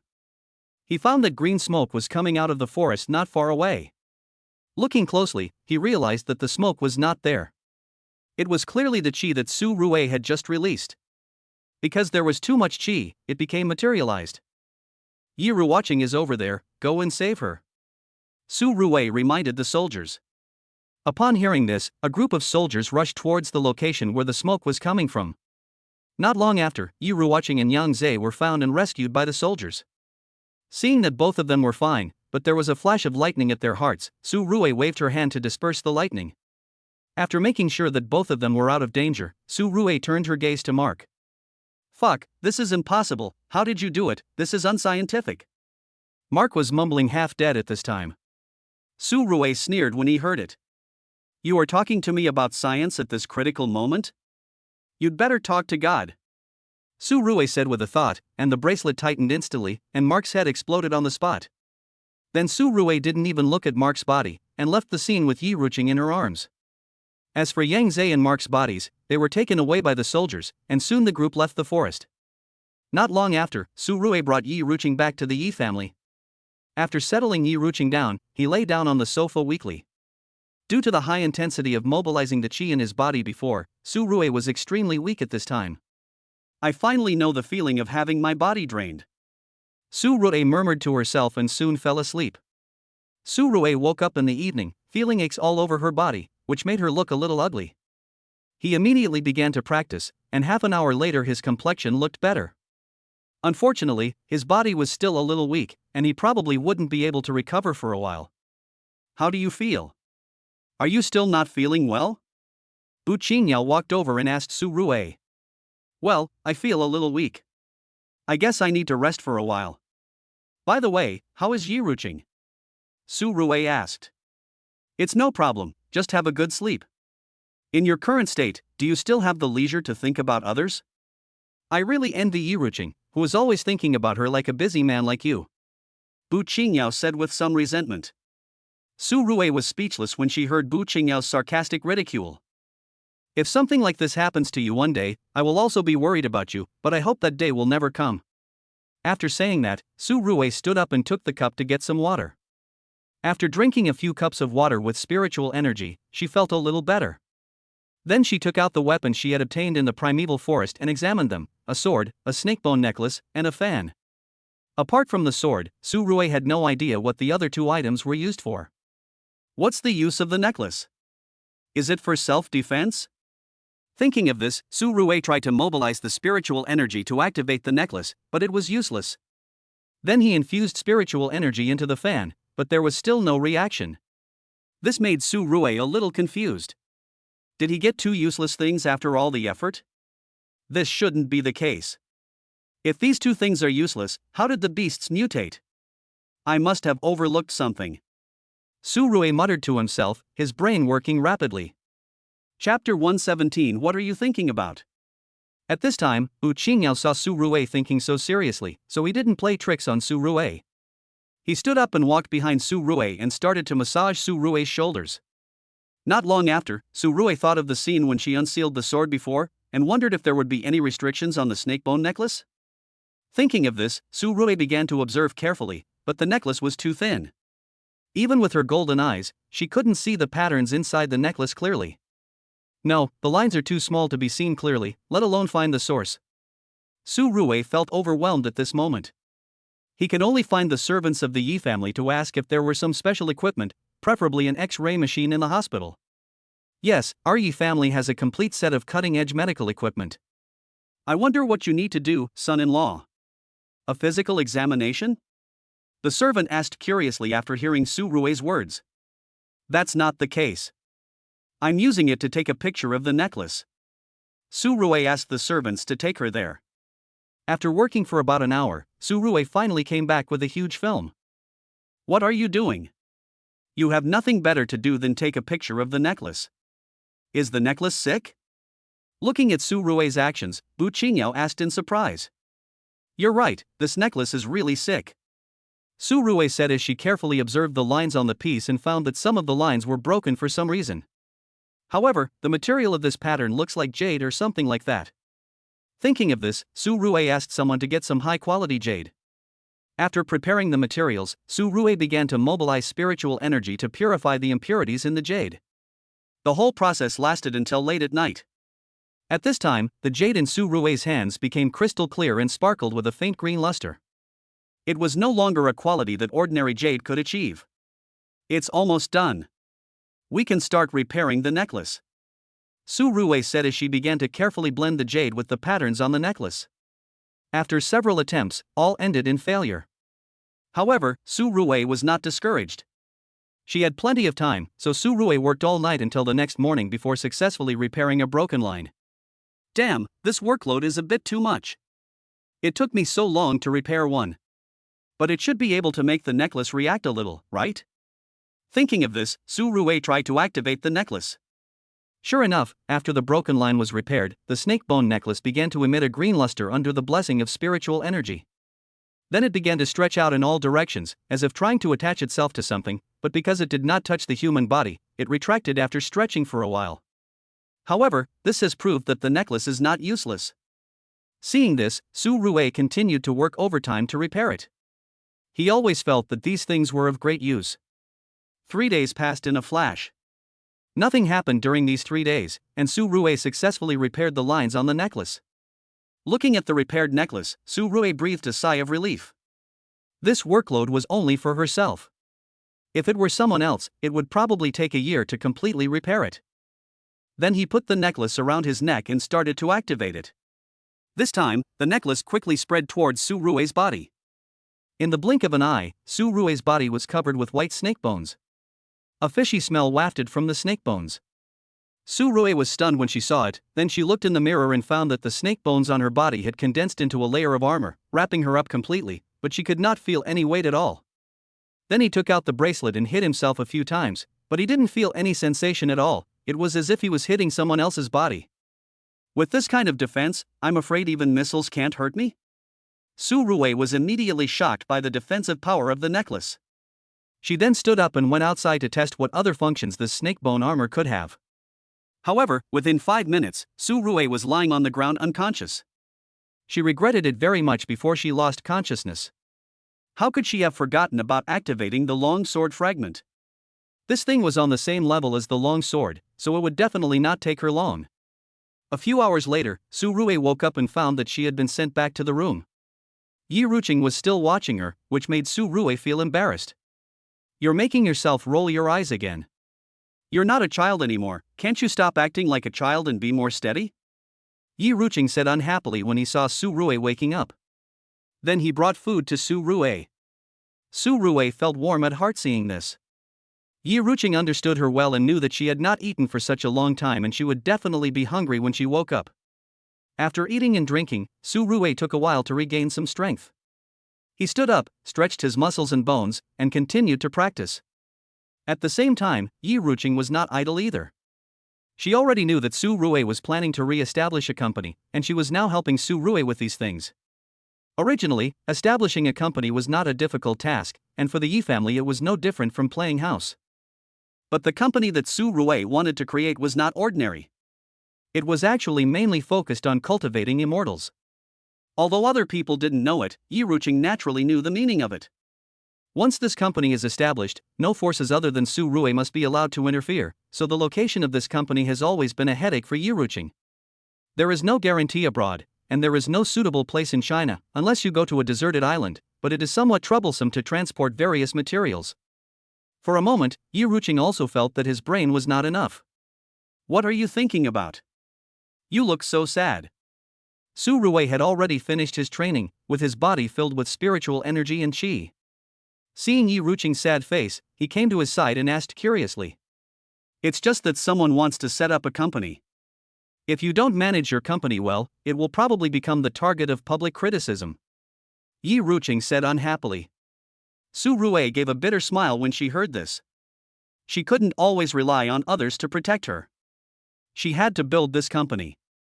It would then be her strongest and most reliable backing. Don't be in a hurry. There are indeed many difficulties nowadays, but time will resolve everything. Su Rui leaned over and kissed Yi Ruqing, then comforted her. Yi Ruqing was still a little upset, but after Su Rui's kiss, her face suddenly turned red and she stopped thinking about it. Afterwards, Su Rui held Yi Ruqing and lay on the bed for a while. Just as she was about to do something, the phone rang. Su Rui lost interest immediately. When Su Rui picked up the phone and saw that it was from Mr. Su, she was a little surprised. She wondered what Mr. Su wanted to talk to her about. Could it be about the weapon identification she had asked him to do before? Thinking of this, Su Rui quickly answered the phone. Chapter 118. No need to remind me, I saw it. You've been very busy lately, and I hardly see you. As the phone was connected, Mr. Su's teasing voice came instantly. Su Rui felt relieved after hearing that. Mr. Su's tone definitely indicated that it was nothing serious. Then she chatted with Mr. Su for a while and learned that this time Mr. Su really wanted Su Rui to help identify the purpose and usage of the weapon as soon as possible because of the last weapon identification incident. Yang Zhe had used the weapon before with great effect, and many leaders felt that this was a good thing that needed to be equipped to talents as soon as possible, so they urged Su Rui. Okay, Mr. Su, I'll go to the lab soon. By the way, Grandpa, can you help me arrange some professional stone cutters? The jadeite mine I bought before has a lot of jadeite waiting to be cut. Su Rui thought that jadeite could be used to repair weapon patterns, and asked quickly. That's easy. I'll arrange 1,800 people for you later. Where should I send them to? When Mr. Su heard Su Rui's words, he waved his hand and said. Su Rui couldn't help but feel emotional when he heard this. Such talents could be assigned to 1,800 people. Mr. Su was really good to her. You know, cutting the stone is not an easy task and it is very likely to damage the main body of the jade. Therefore, those who can be called professionals must have opened countless jadeite rough stones. Thinking of this, Su Rui directly asked Mr. Su to send the people to Longhua Group. Anyway, the rough stones were all there, so they could just be opened and sent over. After discussing this matter, Su Rui hung up the phone, got up and left the Yi family, rushing towards the laboratory where the weapons were identified last time. They soon arrived at the laboratory, but what Su Rui didn't expect was that the number of weapons that needed to be identified was more than 3 times more than before. Where did you dig so many from? I can understand that our land is vast and rich in resources, but this thing is not a potato. Can it reproduce? Su Rui asked a soldier. Well, Captain Yi has been very diligent recently, so the digging is going very fast. The soldier hurriedly explained when he heard Su Rui's question. Su Rui's mouth twitched when she heard that. Her brother-in-law was really a workaholic. If you dig them slowly, will they run away? Okay, let's start the identification. but complete ones first, and put the incomplete ones aside for now," Su Rue said as she began to identify the weapons. The process lasted until the afternoon, and more than 300 weapons were identified. However, compared with the ones on Su Rue, their power was so weak that it was not worth mentioning. They were probably mass-produced. Su Rue recorded the identification results one by one, then got up and left. "Wait a minute, Su Rue, there's something here that needs your attention." Just when Su Rue was about to go home to rest and practice, Yi Jianyun hurriedly ran over and stopped Su Rue. "What? What did you dig out?" Su Rue felt a headache when he heard Yi Jianyun's voice. Sometimes he wanted to give Yi Jianyun some medicine and let him rest for a few days, so that he could have a lot of free time. "It's a coffin, but it's not the style we have here. There seems to be something inside, but the details are unknown." Yi Jianyun came to Su Rue, took out a photo and handed it to Su Rue. Su Rue took the photo and looked at it, and found that it was a Western coffin with a cross. It looked brand new, just like the one made yesterday. "How could we dig this thing out from under our house? Are you sure you didn't dig it on someone else's land?" Su Rue was a little surprised. This kind of situation had never been seen before in the archaeological world. "Do you think I have the talent to dig up someone else's grave?" Yi Jianyun was speechless when he heard Su Rue's words. "Yeah, okay, I'll go with you to take a look."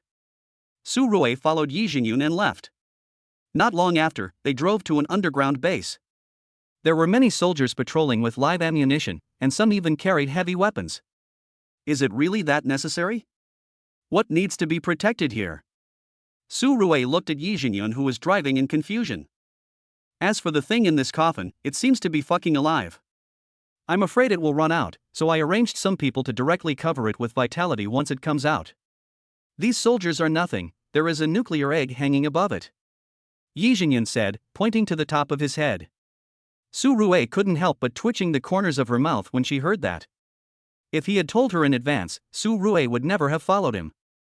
It was too damn dangerous. Soon the two got out of the car and came to a closed house. The coffin in the photo was placed in the room. Upon seeing this, Su Rue instantly activated her golden pupils, and her eyes met with a pair of blood-red eyes. "Fuck!" Su Rue couldn't help but exclaimed. Who wouldn't be scared after seeing this? She quickly began to retreat. This scene made Yi Jianyun's calves tremble. Was Su Rue's reaction a bit too much? "No, have you seen a ghost or something? What's in here?" Yi Jianyun asked Su Rue in confusion, with one hand already on the butt of the gun. "You're right, there are ghosts, vampires." Su Rue had seen horror movies before, so she could naturally recognize such things. "I'm just a little curious. I used to think that vampire movies were nonsense, but I didn't expect them to be so realistic." "Are you kidding me, vampire? Are you drunk?" Yi Jianyun obviously didn't believe what Su Rue said. After all, that thing was too mysterious. "You don't believe it? Before you dug these things out, you probably wouldn't believe that there would be such things in the world," Su Rue said lightly. Yi Jianyun was also stunned when he heard this, and then he pulled out his gun and prepared for battle. "Don't be nervous. If this guy could have come out, he would have come out long ago. He must be trapped now. I suggest you bury it where you dug it out." Su Rue thought about it and gave a pertinent suggestion. Yi Jianyun thought it made sense, and immediately ordered his men to start carrying the coffin. However, by coincidence, a soldier accidentally slipped and fell, and the coffin happened to hit his arm. Blood seeped out of his clothes and dyed a corner of the coffin red. Seeing this, Su Rue's eyes were red with anger. How could this thing see blood? Wasn't it unblocked? Thinking of this, Su Rue took out his sword. Just as Su Rue held the sword in his hand, a gust of wind blew from the room, blowing everyone out of the room. "Oh no, that guy is coming out." Su Rue couldn't help swallowing and said after she stood firm. "No need to remind me, I saw it." At this time, Yi Jianyun's face changed, and then he tightened the rifle in his hand. The next second, he pulled the trigger and bullets poured out. The rest of the soldiers did the same upon seeing this. For a moment, the sound of gunfire was incessant like firecrackers during the New Year. Su Rue had been vigilantly observing the situation in the room, but what was strange was that after the gunfire lasted for a long time, nothing came out of the room. Chapter 119. What do you want from me? Strange, where did this vampire go? Su Rue muttered in surprise at this time. She looked around but did not find any trace of the other party. Just as Su Rue was thinking, she suddenly felt a cool breeze blowing above her head. She looked up and happened to meet the vampire's eyes. She didn't know when this guy was hanging upside down on the ceiling. Seeing this, Su Rue quickly slashed with a sword.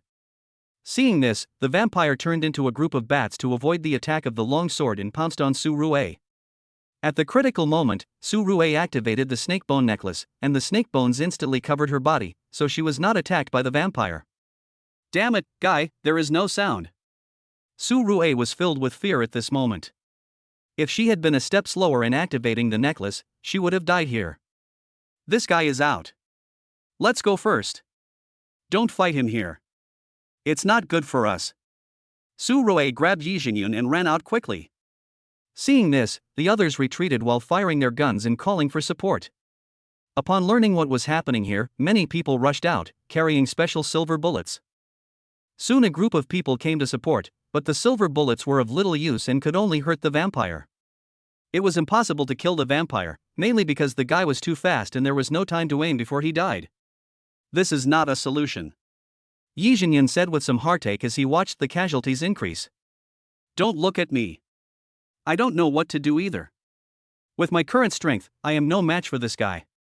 The best way now is to detonate that nuclear egg. Su Rue hurriedly spoke when she noticed Yi Jingyun's gaze. The key is that this thing cannot be detonated unless it is absolutely necessary, otherwise the problem will be serious. Yi Jingyun said helplessly. Su Rue was speechless when he heard this, thinking that she thought this thing could explode at any time. You have so many cards in your hand, but you really can't deal with this monster? Yi Jingyun asked Su Rue with a look of despair. There is no other way. I'm not lying to you. If I had any other way, I wouldn't watch so many people get killed. Su Rue shrugged and said. Seeing this, Yi Jingyun's heart sank completely. Even Su Rue had no way to deal with it, so this time it was probably all over. At this moment, a figure rushed out from a distance, and a silver light flashed. In an instant, the whole world was covered with silver light. Who is this? At this moment, Su Rue, who was watching this scene, couldn't help but take a breath and asked Yi Jingyun. How would I know? But judging from the direction this guy is coming from, he should be someone inside the gate, the so-called palace master.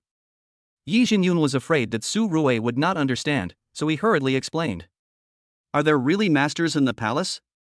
Su Rue was shocked when she heard this, and thought it was made up. Nonsense, there are people with superpowers, so what's so surprising about the masters of the Forbidden City? The main thing is that I didn't expect that these masters of the Forbidden City are so strong. Look, it's only been a short time since the vampires were suppressed. Yi Jingyun said, pointing in the direction of the battlefield. Su Rue looked over quickly upon seeing this and found that indeed, in less than 2 minutes, the vampire was suppressed directly under the silver light. After the silver light dissipated, Su Rue could see the other's face clearly. She was a silver-haired woman, about 30 years old, with a mature beauty. However, the aura she exuded gave people a suffocating feeling, and even Su Rue felt a little uncomfortable when facing her. He is indeed a master from the Imperial Palace. His aura is powerful. Su Rue couldn't help but mutter to himself, then stood up and was about to leave. This place was a little unsafe, so it was better to stay away from it. It would not be too late to come out and get involved after he practiced hard enough. Su Rue, wait a minute. I need you to come over here for something. Just when Su Rue was about to leave, she was stopped by the silver-haired woman unexpectedly. Ah? What do you want to talk to me about? Su Rue was stunned when he heard that, obviously confused. Just go. If you don't come, I'll have no choice but to take you over. The silver-haired woman said lightly. As soon as she finished speaking, her body began to glow again. Seeing this, Su Rue quickly waved her hands. No, I'll go. Why can't I go? You're a girl, how can you have such a bad temper? Su Rue was speechless. Then she muttered something and followed the woman away. As for the vampire, he was also packed up and taken away. Not long after, Su Rue followed the woman into a car without a license plate and then came to a seemingly ordinary yard. You wait here, I'm going to get some things. Don't run around, otherwise you will be sentenced. The silver-haired woman said as she opened the door, got out of the car and walked towards a room. When Su Rue heard this, she didn't even get out of the car, for fear of causing trouble. Yi Ruqing and the others were still waiting for her at home. If she was really sentenced, she would be a widow for the rest of her life. I used to be brainless and often did arrogant things. Now the situation is different and times have changed. It is better to be cautious. Thinking of this, Su Rui waited for about 10 minutes and saw the silver-haired woman holding a box and walking towards the side tremblingly. Every step she took could cause cracks on the bluestone ground, which showed how heavy the box was. "What's in your box?" Su Rui asked curiously. "If I had known, I wouldn't have asked you to come over." Hearing Su Rui's words, the silver-haired woman muttered and put the box on the ground with a bang, creating a big hole on the ground. "Help me open this box, and then help me see what's inside and how to use it." The silver-haired woman stated her intention. Su Rui frowned slightly when she heard it. It seemed that she should be the one to appraise the treasure. "You should be paid some money for being a gun." Su Rui didn't want to be treated as a fool and busy himself everywhere, so he spoke quickly. Although this woman was very powerful, he was more useful, and she probably wouldn't dare to do anything to him. "Interesting. Okay, how about I owe you a favor? As long as it doesn't violate the principles, I will help you once." The silver-haired woman thought about it, but didn't have anything to offer, so she had to say this. Su Rui chuckled when she heard that. Okay, these big shots all like to owe favors to others. But it's also good this way. Once I really get into big trouble, these favors will be much more useful than money. Then Su Rui opened her golden eyes and scanned the box. After a while, she found lines on the box, the same as the lines on the magic weapon. Ha! Even the boxes that hold things are magical instruments? Seeing this, Su Rui was a little surprised. This was something he had not expected. If all the things outside were magical instruments, then what were the things inside? Chapter 120. No, it's still a little bit off. Thinking of this, Su Rui also became interested, and then began to quickly search for the end of the lines on the box. Soon she found one of them and infused spiritual energy into it. In an instant, a breath spread out from the box. At the same time, the box was also activated and slowly floated in the void. Seeing this, Su Rui hurriedly retreated, fearing that this thing would fall and kill her. The silver-haired woman was also stunned when she saw this scene. She had originally planned to let Su Rui give it a try, but she didn't expect that this boy could really make the box react. Sure enough, those rumors were true, and Su Rui had a lot of cards up his sleeve. If we could bring him into our department, wouldn't that be a great help? Unfortunately, old man Su won't agree. Thinking of this, the silver-haired woman continued to observe the box. At this time, the box had opened a crack, and a book fell out of it. Seeing this, the silver-haired woman hurried forward and caught the book carefully. I don't know if it's because it's activated, but this book doesn't have any weight at all at this moment, and it feels like a feather in my hand. A book? Interesting, could it be a martial arts technique? Su Rui was curious. This was the first time he had encountered any martial arts technique other than his own. He hurried forward to take a look, but was stopped by the silver-haired woman. "I'm sorry, this is confidential and you can't look at it. I hope you can understand," the silver-haired woman said seriously. Su Rui's face turned black when she heard it. I thought to myself, how come this woman changes her attitude faster than turning the pages of a book? She just asked me to do something for her, but now she has become a stranger. Damn, why should I help her? Okay, then you send me away. Don't let me identify your things in the future. My eyesight hasn't been very good recently, and I need to rest for a while. Su Rui sat back in the car and said unhappily. The silver-haired woman seemed not to have heard Su Rui's words. She picked up the box and the books and walked away. She quickly put the two things away, then drove Su Rui out of the yard and stopped in front of the Yi family's door. Seeing this, Su Rui said nothing, got up and returned to the Yi family, feeling very depressed. She didn't expect that she couldn't even take a look, and there would definitely not be a next time. What's wrong? Are you more resentful than a ghost? Yi Ruoqing looked at Su Rui's bad face and asked in confusion. Didn't he go to identify the item? How did he end up like this? Did the item hit him? It's okay, I just got mad at someone. Su Rui simply ate something and started practicing. Seeing Su Rui like this, Yi Ruoqing naturally did not disturb Su Rui. He stood up and continued to work on the company's establishment. At the same time, at the Longhua Group, the stone cutting experts arranged by Mr. Su were already in place and started cutting the jadeite raw stones. As time went on, these people were a little surprised. They didn't expect that they could cut jadeite every time, and the quality was quite good. Strange, where did these raw stones come from? How come 100% of them are green? One of the young men couldn't help but mutter. It was selected personally by the boss of Longhua Group. He has very high standards. There will be no surprises. Open it quickly and be careful not to damage the main body of the jade. This is what Mr. Su repeatedly warned you about when he came. An elderly man reminded the young man. Afterwards, everyone continued to cut the stones diligently. A day passed quickly and a large pile of jadeite raw stones had been cut out and piled on the ground. When the light was on, the whole room was filled with green, which was a bit scary to look at. Not long after, this batch of jade was transported to the imperial capital. In a flash, another day passed. At this time, Su Ruwei had been practicing. The spiritual energy and qi in his body accumulated more and more, and he looked like a ball that would explode at any time. No, it's still a little short of what I wanted. I can't make a breakthrough. What is the medium mentioned in this technique? After a while, Su Ruwei reluctantly stopped what he was doing and did not continue practicing. He looked at the technique with a puzzled look on his face. There is more than enough spiritual energy, but I just can't break through.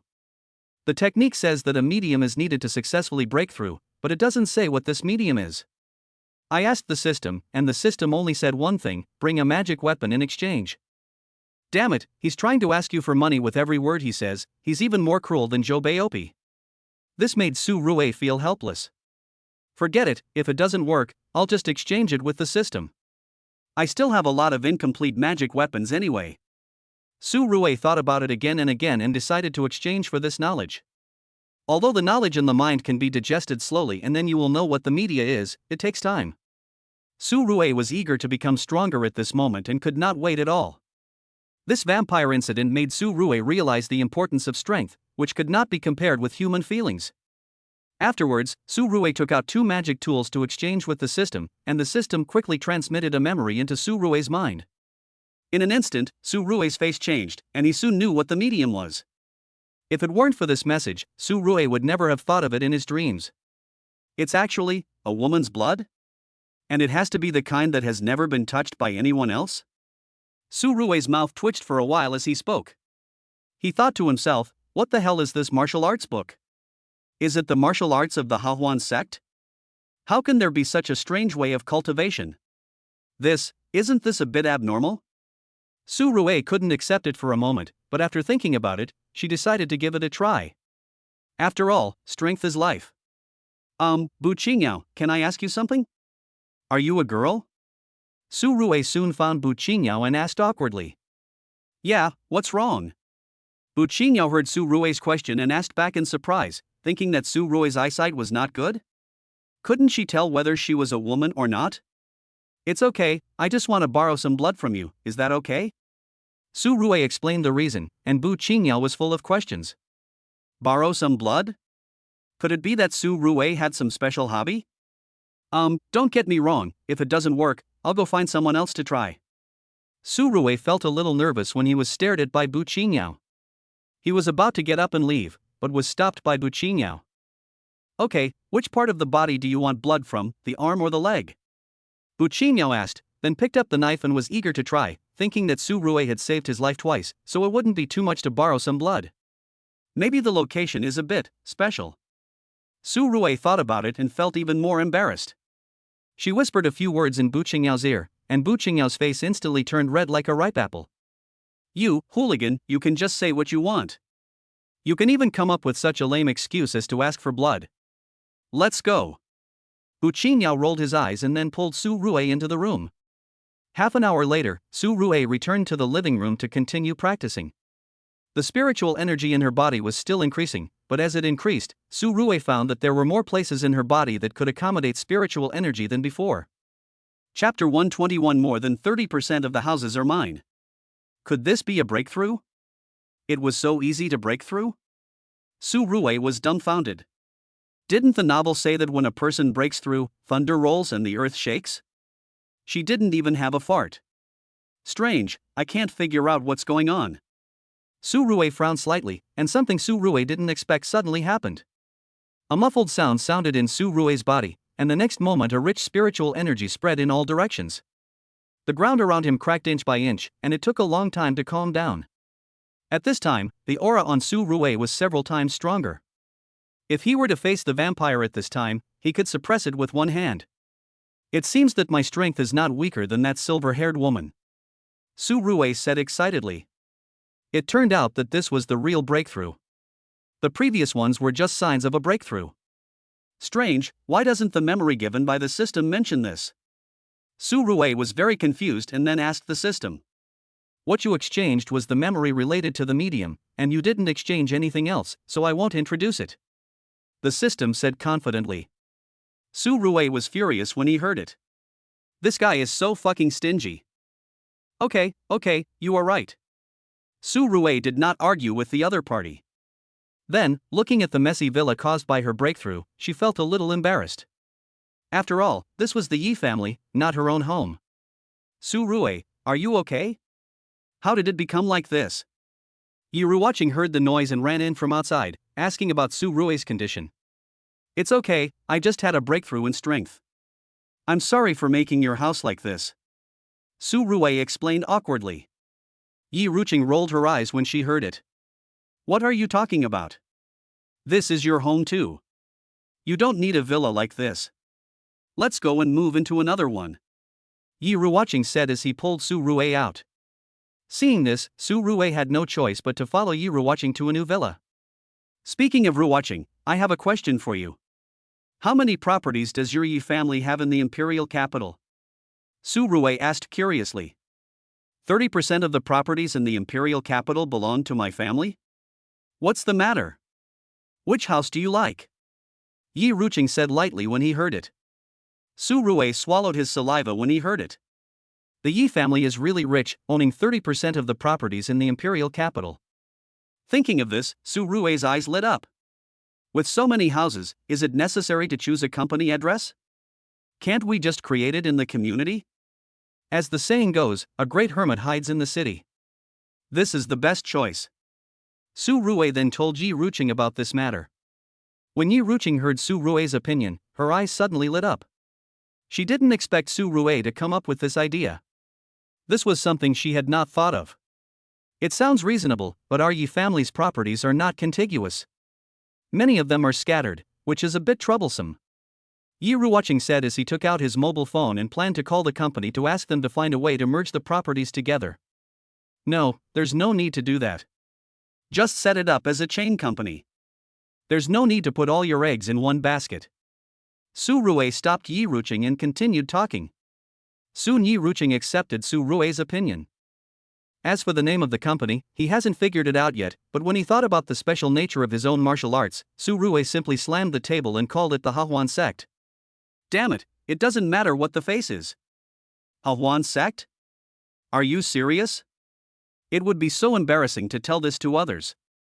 Yi Ruoqing was dumbfounded when he heard Su Rui's words. If someone didn't know, they would think it was some kind of gray industry.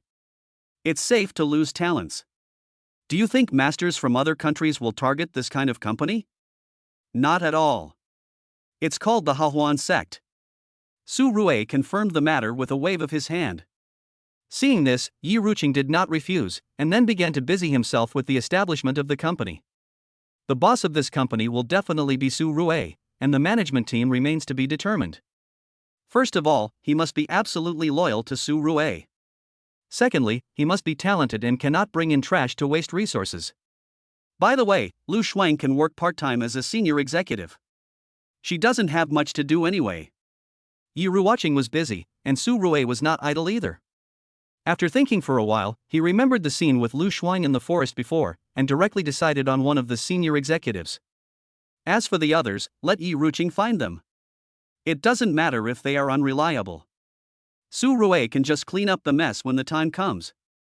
3 more days pass like this. During these 3 days, Yi Ruoqing successfully opened the company, but he was very low-key and did not hold any banquets. He also recruited a lot of talents, all of whom had a clean background and were very motivated. Su Rui did not participate in this matter. She was still practicing at this time. Since her last breakthrough, Su Rui liked the feeling of breakthrough. She planned to work hard to break through again and try to suppress the silver-haired woman when she saw her again. Recalling the silver-haired woman's arrogant way of speaking, Su Rui felt a little angry. However, what he didn't expect was that the silver-haired woman had already driven to the door of the Yi family villa. "Son-in-law, there is a woman looking for you. She has long silver hair. Do you know her?" At this time, a servant came over and asked Su Rui. "What? She came to see me?" Su Rui's face suddenly changed when she heard this. She hasn't done anything recently, so why did this girl come to see her again? Thinking of this, Su Rui stood up and walked quickly to the door, only to find that it was indeed the silver-haired woman, who was leaning against the car door waiting. "What are you doing here?" Su Rui asked in confusion. Then the silver-haired woman reached out from the cab and took out a suitcase and threw it directly to Su Rui. Seeing this, Su Rui quickly reached out to take it, and found it was heavy. When she opened it, she saw that it was full of gold bars. "Huh? What are you giving me the gold bars for?" Su Rui was puzzled. If he had seen these gold bars before, he would definitely be surprised.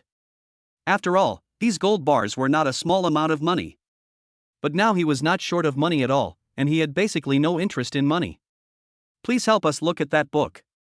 We don't understand it," the silver-haired woman said somewhat awkwardly. She recalled that Su Rui had intended to look at the scene where she rejected her, and then looked at the current scene, feeling a little embarrassed. "Ha, are you here to make fun of me? I wanted to see it before but you wouldn't let me, and now you ask me to see it? Take away the gold bars, they're an eyesore." Su Rui kicked the suitcase away, and the silver-haired woman's face suddenly changed when she heard that. "Su Rui, you'd better come with me obediently, otherwise don't blame me for being rude to you." "Mr. Su is not from the same system as us," said the silver-haired woman in a cold voice. As a result, the next second, her eyes blurred and Su Rui was already in front of her. She pressed the silver-haired woman's head with one hand and slammed her directly into the car. In an instant, a big hole was created in the car.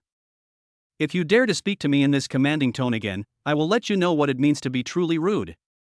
Chapter 122: What tasks can be performed? At this time, Su Rui's voice was full of murderous intent. The silver-haired woman was horrified when she heard it. She didn't expect that Su Rui's strength had changed so much in just a few days, and now he could suppress her with one hand. What a freak! Compared to a vampire, this guy is more like a monster. The silver-haired woman couldn't help but mutter in her heart. Just as she was thinking about how to get out of trouble, a car slowly drove over.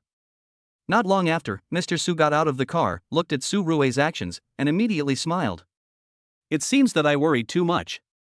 I thought you would suffer at the hands of Yin Hu. If I had known, I would not have made this trip." Old Su couldn't help but mutter. Seeing this, Su Rui quickly let go of the silver-haired woman. "Mr. Su, you can't blame me for this. This guy is a bit too arrogant. He has to be taught a lesson," Su Rui explained to Mr. Su. Mr. Su nodded repeatedly when he heard it. It was obvious that he also knew Yin Hu's character. He was the kind of guy who didn't use his brains. "Okay, stop making trouble. Put aside your grudge for now. The most important thing is to read the book first. As long as you can decipher the contents of the book, you will get a lot of benefits. I promise you, old man," Old Su said to Su Rui. Su Rui was stunned when she heard it. She didn't expect that Old Su also came for the book. She could not give face to this woman, but she could not give face to Old Su.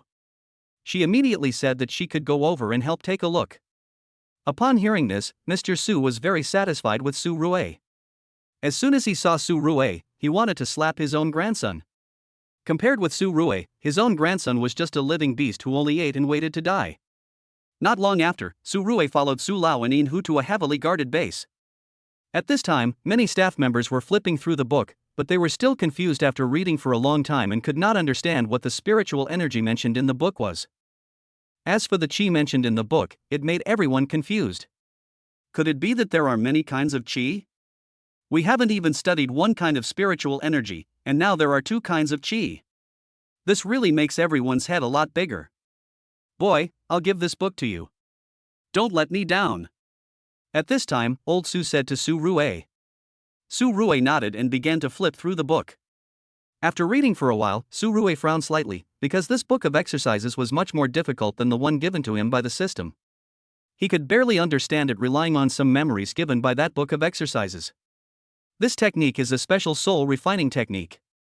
Those who have mastered it can allow their soul to leave the body and kill the enemy without anyone noticing, making them basically defenseless. However, it is also extremely difficult to practice. For example, it requires the assistance of many natural treasures, plus the blessing of special things such as spirit stones. This thing can directly discourage 99% of people. Because it is unclear whether there are spirit stones in this world, and whether they can be found is also a question. Another problem is that the number of spirit stones required to practice this technique is at a massive level. Even though Su Rui had a system, she was still somewhat shocked by the rigorous training process of this technique. I thought I was a rich man, but in front of this book of skills, I turned out to be a poor man, poor as can be.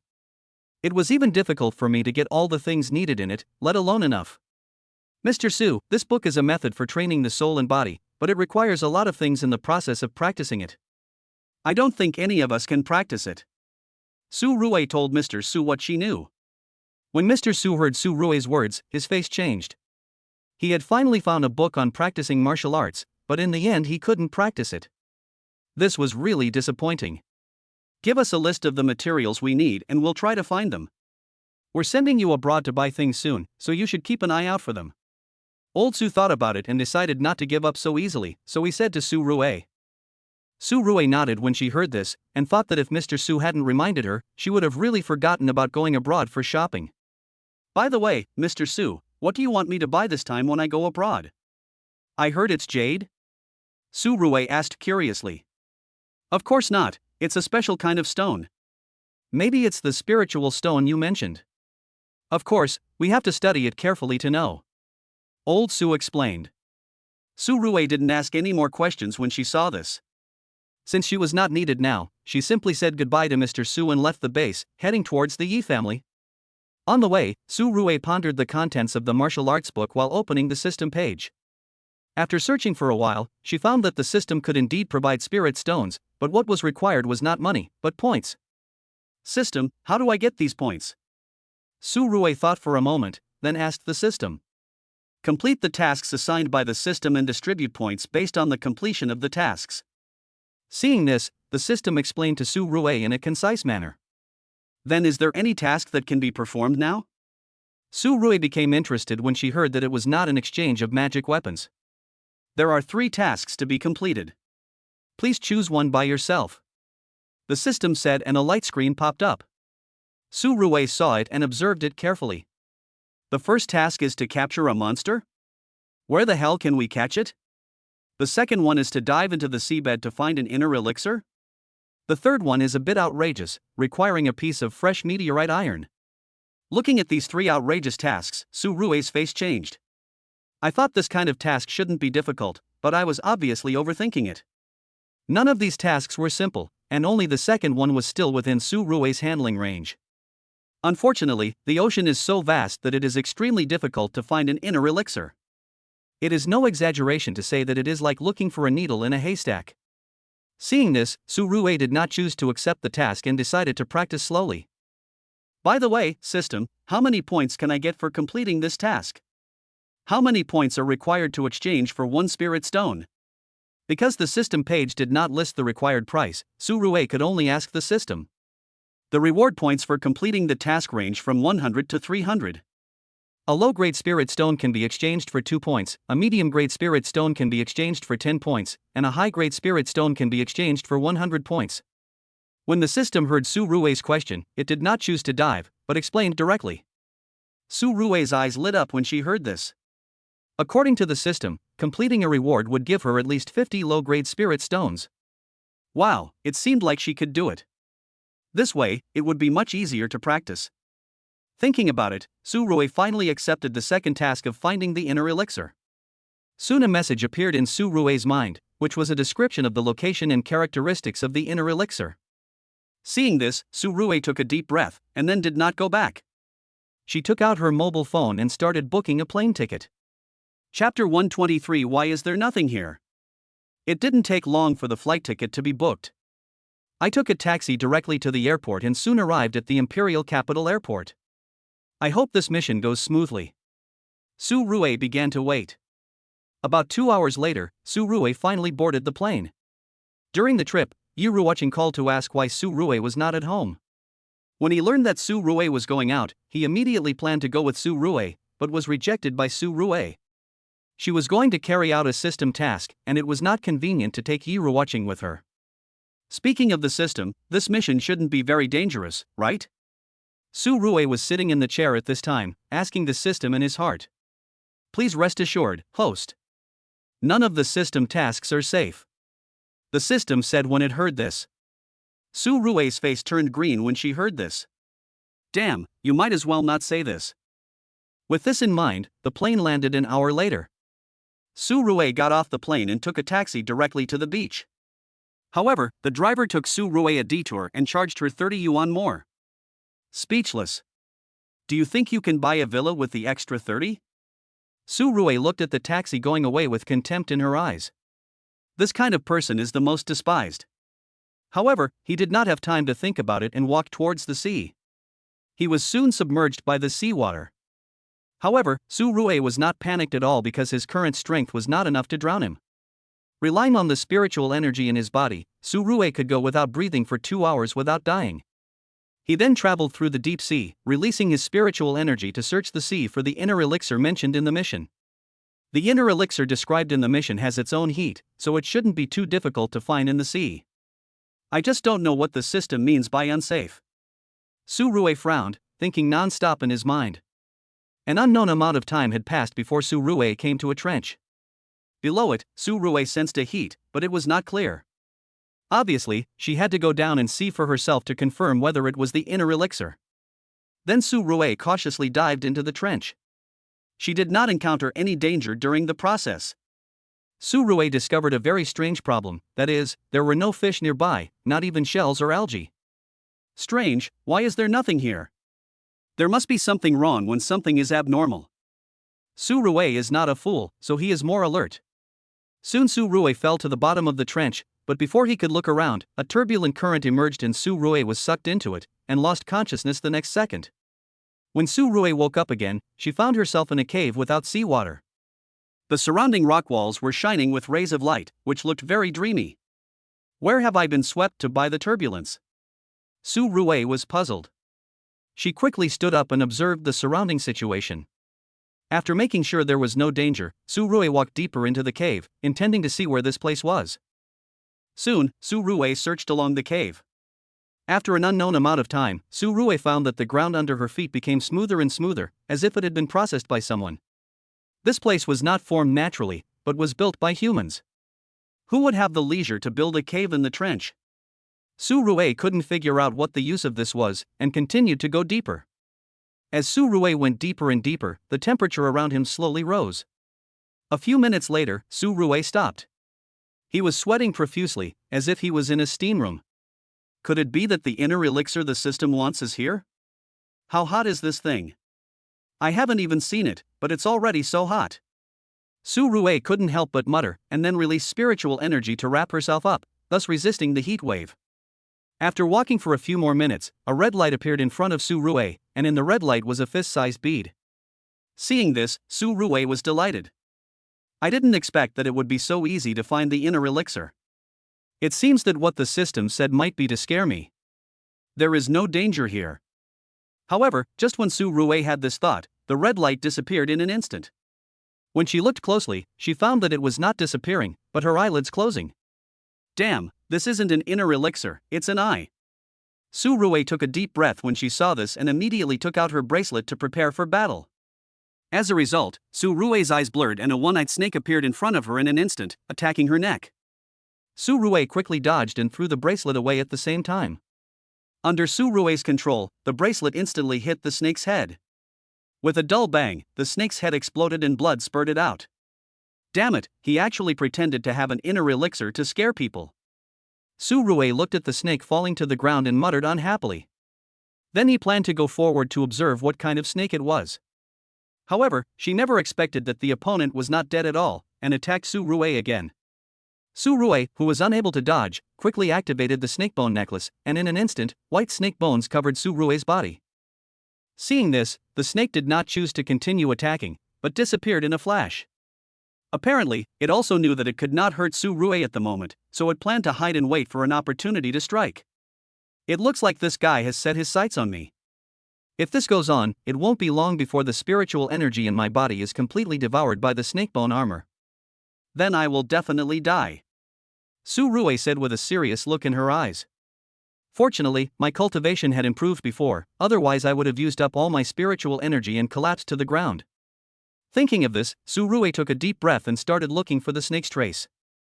At this juncture, either it would die or Su Rue would die. Su Rue had not lived enough, so she could only send the snake to death. Then Su Rue quickly searched for the snake's trace in the cave. Soon Su Rue found a cave that was only big enough for an arm to enter and exit. If nothing unexpected happens, this must be the snake's cave. Thinking of this, Su Rue quickly released his spiritual energy to attack the cave. For a while, strange noises came from the cave, and soon it became completely quiet. Then Su Rue began to explore the situation in the cave and confirmed that there was the snake inside. It had been crushed by Su Rue's spiritual energy. Then he breathed a sigh of relief, and then quickly put away the snakebone armor. The next second, he sat on the ground leaning against the rock wall. Fortunately, I found it, otherwise the spiritual energy would really not be enough. Su Rue was panting at this time, his face was a little pale. These few minutes almost made him go into shock on the spot. He quickly adjusted his breathing, then took out a cup of seawater. After being purified by the cup, the seawater now had no smell, only spiritual energy. After drinking a few cups, Su Rue felt that the spiritual energy in his body had recovered a little, and he quickly began to regulate his breathing. After a short while, the spiritual energy in Su Rue's body was restored to fullness, and he continued to search for the trace of the inner elixir. Chapter 124: Those who trespass into the mausoleum will die. Damn it, why is it gone? After a long time, Su Rue looked at the cave with a frown, his eyes full of confusion. There was no inner elixir in the cave at all, but Su Rue had clearly sensed the aura of the inner elixir before. Did I have an illusion before? This shouldn't be possible. Su Rue couldn't figure out what was going on at this moment. She stood there for a while, not knowing whether she should leave or not. Perhaps the host can choose to fight around, maybe there will be unexpected gains. At this moment, the system, which had been silent all the time, suddenly spoke up to remind. Su Rue was stunned when he heard this. Attack all around? What's so good about all around? Could it be that what he saw was just an illusion? This situation is sometimes called a ghost wall, and of course it is more appropriate to call it an illusion. Su Rue had memories of this knowledge in his mind, and then he quickly mobilized his spiritual energy and suddenly attacked the surroundings. In an instant, cracks appeared all around, followed by the sound of glass breaking, and the next second the surrounding environment began to change drastically. It was originally a cave, which looked quite beautiful, but now it has turned into a scene similar to an underground tomb. There was a coffin next to Su Rue, but it was empty. Damn it, why did I end up in the tomb? Su Rue obviously didn't expect such a change to happen. With a hint of fear in his eyes, he began to look for the shadow of the inner elixir in the tomb. However, after a while, Su Rue discovered that, let alone the inner elixir, there was nothing here except an empty coffin, not even a door. There is no door, how did I get in? Su Rue couldn't figure out what was going on, and then her eyes fell on the coffin. There was only one coffin in the tomb, so the problem was most likely with it. However, Su Rue checked for a long time and could not find any clues from the coffin. System, what's going on? Why is there nothing? Su Rue was a little confused at this time and asked the system. What made Su Rue a little confused was that the system didn't speak at this time. Damn it, why do I feel so isolated? The system is also silent. Su Rue was at a loss for a moment. After thinking it over again and again, he decided to fight his way out on his own. Thinking of this, Su Rue mobilized the spiritual energy in his body and hit one of the walls of the tomb. In an instant, a crack appeared in the wall, and a fishy-smelling liquid emerged from the crack. Sea water? Am I still in the sea now? Thinking of this, Su Rue condensed his spiritual energy again. After several attacks, the wall collapsed instantly, and a large amount of sea water poured into the tomb. Su Rue also took this opportunity to drill out of the wall. When she came to the sea, she found that this was actually a group of underwater tombs.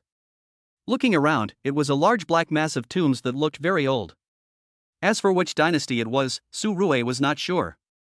In the center of the tomb group, a red light flickered. Seeing this, Su Rue rushed towards the location where the red light came from without saying a word. Soon they arrived at the center of the tomb complex, where two figures were standing, one holding a long sword, the other holding a strangely shaped scimitar. There was no breath on either of them, and they were obviously dead. Seeing this, Su Rue ignored the two guys and planned to go directly to find the thing that was glowing just now. The moment Su Rue passed by the two of them, a wave emanated from them. Seeing this, Su Rue was shocked. Damn, could these two guys be alive? Su Rue couldn't help but mutter in his heart, and then took out his sword and prepared for battle. Anyone who trespasses into the mausoleum will be killed without mercy. A cold voice rang out, and the next second the figure of the man holding the sword turned into a residual image and disappeared. When he appeared again, he was already behind Su Rue and stabbed Su Rue in the back with a sword. Su Rue was horrified upon seeing this. She had not expected the opponent to be so strong. She quickly activated the snake bone necklace. In an instant, the snake bone armor was attached to Su Rue's body. With a muffled sound, Su Rue was knocked out by the opponent's spear. Luckily I have the snake bone necklace, otherwise I would have been chilled to death just now. Su Rue's heart was filled with fear. Spiritual energy surged out of her hands, and she slashed at the man with a sword. A white sword energy split the seawater in two and instantly fell on the other person. However, this sword did not hurt the opponent at all. Instead, it turned the man's eyes blood red, as if he had gone berserk. He is totally unharmed? What is this guy's body made of? Su Rue's face was full of disbelief. Her sword could easily kill a big snake, but it couldn't hurt this person. For a moment, Su Rue was wondering whether she should run away first. The strength displayed by the opponent was totally beyond his ability to deal with, but the man obviously had no intention of letting Su Rue go. Just as Su Rue was thinking, the opponent rushed over again with a sword in hand. This time the speed was several times stronger than before, and the sword in his hand also emitted bursts of scarlet light. Seeing this, Su Rue knew that she was definitely no match for this guy, so she dodged and rushed toward the surface of the sea, but was caught up by the man halfway through her flight. In the blink of an eye, he was slashed by two swords again. Although he was protected by the snakebone armor, Su Rue's body still suffered a great impact. There was no place on his body that felt comfortable. Damn it, is it not enough for me to not go to the tomb group? And he caught up with me. Even a clayman can still be angry. Su Rue was so angry at this time. The long sword in his hand suddenly gathered power, and the other hand pressed on the sword body. He suddenly turned back and killed the man. In an instant, the sword landed on the opponent's head. Accompanied by a flash of white light, Su Rue lost consciousness on the spot. When he woke up again, Su Rue had been washed onto the beach by the waves. He was covered in sweat and sand, feeling very uncomfortable. Due to the exhaustion from the previous battle, Su Rue now had no strength at all. Luckily I made it to shore, otherwise I almost died. Su Rue said with some fear, but when she turned around, she found that the man who had chased her and hacked her before was now lying beside her with a sword stuck in his head. This guy has come up too, and he looks dead. Su Rue let out a long sigh, then rested for a while. Then he got up and got some water containing spiritual energy. After drinking it, he felt better. He then examined the man's body, trying to see what he was made of that allowed him to withstand his sword with his flesh. Soon Su Rue understood the situation of this man. This guy was not a human at all, but a man-made puppet. There were some messy talismans and formation totems inside his body. Seeing this, Su Rue couldn't help but sigh that this method was really magical. If this guy hadn't been beaten to a pulp, Su Rue would never have thought that the other party was a puppet. He looked basically no different from a living person. Chapter 125, Can I Split into Two? It seems that the guy holding the knife is also a puppet. He was left behind by the owner of the tomb complex to guard the tombs. The strength of the two should be similar. At this time, Su Rue couldn't help but start to analyze. He stopped thinking for a while and put away the sword and puppet with a wave of his hand. Then he looked around to see where he was. As a result, he found that he was on a deserted island. Damn, am I going abroad? Su Rue was a little surprised. She didn't expect to drift so far. Let's rest for a while first. Anyway, I can go back sooner or later as long as I'm alive. Su Rue said without thinking any further. He found a clean place to rest. It was not until late at night that Su Rue finally woke up.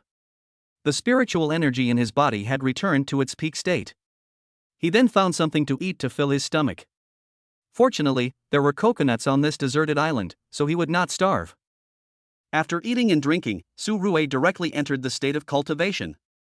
The qi between heaven and earth quickly gathered into his body, and he drank a glass of water from time to time to increase the richness of spiritual energy.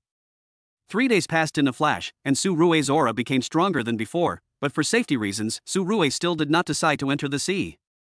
He took out the puppet from before and studied it, wanting to see if he could control it, but after some research, Su Rue gave up.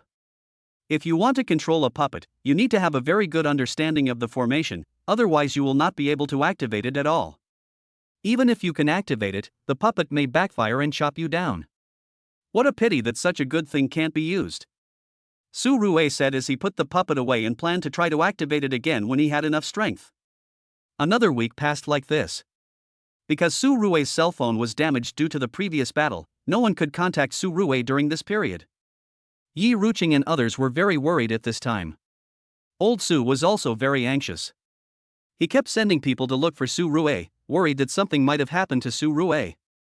Where did this kid go? I can't get through to his cell phone. Did he say where he was going when he left? At this time, Mr. Su asked Yi Ruqing. I'm not sure. He just said he was going out, and I wanted to follow him, but he didn't let me. He didn't say anything else. Yi Ruqing explained. Upon hearing this, Mr. Su sighed and didn't say anything else. Su Rue didn't know that others were looking for him. At this moment, he had already completed his training, and the aura around him was so strong that ripples appeared in the air nearby. With my current strength, I should be able to deal with that guy with a knife. Thinking of this, Su Rue jumped into the sea and then followed the aura of the previous tomb group and began to approach it. Not long after, Su Rue arrived near the tomb group. At this moment, the puppet holding the knife was still there. Seeing this, Su Rue directly took out his sword and slashed at the figure. The latter sensed the fluctuation of breath and immediately moved. The scimitar in his hand brought up a burst of black gas, which instantly covered the seabed, and visibility became extremely low for a while. Just fight, why release the smoke? Su Rue felt a little depressed when he saw this, and then he waved his hand and a stream of spiritual energy spread out, forcibly dispersing the black fog. However, at this time, Su Rue found that the opponent had disappeared. No matter how he searched, he could not find the other party, and after waiting for a long time, no sneak attack happened. What's going on? Was it scared away by me? Su Rue muttered in confusion. After making sure that no one was attacking her, she quickly moved to the place where the red light was before and started looking for the inner elixir. Soon, a bead shining with red light was found. As expected, this thing was undoubtedly the inner elixir. System, is this the inner elixir mentioned in the mission? Su Rue asked the system upon seeing this. Yes, host, please take the inner elixir and submit the task. Points will be evaluated and distributed immediately. The system explained after hearing this. Su Rue nodded, reached out to grab the inner elixir, and then put it away. After getting the inner elixir, Su Rue stood up and left. The process was very smooth, and there were no unexpected situations. It was so calm that even Su Rue felt a little unnatural. I always feel like it's going too smoothly. Su Rue muttered, but she didn't think much about it. She wasn't a masochist, so it would be good for her to be calmer. Su Rue then quickly returned to the shore, but just as he had stood firm, he was attacked by a murderous intent. Seeing this, Su Rue quickly dodged the attack, and then the sword burst out with sword energy and slashed in the direction of the attack. Suddenly, a muffled sound came from the sea, and a figure appeared in Su Rue's sight. This person was none other than the man with the scimitar who had disappeared before. This guy didn't run away, but was waiting for me here.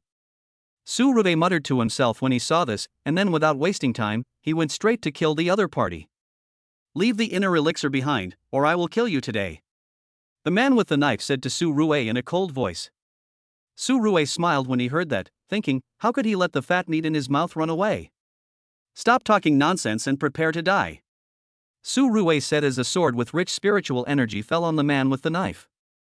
In an instant, the latter was cut into 2 pieces by the sword.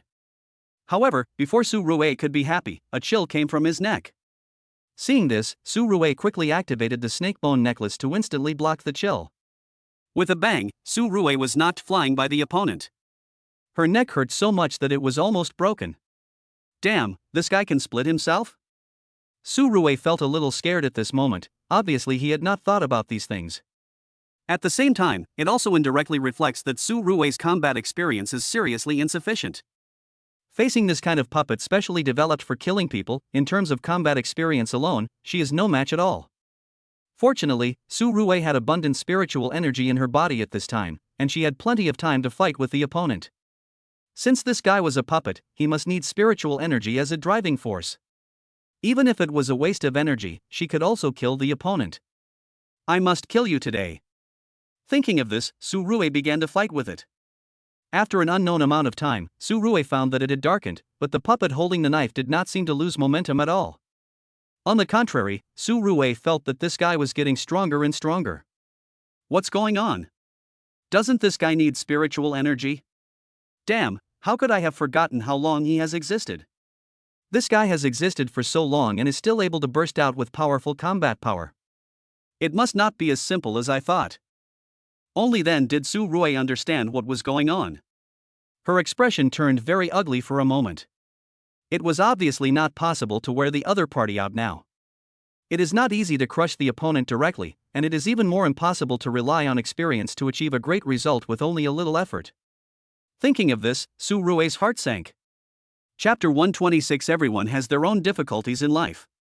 The current situation is very special. It seems that we cannot defeat him by fighting, and running away is probably useless. Once we lead this guy to a crowded place and the other party starts killing people, Su Rui will be to blame. As he was thinking this, the puppet holding a knife was already approaching. Seeing this, Su Rui's face became extremely ugly. He suddenly swung the long sword in his hand at the opponent, and sword energy rushed towards the puppet holding a knife. For a while, the two men fought again, and waves were raised on the sea. After a long time, Su Rui fell on the sea with a pale face. At this time, the spiritual energy in his body had been exhausted, and he had completely lost the strength to lift the sword. Boy, stop struggling in vain and prepare to die. The puppet holding a knife looked at Su Rui and sneered. Then he slashed at Su Rui with the long knife in his hand. At this critical moment, the voice of the system sounded in Su Rui's mind.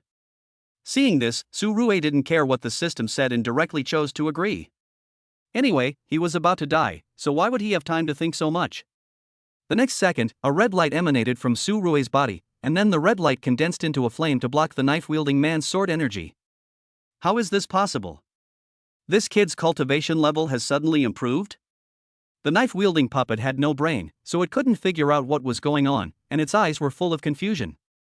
Can't figure it out? Then take your time to think about it. Su Rui said, and instantly controlled the flames to cover the knife-wielding puppet. In an instant, the knife-wielding puppet was directly swallowed by the flames, and in the end only some broken limbs and arms fell on the sea. Finally solved, I almost died. Su Rui let out a long sigh of relief when she saw this, and then fell limply into the water and lost consciousness. When Su Rui woke up again, she found that there were a lot of people around her. She thought someone had found her and brought her back. When she looked closely, she found that it seemed to be a pirate. Damn, I was picked up by pirates? Su Rui never dreamed that she would have to deal with pirates one day. Don't be afraid, we are not good people. As long as you are obedient, we will recruit you. If you are not obedient, we will drag you to the high seas and give you our hearts and souls. You can choose one of the two. At this time, a woman's voice sounded. Su Rui's mouth twitched when she heard that. She thought to herself, wow, it was only me who spoke so bluntly. If it were someone else, they would probably be scared to death by now. I choose the third way. If you kneel down immediately, I can spare your lives. Su Rui said in a cold voice. Then he tried to get up, but found that he was tied up with a rope. He snorted lightly and a stream of energy spread out from his body, directly breaking the rope. Ha! Are you a superpower? Seeing this, the woman frowned. She didn't expect that the person she picked up at sea turned out to be an extremely rare superpower. Not really. I'll give you one more chance. Do you want to kneel? Su Rui said coldly. The woman sneered when she heard that. Boy, do you think I can build such a big pirate force without any means? Let me tell you, we are all people with superpowers. At this time, the woman said in a cold voice, and the next second she rushed towards Su Rui herself. Seeing this, Su Rui sneered. She didn't expect that these pirates were all people with superpowers. Thinking of this, Su Rui kicked the woman. However, the woman dodged Su Rui's attack very flexibly. It was obvious that this guy had rich combat experience, at least much more experience than Su Rui. Interesting, Su Rui said as her figure flashed and her speed suddenly increased. Even though the woman was experienced, her strength was a major flaw. She was not even 1/10 as strong as Su Rui, so the fight between the two ended in the woman's defeat after less than 2 minutes. How is it possible? You are so strong? Who are you? Why have I never heard of you? The woman asked in disbelief as Su Rui grabbed her neck with one hand. My name is Su Rui. It's normal that you haven't heard of me. After all, there are many things in this world that you don't know. Now I'm giving you 2 choices. One is to be torn to pieces by me, and the second is to be my woman. Su Rui said coldly. The female pirate leader in front of him was good looking and had a decent figure, but that was not what Su Rui was attracted to. It's her combat experience. Compared with the special forces, this woman has more combat experience. Su Rui could see it from the fight just now. Su Rui planned to let this guy teach her some fighting skills, but the female pirate obviously didn't expect Su Rui to say such a thing. How could it be possible that he wanted her the first time they met? But when she saw that Su Rui did not seem to be lying, the female pirate felt very conflicted. On the one hand, she could survive by being the woman of this strange man, but she did not want to live like this. But dying directly would be a greater loss. After several minutes of ideological struggle, the female pirate finally compromised and agreed to be Su Rui's woman. Now, I want to do something with your boss. Why do you want to stand here and watch? Seeing the female pirate compromise, Su Rui turned around and said to everyone. When everyone saw the scene, they looked at each other in bewilderment, and then left dejectedly. Only then did Su Rui see clearly where they were. It turned out that they were on a cargo ship.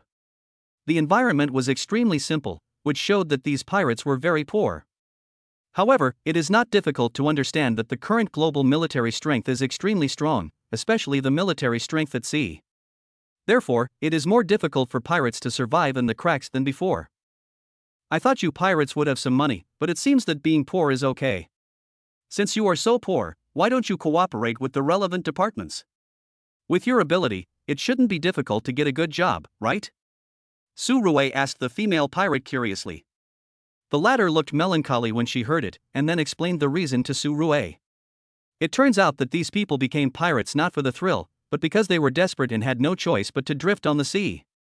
Once they went ashore, they would surely die. Most of them had committed crimes. Of course, there were some who had not violated the law, but had offended others.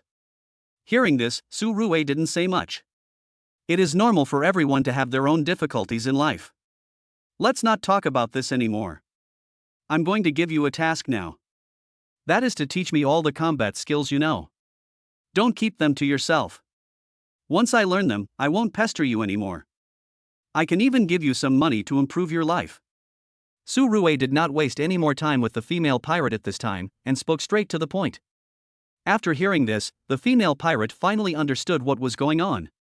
It turned out that Su Rui was not interested in her and had no bad intentions towards her. Just for her combat skills, I have to say that Su Rui has a very sharp vision.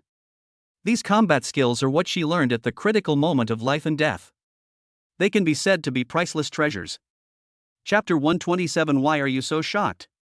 So that's how it is. Okay, I'll teach you everything I know, and then you won't touch my body? The female pirate pondered for a moment, then asked Su Rui. Of course not. I want your body too. Su Rui said as she pressed him onto the bed. An hour later, Su Rui stood on the deck and looked at the scenery. Through communicating with Chianqing, the female pirate, Su Rui learned that this time they were planning to rob another pirate's base. Therefore, Su Rui decided to go along as well. After all, only through actual combat could one learn some knowledge.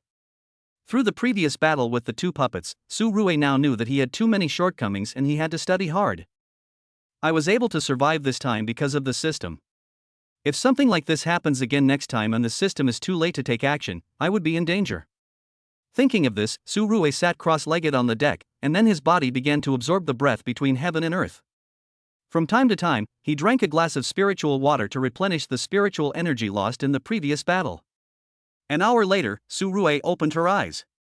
At this time, spiritual energy was surging in her eyes. The concentration of spiritual energy in Su Rui's body had reached an unprecedented level, but there was still no sign of a breakthrough.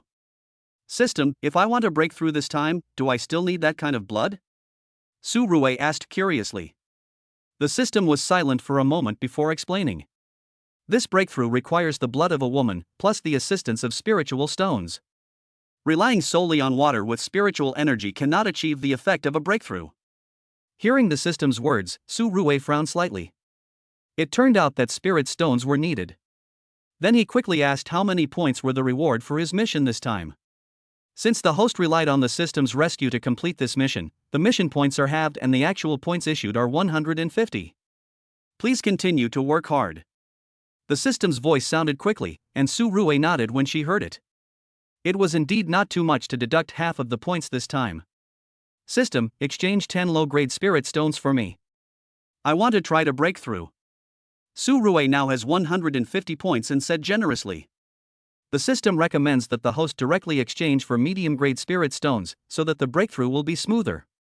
Low-grade spirit stones are not suitable for the host's identity. The system said quickly after hearing this. Su Rui also felt that what the system said made sense. After all, expensive things have no disadvantages except being expensive. Then he gritted his teeth and exchanged them for 10 medium-grade spirit stones, which consumed Su Rui's 100 points. Soon a stream of light flashed by, and the next second Su Rui had 10 more fingernail-sized spirit stones in his hand. Seeing this, Su Rui was a little surprised, thinking, are the spirit stones only this big? This seems a bit of a loss. Although the things are small, they are all essences. They can be applied externally or taken internally. The system seemed to have noticed Su Rui's doubts and quickly reminded her. Su Rui didn't think any more after hearing this. She picked up one of the spirit stones and put it directly in her mouth. In an instant, the spirit stone melted like a piece of candy, and a rich spiritual energy poured into Su Rui's body. Oh my god, the concentration of this stuff is a bit high. This is just a mid-grade spirit stone. If it was a high-grade spirit stone, wouldn't it burst me on the spot? Su Rui was shocked, and then quickly began to absorb the spiritual energy. It took Su Rui more than 10 minutes to absorb a piece of medium-grade spirit stone. Su Rui let out a long sigh.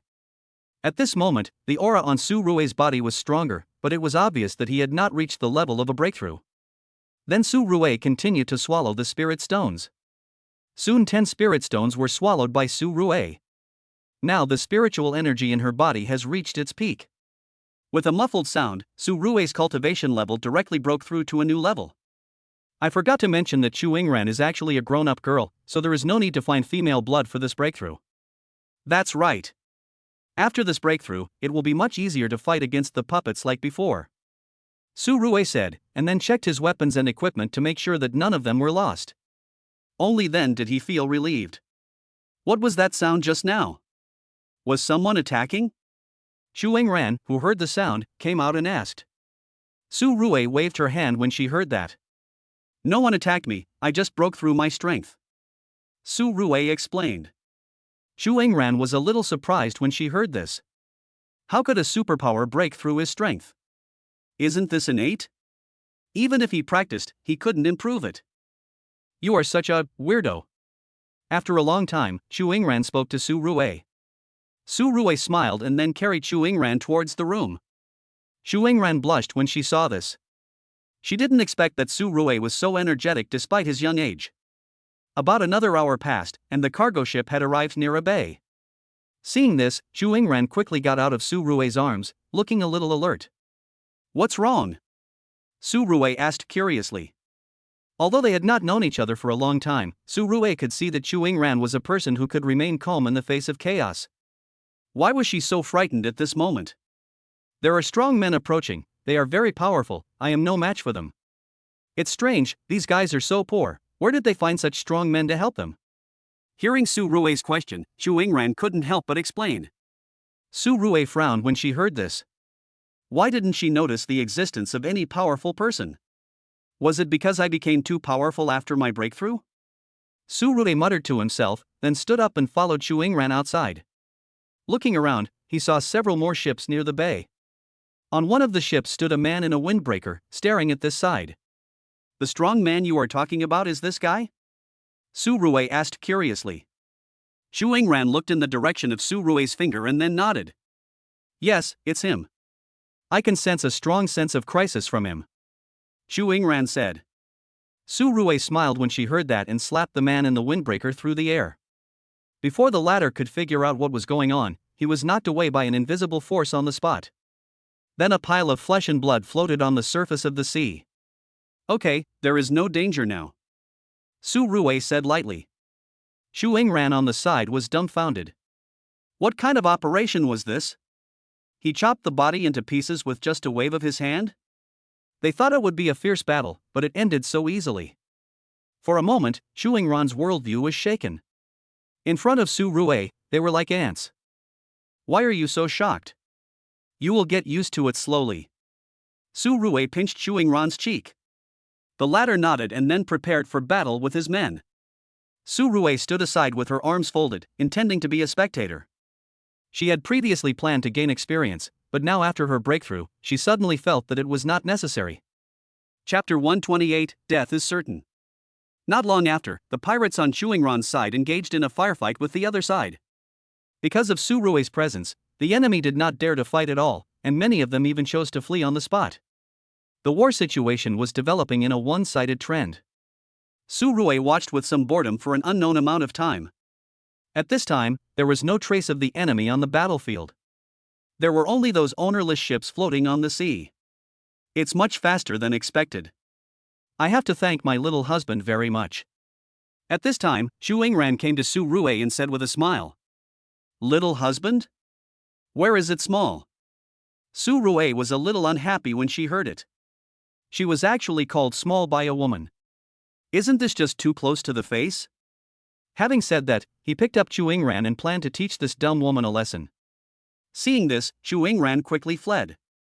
It wasn't long after that Su Rui wanted it again. It was too scary. Look how scared you are. Su Rui chuckled and began to study the system. She hadn't signed in much during this period and didn't know how many good things she had missed. Then Su Rui chose to sign in. As the system prompt sounded, a black fishing net appeared in Su Rui's hand. No, system, you knew I was at sea and specially made a fishing net for me so that I could catch fish? Su Rui asked in surprise. The system did not say anything after hearing this, and no one knew what it was doing. Su Rui was speechless upon seeing this. She then picked up the fishing net and checked it. She soon discovered that the quality of the fishing net was excellent.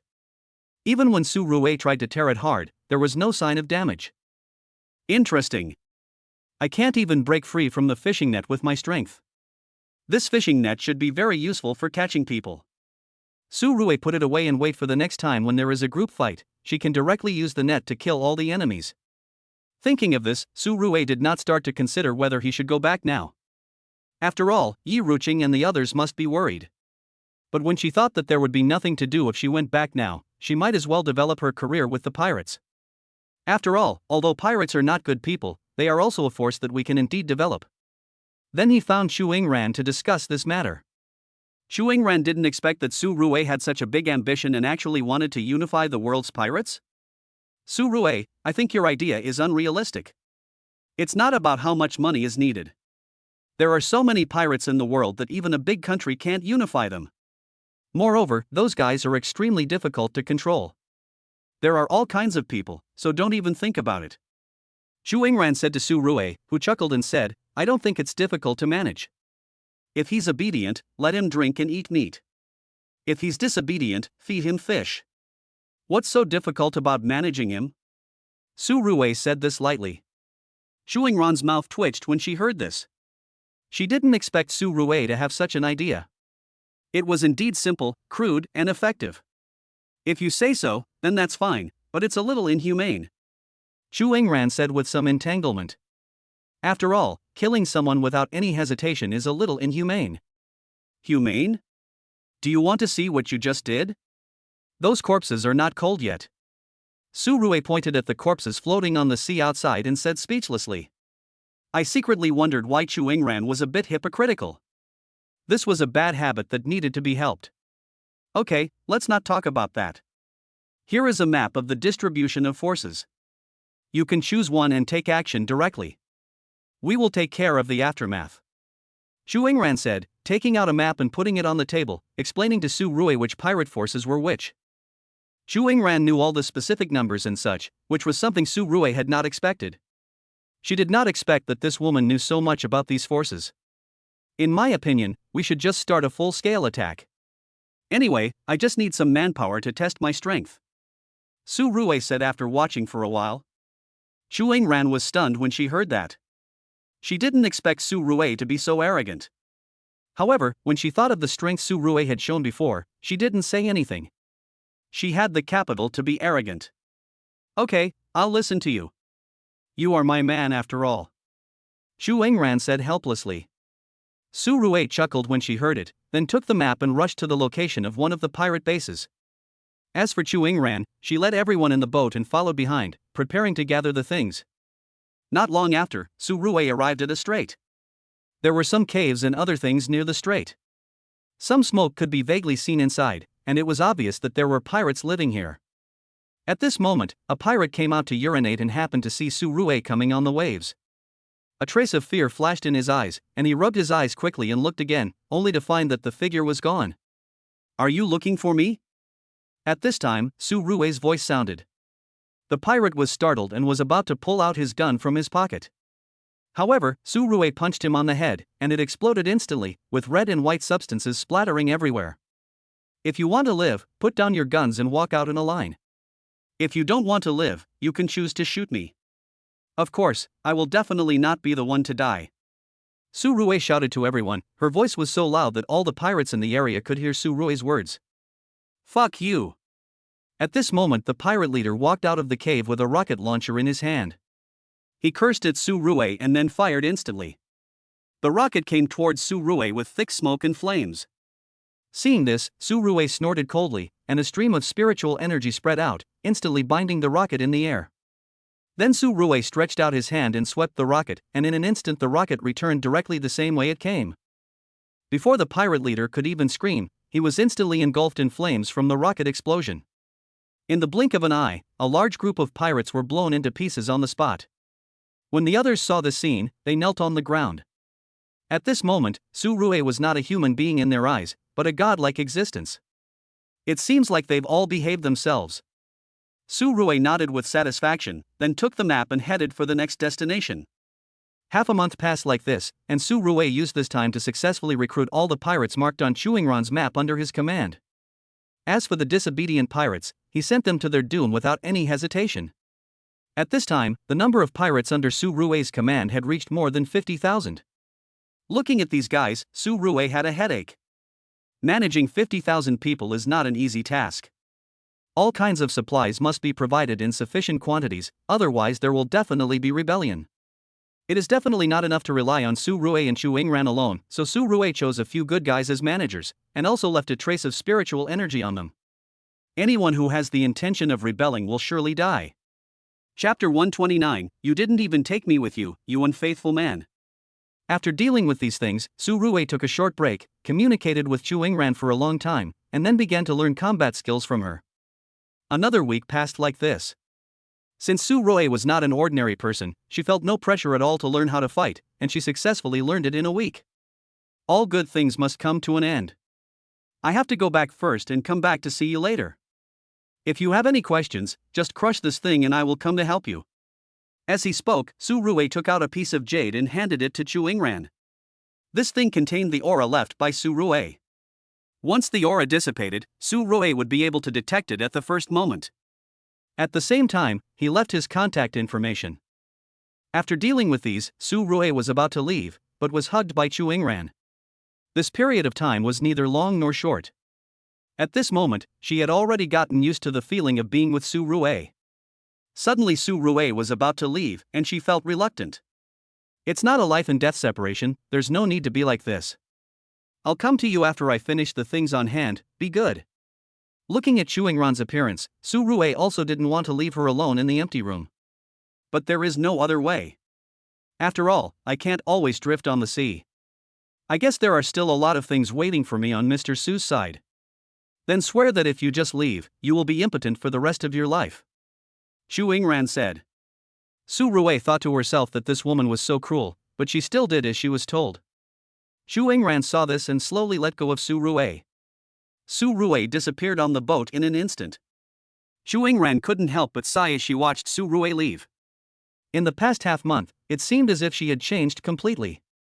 This guy doesn't take any safety measures. What if he's pregnant? Xu Yingran looked at her belly and couldn't help muttering, then continued to get busy. It took Su Rui more than 2 hours to get back to China. Unfortunately, all her documents were damaged in the battle, so she had no choice but to continue traveling. It took her a whole day to get back to the imperial capital. I'm finally back. I almost broke my legs from running all day. Because she couldn't fly continuously, Su Rui had to run for a long distance. She began to doubt her life. I have to work hard on my training and try to achieve the state of continuous flying. Having said this, Su Rui quickly returned to the Yi family. At this time, Yi Ruqing was standing by the window in a daze. After such a long time, there was no news from Su Rui. She was wondering if Su Rui had met with an accident. Second miss, your son-in-law is back. Just then a housekeeper ran in and shouted. Hearing this, Yi Ruqing was a little confused and obviously did not react. It's Su Rui who's back, and she just came in. The housekeeper hurriedly explained upon seeing this. Upon hearing this, Yi Ruqing rushed out of the villa and bumped into Su Rui. Where have you been all this time? Don't you know how worried everyone is about you? Because you're not here, so many people have lost their appetite and even Mr. Su's hair has turned white. Yi Ruqing cried, throwing herself into Su Rui's arms. Su Rui immediately began to comfort her upon seeing this. It took her quite some time to finally calm Yi Ruqing down. Then the girl actually fell asleep in Su Rui's arms. This girl probably hasn't had a good sleep. Su Rui felt a little distressed. She then carefully carried Yi Ruqing to the room and then ran to wash up. After drifting on the sea for more than half a month, life was not very good, especially the sea breeze, which carried the fishy and salty smell of seawater, which made people very uncomfortable. It took him a long time to wash off the smell. He then asked the housekeeper to prepare clothes, a cell phone and other things for him before he reported to Mr. Su that he was safe. You scared me to death, don't be so reckless next time. I spent so much time looking for you, and you just disappeared. I'm so worried that my hair has turned white. When Mr. Su answered Su Rui's call, he immediately spoke in a bad mood. Su Rui couldn't help but smile when she heard it. Although Mr. Su's tone was very bad, he really cared about her. Don't worry, Mr. Su. This kind of thing won't happen again. Su Rui quickly expressed his opinion. After hearing this, Mr. Su's anger subsided a little. You should stay at home for the time being, and go abroad for shopping later. Forget it, or I'll find someone else to go. You're a worrying kid, and you run away as soon as I let go. Old Su said speechlessly. Upon hearing this, Su Rui quickly said that there was no need to change people. After all, other people did not have the ability of golden eyes. What if they were cheated? The loss would be huge. After Su Rui's repeated affirmation, Mr. Su finally agreed to let Su Rui lead the team out shopping after a while. After a brief greeting, he hung up the phone. After dealing with these things, Su Rui found Bu Qingyao and Wu Jinyan to ask about the company's situation. When she learned that everything was fine, she nodded. I've been away recently, thank you for your hard work. Come on, I'll take you out for something delicious. Su Rui said with a smile. After coming back, Su Rui was in a very good mood. Hey, you took others out to eat but didn't take me with you? You're an ungrateful man. Yi Ruqing's voice came at this time. Su Rui felt embarrassed when she heard it. She thought, weren't you asleep? I wanted to let you rest, but who knew you woke up again? Stop teasing, let's go together. But you have to drink more water before going. If you don't get enough rest, what if you have a baby in the future and your body can't bear it? Su Rui filled her cup with water and handed it to Yi Ruqing. Bu Qingyao and Wu Jinyan also drank a lot and felt refreshed all of a sudden. They thought the water was magical, but they didn't realize it was the cup that was magical. Seeing that everyone's spirits had improved, he led everyone away and began to eat and drink in the imperial capital, feeling very comfortable. 3 days passed like this, and nothing happened during these 3 days. Su Rui was very free, but the special department was very busy. Because Yi Jinyun has been working overtime to dig things, there is almost no place to put all the things he has dug out. Xiao Yi should be given a holiday. It is obvious that these things can never be fully dug out. there is no need to work overtime. At this time, Mr. Su also learned about this and said speechlessly, "Why didn't I realize before that Yi Jinyun was a workaholic?" I then gave the order and Yi Jinyun was given a month's compulsory vacation. "Mr. Su, why did you let me take a vacation?" "I found a large area where special objects were buried, and I was planning to dig it up." Yi Jinyun asked, somewhat at a loss, thinking that he had not done anything wrong. "I want you to take a break and not tire yourself out. Another reason is that Su Rui will be sent out shopping soon. You can follow him, learn more, and relax at the same time." Chapter 130, What a Big Mouth. After General Su explained the reason, Yi Jinyun finally understood what was going on. He didn't think much about it. In his opinion, as long as he didn't keep himself idle, he would be contributing to society no matter how busy he was. It must be said that this worker's idea was very good. Thinking of this, Yi Jinyun said goodbye to Mr. Su and planned to find Su Rui to ask what to do next. After all, going abroad is not a trivial matter. If you go there with a mission, you have to plan ahead. Yi Jinyun found Su Rui very quickly.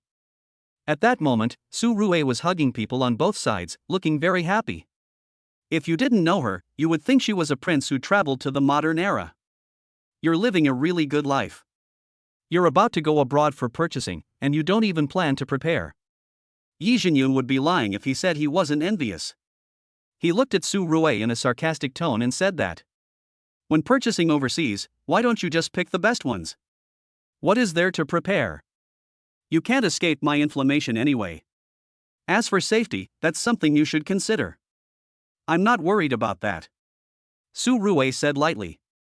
Upon hearing this, Yi Jinyun was speechless for a moment. What Su Rui said did make sense, but it had nothing to do with him, so Yi Jinyun didn't say anything. What he didn't know was that Su Rui had actually made all the arrangements very well. He had already informed Xu Yingran, so if any problems arose, those pirates could be considered a formidable force. At the same time, Su Rui was not idle during this period of time. His cultivation was also constantly improving. With the blessing of spirit stones, his cultivation speed was very fast. Among the people alive today, there are no more than a handful of people who can pose a threat to him. Thinking of this, Su Rui stopped arguing about these things with Yi Jinyun, and everyone took this opportunity to have a good rest for a few days. A few days later, it was finally time to set off. Yi Jinyun took Su Rui to the airport.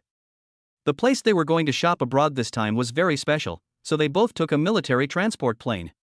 Before leaving, Yi Ruoqing was still reluctant to hold Su Rui's arm. Seeing this, Yi Jinyun was speechless.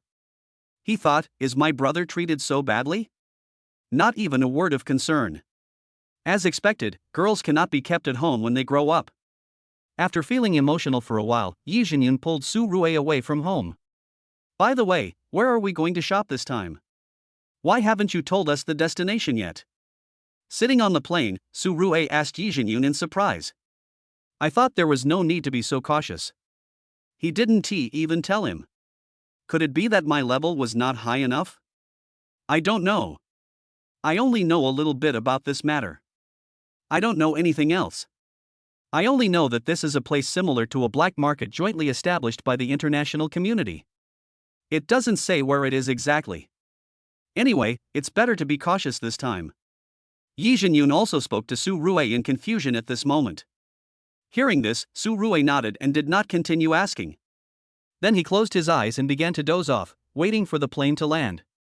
It took about 3 hours for the plane to slowly land. As soon as she opened the door, Su Rui smelled a salty smell in the air. Obviously, it was the smell of the sea breeze.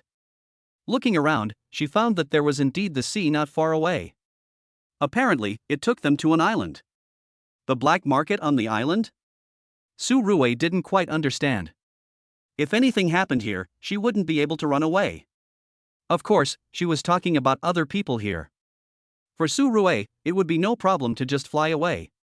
Just as Su Rui was daydreaming, a number of planes had already landed on the island. Then people from various countries got out of the planes and talked about everything on the not-so-big island.